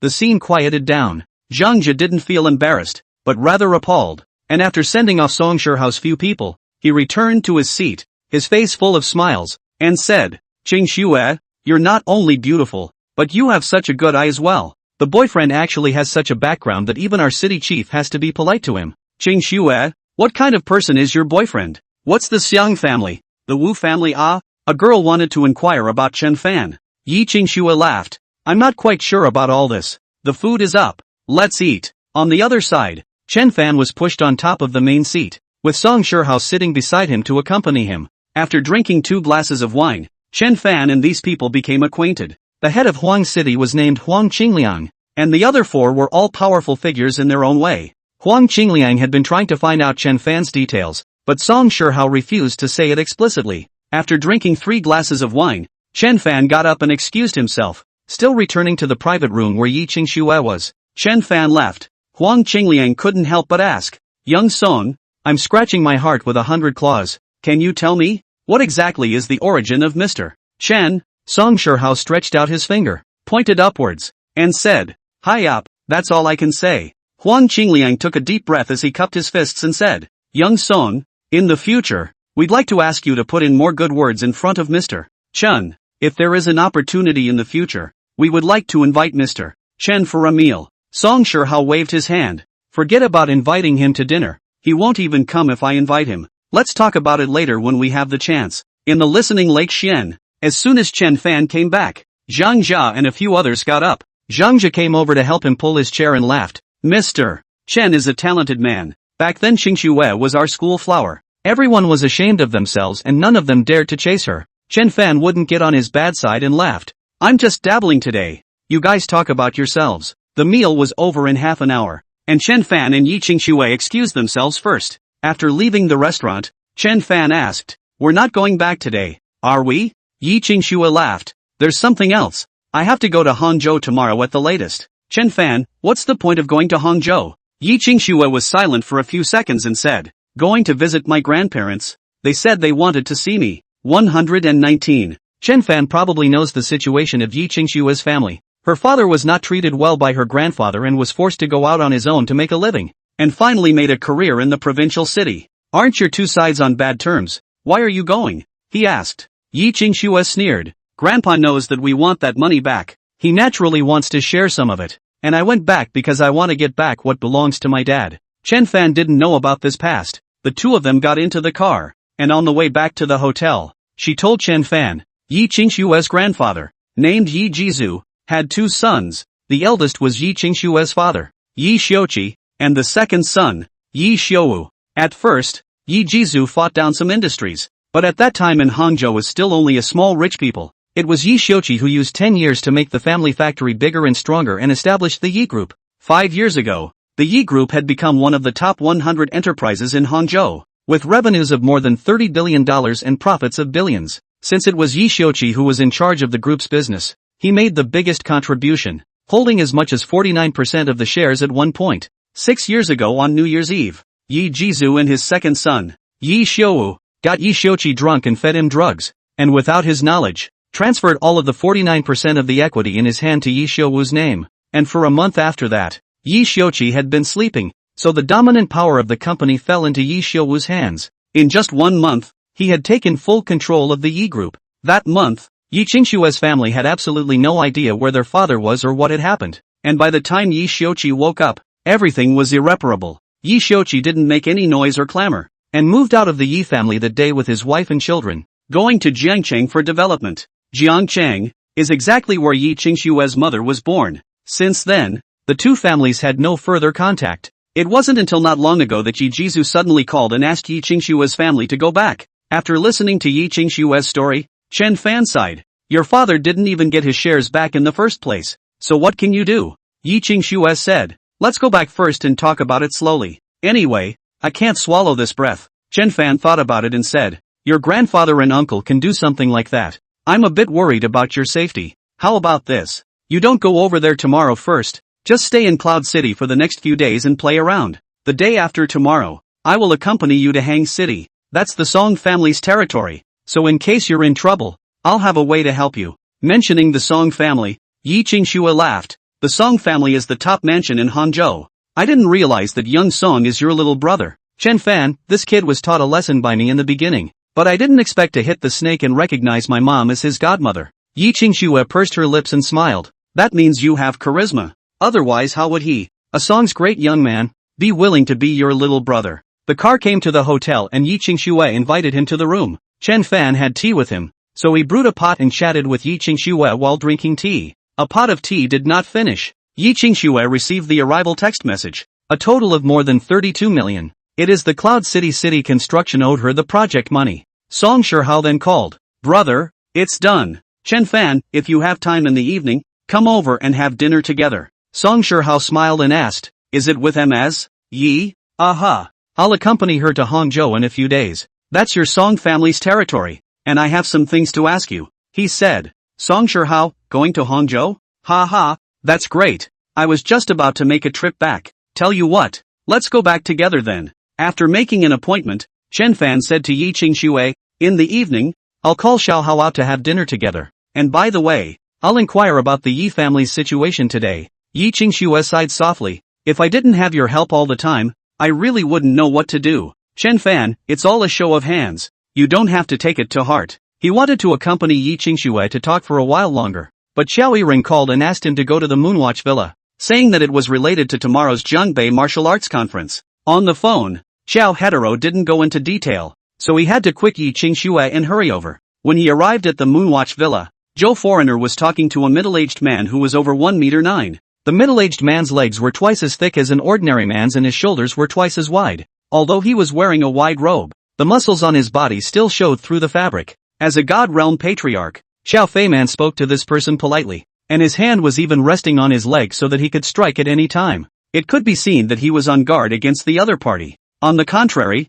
it was the other party who sat on the chair with a big knife, his gaze sweeping the courtyard every now and then. When he saw Chen Fan enter, his gaze went to Chen Fan's 2 feet. Foreigner Qiao laughed. Older brother, you're here. Let me introduce you. This is the dual extremity God Realm patriarch, Lu Wuzong. Hearing that the other party was a double jade patriarch, Chen Fan was slightly shocked. The so-called dual Jedi sect masters were sect masters who had mastered 2 Jedi techniques. The reason why a grandmaster was because grandmasters had the ability to learn their own stance against the enemy. It's just that it's very difficult to cultivate a stance. And after some people become a grandmaster, it often takes 10 or even a dozen years before they can acquire a stance. Stunts often directly determine the level of strength of a patriarch. Among them, a patriarch who possessed 2 jutsu, a double jutsu patriarch, was even more rare. Generally speaking, it was difficult for a patriarch who controlled a single jiu-jitsu to win against a dual jiu-jitsu patriarch. What's more, a sect master like Xiao Yiran had yet to possess his own stance.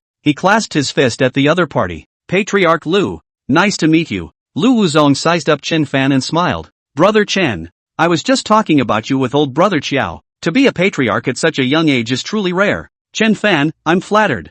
I'm just lucky. He sat down on the chair opposite Lu Wuzong, 7 or 8 paces between them. Xiao Yiren's hand slightly clenched into a fist as he coughed and said, older brother, didn't I say before that I invited you to be a judge? This patriarch Lu rushed over when he heard the news and is also going to be a judge for the Jiangbei martial arts competition. Chen Fan understood as soon as he heard it. This was someone who was displeased that he was such a young person to be a judge of the martial arts congress. So he took the initiative to come to his door to challenge himself. He nodded and looked straight at Lu Wuzhong, asking, what does Patriarch Lu mean? Lu Wuzhong laughed, we are martial arts practitioners. We are direct in our speech. My intention is very simple. You give up your qualification as a judge. You are young and your strength is average. I think it is better for you to be a judge some years later. This judge? Still let me be the judge. Xiao Yanrun's face was a bit ugly. It was his idea to find Chen Fan, and it was also the organizer who commissioned him to do it. This surname Lu running to the door regardless and asking others to give up their qualifications as judges was simply outrageous.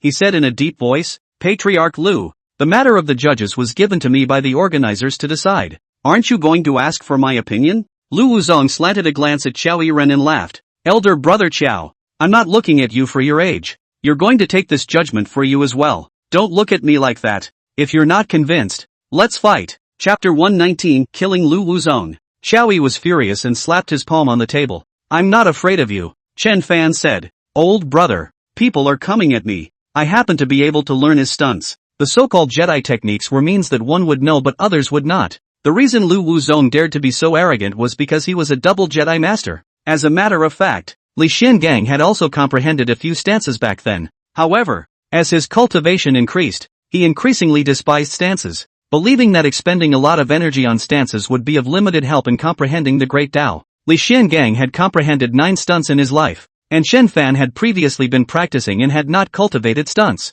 He could cultivate it at any time if he wished. However, he had previously practiced the Golden Dragon technique and developed the Dragon Swimming, which was a great skill in its own right due to its ferocity and dominance. There was also the God Stroke that he had practiced, which was a powerful technique that was even more powerful than a stunt. Therefore, he had no fear at all when facing this dual Jedi master. Lu Wuzong had a laugh. He said, the newborn calf is not afraid of tigers. A little interesting. He stood up, and on the nails of his right index and middle fingers, there was a thin blade of an extremely sharp knife stuck to them. Xiao Yiren also stood up and said, older brother, one of his stunts is the flying armor, where the sharp blades on his nails not only cut his opponents, but also fly out to hurt them, making it impossible to defend against them. Chen Fan said, don't worry, old brother. He turned around and walked towards the courtyard, and Lu Wuzong immediately followed. The two were 10 paces apart in the courtyard, staring into each other's eyes. When masters fought, it was often possible to separate the winner from the loser in 3 or 2 moves.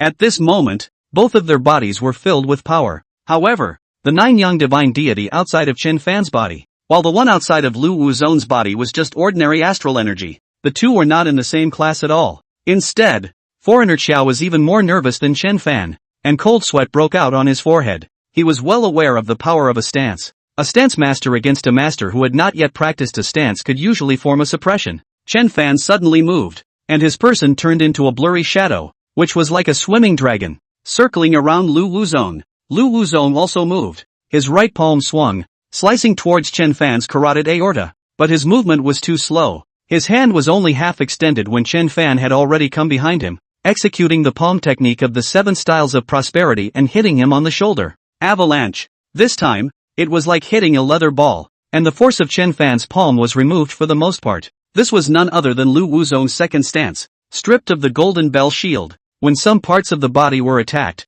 an energy cavity quickly formed on the surface of the skin, thus minimizing the damage. However, Chen Fan's palm force was too majestic, and these energy cavities could only be absorbed partially, and his body still took a hit. His body stumbled and Lu Wuzong planted himself forward, but his hand flung backward and 2 cold ons went straight for Chen Fan's eyes. As soon as his hand moved, Chen Fan changed his orientation. His left foot hooked onto the opponent's right foot and his body rotated 180 degrees against the ground. The cold aura mist in Chen Fan arrived in front of Lu Wuzong. At this moment, his body was parallel to Lu Wuzong who was falling forward, and as his 4 eyes met, a hint of panic flashed in Lu Wuzong's eyes. Put! Chen Fan pointed a finger at Lu Wuzong's chest. His finger broke through the astral aura protecting his body, penetrating the skin and piercing into the muscles. With his acupoints nailed, Lu Wuzong's body instantly went soft, and he smashed down heavily with his face towards the ground. Xiao Yiren immediately came to check and found that Lu Wuzong only had outgoing air, not incoming air. The other party had been nailed in the death point, and the 9-yang divine deity had broken in, so he would surely die. Lu Wuzong was accompanied by 2 young men who looked sad, but did not dare to go forward. Xiao Yiren sighed softly and said, if you hadn't been so aggressive, elder brother Chen wouldn't have killed you. Chen Fan gave a cold look and said to the 2 young men, carry them away. In the future, disciples of the Lu Wu sect cannot appear in Jianbei. The 2 young men didn't dare to answer back as they lifted Lu Wuzong and headed out. Watching the 2 go away, Xiao Yanrun said, Lu Wuzong is also from Jianbei. He went north 15 years ago to worship Kongdong Lu Jinshan to learn the art. and only recently returned to Jiangbei. When he heard about the Jiangbei Martial Arts Conference, he wanted to take the opportunity to make a name for himself at the conference, and pressurize the Jiangbei's martial arts Dao. Now that he has planted himself in old brother's hands, he has instead accomplished your fame. Chen Fan, achieve my fame? Inhuman Xiao said, the news that you defeated the Double Jade Patriarch will soon spread. No one will dare to be unconvinced when you sit on the judge's table tomorrow. Chen Fan asked, older brother, how many judges are there? 3 people, you and I, plus Qin Chongzhou. Foreigner Qiao said, Qin Chongzhou has been living in deep seclusion for the past few years and doesn't care much about outside matters. If I hadn't invited him, he wouldn't have come out. Chen Fan asked, what is Qin Chongzhou? Xiao Yanrun, Qin Chongzhou became a transformation realm patriarch over 10 years ago, and has been comprehending stances all these years. It's been so long, he should already have 1 or 2 jutsu on him. The last time I met with him, I felt a chilling killing intent on his body. I suspect that he has already created a must-kill stance. A must-kill stance is a further step on top of a stance, striking out to kill. Not only was it able to kill those opponents with similar cultivation levels, but it could also kill or seriously injure enemies with higher cultivation levels. Most patriarchs, in their entire lives, were unable to comprehend essential death techniques. Essential killing techniques required chance and enlightenment, and less than 1/10 of the Divine Realm patriarchs were able to comprehend an essential killing technique. Chen Fan, in that case, Qin Chongzhou is already a Divine Realm Grandmaster and possesses a must-kill stance. Xiao Yanrun, it's extremely likely. Qin Chongzhou has a son named Qin Fei, and he will also attend the Jiangbei Martial Arts Conference. Talking and chatting, it got dark. Xiao Yiren stayed him for dinner. Chen Fan couldn't push it and drank a few cups with Xiao Yiren. Back home, it was already past 10 in the evening. Han Zian had already made him soup and fried a few small dishes and snacks. Some people didn't eat much when they drank, so their stomachs would get hungry as soon as the alcohol passed. Han Zian understood Chen Fan's habits and knew that he drank at the Moonwatch Villa, so she prepared these in advance. Han Zian scalded a pot of yellow wine for him, and Chen Fan took a sip. The flavor was excellent. He smiled. Zi Yen, this yellow wine is very good. Han Zian, Grandpa loves yellow wine and specially hired a brewer to brew it. What you can't drink, you give away as gifts. Chen Fan nodded. You can bring more over and give my dad a taste as well. Han Zi Yen, there's a dozen boxes sitting in the warehouse. After a pot of yellow wine was downed, Chen Fan said, Zi Yen, I'll teach you a great skill. Han Zi Yen laughed. The stunts are each person's best. How can I learn them? Chen Fan, as long as your physique matches. It's not that you can't cultivate. The vegetable maiden immortal scripture that you cultivate is suitable for a women's stance called the vein interception technique. You should know that every move of the human body corresponds to the operation of the qi in the body. The vein interception technique is to cut off the path of the other party's qi. He called Han Zian to his bedroom, wearing only a thin nightgown, and pressed his hands on her body, saying, the qi runs and changes all the time. If you understand the mysteries of it, you'll be able to defeat the strong with the weak. Chapter 120, Intercepting the Veins. The vein interception technique was a true stance, a means of fighting the enemy that Li Xiangang had come up with when he was organizing the ancient books. However, he believed that the vein intercepting technique was more suitable for women to use, and that they could subdue their enemies without even realizing it. Teaching the vein intercepting technique required intimate physical contact,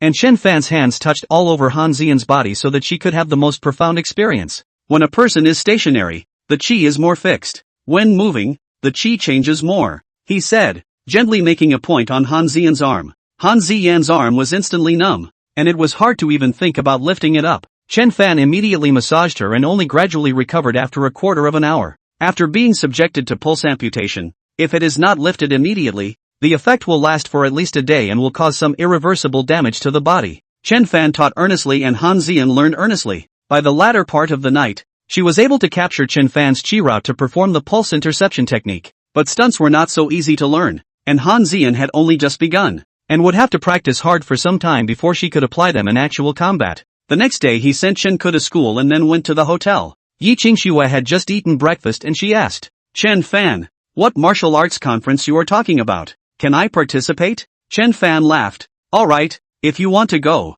you can sit in the VIP seat, but you don't know martial arts, so you might get bored. Shortly afterward, Chen Fan drove to Jiangcheng. The Jiangbei Martial Arts Conference was held at the Zhu Garden on the shore of Qingyun Lake in Jiangcheng. The construction of Zhu Yuan started 15 years ago, and was officially completed just last year. Zhu Garden covers an area of 108 acres, is the Jiangnan Jiangbei two places, the area of the largest garden. The owner of Zhu Garden is Zhu Longchamp. the richest man in Jiangbei. Yi Qingxue was from Jiangcheng and naturally knew more about the richest man in Jiangbei. As the car drove into Zhu Yuan, she said, Zhu Longchamp is a legendary figure in Jiangbei. Back then, my dad had said that Zhu Longchamp is the true dragon of Jiangbei. No matter the means or the vigor is superb level. How old is Zhu Longchamp? Chen Fan asked. Should be less than 50 years old. The Dragon Gold Group, which he controls, has an annual revenue of more than $300 billion and a high profit margin. The great thing about this man is his vision. When virtual currency was just emerging, my dad thought it was worthless and a scam. But Zhu Longchamp did not think so. He told people that virtual currency is the favorite of the bosses who do gray and black industry. So, 10 years ago, he bought more than 200,000 virtual currencies one after another, spending about more than $100 million. And to this day, the total value of virtual currencies held by Zhu Longchamp has exceeded $160 billion. Chen Fan was taken aback. $160 billion. Yi Qingxue, a few years ago, he got out of a portion of the virtual currency and started investing in gold and pawnshops, and made a big profit again. The car was parked in an open-air parking lot, and as soon as the duo got out of the car, someone came to greet them and drove a ferry to take the few to the open-air venue. It was a square of more than 2,000 square meters, with a four-sided ring set up in the middle, and the judges' seats on the south side, built half a meter higher than the ring. On the remaining three sides, there were 7 rows of seats each, rising in steps from front to back. At this moment, most of the seats were filled with people. Chen Fan sent Yi Qingxue to sit in the VIP seat in the east. The seats of the VIP seats were wider and had a wider view. At this moment, a middle-aged man in a white shirt was sitting there, talking and laughing with the people around him. The judges' table remained empty, and Xiao Weiren stepped out from the side and laughed. Older brother, that's Boss Zhu over there. Zhu Longchamp also looked over, and when he saw Chen Fan arrive, he immediately got up to greet him, stretching out his hand from afar and smiling. Patriarch Chen. His hands were dry and strong and his voice was loud. Chen Fan, Boss Zhu. Zhu Longchamp smiled as he sized up Chen Fan and said, I didn't expect Patriarch Chen to be so young. Really young and promising. You flatter me. The convention hadn't started yet, so he pulled Chen Fan to sit down and smiled. Patriarch Chen, truth be told, I'm organizing this Jiangbei martial arts convention today to find a boyfriend for my daughter. Chen Fan froze and asked, why does Boss Zhu have to look for someone practicing martial arts? Zhu Longchamp sighed, my daughter loved dancing with guns and sticks since she was a child, and even worshipped a master. She doesn't look down on ordinary boys and often joins those who practice boxing and fighting. To be honest, I'm not too fond of people from that circle, so I wanted to find her a martial arts master of about the same age. Chen Fan felt that this was quite difficult, even if it was the first place. There was nothing he could do if Miss Zhu didn't like it. Suddenly, he realized that Zhu Longchamp was looking at him with a smile and asked, how old is Patriarch Chen? Chen Fan had a bad premonition and said, just graduated from college. Imaginary age 23. Zhu Longchamp nodded. My daughter is a year younger than Patriarch Chen. Ha! At this point, the host came over and asked, boss, time's up. Is it time to start? Jurenchamp, begin. Thus, Chen Fan and Xiao Yiren sat down on the judge's bench. They had just sat down when another person also came. The other person was in his 50s, Mediterranean hairstyle, thick eyebrows, big eyes, not too tall, with a calm and steady breath, wearing a treasure blue tang suit. Chen Fan and Xiao Weiren clasped their fists and arched their hands at the visitor, who returned the salute and laughed. Elder brother Qiao, elder brother Chen. The person who came was none other than Qin Chongzhou. Chen Fan sat on the far left, with Xiao Yiren in the center and Qin Chongzhou on the right. At this point, the hosts are already in the ring, getting ready for the official ground to begin. The Qiao alien pointed to a clearing to the east where there were hundreds of chairs seated by men in their 20s and 30s practicing martial arts. He laughed. These are all young talents from both Jiangbei and Nanzhong. Qin Chongzhou swept a glance and said, the martial arts forest is really getting worse by the year. At a glance, there are not many decent ones. Chen Fan also shared the same feeling. The essence of people who practiced martial arts was stronger than ordinary people. It was obvious at a glance. But these people, most of them do not have this kind of performance. There are a few actually with dark circles under their eyes. Inhuman Xiao said, practicing martial arts is too difficult. Practicing 3 nines in winter and 3 volts in summer. Like when I was young. I practiced martial arts every day except for practicing boxing. How much suffering did I have to endure before I was able to achieve something? Furthermore, being poor in literature and rich in martial arts, practicing martial arts requires family support. Qin Chongzhou suddenly looked at Chen Fan and laughed. There would be too few dragons among men like old brother Chen. The host smiled after trying the sound. Welcome all guests, as well as the participants. The Jiangbei martial arts competition will now officially begin. First, let me introduce today's 3 judges. This one sitting on the east side is Divine Realm Patriarch Qin Chongzhou. Applause rang out from the stage, and the group of participants all craned their necks to look this way. After all, it was rare for them to run into a patriarch, and it felt like it was an honor to even look at them one more time. This one in the center is Divine Realm Patriarch Xiaoerin. This one in the west is Divine Realm Patriarch Chen Fan. Introducing foreigner Qiao was fine, but when Chen Fan was mentioned, a gasp of surprise came from the stage. After all, he was too young, and such a young God Realm Patriarch was rare. Chapter 121, The Young Patriarch. After introducing the judges, the host said, "This Jiangbei Martial Arts Conference is divided into 3 stages. The first stage is the audition session. All participants, in turn, will go up to the stage and perform a set of boxing techniques, and then the 3 judges will jointly decide whether they are qualified or not. After the host introduces the rules, the participants walk to the ring in turn. The first man fought a set of 5 ancestors' fists with a powerful, tiger-like style. After hitting the set, he closed his stance and clasped his fists.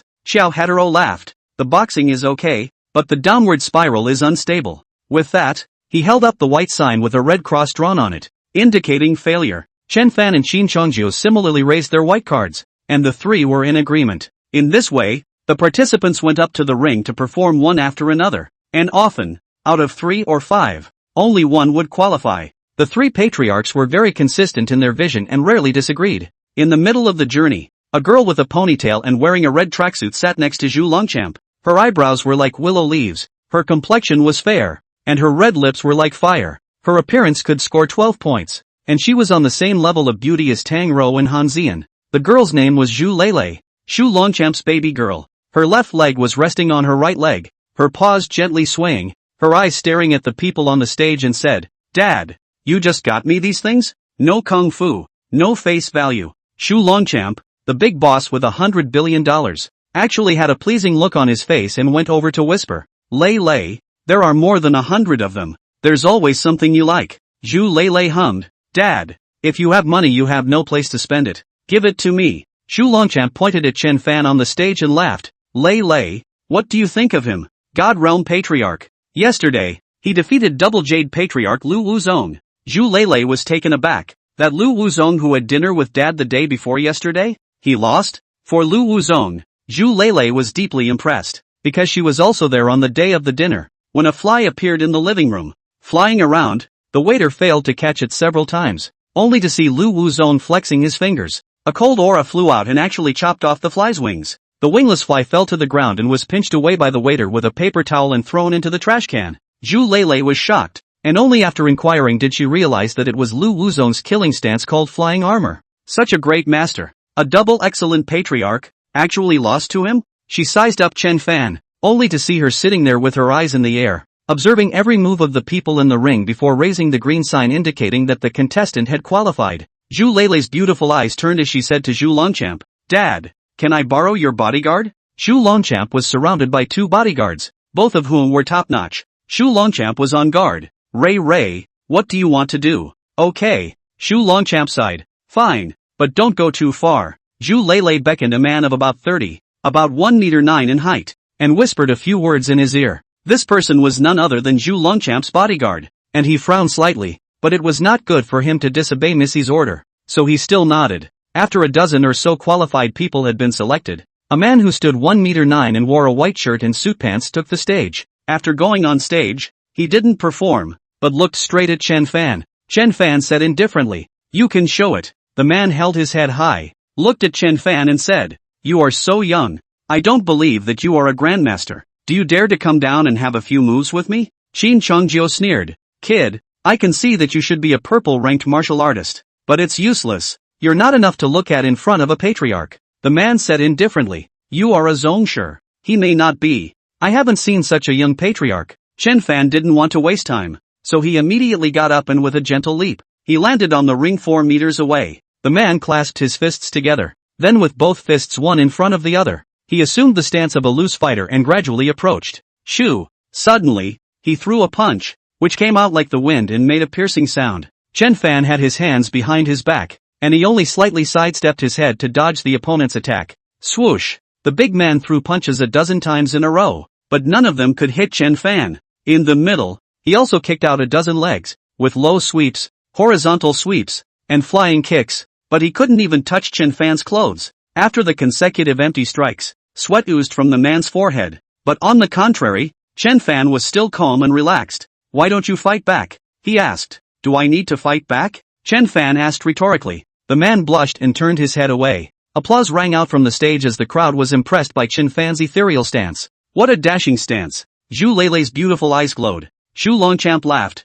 "I'm not wrong." Later, in order to speed things up, 3 people were on stage at the same time. But even so, it wasn't until 1:30 p.m. that the audition was over, and 35 people were selected. The moderator announced an hour-and-a-half break for the second phase of the competition in the afternoon. Xu Longchamp came to the judges' table and smiled. "3 patriarchs. I have prepared the wine and food. 3 of you please." Chen Fan waved at Yi Qingxue in the distance and took her to dine with him. Not far from here, there was a small house, and in the hall on the second floor, the dishes were already on the table. Xu Longchamp smiled and said, "The 3 patriarchs please take a seat. It's been hard on you in the morning." "Xin Chongjiu, hard work is not hard. Just some disappointment." "Jiangbei Jiangnan 2 places. Actually not a decent talent." "Zhou and human, yeah. It's not supposed to be like that with hundreds of millions of people in 2 places." Xu Longchamp said. "Who says it is not? My little daughter did not even look at one." Qin Chongjiu laughed. "My canine son is 26 years old this year,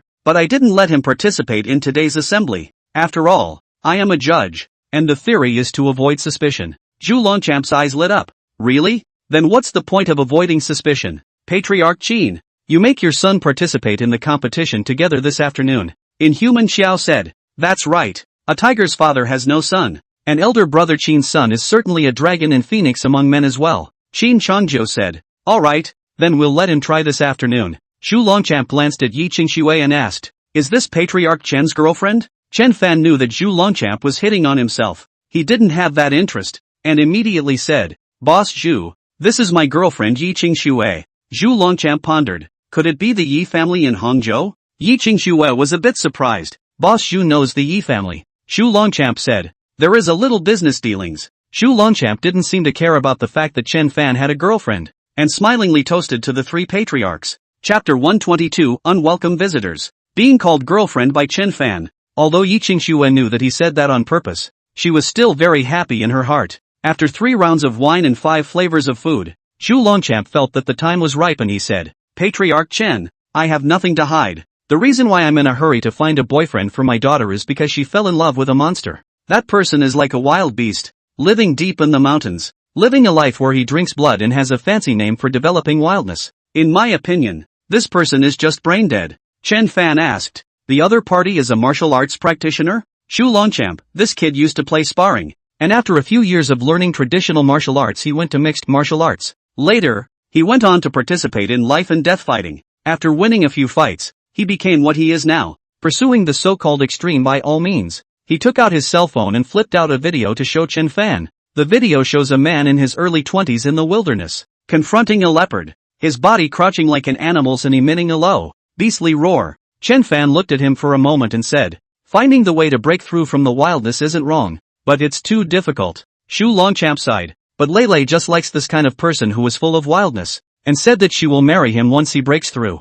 Moreover, there are many girls who like him like Leilei." Chen Fan understood a father's worry about his daughter's future and thought for a moment. "It's actually very simple. Just find someone who's a bit more normal and defeat him in public." Xu Longchamp, "That's what I think too. That's why I organized this martial arts convention, hoping to find a strong young man to defeat this madman." Qin Chongjiu also watched the video. He said indifferently, "This person, he is still far from the realm of transformation. It's not worth mentioning. My canine son will be able to defeat him within 10 moves. Zhou and human, that's right. He tries to learn tricks from the beasts, which is the most elementary means. Which of us is not capable of tearing tigers and leopards alive?" Xu Longchamp laughed. "That's of course. All 3 of you are grandmasters, so naturally you wouldn't put such a person in your eyes." At that moment, someone knocked on the door and came in, saying to Xu Longchamp, "Boss, there are 2 young men here, saying that they want to participate in the afternoon's competition." Xu Longchamp didn't take it seriously and said indifferently, "How can they participate in the competition if they haven't been screened? Let them go back." The visitor let out a bitter laugh and said, "But as soon as they arrived, they started a fight with those who were screened out, and injured 2 others. Zhu Longchamp was stunned. Injured someone? He asked Chen Fan and the others. 3 patriarchs, do you think you should let these 2 latecomers participate? Chen Fan asked. What is the origin of these 2 people? The visitor said. According to them, they are all from the East and want to compete with our young masters from China. Easterning? Chen Fan laughed coldly. The Jiangbei Martial Arts Conference. What are their warriors from Eastern Japan doing here? Xiao Yiren thought for a moment and said, older brother, if they want to participate, then let them do so. There are dozens of people, so why be afraid of the 2 of them? Xin Chongzhou, that said, we can't be unguarded. In case they're experts, we can't just end up letting 2 Easterners take first place, right? Xiao Yanrun, what does elder brother Qin mean? Xin Chongzhou, let them come over first, so that old brother Chen can try his weight. Zhu Longchamp thought it made sense and said, yes, I'll have someone bring them here. The visitor said, boss, Missy seems to know these 2 and is talking to them. Zhu Longchamp's face was a bit ugly as he asked, are they also from Infinity? Cameo, by the sound of them talking. I think so. Pop. Zhu Longchamp slapped the table and said to Chen Fan, Patriarch Chen, I have to trouble you to teach those 2 Easterning people a lesson. Chen Fan was invited, so naturally he would not refuse and nodded. Yes, Zhu Longchamp said. Many thanks. After this matter, I, Zhu, will be grateful, he said to the man. You call them along with Missy. Yes, the man answered and hurried away. Xin Chongzhou also wanted to let his son out of the limelight, so he sent a message from his cell phone. Within 2 minutes, a flat-headed young man in his mid-20s walked in. Xin Chongzhou laughed. Boss Zhu, old brother Qiao, old brother Chen, this is K9's son Xin Fei. Xin Fei cupped his fists and saluted Zhu Longchamp. Greetings, Boss Zhu. He then arched his hand to foreigner Qiao and Chen Fan.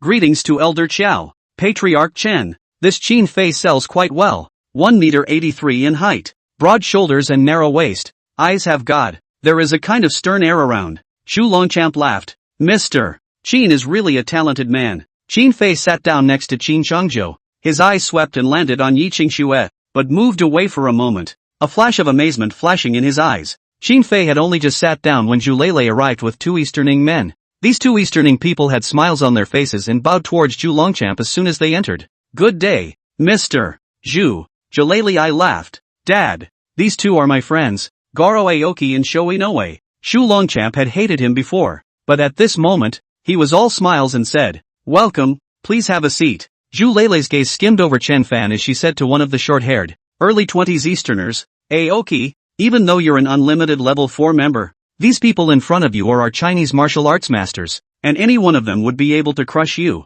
Aoki Goro had a smile on his face. However, he did not have half a bit of reverence for Chen Fan's few people and said, I've heard a lot about you. Zhu Longchamp said, I heard that you too are going to participate in the afternoon game? The other man, named Inoue Shou, with long hair and a thinner look, said lightly, we've fought those who were elected. A bunch of trash. So we thought we should show them what is truly strong. Chen Fan said indifferently, who gave you the courage to call yourself a strong man when you know a bit of 3-legged kung fu? Inoue Shou raised an eyebrow. He wasn't afraid of any clan masters. As early as 2 years ago he had grasped the mysteries of the realm of transformation and had practiced a great skill. The sword in the sleeve. Oh, you haven't even fought me before and you're calling me a 3-legged kung fu master. Are all your Chinese clan masters so arrogant and cocky? Inoue Shou immediately countered. Chen Fan said indifferently, I have no need to be modest for an unorthodox character like you. Inoue Shou frowned and said, I heard that you're a God Realm Grandmaster, and even though I'm in the realm of transformation,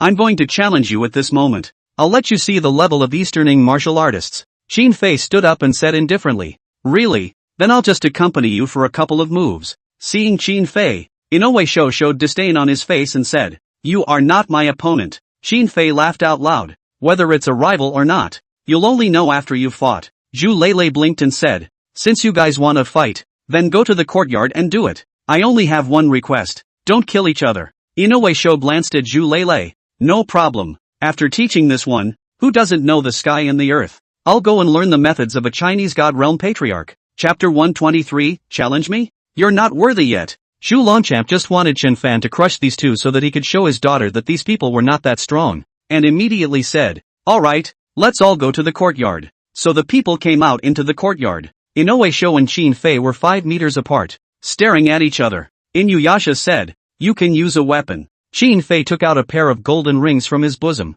with complex silver patterns on the surface, and said indifferently, Then let's use this pair of iron rings to appreciate your high level of skill. Seeing the silver texture on the iron ring, Xiao Yiren revealed a look of surprise and asked, Elder Brother Qin, could this be the undouble ring that dominated Lingnan back then? Qin Changjiu had a few moments of complacency and laughed. My dog's son worshipped the shuangless ring Lan Tianxiang as his master 7 years ago, and he is considered to have learned something. Xiao Yiren was very envious. Lan Tianxiang is a human immortal expert. His transmission must be extraordinary. Inoue Shou didn't care about Qin Fei's identity, as he interlocked his palms and held them in front of him, saying, do it. Qin Fei's golden ring in his right hand slapped into the air, and a powerful white mist-like air current rushed towards Inoue Shou. Inoue Shou immediately dodged sideways, but as soon as he moved, another golden ring slapped towards his face. Inoue Shou suddenly suffocated his breath, and a vacuum actually formed around his face instantly. Just as he was surprised, Qin Fei had already arrived with the golden ring and slammed his face.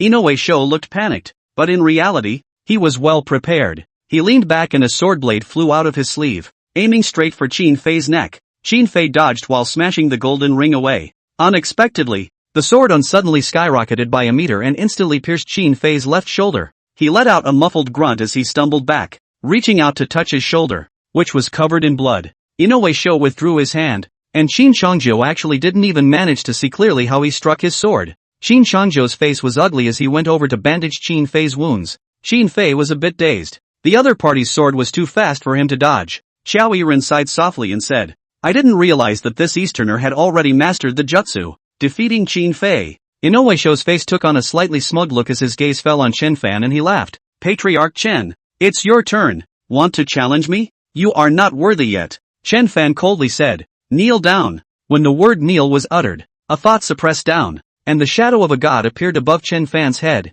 Boom! Inoue Shou seemed to see a supreme god. His heart trembled. His eyes were full of fear. Flopping and kneeled on the ground. His pants wet. Everyone was taken aback. What kind of tactic was this? What a terrifying divine thought. Chen Fan walked up to Inoue Shou while the latter couldn't even move his fingers and could only look at him in fear. In front of me, you won't even have a chance to make a move. He faintly said, take your companions and get lost. After saying that, the pressure disappeared and Inoue Shou stood up with a startled face and cupped his fists to Chen Fan. Patriarch Chen's methods are astonishing. Inoue admires them all and wishes to worship you as his master. With that, he bowed deeply. However, the moment he arched his hand and bowed, another sword aura flew out of his sleeve, aiming straight for Chen Fan's Qi Si Dantian. Chen Fan was practicing dragon swimming and was very sensitive to changes in his stance. He was on guard when his opponent bowed. When the sword was about to come out, he had already dodged to Inoue Shou's side and pointed a finger at his ribs. At once, Inoue Shou's breath stagnated, as if he couldn't catch his breath, and he fell to the ground on the spot. Pop! Chen Fan kicked him in the face, sending him flying several meters. Then he walked over and kicked at him a few more times. Each kick went down, cutting off a piece of his chi. Goro Aoki's face paled, but he didn't dare step forward to help, watching his companion take kick after kick. After a few kicks, Inuyasha's mouth spat out blood, his body's tendons and flesh contracted, and his entire body shrank into a ball of incomparable pain. Zhu Lei was very surprised as she hurriedly asked, Patriarch Chen, is he going to die? Chen Fan, I just abolished his cultivation. It's called dispersing power. Dispersing power will be more painful. Life is worse than death. Zhu Lei laughed bitterly. He's an unlimited level 4 member, but I didn't expect him to be so unbeatable in front of Patriarch Chen. Aoki Goro said angrily, you're too vicious to waste his cultivation. Chen Fan twisted his head to look at Aoki Goro and asked, you're not convinced? Aoki Goro immediately shut his mouth. This man was too terrifying. He could shock Inoue Shou without making a move. And when he did, he defeated him with a single move. Such a strong person. He was by no means an enemy. Shu Longchamp secretly shouted and said, hurry up and call a doctor. Then he asked Zhu Lei, how is Patriarch Chen's strength? Is it more powerful than you thought? Zhu Lei nodded her head vigorously and said, awesome. She asked Chen Fan, Patriarch Chen, how did you make Inoue Shou kneel just now? Chen Fan, it's spiritual suppression. Spiritual power, too, is a type of power. When the spiritual power is strong enough, it can attack the enemy and shock them. Zhu Lei chirped, Patriarch Chen is awesome. Then her eyes glowed and she said, Patriarch Chen, I have quite a few measuring instruments at home. Can you go over and measure them? Chen Fan asked her, measure what? Zhu Lei laughed, measures punch weight and punch speed, and also reaction speed and stance. Hearing her, Chen Fan also became interested and said to Qiao Sharon and Qin Changzhou, You too, let's go take a look.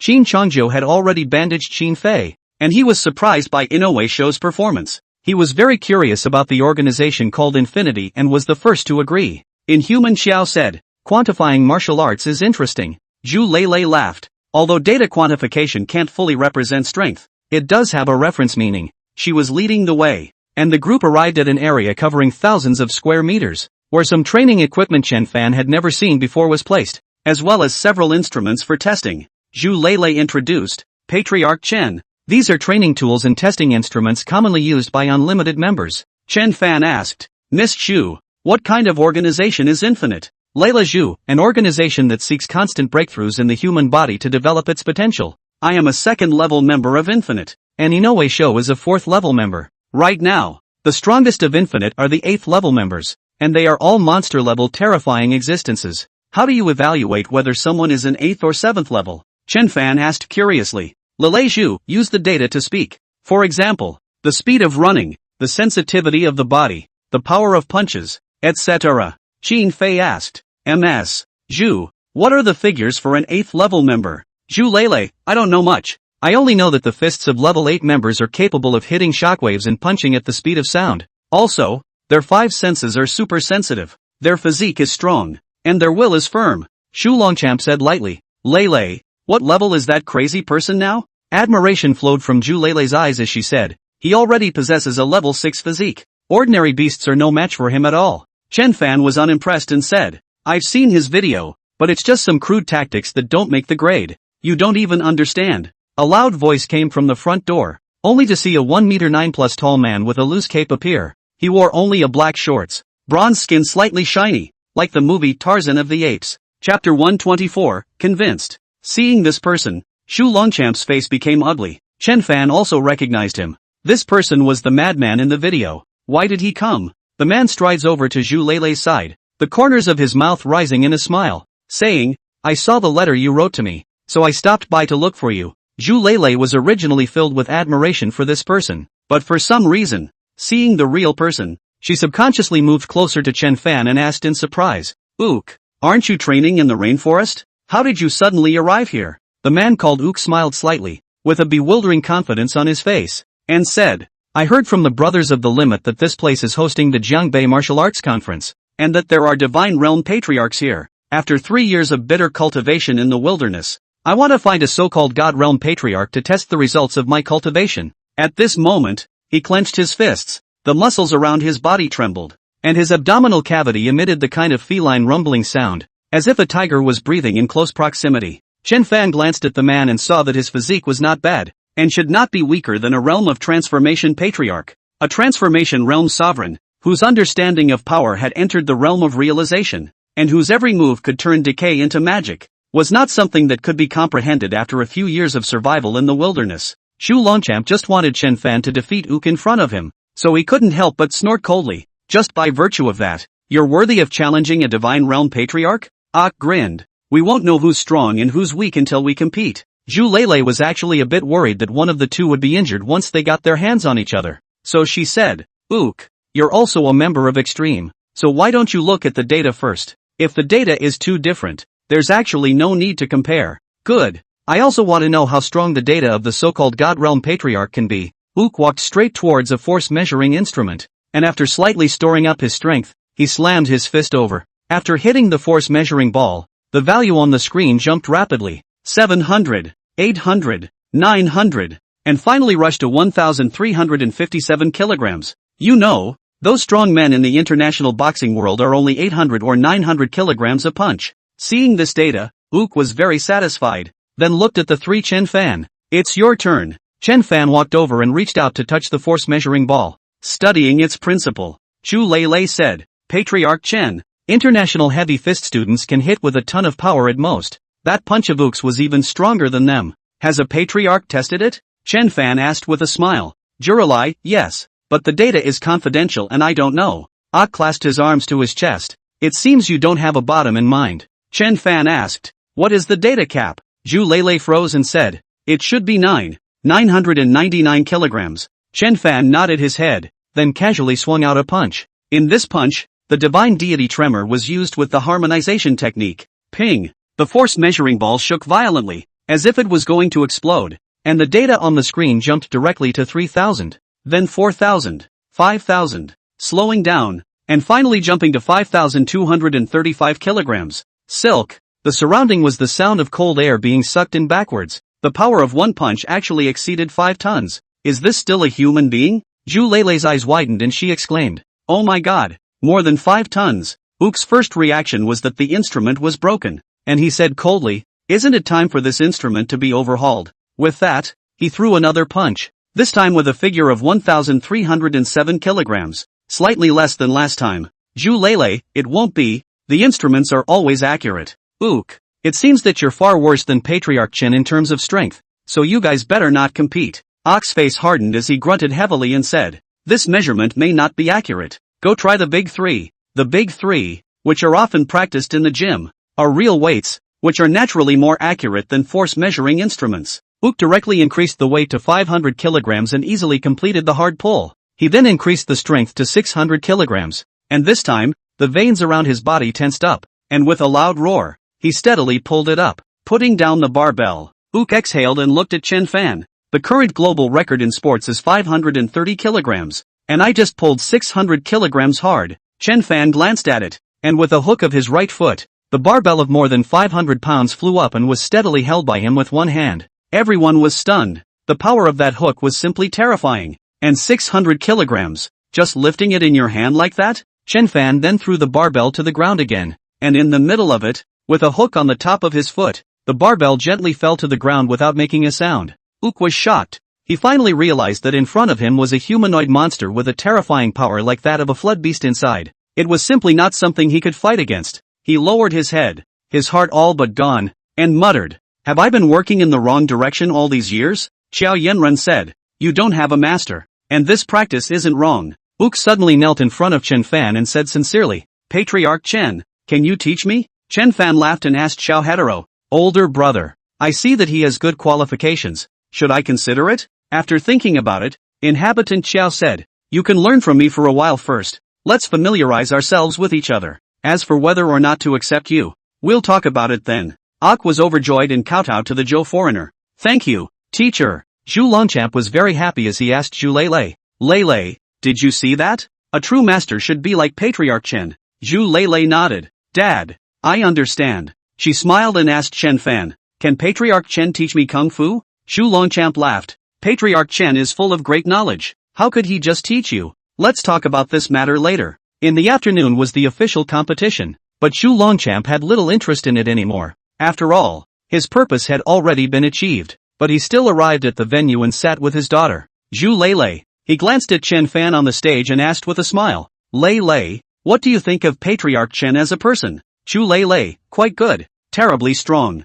I used to think that Ook was already strong, but compared to him, Ook is simply a baby in front of a fierce beast, not above a level at all." Zhu Longchamp, "Then Dad will help you organize it." Zhu Leilei glanced at Yi Qingxue and said, "He already has a girlfriend." Zhu Longchamp laughed and said, "A figure like Patriarch Chen, there must be many women who adore him. If you like him, none of this is a problem. After all, my daughter is so beautiful." Zhu Leilei laughed. "Dad, it's not like your daughter can't get married, so she doesn't need to fall back." Zhu Longchamp grunted, "You're still talking about it. You almost all but ran off to meet with Ook before. It's right that you admire strong people. Dad can understand that. But this is not a love affair between a man and a woman. You have to distinguish clearly." Zhu Leilei fell silent and said, "Dad, I just want to become stronger. I can never forget the murder of my mom." Zhu Longchamp trembled, his heart ached, and his body couldn't help but start shaking slightly as a tidal wave of painful memories came over him. Chapter 125, A Memorable Past. Zhu Leilei hurriedly held his hand and said, "Dad, I'll never mention it again." Zhu Longchamp gently patted his daughter's hand and said, "Leilei, it's all in the past. Dad will never let you go through that kind of danger again. You believe in Dad." Zhu Leilei clenched her fists. It wasn't for no reason that she wanted to become stronger and pursue power. Back then, at only 7 years old, she had watched her mother being humiliated by a man and strangled alive. She still remembers the look in that man's eyes. Cold, contemptuous, looking at people as if they were ants. There was little suspense in the afternoon's competition, from which the 3 patriarchs chose the first place winner. After the Zhangbei martial arts conference ended, it was already more than 6 o'clock in the afternoon. Shu Longchamp had already ordered people to prepare good food and wine, and kindly invited Chen Fan to dine with the three masters. Qin Shangzhou had to treat his son's injuries and left early, while Chen Fan and Xiao Yiren stayed behind. Shu Longchamp seemed to have something on his mind, and not long after the table opened, he had already drunk half a kilogram of highly alcoholic wine. Zhu Lei snatched his glass. Dad, stop drinking. Shu Longchamp laughed. It's rare to drink once. You let me drink more. Chen Fan couldn't help but ask. If Boss Zhu has something bothering him, he might as well say it. Zhu Longchamp let out a long sigh and said, I'm not afraid of Patriarch Chen's smile. Although I'm the so-called richest man in Jiangbei, I live every day in fear. Even with many bodyguards around me, I still wake up from my dreams from time to time. Chen Fan and inhabitant Xiao looked at each other. Who has Boss Zhu offended? Shu Longchamp shook his head. On the contrary, it was that man who killed my wife. More than 10 years ago, my investment was a big success, so I was having a banquet at a restaurant. In the middle of it, my wife went to the restroom and was taken advantage of by a 16 or 17-year-old teenager. She came back and told me, and I was so angry that, along with a bit of drinking, I took my bodyguards to find the teenager and beat him up. The teenager didn't say a word, and didn't cry out in pain when he broke his hand, but just stared at me coldly.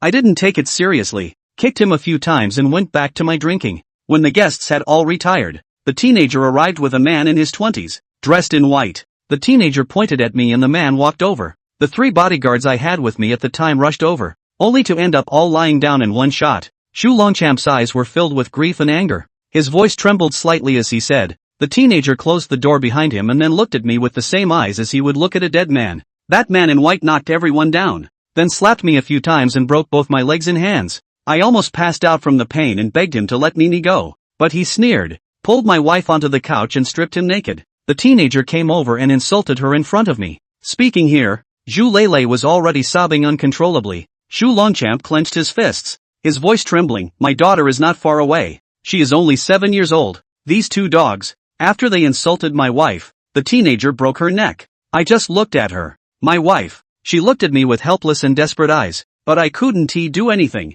I am really a waste. At this time, Shu Longchamp, the richest man in Jiangbei, was already in tears and cried, what's the use of Jiangbei's first set? I'm a useless person. Even my own wife can't be protected. The Chao alien couldn't help but remember his own experience, and he exclaimed, such people deserve to die. Chen Fan was silent for a moment and asked, who is that man in white? Does Boss Zhu know? Shu Longchamp wiped away his tears and said in a trembling voice, it wasn't until a few years later, when I had a wide range of contacts, that I finally found out his identity. That teenager is the son of the lingzhi Wu family, named Wu Qingyun, that white-robed man with high martial arts skills. His name is Wu Longyun. They are 2 brothers. Xiao Yiren was a bit surprised. The lingzhi Wu family is an ancient martial arts family that has been passed down for 24 generations. It is indeed not something you can mess with. Shu Longchamp sighed long and hard. Yes, knowing the origins of these 2, I don't even dare to take revenge. I've heard that the Wu family has 2 spirit realm powerhouses sitting around.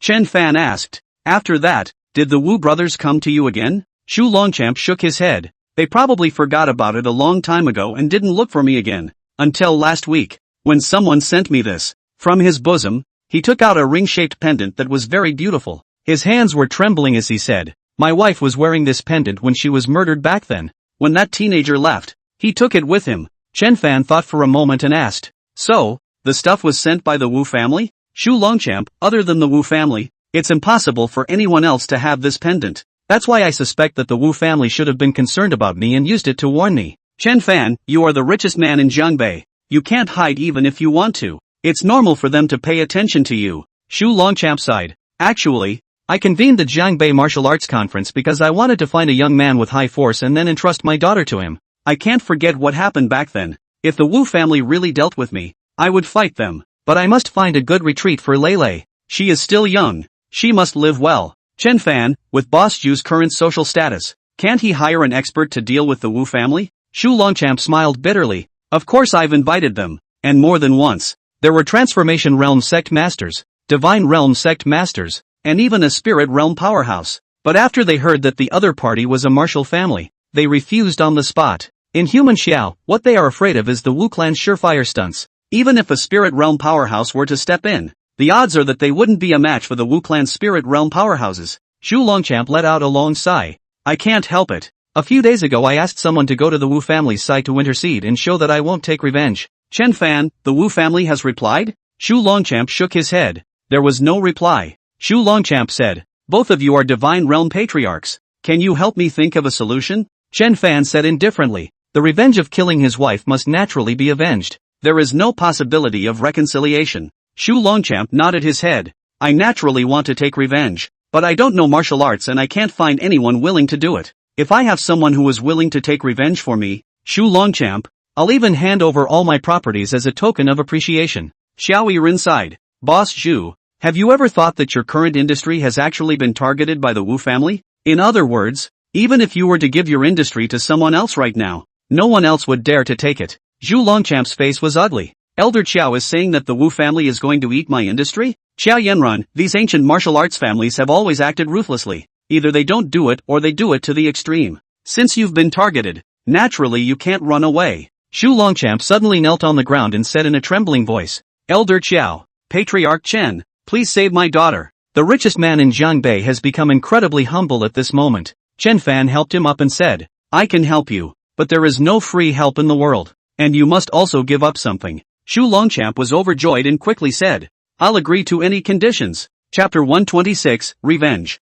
Chen Fan, I have a good relationship with the Tang sect. The Tang sect is willing to bail you out. The Wu family won't dare to touch you in the slightest. Shu Longchamp was taken aback. Tang sect. Chen Fan nodded. But you will also have to cede a portion of your industry to gain the protection of the Tang sect. Yes, I'm willing. Shu Longchamp barely hesitated before gritting his teeth. If the Tang sect can avenge me, I'm willing to give up all my industries. Chen Fan, the matter of revenge will be discussed later. Xiao Yiren nodded. If the Tang sect is willing to step forward, the Wu clan will naturally not dare to touch Boss Zhu. Chen Fan, I still have to communicate with that side about the specific conditions offered by the Tang sect. Shu Longchamp, thank you, Patriarch Chen. Just then, a soft laugh came from outside the door. Then a bodyguard opened the door with a wooden gaze. Behind him stood a short and thin middle-aged man. The middle-aged man had triangular eyes and thinning hair, and with a push of his hand, the bodyguard fell straight to the ground, dying of gas. The Zhou foreigner narrowed his eyes and stared at the other man and asked,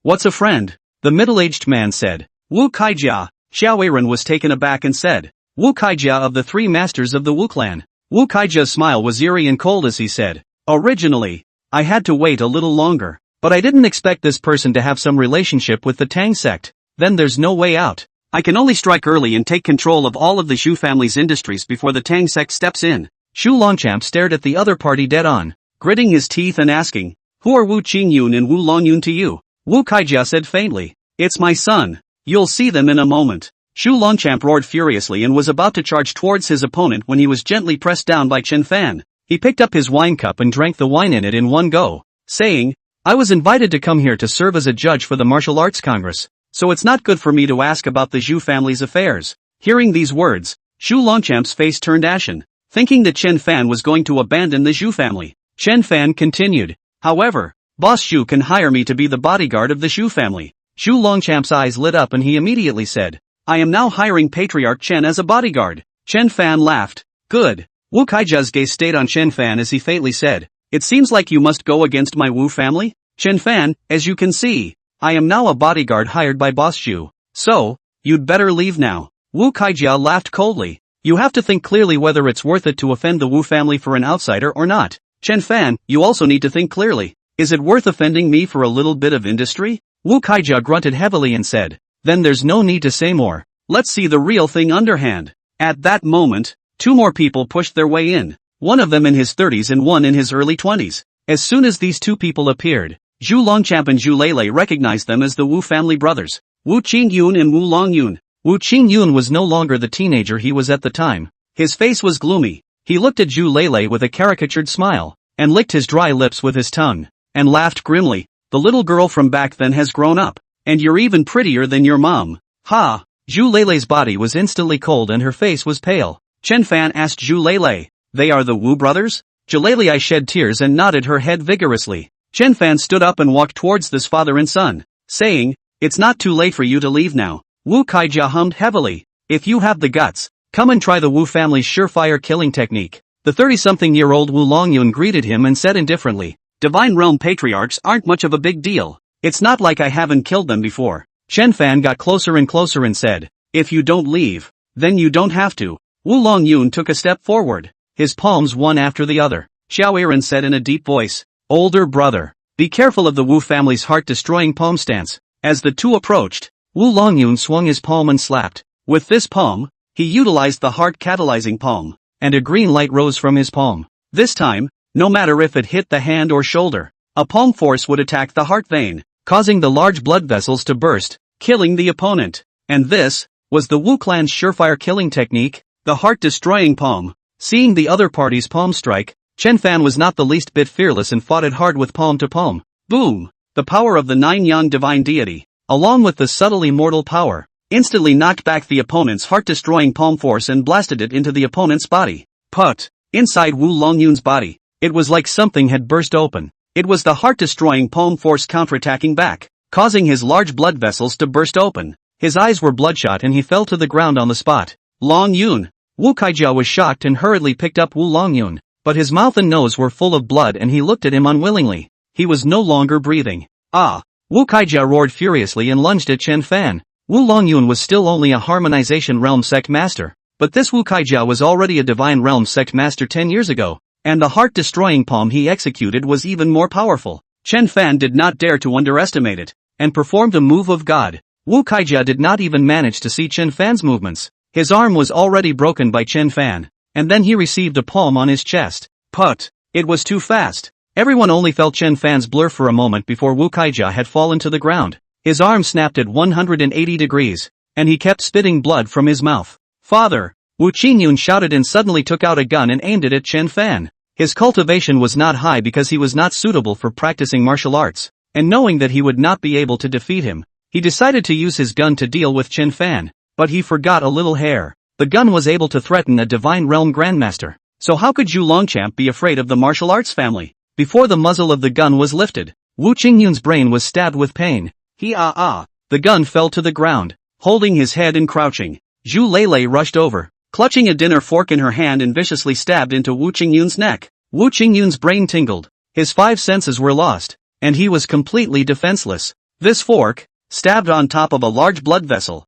and blood sprayed out. Like a madman, Zhu Lei stabbed dozens of times, one after another, towards Wu Qingyun's face, shoulder, and chest. It didn't stop until Wu Qingyun turned into a bloody man and collapsed in droves. Her body shivered and the fork in her hand dropped. Zhu Longchamp walked over and hugged his daughter. Chen Fan went up and took a look. Wu Qingyun was dead and Wu Kaijia was seriously injured. Seeing the tragic deaths of his 2 sons one after another, Wu Kaijia was incomparably grief-stricken and roared, "The Wu family won't let you go. I will kill your entire family." Ka-ching! Chen Fan kicked him in the head, and Wu Kaijia fell to the ground cleanly, a large amount of blood gushing out of his mouth and nose as he died of gas. Chen Fan said indifferently, "Find someone to clean it up." After saying that, he walked out of the room and called Tang Henian. Not many have Tang Henian's phone number, and Chen Fan is one of them. He briefly explained this side of the situation and said, "Old sect master, if the Tang sect is willing to shelter the Shu family, the Shu family is willing to show their sincerity."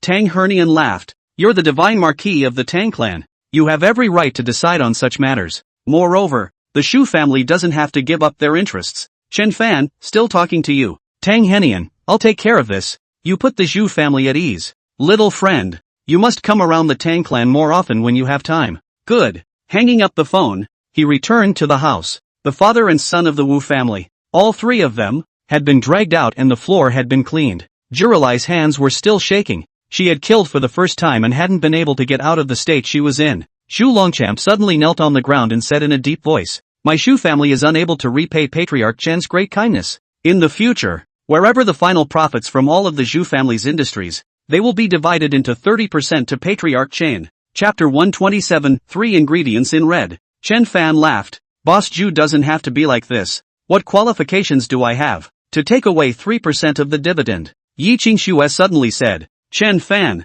since Boss Zhu is so sincere, I don't think we should excuse ourselves." Xiao Iran also said, "Older brother, you are equal to saving the lives of the Zhu family today. Moreover, in the future, the Tang sect side will also rely on your face. In my opinion, you should accept this dividend. If you don't accept it, Boss Zhu won't feel solid in his heart instead." Zhu Longchamp hurriedly said, "Yes, Patriarch Chen, please be sure to accept the 3 components of red. Otherwise, I will kneel long and hard. Chen Fan was helpless and hastily helped him up, saying, all right then. Zhu Longchamp laughed. Thanks to Patriarch Chen for giving me this face. It wasn't that Zhu Longchamp had money he had nowhere to spend and had to send Chen Fan a 3-part red. Rather, he used to take the money and couldn't even send it out because no one dared to take it. No one dared to offend the Wu family because of the Zhu family. Chen Fan, I've already contacted the Tang sect, and the Tang sect will be responsible for the Zhu family's security in the future. Moreover, you don't have to surrender your equity. Zhu Longchamp was a bit surprised.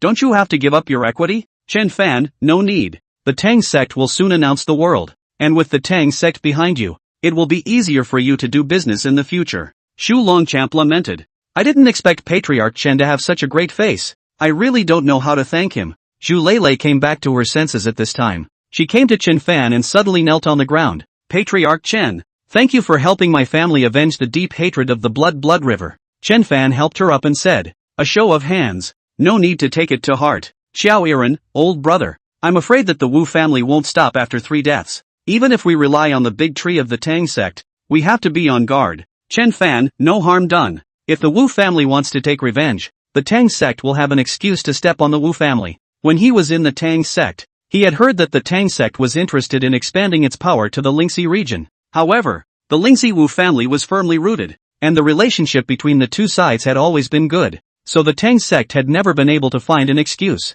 When the dinner was over, Zhu Longchamp said that he wanted to keep Chen Fan for one night, so, neither he nor Yi Qingxue went back. Chen Fan understood Zhu Longchamp's worry. He was afraid that the Wu family would still send people over tonight, and was a bit uneasy, so he didn't leave. Xiao Yiren also didn't leave and stayed in a courtyard next door. There were 3 bedrooms in the small courtyard. Yi Qingxue lived in the inner room and Chen Fan lived in the outer room. Since he had drunk some wine, Yi Qingxue made him a cup of tea and lamented. What happened today feels like a dream to me. Who would have thought that the richest man in Jiangbei would be so vulnerable in front of a martial arts family? Chen Fan, this world has always been like this. Some people hold power. Some people sit on money. And some people have force. The Wu family's force is strong enough and powerful enough. So Zhu Longchamp, the richest man in Jiangbei, is also very fearful and can only resign himself to his fate once he is targeted. Yi Qingxue, but doesn't anyone care? Chen Fan, why should I care? When Zhu Longchamp falls, there is more than one Wu family eating meat.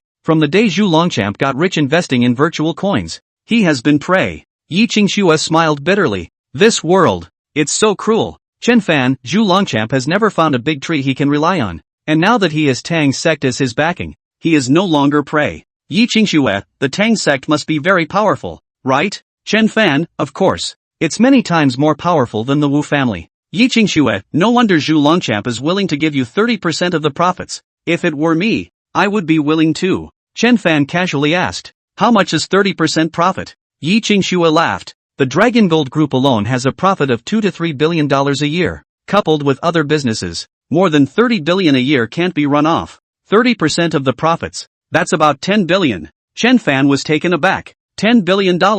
Yi Qingxue pursed her lips and smiled. 10 billion. Indeed an astronomical figure. Chen Fan smiled. This money coming too easily may not be a good thing. Yi Qingxue asked. Why do you say that? Chen Fan, eating people's mouth is soft. Taking people's hands is soft. After taking this money, I'm going to guard the Zhu family and solve the trouble for them. Yi Qingxue laughed. That's worth it. At this time, someone knocked on the door and Yi Qingxue went to open it. Outside the door stood Zhu Lei, who asked, is Patriarch Chen resting? Yi Qingxue, not yet. Please come in. Zhu Lei walked in holding a mahogany box. She placed the box in front of Chen Fan and smiled. Patriarch Chen, this is a treasure that my father spent a lot of money on 10 years ago. He asked me to bring it to you. Chen Fan smiled. Boss Xu is polite. He opened the box and saw that inside was a fist-sized piece of beeswax. The beeswax had a rounded luster and a crystalline body. It was the best of the best. Moreover, there was something vaguely glowing inside, and when viewed under the light,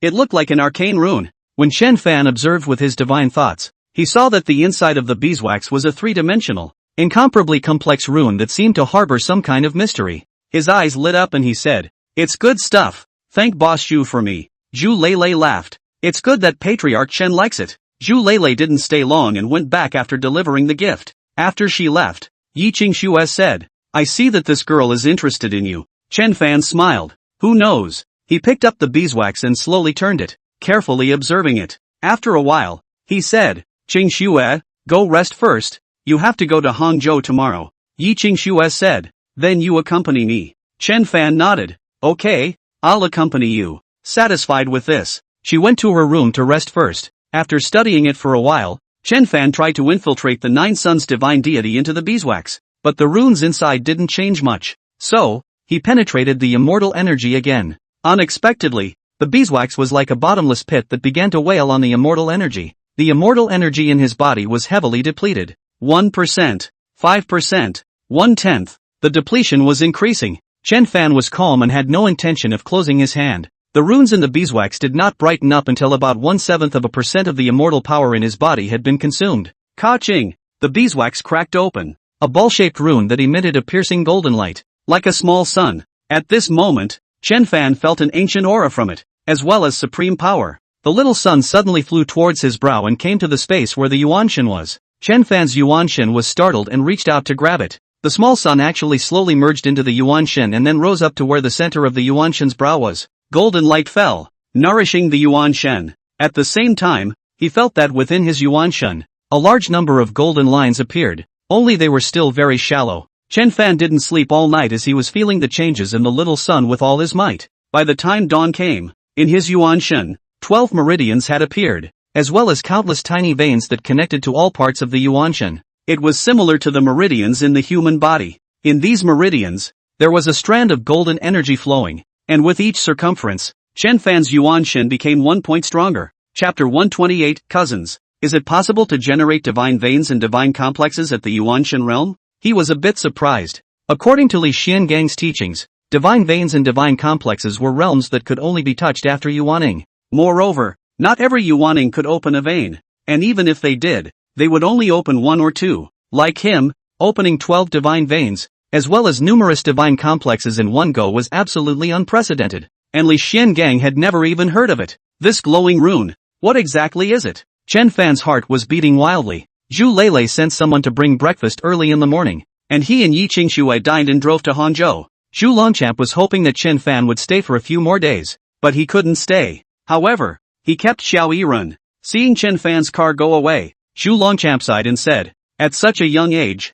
he is so powerful and has a close relationship with the Tang sect. It would be great if he was my Zhu family's son-in-law. That way, no one would dare to belittle my Zhu family. Foreigner Qiao laughed. Chen Fan is not a pool animal. It all depends on chance. Chen Fan's car drove for some distance and stopped at an intersection. There was a business car parked there. The door opened and Song Shihao stepped out of the car. He laughed. Brother, let's go in one car, so we can talk on the way. Chen Fan nodded his head, so he and Yi Qingxue got into the car. It was an extended MPV, 5 meters 6 long, with 4 seats in the back and 4 people sitting face to face in the front and back. As the car drove, Chen Fan briefly introduced both sides. Hearing this, Song Shihao couldn't help but laugh. Coincidence. Speaking of which, Yi Jizu of the Yi family and my grandfather are cousins, so I have to call him my cousin uncle. Yi Qingxue didn't expect that there was such a layer of relationship between the two sides and said, then I'll have to call young Song my cousin. Song Shihao laughed and said, we are all family. Chen Fan asked, does it have anything to do with your Song family if the Yi family can make a fortune? Song Shihao, indeed. I heard my dad say that the Yi family has taken over a lot of projects from my Song family. By the way, cousin, your dad and my dad have a good relationship. Later, I heard that the Yi family had a change of heart, and when cousin uncle left Hangzhou to develop overseas, the relationship between the Song family and the Yi family became estranged. Chen Fan, what kind of business does the Yi family do? Yi Qingxue, back then, we mainly imported medical devices, as well as drug production. The Song family controlled many hospitals, and that's how the Yi family was able to sell both drugs and devices. Song Shihao, well, the medical group controlled by the Song family does purchase a large amount of medical supplies provided by the Yi family. However, cousin uncle was very bold back then, and later developed a few proprietary Chinese medicines, and the Yi family group's revenue broke through the $10 billion mark as a result. Yi Qingxue sighed softly. Dad labored so hard, but they took away all the equity in a shameless way.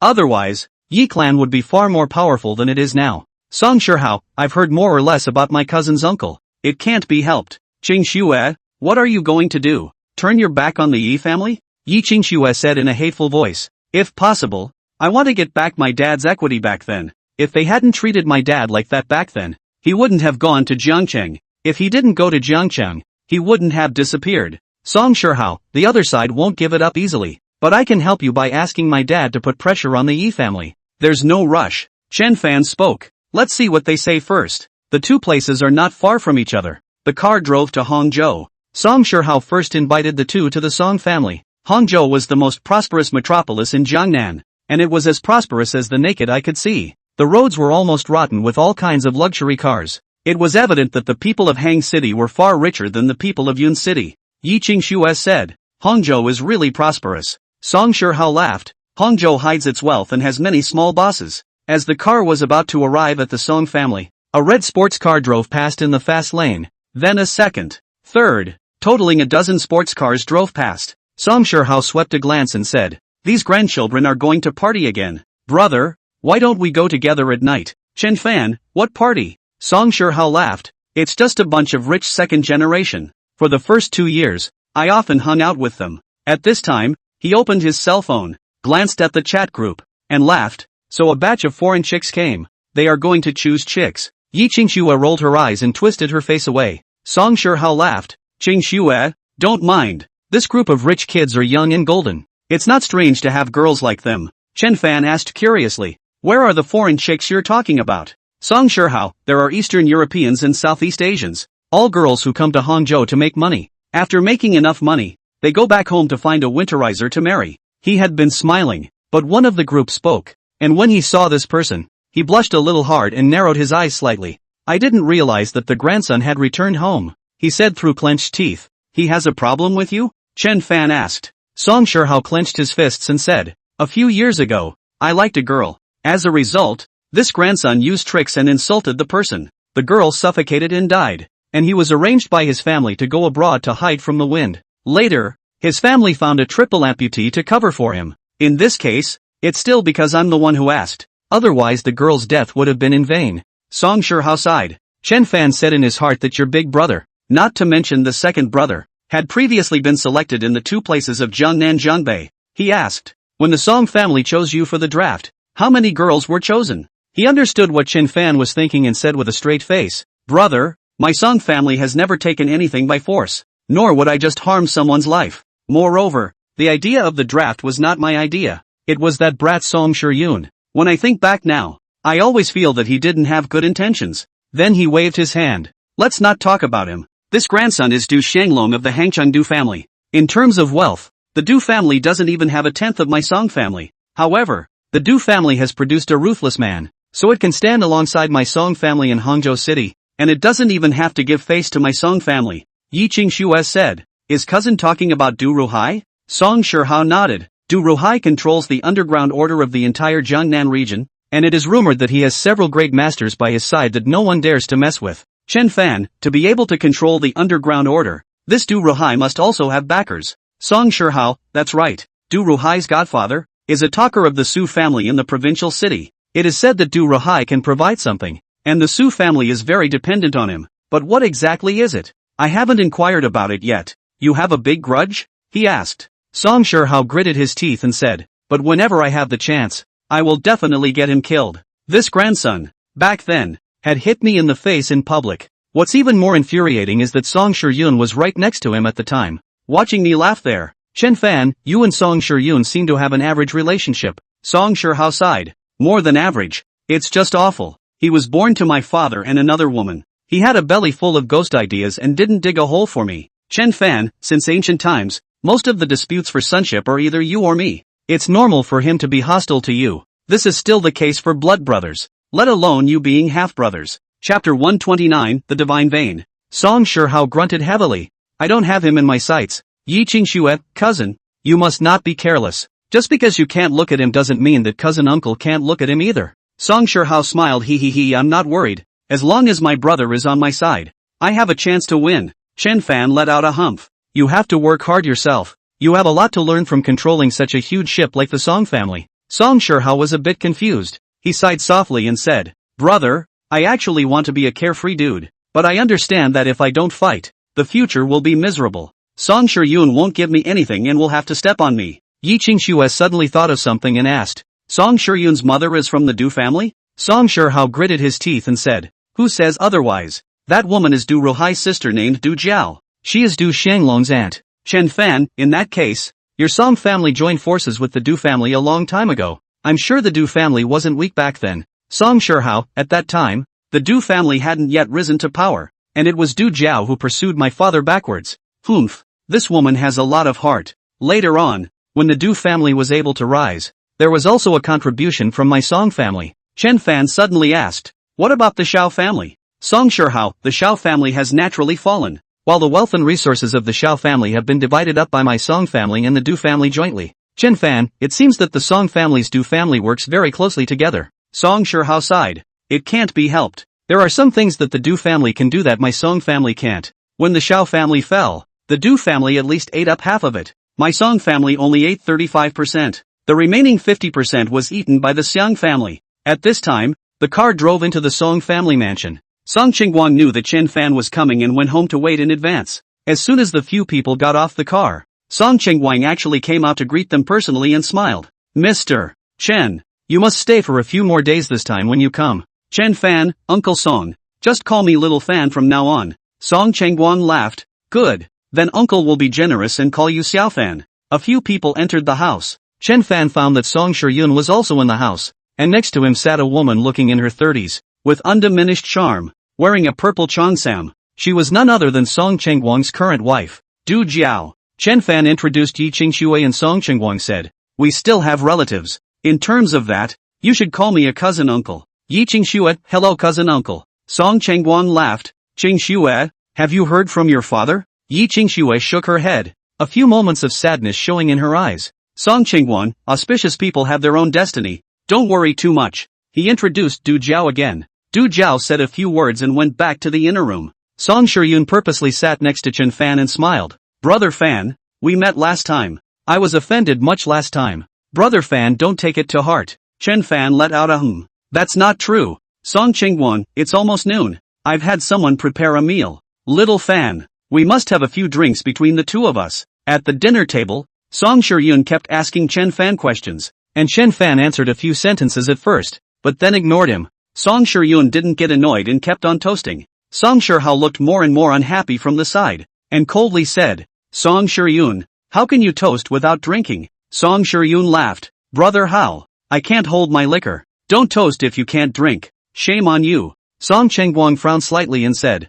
Sure Hao, speak to your brother properly. Be a brother and behave like a brother. At the end of lunch, Chen Fan and Yi Qingxue were arranged into a room together. The room was on the third floor, with a large balcony of more than 50 square feet, raising many flowers and trees. Yi Qingxue made Chen Fan a cup of tea and said, Chen Fan, do you have any feeling that Song Shihao is afraid that Song Shiyun is not a match for him? Chen Fan looked at her. Do you have a basis for this? Yi Qingxue, Song Shiyun has a deeper city and knows how to calculate. But that's not important. What's important is that Song Shiyun has her mother Du Jiao behind her. Du Jiao is Du Ruhai's own sister. So if he takes over the Song family in the future, he will be able to get the full support of the Du family. But Song Shihao was different. He didn't have the support of his maternal uncle behind him, and was destined to not be able to fight Song Shiyun. And Song Qingguang also knows this very well. If he were a sensible person, he would also definitely let Song Shiyun inherit the estate. Speaking here, she said, however, if you are willing to help Song Shihao,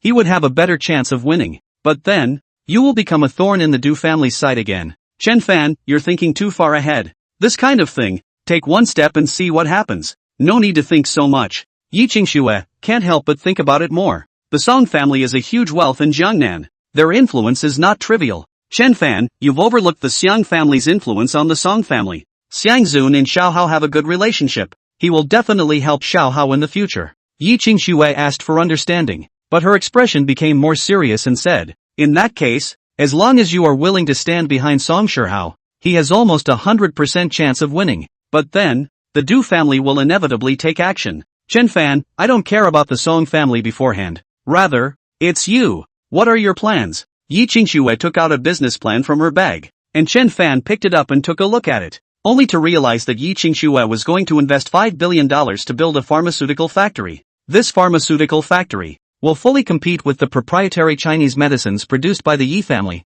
taking over the market they have already occupied. Chen Fan looked at her, and the latter coldly said, if the Yi family refuses to return my father's equity, I can only declare war on them and use my methods to reclaim everything that belongs to my father. Chen Fan, 75% of the Yi family's current income comes from proprietary medicine sales, and 80% of those 75% sales come from 3 kinds of medicine: an anti-inflammatory oral liquid, a cough syrup, and a cold punch. Yi Qingxue, that's right. Most of that 25% of the proceeds are from working with the Song family, so as long as I take away the market for these 3 medicines, the Yi family will have no money to make. Chen Fan asked her, won't you reconcile with them? Yi Qingxue sneered. I know them too well. They won't reconcile. 9 times out of 10. They asked me to come because they want to swallow the property my father left behind. Chen Fan gently nodded. I will support any decision you make. For medicine, I'll help you research a few formulas, and the effect is guaranteed to be stronger than the ones from the Yi family. Yi Qingxue was overjoyed.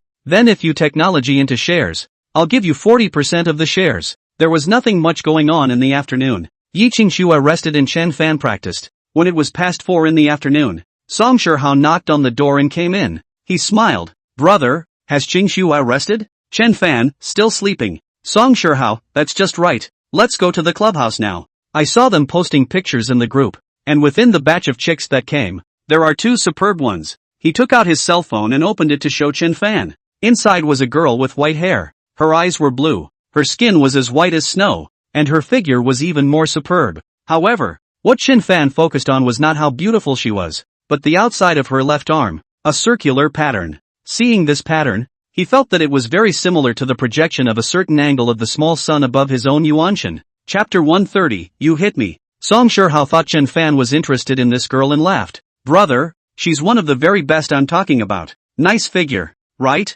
Chen Fan originally had no interest in participating in this kind of party, but this girl piqued his interest and he said, I'll go take a look. As the 2 got into the car, Chen Fan asked, are all these girls here voluntarily? Song Shihao, that's for sure. These girls' families are poor, earning only a few $100s a month. When they come out to earn money for 2 years, they go back to be the rich people in the area. Everyone has everyone's choice. Chen Fan just sighed softly after hearing this. Song Shihao, brother, that grandson Du Shanglong will be there too. We don't see eye to eye with each other. If we start fighting later, you help me teach him a good lesson. Chen Fan, I'll take a look and leave. Song Shihao blinked, then grinned. Understood. Then I'll stimulate him hard in a while, so he'll make the first move. The car came to a small 12-story building, stopped, and the 2 took the elevator to the 9th floor. As soon as the elevator doors on the 9th floor opened, a scent of perfume mixed with alcohol hit them. At the entrance of the elevator stood 4 welcome guests, bowing in unison and saying,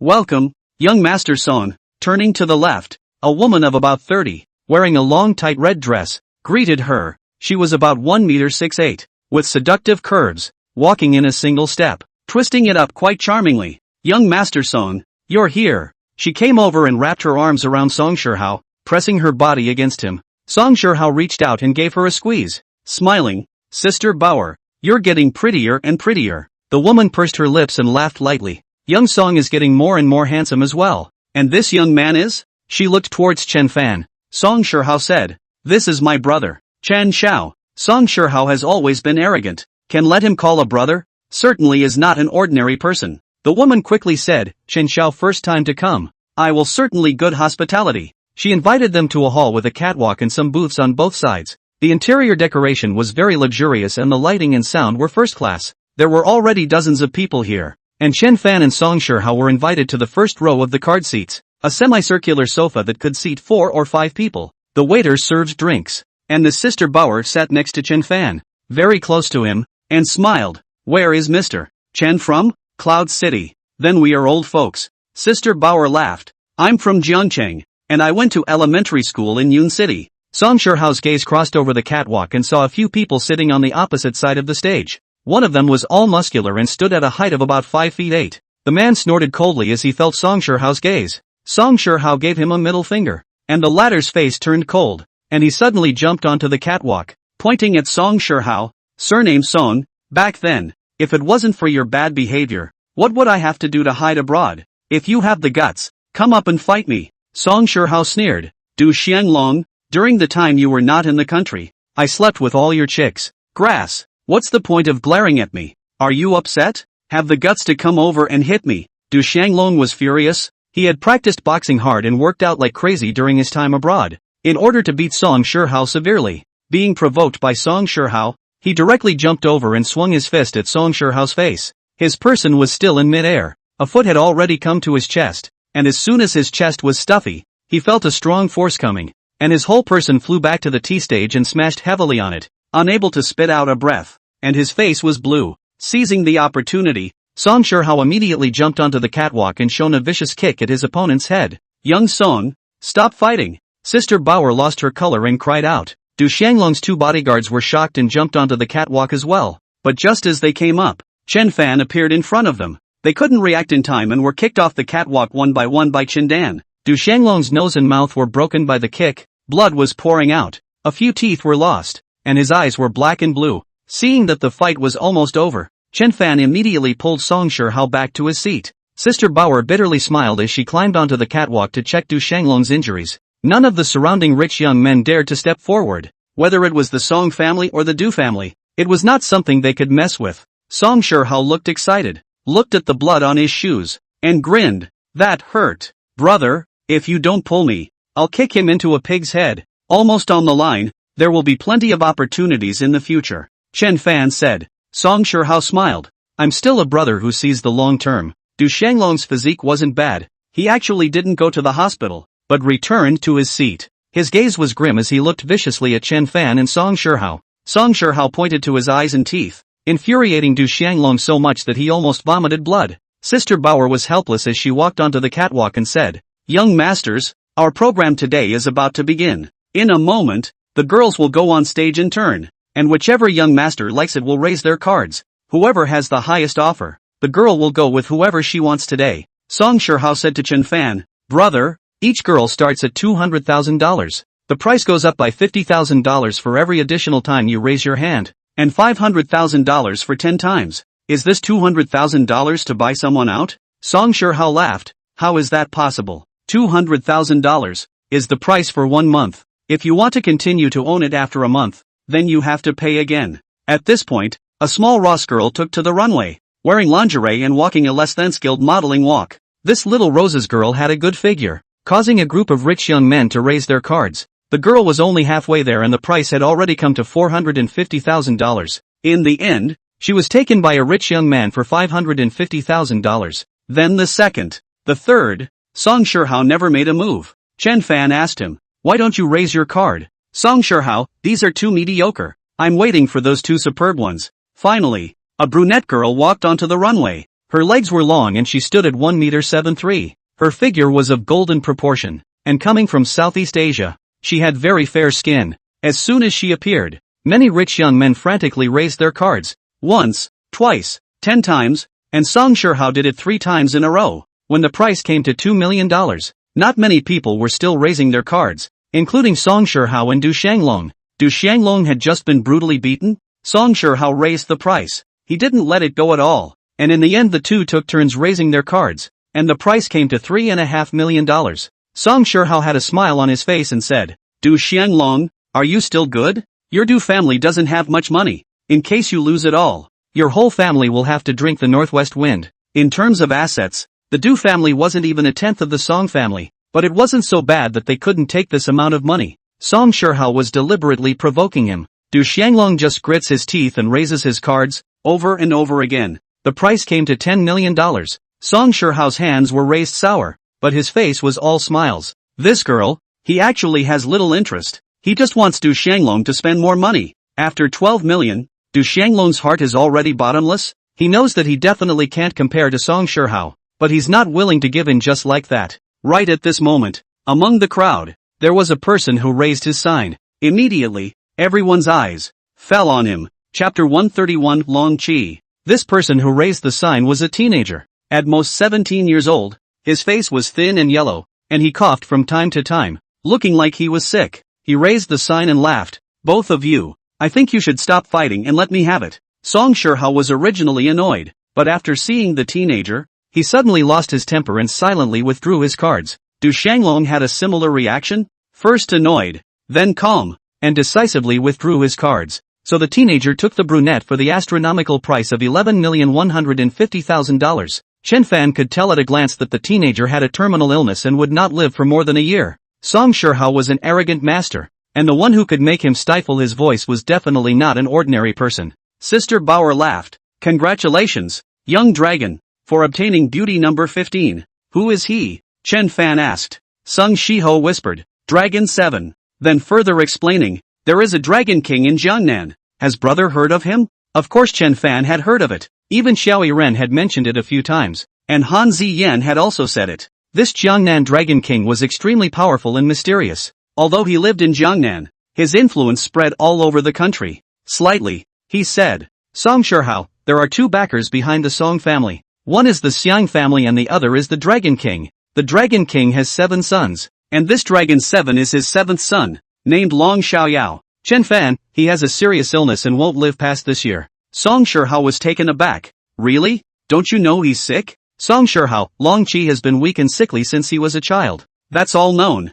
I just didn't expect it to be so serious. Then he thought of something and asked in a low voice. Brother, can you cure it? Chen Fan, medicine doesn't knock. Song Shihao laughed. Then of course he has to come and beg brother in person. And it has to be the Dragon King who does the begging. After a few more girls, the white-haired, blue-eyed girl finally made it to the runway. Very uncomfortable with the unfamiliar surroundings. Her arms wrapped around her hands and her modeling steps out of shape. Chen Fan saw the pattern on her arm. It was not tattooed on at a later stage, but innately so. At this moment, he felt that the small sun in his body was slightly brightening and flickering, and it seemed that some kind of induction had been created between him and the girl. As he fixed his eyes on the girl, there was a golden glow running through her. He thought for a moment, then held up the sign. Song Shihao laughed. Brother, it turns out that you also have a heartbeat. This girl, naturally, was also a target for the rich young masters to compete for, and the price quickly came to $3 million.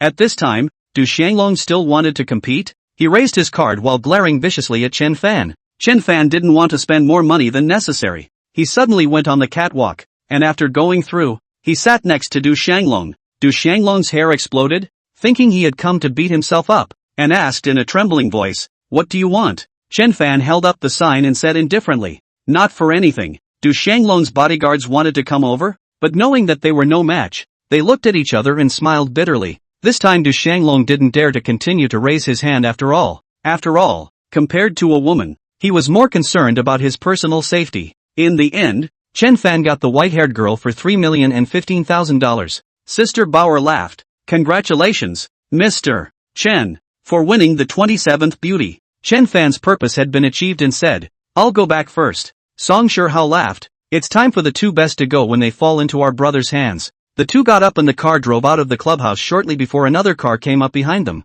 Song Shihao glanced at the car in the back and said, It's Duke Long Qi. Chen Fan, he's chasing us? Song Shihao said, I just purposely asked someone to reveal the news to him, saying that you, brother, are a supreme divine doctor. He probably wants to see brother for a while. Chen Fan, it's so late. No see. Song Shihao laughed. Okay. At this time, his cell phone rang, and Dragon 7 Dragon Xiaoyao's voice came out from it. Young Song, I heard that you found someone to cure Zun Xiao from the capital. Song Shihao said. Young Master Long, there is indeed such a thing. How did you know? Is that the one next to you? He asked. Song Shihao laughed. It's him. Long Xiaoyao, my car is right behind me. Can I meet him? Song Shihao hesitated a bit and said, My brother doesn't usually see outsiders. Young Master Long, I'll find a chance to ask my brother some other day. Long Xiaoyao wasn't in a hurry and said, Young Song, then I'm counting on you. Hanging up the phone, the car behind him stopped following and turned around and headed back. Chen Fan, by the way, although Long Xiaoqi's illness is difficult to cure, it is not so bad that he will die. With the influence of the Dragon King, it is not difficult to find someone who can save Long Xiaoqi's life. Song Shihao was taken aback. Brother, are you saying that the Dragon King doesn't want to save his son? Chen Fan thought for a moment and said, It may not be that he doesn't want to, or he may not be able to. Song Shihao didn't understand. Can't? What could stop the Dragon King from saving his own son? Then I don't know. Chen Fan said, If he begs to come to the door, ask him first. Go back. I'll ask my dad. He'll know. Returning to the Song family, Song Shihao said, Brother, our girl will be delivered tonight. I'll arrange a room for you first, so you can go over any time. When she arrived at her room, Yi Qingxue had already woken up and was rummaging through her cell phone on the sofa. Seeing Chen Fan come in, she asked in a sour tone, Mr. Chen, was the party fun? Chen Fan laughed. I'm just checking out the action. He sat down in the couch and asked, Did you have dinner? Yi Qingxue, someone sent some food. I casually ate some. What about you? Didn't eat. Want to walk me down the street? He asked with a smile. Yi Qingxue gently nodded. Okay, I'll eat some with you. When Yi Qingxue changed into her clothes, the Song family's driver sent the two out. Yi Qingxue asked the driver to drop the two of them off at a street and got out of the car to walk. The streets are old and there are more cyclists and walkers as the streets are closed to cars at this time of the day. Both sides are lined with small restaurants and stores with a smoky atmosphere. Yi Qingxue looked at the scene on both sides and sighed softly, saying, I often passed by this street when I was in school, and it has hardly changed. Chen Fan, then you must be familiar with this place. Yi Qingxue, yeah, I've eaten almost everything here, but a lot of them have changed their store names. After walking for a while, she suddenly said, it smells so good. The water family wonton in front of me. I still remember this flavor. Chen Fan also smelled it and smiled. Go and taste it.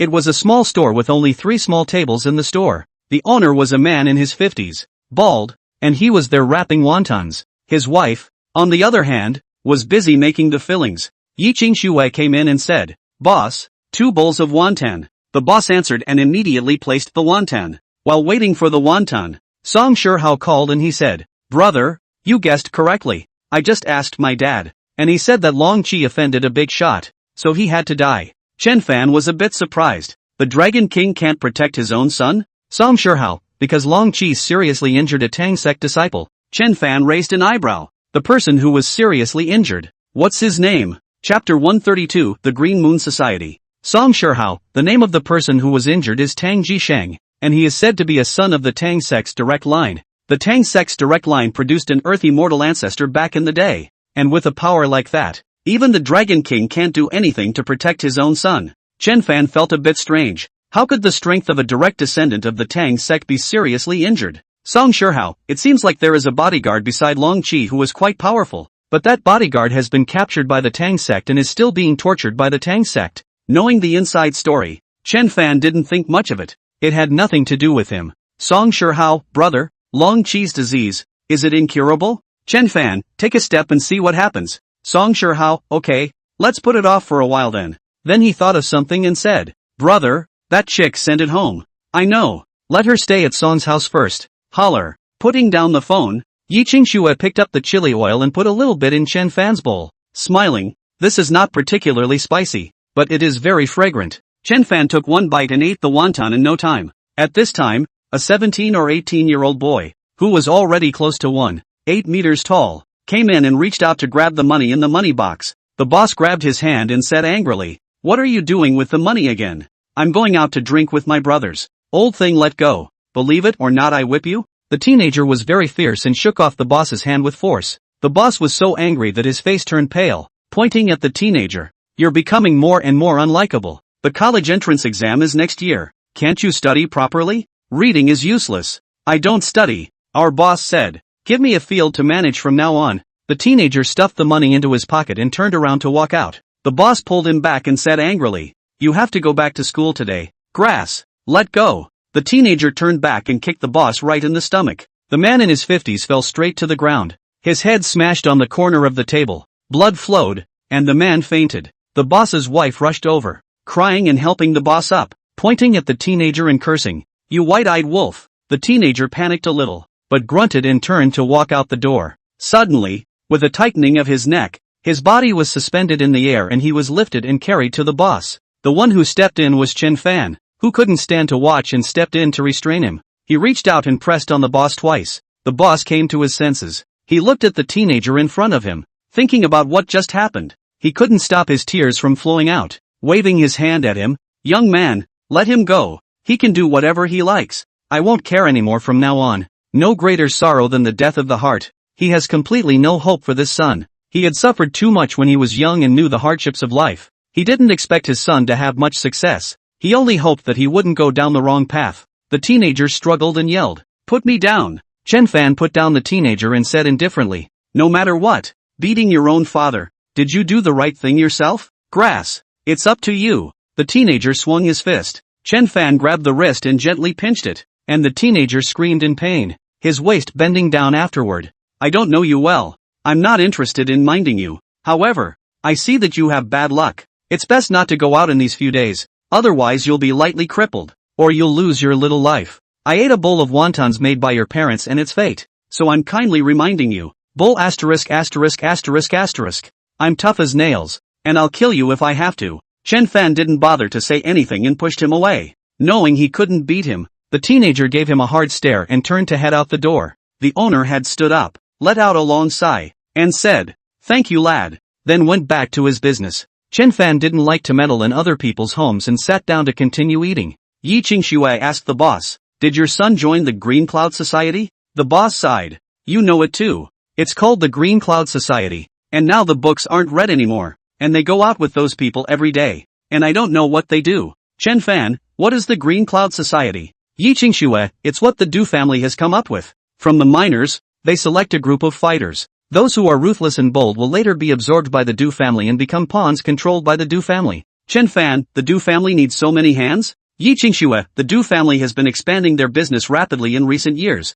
They need a lot of people to fill their ranks. That's why they came up with the idea of founding the Qingyun Society. The Green Cloud Society even has a branch in Jiangchang, and some miners are easily brainwashed by them. What's even more annoying is that they will also assign miners to commit crimes, which generally won't be sentenced. And even if they are sentenced, it will be a light sentence. Chen Fan frowned. The Du family is simply a tumor. Yi Qingxue, the most detestable. The Green Cloud Society specializes in taking in underage criminals, especially those who committed felonies at a very young age for training. While on the surface, the Qingyun Society is packaged as a social rescue organization. Chen Fan frowned slightly. It seems that the Song family must cut ties with the Du family as soon as possible, or else they will be implicated sooner or later. Yi Qingxue, Du Ruhai has a backer. Unless someone wants to move him. After eating the wonton, the two of them just went out. A car stopped at the door. Beat the car down 4 teenagers, all carrying baseball bats in their hands. The leader was the teenager who had previously been taught a lesson by Chen Fan. As soon as that teenager pointed at Chen Fan, the 4 of them immediately rushed over and swung their baseball bats to hit Chen Fan. Chen Fan's body swayed and his feet stomped down heavily. All 4 teenagers' foot surfaces were flattened, and each of them screamed in pain. He slapped the teenager's face and said, "I told you you had bad luck. Now do you believe me?" He continued on his way, buying some of the good food as he came across it. After those 4 teenagers screamed miserably for half a day, they made phone calls, obviously not going to stop. Coming to a small store that sold meatball skewers, Chen Fan bought a few. This family's meatballs were chewy and flavorful, made with mushrooms and beef. Yi Qingxue glanced behind her and said, "They will definitely call someone else to look for you. Let's just go back." Chen Fan, just look for it. I'd like to see how capable the Du family is. Yi Qingxue looked at him. You're not trying to use the opportunity to deal with the Du family, are you? Chen Fan, that's not true. But if it's the Du family that's not finished, then I won't be polite either. Yi Qingxue laughed bitterly. If I didn't know about your tactics, I would definitely treat you as a madman. In the boundaries of Jiangnan, to provoke the Du family, only you dare. At this time, a car drove over and stopped in front of the small store. Long Qi stepped out of the car. He quickly walked to Chen Fan and said politely, "Divine Dr. Chen, can I borrow a step to talk?" Chen Fan had met with the 7th young dragon yesterday, but didn't speak. Unexpectedly, he actually looked for himself. "You sent someone to follow me?" he asked lightly. "Long Qi, how come?" "It's just that on this street, there happened to be our dragon family's eyes." Chen Fan ate the meatballs in his hand and said to Yi Qingxue, "Wait for me for a while." A bodyguard pulled open the door and the two got into the car. Long Qi sighed softly and said, "Divine Dr. Chen, I'm going to die. I heard that you have extraordinary medical skills. Can you save my life?" "Chen Fan, why have I heard that you have offended the Tang sect? The Tang sect wants you dead. You should go and beg the Tang sect." Long Qi smiled bitterly. "So you already know." Chapter 133, Blood Jade Ganoderma. Chen Fan, I also know that the name of the person you injured was Tang Jisheng. Tell me, how did you get into conflict with the Tang sect? Long Qi let out a bitter smile, so he briefly explained the cause and effect. It turned out that Tang Jisheng was playing in Hangzhou last week, and he only brought 2 attendants with him. A group of rich young people in Hangzhou were playing in a nightclub, because a woman and Tang Jisheng had a conflict. Tang Jisheng has martial arts in his body, and beat the rich young man crying. Then Long Qi arrived. As the 7th son of Long Qi, these rich youngsters never surrounded him. Therefore, when he saw the 2nd generation of Hangzhou being beaten up, he had his bodyguard step in and teach Tang Jisheng a lesson. Although Tang Jisheng's strength was strong, Long Qi's bodyguard was a realm of transformation grandmaster, so the former was naturally no match for him, and along with his 2 attendants, he was injured. Chen Fan asked, "What did the Tang sect say?" Long Qi let out a bitter smile. A hallmaster came from the Tang sect. He injured me in front of my father and said that he was not allowed to heal or else the Tang sect would start a war with my family. My body already had problems, and it got even worse after taking 2 hits from him. If I don't get treatment, I won't live for a few years. Chen Fan said indifferently. I also have some connections with the Tang sect, so I'm afraid I can't treat your injury. If a group of second-generation people clashed, then they would bear the consequences themselves, and he didn't want to get involved. Long Qi took out a box from the side, and after opening it, inside the box were 6 slices of blood-red Ganoderma lucidum. Each blood-red Ganoderma lucidum was as bright as blood, and it emitted a refreshing fragrance. The red mushroom umbrella, like white jade, had many polygonal holes on it. Blood jade Ganoderma, Chen Fan blurted out. Back then, he had helped Yi Qingxue pick the ghost eye lingzhi, but this blood jade lingzhi was 100 times more precious than the ghost eye lingzhi. A true treasure medicine. He also found that the blood jade Ganoderma carried some red soil underneath it, and it looked like it had been recently harvested. Long Qi said, "It seems that you recognize this as a rare herb. If you are willing to save my life, this blood jade Ganoderma will be yours." The blood jade Ganoderma was indeed a good thing with strange medicinal effects. Moreover, he had immortal power that could catalyze the blood jade Ganoderma, increasing its medicinal effects 10-fold and 100-fold. He pondered for a moment and said, "I'll take the things, you go back and wait for my news." Long Qi's eyes lit up. "Good. I'll wait for news from the divine doctor." Getting out of the car, Yi Qingxue was still there waiting for him and asked with a smile, "Who is that person?" "Long Qi," Chen Fan said. "He is dying and wants me to save his life." Yi Qingxue asked, "Then do you save?" Chen Fan shook the box in his hand and sighed. "For the sake of it, I can only save him." The two walked a little further when another SUV pulled up next to them, and this time a man in his 30s stepped down from it, strongly muscled, with black tattoos on his arms and back. After the teenager beside him, determined that the person he was looking for was Chen Fan, he walked over and coldly asked, "Were you the one who beat up my people?" Ping! Chen Fan punched the man's face. The other party was like opening an oil and salt store. Sweet and sour came out, covering his nose and squatting on the ground. Chen Fan kicked again, kicking his man back into the car, and said to him, "I'm in the Song family. If you don't like it, you can go find me." Afterward, he and Yi Qingxue called for a driver and returned to the Song family. Sitting in the car, Chen Fan took out the blood jade Ganoderma and couldn't help but sigh. It's still a 3rd-grade blood jade Ganoderma. It's rare. Yi Qingxue still remembered about the ghost eye Ganoderma. She knew that this medicine must have miraculous effects, so she asked, "Chen Fan, is this a Ganoderma? It's so beautiful." "This is a 3rd-grade blood jade Ganoderma," he explained. "This kind of Ganoderma, the worst is 5th grade, and 3rd grade is already quite good. Aren't the first-rate ones harder to come by? One product is too few. Within a few thousand plants, it is only possible for a one-product cheese to appear. Of course, above the one piece, there is the precious piece, and above the precious piece, there is the immortal piece. Can you become immortal by eating immortal products?" she asked curiously. Chen Fan laughed. "Pretty much, an immortal product is an immortal medicine. It's the same as Zhang Guolao taking the medicine and directly becoming immortal." When the car returned to Song's house, Chen Fan dug up some soil and put it into a flower pot, and at the very top, he put some hay and wood shavings, and then placed the blood jade Ganoderma on top of it. Then he took his immortal energy and channeled it into the lingzhi. The lingzhi instantly changed. It rapidly grew mycelium that went deeper into the bottom of the basin, and the color of the lingzhi became more vibrant. Putting away the blood jade Ganoderma, he contacted Tang Henian and asked, "Old sect master, do you know about Tang Jisheng?" Hearing this, Tang Henian let out a humph and said, "That worthless thing seems to have been injured. Chen Fan, I'm friends with the assailant, Long Qi, on the side of the first family. Is there any discussion?" Tang Henian laughed. "This is a small matter. Although Tang Jisheng is in the direct line, he's not much appreciated.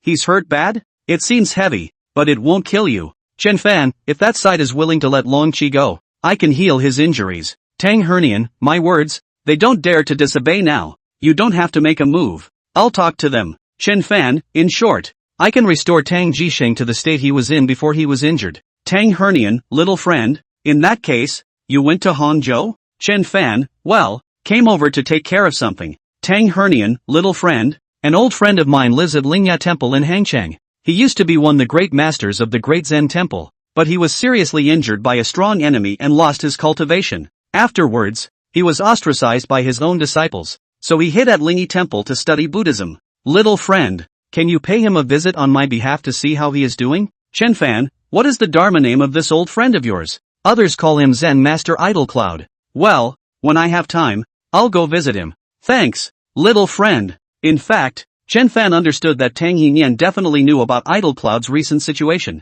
and he asked himself to go. 80% wanted him to help Idol Cloud diagnose and treat him. Putting down the phone, Chen Fan was not in a hurry to notify Long Qi right away. He still had to wait for news. Not long after, Song Shihao walked in. He gritted his teeth and said, "Brother, the Du family ate bear heart and leopard guts. They actually ran people to the Song family to ask for someone." Chen Fan was not surprised and asked, "Is it looking for me?" Song Shihao, "Brother, I'll take care of this." Chen Fan, "Who wants you to solve it?" "I'm purposely saying this to the people of the Green Cloud Society so that they can come to me." Song Shihao scratched his head. "Brother, you're so capable. You can't afford to waste time on such trivial matters." "Chen Fan, I have promised to cure Long Qi." Song Shihao's eyes lit up. "Brother, what about the Tang sect side? I told you on the Tang clan side. There's nothing wrong with it." Song Shihao blinked and asked, "Brother, then in the future, if the Long family and Song family clash, the Long family will side with our Song family?" "Chen Fan, it doesn't matter if the Long family is on your side or not.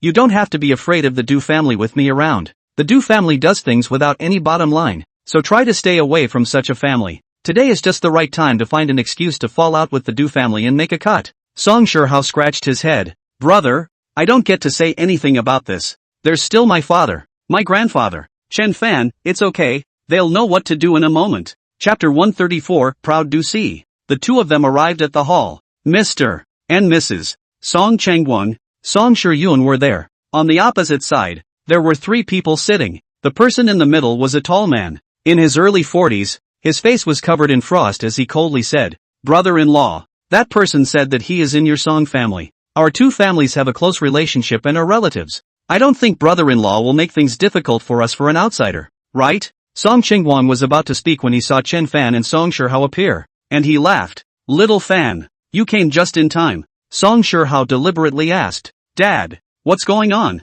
"Song Chengguang, the Du family came to our house looking for someone." Beside the tall man was another muscular man in his 30s. His nose was red and swollen. It was the one who had been taught a lesson by Chen Fan earlier. He pointed at Chen Fan and said, "Fourth master, that's him." The tall man let out a cold snort as he stared at Chen Fan. "Kid, you've got some guts. You dare to beat up someone from my Du family." Song Shihao's face sank as he said, "Du Lao Shi, show some respect. This man is my brother." This tall man was none other than Du Ruhai's brother, who was the fourth in line in the Du family. Named Du Rugi, Song Shiyun coldly said, "Song Shihao, as a junior, are you polite to talk like this?" Song Shihao's eyes crossed. "He's your elder, not mine. Don't get close to me." Song Shihlu's face turned red and he grunted heavily. Du Rugi smiled. "Brother-in-law, this son of yours is still the same. No change at all." Song Chengguang smiled faintly. "Old four, I don't care what happened before, but little Fan is my honored guest. There's no way I'm going to let you take him away.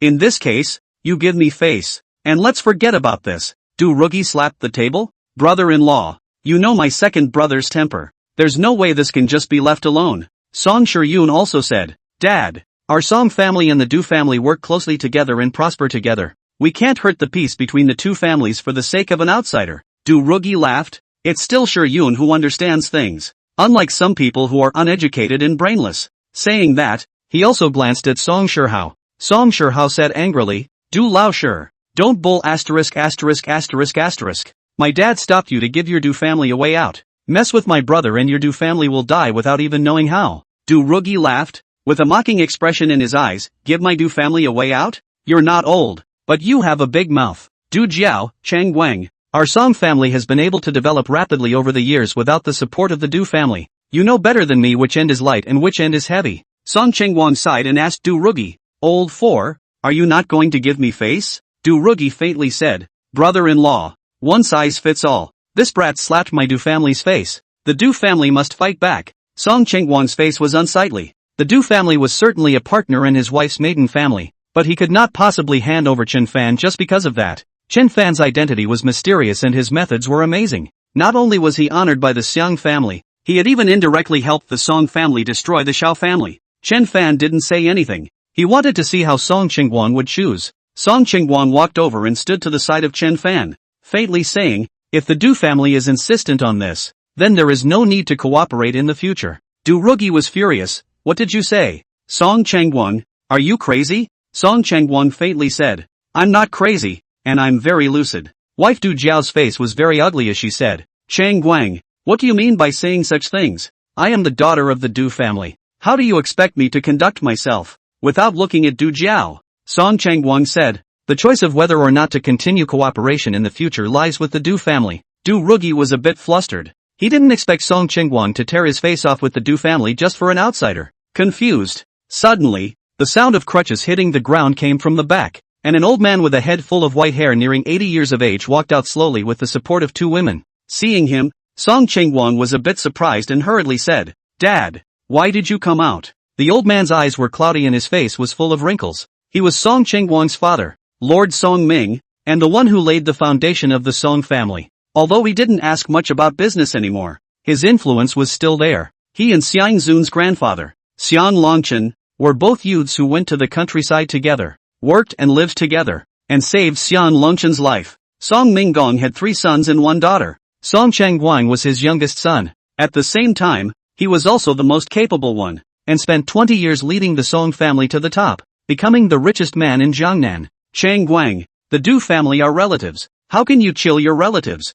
Song Yunsheng exclaimed. And if you disregard the big picture like this, can your 2 elder brothers convince you? Song Chengguang exhaled and said, Dad, since you've entrusted me with the family's affairs, you should trust the judgment I make. Song Minggong looked at Song Shihao and said, this child Shihao, just like his mother, is prone to impulsive behavior and can hardly become a great man. Song Minggong was more optimistic about Song Shiyun, but he didn't really like Song Shihao. Moreover, he didn't like Song Shihao's mother either. Song Shihao twisted his face away and faintly said, whether or not you become a weapon, you don't get to say. How dare you? Song Minggong was furious, lifting his cane and striking at Song Shihao, but Song Chengguang reached out to stop him. Song Shihao blared and didn't dodge. Song Minggong was so angry that he pointed at him and cursed, asshole, how dare you stare at me? The doorway and walked into 2 middle-aged people, one wearing a silver and blue tang suit, white and fat, another person wearing sports casual clothes, thin, not tall. These 2 are Song Chengguang's elder brother Song Chengwen and second brother Song Qingji. Seeing these 2 men appear, the corners of Du Jiao's mouth rose slightly. The people were called by her. She knew her husband's character and the probability was that he would not yield to the Du family. So she called the 2 elder brothers, wanting them to convince Song Chengguang to hand over Chen Fan. Song Chengwen wore glasses and looked very civilized as he said, sure how, why did you make Grandpa angry again? Quickly apologize to Grandpa. Song Chengwen and Song Qingji both had their own mansions, and both of them didn't ask about the business of the Song family, concentrating on their official duties. Song Chengwen is the provincial official in charge of economy and investment promotion, while Song Qingji is the number 3 person in Hangzhou. When Song Shihao was young, he stayed at his great-uncle's house because Song Chengguang was too busy, and his great-uncle and great-uncle took great care of him, treating him as if he were their own son. Uncle, Song Shihao lowered his head, and although he was reluctant, he apologized to Song Minggong. Grandpa, I was wrong. Song Minggong let out a humph and turned his face away. Song Chengguang also said, big brother, second brother, what brings you here? Song Qingji swept his gaze over the scene and said, my younger sibling said that something happened at home, so we came back to take a look. Song Chengguang first introduced Chen Fan to his 2 elder brothers, eldest brother and second brother. This is Chen Fan, Xiao Hao's godbrother. Last time, that incident between Zun Xiao and the Xiao family, it was all thanks to Chen Fan's help. Song Chengguan laughed, so it's Xiao Fan. I really need to thank you more for last time. Chen Fan said nothing more after meeting these 2 Song family elders. The 3 brothers had arrived, so there was bound to be some decisions to be made, so he would look at it first. Chapter 135. At this time, Du Rugi cleared his throat and said, big brother, second brother, you guys judge. This surname Chen beat up my Du family. We came to the door to ask for the murderer, brother-in-law. He not only refused to hand over the person, but also said that he severed his relationship with my Du family. Song Qingwen and Song Qingji looked at each other. Song Qingwen laughed and said, brother Du Si, Chen Fan is the Song family's honored guest. How can he be handed over to you? I think the Du family will give the Song family face and forget about what happened before. Seeing his eldest son say this, Song Minggong could not help but fall into deep thought. Du Jiao frowned slightly. What did Song Chengwen mean? He was going to break ties with the Du family as well? She couldn't help but say, big brother, the Song family has been able to take off all these years without the help of the Du family. Is it appropriate to make such a scene now because of an outsider? Song Chengwen still laughed. That Du family is so aggressive for a little bit of trivia. They have to make the Song family hand over someone. Is that appropriate? Du Rugi slammed the table. After talking for half a day, you guys just won't hand them over, right? Song Qingji said indifferently. That table is made of Wanwali. Du Lao sure. Don't shoot it. Du Rugi nodded his head with a cold smile. Okay. You three Song brothers are really good. Then he stared viciously at Chen Fan and said,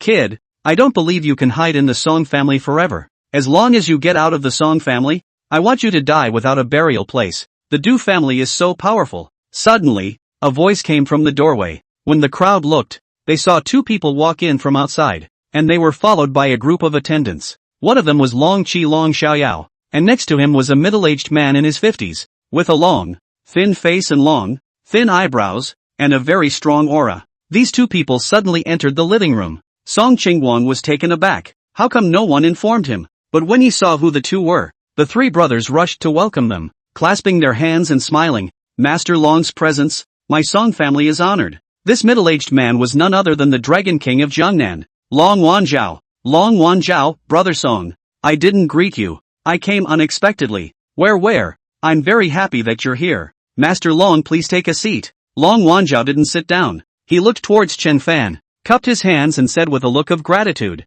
Mr. Chen, thank you for saving Xiao Xian's life. The Tang sect side has already contacted me, saying that for your sake, they are willing to let Xiao Xian go. There is no way to repay the favor of saving my son, so please accept a bow from me. Mr. Long. After saying that, Long Wanzhao and Long Xiaoyao, at the same time, knelt down for Chen Fan. Chen Fan reached out to hold the two of them and said, there is no need to be like this. It's just a matter of lifting their hands. Long Xiaoyao, however, was very excited. Even with Chen Fan stopping him, he still took a few steps back and kowtowed to Chen Fan. He was immensely grateful and said, Mr. Chen, for saving his life, I, Long Xiaoyao, will not dare to forget it in this life. Seeing this scene, Du Rugi froze. He never thought that Chen Fan was actually the Dragon King's benefactor. Long Wanzhao looked at Du Rugi and said, Du Xiaoxi, you dare to threaten my Long family's benefactor. Are you tired of living? Du Rugi was in a cold sweat as he hurriedly bowed and said,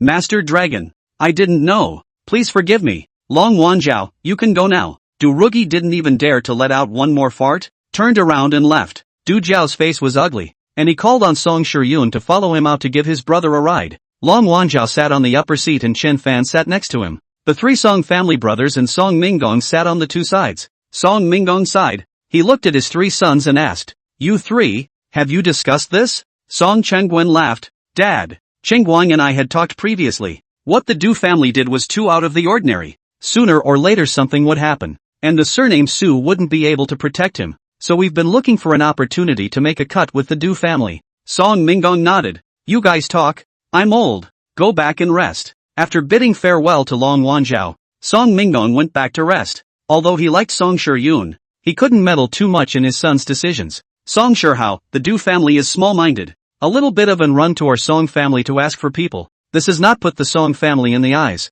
Should have cut off with the Du family long ago. Song Qingji glanced at Song Shihao and said, Xiao Hao, you're still too young. They want to take Chen Fan away because of you. Song Shihao wasn't stupid and instantly understood. He himself was a playboy before, with little ambition. But with Chen Fan's appearance, everything had changed. Chen Fan's background was mysterious and powerful. Not only did he make Song Shiyun's relationship with the Xiang family close, but he also helped him open up business in Yun City and made a big achievement. So Song Shiyun and Du Jiao developed a sense of crisis and tried to keep Chen Fan away from the Song family. The reason why the Du family demanded that the Song family hand over the person today was to force Chen Fan to alienate the Song family and leave Song Shihao. As for what happened after Chen Fan left the Song family instead, it didn't matter. It's just that the Du family didn't expect the Song family to have the intention of cutting off the Du family with a strong attitude. Song Chengguang sighed. They were both sons. He didn't favor one over the other. But at the moment, it seemed that Song Shihao had the Xiang family and Chen Fan behind him, and was also the eldest son.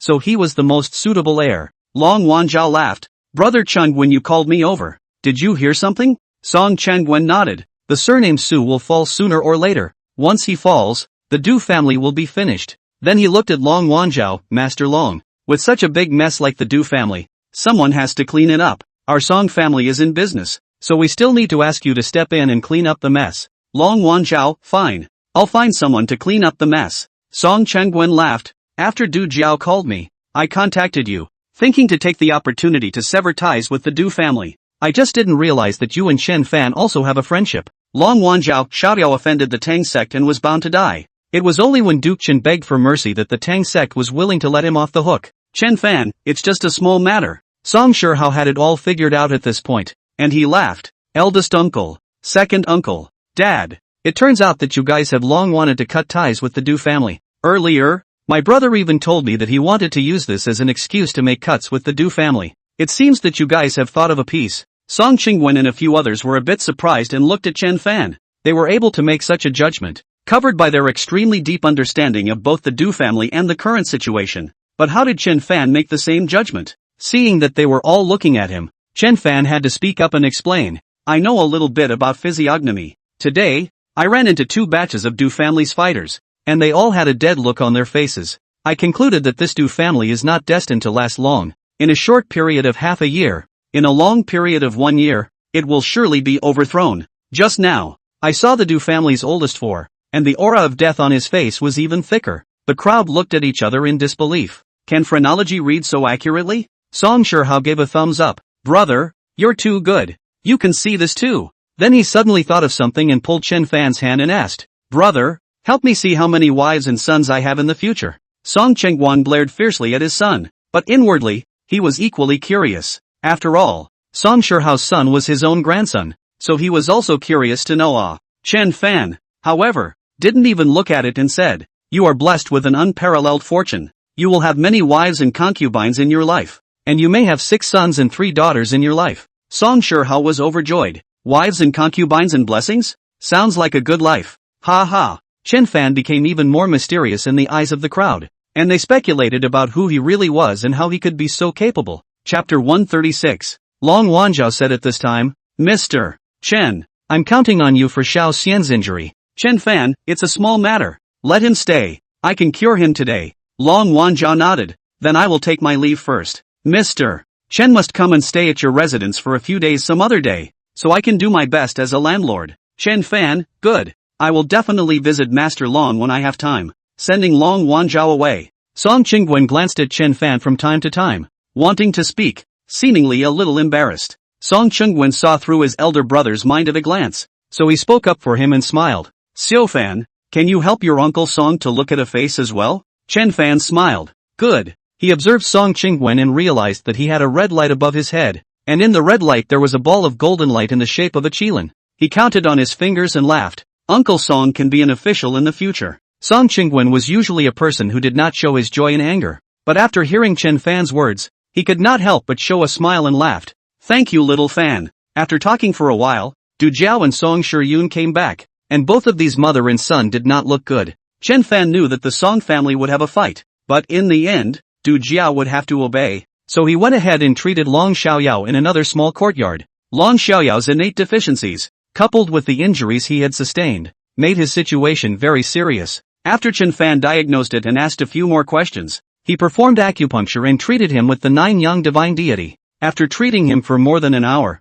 he broke out in a sweat, and Long Xiaoyao, who was previously uncomfortable, became very relaxed, and he said gratefully, Brother Chen, your kindness, Long Xiaoyao, will never forget it for the rest of my life. Chen Fan brewed a pot of tea and poured a cup for Long Xiaoyao, saying, I'll give you a prescription. You'll take the medicine according to the prescription, and you'll be able to recover after taking it for half a year. Long Xiaoyao was very happy. The tip of his nose was covered with beads of sweat as he said, Great. I've been weak and sickly since I was a child, and I've searched for countless famous doctors who couldn't do anything about it. My body has never been so comfortable as it is now. Brother Chen, thank you so much. No need to be polite. After all, the blood jade Ganoderma you sent me is very precious. Consider it as the consultation fee. Taking a sip of tea, Long Xiaoyao's eyes widened. Good tea. The two of them chatted. Chen Fan did not know much about the Dragon King. From Long Xiaoyao's mouth, he learned that 4 of the Dragon King's first 7 sons were not his own, but the sons of several fallen comrades. Long Wanzhao was a soldier king when he was young, and later led a group of retired comrades to establish a mercenary army in Africa, named Red Dragon. This mercenary army started out with only 100 or so people, but later developed into an armed force of tens of thousands of people, with a strong fighting force, and cooperated with many countries in Africa and the Middle East. After 10 years of development, The mercenary army led by Long Wanzhao was disbanded for some reasons, but Long Wanzhao's brothers and comrades followed him into death. Dissolution has been difficult to integrate into society to earn a living. So, in order to let his brothers can live a decent life, he set up a security company and hired them. In those days, society was still relatively chaotic, filled with idle people. All industries developed savagely, and there were a large number of gray industries. The services provided by Dragon King were professional, and the people underneath were strong in combat and organizational discipline. As a result, in just 2 years, it developed into an industry giant. From celebrities and rich businessmen, down to opera halls and hotels, all are willing to cooperate with Long Wanzhao. Later, it is involved in bank escort, corporate security, etc. Business is getting bigger and bigger. To this day, the Dragon Security Group under the name of Long Wanzhao has more than 30,000 members in various fields. Because of his powerful strength and social influence, he is honored as the Dragon King. The Du family claimed to be the controllers of the underground order in Jiangnan, but Du Ruhai had to bow down in front of the Dragon King. The Du family did business that the Dragon King was unwilling or disdainful to do. Long Wanzhao acts in a low-key manner, and after making money, his favorite thing to do is to buy land and build houses. Moreover, the best thing about Long Wanzhao is that the people in the company trust him immensely. More than 10 years ago, Hangzhou had to sell a piece of land with an area of about 15 million square meters at a selling price of $60 billion. At that time, the real estate development just a few years. Can a hand out of 60 billion very few companies? No company can eat. Long Wanzhao hand only more than 20 billion. So he gave the order. The companies more than 100,000 brothers each contributed 200,000. He only used 2 days to put together 60 billion. Successfully took that piece of land. Long Wanzhao was very calm, and only made his move 8 years later. Due to the rapid development of the surrounding area, this piece of land has long become a prime location, the value of which has risen 15 times, and every member of the company who contributed to the project has made several $million.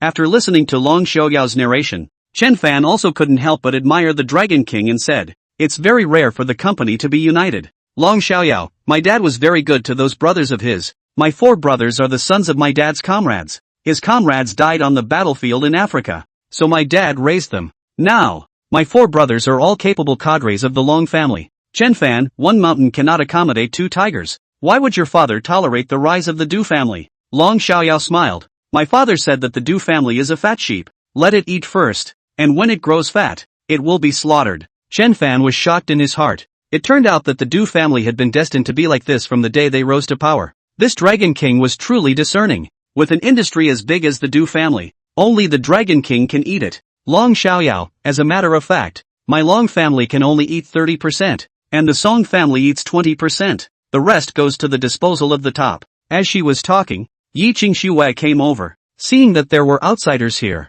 she was about to leave when Chen Fan called out to her. "Qingxue, let me introduce you to the 7th young master of the Long family, Long Xiaoyao. You have met him before. Xiao Xiao, this is my friend Yi Qingxue." Long Xiaoyao hurriedly got up and said politely, "Hello MS. Yi." Yi Qingxue laughed. 7th young man looks much more refreshed. Long Xiaoyao laughed. "Brother Chen's medical skills are brilliant and cured my injuries. Chen Fan, Qingxue is going to set up a pharmaceutical factory in Hangzhou. If you run into trouble in the future, you can look for Xiao Xiao for help." Long Xiaoyao immediately said, "That's right.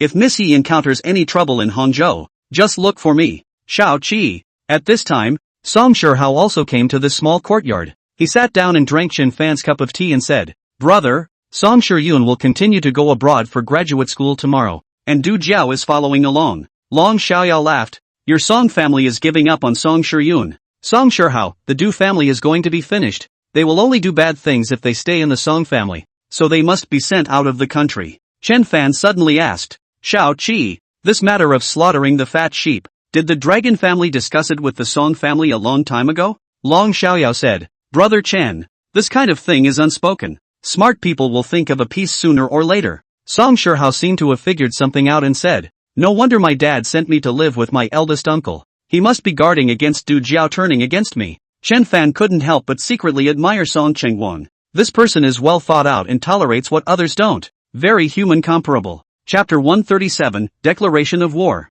A few people chatted for a few sentences. Chen Fan suddenly said, "Qingxue, don't you want to build a pharmaceutical factory? Why don't you let both Xiao Hao and Xiao Qi invest some money and hold a little bit of shares? Yi Qingxue understood that Chen Fan was helping her to find a backer. She laughed. Good. I just don't know if Young Song and Young Dragon are interested. Chen Fan opened his mouth and the two were naturally interested. Song Shihao smiled. Just give me 10% of the shares. Long Xiaoyao, I also take up 10%. Chen Fan, alright, I'll take 30%. This way Qingxue still has 70% of the shares. Yi Qingxue, there's no hurry about running the factory. I'll go back to the Yi family first. Chen Fan, going today? Yi Qingxue nodded. I've already informed the Yi family to go over in the afternoon. Chen Fan, okay, I'll accompany you. There was nothing to prepare for. Song Shihao sent a car to send the two to the Yi family. The Yi family wasn't far from the Song family, 10 kilometers away. Soon, the car came to a luxury residential area, where the houses were all detached and duplex villas,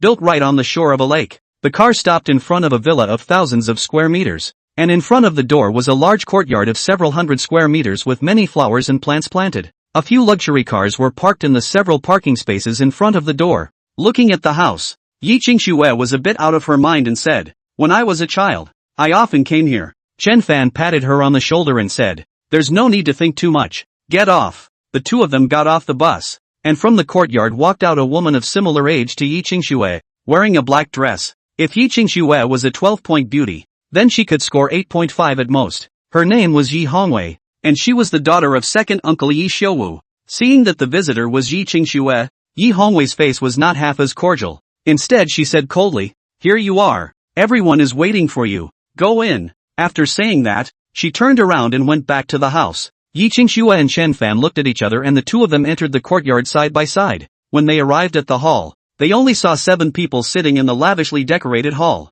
These people, Yi Qingxue recognized, grandfather Yi Jizu, second uncle Yi Xiuwu, and his wife and children, as well as grandmother and aunt. These relatives, at the moment, all looked at Yi Qingxue with a wary and scrutinizing gaze. Qingxue, you've grown up. Yi Jizu revealed a hint of a smile. Have a seat. Yi Qingxue found a seat on the opposite side and sat down. Chen Fan sat on her side without saying a word. Yi Jizu, who was in his 60s but was actually in his 70s, said, Qingxue, you just came to Hangzhou today? Yi Qingxue, it's been here for 2 days. You child. You didn't come over as soon as you came to Hangzhou. Second uncle Yi Xiuwu chided her. Yi Xiuwu was less than 50, rich and strong. He was tall and thin, with thick eyebrows and big eyes. He looked very shrewd. Yi Qingxue went to meet a friend, so I didn't come over. It's not too late to come now. This one beside you? Yi Xiuwu asked with a smile. Yi Qingxue, my friend, Chen Fan. Yi Xiuwu laughed and asked the maid to pour tea for the two of them. The scene was a bit awkward. Both Yi Jizu and Yi Xiuwu tried to act cordial but were very unsuccessful as Yi Qingxue had a cold face the entire time. Clearing his throat, Yi Jizu sighed and said, Qingxue, Grandpa knows that you are dissatisfied with Grandpa's decision back then, but there are some things you don't understand. Grandpa had no choice but to do it in the first place. Your father offended someone back then. If the shares are still in his hands, our entire Yi family will be hit. Yi Qingxue's pretty face didn't have a trace of expression. She just calmly asked, who did my dad offend? Du family. Yi Jizu said. Du Ruhai asked someone to send me a message that he wants our Yi family to disappear from Hangzhou within a month. Who are the Du family? We can't afford to mess with the underground. Yi Qingxue suddenly started to shed tears. Very sad. She asked. Then does Grandpa know? What is the relationship between the Song family and the Du family? Yi Jizu was stunned and said. Of course I know. They are in-laws. Yi Qingxue's heart was even sadder as she slowly said. Not only are they in-laws, they are also in a cooperative relationship. Grandpa, you and the Song family's old man are cousins. Haven't you ever thought of asking the Song family for help? Yi Jizu fell silent. Yi Qingxue was right. At that time, if he was willing to save the Song family, the Du family wouldn't have done anything to the Yi family. But he didn't do that. Yi Xiuwu had a smile, said, Qingxue, the past let him in the past. We have to look forward. By the way, I heard that big brother invested money back then. All back? Yi Qingxue didn't deny it and said, it was taken back. Thanks to Chen Fan helping me. All of these people could not help but look at Chen Fan a few more times, secretly guessing his identity. Yi Jizu said, Qingxue, Grandpa asked you to come because he thought that we are ultimately a family and we still need to be united. Only through unity can the Yi family continue to develop. All things prosper when the family is in harmony. Yi Qingxue, Grandpa, now that my father, your eldest son, is gone, can I get his shares back? These words were like burning oil in a fire, and the Yi family exploded. A hint of coldness flashed in Yi Xiuwu's eyes. And Yi Hongwei even laughed coldly. Yi Qingxue, are you dreaming? Giving you shares? On what grounds? Yi Qingxue faintly said. Although I know that you guys definitely won't return dad's shares to me, I still have to ask. Yi Jizu let out a long sigh and said, Qingxue, you guys are young and don't know how to do business. These shares are still for your second uncle to hold. When the business gets bigger in the future, your second uncle won't treat you guys badly. Yi Qingxue shook her head. Forget it. I don't want the equity if you guys don't want to give it back to me. However, I will build a new pharmaceutical factory that will specialize in your products in the future. Also, the Song family will no longer cooperate with you in the future and will instead cooperate with my business. Yi Jizu was taken aback. What did you say? You want to build a pharmaceutical factory? Qingxue, building a factory is not something that anyone can build. The little money you have in your hand can't stand up to your tossing and turning. Listen to Grandpa. You give the money to Grandpa, and Grandpa will give you a portion of the enterprise shares. This is the most stable. Chen Fan really couldn't listen anymore. He said lightly, Qingxue's factory, with the endorsement of the Long and Song families, and the prescription I provided. It's not hard to do, so you guys don't have to worry about it. The Yi family's crowd froze, and a fat man in his 20s said contemptuously, what are you bragging about? The Long and Song families can look at a small factory like this? Chen Fan, the factory has an investment of $5 billion, which is not small. The Song family and the Long family all have people who have shares. Yi Jizu's face was ugly as he said, Qingxue, what good are you doing this? We're all Yi family members. Do you have to target us? Yi Qingxue laughed coldly. Using underhanded means to take away the shares of your own son and big brother. This kind of thing is something only you can do. Either return my father's shares to me, or go to war. She said it word by word.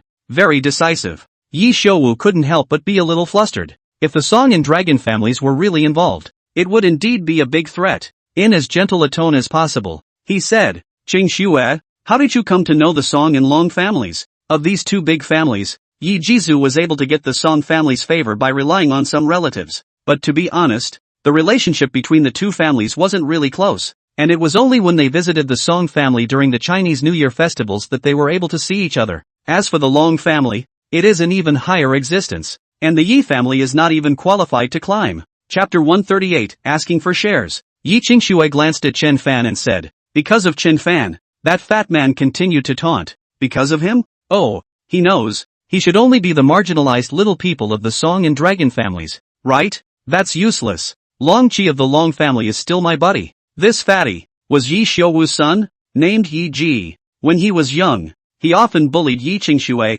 so he was not often taught a lesson by Yi Haoji. Yi Qingxue felt amused and said, really? You know Long Qi? Coincidentally, Chen Fan is also familiar with him. Yi Ji did not believe Yi Qingxue's words and said, once I heard this kid's accent, he is a foreigner. Can an outsider recognize Long Qi? Oh, why don't I make a call to confirm? Yi Qingxue took out her cell phone and said, I'll call. Long Qi was still at Song's house just now, so you guys can ask Song Shihao and Long Xiaoyao face to face if they are going to invest in my medicine factory. She directly dialed the video call. In less than 3 seconds, the video was connected, and inside was none other than Long Xiaoyao, who was currently talking to Song Shihao, and when he saw that it was Yi Qingxue, he hurriedly smiled and said, MS. Yi, have you arrived? Yi Qingxue, young dragon, there is a person here who says he is buddies with you, so I want to ask you to persuade him to return the shares owed to my family. What kind of person is Long Xiaoyao? He instantly understood what kind of things are happening in Yi family and laughed. Really? Let me see which buddy it is. Yi Qingxue pointed the camera of her cell phone at Yi Ji, and cold sweat broke out on the tip of Yi Ji's nose. He and Long Xiaoyao had indeed met, but only just. He hadn't even been able to speak to Long Xiaoyao. Long Xiaoyao looked at the person in front of him and asked with some confusion, you recognize me? Yi Ji gave a dry laugh. Young dragon, you forgot that we attended young Lu's birthday party together last year. Oh, there is such a thing, but how come I don't recognize you? Long Xiaoyao indeed couldn't recall such a person. Yi Ji hurriedly said, that might be because you're a nobleman who forgets things. Ha! At this time, Song Shihao also entered the camera. He looked over and swept the Yi family inside. Chen Fan is my brother. His business is my business. The Yi family members were frozen. Their relationship, it seemed to be extraordinary. Song Shihao asked, Sister Qingxue, you had said before that the Yi family had robbed your father's shares in the first place, right? Yi Qingxue took back her cell phone, nodded her head gently,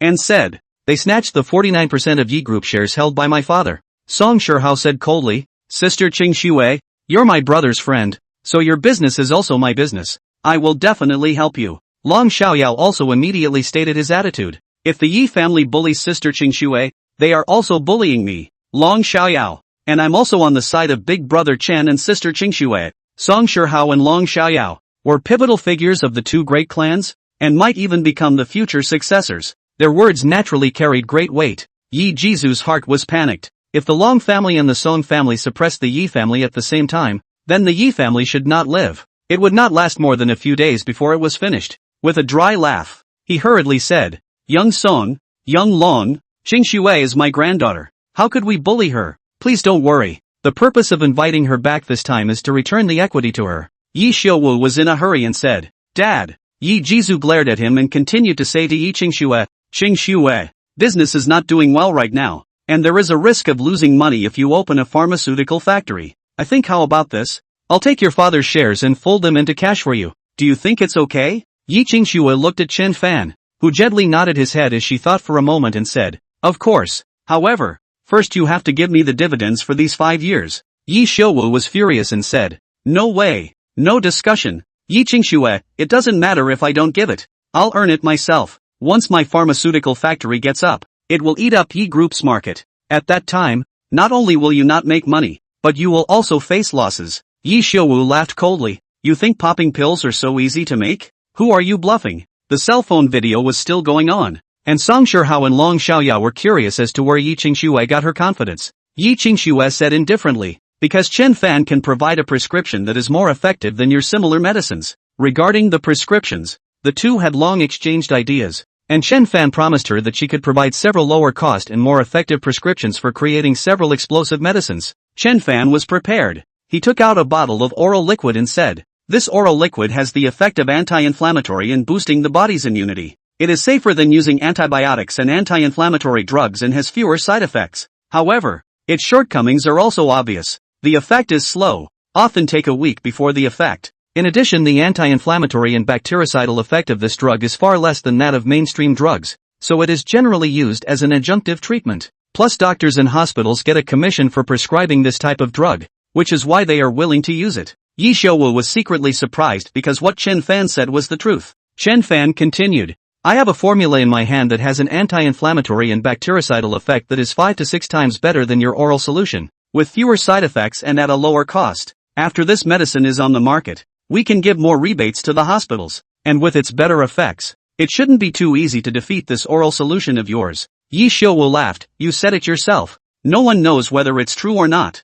These words of yours can't scare me. Chen Fan, it doesn't matter if you believe it or not. Qingxue just wants to give you guys another chance. As for whether or not you can grasp this chance, that's up to you. He looked at the time. Wait for 5 minutes for you guys. If you don't accept the conditions within 5 minutes, Qingxue and I will leave immediately. The Yi family members all panicked a bit and made eye contact. Song Shihao, in the future, medical organizations under the Song family name will no longer use Yi family products. Long Xiaoyao sneered, Brother Chen, there's no need to be so troublesome. I can just get this done. Long Xiaoyao's words brought tremendous pressure on the Yi family. The power of the Long family was too terrifying, and could easily vaporize the Yi family. Yi Jizu quickly came to a decision. He sighed and said, Okay, I'll give you the dividends for these 5 years first. Yi Qingxue, yes, but I'm going to bring someone over to check the accounts. Yi Ji slammed the table. The accounts are yours to check as you say? Chen Fan, if you don't check the accounts, how can you know how much you guys have earned over the years and how much dividends should be distributed?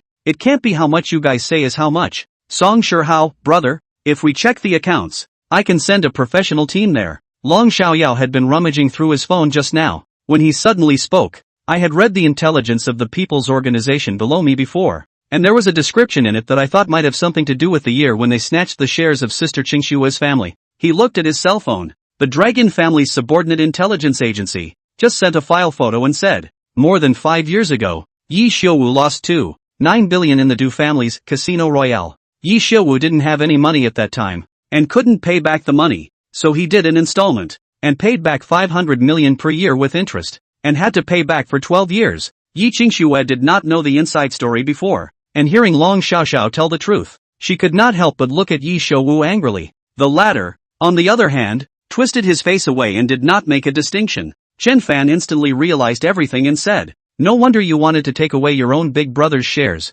So it was to pay off your debt. After losing $2.9 billion in gambling. You are really a talented person. Yi Jizu smiled helplessly and bitterly and said, I had no choice at that time. If I didn't pay back this money, the Du family would take away all of the Yi family's shares. And Xiao Qi is bad-tempered. He definitely didn't agree. I had no choice. I had to take away his shares so that I could have the money to pay back the debt. Yi Qingshuai understood everything. The dividends that her father deserved were all used by them to pay off their gambling debts. She was furious. Yi Xiuwu, what does your debt have to do with my father? Why don't you use your own money to pay it back? You are shameless. Chapter 139, Good luck has come to an end. Yi Xiuwu was silent. Yi Jizu also knew that he was in the wrong, and with a long sigh, he said, if you want to check the accounts, just do it. In the past 5 years, Yes Group's revenue has been around $10 billion, with a profit of $1 billion.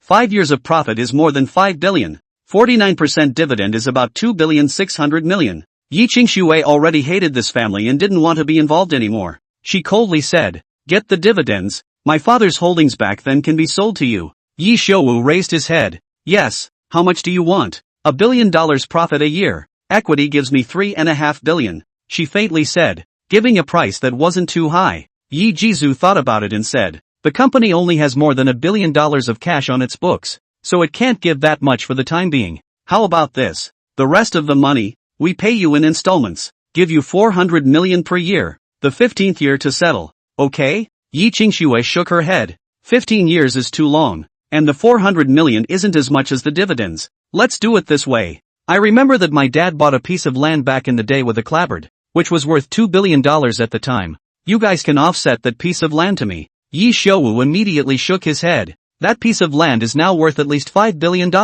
Yi Qingshuai, according to what Grandpa said, the dividend is $2.6 billion, totaling $1 billion. Now I want $1 billion in cash, plus that piece of land. From now on, let's clear the air. Chen Fan asked about the location of the land, so he asked Song Shi how to look it up. The Song family also did real estate and quickly found the relevant information. He said, brother, this piece of land is in a good location. The current value is around $5 billion. Chen Fan nodded. Then the land plus cash. Yi Jizu actually didn't want to give it, but he was also clear that once the Song family and the Long family pressured him, the consequences would be severe, and he had to give it. Sighing, he gritted his teeth and said, all right then, that piece of land is yours, and you'll be given another $1 billion in cash. Yi Hongwei couldn't sit still. She got up with an angry face and objected, Grandpa, I don't agree. What gives her the right to just take so much? The equity is in our hands. We can totally withhold it. Yi Ji also reneged, and immediately also said, right, Grandpa, there's nothing we can do if we don't give her a single point. Long Xiaoyao glanced toward the side and said indifferently, you'd better turn on the TV right now and take a look at the news before making a decision. Yi Jizu froze and turned on the TV. The Hangzhou TV station was broadcasting the footage of the Green Cloud Society, controlled by the Du family, being surrounded by the police, with all the core members being arrested. Of course, he knew that the Green Cloud Society was owned by the Du family,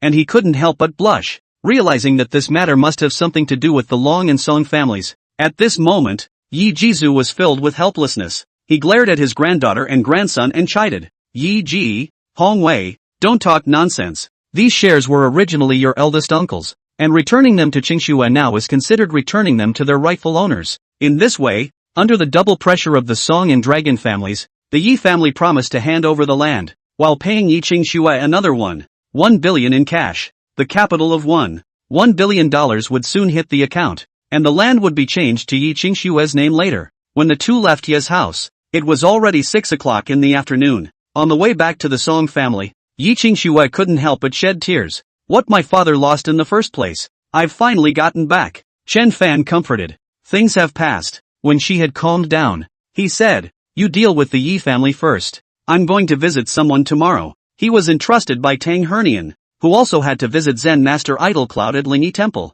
Yi Qingshuai nodded her head gently and said, Chen Fan, Song Shihao and Long Xiaoyao are putting pressure on the Yi family today because of your face. Without you, it's impossible for me to get my shares back. When the land is sold, I will share half of the money with you. Chen Fan laughed. I don't care if you gave me a share last time. This money is what you deserve. I can't take it. Yi Qingshuai did not say any more, but she had already secretly made a decision. After the money arrived, she would at least share $2 billion with Chen Fan. After all, without Chen Fan, It was impossible for her to get her shares back. Chen Fan said at this time, "You're right to only need the land and cash. I see that both Yi Xiuwu and Yi Ji have black aura hanging over their heads. Their good luck has come to an end. How can someone with bad luck run a company well? Not to mention anything else. That annual debt of $500 million alone is enough for the Yi family to drink a pot of water." Yi Qingxue gently nodded her head and said, "This is also more worrying. If you settle it all at once, you won't have to deal with them again in the future." Chen Fan remembered something and asked, "During this period of time, is there any more news about your father?" Yi Qingxue shook her head. "No." Chen Fan considered for a moment and said, "I know a kind of soul invocation technique, so if my uncle was really killed, I can invoke his soul to inquire." Yi Qingxue found it unbelievable. "Is this okay?" Chen Fan said, "I haven't cast it before, so I can try it, but you have to use your father's hair and the clothes he wore." Yi Qingxue nodded. "If you have time, let's go back to Jiangqing together. There are my father's clothes and hair at home." Returning to the Song family, Song Shihao had long since had someone prepare a meal, and the four of them dined together. Speaking of the Yi family, Song Shihao laughed. "Brother, the top started early. The Du family is finished this time.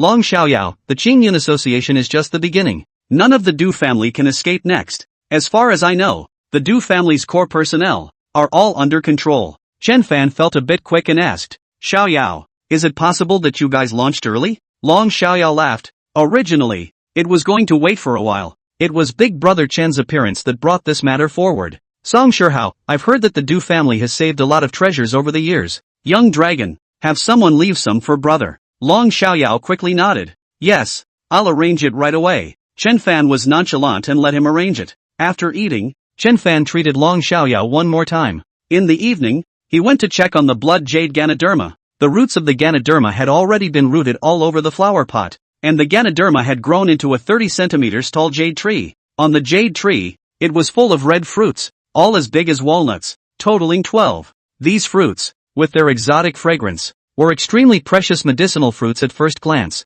Chen Fan sniffed and picked one and put it in his mouth to feel the medicinal power. Not long after, he showed a happy face and said, "It actually evolved into a precious blood jade Ganoderma, and it even has so much as an immortal product." That night, a group of people with weapons stormed into Ye's house. Yi Xiuwu and his family all knelt on the ground. A middle-aged man slapped Yi Xiuwu first, then coldly said, "Yi Xiuwu, the money you owe, you have to pay it back in advance." Yi Xiuwu froze, and quickly said, "Master Black, I don't have much money in my hand. I really can't pay it back."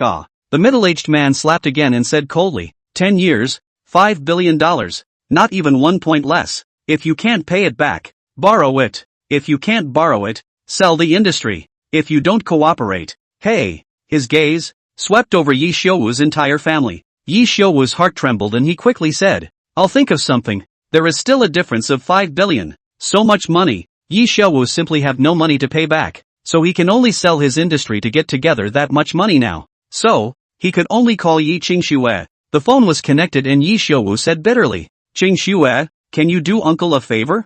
I'll transfer 70% of Yi Group's shares to you, and you give me $5 billion.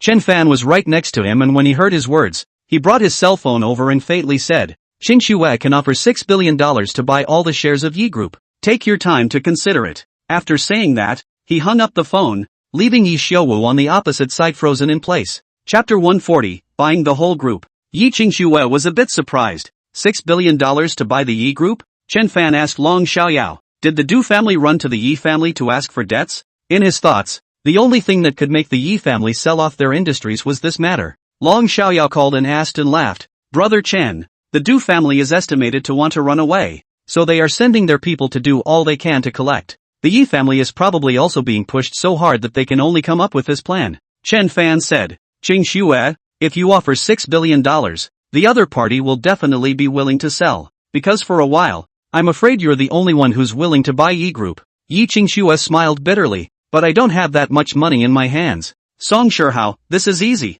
Why don't you sell me the Yi family's piece of land? I'll bid $5 billion.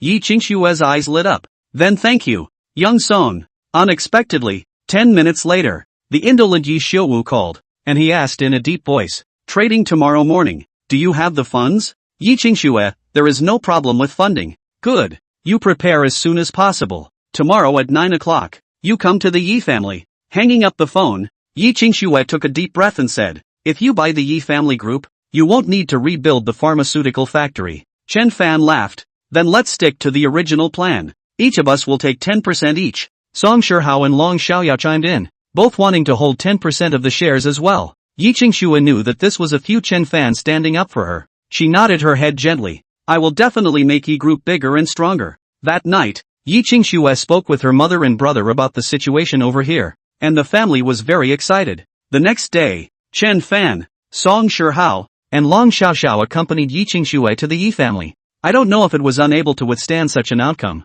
Yi Jizu wasn't present, and the only ones who stepped forward were Yi Xiuwu and Yi Ji's father and son. Yi Xiuwu's eyes were red. He obviously hadn't slept all night. His face was covered in fatigue. He asked with a dull gaze, "Is the money ready?" Yi Qingxue said, $6 billion is ready. We can sign the contract. Yi Xiuwu nodded his head, and without half a word of nonsense, he immediately let the lawyers of both sides sign the contract. As of this moment, Yi Qingxue bought Yi Group with $6 billion and became the owner of the group, while Chen Fan and the three of them were the shareholders of the group. After Yi Qingxue walked, $6 billion just arrived on Yi Xiuwu's account, and before it was warmed up, $5 billion were immediately transferred away. Yi Jizu walked out at this time, sighed and said, "Sell it. Good thing there is still $1 billion left. Together with the real estate and financial management, our family still has $2 billion.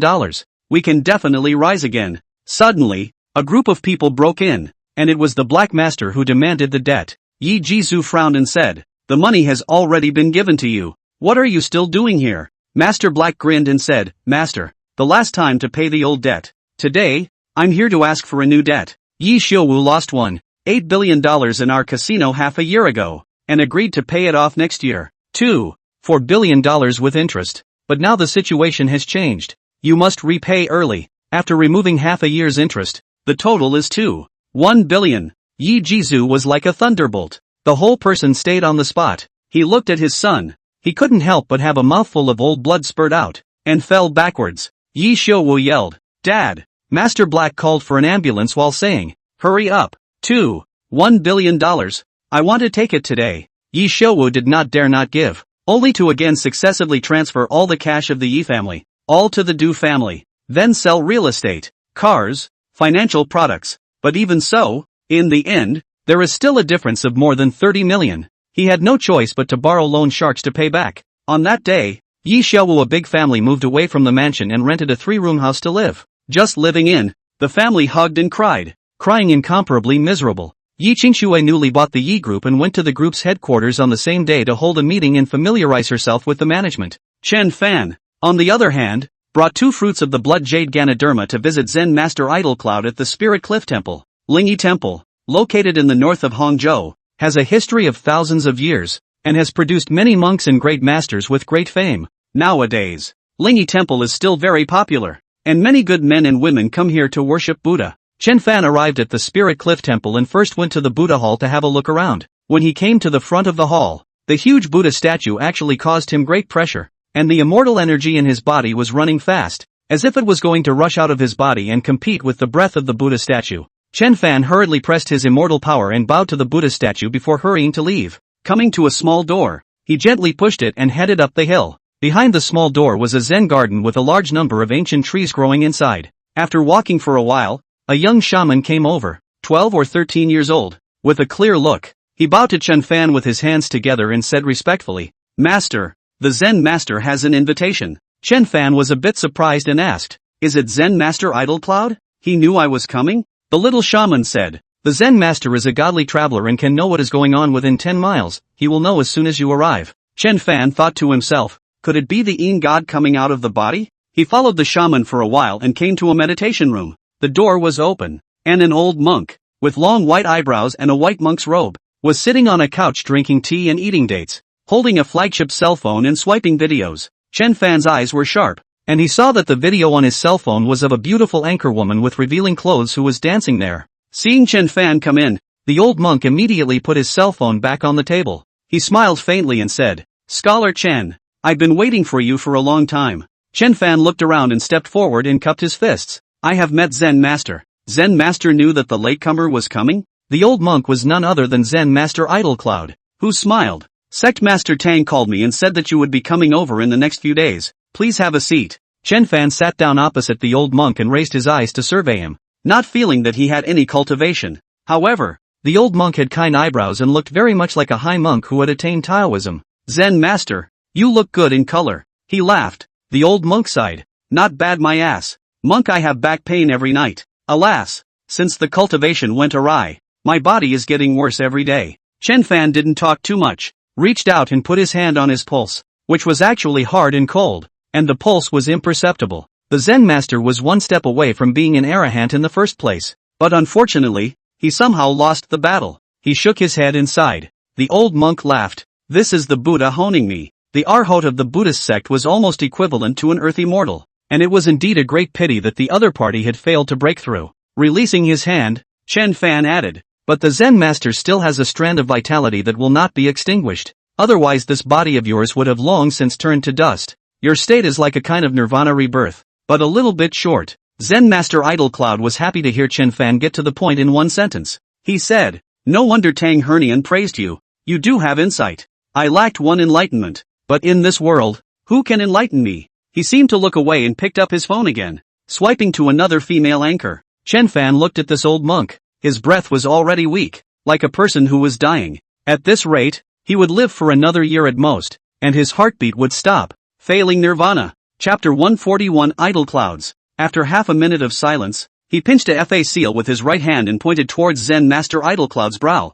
A wisp of immortal power penetrated into it, and the wisp of vitality in Zen Master Idol Cloud's body was stimulated, transforming into a fire of life that instantly rose up, and the old monk's surroundings shone brightly, and the cell phone in his hand fell onto the table. Immediately he sat down in meditation, his precious face solemn, and a heavy bright light appeared behind his head, and within the bright light there were countless silhouettes of Buddhas and Bodhisattvas, emitting billions of meditative chants. Chen Fan pointed out this finger, which was called the spiritual rhinoceros seal, one of the secret techniques passed down by Li Xiangang, capable of transforming all living beings. Zen Master Idol Cloud slowly opened his eyes. His eyes were filled with compassion as he smiled. Scholar Chen, thank you for raising your hand and enlightening the poor monk. Chen Fan took his pulse again. At this time his pulse became very subtle. It seemed that he had really succeeded in nirvana and stepped into the arahant fruition. Zen Master Idol Cloud laughed. Wonderful! For 300 years, I am the first monk from the great Zen temple to be certified as an arahant.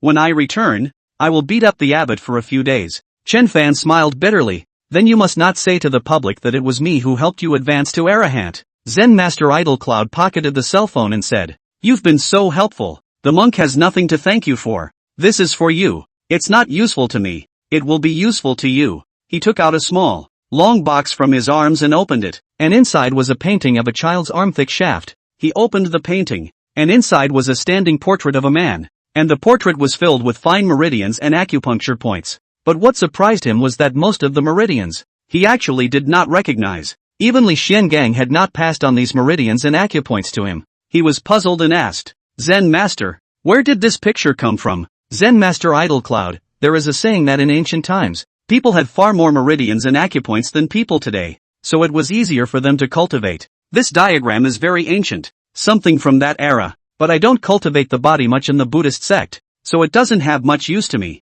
You're a divine doctor and a Taoist cultivator. It should be useful to you. Chen Fan put away the painting and bowed to Zen Master Idol Cloud. Thank you Zen Master. This object is very important to me. Zen Master Idol Cloud laughed. It's good if it's useful. Back then, countless experts fought for this item and were killed or injured, but in the end I picked it up. Giving it to you today is also a matter of closure. He and Zen Master Idol Cloud were having a good conversation, when suddenly, the little shaman knocked on the door and came in, saying, Zen Master, Mr. Long Wanjiaolong is asking for an audience. Zen Master Idol Cloud said, I'm talking to my little friend about the sutras and I don't have time to see him. Chen Fan hurriedly said, let him come in. Zen Master Idol Cloud smiled and asked, little friend recognize this person? Chen Fan, sort of a friend. Zen Master Idol Cloud, he's in a bit of trouble and has come to me several times. Only I'm impatient to see him. Since he is your friend, let him come in. The little shaman was busy going out to invite. A few minutes later,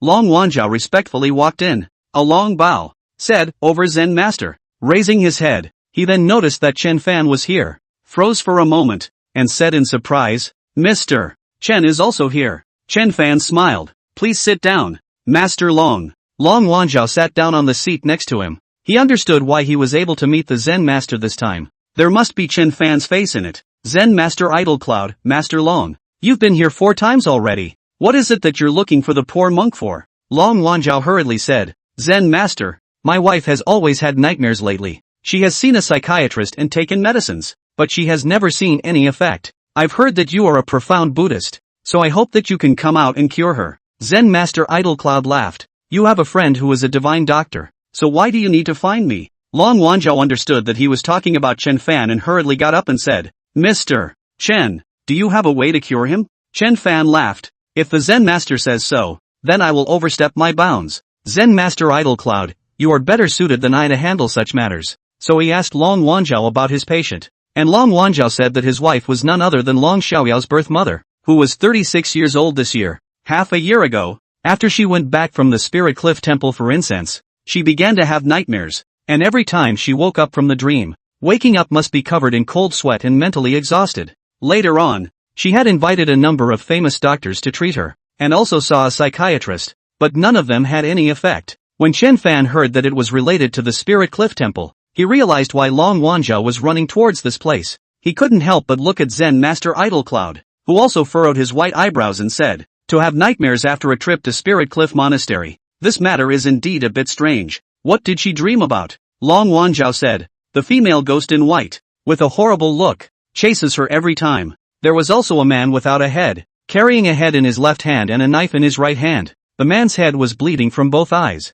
Very scary. Hearing this, Zen Master Idol Cloud seemed to have thought of something and said, 80% of it is a Jianghu trick. Little friend, I'd like to thank you for making a trip to the Long family. Chen Fan nodded. Good, Zen Master, I will come back to visit another day. When he said he was leaving, Long Wanzhao excused himself from Zen Master Idol Cloud and hurriedly followed him. Inviting Chen Fan to his car, Long Wanzhao couldn't help but ask, are Mr. Chen and Zen Master Idol Cloud old acquaintances? Chen Fan, I just met him today. I did him a small favor. Long Wanzhao heart secretly shocked. Idol Cloud was once a fairy-like character. Back then was the great Zen temple number of experts. Even if he lost his cultivation later, he is still admired. And I don't know how many dignitaries want to meet him, hoping to be instructed by him. Even he, Long Wanzhao, found it difficult to meet him. However, such a person seemed to respect Chen Fan and called him little friend. They say that Zen Master Idol Cloud has no cultivation, but I clearly felt his terrifying aura just now.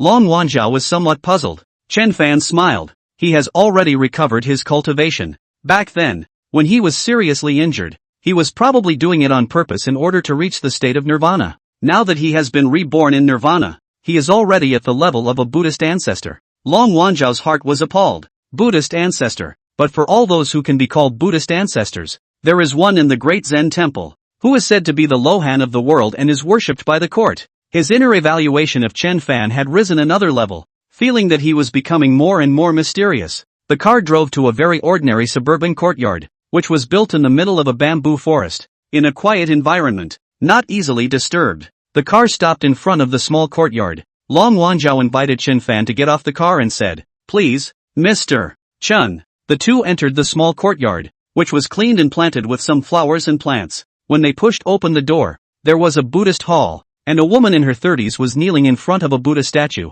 chanting sutras. Knowing it was her husband, the woman rose to greet him. Wan Chao, what brings you here? Upon seeing this woman, Chen Fan felt that her appearance was 3 times similar to Long Xiaoyao's, especially her eyes and nose. He immediately said, hello auntie, I'm Xiaoxiao's friend. My name is Chen Fan. Chapter 142, Black Witchcraft. Chen Fan saved his son's life. The woman naturally knew that. She was extremely grateful and said, you are Mr. Chen. I heard Wan Chao say that thanks to you, my son is safe. Thank you so much. As she said that, she was about to bow to Chen Fan. Chen Fan hurriedly helped her up and smiled. Auntie, no need to be polite. Xiao Xiao and I are friends. The woman's name is Feng Ping. At the age of 18 she followed Long Wanzhao. The two were very much in love and gave birth to a son, Long Xiaoyao. Long Wanzhao explained his intentions. Chen Fan took his pulse and asked about the nightmares, and finally asked, auntie, before you started having nightmares, did you meet someone? And do you remember what the other person said to you? Feng Ping thought for a moment and said, that day I went to the Lingzhi temple to offer incense, and on my way back, I ran into a middle-aged man wearing a black Chinese mountain suit. He told me that I would have a calamity in the near future and said he could break it. I spoke to him for a few moments and didn't believe him. When I got home, I had nightmares that night and they haven't stopped. Chen Fan nodded. He took out a golden needle and stabbed it into the back of Fong Ping's head like lightning. In the next second, Fong Ping's eyes turned white, her mouth opened wide, and she let out a ho-ho sound. Long Wanzhao was shocked. Mr. Chen, what happened to my wife? Chen Fan narrowed his eyes and said, this is black sorcery that will make people never have peace. Long Wanzhao's eyes were covered with killing intent as he asked, does Mr. Chen know who did it? Chen Fan, it's not hard to find out about him. He asked Long Wanzhao to prepare vermilion sand, talisman paper, and a brush. Then with the operation of his immortal power, he drew a talisman and pasted it on Fong Ping's back. Fong Ping immediately returned to normal. She was a bit confused and asked, what happened to me just now? I don't remember anything. Chen Fan said, Auntie, sit down and rest for a while. He then called Long Wanzhao to the outside of the house and said, I used a talisman to suppress the other party's black witchcraft. The person who cast the spell will definitely come to check. Let's wait for him. There was a small square table and a few rattan chairs in the small courtyard, and the two of them sat outside eating tea and gossiping. Chen Fan asked, Master Long, I heard from Xiao Xiao that you controlled a mercenary army abroad back then. Do you often fight? Long Wanzhao smiled and said, that's for sure. Quite a few countries in Africa and the Middle East all employ us. Chen Fan, why was it disbanded later? Long Wanzhao was silent for a moment and said, when the old general who supported me passed away at that time, there were people who wanted to meddle in the mercenaries' finances. You know, we were very profitable back then. There were 3 gold mines alone. We also controlled quite a few oil fields, copper mines, and farms, and with the commissions for hiring us, we made at least $10 billion a year. That was 20 years ago. And such high earnings naturally made many people red in the face. But I knew that once I let those people get their hands on it, everything would go to their enrichment. So I took a step back and disbanded the mercenaries. All the assets, packaged and sold to another mercenary organization. Chen Fan, it's a bit of a shame. Long Wanzhao laughed. Actually, that mercenary organization, it was also formed by us. Only it is of a private nature. Currently, the new mercenary organization has 50,000 members in 5 major bases. Our equipment, which is almost synchronized with that of the country, has enough combat power to sweep across Africa. Chen Fan was surprised. So the mercenaries were there all along. Long Wanzhao, 2/3 of our current members are local natives. Under our training, their fighting strength is equally not weak. As the two of them chatted, Chen Fan suddenly turned his head to look out of the wall and faintly said, he's here. At this moment, a middle-aged man in a Zhongshan suit stood outside the courtyard wall, and after hesitating for a moment, he turned around to leave.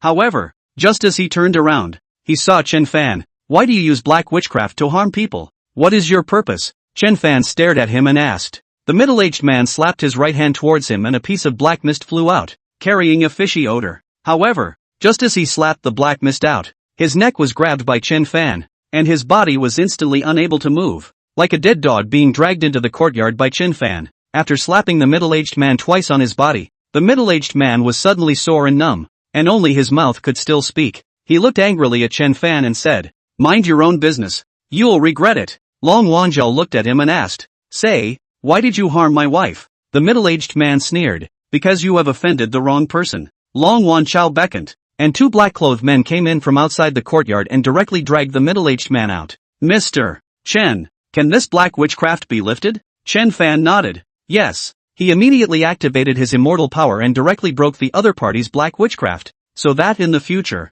Fong Ping would not have nightmares and return to normal life. As for the latter, there was no longer a need for Chen Fan to intervene. After all, the Dragon King had the means to make the middle-aged man tell the truth. Fong Ping felt comfortable all over at the moment. She said gratefully, Mr. Chen, you saved Xiao Xiao and saved me. I really don't know how to thank you. Chen Fan said, it's a matter of lifting a hand. Auntie, you don't have to be polite. It was getting late, so he quickly bid farewell to the Dragon King and his wife and returned to the Song family. Yi Qingxue stayed at the company at night to work overtime. She had to understand the situation of the group as soon as possible. Yi Haoji also arrived in Hangzhou at noon, and he would be managing Yi Group together with Yi Qingxue. The day after tomorrow was the Tiannan Ghost Market, and Chen Fan decided to return to Yun City first thing in the morning to prepare for the Ghost Market. Hearing that Chen Fan was leaving, Long Xiaoyao immediately returned to the Long family. He wanted to prepare some gifts and personally send Chen Fan back to Yun City tomorrow. His own life was saved by Chen Fan,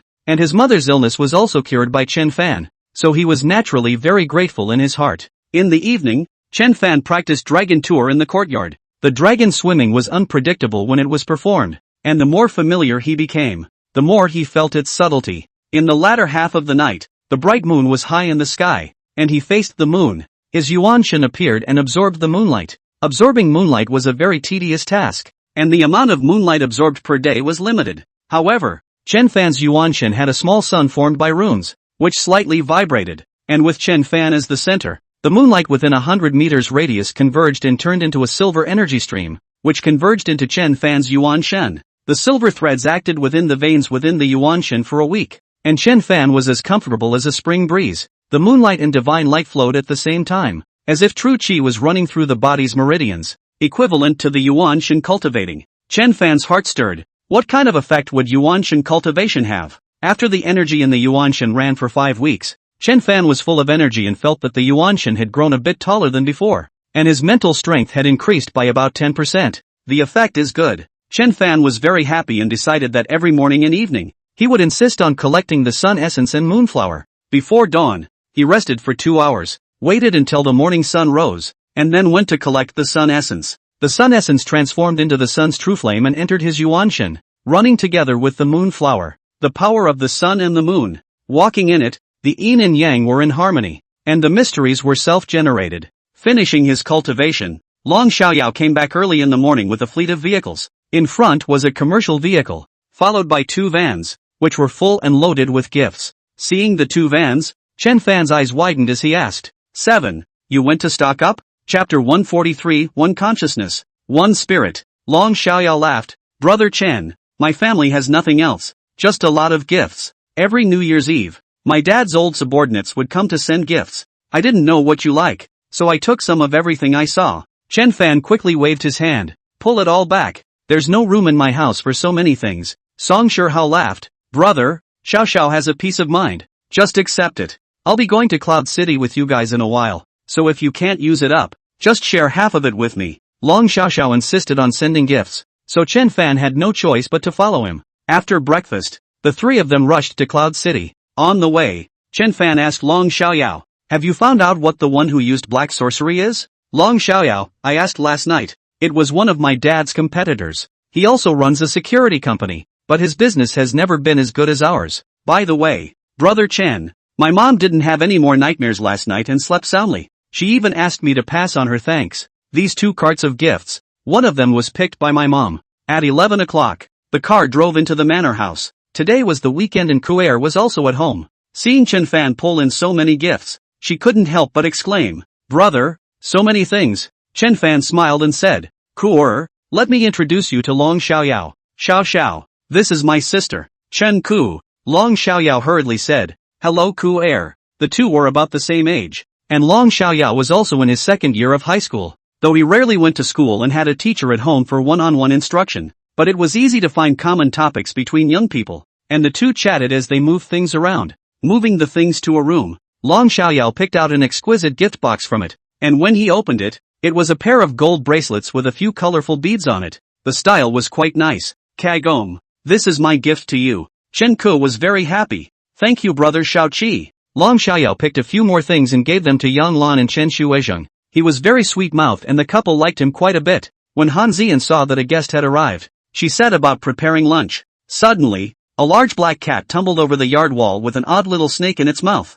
patterned in sections and with a triangular head. The black cat came to Chen Fan like a treasure, put the snake on the ground, and meowed at him twice. Chen Fan picked up the snake and found that it had been bitten to death, and the snake's body emitted a faint fragrance. His eyes lit up and he said, 9-segmented spirit snake. Song Shihao was not far away, and he asked, Brother, what is the 9-section spirit snake? And can this thing be eaten? Chen Fan rolled his eyes. If you have broken tendons and bones, you can use it to treat them. Spirit snake can be used as medicine, and it has miraculous effects on meridian damage and tendon injuries. The snake gallbladder can be refined into a pulse-receiving pill, and the snake bones can be used to make high-end medicinal wine. The snake corpse could not be kept for a long time, so he immediately peeled the skin and dismantled the bones, and took out the snake's bile and bones to dry. The rest of the snake meat was boiled in water and fed to the black cat and the red and black generals. It had only been a few days. Both dogs had grown a circle. They were both very smart, knew who the guests were and were very polite to Long Xiaoyao.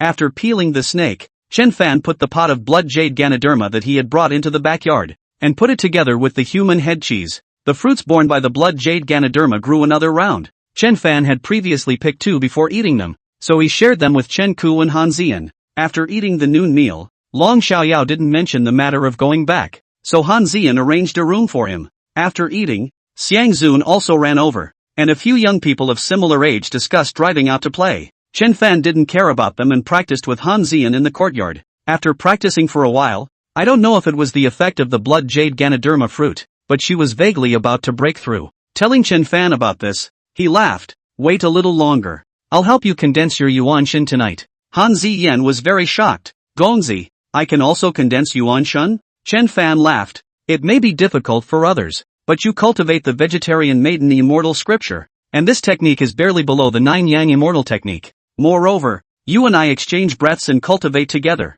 We should be able to achieve Yuan Shen. Han Ziyan's heart rejoiced as she nodded her head vigorously. My lord, if I can achieve Yuan Shen, the spirit realm is within reach. Chen Fan, the spirit realm is not difficult. With your Yuan Shen, your ability to sense higher dimensional energies is 100 times 10,000 times stronger than an ordinary God realm patriarch. In the afternoon, after practicing the divine opportunity pile for a while, the 9 types of arcane power, in turn, ran through his body. Suddenly, he felt his genjutsu begin to shrink, from 2 or 3 meters, to about 1 meter, and then he suddenly had a subtle feeling. At this moment, his divine thoughts were attached to all parts of his body, his heart, blood vessels, sinews, bones, skin, etc., and every single hair of his sweat became sharp, possessing extraordinary sensing power. At the same time, his hearing and eyesight, too, were greatly enhanced. At the same time, his divine thoughts could clearly detect a range of 5,000 meters, but when he reached 8,000 meters away,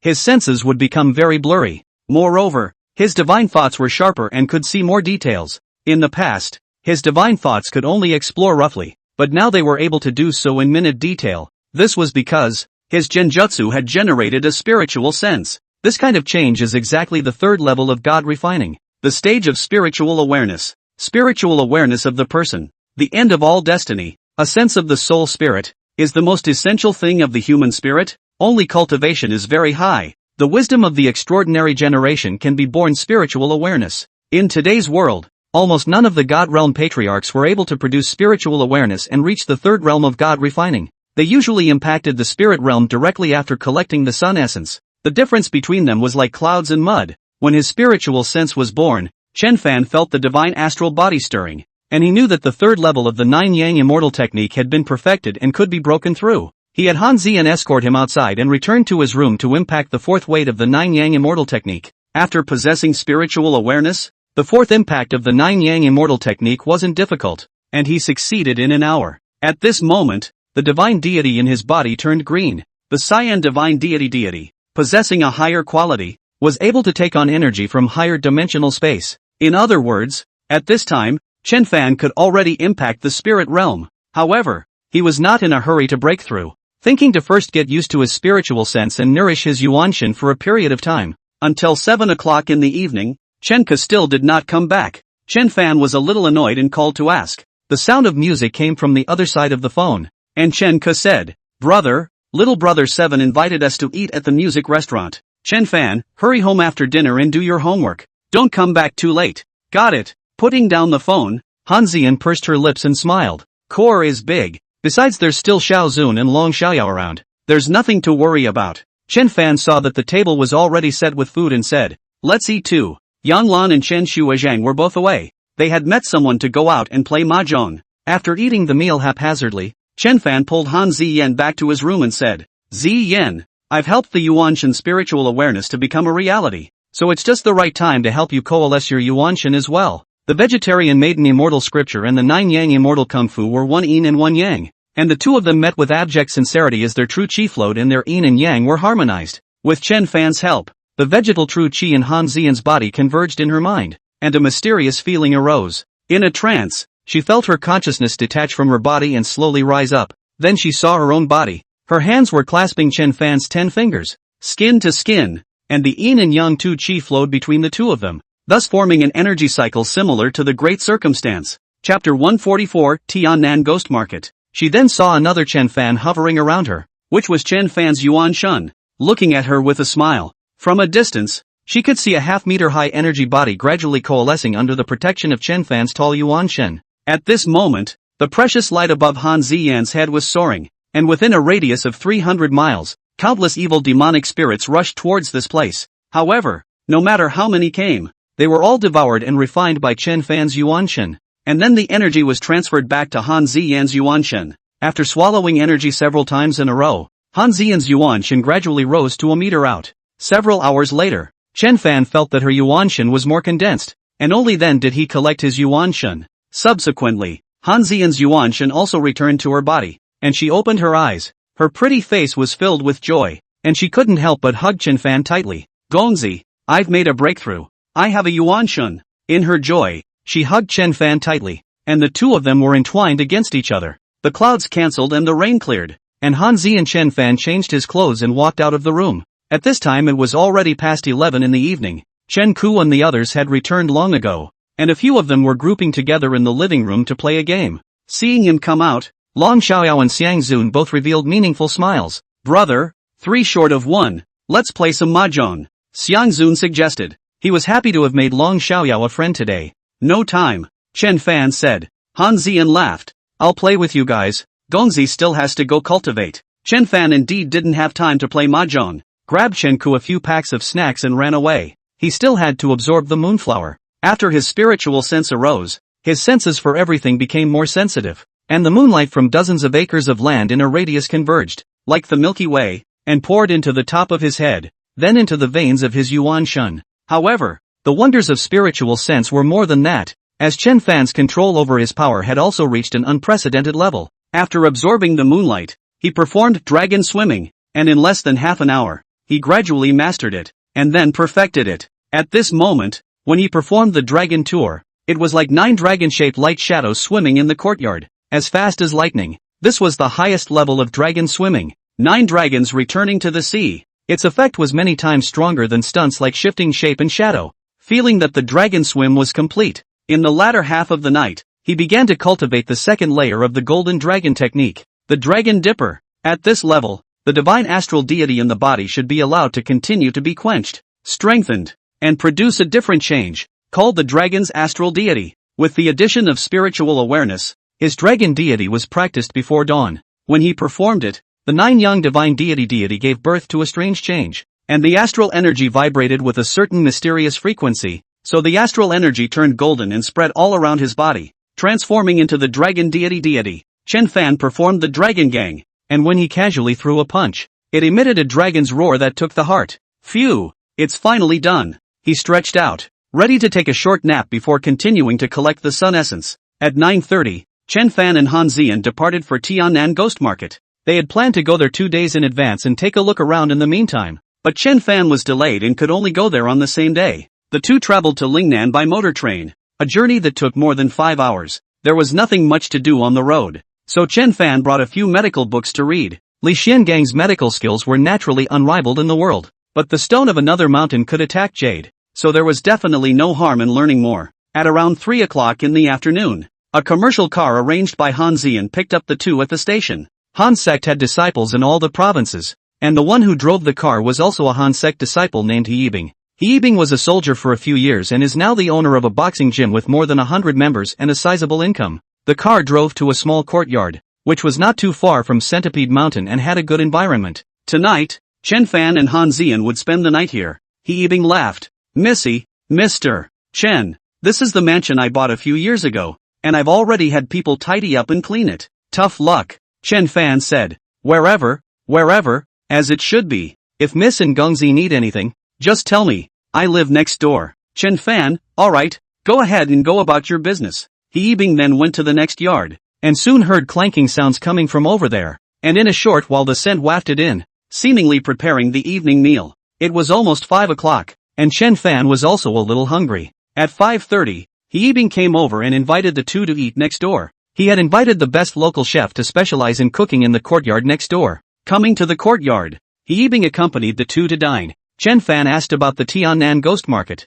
Yibing was quite familiar with it and said, the Ghost Market starts at 10 p.m. and ends at 4 a.m., a total of 6 hours. There are 2 rules in Tiannan Ghost Market. Firstly, no bargaining. How much you want is how much you want. Secondly, do not ask where things come from, otherwise it is easy to attract trouble. The third is the most important. Not to conflict with people in the ghost market, otherwise you will be severely punished. Han Zian asked, have the ghost bills been exchanged? He Yibing took out a bag and said, changed 1,000 ghost notes with a face value of 100,000 and 500 with a face value of 1 million. Chen Fan nodded. It's enough. Then he asked, I have some pills for sale in my hand. Are there any restrictions in them? He Yibing, there is no restriction on buying and selling, but when you sell, you end up getting 20% taken off. Some of the stalls are fixed, just don't take up anyone else's spot. I'll prepare 2 more chairs, a blanket, and a lighting lamp for Mr. Chen later. Chen Fan, okay, thank you. The chef's dishes tasted good,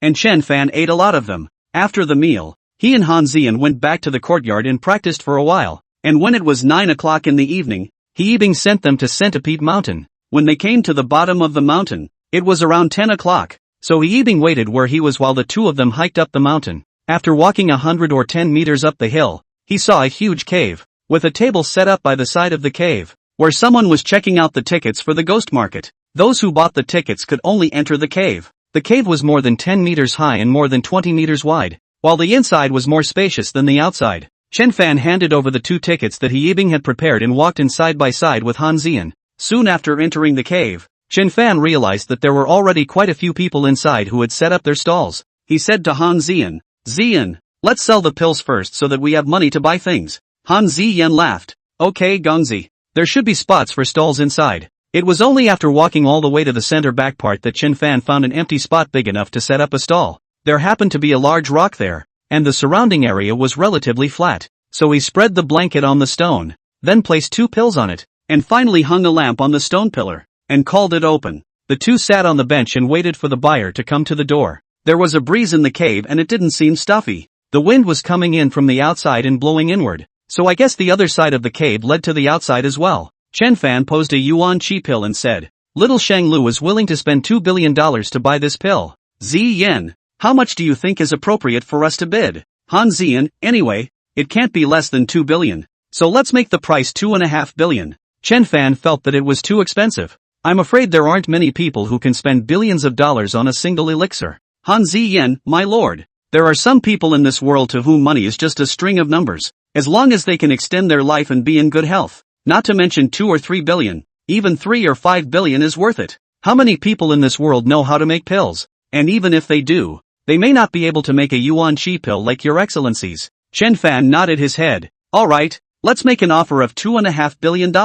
Chapter 145, Selling Pills. Things were expensive when they were rare, and although 2.5 billion was an astronomical figure, it was not expensive if one came across someone with money and in need of an elixir. The two chatted idly as person after person passed in front of them. Most of them only glanced at them. Some would stop and look at them for a while longer, but none of them opened their mouths. Everyone knew that pills were expensive, and they couldn't afford them. Since they couldn't afford it, it was futile to ask, purely wasting each other's words. After a full 20 minutes, there was still not a single asking price. Chen Fan had a little heartburn and said, will they not recognize what kind of elixir this is? Han Zian thought about it, took her cell phone out, wrote a line on it, and moved it around to play on her cell phone screen. Yuan Chi Dan. Long life, no diseases, small return pill, can make the dead return to the sun, white bones and flesh. After the cell phone played the jingle, it had an immediate effect. Soon, an old man half his age came over. He glanced at the elixir and asked with a smile, how do you sell the Yuan Chi elixir? Chen Fan cleared his throat and said, $2.5 billion a pill. The old man said said nothing more, turned and walked away. Chen Fan muttered in his heart and asked Han Ziyan, Ziyan, isn't it better to quote a lower price? Han Ziyan said, my lord, as far as I know, we are currently the only ones who have this kind of elixir. If the price is sold low, the value will get lower and lower in the future, and it can't be lowered. Even after selling this one, the price of the second one will have to be increased to make it work. Chen Fan nodded. You have a point. Listen to you. One after another. Some people asked for the price, but they only asked and did not make a bid. Maybe they thought it was expensive, or maybe they didn't have enough money with them. After half an hour, finally a woman in her 30s asked for the price and then picked up the elixir and smelled it. She was a bit unsure and asked, excuse me, how do I verify the effect of this elixir? Chen Fan, judge for yourself. Pills needed professionals to judge the effectiveness, and there was no way for him to do the verification. He couldn't make people take the pills on the spot. The woman said, "My grandfather is 97 years old and has been sick all the time lately, and his health is getting worse every day. Can this medicine make him live a few more years?" Chen Fan, generally speaking, people who live to 97 have good physiques. After taking this Dan, he can live for 7 or 8 more years at least. Moreover, during these 7 or 8,000 miles, it will be difficult for him to get sick, and his mental state will be similar to that of his 70s. The woman's heart fluttered. "So if it works well, will I still be able to find you?" Chen Fan thought for a moment and said, "You can leave a phone number, and I'll call you a month later." The woman then conferred with the other man behind her in a low voice and said, "I'll buy this elixir. If it works well, I would like to buy more. Is the value still 2.5 billion? Of course." Chen Fan nodded. "I won't raise the price." The woman immediately placed a box in front of Chen Fan, which was full of 1 million denomination ghost bills, totaling 5,000. She took out 25 bundles from it and handed them to Chen Fan. Han Zian counted it and made sure it was correct before Chen Fan put the elixir into a small porcelain bottle and gave it to the woman. "When you return, give it to the old man before he goes to bed. After he eats it, send someone to watch over him and feed him some water every half an hour." Chen Fan taught her how to take the elixir. The woman made a careful note of it and then left with her companion with the money. Looking at the ghost banknotes around him, Chen Fan lamented, "Money is too good." He then took out another yuan chi dan and continued selling it. After nearly another hour, Chen Fan was about to fall asleep before a middle-aged man finally asked for the price of the small return pill. Chen Fan had long ago discussed with Han Zian that the people who could use the lesser restorative pill were in critical situations and the buyers were even more desperate. So the price was set at $3.5 billion. "I heard 3.5 billion. The man picked up the elixir and smelled it. Couldn't help but ask, "Serious injuries?" "All the organs are injured and bleeding. The meridians are broken. Can it be cured?" Chen Fan inquired more carefully about the situation and said, "The little returning Dan alone can only save your life. I'll give you another prescription, and after you've used the small returning Dan for 7 days, you'll take the medicine as prescribed, and you'll be cured." The middle-aged man gritted his teeth. He felt that Chen Fan was very professional and shouldn't lie to him, and immediately bought the small returning Dan. Chen Fan likewise asked him to leave his phone number. 7 days later, he would call the other party's phone number back. After selling the lesser returning Dan, Chen Fan immediately closed his stall and said, "No more." Han Zian, "Sir, aren't you selling 5 yuan chi pills?" Chen Fan, "The money earned is too much. In a moment, if you can't spend it, you still have to siphon off 20%. It's not cost effective, so I'll just sell 2 capsules today. $7 billion is enough to spend." Han Zian then put away her stall, chairs and blankets, and accompanied Chen Fan inside. Chen Fan walked slowly, looking at things twice when he came across them. After passing by dozens of stalls, he saw a piece of black, cow dung-like thing laying on the ground. He realized that there were dozens of glowing dots inside the thing. He scanned it with his divine mind, which possessed spiritual awareness, and saw it incomparably clearly. Inside the cow dung-like thing, there were 35 insect eggs, each of which emitted spiritual light and seemed to contain extraordinary energy. He asked the owner, "What is this and how do I sell it?" The owner, a bald man, was napping there with his eyes closed. When someone asked for the price, he said, "The eggs of the spiritual cicada, but I don't know how many there are, and I can't open them. Once opened, the spirit eggs will die within 10 minutes, and all the spiritual effects will be lost." Chen Fan remembered that this spirit cicada egg was a good thing. The medicinal name was Earth Spirit Seed. Moreover, the Earth Spirit Seed only lays its eggs in the black spirit mud, which is a good thing for planting spiritual medicines, and its value is not inferior to that of the Earth Spirit Seed. He then asked, "About how many spirit eggs are in there?" The boss said, "No less than 10. The price is 500 million. 10 of them, equivalent to $50 million for one egg. That's pretty expensive. I'll buy it." He immediately took out 5 bundles of ghost bills and bought the Earth Spirit Z. Collecting their things, the two continued to walk forward. In the middle, they saw quite a few things, but Chen Fan either felt that they were expensive or not very useful, so most of them asked the price and walked away. When he was about to walk to the end, he saw 36 clay figures placed on the ground, chubby and a foot tall. Very cute. However, the level of the artisan who pinched the clay figures was quite limited, and the lines of the clay figures were quite rough. Only on the bodies of the clay figures, there were some red and white lines drawn on them, which looked like the traveling routes of gong methods. After looking carefully for a while, he felt that these lines of maneuvers were quite shallow and there were mistakes, and he couldn't help but ask, "Is what's painted on the clay figure a martial art?" The one who set up the stall was a black-faced man who said, My family's ancestor used it to train into a supreme power, and now I'm selling it cheaply for 100 million. If it wasn't for my family's urgent need for money, I wouldn't have sold it. Chen Fan felt that this thing was not worth $100 million, and casually swept it with his divine thoughts. With this sweep, he realized that the clayman had 2 layers. The outside layer was refined with clay, while the inside was a much smaller porcelain man. Chapter 146, The Mud Man and the Copper Bell. He didn't move and said, "I'll take it." After paying $100 million, he put all the clay figures into his bag and let Han Zian carry them. With another exit ahead of him, he headed back to see if there was anything else worth bidding for on the other side. There were still a few billion in his hand, so he would spend it if he could. Otherwise it would take a lot of drawbacks to get out. Returning to the location where the stall was set up, a short walk ahead, he saw a piece of wood on the ground, slightly thicker than an adult's arm,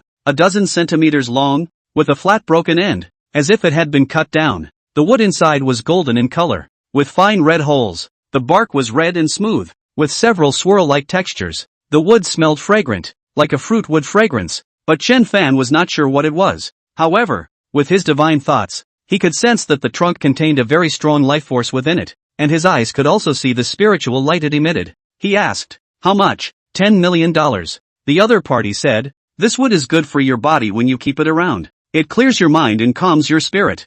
Chen Fan didn't say much, directly took the money and bought the wood. Another 20 or so stalls passed before he stood still again. Not far away was a small table with a few things on it. A dozen or so word coins, a short bronze sword, 3 small porcelain vases, and a bronze bell with a long handle that was inscribed with strange runes. When he saw the bronze short sword, he felt a shocking killing aura from it, and asked for the price, $150 million. He immediately lost interest. The word money was from a different dynasty and had been subjected to incense offerings, so it had some value. What he was concerned about, though, were the 3 small bronze bottles, all of which held a few seeds. "Are these seeds?" he asked as he opened a vial and poured out 5 seeds the size of green beans. The seller said, "It was found in a pre-Qin tomb. I don't know what kind of seed it is. If you want them all, just give $1 million. If you want to buy something else, you can have it." Chen Fan picked up the copper bell and gently shook it, making a pleasant sound, but nothing special. However, he could feel that the runes on the bell were very subtle. Moreover, his divine thought discovered that inside the copper bell, there were paths similar to the human body's meridians. It was by no means an extraordinary object. How do you sell brass bells? This is an ancient magic weapon. It should be something used by the sorcerers of that era. It's very rare. If you really want it, sell it to you for $1.5 billion. Chen Fan felt that the other party was asking for a bit of a price. However, when something meets the right person, indeed a higher price is not a problem. He then slightly input a trace of true qi into it, and the runes on the copper bell actually gradually lit up. He hastily withdrew his true qi and said, "I'll take it. 3 bottles for me. No problem." After spending this $1.5 billion, Chen Fan was a bit worried. There were still a few billion left, and it would take a bit more to spend it. Already able to see the exit, he noticed a very large stall. There were 40 to 50 medicinal herbs on the stall, and Chen Fan was immediately attracted to it. Searchingly Xian Gang's memory, there were 7 of these herbs that he recognized. However, among the herbs that he did not recognize, there were also a few that appeared quite extraordinary and emitted a spiritual light in his eyes. Taking out an herb, he asked, "How much?" The boss was a middle-aged fat man. He glanced at Chen Fan and said, "This is the Tai Bai Dan grass. It's very much in demand. You should know what it's used for. If you want it,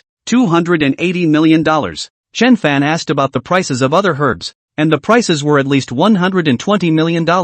These medicinal herbs. It was hard to find one plant in 3 or 2 years. A medicine was hard to find. It was normal to sell at a higher price. In the end, the 11 herbs he had his eye on totaled a whopping $263 billion. He paid the money painfully, asked for a stretcher from the seller, and picked 11 herbs to leave. After that, he didn't come across anything he wanted to buy. $7 billion, and only spent $740 million. Still left $260 million.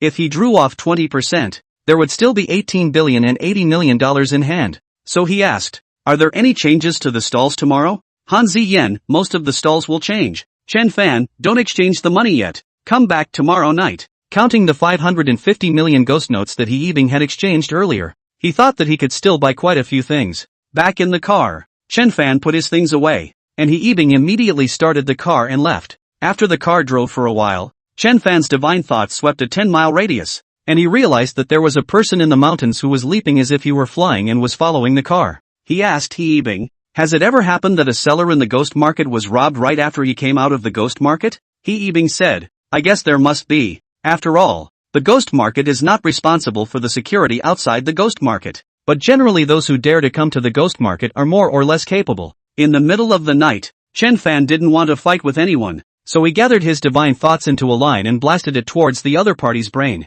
Ah! The man screamed miserably and fell to the ground holding his head, his forehead covered in cold sweat. As soon as he fell to the ground, the car that Chen Fan was in quickly went far away, and this person didn't dare to chase after him anymore, but walked back with a terrified face. Chen Fan's blow was very strong, and if the other party had a killing intent, he would have already turned into an idiot. The car returned to the previous yard. Chen Fan set up the things he bought and prepared to study them. He Yibing lived next door, and Chen Fan picked up the bronze bell that he had bought for $1.5 billion and said, $1.5 billion.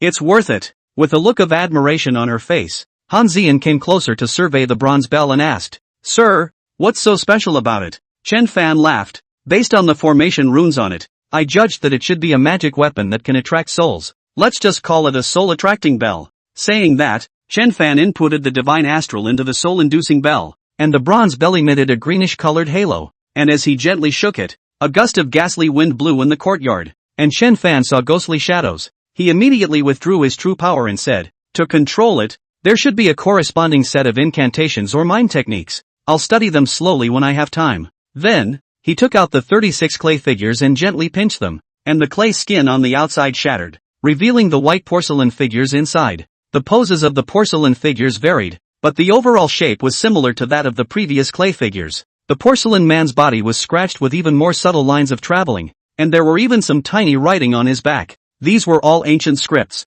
but Chen Fan had Li Xiangang's memories and recognized them all. He picked up one of the porcelain figures and carefully studied the routes on it, then read the text behind it. After reading a few of them, he revealed a shocked expression and said, "This is a very powerful body refining technique called the 5 Observations True Sacred Technique." Chapter 147, The Flower Family. Han Zian also looked at those routes, but she couldn't understand them and asked curiously, "Gongzi, what's so special about this body refining technique?" Chen Fan, "It's not quite clear yet, but it has an interesting cultivation mindset." Putting the porcelain man away, Chen Fan was in a good mood and said, "He Yibing had a hard day today, so I'll give him a red packet tomorrow." Han Zian smiled and nodded. Good. It was getting late, so Chen Fan let Han Zian rest first, and he practiced some more, absorbing the moonlight. After dawn, he absorbed the sun essence to strengthen his Yuan Shun. He Yibing went out early to buy breakfast to eat. The local water-fried buns taste good. He Yibing also do not know which flavor the two like to eat. They bought some of each.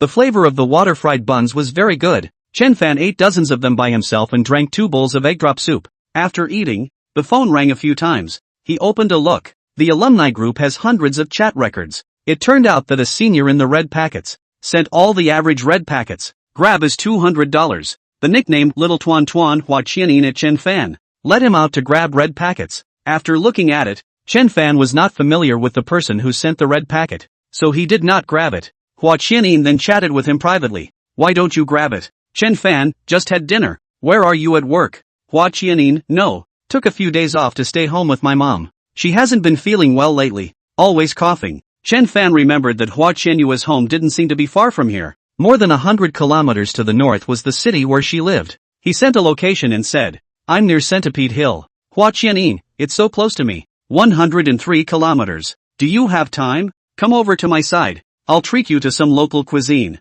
Chen Fan thought to himself that there was nothing to do, and said, "Okay, I'll go over there in a while, and you give me the location." He said to Han Ziyan, "Ziyan, stay here and keep an eye on things. I'll go out and come back at night." Knowing the importance of these things, Han Ziyan nodded. "Okay, I'll have He Yibing send you." "No, just get me a car." He Yibing had prepared, and there was also a dark red Mercedes-Benz G-Class AMG parked outside the yard, with an off-road kit. He Yibing specialized in fine washing of the car. Inside and outside are very clean. He took the key and followed the location to find Hua Qianin. It was in a mountainous area, and after many curves, it wasn't too fast. Around 11 o'clock, he finally drove the car into the city, and then came to a neighborhood. Hua Qianyue had long been waiting at the door for him. She spoke to the neighborhood guard, then pulled open the car door and sat in the passenger side. The car drove inward for a while and stopped at the northwest corner position. Getting out of the car, Chen Fan carried down the gifts from the car and said, "It's my first time here, so I brought some gifts for Auntie." Hua Qianin smiled. "Thank you." Hua Qianyue's family lived in an old multi-story small building without an elevator and needed to climb up the stairs. Coming to the third floor, Hua Qianyue took the key and opened the door. It's a small 3-bedroom apartment, decorated in a cozy, rustic way and cleaned up immaculately. "Sit down." She pulled Chen Fan to the sofa and sat down. Chen Fan surveyed his surroundings and realized that there was a family photo hanging on the wall. The father in military uniform was holding a 4 or 5-year-old little girl, sitting with his wife. The little girl was very pretty, vaguely resembling Hua Qiani.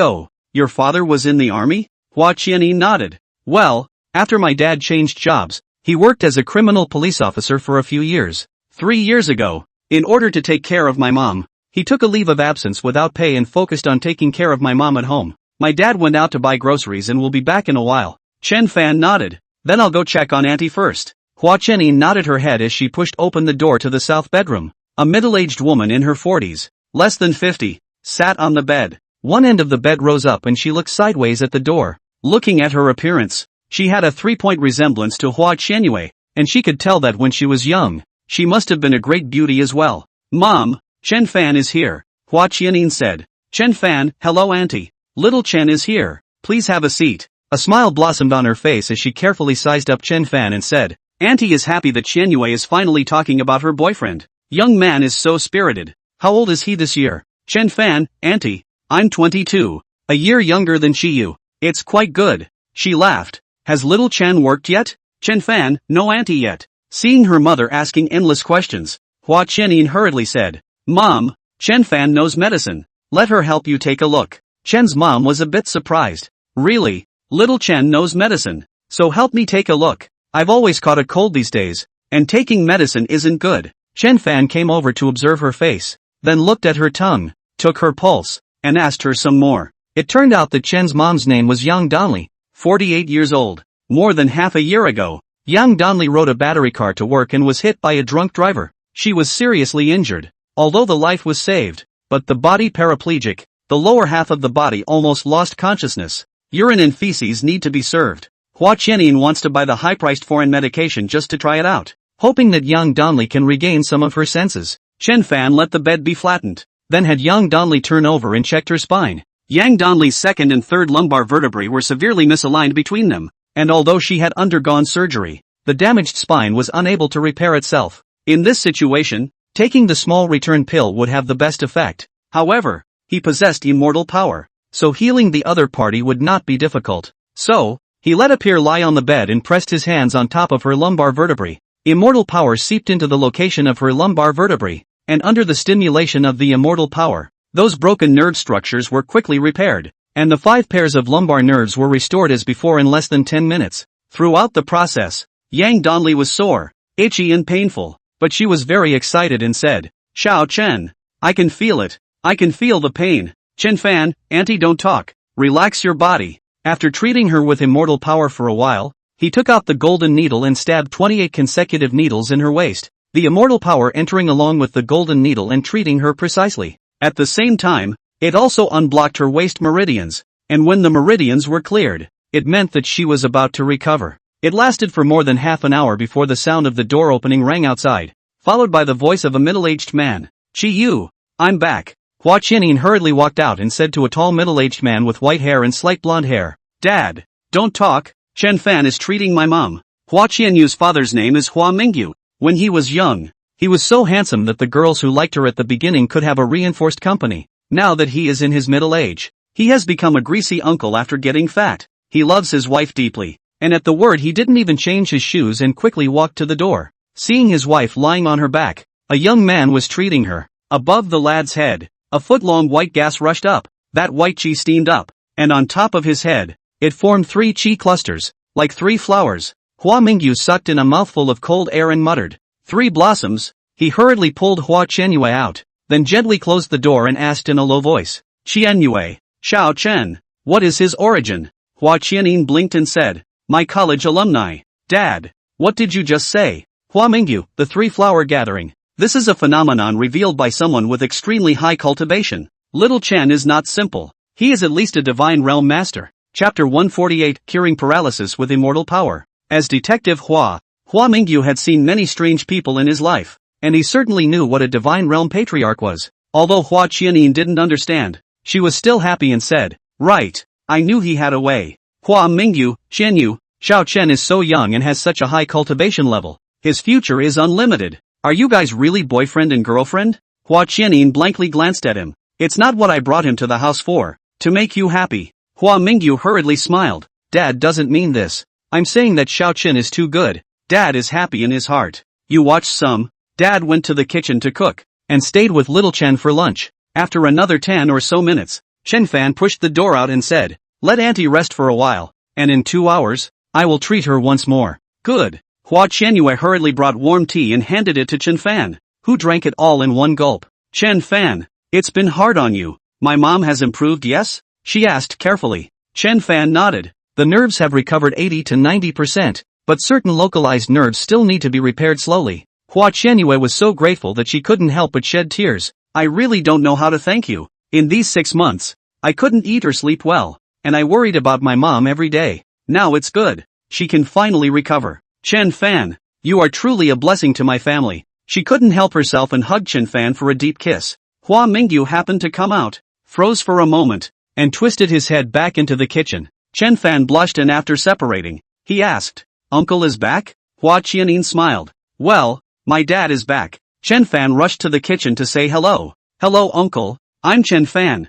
Hua Mingyu had a smile on his face and said, "Hello little Chen. You quickly go sit in the living room. I'll make 2 dishes." In these 6 months, it has been Hua Mingyu who has been taking care of his wife at home, washing and cooking, and he did things very well, quickly frying 6 dishes and making a soup. When the dishes were brought to the table, Hua Mingyu first went to take a look at his wife. Seeing only that she was sleeping deeply and breathing steadily, he gently closed the door again. Returning to the table, Hua Mingyu happily opened a bottle of wine and said, "Xiao Chen, come, let's have a drink." Chen Fan laughed. "Good, I'll drink 2 cups with uncle." The wine was high-level white wine. Hua Mingyu's drinking capacity was extraordinary. A 3-2 cup, he drank half of it in one gulp. Chen Fan also drank half a cup and laughed. "Uncle see volume." Hua Mingyu smiled. "Not anymore. Back when we were in the army, we drank from a teapot. 3 mouths to a teapot." Wiping his mouth, Hua Mingyu finally couldn't help but ask, "Little Chen, is Chiyu's mom able to recover some?"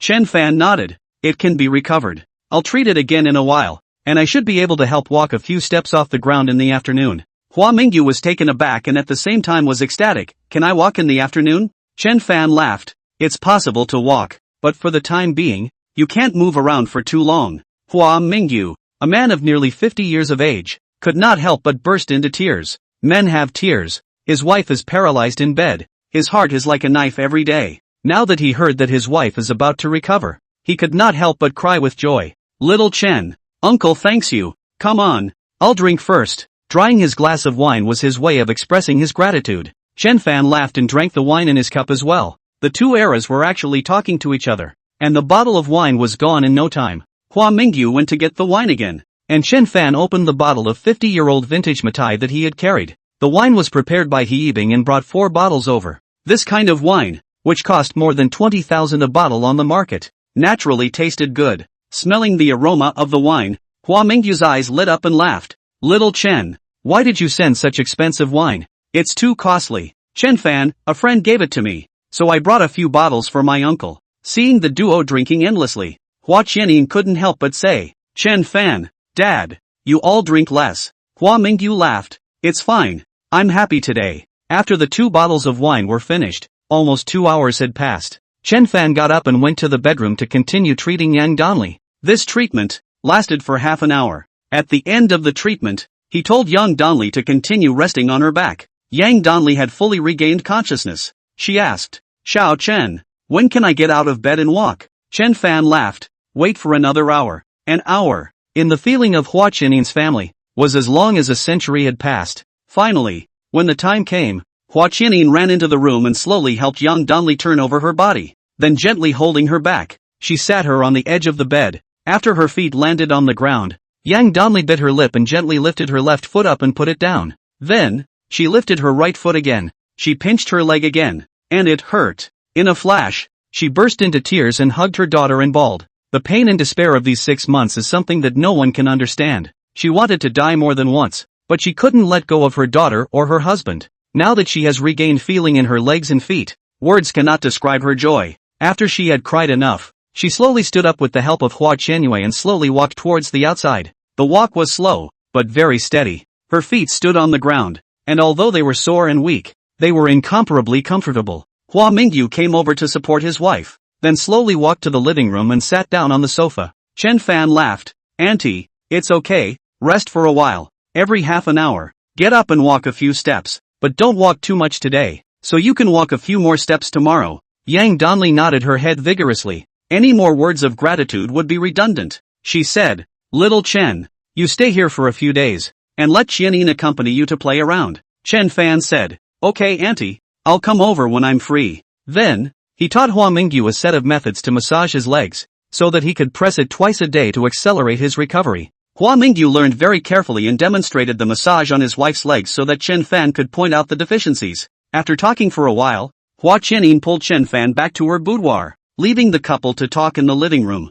Hua Qianyue's room smelled good, and when she closed the door, she hugged Chen Fan tightly, and it was all in the air. Chen Fan gently patted her back and said, After auntie recovers, you won't have to work so hard anymore. Hua Qianyin nodded gently. I haven't told mom and dad about us making a ton of money. I was going to buy the medicine first. It's all booked up. Now there's no need. She took out a bank card and smiled. Chen Fan, this money, take it and deposit it. It's not safe to leave it here with me. Chen Fan laughed. Keep it and buy whatever you like. The two lay on the bed and spoke softly. As they chatted, Chen Fan fell asleep, and Hua Qianyin gently covered him with a thin blanket before gently going out the door. Hua Mingyu and Yang Donli were looking over, and when they saw their daughter come out, they hurriedly twisted their faces away. Hua Qianyin hummed softly and asked, What are you looking at? Hua Mingyu said, Your mom and I just discussed that if you marry on Xiao Chen's side, are we going to buy a suite close by so that we can be closer to you? Hua Qianyin's pretty face blushed. What Yang Donli laughed. Yu, Xiao Chen's really nice. As long as you like it, mom and dad agree. Hua Qianyue's heart was saddened by this. Chen Fan had risked his life to be his boyfriend for 100 days in order to help himself. But what about after 100 days? Would he still treat himself as his girlfriend? When Chen Fan woke up, it was already past 5 in the afternoon.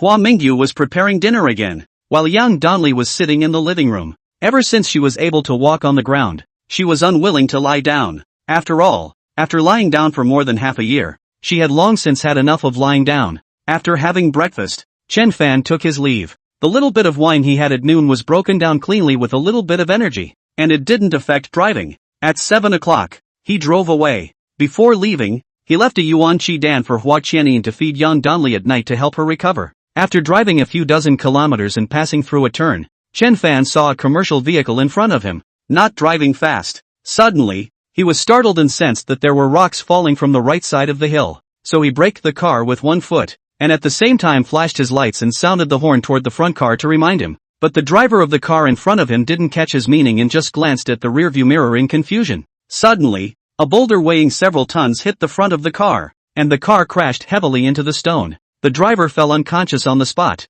while large and small stones continued to fall from above, and stones and dirt kept falling on the roof of the car and the road. Chapter 149, Zhu Hongyan. Chen Fan did not have time to think about it and pushed open the car door and rushed over, observing the falling rocks while coming to the car door. Pulling open the door, there was a woman in her 20s sitting in the back with blood on her forehead and a pained expression. In the back row, there was also a baby seat with a little boy about a year old crying. Good thing the little boy wasn't hurt, just a little shocked. Dang it! Countless debris smashed on the roof of the car. Chen Fan put one hand around the woman and one hand around the child, and quickly rushed to the safe area. He had just rushed out when a boulder of several dozen tons rolled down, directly flattening the car and killing the driver. Chen Fan sighed. Unable to do anything, the woman sat on the ground, holding her head, still not fully awake. Chen Fan held the little boy and gently shook him, comforting him not to cry. The little boy was well-behaved and good-looking, white and tender, with big, dark eyes looking at him, and suddenly said,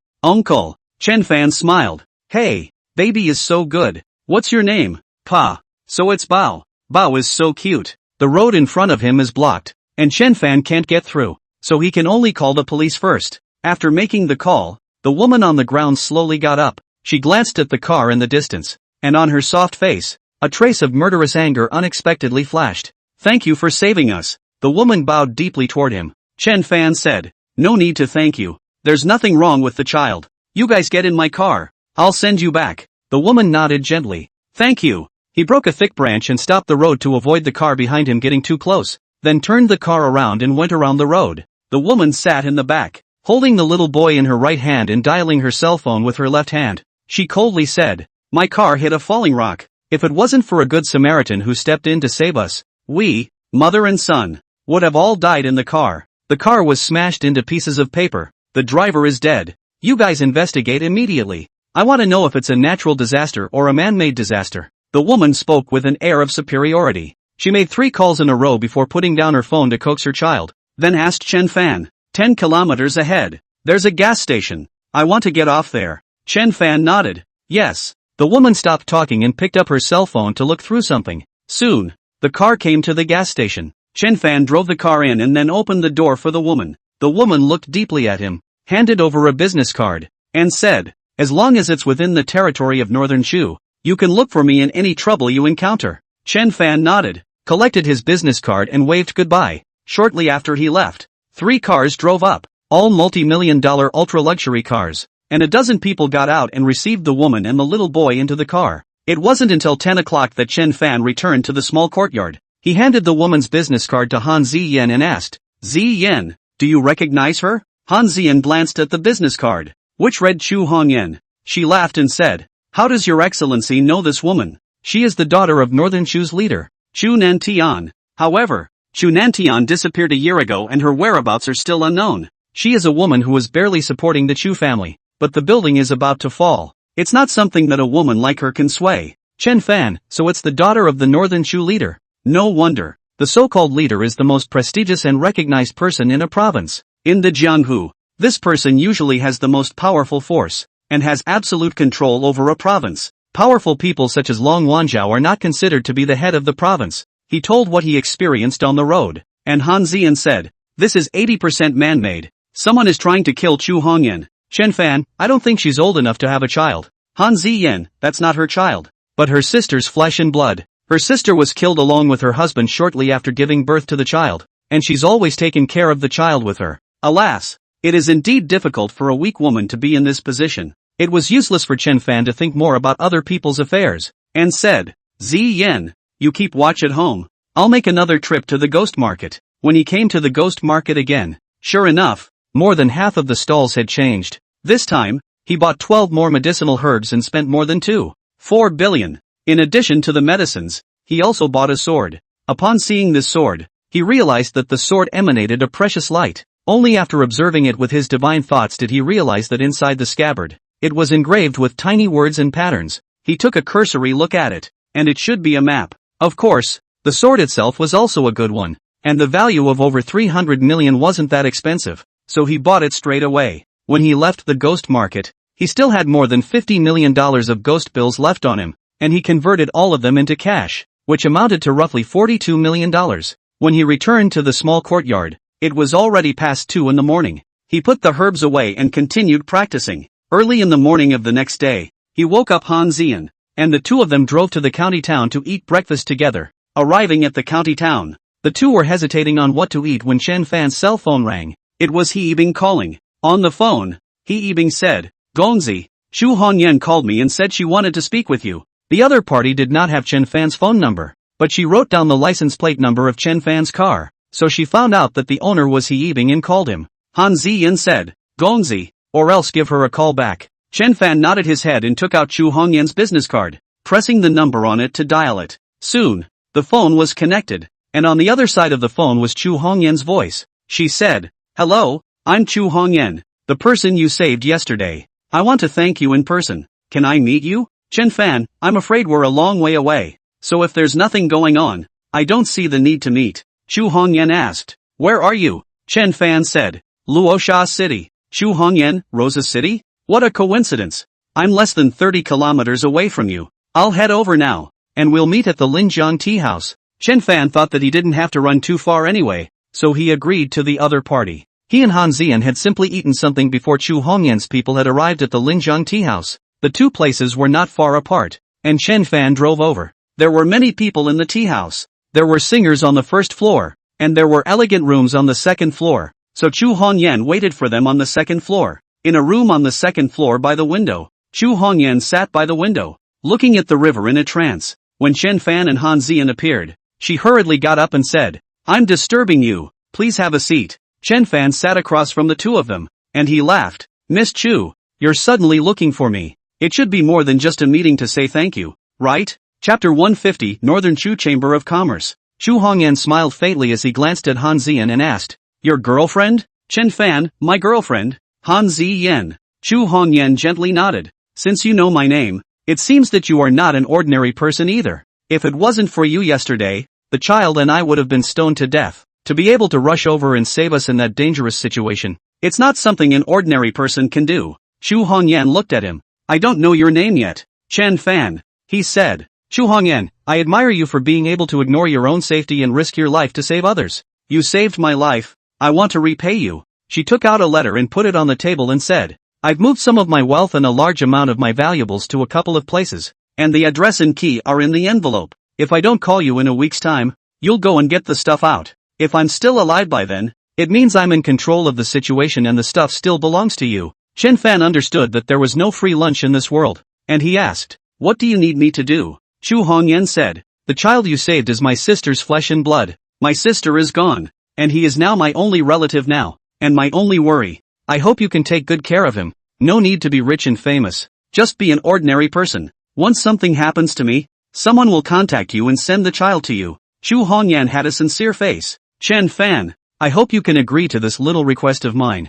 If you are impatient to raise the child, it's fine to give him to a kind-hearted family to raise." Chen Fan looked at him. "Aren't you afraid that I'll go back on my word and take the money without doing anything?" Chu Hongyan shook her head. "No, I believe in your character. A person without faith in justice would not lay down his life to save others." Chen Fan sighed as he said to Han Ziyan, "Ziyan, raising a child must be troublesome, right?" Han Ziyan nodded. "Of course it's troublesome. You still have to manage his food and clothing, and you have to supervise his studies and enroll in various classes if he doesn't learn well. Raising a child is simply more troublesome than cultivating into a god-realm patriarch." Chen Fan had a headache. He didn't have time to raise a child, so he asked, "That accident yesterday, was it man-made?" Chu Hongyan nodded her head. "There are people who want me dead, making me hand over everything my father left behind, but I know them too well. Even if I hand these over, they will definitely not let me go. They can't sleep if they don't get rid of the grass." Chen Fan pushed the envelope back and said, "Since you trust me so much,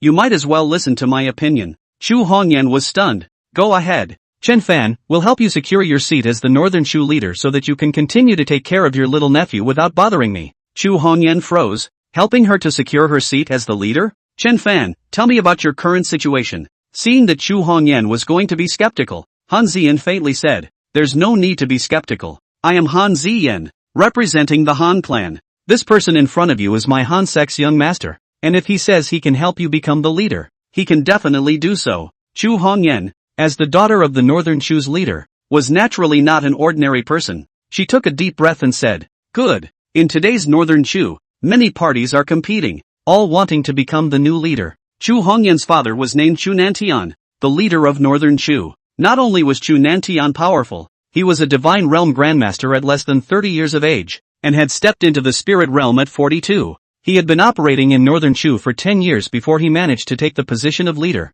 Being the leader, both the black and white worlds had to respect him, and his prestige was extremely high. However, a year ago, Chu Nantian went out to meet a friend and never returned. At first, all the major forces in Northern Chu were relatively calm, but as time passed, the minds of each family came alive, all wanting to become the new leader. Chu Nanshan's son-in-law, a divine realm grandmaster, was the most likely to become the new leader. However, less than 3 months after Chu Nanshan's disappearance, the couple died tragically in their home, leaving behind a few-month-old child. It was just that those people didn't expect that Chu Hongyan, who didn't know martial arts and had just graduated from college not long ago, had actually picked up the slack. She didn't cower in fear, but quickly took over the family estate and managed everything in a well-organized manner. Thus, those people gradually pointed their spearheads at her. Nowadays, there are 4 main forces in Northern Chu that are the strongest and most ambitious, and they all want Chu Hongyan to submit and help them ascend to the throne of the leader. After hearing the general situation,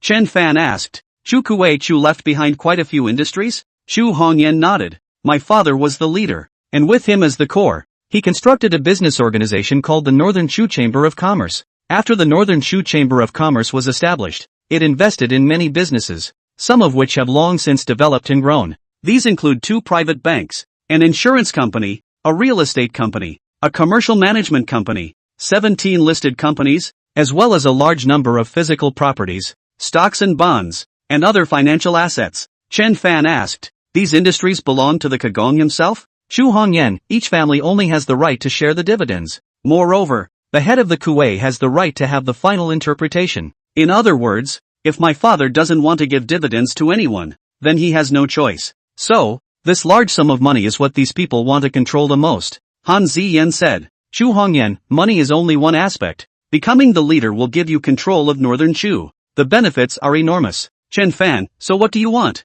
Do you want to continue to be the leader, or do you just want a peace? Chu Hongyan looked resolute and said, my father is only missing, not dead. Before he comes back, I must keep the family business. Han Ziyan, by the side of the leader. There should be quite a few old ministries. Do they support you? Chu Hongyan, they are divided into 3 factions. One faction supports me, one faction is neutral, and one faction cooperates with the 4 forces. If it weren't for those people supporting me, I wouldn't be able to last until now. Chen Fan, I can first help you determine if your father is still alive. Chu Hongyan was delighted. You have a solution? Chen Fan, I need his personal clothes, or hairnails or something like that. Do you have any? Chu Hongyan nodded. Yes, it's at home. Chen Fan, okay, let's go to your house first. You go first, we'll drive there ourselves. Chu Hongyan went downstairs first, and after she left, Chen Fan glanced at the stores across the street and said to Han Ziyan, there are 2 people who have been spying on Chu Hongyan. Han Ziyan, why would the prince help her?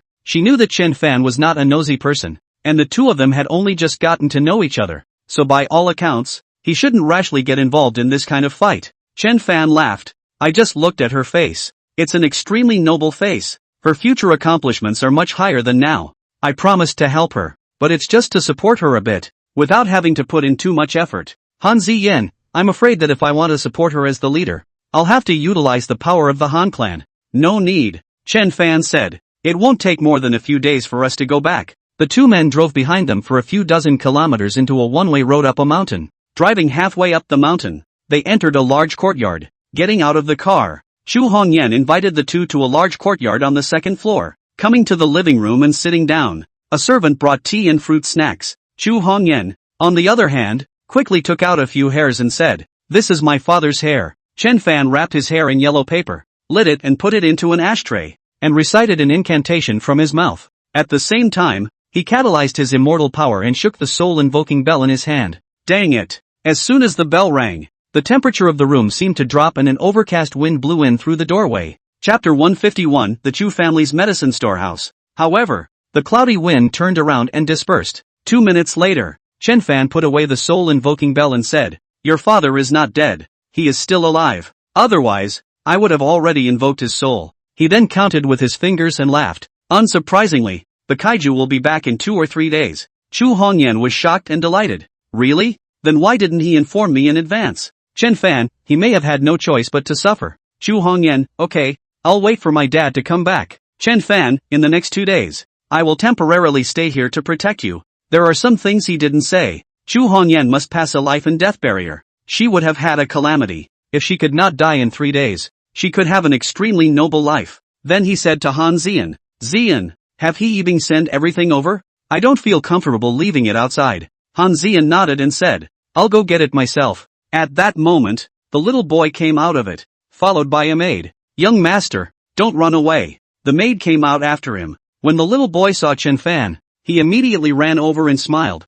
Uncle, here's some candy for you. In his little hand, he grabbed a candy, his little hand sticky and covered in drool. Chen Fan smiled, took the candy, and said, thank you, little treasure is so good. After giving the candy, he sat next to Chen Fan and played with the toys. Chen Fan, in these few days, don't leave here. Chu Hongyan frowned slightly. How long will it take? 3 days. Chen Fan said, you can only go out after 3 days. Chu Hongyan sighed softly. Since she had invited Chen Fan, she believed in him unconditionally and had to say, alright, I won't go out for 3 days. She doesn't go out, but there are many things that she needs to deal with. Only a few minutes later, a subordinate came in and respectfully said, "Missy, Chao Lao Wu and Xia Lao Si are fighting over the venue. Both sides have brought hundreds of people each and want to ask you to come to 4C's house to judge the matter." Chu Hongyan had a headache for a while. She often dealt with similar things, but now that Chen Fan had told her not to go out, he could only say, "Let them handle it themselves."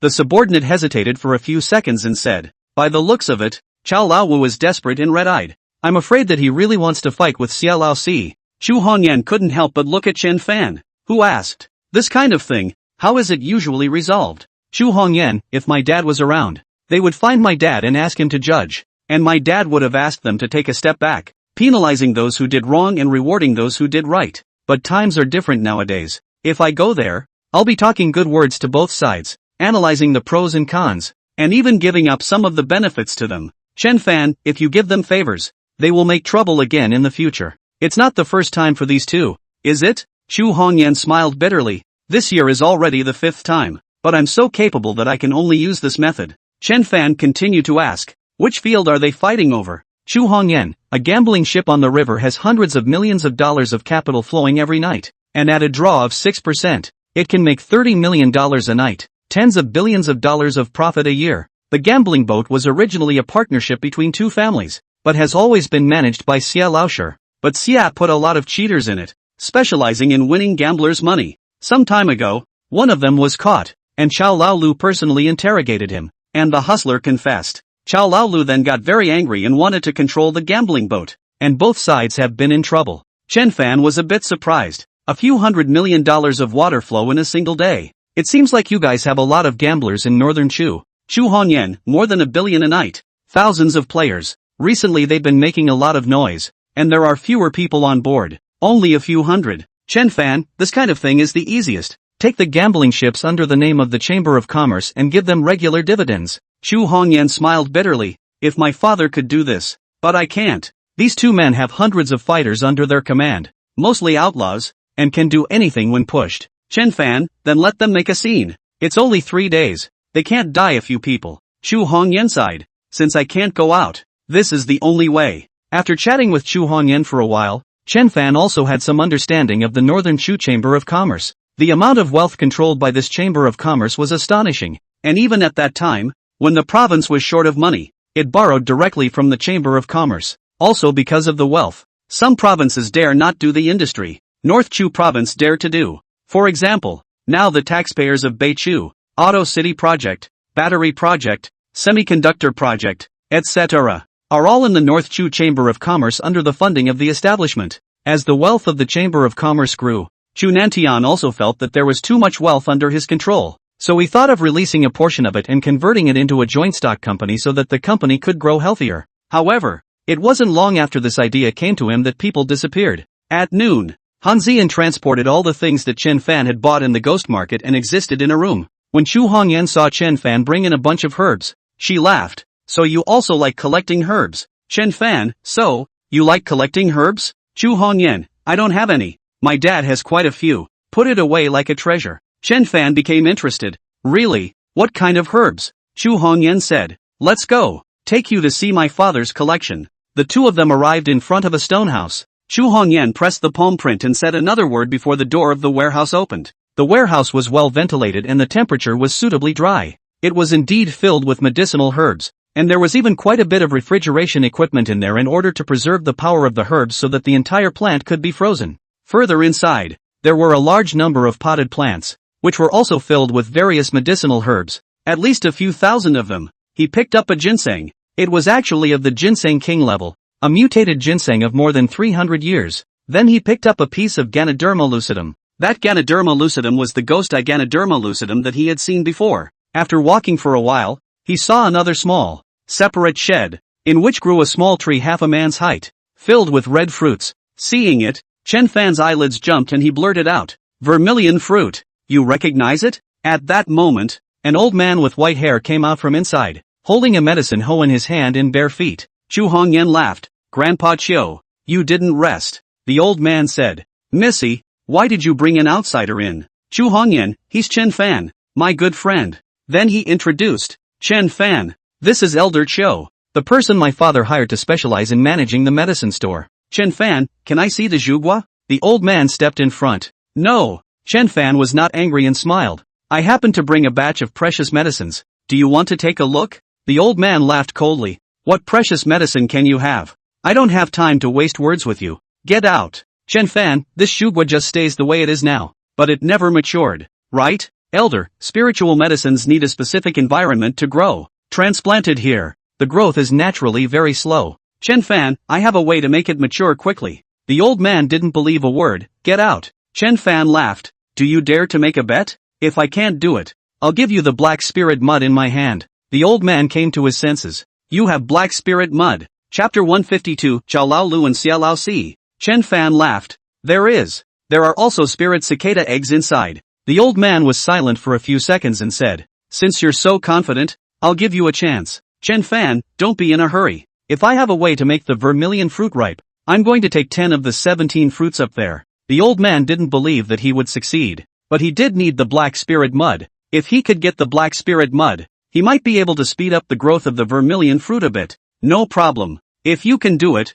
you can pick any vermilion fruit you want. He made way for Chen Fan to enter that small shed. The small shed, only 10 square meters in size, was lit with incandescent lamps, and it was hot inside at over 40 degrees. The old man walked in and said, this vermilion fruit originally grew near an active volcano where the temperature was high. Although I tried my best to give it a similar environment, it still stopped growing. Chen Fan reached out and touched the vermilion fruit, secretly channeling a trace of immortal power. Then he sat down and a thunderous sound shook the air from his abdomen. This was a kind of incantation that could indeed stimulate the growth of plants, but it was not specifically performed for the old man. Although it was only a trace of immortal power, the vermilion fruit was already about to ripen, plus it had the incantation issued by Chen Fan to promote ripening. After less than an hour, the vermilion fruit gave off a rich aroma, an aroma that even Chu Hongyan, who was waiting outside, could smell. Smells good, she exclaimed. The old man's eyes widened in surprise as he muttered, how can that be? Chen Fan laughed.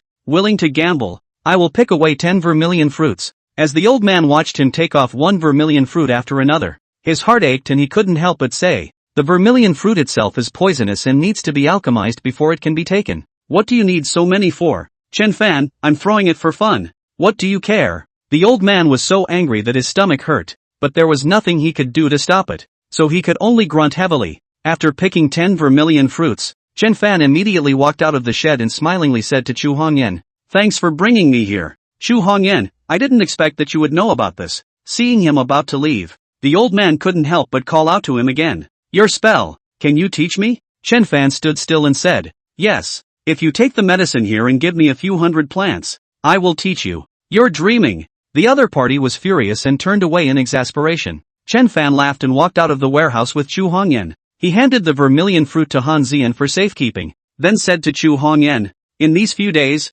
I'll bail you out. After it's done, I don't want anything else, just the medicine in this pill vault. Chu Hongyan laughed. Okay, I promise you. Returning to the previous living room, there were two people sitting in the living room. Seeing them, Chu Hongyan said, Uncle Chao, Uncle Xie, when did you guys come? These two men, one called Chao Yunset and the other Xia Hushuan, were nicknamed Chao Laolu and Xia Laoshi. The two were both characters that roamed the land back then, and were later taken under Chu Nanshan's command, each managing a side. The Northern Chu Chamber of Commerce then had the two men's share of the profits, which could be several $100 million a year, coupled with the proceeds from the gambling ship. These two were both mega rich with tens of billions of dollars. Of course, their wealth was unknown to outsiders, and they wouldn't make it onto the wealth rankings. Chao Yunset was a bald man, in his 50s, with a big belly. He grunted heavily and said, Missy, you judge. Xia Laoshi let people cheat on the gambling boat all these years, pitched an unknown number of guests.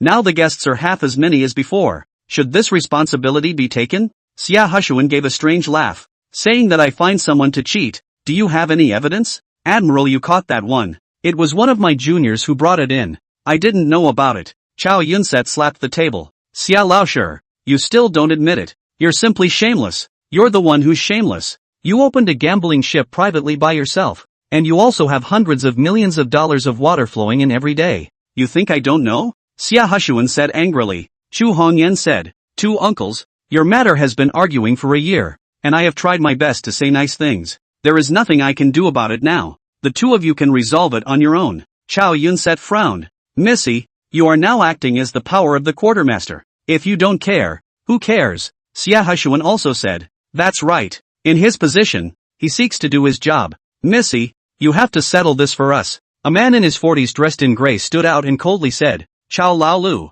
Xia Laosi, be respectful to Missy and stop yelling. Seeing the middle-aged man speak, Chao Yunset had a look of contempt on his face and said, Surname son, who are you? You weren't even Harry yet when the few of us fought the world with the head of the Kuei. The middle-aged man's face sank. I'm the second chief executive appointed by the head quartermaster. What? I can't talk about you guys? Xia Hushuan let out a ba. The second chief is nothing. Now that the chief is gone, who treats you like a dish? Don't pretend to be a big shot in front of me. You're nothing. The middle-aged man surnamed Sun, with a gloomy face, said, Watch your mouth. Although the leader is not here, we are still here. Pop. Chao Yunset suddenly picked up the teacup and dropped it on the ground. The door walked in a person, wearing 1,000 layers of bottom, black clothes and black pants, about 40 years of age, short eyebrows and square face. Not tall, but the eyes of the essence of the light flashes. The breath around the body is amazing. Chen Fan could see that the visitor was a transformation realm patriarch. To be able to call it a patriarch, his strength was naturally not weak. Then, another man in his 30s, wearing a blue suit, with polished leather shoes and hands in his pockets, walked in. Again a realm of transformation expert. The second Master Chief angrily said, Chao Lao Lu, Xia Lao Si, what are you going to do? Xia Hushuan cupped his fists to Chu Hongyan. Eldest miss, today's matter, please give a solution to satisfy everyone. Chen Fan could see that these two people had deliberately come to pick a fight. They wanted to force Chu Hongyan to make concessions, and once she gave in, more people would follow. Chu Hongyan faintly said, I can't care about the two of you. See the guests off. However, Chao Yunset and Xia Hushuan did not get up. They glanced at each other and Chao Yunset said, It seems that Missy is not going to mind us. Old Xie, then we'll just have to manage ourselves. Xia Hushuan nodded, that's right. Missy doesn't care, so let's manage ourselves. On the Chamber of Commerce side, I have 1.5% of the shares. Missy, just give it back to me. Take away your own things. Whether I Xia Hushuan dies or lives in the future, it has nothing to do with Missy. Chu Hongyan's eyebrows furrowed as she said lightly, Uncle Xie, back then, my dad fought with the Jingnangu family for a year in order to get that gambling ship for you, and helped you to get through every aspect of the relationship, which allowed the gambling ship to operate. If I remember correctly, this gambling ship also has my father's 40% shares. It's just that he has been trusting you guys all these years, handing it over to the two of you to take care of. He only takes a cut. Xia Hushuan grinned. Before the Kuei had left, he had already returned 40% of the shares to us. So now the gambling ship is owned by the two of us, and it no longer has anything to do with Missy. Chu Hongyan sighed softly. Tell me, which family let you guys out? She could see clearly that the two were obviously instructed to deliberately make things difficult for themselves. Chao Yun said a smile. Miss say what words? This has nothing to do with other people. It is you are not willing to care about us. We can only make our own way.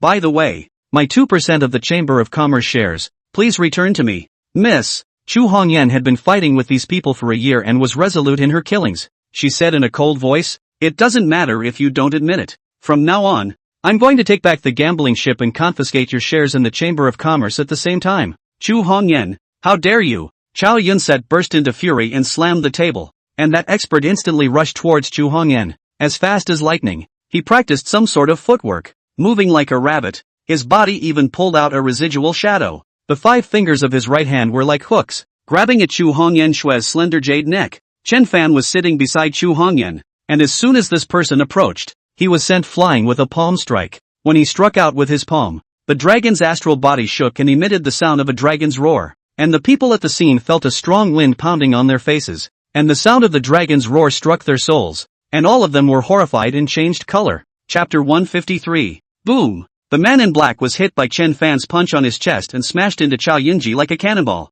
The latter got up to dodge, but was still hit by the man in black on the shoulder, causing him to sit back on the sofa with an ah of pain, only to see the black man's mouth constantly out of blood, lungs constantly issued a grunt sound, and then keep coughing, has lost the ability to fight. This scene shocked everyone. Even Chu Hongyan did not expect Chen Fan's strength to be so terrifying. She did not move and faintly said, Take him. Chen Fan came to Chao Yunset a step in front, first raised his hand a big mouth, hit Chao Yunset mouth full of blood, then grabbed his hair, carried to Chu Hongyan in front, and then kicked his legs, the other side flop on the ground. 2 more people rushed in outside the door, but this time they were stopped by Chu Hongyan's bodyguards and controlled on the spot. Chu Hongyan looked at Chow Yun-set and said, "Chow Lao Lu, you've always been timid in your actions. Who asked you to come?" Chow Yun-set was still very cross as he spat on the ground and said, "I came here on my own." Chu Hongyan, "Kill me if you have the ability and see if the others will serve you." Pop. Chen Fan raised his hand and slapped again,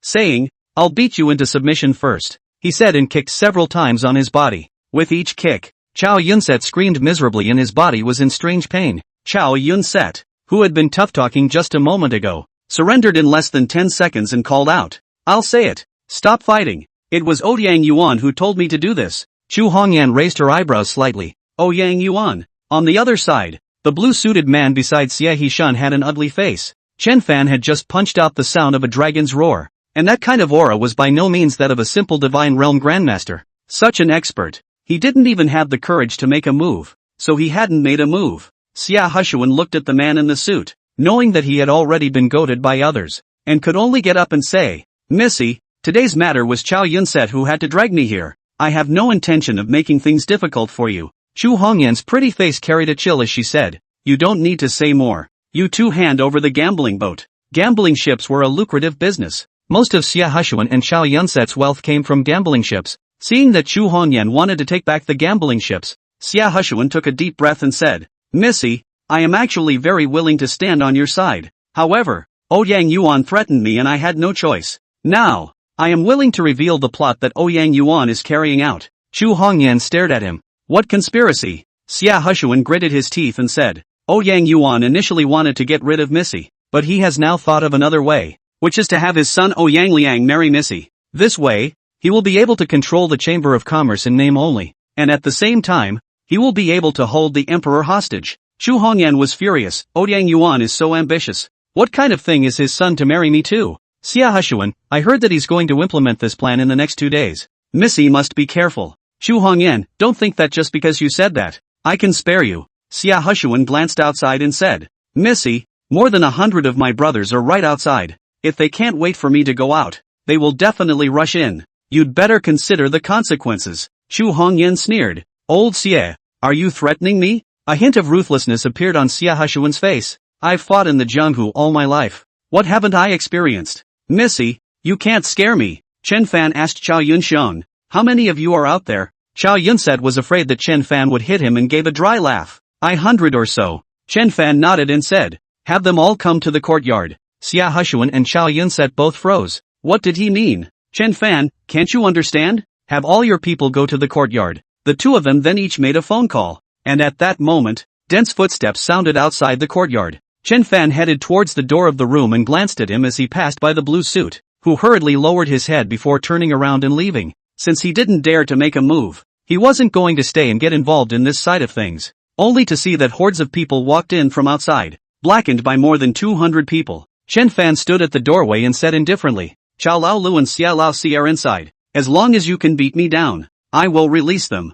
As soon as these people heard this, a few capable fighters rushed over. Like these fighters? There would be a few capable fighters, and they often rushed at the front. Only when they rushed, the people behind them would follow. These few people, who were not weak in their own strength, were still holding weapons such as clubs in their hands, and directly greeted Chen Fan's head. Chen Fan struck like electricity, performing the dragon swimming and rushed over, only using the 7 styles of impunity to knock these few who rushed at the front to the ground. These few people didn't even see clearly how Chen Fan made his move before they were already lying on the ground. The few people who were basically able to fight flew straight back, blood gushing out of their mouths and noses, completely losing their fighting ability. Looking at Chen Fan, who stood in the doorway like a god of war, everyone was shocked and did not dare to approach. Chen Fan said indifferently, "Too weak. Come and get some capable fighters."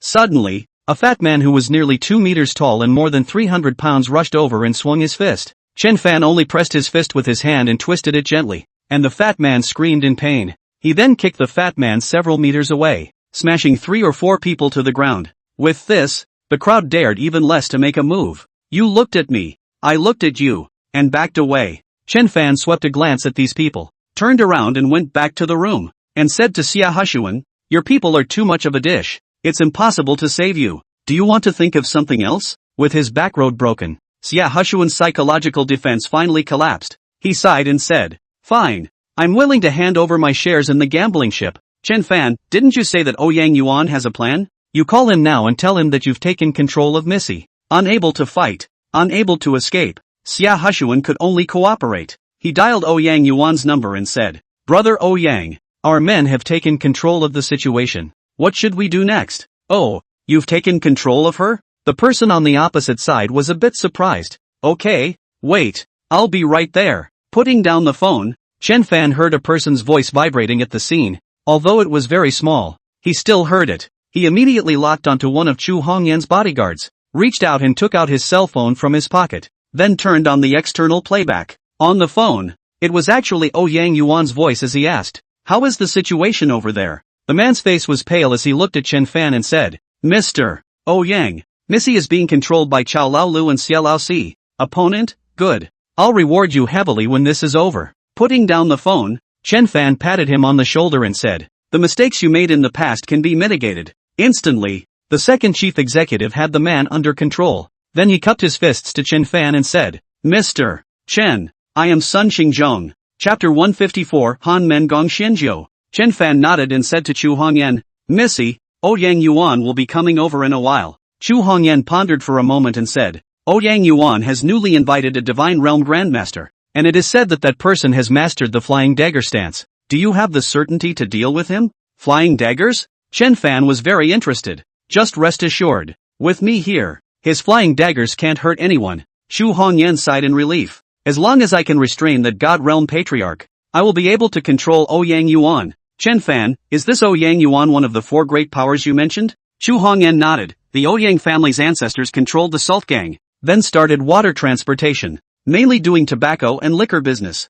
The liquor market in northern Chu is basically held by the Ouyang family. In addition, the Ouyang family's shareholding in the Chamber of Commerce is also as high as 8%, making it one of the most powerful families in northern Chu. Chen Fan, since he dared to ask for the title of leader, he must have made thorough arrangements. Chu Hongyan laughed. Mr. Chen, if we take down the Ouyang family, I'll be the master and give that treasure of the Ouyang family to you. Chen Fan became interested and asked, What treasure? Sun Xingzhong took over and said, Mr. Chen, before the Ouyang family's ancestors were salt gangs, they were water bandits and often robbed rich merchants. About 300 years ago, the Ouyang family robbed a huge rich man in Jiangnan. In order to survive, the rich man handed over a treasure called the Pearl of Wealth. According to the rich merchant, he was able to become rich by relying on the Pearl of Fortune, which increased his fortune. Later on, Ouyang's family was really developed and became a famous salt baron at that time. Later on, when the warlords were mixed up, the Ouyang family even produced 2 warlords.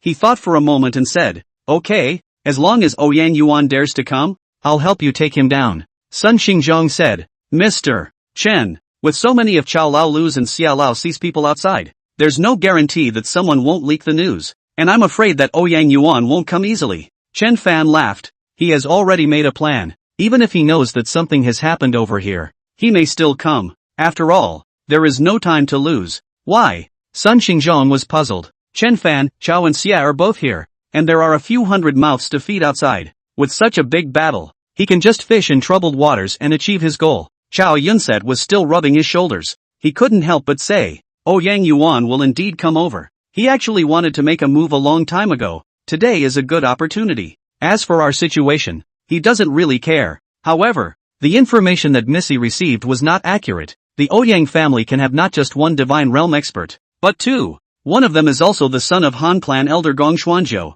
Gong Wei. Hearing Gong Wei's name, Han Xian's pretty face changed slightly as she gave Chen Fan a wink, and the 2 of them came to the study on the 2nd floor. Closing the door, Han Xian said, My lord, Gong Xuanzhou is the strongest of the 4 outer elders, and my grandfather might not have been his match even back then. He has a high status in the Han clan, and there's a group of people in the Han clan who only listen to him. Chen Fan, it seems that this Gong Xuanzhou has already embraced the army. Han Xian, I've long heard that Gong Xuanzhou is pulling in forces everywhere, and now that he's sending his son, Gong Wei, to help the Ouyang family, it's 80% likely that he wants to help them become the leader of northern Chu. After this is accomplished, Gong Xuanzhou will be able to infiltrate his forces into northern Chu, leaving himself a way out. In the future, in case he rebels against the Han clan, his Gong family can also gain a foothold in northern Chu. Chen Fan thought for a moment and said, When Gong Wei arrives in a while, do you want to show up? Han Xian, of course I'm going to show up. I'd like to see if he, Gong Wei, gives face to my Han clan's great miss. Chen Fan smiled. If he doesn't give it, I'll beat him up. Han Zian, my lord. Gong Wei is 37 years old, but he's already a Divine Realm Grandmaster, and he's mastered a great skill called Divine Thrust, which is said to be able to attack the enemy's divine thoughts. Chen Fan, no harm done. You and I are both possessors of the Yuan Shen, and this little tactic can't hurt us. Han Zian, if Gong Wei doesn't retreat, I'll deal with him, or I can get Gong Xuanjiu to tighten up a bit. Then she gently smiled. I didn't expect to come across this kind of thing after a trip to Tianan Ghost Market. Your Excellency, will that Chu Nantian really come back? Chen Fan nodded his head. His return to his hometown this time is like a tiger returning to the mountain. His aura is even better than before. Han Ziyan, Your Excellency can't help for nothing. The Ouyang family's wealth, and that gambling ship, Your Excellency must take at least half of it. Chen Fan laughed. These are nothing. I'm only interested in that medicine storehouse. Besides, once Chu Nantian returns, what Chu Hongyan says may not count. Han Ziyan, then get what you can first, so as not to have a long night. Chen Fan laughed. There's no rush. The value of the 10 vermilion fruits is far more valuable than that gambling ship. Han Ziyan asked curiously. My lord, what is the use of the vermilion fruit? Chen Fan, vermilion fruit, also known as human immortal fruit, pure yang fruit. If you refine it into a pure yang dan, it can help spirit realm cultivators advance to the human immortal realm. Spirit realm to human immortal is a big hurdle. 99% of spirit realm cultivators don't have a chance to become human immortals. So do you know how precious it is now? Han Ziyan's eyes widened. So it's so precious, but if you don't know how to make pills, it's not much use. Chen Fan nodded. That's right. If it can't be refined into a potion, the medicinal power of the Zhugua can only be utilized by 1 or 2%, and it also carries a high level of toxicity, with obvious side effects. Han Ziyan bit her lip and asked, My lord, does my grandfather have a chance of impacting a human immortal? Chen Fan laughed. If it is refined into an elixir, there will be one for old Han. Han Ziyan was overjoyed. Thank you, sir. Chen Fan, between you and me, there is no need to thank you. It's most hard for you to surround me every day. When you reach your cultivation level, I will also help you advance to human immortal. A simple sentence made Han Ziyan's heart burst with sweetness. Chen Fan and Han Ziyan were talking upstairs, and Chu Hongyan also invited a man in his 50s to come. She said, Uncle Yun, I didn't expect things to come to this. Luckily, with Mr. Chen here, I finally have a chance to win. Yun Bo used to be the military advisor beside the leader Chu Nantian, named Yun Buqing, and was good at strategizing. After Chu Nantian left, he had been helping Han Ziyan maintain the situation, but to this day, there was nothing he could do about it. After all, even higher intelligence was not as good as strong strength. Ouyang Yuan and the others were powerful, and being able to last until today was already the limit of what he could do. However, Chen Fan's appearance turned all this around. Just now, Yun Buqing had been observing Chen Fan, and he had the knowledge to see that Chen Fan was not an ordinary person. Not only was he strong, but he was also decisive in his actions, and with the power of one person, he had controlled Chao and Xia and lured out Ouyang Yuan. Yun Buqing laughed. The one beside Mr. Chen is the eldest lady of the Han clan. Even when the Kuei Dao leader was around, he had to give the Han clan 3 points of respect. But this Missy is very respectful to Mr. Chen, so it is evident that his status is not trivial. As I observe his cultivation, he must be a supreme expert within the Divine Realm sect masters, perhaps already a spirit realm venerable. Chu Hongyan was taken aback. A spirit realm exalted? He's an exalted at such a young age. I'm afraid it's only a matter of time before he becomes a human immortal. Yun Buqing pondered for a few seconds and said in a low voice, Miss, I think that this person is good-looking and powerful in force. Should Miss consider it? Chapter 155 Chronic Poisoning. Chu Hongyan's pretty face blushed and said, People have beautiful women around them. Where would they look at me? Yun Buqing, that's why Miss needs to get in touch with him more often and create opportunities. If the kaiju is around, he must have similar views as me. At this time, Chen Fan and Han Ziyan walked downstairs. Chen Fan sat down opposite Chu Hongyan. He glanced at Chao Yunset and said, Old Chao, there seems to be something wrong with your body. Have you gone to the hospital for a checkup? Just now when he was teaching Chao Yunset a lesson, Chen Fan could tell that there was something wrong with his body. His liver had been hardened and his kidneys were not good either. Looking at him like this, he would live for another 3 to 5 years at most. Chao Yunset was stunned. He began to have a bad liver more than half a year ago, often nausea, did not want to eat, and his face was yellowish. The last month is more serious. Take medicine and injections are not helpful. He was sitting on tens of billions of dollars of wealth and had many wives and concubines. It was the right time to enjoy himself. Naturally he was very afraid of death. When he heard Chen Fan say this, he hastened to ask for advice. Your Excellency can tell that I'm not well? You are a divine doctor. Chen Fan, I don't dare to be a divine doctor, but I can help you out. However, I don't see patients for free. Chow Yun-set hurriedly said. Of course, I'll pay for the consultation. Chen Fan gave a and pulled his wrist, then checked his tongue, eyes, and then used a golden needle to prick his finger and squeeze out a drop of blood. He rubbed the blood between his fingers and placed it on his nose to smell it. Chow Yun-set's eyes widened as he asked, Your Excellency, what's wrong with my body? I've been to many big hospitals and they couldn't find anything wrong with me.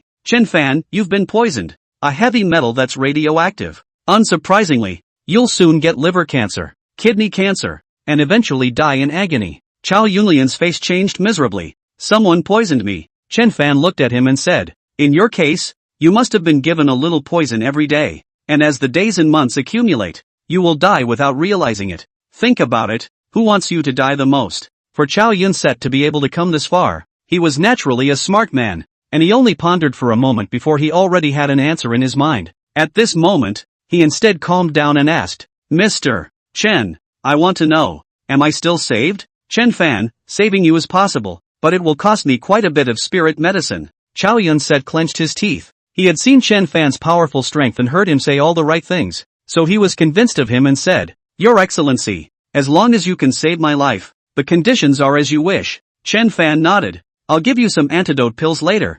$30 million a pill. 1 capsule per month. Eat it for 3 years and you'll be cured. 1 grain of 3,000 years is only $360 million a year. Not a small amount, but this is still acceptable to Chow Yun-set. He quickly said, Thank you, Your Excellency. I'll pay for 3 years at once. Chen Fan, there is no rush. The antidote is not with me, so I will give it to you in a few days. Just find out who is trying to harm you as soon as possible. Fine, Chow Yun-setting said in a continuous voice. When Xia Hushuan, who was on the side, saw that Chow Yun-set's body had such a big problem, he instantly felt physically uncomfortable as well. So he came over with a thick skin and said, Could Your Excellency take a look for me as well? I've always been feeling sore in the back lately and have no energy. Chen Fan just swept a glance and said, Your situation is the same as old Chow's. You've been poisoned, and it's the same kind of poison. Xia Hushuan was horrified. I'd been poisoned too? Chow Yun-set gritted his teeth and said, Xia Laoshi, you don't need me to tell you who it is that can lay hands on both you and I at the same time, do you? Oh Yang Yuan, you dog in. I'm not finished with you. Xia Hushuan heavily slammed the table, murderous aura surging in his eyes. Chen Fan asked, Are you sure it's Yang Yuan who wants to deal with you? Chow Yun-set, Yang Yuan wants to be the leader, and when we die, all the wealth of our two families will go to him. Chen Fan, this Yang Yuan is indeed a character, calculating so deeply. Chow Xia and the two of them looked at each other and said to Chu Hongyan at the same time, Missy, from now on, the two of us will fully support you against Yang Yuan. Chu Hongyan heart secretly happy. Chen Fan to the two people to see a disease. Let the two people die to follow their own. This kind of means really clever. Since you guys are sincere about this, the gambling ship will leave you 20% of the shares. She said. Thanks, Missy. Xia Hushuan again requested Chen Fan to save him, and Chen Fan offered the same price, $30 million for 1 antidote pill. The 200 to 300 people outside also immediately all became Chu Hongyan's people, with 2 groups of people standing neatly on either side.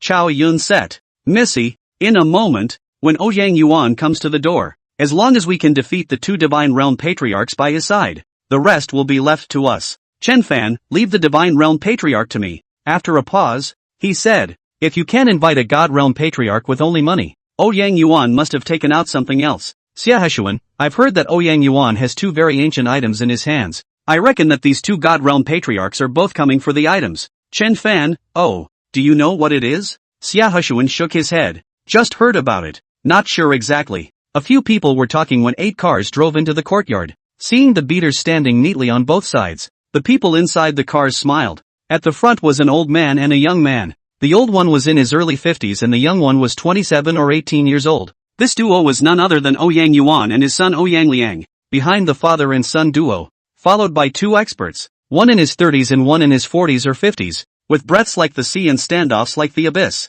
When they reached the door, the 2 experts crossed over Yang Yuan's father and son and walked in first. Only then did Yang Yuan enter. He was tall, with a country face, long eyebrows and big eyes, looking much younger than he actually was. He swept his gaze and smiled. Missy, are you waiting for me? Chu Hongyan stood up and said, why is Uncle Ouyang here? Ouyang Yuan laughed. Miss knowingly, aren't you waiting for me to come? Chu Hongyan's eyebrows rose slightly. You really did know long ago. Ouyang Yuan was wearing a silver-gray trench coat, with a cane in his hand, walking like the wind. He came straight to several people. His eyes landed on Chen Fan, and he smiled. Mr. Chen, in today's matter, can you watch from the sidelines, and don't intervene? Chen Fan stared at him. Are you ordering me? Ouyang Yuan smiled. Not an order, but a reminder. The affairs of Northern Shu are beyond the control of outsiders. The 40 to 50-year-old expert walked over, his eyes fixed on Chen Fan's hand, seemingly ready to strike at any time. Chen Fan, simple. Let your people beat me down, and I won't be able to take care of this idle matter. Another God Realm patriarch in his 30s kept staring at Han Xian. Han Xian also looked at him and said, Gong Wei, why are you here? Gong Wei stepped forward and slightly cupped his fists. Eldest miss, I didn't expect you to be here. Han Xian faintly said, Gong Wei, stay out of things here and go back now. Gong Wei raised an eyebrow. Then his gaze landed on Chen Fan and laughed. I heard someone say that Missy has a sweetheart. Could it be this one in front of you? Han Ziyan, it has nothing to do with you. Gong Wei shrugged. That must be it. My Han clan is founded on martial arts, and anyone who can match up with Missy must not be too weak. Since we've bumped into each other today, I'll ask this friend to teach me a few moves. Obviously, Gong Wei didn't want to retreat there, and he found a reason to make a move with Chen Fan. If he defeated Chen Fan, Chu Hongyan would have no more to rely on. Chen Fan laughed. Good, but I have heavy hands. In case I hurt you, I hope that the palace chief won't hold a grudge against me. Gong Wei grunted heavily. Big words like these. Wait until you defeat me. Ouyang Yuan was very confident in Gong Wei. He looked at Chu Hongyan and said,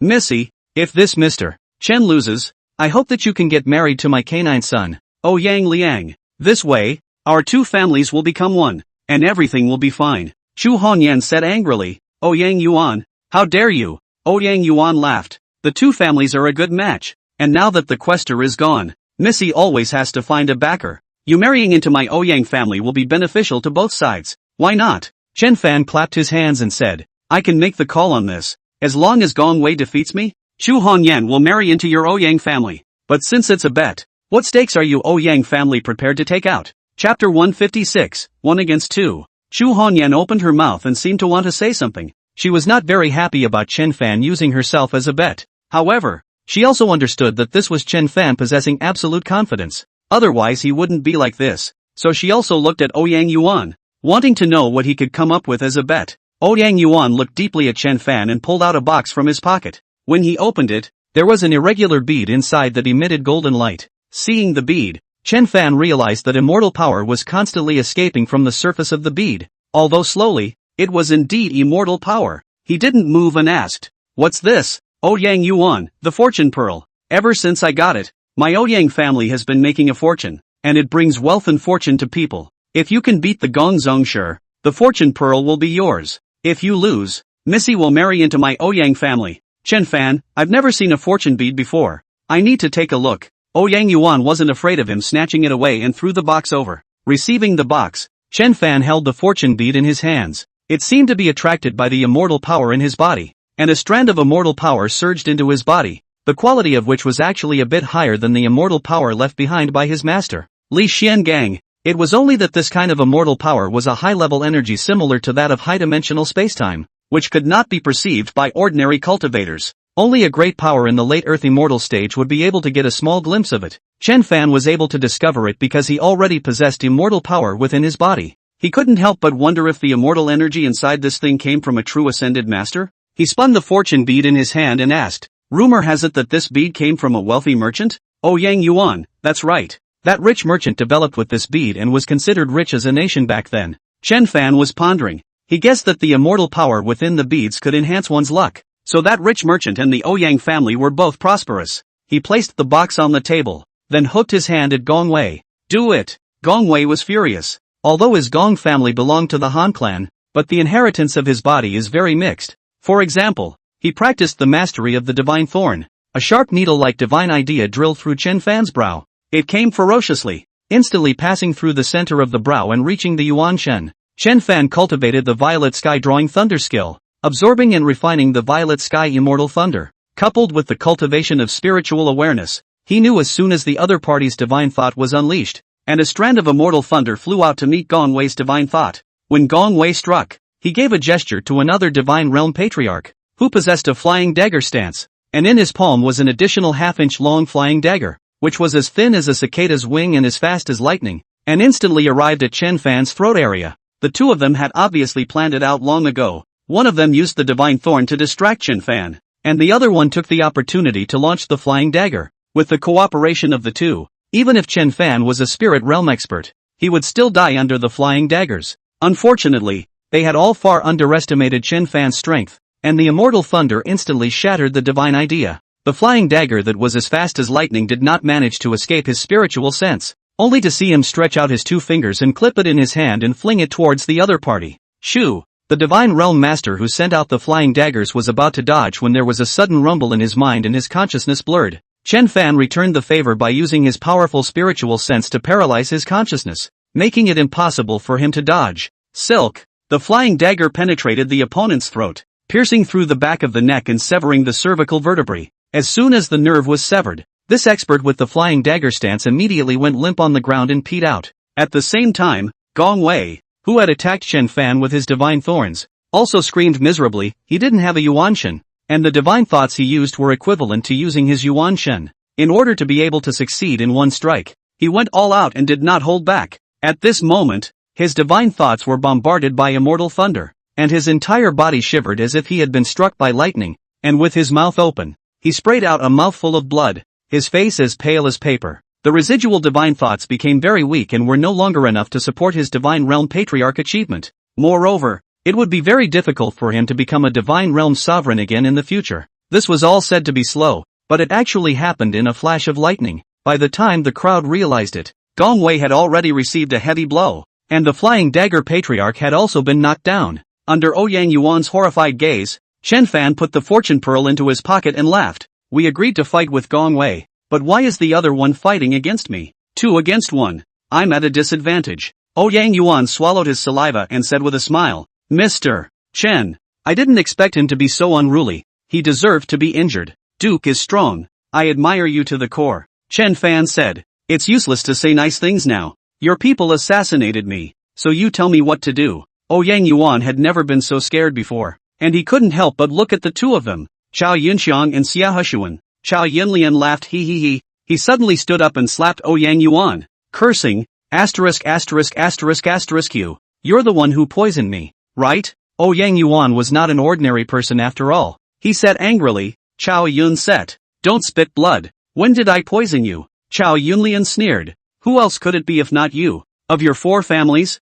I'm only closer to you. Chen Fan glanced at Ouyang Yuan and said indifferently, Old Chao, you have wronged him. He is actually poisoned as well, and it's also the same chronic poison as yours. Ouyang Yuan's face changed drastically. I've been poisoned? Chen Fan pressed his pulse and nodded his head a moment later. That's right, it's the same poison, but the poison you've been hit with is heavier. I'm afraid you won't live through this year. The muscles on Ouyang Yuan's face jumped wildly. Who harmed me? Chen Fan, that's your business. Let's settle our business first. Ouyang Yuan clenched his teeth and said, originally, I had 2 pills in my hand that I was going to give to the 2 God Realm Patriarchs, but now it seems that they won't need them. From his entourage around him, he took a bag, opened it, took out 2 small blue gold bottles from it, and handed them over to Chen Fan with both hands. The bottles had corks and were sealed tightly with wax. He didn't open them. He just swept them with his divine thoughts and found that there was an elixir in each of the bottles. He let out a took the bottle, and said, your poison can be lifted,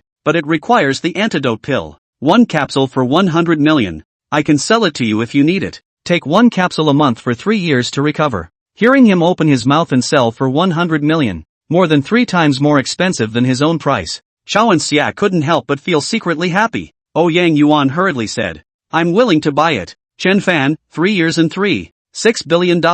Pay up. Han Zian immediately provided the account, and Ouyang Yuan immediately had someone make the payment. At this moment, Chu Hongyan spoke. Uncle Ouyang, back then, your Ouyang family offended someone and was almost exterminated. It was my father who brought his experts to relieve the siege and saved your Ouyang family. Do you still remember this? Ouyang Yuan lowered his head. The favor of saving my life? I will not forget. So even if I have ambitions, I still want you to marry Ouyang Lian, and the 2 families will be married. Han Zian, of course I know that those several assassinations had nothing to do with Uncle Ouyang. That's why I don't want to go through with it today. Ouyang Yuan knew that Han Zian was giving him a chance, and he immediately said, Missy, my Ouyang family will be your pawn from now on. Whatever Missy tells me to do, the Ouyang family will do it. Chu Hongyan nodded slightly. Good. Thank you, Uncle Ouyang, for supporting me. Dang it. At this time, it was already dark, and the gongs sounded outside, and when the drums sounded,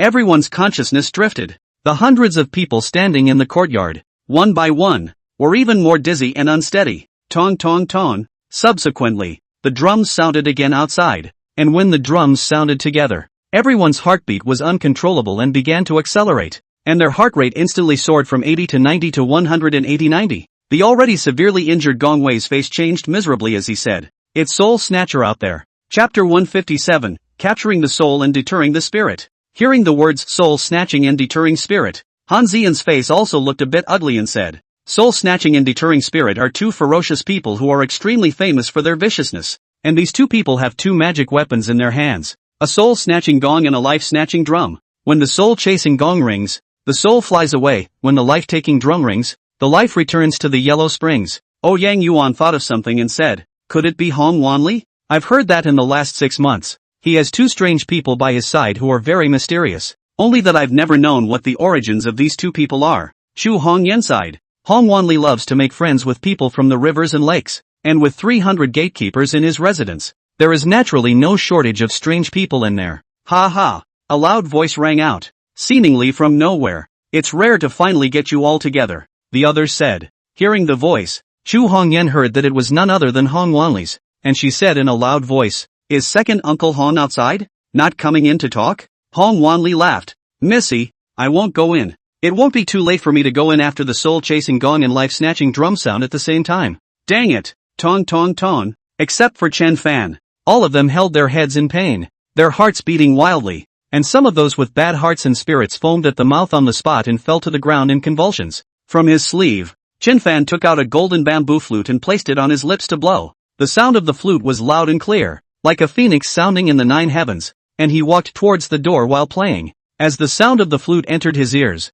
everyone's heartbeat returned to normal and their minds cleared. The sound of the gong and drums outside became louder and more urgent, but they were all suppressed by Chen Fan's flute. The sound of the flute became more and more melodious. While Chen Fan walked towards the direction of the gong, the people in the house immediately followed. Just unable to keep up with Chen Fan's steps, more than 200 meters away from the courtyard on a rock sat two people, one carrying a gong and the other a drum, which was being struck vigorously. White mist rose from the top of their heads, and they looked serious. Chen Fan walked slowly. A killing intent appeared in his flute sound, and the fallen leaves around him lifted up and then exploded one after another. Spiritual awareness coupled with the powerful dragon deity caused his flute sound to possess a terrifying killing power. Chomp! The gong broke first, with several cracks appearing, and the man who said it spewed out a mouthful of blood and tumbled down from the stone. The drummer roared and fought to beat the drum. Puff! The drum skin broke, and the drummer spewed a mouthful of blood and staggered. Chen Fan put away his flute and said coldly, Soul chasing and life snatching, nothing more than that. You can actually release the strong internal force, with the sound of the flute. Marvelous. The drummer finished, also fell down from above, only to see two people. Every pore is oozing blood towards the outside. All of them are cardiovascular massive burst and died. Come out. Chen Fan looked toward a large tree not far away. Behind the tree, a man in his early 40s came out. His left eye was blind and he had a few scars on his forehead. Seeing him, Ouyang Yuan recognized the other party as Hong Wanli. Hong Wanli's left leg was not sharp and he walked with a limp. He had little expression on his face as he said, Admirable. I thought it was foolproof to eliminate you all in one go, but I didn't realize that I still miscalculated. This high person, if you are willing to come to my side, after I become the leader, I am willing to share the glory with you. Ouyang Yuan was furious. Hong Wanli, how dare you? You even dare to scheme against me. Hong Wanli grunted heavily. In life, you have to do something great, in order to succeed. What's counting you? Unfortunately, the heavens are against me, allowing an expert to appear beside you. Chow Yun-set asked loudly. Hong Wanli, the chronic poison on us, did you put it there? At this point, Hong Wanli was very honorable and said, That's right. I originally wanted to let you guys die slowly, but I can't wait and risk my life now. Hong Wanli, you're finished. Ouyang Yuan snapped. Now that we all listen to Missy, you quickly kneel down and beg for forgiveness. Begging for mercy? Hong Wanli laughed coldly. I have always done things securely. I have planted a large amount of explosives in this neighborhood. As long as I press the button, all of you will be blown up into the sky. If you don't want to die, back off. His hand rose, holding a detonator in his hand. The crowd was shocked and backed away. Right at this moment, Hong Wanli's consciousness was in a trance, and before he could come back to his senses, Chen Fan was already on both sides of his body, holding his right hand. As soon as he held it, his fingers could not use any force, and the detonation device in his hand fell down and was caught by him. With his other hand, he carried Hong Wanli and returned to the room. Hong Wanli then felt numb and unable to move. His face was incomparably ugly, and he said with hatred, 1,000 calculations. I didn't calculate that your strength is so strong. I admit it. Back in the living room, Chen Fan threw Hong Wanli on the floor. Chu Hongyan said to Ouyang Yuan and the others, Uncle Ouyang, Uncle Chao, Uncle Xie, Hong Wanli tried to get us killed. His crime is heinous. If the Hong family is not eliminated, we will never have peace. Ouyang Yuan nodded his head. Missy, I would like to bring along my men with Brother Chao and Brother Xie and exterminate the Hong family tonight. All the wealth of the Hong family, all of it will be set aside under the name of the Great Miss. Chu Hongyan, after the Hong family's estate is inventoried, it will be divided into 10 portions, with each of the 3 of you getting 1 portion, Mr. Chen getting 3 portions, and the rest being incorporated into the Chamber of Commerce's management. The other party wanted to give himself 30% of the industry, so Chen Fan wasn't polite and said to Han Ziyan, Ziyan, take the people with you. There are so many benefits to something like a house raid that it's not possible to keep your own people out of it. Han Ziyan nodded. I've already transferred 300 Han clan disciples here, ready to act at any time. With that, Han Ziyan, along with Chu Hongyan, Ouyang, Chao, and Xie, escorted Hong Wanli right to the Hong family. Once these people left, the Chu family mansion became very quiet. Several corpses were carried down, and the injured Gong Wei also left. Chen Fan practiced in the courtyard while waiting for news. After collecting the Sun True Flame, the servants had been ordered to prepare breakfast, so Chen Fan casually ate a little. After the meal, he had nothing to do, so he went to his study and took out the wealth pearl to study it. Holding the pearl in his hand, he used his immortal energy to stimulate it, and a large amount of immortal energy immediately gushed out from within the pearl, entering his meridians. Ordinary people were incapable of withstanding immortal power, but Chen Fan's body had not only been quenched by immortal power a long time ago, but had also been replaced with the 5 viscera of an immortal, so not only did he not feel any discomfort, but was very comfortable instead. The 2 types of immortal power were obviously not the same. Li Xiangang's 9 Yang immortal power was rigid to the extreme, while the immortal power in the fortune bead did not seem to have any attributes, and the 2 types of immortal power did not interfere with each other, and each acted in its own way. Gradually, this immortal energy passed through the meridians and was deposited into the dantian, turning into immortal liquid. When all the immortal power within the fortune bead entered Chen Fan's body, the fortune bead turned brittle and turned into powder with a pinch. After absorbing the immortal energy, Han Ziyan and Chu Hongyan returned together. Han Ziyan said, My lord, the money and things collected from the Hong family were divided into 10 parts, and I sent someone to take 30% of them. The rest, which are industries and financial assets, will be distributed subsequently. Chen Fan, okay, there is no rush in this matter. Knocking off Hong Wanli is to kill the chicken to show the monkey and deter others with ambitions. Chu Hongyan nodded. That's right. This time, thanks to Mr. Chen's intervention, otherwise I would have been powerless to deal with either Ouyang Yuan or its time. Chen Fan said, there is no need to be polite. I have also gained benefits. How about this? I'll wait for 2 more days for the Kagong to return before I leave. Please trouble Missy to help me find a quiet courtyard. Chu Hongyan hurriedly said, I'll arrange it right away. This place was more than 100 meters away from the Chu family, and there was another small building with a front and back garden. It was also the Chu family's property there, and it wasn't usually lived in. However, the environment of the small building was good, so Chen Fan and Han Ziyan stayed in. Chen Fan moved all the medicinal herbs that he had bought this time into the courtyard and then took out the piece of wood. The wood was bought in the Tiannan Ghost Market and contained a strong life force. He wanted to try if he could activate the tree head with his immortal power and grow roots too. Chapter 158, The 5 Observations. He found a flower pot, put down the soil inside, and then held the wood in his hands before inputting his immortal energy. But what he inputted this time was the immortal energy from the immortal liquid in his dantian. The immortal energy turned into silk threads and was slowly injected. The wood wasn't big, but its ability to absorb immortal energy was very strong. More than the total amount of immortal energy absorbed by the human head cheese and the ginseng king and blood jade Ganoderma. After channeling his immortal power, He planted one end of the wood into the pot and watered it. Putting the wood away, he took out another copper bottle with 4 seeds inside. He poured out 2 grains and nourished them with his 9 yang immortal power. And the seeds actually absorbed quite a bit of immortal power. He then nourished the other 2 seeds with his Dantian immortal force. Then he planted the 2 kinds of seeds nourished with different immortal powers into a small pot, watered it, and waited for it to germinate. There was nothing much to do during the day, so I practiced while watching the seeds and wood change. By nightfall, the wood grew roots and a bud grew on one side. The bud grew quickly and spread out tender leaves. The leaves were 3-pointed, purple with a greenish tinge, and had a light natural pattern on them that was very beautiful. He then watered it some more. All 4 seeds had also sprouted, but the sprout from the 9 suns immortal power was greenish golden in color, while the sprout from the seed nourished by the Dantian immortal power was greenish purple. Obviously, nourished by different immortal powers, the same seeds had already given birth to different changes. After watering once more in the evening, Chen Fan went to meditate and practice. When practicing, the Dantian immortal power didn't change much. It didn't seem to have much effect on Chen Fan. In the first half of the night, he was still collecting moonlight, but in the second half of the night, there was suddenly a heavy storm and lightning. It was a rare opportunity, so he immediately went to the roof of his room and practiced the violet sky lightning drawing skill in the midst of the thunder and lightning. By the time the sky cleared, his body was numb with electricity, so he changed his clothes and went back to his room to rest. As soon as he opened his eyes, he ran out into the yard to look at the seeds and the wood.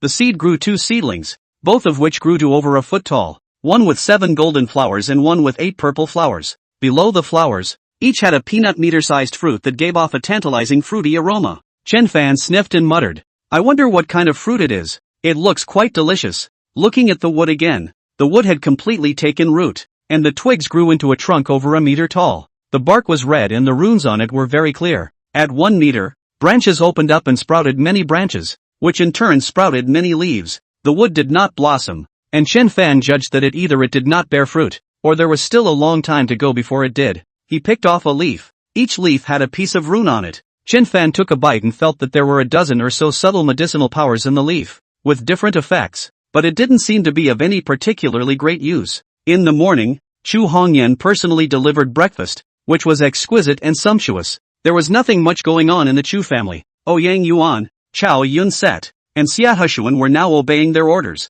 Chu Hongyan was now in a solid position, and the families even came to visit her at home early in the morning to express their loyalty to her. Chu Hongyan said a few words and then excused herself. After practicing for a while in the morning, Chen Fan took out the sword that he had bought from the ghost market, and inside the scabbard was a hidden mystery with a map drawn on it. He asked Han Zian to fetch a pen and paper, comparing them on the paper and drawing out the map. Only 2 mountains and a river were drawn on the map, and on one of the mountains there was a huge rock that looked like a crouching tiger in shape. Han Ziyan looked at it and said, "Gongzi, what is this place?" Chen Fan shook his head. "Unless one looks at all the mountains and rivers in the world, it is impossible for me to know." He drew his sword and juggled it. The sword was good, but only good. It seemed that the person who had built this sword was only aiming to hide this map. Next, he began practicing the 5 Yao Tru sacred technique recorded on the clay figure. The 5 observations referred to the star of gold, wood, water, fire, and earth. If one used astronomical theory, the 5 stars were nothing more than 5 planets,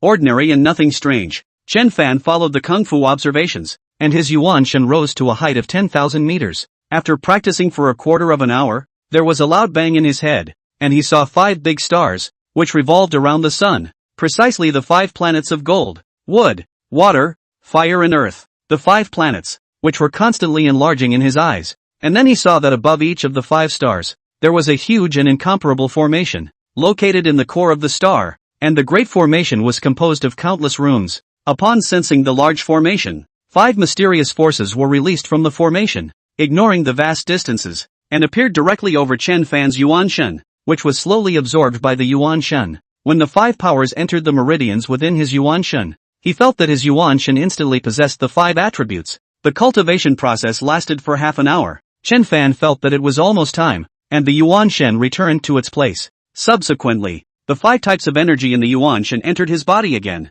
5 types of power, which were attributed to each of the 5 organs: gold to the lungs, fire to the heart, wood to the liver, water to the kidneys, and earth to the spleen. As he was feeling the subtle changes within his body, Second Chief Sun Xingzhong hurriedly came and excitedly said, "Mr. Chen, Kuei Ju, he's back." Chen Fan was not surprised and immediately brought Han Zian to the Chu family compound. As soon as he entered, he saw that the courtyard was filled with people. Yang Yuan, Xia Hushuan and Chao Yunset were all there. At this moment, a man who looked to be in his early 40s stood at the door. She wore a purple and gold tang suit with a smile on her face. Next to him stood Chu Hongyan. Chen Fan came over. Chu Hongyan whispered a few words in the middle-aged man's ear, and the middle-aged man greeted him with a big step and laughed. Mr. Chen, Chu, am unable to repay you for your great kindness. Chen Fan knew that he was Chu Nantian and smiled. Greetings to the Kuwei head, and congratulations to the head of the Kuwei for finally breaking through to the second level of the spirit realm.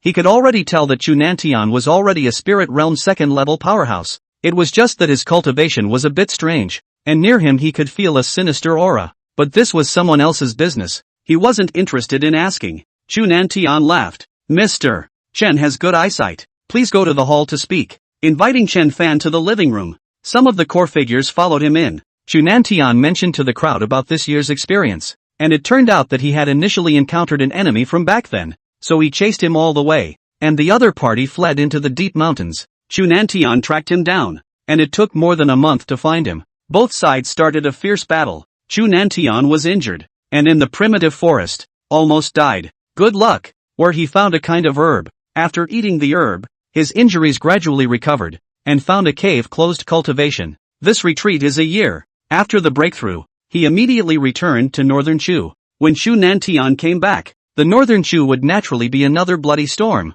so there was no need for Chen Fan to stay on. He asked Chu Hongyan to take him to the medicine storehouse to dig up a few herbs. These herbs, together with the Chu fruit, would be able to refine the human immortal pill. Refining the human immortal pill required the use of 5 elemental energies, which was difficult even for an alchemist. However, he cultivated the 5 observations true sacred skill and absorbed some of the 5 elemental energies, and he already had all the conditions for refining the pills. It was just a few medicinal plants. Chu Nantian naturally would not be stingy and even asked Chen Fan to dig some more. Chen Fan was also not polite. Regardless of whether it was useful or not, he picked more than 30 plants. After taking the herbs, Chu Hongyan sent a car to send the 2 away. At the time of parting, Chu Hongyan smiled and said, Mr. Chen, come to Chu Bei often in the future. When I have time, I will also visit you too in Jiangbei. Chen Fan, good. Any time. Missy, I'll see you again. Chu Hongyan laughed. Call me Hongyan. Chen Fan smiled. Good. Hongyan. The 2 places were 800 or 900 kilometers apart, and when they returned to the manor house, it was already after 11 o'clock at night. His parents and Chen Ko were asleep, so he didn't bother them, but instead went back to the small courtyard with Han Zian and carried off all the medicinal herbs from this harvest and arranged them in the courtyard. Carrying the tree off the bus, he noticed that the tree had grown to 1.5 meters tall, and at this rate, he was afraid that it wouldn't take more than a few days for it to grow into a large tree. So, he dug a large pit and planted the tree in it. After planting the tree, he found 2 pots of seeds growing herbs, and the fruits were close to maturity. There were 7 golden fruits the size of walnuts, and 8 purple fruits, which looked like they should be quite tasty, and the fruits smelled rich. Chapter 159 Uncle Lu. The remaining 40 or so herbs, he also nourished them one by one with his immortal energy. There was plenty of Dantian immortal power anyway, so it was useless to use it. The next day, he woke up and looked at the fruits first. The fruits were really all ripe. The golden fruits and purple fruits had runes on their surfaces, only the runes were different, so he thought that their medicinal properties must be very different as well. After watching the fruit, Xiang Zun drove over and picked up Chen Ke to go to school together. The 2 were now studying in the same class, and under Chen Ke's influence, Xiang Zun's grades were getting better every day. Chen Shuizhen called Chen Fan over and said, Xiu Fan, you've graduated for a while now. Have you thought about finding a job first? Chen Fan naturally didn't have any plans to work. He had some money on hand and a full set of skills. There was no need to work for someone else. Dad, I'm helping people with feng shui now, and it's actually quite lucrative. Saying this, he took out a passbook that he had prepared earlier and handed it over to Chen Shuizheng. This is $3 million. I've deposited it for a year's worth of deadlines. Chen Shuizheng was taken aback. Xiaodong, seeing so much money in feng shui? Chen Fan, that's for sure. It's normal for those rich people, the bosses of listed companies, to spend hundreds or tens of millions of dollars each year looking for someone to look at feng shui. Chen Shuizheng put away the passbook and said, keep this for your wedding. Then he thought of something and said, by the way Xiaofan, do you remember your Uncle Lu? Chen Fan also has the impression that when he was in junior high school, One of his father's high school buddies often came to their house, called Lu Jun. Lu Scout's grades weren't very good back then, and Chen Shuizheng often helped him with his homework. In the end, Chen Shuizheng was replaced and failed the examination, but Lu Jun got into a good police academy. After graduating from the police academy, Lu Zongjuan went to work in the field, because of his strong work ability, in a county in the field to do deputy director. Due to the distance, the two families have not been in contact for several years, and can only make a phone call on New Year's holidays. I remember. Dad, did Uncle Lu get promoted again? He asked with a smile. Chen Shuizheng nodded. Your Uncle Lu is now transferred to the Golden River district of Yun City, serving as the first hand of the district police department. Your Uncle Lu had an illness the other day, and he is still hospitalized. I want you to go and visit him. By the way, Yu Ting has already found a job in Yun City, working in a bank. You can contact them. Lu Jun and his wife had a daughter, the same age as Chen Fan, named Lu Yuting, and the two often played together when they were young. More than 10 years have passed, and I don't know what she has become now. Okay, then I'll go visit Uncle Lu. Dad, will you come along then? Chen Fan asked. Chen Shuizheng waved his hand. I've just been there yesterday. You're a junior, it's only right that you should visit as well. And your Uncle Lu also misses you quite a bit. Chen Fan nodded. Alright, then I'll go over in a while. So, he bought some fruits and carried 2 pounds of tea, and went to the hospital to visit Lu Jun. When he arrived at the hospital inpatient department, he went to the door of the ward as Chen Shuizheng said. The sound of talking came from the ward. He knocked on the door, which opened to reveal a delicate face, vaguely familiar. Who are you looking for? It was a beautiful woman in her early 20s who wore a black uniform with her hair coiled behind her head. You are Yu Ting? Chen Fan asked with a smile. Lu Yuting froze for a moment. She looked Chen Fan up and down and suddenly exclaimed, Brother Chen Fan? Chen Fan laughed. It's me. I haven't seen you for so long. You've changed so much that I didn't recognize you at first glance. Lu Yuting laughed. Me too. She pulled open the door and smiled. Dad, Brother Chen Fan is here to see you. On the ward lay a middle-aged man, about the same age as Chen Shuizheng. He had a gauze wrapped around his neck. His entire neck was swollen. Even his face was somewhat swollen. The middle-aged man with godly eyes and an awe-inspiring aura was the newly appointed hand of the district police department, Lu Jun. When Lu Jun saw Chen Fan, he laughed. Little Fan, you've grown into a big man. Quickly sit down. On the side of the hospital bed, there was another man in his 20s. Lu Yuting introduced, Brother Chen Fan. This is my father's secretary Ho Xiaoqiang. Ho Xiaoqiang. This is Chen Fan. Chen Fan nodded with the other party, sat down on one side of Lu Jun, and smiled. Uncle Lu, after so many years of not seeing you, you still look the same. Lu Zijuan laughed. Hey, I'm old. I can't compare to you youngsters. By the way, I heard your dad say yesterday that you graduated a while ago? Have you found a job? Is there any interest to work here at Uncle's place? Chen Fan scratched his head. Uncle, I haven't thought about the job yet. Let's talk about it. Lu Jun nodded. Okay, you young people have your own ideas. He noticed that Lu Jun's neck was still swollen, so he asked, Uncle, what's wrong with your neck? Lu Yuting said, a lipoma grew on his neck. My dad was so worried by a case these days that his neck swelled up and he had to come to the hospital for surgery. Chen Fan pulled his hand over and took his pulse. Seeing that there was nothing wrong, he said, nothing is wrong. It is estimated that he can be discharged from the hospital in a couple of days. Lu Yuting was a bit surprised. Brother Chen Fan,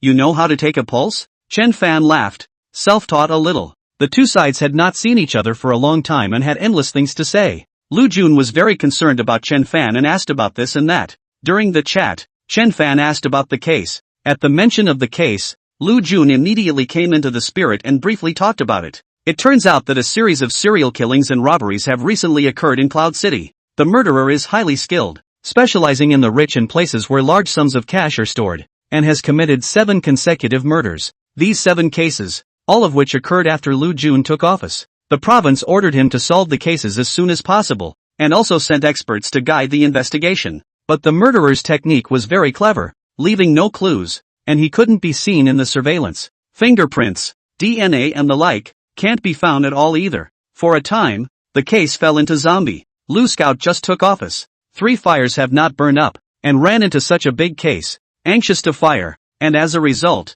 he was hospitalized. The dossier was placed on Lu Jun's bedside. Chen Fan picked it up and scanned it, then asked, Uncle Lu, did the experts from the province not find any clues either? Lu Zijuan sighed. No, What's even weirder is that there are several crime sites that are only accessible by a single passageway. There are cameras in the passageway, but the weird thing is that no suspects appeared in the surveillance. Chen Fan, don't be anxious. Uncle Lu, the case can definitely be solved. Lu Jun smiled bitterly. I don't know how many people are unconvinced by me sitting in this position. If this case can't be solved, it will be more than just a disgrace. Then he thought of something and said to Lu Yuting, Yuting, the gift I prepared for Xiaofan. Turn around and take it to him. Chen Fan laughed. Uncle Lu, what kind of gift?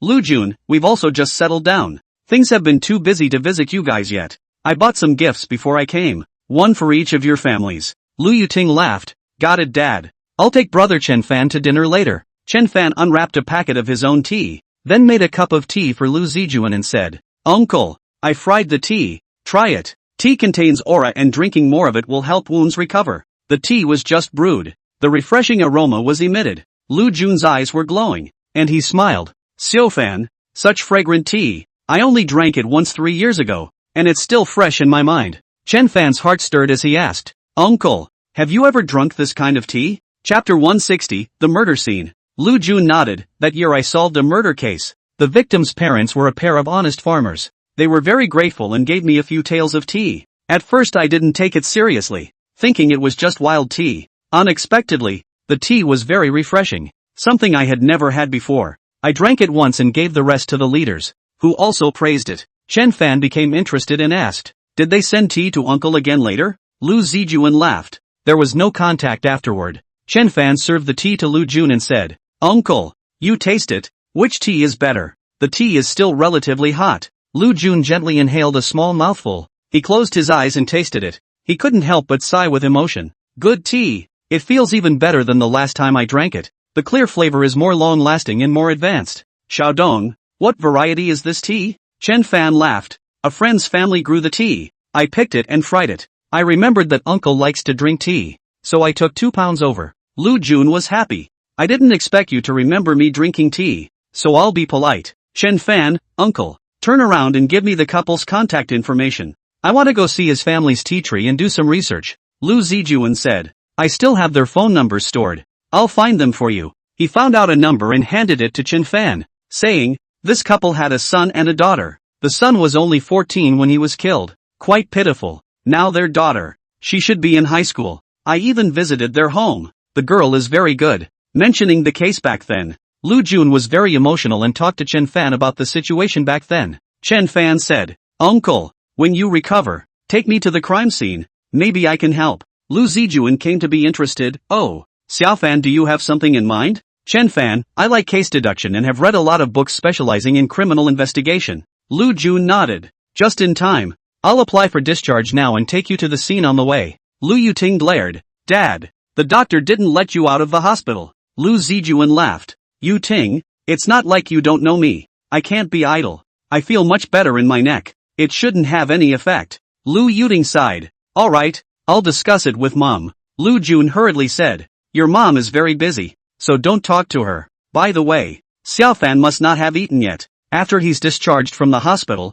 I'll take him out to eat something nice. Chen Fan laughed. Uncle, no need. I'm close to home. Lu Yuting said. Brother Chen Fan, we haven't seen each other for a long time. Let's have a good chat. I also have something to ask you. Ho Xiaoqiang said. There's a nice restaurant nearby. Let's go there. Chen Fan knew that he couldn't walk away, and waited until Lu Jun was discharged from the hospital, and the 4 of them went to the restaurant together. After dinner, Lu Yuting sent her things home. Chen Fan and Lu Jun took a car and went to the last crime scene. Lu Jun in the car has been thinking. This case has caused him a great headache. Always want to find a breakthrough. The last crime scene, located in a detached villa. The deceased is the villa's hostess. 41 years old, her husband is always out of business. She lives at home alone. There is a nanny at home. The nanny was not at home that day on vacation. The crime scene remains cordoned off, with 2 police cars parked in front of the entrance. Lu Zijuan sighed and said, the case happened around 9 o'clock last night, and the nanny went to work the next day and found out about the situation and called the police at 8 o'clock.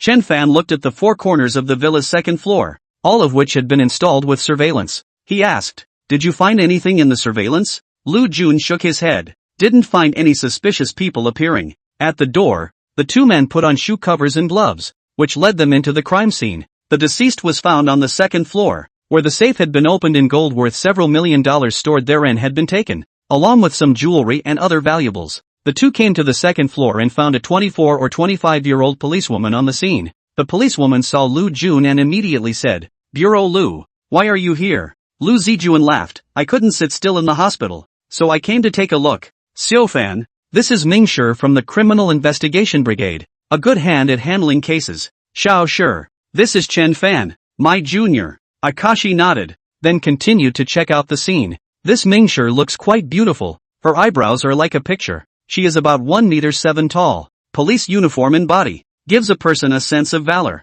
Lu Jun, any new findings? Ming Shi shook his head. The other party was too cunning and left no clues at all. Chen Fan saw the blood on the ground with white humanoid patterns drawn around it. Chen Fan looked around carefully, turned around and came to the window. The window was designed with a large glass in the center and upper part, with a small window in the middle, so adults could not enter at all. He asked, "Uncle Lu, anything on the first floor?" Lu Jun, there was surveillance on the first floor, but no one showed up, and the door locks and windows on the first floor, all of them are closed. Chen Fan, could the murderer have gotten in through the wall? Lu Jun, yeah, that's something I've never been able to figure out. If he came in from the second floor, he could only have come in through the window, but with such a small window, it's impossible for an adult to come in. Chen Fan suddenly came closer and found an animal hair from the edge of the window. He picked it up and looked at it, then sniffed it and said, "Uncle Lu, find an expert to see what kind of animal hair this is." Lu Jun called a police officer to collect the hair and send it to be studied.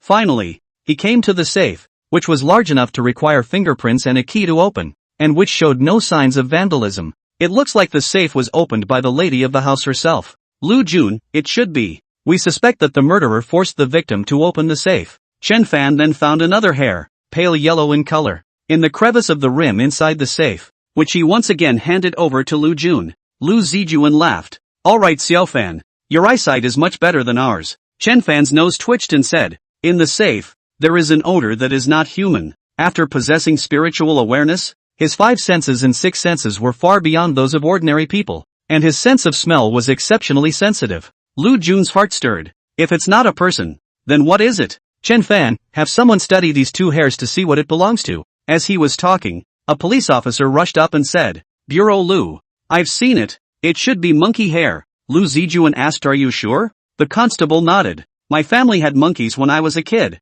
I could tell right away." Chen Fan nodded. "Then is it possible that the murderer is actually a monkey?" Monkeys are very smart, and if they are trained, killing isn't that hard. Lu Jun slapped his thigh. "It's extremely likely. We found some scratches on the victim's shoulders and neck, and at the time we all thought they were formed during the fight. Now it seems that they were scratches from monkeys." Chen Fan, monkey nails, which resemble human ones, are hard to make a distinction. Go and see if there are monkey hairs on the dead man's body as well. Lu Jun was very excited and immediately called and ordered down, while ordering people to look up surveillance and find all the monkeys in the city. The monkeys are usually in zoos, and there are very few individuals who keep them, so they are easy to find. "Xiaofan, I'm going to the bureau. You go back first. I'll let you know when I have news." Lu Jun hurried downstairs. "Awesome." Akashi gave him a thumbs up. "Found the clue in one go." Chen Fan laughed. "Luck?" Akashi asked. "Can a monkey really threaten an adult?" Chen Fan thought for a moment and said, "If the son holds a knife in his hand and puts it on the victim's neck,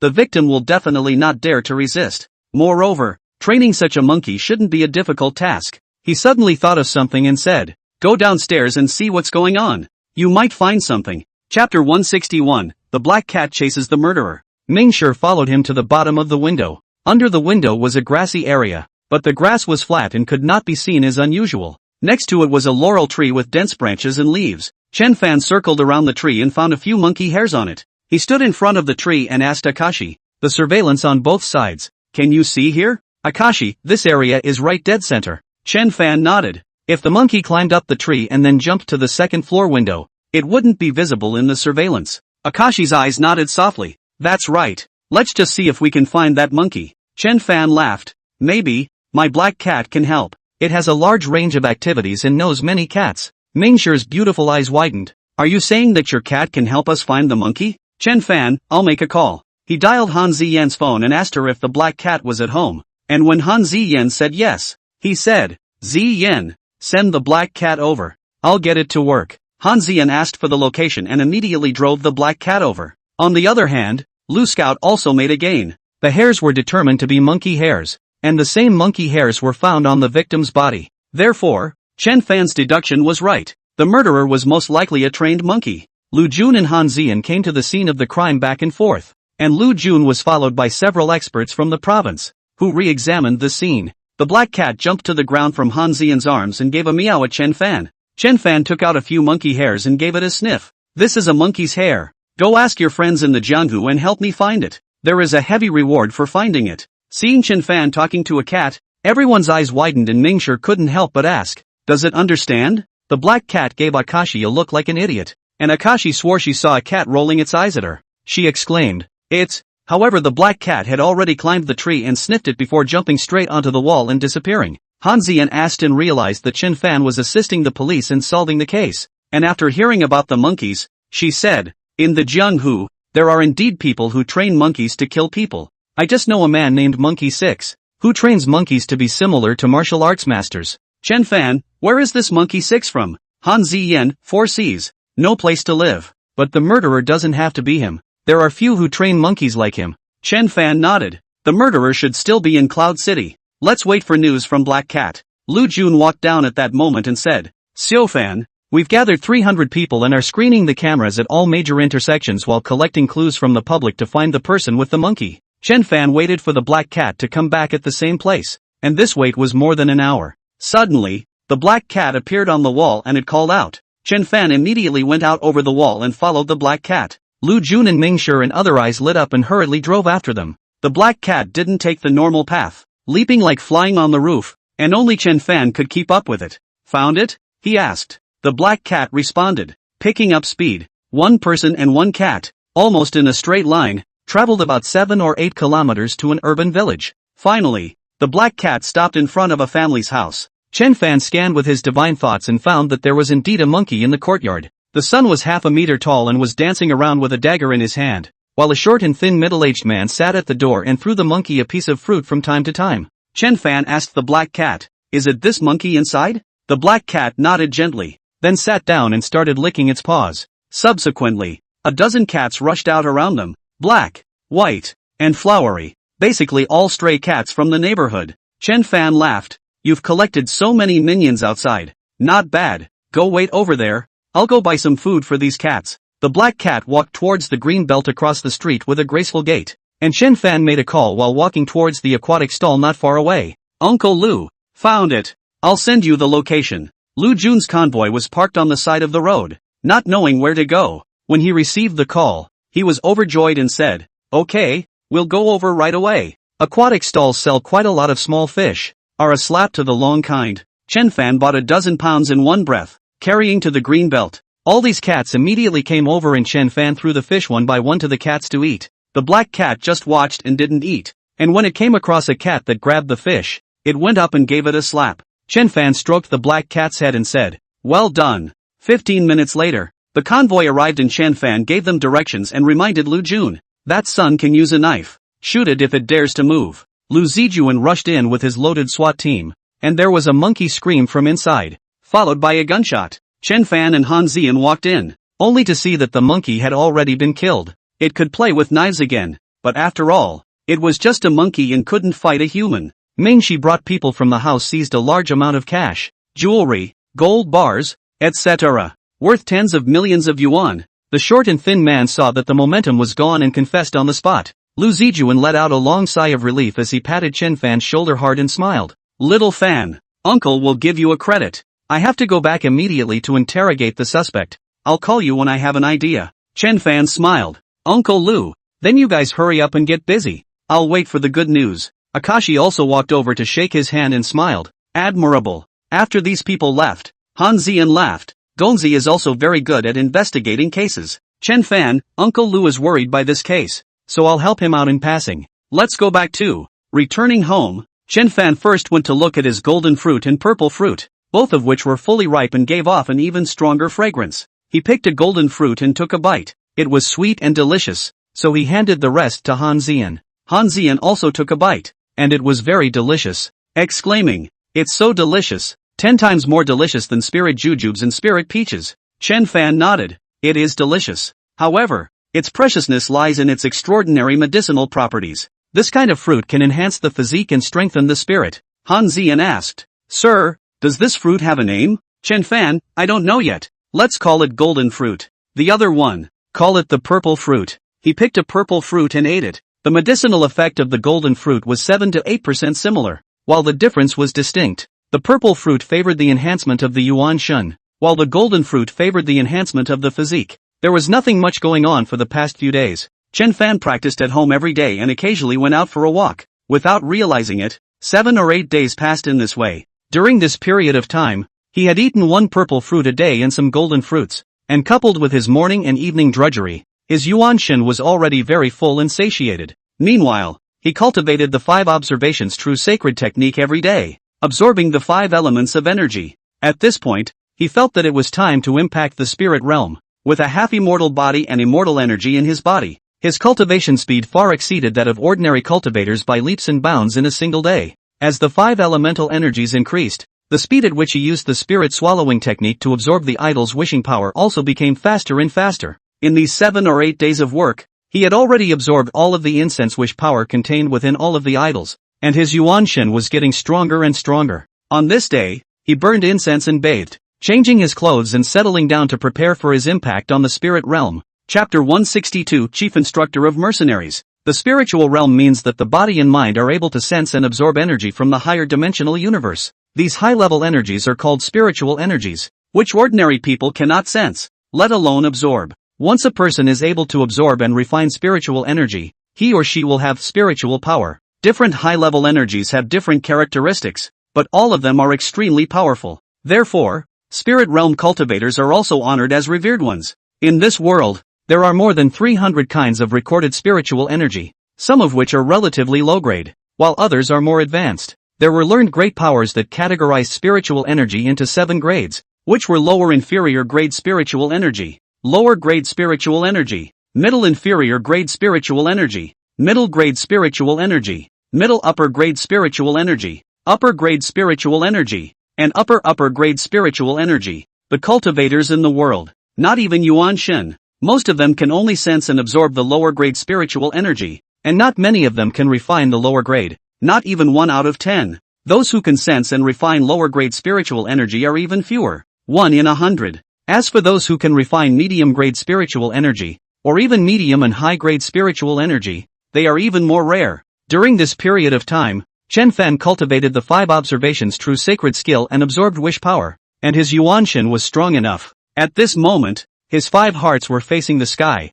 and his yuan shen went out of his body, flying higher and higher. The purple sky lightning drawing technique then caused his yuan shen to be frequently quenched by lightning, becoming exceptionally strong and tough, not afraid of the astral winds or the thunder and fire. Within the yuan shen, the power of the 5 elements and immortal power operated at the same time, and the light shone with 10,000 splendor, shooting up to the 9th heaven. The powerful force formed an energy field around him, and space and time were distorted, and he saw hundreds of energy vortexes floating above the 9 heavens. In Li Xiangang's inheritance, there was a method on how to differentiate between top-grade spiritual energy and upper-grade spiritual energy. Chen Fan followed his teachings and observed carefully. He found that among the hundreds of energy vortexes, there were 3 that were the most distant and faintest. He picked one of the most subtle vortexes from it, and it was the only upper superior spiritual energy out of the hundreds of spiritual energies, calling it the Great Myriad True Power. Chen Fan was not sure if he could absorb this power. He could only try. The yuan shen communicated with it, and a strand of divine thought flew towards the spiritual energy vortex, and the moment the two came into contact, the yuan shen was struck by lightning, and the whole thing went numb. But in the next second, the 5 elements of energy ran in a circle and he recovered. Immediately afterward, a strand of great Milo true power was projected onto the yuan shen. Chen Fan's yuan shen was covered in a layer of divine light, and suddenly it became heavy, then descended on its own, returning to his physical body. As a result, the great myriad of true power poured into the top of his head and was absorbed by his yuan shen and body at the same time, and the great myriad of true power was like magma, stimulating the meridians around him to be hot and painful. In the next second, the immortal energy in his dantian rushed everywhere, like a firefighter, running to wherever there was pain. After being nourished by the immortal energy, the discomfort quickly disappeared. The great Milo true power was growing in his body, and when it was dark, the descending power seemed to be even more, and Chen Fan was tireless. refining and absorbing it without stopping. When there was enough great Milo true power, Chen Fan guided it into a certain area of his body. According to Li Xiangang's transmission, a spiritual orifice could be opened here for harboring the great myriad true power. It is very difficult and dangerous to open the spiritual aperture, and many people, due to their inexperience, end up not only failing but also damaging their bodies and regretting their lives. The location where Chen Fan opened his spiritual orifice was exactly where his heart was. His heart was his master's immortal heart, and it was quite easy for him to open his spiritual aperture. As soon as he tried, he heard a loud boom, like a thunderbolt, which scared the black cat and the two dogs, who all fell to the ground and looked at him in surprise. Once the spiritual orifice was opened, Chen Fan looked inward and found that there was a lot of space within the spiritual orifice, and there were golden fog masses everywhere. When the great Milo true power surged into the spiritual orifice, these fog masses surged into it, fusing with it and assimilating the spiritual energy. The spiritual energy spiraled into a subtle change, transforming into spiritual energy that could be used by Chen Fan. He then performed the secret method passed down from his master, and with the help of spiritual energy, he opened up a path within his body that was different from the other meridians, calling it a spiritual vein. Opening a spiritual vein was like branding the body. The process was quite painful. However, once the spiritual vein was formed, the feeling of the body was very marvelous. In less than half an hour, the first spirit vein was formed. This spiritual vein started from the spiritual orifice, passed through the right shoulder, the right arm, and came to the right palm before splitting into 5, entering into each of the 5 fingers. Many small branches were formed on the first center of the spiritual vein, connecting the muscles, blood vessels, bones, etc. In various places. The appearance of the spirit orifice and spirit vein allowed the newly arrived great Milo true power to go directly into the spirit orifice for storage, and when used, from following the spirit pulse. Opening the spiritual orifice and spiritual vein also meant that Chen Fan had officially stepped into the spiritual realm and became a spiritual realm venerable. Phew, the spirit realm is so comfortable, he lamented. Han Zian had a happy face as she came over to congratulate Chen Fan for breaking through the spirit realm. Duke, you finally advanced to spirit realm exalted. How difficult was the spirit realm? Like the leader Chunantian and the Han clan's old ancestor were all strong in the spirit realm. What's more, the gold content of his spirit realm far exceeded theirs, and the two sides could not be mentioned in the same breath. Chen Fan stretched his waist and laughed. Finally a breakthrough. After saying that, he happily picked up Han Zian and spun around in place. Han Zian wrapped her hands around his neck, smiling like a flower. Chen Fan looked at her and was going to kiss her, but just then, Long Xiaoyao came again. He would come over every other day, and he also took advantage of Chen Fan's absence to recognize Yang Lan and Chen Shuizheng as godparents. Just like Xiang Zun and Song Shihao, Chen Fan put down Han Ziyan and looked at Long Xiaoxiao, who trotted over and asked, "Xiao Xiao, you have something to do?" Long Xiaoyao laughed. "Brother, you are a divine realm grandmaster. My dad asked me to ask if brother could help the mercenaries train the new recruits if he has time. It's similar to the position of chief instructor." Chen Fan was thinking about work and asked, "Going abroad?" Long Xiaoyao, "No need. There's a training base in Yunchang, Hangchang too. Anywhere. When the training is over, we'll send people abroad for actual combat." Chen Fan, this kind of thing should be done by someone with more experience. Long Xiaoyao, I think brother would be a good fit. Moreover, brother will have a few deputies who are responsible for training in shooting, wilderness survival and such, and brother only needs to improve their physical fitness. Enhancing physical fitness? That's not a problem. As a healer and a spirit realm powerhouse, instructing the trainees was still something he was sure he could do well. Long Xiaoyao was overjoyed. "Brother, so you're saying yes?" Chen Fan, "Well, you gave me a normal position by the way, so they don't keep asking me about my job." Long Xiaoyao laughed. "We have a fierce tiger security company in Cloud City. Brother will be the general manager of the security company from now on, with an annual salary of $1 million, and a 5% profit share at the end of the year. This is the explicit position, the chief instructor's job, with an annual salary of 200 million. Chen Fan, 200 million. Give that much. Long Xiaoyao, it's dollars. The mercenaries earn all foreign currency, and this money goes directly into brother's account overseas. Chen Fan asked, "How long does it take to train a group of trainees?" Long Xiaoyao, with 2,000 trainees in each batch, only roughly 1/5 of them will be able to stay. These people will receive 3 months of special training. However, brother doesn't have to follow the whole process. Each batch of trainees will only be taught for half a month. Let the others take care of the rest of the training. Chen Fan, well, that's easier. Convincing Chen Fan, Long Xiaoyao was very happy and said, "Brother, then I'll go back to the Long family first today, and I'll take brother to the training base after a while." I will be trained with the other trainees. Chen Fan looked at Long Xiaoyao.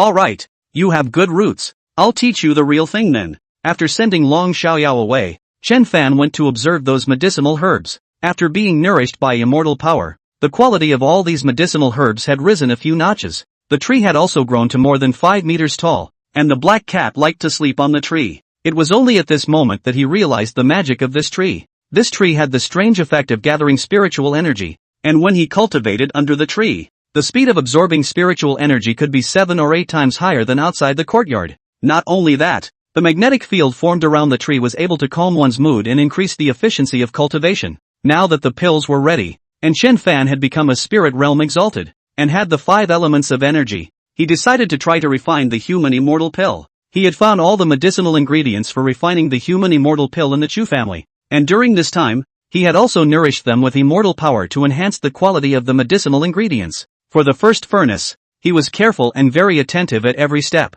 taking 3/4 of an hour. The first furnace of the elixir came out of the furnace. 2 5-colored energy rushed up to the sky, was caught by his hands, and rubbed hard. At this time, the great Milo spiritual power demonstrated its extraordinary. Just one contact, 2 round pills appeared in his palm, the size of a peanut, the color of green and gold, the fragrance of the pills. Chapter 163, The White Ape. Chen Fan took a closer look and couldn't help but reveal a look of satisfaction as he said, "A mid-grade elixir. It's even better than what I expected. It seems like it should be the high quality of the herbs, as well as the 5 elemental energies and the great Milo true power working together." He called Han Ziyan and asked, "Ziyan, your Han sex competition is about to begin, right?" Han Ziyan nodded. "The day after tomorrow it is, my lord. Let's leave tomorrow?" Chen Fan nodded his head. "Okay, go early tomorrow morning. You've been working hard by my side. I'll definitely help you beat the other side this time. Han Ziyan, when the time comes,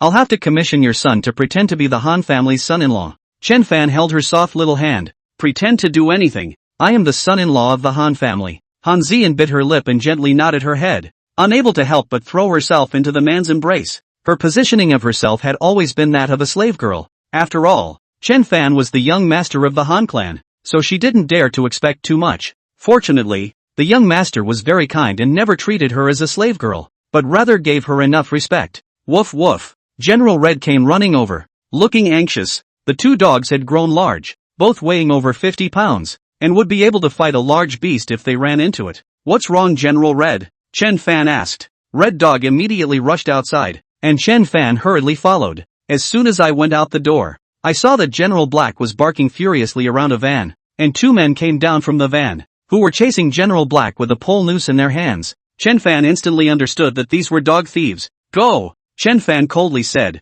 At his command, the black dog no longer dodged, but was like black lightning, instantly pouncing on one of them, tearing the flesh from his shoulder with a single bite, blood pouring out. The other man was shocked and turned to get something from the car. The Red General immediately pounced on him and took a bite towards his hindquarters, biting off a piece of flesh raw, causing the other man to scream loudly in pain. The 2 dogs were very humane. Chen Fan did not allow them to bite people, so they just dodged when they came across these dog thieves. It was only now that they got Chen Fan's order that they started to bite, biting the dog thieves and causing them to wow and scream. The driver of the van jumped out of the car, actually holding a shotgun in his hand, and was about to shoot towards General Black. "Put it down!" Chen Fan let out a furious roar. His spiritual energy shook, and a sound wave, like thunder, exploded in the other party's ears. The driver was directly confused. The shotgun fell to the ground. The person was dumbfounded. Half a day without movement. Chen Fan walked over and kicked on the wheel. The tires blew up and the chassis was shaken apart by a huge force.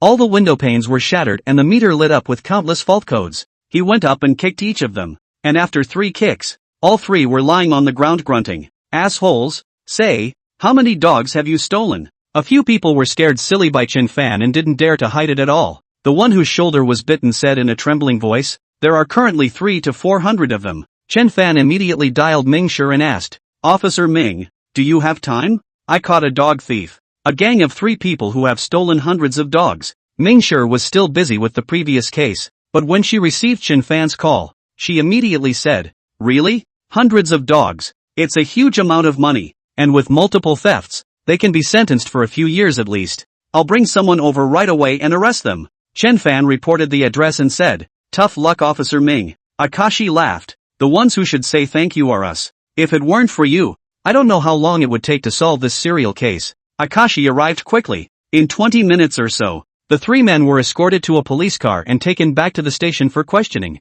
Mingshi glanced at the manor house behind Chen Fan and laughed. Your house is so big. Chen Fan, Officer Ming, have a seat at home and try the tea I fried. During this period of time for the serial murder case, Mingshi was so busy that she didn't even have time to rest. Now that the case was solved, she could finally take a break, so she nodded her head gladly. Then I'll bother you. Inviting Mingshi to her own small courtyard, Han Ziyan brewed a pot of spirit tea. When Mingshi smelled the tea, her beautiful eyes glowed and she said, "What a fragrant tea." Chen Fan, Officer Ming, did the suspect confess? Akashi confessed. All the cases were done by him. This man kept more than one monkey, and several others in cages. One of them was a white ape with a beautiful appearance. According to him, the white ape was the smartest, but wouldn't hurt anyone, so he kept beating and abusing it. Chen Fan's heart stirred as he asked, "What are you going to do with the white ape?" Akashi, send it to the city zoo. Chen Fan, can you give it to me to keep? The fact that this white ape refuses to hurt anyone means that it is kind and intelligent,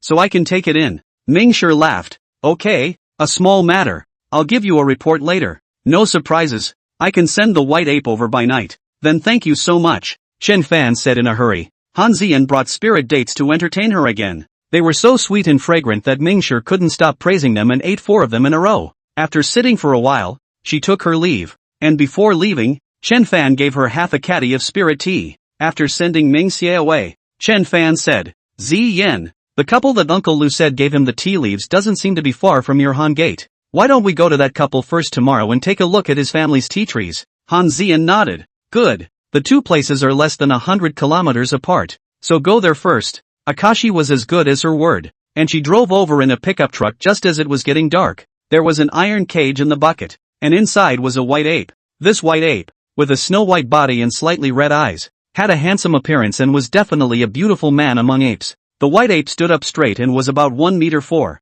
It shouldn't be very old and was still growing. The white ape looked to be in poor spirits. His head lowered and his gaze melancholic, as if he had resigned himself to his fate. Bai Shi laughed. Mr. Chen, the white ape has been delivered. Chen Fan, thanks Officer Bai. Stay for dinner. No, there's a wrap-up meeting in the evening. I have to go back to attend it. I'll treat you to dinner some other day and thank you properly. Chen Fan laughed. Good. He opened the cage directly and lifted the white ape out onto the ground. Take care, Officer White. The pickup truck was far away, and the white ape still had its head down. Chen Fan touched its head and said, in a bad mood? Go, I'll give you spirit peaches to eat. Both dogs, curiously sized up this new little companion. The white ape hesitated and did not run away, but silently followed behind Chen Fan. Coming to the small courtyard, Chen Fan took out one of the spirit peaches that he had saved earlier and put it in front of the white ape. Smelling the rich peach fragrance, the white ape's eyes instantly lit up. It glanced at Chen Fan, carefully brought the peach to its mouth and gently bit into it. The deliciousness of the spirit peaches swept away its melancholy, and light began to appear in its eyes. Meow. The black cat also came back, and when it saw this white ape, it was not as happy as the two silly dogs, but instead showed a hint of caution and stared straight at the white ape. The white ape quickly ate all the spirit peaches, and it looked at Chen Fan with a bit more affection. Chen Fan waved at it and asked, Can you understand me? Miraculously, this white ape, which had not been nudged by immortal power, actually nodded its head. It could understand human language. Chen Fan was very happy and said, Your previous master was a bad man. He will be punished. You don't have to put the past in your heart. Live here from now on. I am your new master. You can rest assured that I will not beat you or let you harm anyone. The white ape's eyes lit up even brighter, and he happily flipped in place. Chen Fan laughed haha and said, Come here. As the white ape approached, he reached out and pressed his hand on top of its head, feeding his Dantian immortal energy into its body. Chapter 164, The Might of Spiritual Power. Immortal power was poured into the top of the white ape's head, not realizing that its ability to absorb immortal power far exceeded that of the black cat and the two dogs, absorbing about 5% of the Dantian's immortal power before stopping. The white ape actually made seals with both hands, like an old monk in meditation, and sat in front of Chen Fan, its 5 hearts facing the sky, and its immortal power flowed through its body. Every time it flowed around, the light on the surface of the white ape's body intensified by 1 point. Chen Fan was very surprised as he realized that the white ape was running its immortal power according to a certain lineage. In the experiences passed down by Li Xian Gang, some beings possessed extraordinary inheritance just like humans. It was only very few, and this spirit monkey was feared to be a being that possessed an immortal inheritance. However, even if there is an inheritance, it is difficult for it to cultivate, and the probability is that it will not achieve much in its life, and at most it will be smarter than ordinary beings. For example, the white ape was captured and used as a tool to commit murder, and if it didn't listen, it would be beaten. Chen Fan guarded the side as the white ape meditated for more than an hour before slowly opening its eyes. It knelt on the ground like a human and kowtowed to Chen Fan with crystal tears in its eyes. Although it could not speak, the gratitude was written all over its face. Chen Fan smiled. Get up. Since you have a unique inheritance, you should cultivate well. I will give you a name. From now on, you will be called Yuan Bai. Yuan Bai bowed again, then ran to the side, picked up a broom and started cleaning the yard, doing a decent job. The black cat climbed up the tree and stared at the white ape like an overseer, as if worried that it wouldn't do a good job. General Red and General Black happily followed Yuan Bai. However, the two dogs not only couldn't help, but also messed around. Han Zian was very surprised and said, Gongzi, I didn't realize it was still a spirit monkey. Chen Fan nodded. Yuan Bai's ancestors must have produced immortal apes. At 9 o'clock, Xiang Zun sent Chen Ko home. After studying all day, Chen Fan picked a few golden fruits and purple fruits respectively and brought them inside for her to eat. Cool, eat more fruit, and next time we'll be number one in the city. Chen Ko flew a blank stare. It's not that easy. I'll be thankful if I can be first in the whole school. Chen Fan felt her puffing up and asked, Ku air, you seem unhappy? Chen Ko sighed and said, there are a few girls in the class who usually don't study much and dress up like sirens every day. One of them likes Xiang Zun and surrounds him every day. When Xiang Zun doesn't like to take care of her, she thinks that Xiang Zun likes me, and she's always looking for trouble from me these 2 days. Chen Fan, trouble you? I'll go to school tomorrow and talk to her. Chen Ko quickly waved his hand. No need. This kind of person is the most boring. Just ignore them. Xiang Zun's foundation is too poor. I have to give him tuition every day. It's normal to be misunderstood. But his grades are also improving quickly. Today he scored 127 points on his math test, 10th in the class. Chen Fan laughed. Is that so? Little Zun has also become enlightened. Chen Ko, Xiang Zun is good at everything, but he loves to show off. When he scores this much, he wants the whole world to know about it. Just after he got the test papers, he called Grandpa Xiang and asked him to reward him with a sports car. Chen Fan laughed. Then let him be arrogant. You don't know how bad his previous grades were. This time, 127 is really rare. Chen Ko let out a humph. Grandpa Xiang even talked to me, saying that Xiang Zun is an idiot and asked me to teach him more. He also said that when the vacation is over, he'll let me go with Xiang Zun to play at his place. Chen Fan knew that Xiang Longchen had long been happy in his heart, and in his heart, he must also be very grateful to Chen Ko for teaching his precious grandson. So he laughed and said, it will be a 7-day mini vacation in a while, so it would be good for you and Xiao Zun to go to the capital to play for a few days. Really? Chen Ko jumped up and down with joy. Great! Chen Ko was very hardworking and went back to the study to brush up after eating. Under the tree, Chen Fan and Yuan Bai absorbed the moonlight together. This was Yuan Bai's natural ability, which neither the black cat nor the two dogs could do. After absorbing the moonflower, Chen Fan began to study the wonderful uses of spiritual power. Each type of spiritual power had a different utility, and he was still not quite sure what was so special about the great Milo true power. He ran his spiritual energy into his skin, which glowed with a white light, and when he went to stab it with his dagger, his spiritual energy bounced it right off. He ran his spiritual energy into his right arm again and threw a punch with all his might. His eyes, staring at the wigwam 20 paces away. With a punch, a fist shadow actually appeared in the air and blasted at the fake mountain through the air. Boom! The rockery stone shattered into countless pieces, startling Chen Fan. Spacing out? He muttered. Previously, his astral energy could also be released outside his body, but the distance was limited. But this spiritual energy was too rebellious, and it could kill at a distance of 20 paces without losing a single bit of its power. He took out another wooden stick, ran his spiritual energy into the stick and gently stabbed it into the air. A popping sound came out of the air. Then in the air more than 20 meters away from the stick, a shockwave exploded, blowing the leaves of the trees in Chen Fan's clothes were also hunting. It's truly worthy of being the upper superior grade spiritual power. It's truly heaven-defying. He lamented. Yuan Bai saw that Chen Fan's tactics were so skillful and admired him so much that he simply regarded Chen Fan as a god. Han Zian was also startled and came out of the house to check. She couldn't help but marvel. Gongzi only entered the spirit realm, but he has this means. In the future, after cultivating to the third layer of the spirit realm, even the human immortals won't be Gongzi's rival. Chen Fan, the spirit realm has 6 subrealms. One layer is harder than the other. It's not that easy. The night was silent, and early the next morning, the two of them took the high-speed train to the place where the rural couple lived. In Weixian County in the west, the vast area of Wei County is separated into two by a huge mountain range, with the northern region to the north and the southern climate to the south. The couple lived on a small rural village on the southern side of the mountain range, which was inaccessible, with winding mountain roads and dense forests everywhere. Chen Fan and Han Zian took a 6-hour high-speed train ride and arrived at Weixian South Station. After leaving the station,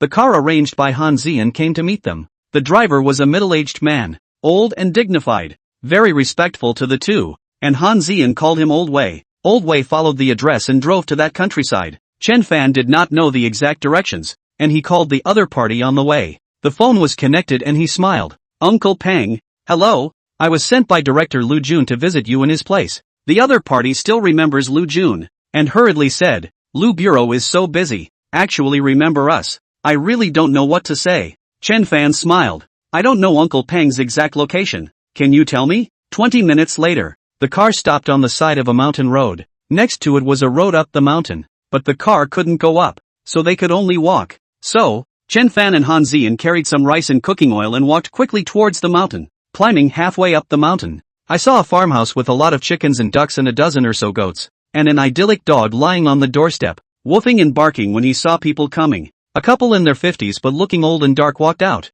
Aya, little comrade, you just come. You don't need to carry so many things, the man said in a hurry. Chen Fan smiled. Uncle, Bureau Lu still misses you guys, so he let me come to take a look. Your daughters are still studying, aren't they? Are their grades good? The man nodded. Good grades. Third in the whole school. The teacher said he could get into a major university. Chen Fan nodded and followed into the house. Putting his things down, he chatted with the middle-aged couple for a few moments and said, if you have any difficulties in the future, just call me. Bureau Lu and I will help you out. The man laughed. There is no difficulty. The country is quite good. My daughter got a scholarship, 10,000 a year, and a bursary, enough to get by. The two of us also have low-income insurance, and the village and town give back things for New Year's. Chen Fan, that's good. He took out an envelope and said, there are $20,000 inside. My sister is about to go to college, so this is a small token of appreciation from Bureau Lu. Aya,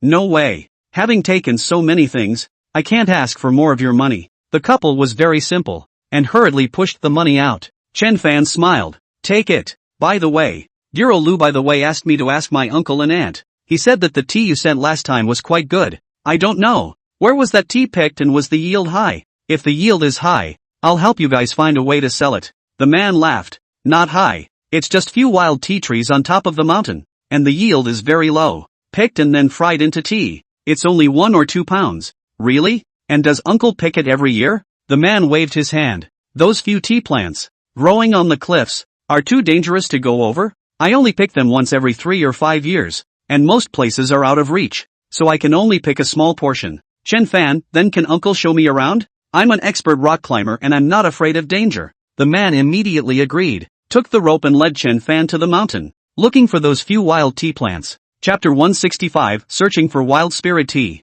The hills were difficult to walk, and after a short distance, the men began to get on their hands and knees. Coming to the top of the hill, the man tied a rope around his waist and was about to head down against the cliff wall. Chen Fan pulled him back and smiled. Uncle, I'll go down. His divine thoughts swept through and he had already found 3 wild tea trees. None of the 3 tea trees were large, growing with only an inch of foothold. Man, then you should be careful. Chen Fan was like a spirit monkey, using his hands and feet, and in no time, he arrived at the place where the wild tea tree grew. He found that the roots of the tea tree were deeply rooted within the rock crevices. He picked a few tea leaves and put them in his mouth and chewed on them. The flavor was not as good as the tea he cultivated, but it was not much worse. He was a bit strange. Could it be that these leaves, too, had been infused with immortal power? At that moment, he noticed something flickering in the crevice of the rock. He then looked closer and saw a green-colored crystal, the size of a fist. His eyes lit up and he blasted his fist on the rock, which then shattered and fell,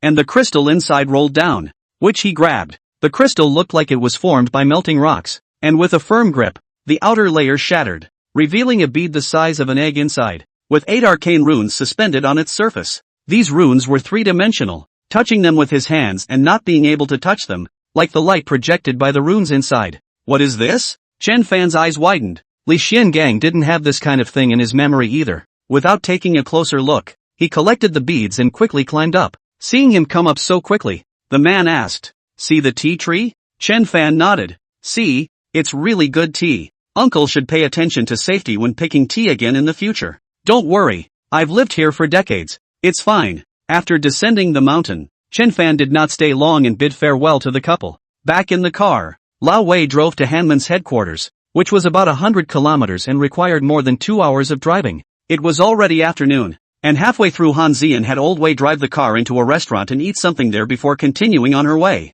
The headquarters of Han Gate is located in Luochang, which has mountains in the north and south, and the headquarters of Han Gate is located in the mountains in the south of Luochang. There is only one way to enter Han Gate, and all vehicles must be registered. The surrounding mountains are all contracted by Han Gate in the name of the company and belong to private property. This area, 6 kilometers from east to west and 7 kilometers from north to south, was all within the range of Han Gate. When the car entered this area, Chen Fan saw that there were quite a few ancient buildings on the hills, as well as some modern buildings. The building styles varied from hill to hill. Han Zian said, "There are several thousand Han clan children living here, and counting their families, there are almost 20,000 people." Chen Fan asked, "With so many buildings, they should have been constructed for many years, right?" Han Zian, "This place has been built for hundreds of years, and it's still unfinished, and some of it is still under construction. When it's completely finished, the mountain will be able to house 100,000 people." Chen Fan, "No wonder the Han clan is able to stand. This kind of heritage is not something that an ordinary family can possess." Han Zian pointed to one of the mountains and said, "That's Yellow Bud Peak, and Elder Gon's lineage lives up there." Chen Fan, "Do several elders have their own peaks?" Han Zian nodded. "One peak each. After all, they are all spirit realm honored beings. Han clan should give them enough respect." Chen Fan, "These 4, are they all at the first level of the spirit realm?" Han Zian nodded. "At the second level of the spirit realm, it's to create a spirit palace within the spirit orifices. With a spirit palace, one can nurture a spirit god. The power of a spirit god is even more powerful than a Yuan Shen, capable of interfering with other people's consciousness, and also cultivating spirit laws so as to serve gods and drive away ghosts, pray for blessings and disasters, and get rid of illnesses and save people. However, this step is too difficult, and out of 100 spirit realm venerables, 98 of them are stuck at this level, with no way to break through for the rest of their lives." Chen Fan nodded his head. "The spirit palace is indeed difficult.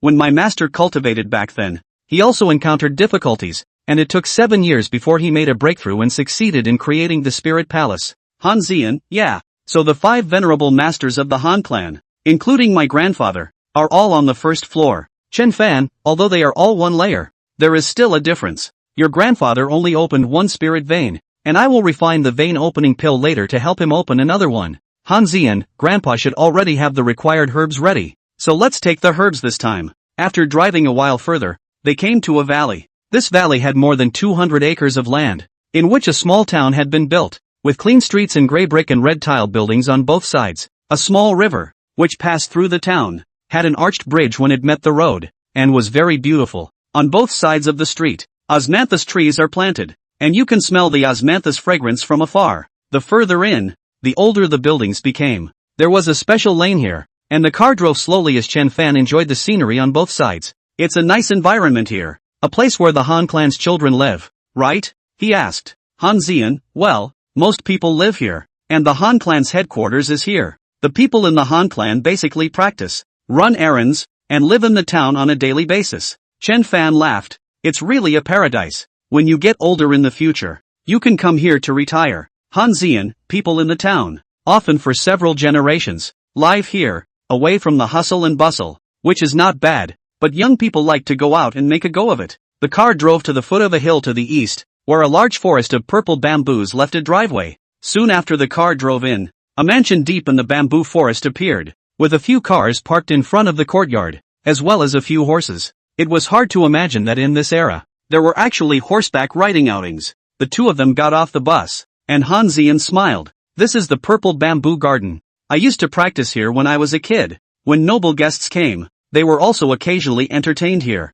Back then, your son's master had lived here for a while." Chen Fan's heart warmed. "Did my master live here? Take me to see it." As soon as he entered the courtyard, Han Sanjiang stepped out, followed by a teenager, about 17 or 18 years old, with cloth clothes and shoes, and long hair. "Welcome, young lord. Han Sanjiang saluted Chen Fan. Old Han. There's no need to be polite, Chen Fan said. Han Sanjiang laughed. Knowing that your excellency is coming, I had someone clean up this place in advance. Chen Fan, thank you. I want to visit the place where my master went back then. Han Sanjiang laughed. That room, which has always been treated as a holy place by my Han sect, has always been accessible only to the sect master. Young master please. The teenager curiously sized up Chen Fan and followed Han Sanjiang in saluting before silently following behind. Han Zian smiled. Xiao Jia, have you been practicing seriously lately? The teenager scratched his head. Sis, Grandpa is watching me every day. I don't have time to be lazy even if I want to. Han Ziyan introduced. Young lord, this is Ziyan's cousin, Han Xiaojia. Chen Fan nodded. Not bad young man. So young to be a purple-ranked martial artist. Han Xiaojia, young lord is too kind.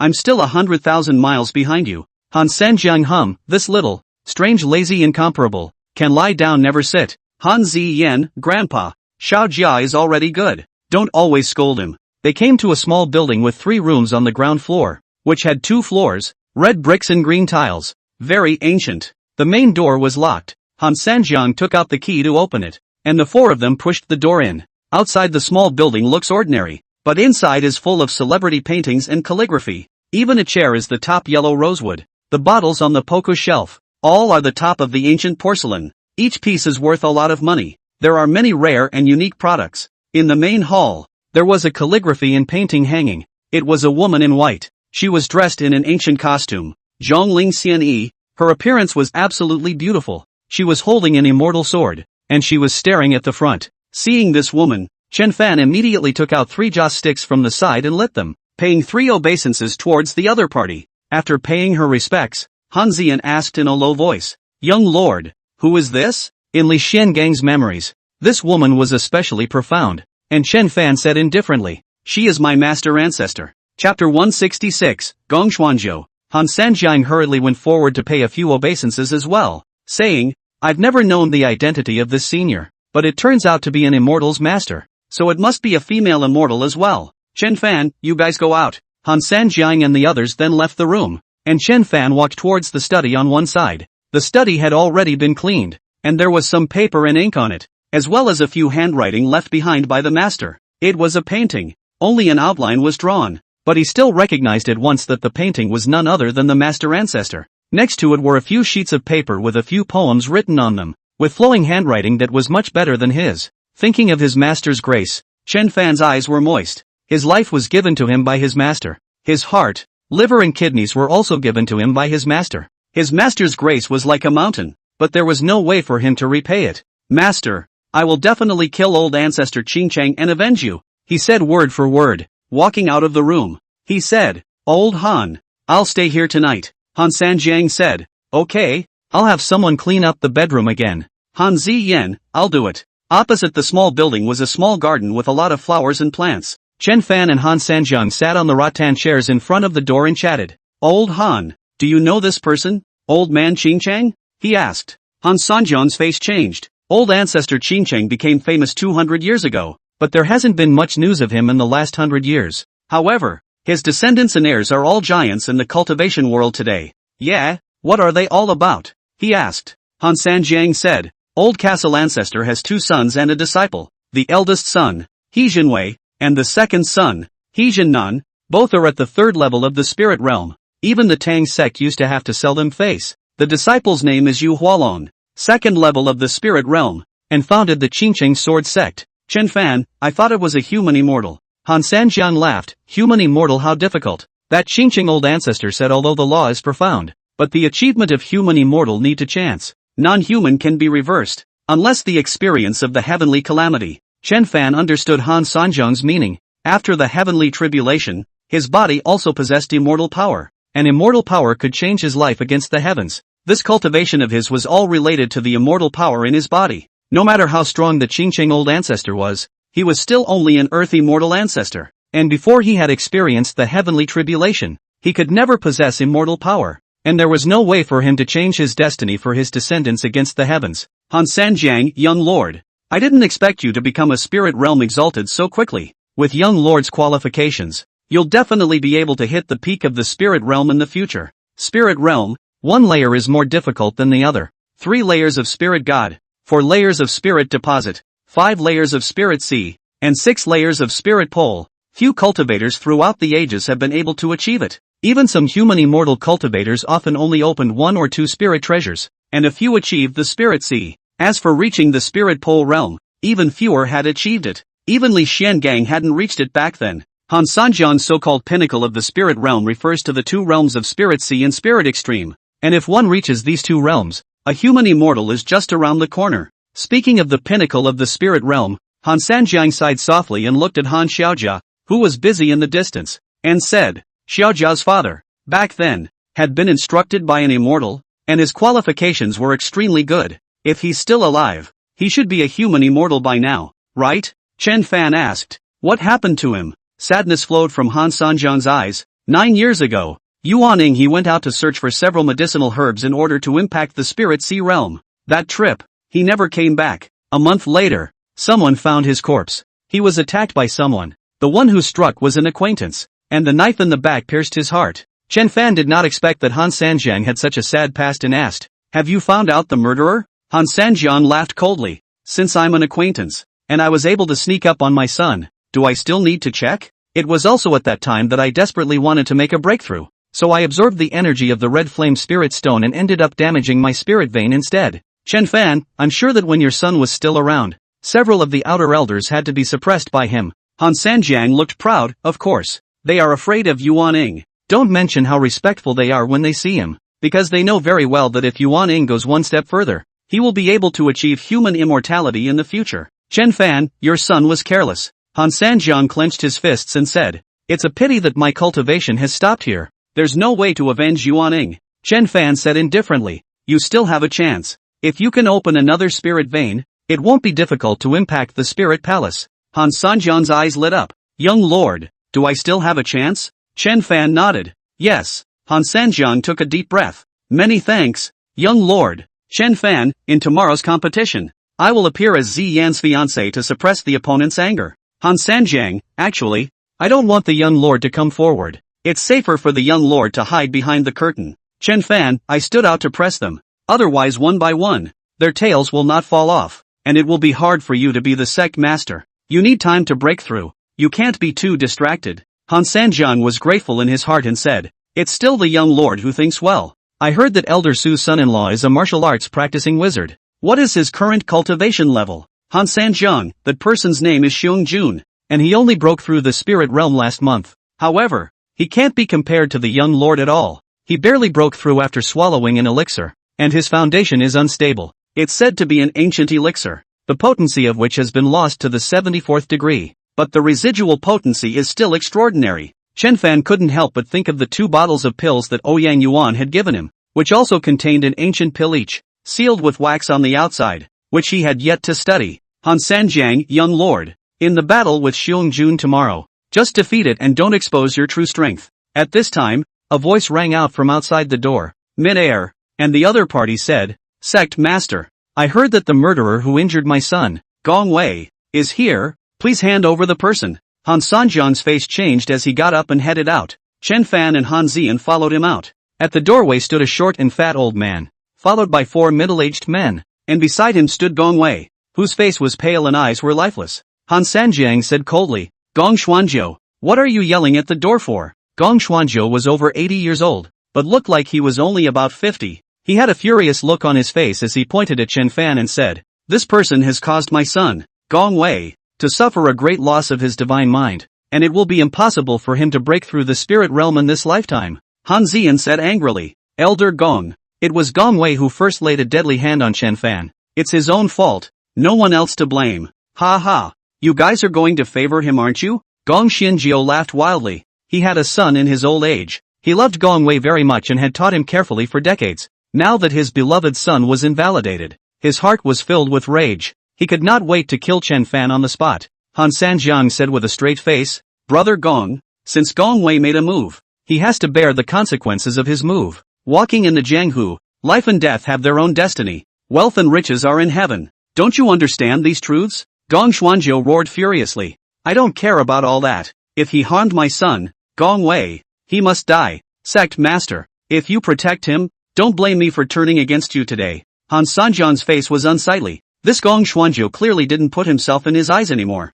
He coldly said, Gong Xuanzhou, you've really turned against me. Fine. I'll come to learn your masterstroke. I'd like to see if you've grown over the years. Good. Gong Xuanzhou's eyes were filled with killing intent. I'll defeat you first, then kill this little. Chen Fan raised an eyebrow and said, Want to kill me? Fine. I'll give you the chance. With a wave of his hand, Han Sanjiang felt a strong force push him backward, and his body retreated uncontrollably 7 or 8 meters away. Chapter 167, The Gong Family's Treasure Trove. Han Sanjiang was shocked and delighted. Chen Fan's spiritual power was obviously far higher than his. At that moment, he even developed a sense of suffocation. What kind of spiritual power was so powerful? Gong Xuanzhou let out a sinister laugh and said, No wonder you're so arrogant. So you're also a spirit realm cultivator. But you mustn't forget that spirit power needs to be accumulated bit by bit. You're so young. You should have only broken through to the spirit realm, right? In a short period of time, how much spirit power can you cultivate?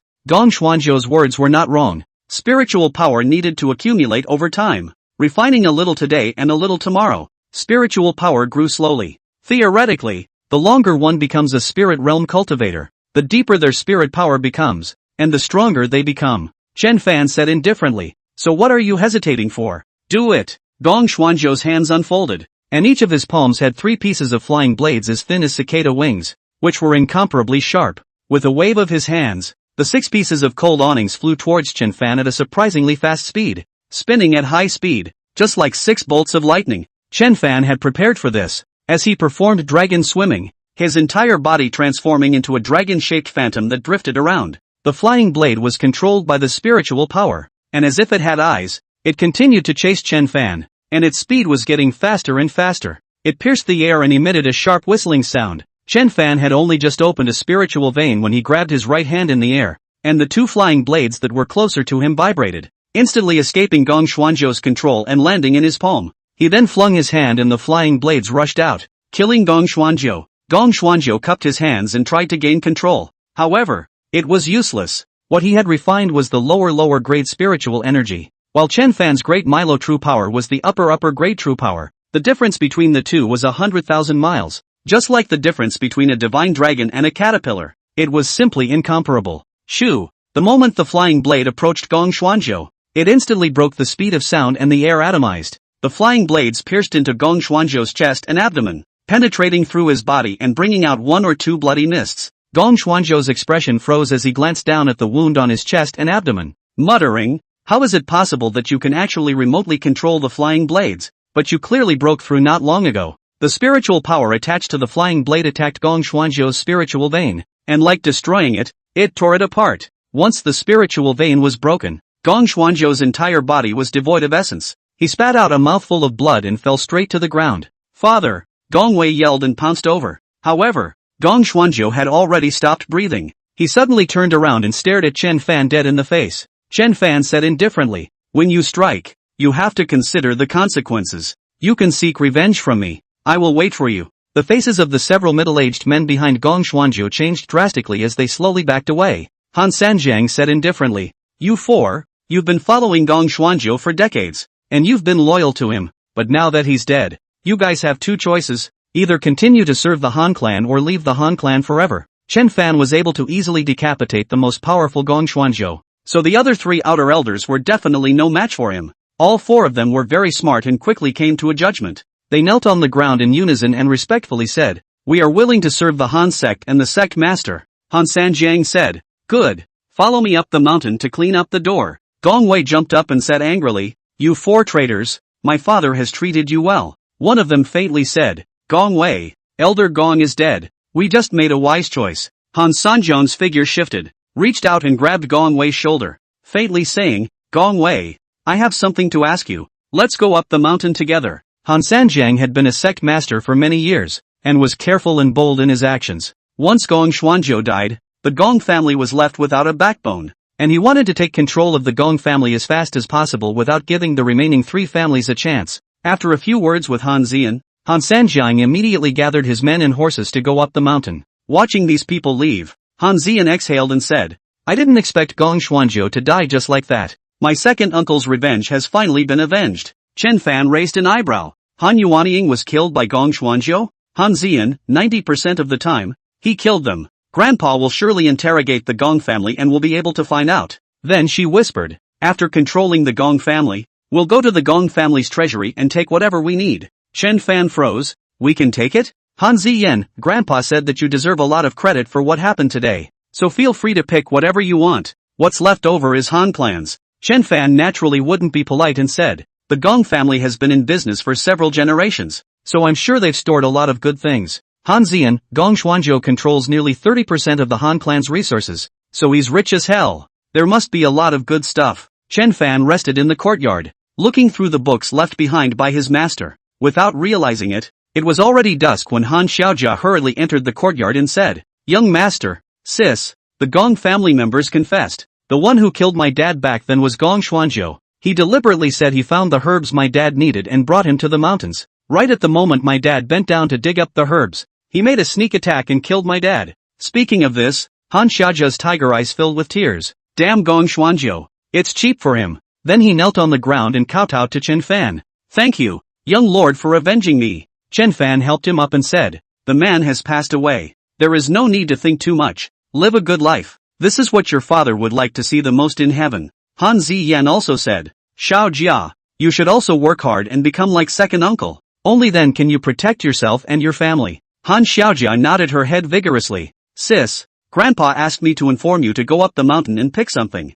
The mountain where the Gong family lived had been in operation for more than 100 years and had many magnificent buildings. Coming into one of the tallest buildings on the mountain, the door was made of pure copper, more than 9 meters high, and the door frame was 7 or 8 meters wide. At this moment, 2 people were guarding the door, and when they saw Han Ziyan and the others coming over, they both nodded before taking out palm-sized keys and opening the door. Push open the door. There are 8 compartments. Each compartment is placed in large and small cabinets, boxes. Into the first compartment. Inside the gold bars and cash. Gold bars into boxes and boxes. At least 4 or 5 tons. The cash was not much, but tens of millions of dollars were there. Instead, Chen Fan had little interest in these and turned around to leave. But Han Ziyan said, these things are inconvenient to carry, but Gongzi can't not want them. I'll have someone fold it into cash and turn around and transfer it to your son's account. The second compartment. Put all the ancient porcelain. What yuan porcelain? Song porcelain? Everything. At least a few hundred. Chen Fan swept a glance and found a pair of vases good. Said, let's have this pair of bottles. Next, there were those who put in paintings and calligraphy. Those who put in bronze and gold. And those who put in precious stones and jade. And Chen Fan would pick 1 or 2 when he saw what he liked. Coming to the 7th compartment, it was filled with weapons. A precious sword and knife were hanging on the wall or placed on a shelf. With a sweep of his divine thoughts, he noticed a short sword placed in the corner. The sword didn't even have a scabbard. It was flat and its body was gray. However, strangely enough, Chen Fan's divine thoughts actually didn't detect its existence, which couldn't help but draw his attention. He picked up the short sword, only to see some strange runes engraved on it, but it was too dirty to read. As he tried, he inputted the great myriad true power, and the sword body glowed slightly and trembled violently. In the next second, the surface of the sword body crumbled and fell off in droves, revealing a greenish silver-colored sword body. 12 golden runes were engraved on it. Under the stimulation of spiritual energy, these runes emitted a piercing light. Chen Fan realized that inside the sword, there were tiny channels similar to meridians, into which the spiritual energy could just rush. When the spiritual energy filled every vein of the short sword, it let out a sword chant, and with a tremor, the sword actually flew into the air on its own. Chen Fan's heart moved. The 2 fingers of his right hand joined together and pointed forward. The short sword flew over and pierced into the wall with a poof sound. The stone wall, like tofu, was easily penetrated. He guided his second finger, and the short sword left the wall, came above his head, and drew circles with his finger. It's actually a spirit weapon. Han Ziyan was shocked and delighted. Chen Fan was also certain that the fit was indeed a spirit weapon. A spirit soldier was a blade that could be stabilized to carry spiritual energy and could be activated by a spirit realm cultivator. A spirit soldier was more rare than a spirit realm cultivator, and a good one was even more precious. Undoubtedly, this short sword in front of him was by no means an ordinary spirit weapon. Gong Xuanzhou must have seen it long ago but failed to discover its mysteries. That was because the other party's spirit power grade was too low to activate this spirit weapon. On the other hand, Chen Fan's was a superior grade of spirit power, which allowed him to activate the short sword. Chapter 168, Vengeance for the Killing of a Son. The short sword flew in a circle and returned to Chen Fan's hand. He He chopped in the air and an arc of light flew out, cutting a sword mark as deep as a dozen centimeters into the wall. Chen Fan was startled and said, "What a domineering sword chi!" Han Zian laughed. "Gong Xuanzhou is sitting on a treasure and doesn't know about it. If he knows about it in the spring, I'm afraid he'll be angry and spit out blood." Chen Fan nodded. "If he has such a spiritual weapon, I may not be able to beat him." When he came to the last compartment, he saw only a huge piece of amber inside, more than 1.5 meters high, and inside it was sealed a large hand, 2 or 3 times bigger than an ordinary person's palm. This palm was broken flush to the wrist, and it had a bronze finger ring on its ring finger. The 5 fingers clutched a small 1-meter tall tree with golden leaves and a purple trunk that bore 7 purple-red translucent fruits. These fruits were the size of a walnut, and looking inside the fruits, there was a doll-like silhouette sitting in them. Chen Fan didn't recognize what the tree was either, but he noticed that the hand exuded a metallic texture, and he wondered what kind of person's hand was so big. A giant? What is this? Han Zian was curious. She took out her dagger and stabbed hard at the top of the amber, resulting in a force of recoil that caused the dagger to fly out of her hand, shocking her tiger's mouth and tightening her chest. "So sturdy," she exclaimed. Chen Fan reached out and pressed his hand on the amber, feeling that there seemed to be a terrifying energy sealed inside that originated from this hand. He threw a punch at amber with all his might, and the result was a shock that made his palms raw. The more power he had, the stronger the recoil. What a subtle power! His eyes lit up. "My lord, I'll have someone carry this amber down the mountain." Chen Fan nodded. "Good, nothing else matters, this must be taken away." That night, Han Sanjiang's men took over the mountain and controlled the Gong family lineage. Although the Gong family also belonged to the Han clan, due to Gong Xuanzhou's strength, in recent years it had almost separated itself from the Han clan and acted on its own, utilizing the Han clan's resources for the Gong family's benefit. Han Sanjiang had been unable to do anything about this, but now he had finally solved this big problem. Han Zian had just had the things Chen Fan wanted transported to the bottom of the mountain shortly after, when 3 people, each bringing a group of people up the mountain. These 3 people were none other than the other 3 outer surname elders, Elder Su, Elder Luo, and Elder Feng. The 3 elders looked like they were only in their 40s or 50s, but in reality, they were all a handful of years old. That Elder Su was tall and thin, dressed like a Taoist priest in a black robe. He looked at the chaotic Gong family members and asked in a deep voice, "What is the sect master doing? Suppressing our outer surname elders?" Han Sanjiang gave him a cold look and said, "Brother Su, Gong Xuanzhou caused the death of my son Yuan Ying, and I have already killed him to avenge Yuan Ying's death." When these words came out, the 3 outer surname elders were all startled, then fell silent. Although they had suspicions previously, they did not know who had done it. At Han Sanjiang's command, several core figures of the Gong family other than Gong Xuanzhou were pushed out, all of them having had their cultivation abolished, kneeling on the ground, their faces pale and their bodies trembling. "Tell me, how did you kill my son Yuan Ying back then?" He gritted his teeth. One of them was Gong Xuanzhou's younger brother, named Gong Xuanan, and he shivered as he recounted the situation back then. Back then, when he learned that Han Yuanying's breakthrough was imminent, Gong Xuanzhou, who was already suppressed, was so anxious that he conferred with all of them. In the end, they settled on a plan to kill Han Yuanying. First, Gong Xuanzhou pretended to befriend Han Yuanying, and then he helped him look for the herbs he needed. After half a year of this, he finally tricked Han Yuanying into the wilderness. Han Yuanying was so happy to see the herbs he needed that he let his guard down and was stabbed with a sword in his sleeve by Gong Xuanzhou, who had already prepared for it. Gong Xianan described the process in great detail, and the more Han Sanjiang listened, the angrier he became, and when he finished, he directly slapped him to death, and then he coldly looked at the other 3 elders. "Do the 3 of you think that I'm overdoing it?" Elder Su immediately said. "This Gong Xuanzhou, I have long felt that he is not right. He dared to get the young sect master killed, so naturally he deserves to die. We all support the sect master's action." In fact, the 3 outer elders didn't care about the reason for getting rid of Gong Xuanzhou. They only cared about how Gong Xuanzhou died. The fact that Han Sanjiang didn't even have any injuries on his body showed that he killed Gong Xuanzhou with ease, and it further showed that his strength far exceeded Gong Xuanzhou's. Facing such a terrifying Han Sanjiang, several people had chills in the bottom of their hearts expressed their support. The people of the Gong family were all controlled, and then Han Sanjiang sent out his own men to fully take over the resources under the Gong family's control,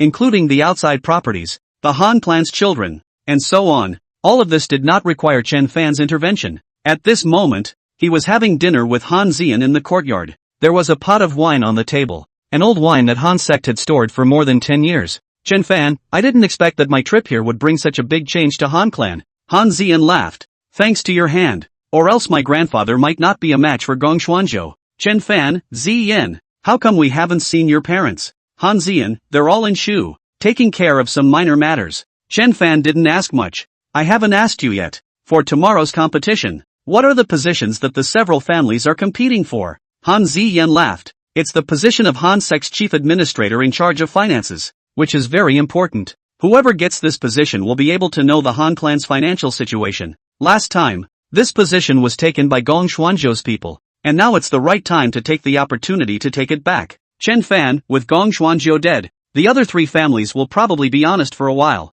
I'll go back first after defeating them tomorrow. Han Ziyan nodded. Okay, I'll go back with your son. Chen Fan waved his hand. Han sect wants to digest the Gong family. They need manpower. You stay and help. It's not too late for you to find me when this side is done. Han Ziyan knew that her grandfather did need her at the moment, so she gently nodded. Good. In half a month at most, I'll go back to look for Gongzi. After accompanying Chen Fan for dinner, Han Ziyan went to help. Chen Fan had nothing to do, so he took out the bead that he had dug up from beside the wild tea tree. The bead was the size of an egg, with 8 runes hidden on its surface. He tried to input his Dantian immortal power, and the bead didn't react much. Chen Fan found it strange. It was a rare occurrence that immortal power didn't react to anything, so he tried to channel the great Milo true power into it again. And instantly, the 8 runes in the bead lit up, rushed out of the bead, and surged into Chen Fan's body. In the next moment, he realized that within his spiritual aperture, there were 8 huge runes suspended,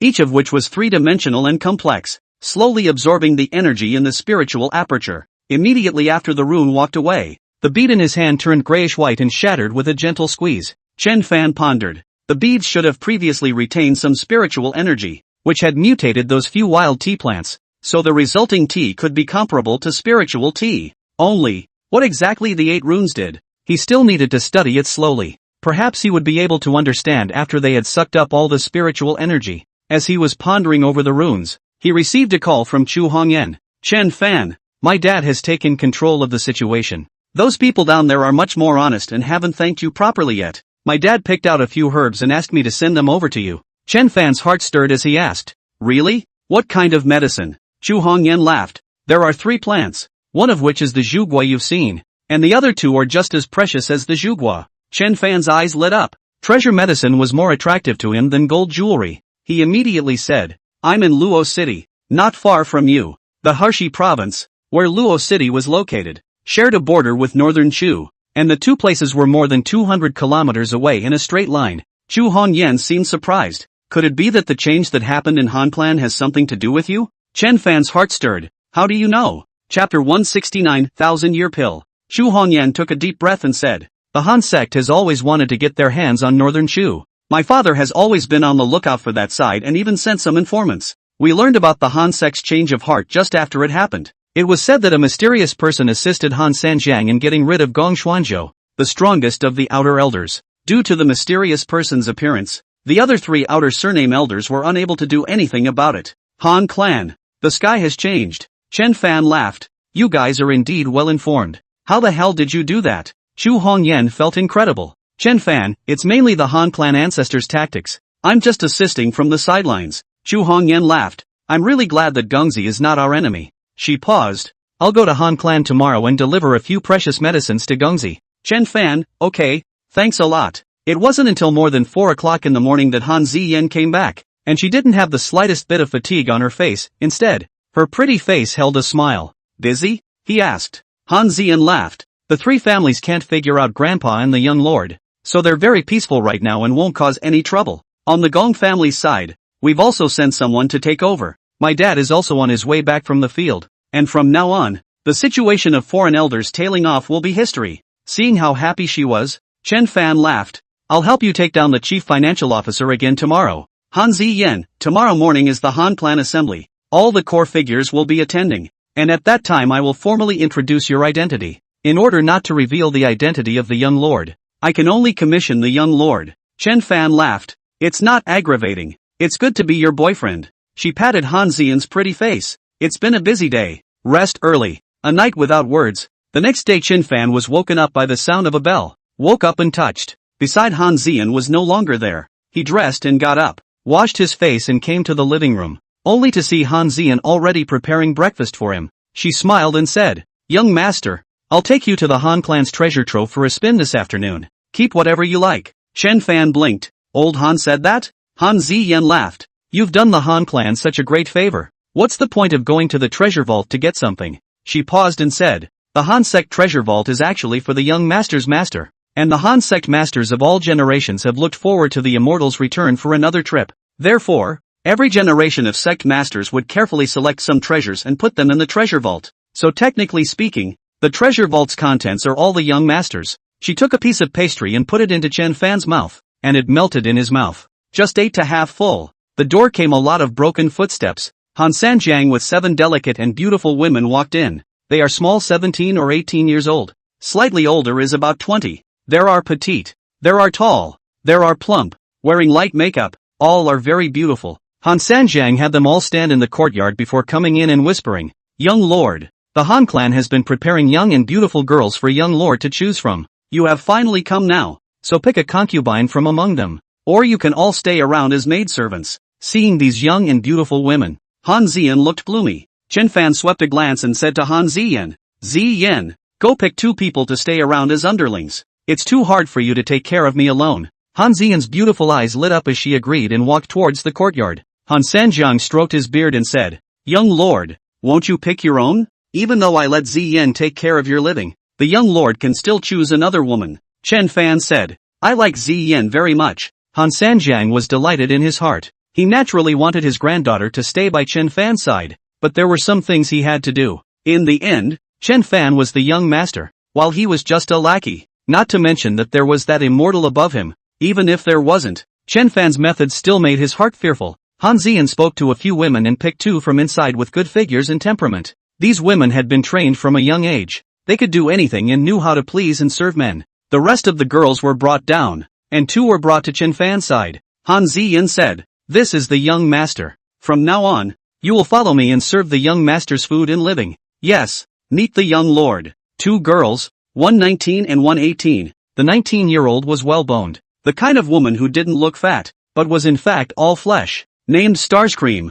Starscream was wearing a green sari with picturesque eyebrows. The 18-year-old girl had a very nice waist and crotch, especially when she squatted. She favored wearing tight pants and a halter top today, with a thin jacket over it and her hair tied back at her head. This girl, her name was Ningyu. Both girls looked at Chen Fan curiously. Ever since they were young, they had been instilled with the idea that there would be a young lord who would appear in the future and choose one of them to become the young lord's wife. Once chosen, that person would have a noble status, and even the sect master would have to be respectful. But the truth was that generation after generation of girls, until they were old enough to marry, had not been able to meet the young lord. Seeing that Chen Fan had picked 2 maidservants, Han Sanjiang said, "Young master, then there is nothing else. I will retire first." He still had a bunch of things to do and was not allowed to be idle for a moment, so Chen Fan waved his hand to let him feel free. He asked Han Ziyan, "These girls, have they always been prepared?" Han Zi, "Well, initially, there were over 100 of them, but most of them were eliminated. The rest receive higher specification training. If the young master doesn't show up, they'll choose to marry at the age of 26. Most of those girls from the past have also married into the Han clan, and the Han clan disciples love these girls who know how to be considerate." At this time, someone came to report, saying, "Missy, at the entrance, there is a Chu Hongyan seeking an audience. Chen Fan, here to deliver herbs to me. Ziyan, go greet them." It didn't take long for Han Ziyan to bring Chu Hongyan in, and the 2 women were followed by a few attendants holding 3 pots of medicinal herbs as they came in. Chen Fan said, "Hongyan, hard work." "It's not hard." Chu Hongyan smiled. Then her beautiful eyes swept a glance at Ningyu and Xingmeng. "Mr. Chen is surrounded by beautiful women. Han Ziyan, they are the maidservants of the Duke." Chu Hongyan pointed to the 3 pots on the ground and said, "The herbs have been delivered. Your Excellency, take a look. 3 medicinal herbs, a vermilion fruit, and a blood-red vine." The vine was coiled around a 1-meter tall branch, like a blood-colored dragon. On the vine, a dozen or so purple flowers bloomed, and the lower end of the flowers was vaguely already in the shape of a fruit. Chen Fan came close to the vine leaves and smelled them. His eyes lit up and said, "This is the dragon blood vine? It is rumored that the dragon blood vine blossoms for 100 years, bears fruit for another 100 years, and then matures for 100 years. The fruit that is produced is called the dragon blood fruit, an immortal fruit. It is much more precious than the vermilion fruit." Chu Hongyan nodded. "Your Excellency has good eyesight. It is indeed the dragon blood vine. The flower has been blooming for a few years, but there is still some time before it bears fruit. So although it is precious, it is actually a chicken rib for the people of the moment. Chen Fan looked at the third pot again, in which grew a thick, short, triangular cone-like plant, more than half a meter tall, blue-gray in color, with some tiny greenish-colored burrs growing on its surface. On top of it, a dozen thumb-sized flower bones grew, not yet in full bloom. This thing, with its pungent odor, was a source of respect. However, when he saw it, Chen Fan recognized it at a glance because its characteristics were too obvious. Thousand-year Dan fruit. Chen Fan said word for word.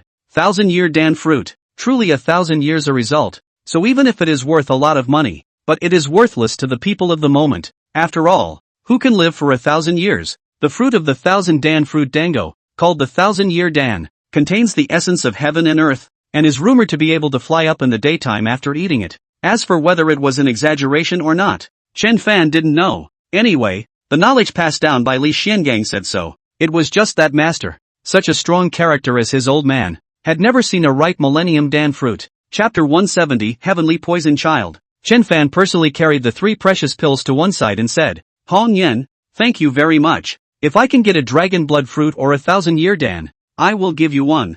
Although she knew that it was unlikely that there would be a dragon blood fruit and a Millennium Dan, Chu Hongyan was still very happy and laughed. Fine, I'll wait for your good news. Han Zian looked at the woman whose posture was not below her own and asked, Miss Chu personally made a trip to the Han clan, so it shouldn't just be to deliver precious pills, right? Chu Hongyan smiled and said, Indeed, I'm stopping by to discuss future cooperation with Han sect. There had always been little cooperation between the Han sect and the Northern Shu Kaiser, and Han Zian understood what Chu Hongyan meant and said, a few years ago, the Han sect did indeed want to enter Northern Shu, and also had conflicts with some of the people in Northern Shu. Chu Hongyan, what my father means is that the Han clan can set up pavilions and accept disciples in Northern Shu to do legitimate business, but if they are operating underground industries, they need to consult with my father. Chen Fan smiled and asked, Zi Yen, does our Han sect intend to enter Northern Shu? Han Zian, this matter has been moving forward, and Han clan's plan is to use 5 to 10 years to break up the large and small forces in Northern Shu. She didn't avoid Han clan's plan, but Chu Hongyan was considered Chen Fan's friend, and the original plan definitely couldn't be implemented anymore. Chu Hongyan, of course, in exchange for the Chamber of Commerce business, the Han clan can take a stake. Although Chu Nantian was the leader of a province, his power was not yet able to compete with the Han sect, and if it wasn't for the fact that a few of the Han sect's outer elders had already broken away from their control, the Han sect would only be afraid that they would have long since taken Northern Shu. Han Zian looked at her and said, Yes. Chu Hongyan smiled. Good, then it's a deal. Some other day, both sides will carefully negotiate the matter of equity. Han Zian faintly said, You must be clear. Han clan only agreed to your request because of Mr. Chen's face. Chu Hongyan laughed. Of course I'm very grateful to Mr. Chen. From now on, Mr. Chen will be an honored guest of Northern Shu. Chu Hongyan didn't stay for long, and said her goodbyes after explaining her intentions. As soon as she left, Han Zian sneered. How interesting. Sending a little bit of shares to try to stop Han clan's pace. Chen Fan, Zi Yen, your words just now were to deal with her. Han Zian said, Young lord, the Han clan is definitely pushing south. It's only by controlling Northern Shu that we can become a giant like the Tang sect. Chen Fan asked curiously, Is Northern Shu so important? Han Zian explained, Young lord, this place, Northern Shu, is connected to the Central Plains in the north and Jiangnan in the east. Only by gaining a foothold here can the Han clan truly develop and grow. For example, back then, the kingdom of Shu fell because it lost this place. Chen Fan, so it's only a matter of time before Han clan enters Northern Shu. Han Zian, the Han family is still digesting the Gong family, and only after they're done will they have the energy to deal with those groundlings in Northern Shu. Of course, the first one to be exterminated is Chu Nantian. She wrapped her arms around Chen Fan's arm and said, I didn't say anything just now, but it's also because young lord was there. I'm afraid that young lord will agree to all of that woman's demands once he gets soft. Chen Fan, I won't get involved in what's going on here.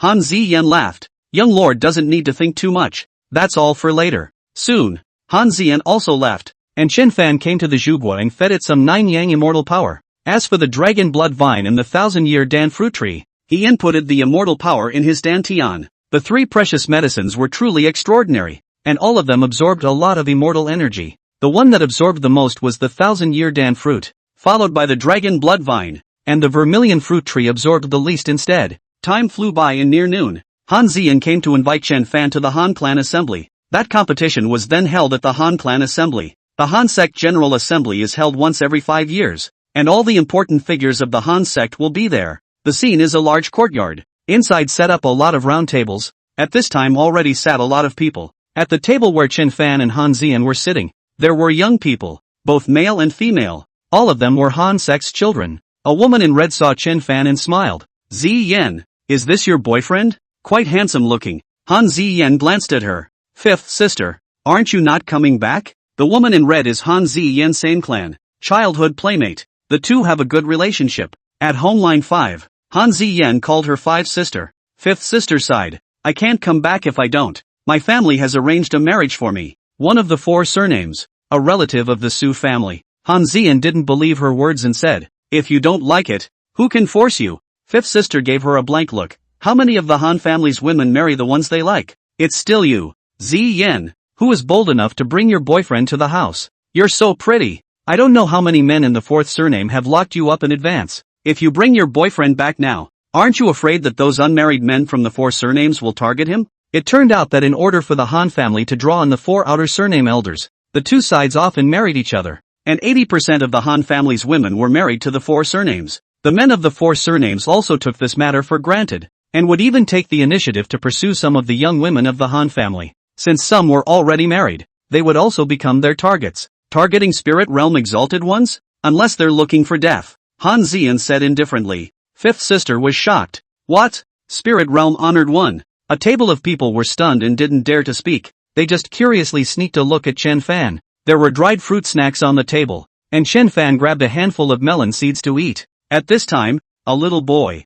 about 3 or 4 years old, ran past and accidentally fell to the ground. The little boy fell right next to him. Chen Fan reached out to help. The little boy took his hand and climbed up, smiled at him and then ran away. Chen Fan felt a slight stinging pain in his hand. He looked down and saw that his finger was pierced with a small opening, oozing a little bit of blood. At that moment, he felt a super strong toxin spreading through his body. He immediately urged his spiritual energy to suppress the toxin, but it actually had little effect, and the toxin was still spreading rapidly, following his blood all over his body. The next second, he felt his body stiffen, his heart rate rapidly decrease, and his vision began to blur. However, even though his body was severely affected, his Yuanshan was still able to function normally. The strong divine thoughts instantly locked onto the little boy who ran away. The little boy's face changed slightly, and he took out a yellow, runic pattern-covered post and wore it on his head, so that Chen Fan's divine thoughts had no way to attack him. He quickly escaped behind a wigwam, behind which stood a man,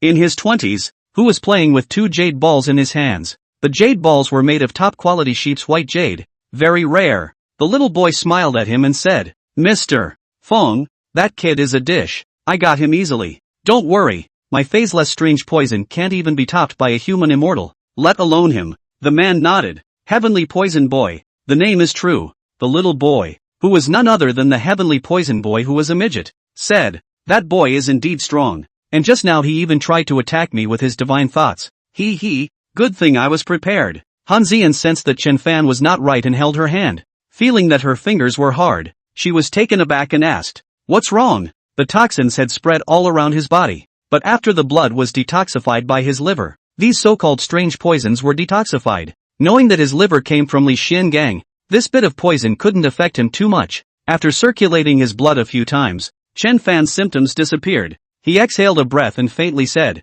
Heavenly Poison Boy, a bit interesting. Seeing that he was unharmed, Han Ziyan sighed in relief. Then she thought of something and exclaimed, could it be that the little boy just now was the Heavenly Poison Boy? Chapter 171, Splitting the Victory in 3 Moves. Chen Fan said indifferently, if it were a different person, they really wouldn't be able to suppress this toxin. Han Ziyan was furious, damn thing. I'll bring people to catch him right away. Chen Fan said indifferently, wait, I'll go get him. At this moment, the Sky Poison Boy was still talking to Mr. Feng when a figure descended from the sky and grabbed the Sky Poison Boy's neck, and the latter's body was so soft and numb that he couldn't move at once. Duke Feng was shocked and raised his hand to slap. A black gas blew out from the palm wind, obviously practicing some kind of evil palm power. Chen Fan wasn't interested in him right now. His body panned 10 meters. He glanced at the other party, and took off in the air. Mr. Feng was going to chase after him. However, Chen Fan disappeared in the blink of an eye. In the hall, the conference hadn't officially begun yet. and everyone was sitting in their respective seats, talking about gossip. Suddenly, Chen Fan came in carrying a small child, and everyone looked over curiously. On the way, Chen Fan had already used his means on the heavenly poison child, and at this time, his face was twisted. His expression was incomparably painful, and he screamed miserably, "Don't torture me? Ah, it's so hard to bear." Chen Fan threw him on the ground and said indifferently, "Heavenly poison boy, say, who told you to poison me? You'll die even if you say it, but it won't be such a painful death. I'll give you a pain in the ass." The heavenly poison boy was now worse than dead. He clenched his hands into fists and said through clenched teeth, "It was Fang Jinghu who told me to do this. He said that after poisoning you to death, no one would be able to compete with him." Everyone was shocked by this statement. Wasn't Fang Jinghu the son-in-law of the Su family? Bloody mouth. At this moment, that Mr. Fang rushed in and raised his hand towards the heavenly poison boy on the ground. Chen Fan crossed his body to stop him. His hand swept. Spiritual power swept. The other party was shocked to fly more than 10 meters. After landing, he retreated 6 or 7 steps before stopping. His expression was appalled. "What's your hurry? Whether he's telling the truth or not, let him finish first." Han Sanjiang walked out at this time, and the remaining few elders gathered around. They all knew of the heavenly poison child's great name, and there were a handful of famous elders who had died at the hands of this man, and even they were afraid of him. It really is the heavenly poison child. Han Sanjiang's face was ugly as he looked up at Fang Jinghu. Fang Mirror Lake looked as normal and said lightly, "I don't know this person. He's slandering me." Chen Fan, really? Then why did he slander others? Fang Mirror Lake said indifferently, "I heard that the Han family has come with a son-in-law with outstanding strength. It's you, isn't it? You roughly knew that I was stronger than you and didn't dare to fight me, so you found this person to falsely accuse me." Chen Fan couldn't help but admire the thick skin of this man as he nodded. "Your reasoning is somewhat reasonable, but you are wrong about one thing. Your little strength is nothing in front of me." "Oh?" Fang Jinghu raised an eyebrow. "With your mouth on you, you can naturally say whatever you want." Chen Fan asked Han Ziyan, "Ziyan, can today's conference competition be advanced?" Han Ziyan glanced at Fang Jinghu. "Of course, Chen Fan, since you can. Do it. Within 3 moves, I can defeat you." Fang Jinghu sneered. "Defeat me in 3 moves? You have a big mouth." Fang Jinghu had not long been promoted to the spirit realm and was confident in his own strength. Even though he had heard that Chen Fan's strength was not bad, there was no way that he could defeat him in 3 moves. This was something that even his father-in-law, Elder Su, could not do. "Chen Fan, then give it a try." Chen Fan just wanted to hit back at the opponent in the most direct way. "Didn't you say that I don't dare to fight you? Then I will defeat you in 3 moves and completely shatter the lie." Fang Jinghu calculates in his heart. He is the best at lightness, not to mention 3 moves. Within 10 moves, the other party will not want to touch the corner of his own clothes. As long as 3 strokes, the other side is considered to have lost. "You can. I'll only go 3 moves with you, and if you can't defeat me within 3 moves, you lose. Losing means you planted me." Fang Mirror Lake coldly said, "Planting an elder's son-in-law must be sanctioned." Chen Fan said indifferently, "If I defeat you in 3 moves, it will prove that what you said is a lie. The heavenly poison child was also found by you, and the one who is truly afraid to fight is you, not me." Fang Mirror Lake hummed heavily. "Good. As long as you can defeat me in 3 moves, even if I didn't do it, I'll admit it." Chen Fan asked Han Ziyan, "Ziyan, if someone plots to kill the sect master's grandson-in-law, what is Han's sect going to do with him?" Han Ziyan faintly said, "The Han clan is all about retaliation for retaliation. If he dares to harm you with poison, then let him try the poison of the heavenly poison child." Chen Fan nodded. "Good, that's reasonable." Fang Jinghu sneered, "Your words are early. Let's see who has the last laugh." Han Sanjiang was annoyed in his heart. Luckily Chen Fan was fine. In case something happened to him here, how would Han clan withstand the immortal's wrath? No one could withstand the wrath of an immortal, not even Han's sect. He looked at Elder Su and said, "Does Brother Su have any opinions?" Elder Su's name was Su Li, and he glanced at his son-in-law, realizing that if he didn't accept Chen Fan's challenge, Han Sanjiang would definitely not let up. However, if Fang Jinghu could defeat Chen Fan, or if he could hold on and not be defeated within 3 moves, things would take a turn for the better. Regarding his son-in-law's strength, he was still relatively assured. Chen Fan was so young, how long could he become a spirit realm? And how much stronger could he be than Fang Jinghu? So he cleared his throat and said, "Since they are both willing, I naturally have no problem with it. Han Sanjiang, okay, go to the martial arts field." Han's sect had a huge square that was specialized for displaying performances. The martial arts arena was huge, with people standing around it, and Chen Fan and Fang Jinghu stood in the middle of the arena. 10 paces apart. Fang Jinghu's spiritual energy was running in his body. The spiritual energy he absorbed was of the lower inferior grade. However, he also absorbed the fury energy at the same time, causing the spiritual energy to possess the fury might, which greatly increased its power. He ran his spiritual energy ahead of time, his eyes staring at Chen Fan as he asked, "You can make your move now." Chen Fan stood still and grabbed his right hand in the air. 10 steps apart. The spiritual energy produced a powerful suction force. Fang Jinghu was shocked and fought against this force with all his might. However, Chen Fan utilized the suction force and instantly came in front of him. Too fast. The dragon swim with this power, so fast that the naked eye could not detect it. Fang Jinghu could only push his spiritual power with all his might, and slapped his palm out fiercely. As the palm came out, a black smoke sprayed out. Chen Fan swung his palm and met the attack. Boom! With a muffled sound, the air exploded, and Fang Jinghu's entire body flew backward a dozen meters and crashed into a large tree. The leaves on the large tree fell one after another, and he spat out a mouthful of blood. Chen Fan's spiritual energy was of extremely high quality, and that palm not only repelled the opponent's spiritual energy, but even attacked Fang Jinghu's body, causing him to be sore and numb all around, unable to counterattack. With a sway of his body, Chen Fan arrived in front of Fang Jinghu and said indifferently, "You lost. When you lose, you have to accept the punishment. According to the Han sect's rules, a tooth for a tooth, an eye for an eye. Ziyan, bring the person here." Han Ziyan had long ago escorted the heavenly poison child to the vicinity and threw the person in front of Chen Fan. Chapter 172 Han Plan Rule, Tooth for Tooth, Eye for Eye. Chen Fan asked the heavenly poison child, "Which poison did you use before? Give it to me." The heavenly poison child's hands shivered as he took out a small bottle and said, "This is a phaseless strange poison that will strike when it comes into contact with blood." Chen Fan took out a golden needle and stirred it in the bottle. Fang Jinghu was shocked and afraid, shouting, "I didn't let him harm you." Brother Chen misunderstood.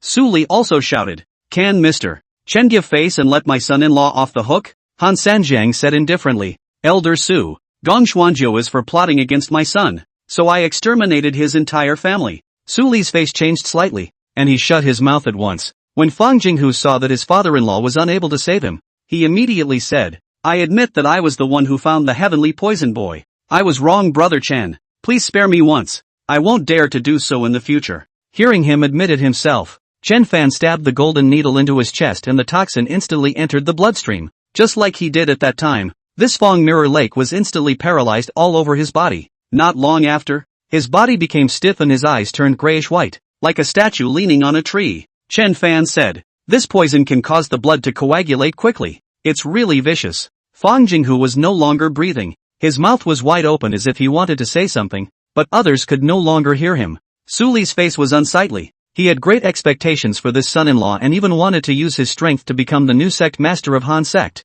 but such an excellent son-in-law actually died in front of him. Chen Fan turned his head to look at Su Li and calmly asked, "Does Elder Su know about this matter?" Su Li was shocked. He could now conclude that the one who really killed Gong Xuanjiu was not Han Sanjiang, but the young man in front of him. He immediately said, "I was unaware of this matter. Alas, I never thought that Fang Jinghu would be so hateful. He deserves to die." Chen Fan said nothing more, but Han Sanjiang's gaze was grim. "I'll have someone investigate this matter." The Han clan assembly continued to be held, but since the most powerful Fang Jinghu died, no one dared to fight Chen Fan at all later on, and the Han clan easily got the qualification for the appointment of the chief financial officer. Chen Fan did not stay at the scene for long and soon returned to the courtyard with Han Ziyan. Seeing that it was getting late, Han Ziyan had all of Chen Fan's things loaded into a van and sent to Cloud City. There could be quite a few of Chen Fan's treasures up there, and he wasn't at ease, so he decided to personally escort the car. Han Ziyan, young lord, it's getting late, why don't we leave tomorrow? Chen Fan, it's the same sooner or later, there's no difference. Ziyan, you can first feel at ease and busy yourself with Han Sect's business, don't worry about my side. Han Ziyan, although I'm not by your side, there's still Ningyu and Xingmeng, they'll take care of you. Chen Fan, good. The big car went in front, and the car Chen Fan sat in followed behind. Starscream was in charge of driving while Ningyu sat in the back with Chen Fan. The rear seats were loose and could even be flattened to rest. On this journey, which would take more than 10 hours, the truck had arranged for 2 drivers to take turns resting to avoid fatigue driving. The sedan was originally Han Ziyan's father's car, and was modified by a well-known car rebuilder to make it more comfortable. In the middle of the day, Chen Fan was bored and chatted with Ningyu. Ningyu's parents were related to the Han sect, plus she was good-looking and knowledgeable, so she was sent to the Han sect for the selection. After layers of screening, she stayed behind to receive stricter training and learn all sorts of things. Starscream is in a similar situation, except that her parents have been divorced for years, and she doesn't have much contact with either side of the family, having long since lived on her own. The car had been driving for 3 or 4 hours, so Chen Fan asked Starscream to drive the car into the service area to rest for a while and have something to eat on the way. Afterwards, Xingmeng rested and switched to Ningyu to drive, continuing the journey. In this way the two girls took turns driving, and by 9 o'clock the next day, they had driven the car to the manor house. The driver and the black and red dogs ran out, and the white ape helped carry things to the house with great diligence. After the driver finished moving things, Chen Fan took $5,000 and shoved it to them, asking them to go to the hotel first to rest and get refreshed before returning. Yang Lan and Chen Shuizheng weren't around, so Chen Fan put everything away first. Xingmeng and Ningyu went around everywhere to familiarize themselves with the environment.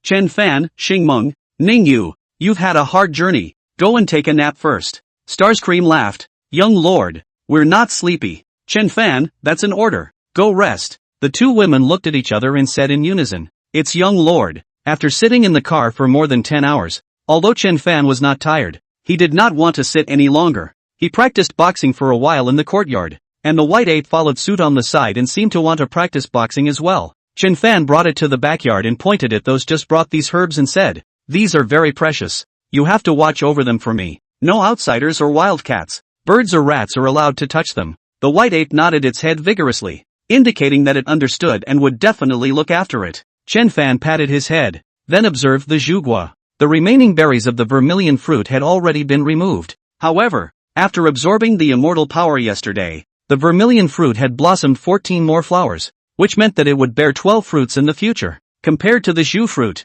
the Millennium Dan fruit had absorbed another kind of immortal power, and the 13 flower bones on it had already shown signs of blooming, so it must be ready to bloom in a few more days. He was looking forward to what the Millennium Dan that this Millennium Dan fruit would bear would actually look like. Lastly, there was the pot of dragon blood vine. A dozen or so flowers had withered, and the fruit the size of a fingertip appeared in Chen Fan's line of sight. It was a greenish-purple fruit, and when he got close enough to smell it, he could smell a strange odor. Not bad, the dragon's blood fruit has grown out as well. Normally, the dragon blood vine blossomed in 100 years, bore fruit in 100 years, and matured in 100 years. In other words, from blossoming to picking, it was normal to wait 300 years, but Chen Fan obviously didn't have to wait that long. He would soon be able to get the ripe dragon blood fruit. At this time, the white ape suddenly oh a few times, and then pulled Chen Fan to the other side. Chen Fan's heart moved. There was a 1,000-year-old ginseng king there. Could something have gone wrong? Coming to the front of the tank, he found that at the root of the ginseng plant, a small hole of about 10 centimeters in diameter appeared, like a mouse hole. He was taken aback and said, did a rat get in? The white ape shook its head in a hurry and kept gesticulating with both hands. Chen Fan probably understood what it was expressing. The white ape said that something strange had grown underneath the ginseng, and the hole was formed by the ginseng roots themselves. Chen Fan's heart stirred and used his divine mind to observe the situation in the tank. Upon this look, he found that the ginseng had shrunk by a small amount compared to before, but something similar to a fetal cell had grown out of its root. The fetal cell was as big as a fist and contained something similar to an umbilical cord or placenta. What is this? He was stunned, feeling incredulous. This kind of situation had never been seen even by Master Li Xiangang. He leaned in close to the ginseng and listened sideways, hearing a faint heartbeat, similar to the fetal heart of a pregnant human woman, but extremely faint, so faint that only someone like him could hear it. Does it mean that ginseng can also give birth? When the fetus is born, then what is it? A ginseng doll? Chen Fan's eyes lit up when he thought of this. Chapter 173, Watching the Store. Although he hadn't seen this before, it wasn't impossible for a spiritual object to nurture an immortal fetus. Thus, he channeled some of his immortal energy into the spirit ginseng again to help it grow as early as possible. It was only at noon that Yang Lan and Chen Shuizheng came back. Both of them had been searching for a suitable store to open a fast food business these days. After inspection and research, they decided to open a weigh-and-charge fast food restaurant with breakfast on the side. Although Chen Fan had the ability to support his parents, he fully supported them since they wanted to do something. It was easy for people to get bored without doing anything, and it was good that the old couple was willing to do something. Back home, Chen Shuizheng will talk about the 2 days of inspection. They looked at a store. A few dozen meters away is a middle school. The middle school has more than 800 students in each grade. Junior high and high school together almost 5,000 people, plus the surrounding area is also a residential area. The flow of people is no problem. but the price is more expensive, and need to spend a large amount of money for renovation. Chen Fan, Dad, if you don't think the rent is expensive, simply buy the store. Chen Shuizhen was startled by it. Xiu Fan, that's a prime location. Every inch of land is gold. I'm afraid the owner won't sell it. Even if he is willing to sell, it must be a sky-high price. Chen Fan, not selling because the price is not in place. I'll find him to talk this afternoon. At this time, Ningyu and Xingmeng had already rested. Chen Fan called the two daughters over and introduced them. Mom and Dad, this is the maid that Ziyan has found. She's Xingmeng and she's Ningyu. Seeing the two beautiful young girls, Mr. and Mrs. Yanglan froze. How could such good-looking and delicate girls come out to be maids? Jack and Starscream bowed in unison and smiled. Hello uncle and auntie. Good. Yang Lan hurriedly said. You guys haven't eaten, right? I'll go cook. Starscream, auntie, let me try.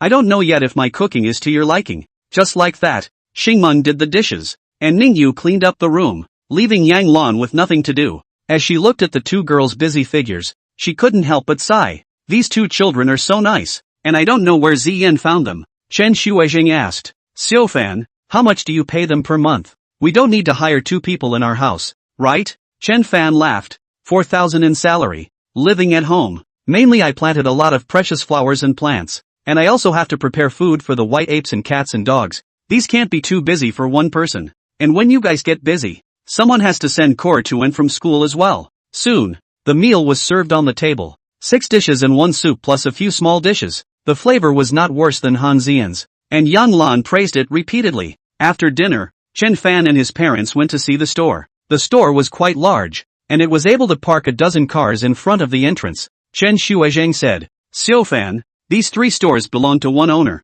The one I'm looking at is this store in the middle, and the original tenant backed out of the lease because he thought the rent had gone up too much. Soon, the boss arrived as well, a man in his 50s with a bald head and a big beard. He smiled and said, well, have you guys thought it over? Chen Fan went to the store to have a look. The area is not small. Upstairs and downstairs together, at least there are more than 300 square meters. He asked, boss, how much is the rent? The boss laughed. $450,000 per year. Don't think it's expensive. It's a good location. The last person selling breakfast and snacks had a daily flow of over $10,000, a profit of at least $100,000 a month. Chen Fan asked Chen Shuizhen, Dad, with more than 10,000 flowing water per day, how many people do we need? Chen Shuizhen has long done research and consulted industry insiders, saying, not counting your mom and me, we'd need to hire 7 or 8 people at least to keep us busy. Chen Fan, hiring 7 or 8 people, plus rent costs $1 million a year. Chen Shuizhen, if we can achieve the size of the last store, after rent and costs, the profit is about $400,000. Chen Fan, so the rent is the big head. He smiled and asked the owner, is your store for sale? The owner froze, then smiled. These 3 stores of mine are together. You have to buy them together. It adds up to about 1,000 square meters. 50,000 a square foot. Chen Fan, that's about $50 million. Chen Shuizhen was shocked. $50 million. That at least collect 30 to 50 years of rent, before it is possible to return to the capital. Chen Fan, I intend to buy the 3 stores, but the price is a bit beyond my expectations. The rent for your 3 stores, around $1,200,000. I'll give you 30 years at $36 million. If you're willing to sell, we'll sign the contract now. The boss was just saying, after all, tens of millions of dollars of stores, the average person will not buy, and cannot afford to buy, and the people who can buy it, generally have a more profitable way, and may not look at the annual rent of $1 million or so. After considering it for a while, the boss said, 36 million is definitely not an option. If you really want it, 42 million, any less, and I can't possibly agree. Bargaining was a process of psychological warfare. Chen Fan made a phone call with Yi Qingxue in the middle of the process, and after Yi Qingxue studied the situation of the pavement, she gave an offer no higher than $35 million.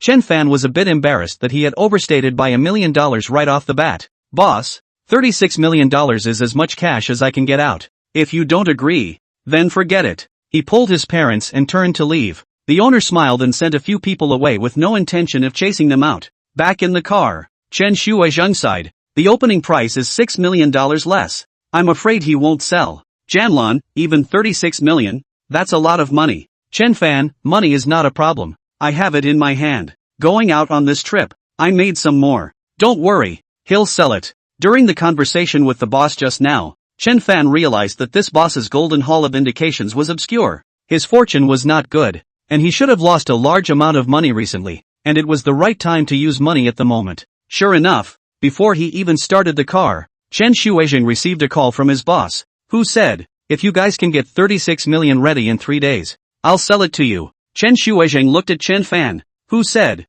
"Yes, sign the contract tomorrow. 36 million is no problem, but deduct the rent you received in advance." "No problem." As the car drove home, Yanlan felt like dreaming. More than $30 million.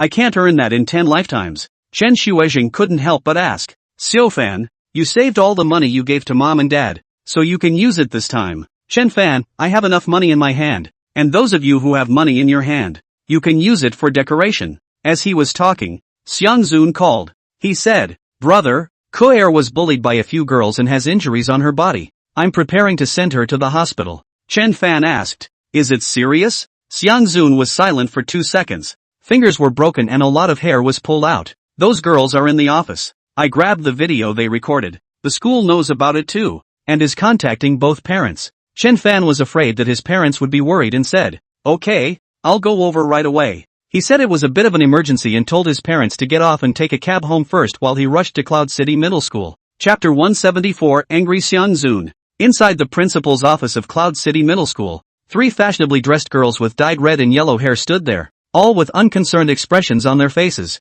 Chen Ke then sat not far away. His hair was messy, there was blood at the corner of his mouth, and there were a few locks of hair on his shoulders that had been pulled out. Her right hand was placed on her knee, and that little finger was broken, twisted and deformed. Xiang Zun stood next to him, his face ugly, and said in a low voice, "Don't worry, Kuer, I'll make them feel 10 times the pain." Chen Fan walked in and the director hurriedly got up to greet him, asking, "Are you Chen Ke's brother?" "Chen Fan, it's me. Here's the deal." Chen Fan, however, did not listen to him and walked over to check Chen Ke's injury. He squatted next to him, observed his pinky and asked, "Kuer, does it hurt?" Kagome nodded softly as her teardrops fell. "Chen Fan, it won't hurt anymore in a while." He carefully reset his little finger, then used a cardboard to hold the finger in place and input some immortal power to speed up the finger's recovery. He stood up and bowed his head to Zun, then smacked himself hard and said, "It's my fault. I didn't protect Kagome." The director and the principal were stunned,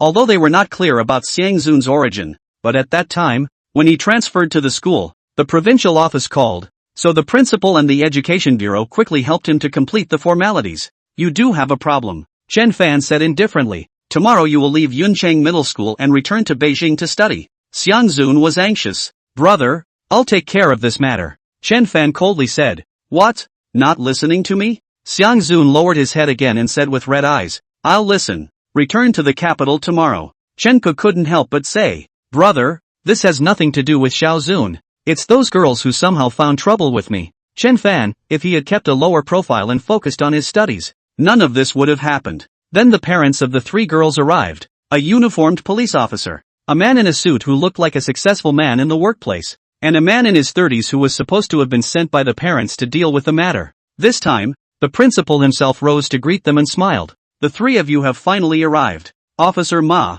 you're still in such good spirits. Secretary Ho, I knew Bureau Lin would send you over." It could be seen that these 3 were not ordinary people. At least they carried much more weight in the eyes of the principal than Chen Fan. The police officer did not speak. The suit middle-aged man cleared his throat, said, "Things I am clear. Children fighting, very normal. Injured hand, then go to the hospital for treatment. The cost we pay." The principal smiled and said, "But this is a big deal. After all, a broken finger can still have an effect on a small child. A slap in the face is not enough. If she doesn't provoke my daughter, it shouldn't be. My daughter I know best, although naughty, but not so bad as to injure others." The principal and these people chattered like old friends. Chen Fan's face was sinking, gently wiping away the tears from the corners of Chen Ke's eyes. Xiang Zun was trembling with anger. Did these people treat themselves and their brother as heir? He suddenly roared, "All shut the up," along with the principal. He looked at him in surprise. "Kid, what are you yelling for? Do you know who I am?"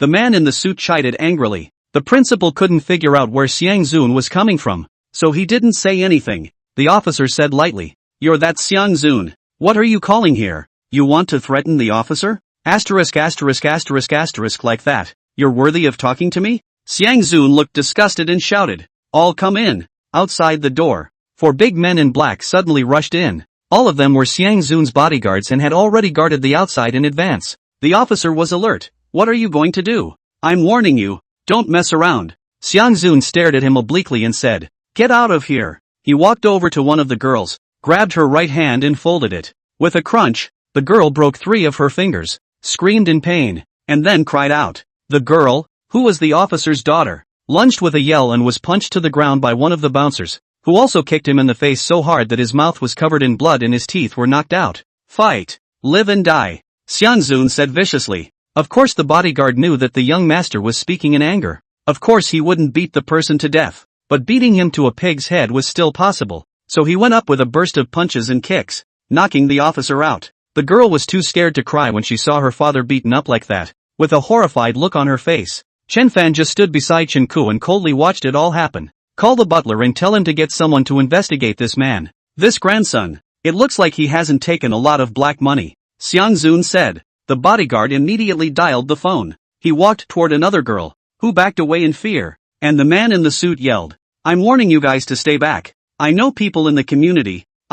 Pop. In response, a bodyguard's big mouth knocked the man to the ground. The girl was controlled by the bodyguard and Xiang Zun grabbed her right hand and broke 3 fingers in the same way. Finally, it was that Secretary Ho, who had an ugly face, backed up and said, don't mess up. You guys don't mess up. The girl beside Secretary Ho turned white with fear and cried, don't break my fingers. I was wrong. Oh, where did Xiang Zun care about her? He walked over and grabbed the hand, folding it again with such force that the girl student rolled on the ground in pain. Then he went back to the principal, who turned white with fear and said in a trembling voice, you, Pop. Xiang Zun slapped him across the face, causing the principal to stagger. After doing this, he came to Chen Fan's side, like a small child who had done something wrong, and said, brother, I will make these 3 families, broken families, chickens and dogs. Do you think this will work? You see to it. Chen Fan said indifferently, I'll take Kuer home first. The matter was caused by Xiang Zun, so let him handle it.